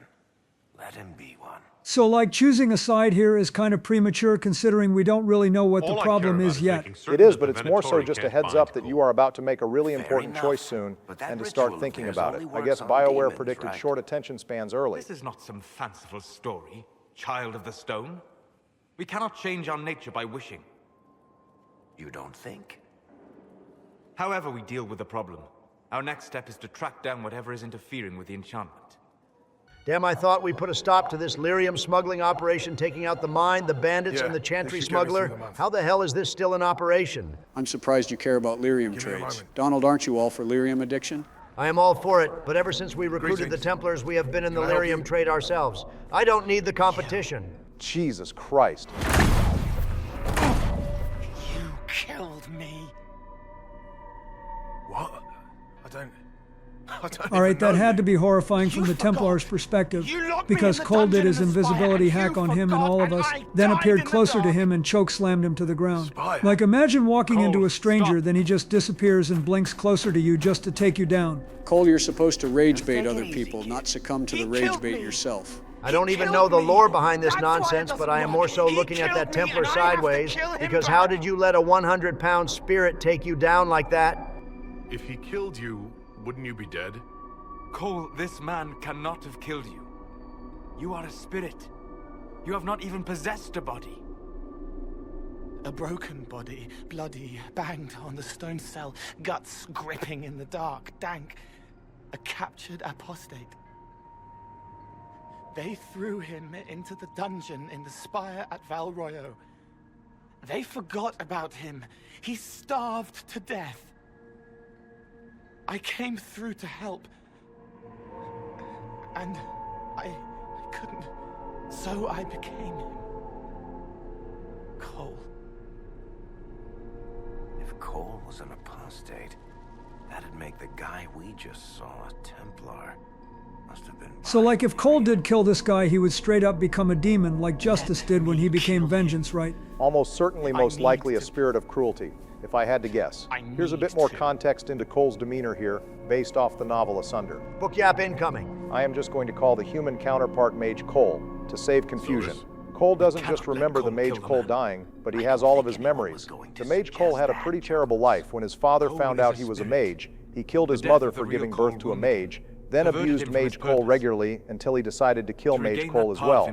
Mage Cole, in an effort to protect himself, used magic, but ended up killing his little sister on accident instead, and then finished his father off with a dagger kill. The Templars caught wind of what happened and arrested Mage Cole, but instead of putting him in solitary confinement to evaluate how dangerous he was, the Templar here filed the paperwork wrong and placed Cole on indefinite confinement, where he wasted away and died. Mage Cole had a top 10 horrible life in this series. I don't think anyone in our squad had it that bad. He needs to work it out like a person. You would alter the essence of what he is. I'm all for slam-dunking mage babies in the trash, but either do that or put them in the circle. Don't keep them around just to torture them. It's pointless. Before I decide anything, I need a clearer picture of what happened. It seems the real Cole was an apostate, captured and taken to the Circle by Templars, who aren't known for their gentle nature. As the young man starved to death in a dungeon, his pain Mage Cole's terrible life is what drew our Cole out of the Fade in the first place, and Mage Cole's desire to live a life as a non-mage was so great that Cole granted it by taking his form minus the magic and staying in this world to do good. Well, out of respect for Mage Cole, I am going to keep his wish and have our Cole become more human-like, so he can remain in our world as Cole doing good deeds. Holy shit. A choice that I actually agree with. That sleepy maid hell must have frozen over. That Templar is definitely about to take a double dose of lyrium after the day he had. I mean, bro killed Mage Cole even if it was an accident. He deserves to live with that guilt, not get a free pass. If you go the spirit path, it's revealed he did this because he was following orders, and he ultimately left the order because he couldn't take the cruelty that other Templars accepted. Still, that doesn't excuse manslaughter, really, so I tend to agree with you. Also, bro really ran to a cliff like a horror movie victim. This is just survival of the fittest at this point. To help him now, is it, kid? No. Pull the trigger and put him down like a mad dog. Damn, Varric must have recently watched Old Yeller. Do it. No! All right, now imagine that Cole knew how to unjam Bianca and just domed him right then and there. Better yet, imagine if Varric didn't even jam Bianca. She just does that because it works off Thor's hammer logic and only the worthy can shoot it. There's cut dialogue with Cole and Blackwall that reveal there was originally a possibility with Varric's ending, that Cole does kill him here, and how that would change Cole even more going forward. I love the allusion to Bartrand here, Varric seeking revenge on his brother in Act 2, only for it to reveal Bartrand was suffering more than Varric did, which fundamentally altered Varric's brain chemistry for the rest of the series. No, he isn't. The amulet didn't work because he's too human, right? Maybe now the kid's also too human for that binding magic to work on him. I hope you're right. My boy is human now, but he is still a little overstimulated from not being invisible. It's time to introduce him to ice cream and alcohol. Well, because he's more human, he can do a lot more vices than just food and drinking. But we can get into that after he takes some baby steps. If Cole is made more spirit-like here, there will still be a Bartrand reference in this quest. Cole will teleport around the room and read Varric's mind, saying the last words we heard Bartrand say before we either killed him or locked him up. Basically, nothing escapes the Bartrand reference. How do I put honey in Leliana's wine without her noticing? I can help with that. Well, the dwarf polycule dad won today and is going to teach Cole how to be more rogue like the old-fashioned way. What's next on the agenda, Joe? I finished the graves and helped my son. It's about time I take a hard nap and figure out where Themi went to. GG, Donald. Glad we sorted things out. I'm sure we will be back to dunking each other in like a week. Don't worry about it. I need to figure out where Justice is, too. Thanks for stopping by, Bill. We couldn't have done the episode without you. Don't worry about it. Based Bill will be back when Donnie takes on the DLC, as is tradition. Well, viewers, thank you all for watching. Don't forget to leave a comment, question on what your favorite secret encounter is in the Dragon Age series, as well as a like to thumb my returning ass in the series. Next time, Obama will head to the plains and help out Solas and Dorian with their personal issues, but we will also tackle a few Dead Space episodes before that happens. We created a YouTube membership as well as a Patreon.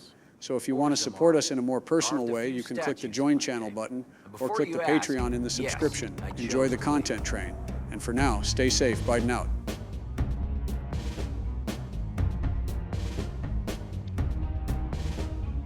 Thank you all for coming to this meeting. Before I begin, does anyone have any announcements they'd like to make? Bro, this is not a goddamn HOA meeting. Just get on with it. All right, very well. With Joe back in the fold and fear disposed of like I planned, it's about time we sit down with Obama and have a chat next episode. Don't you all think? Yeah, good for you. Just like the rest of us, you're getting a host, buddy. Congrats. Thanks for making me look like a bitch and not letting me man a clash fear the first time we met, by the way.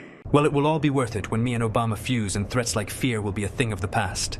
Soon this series will be right where I want it.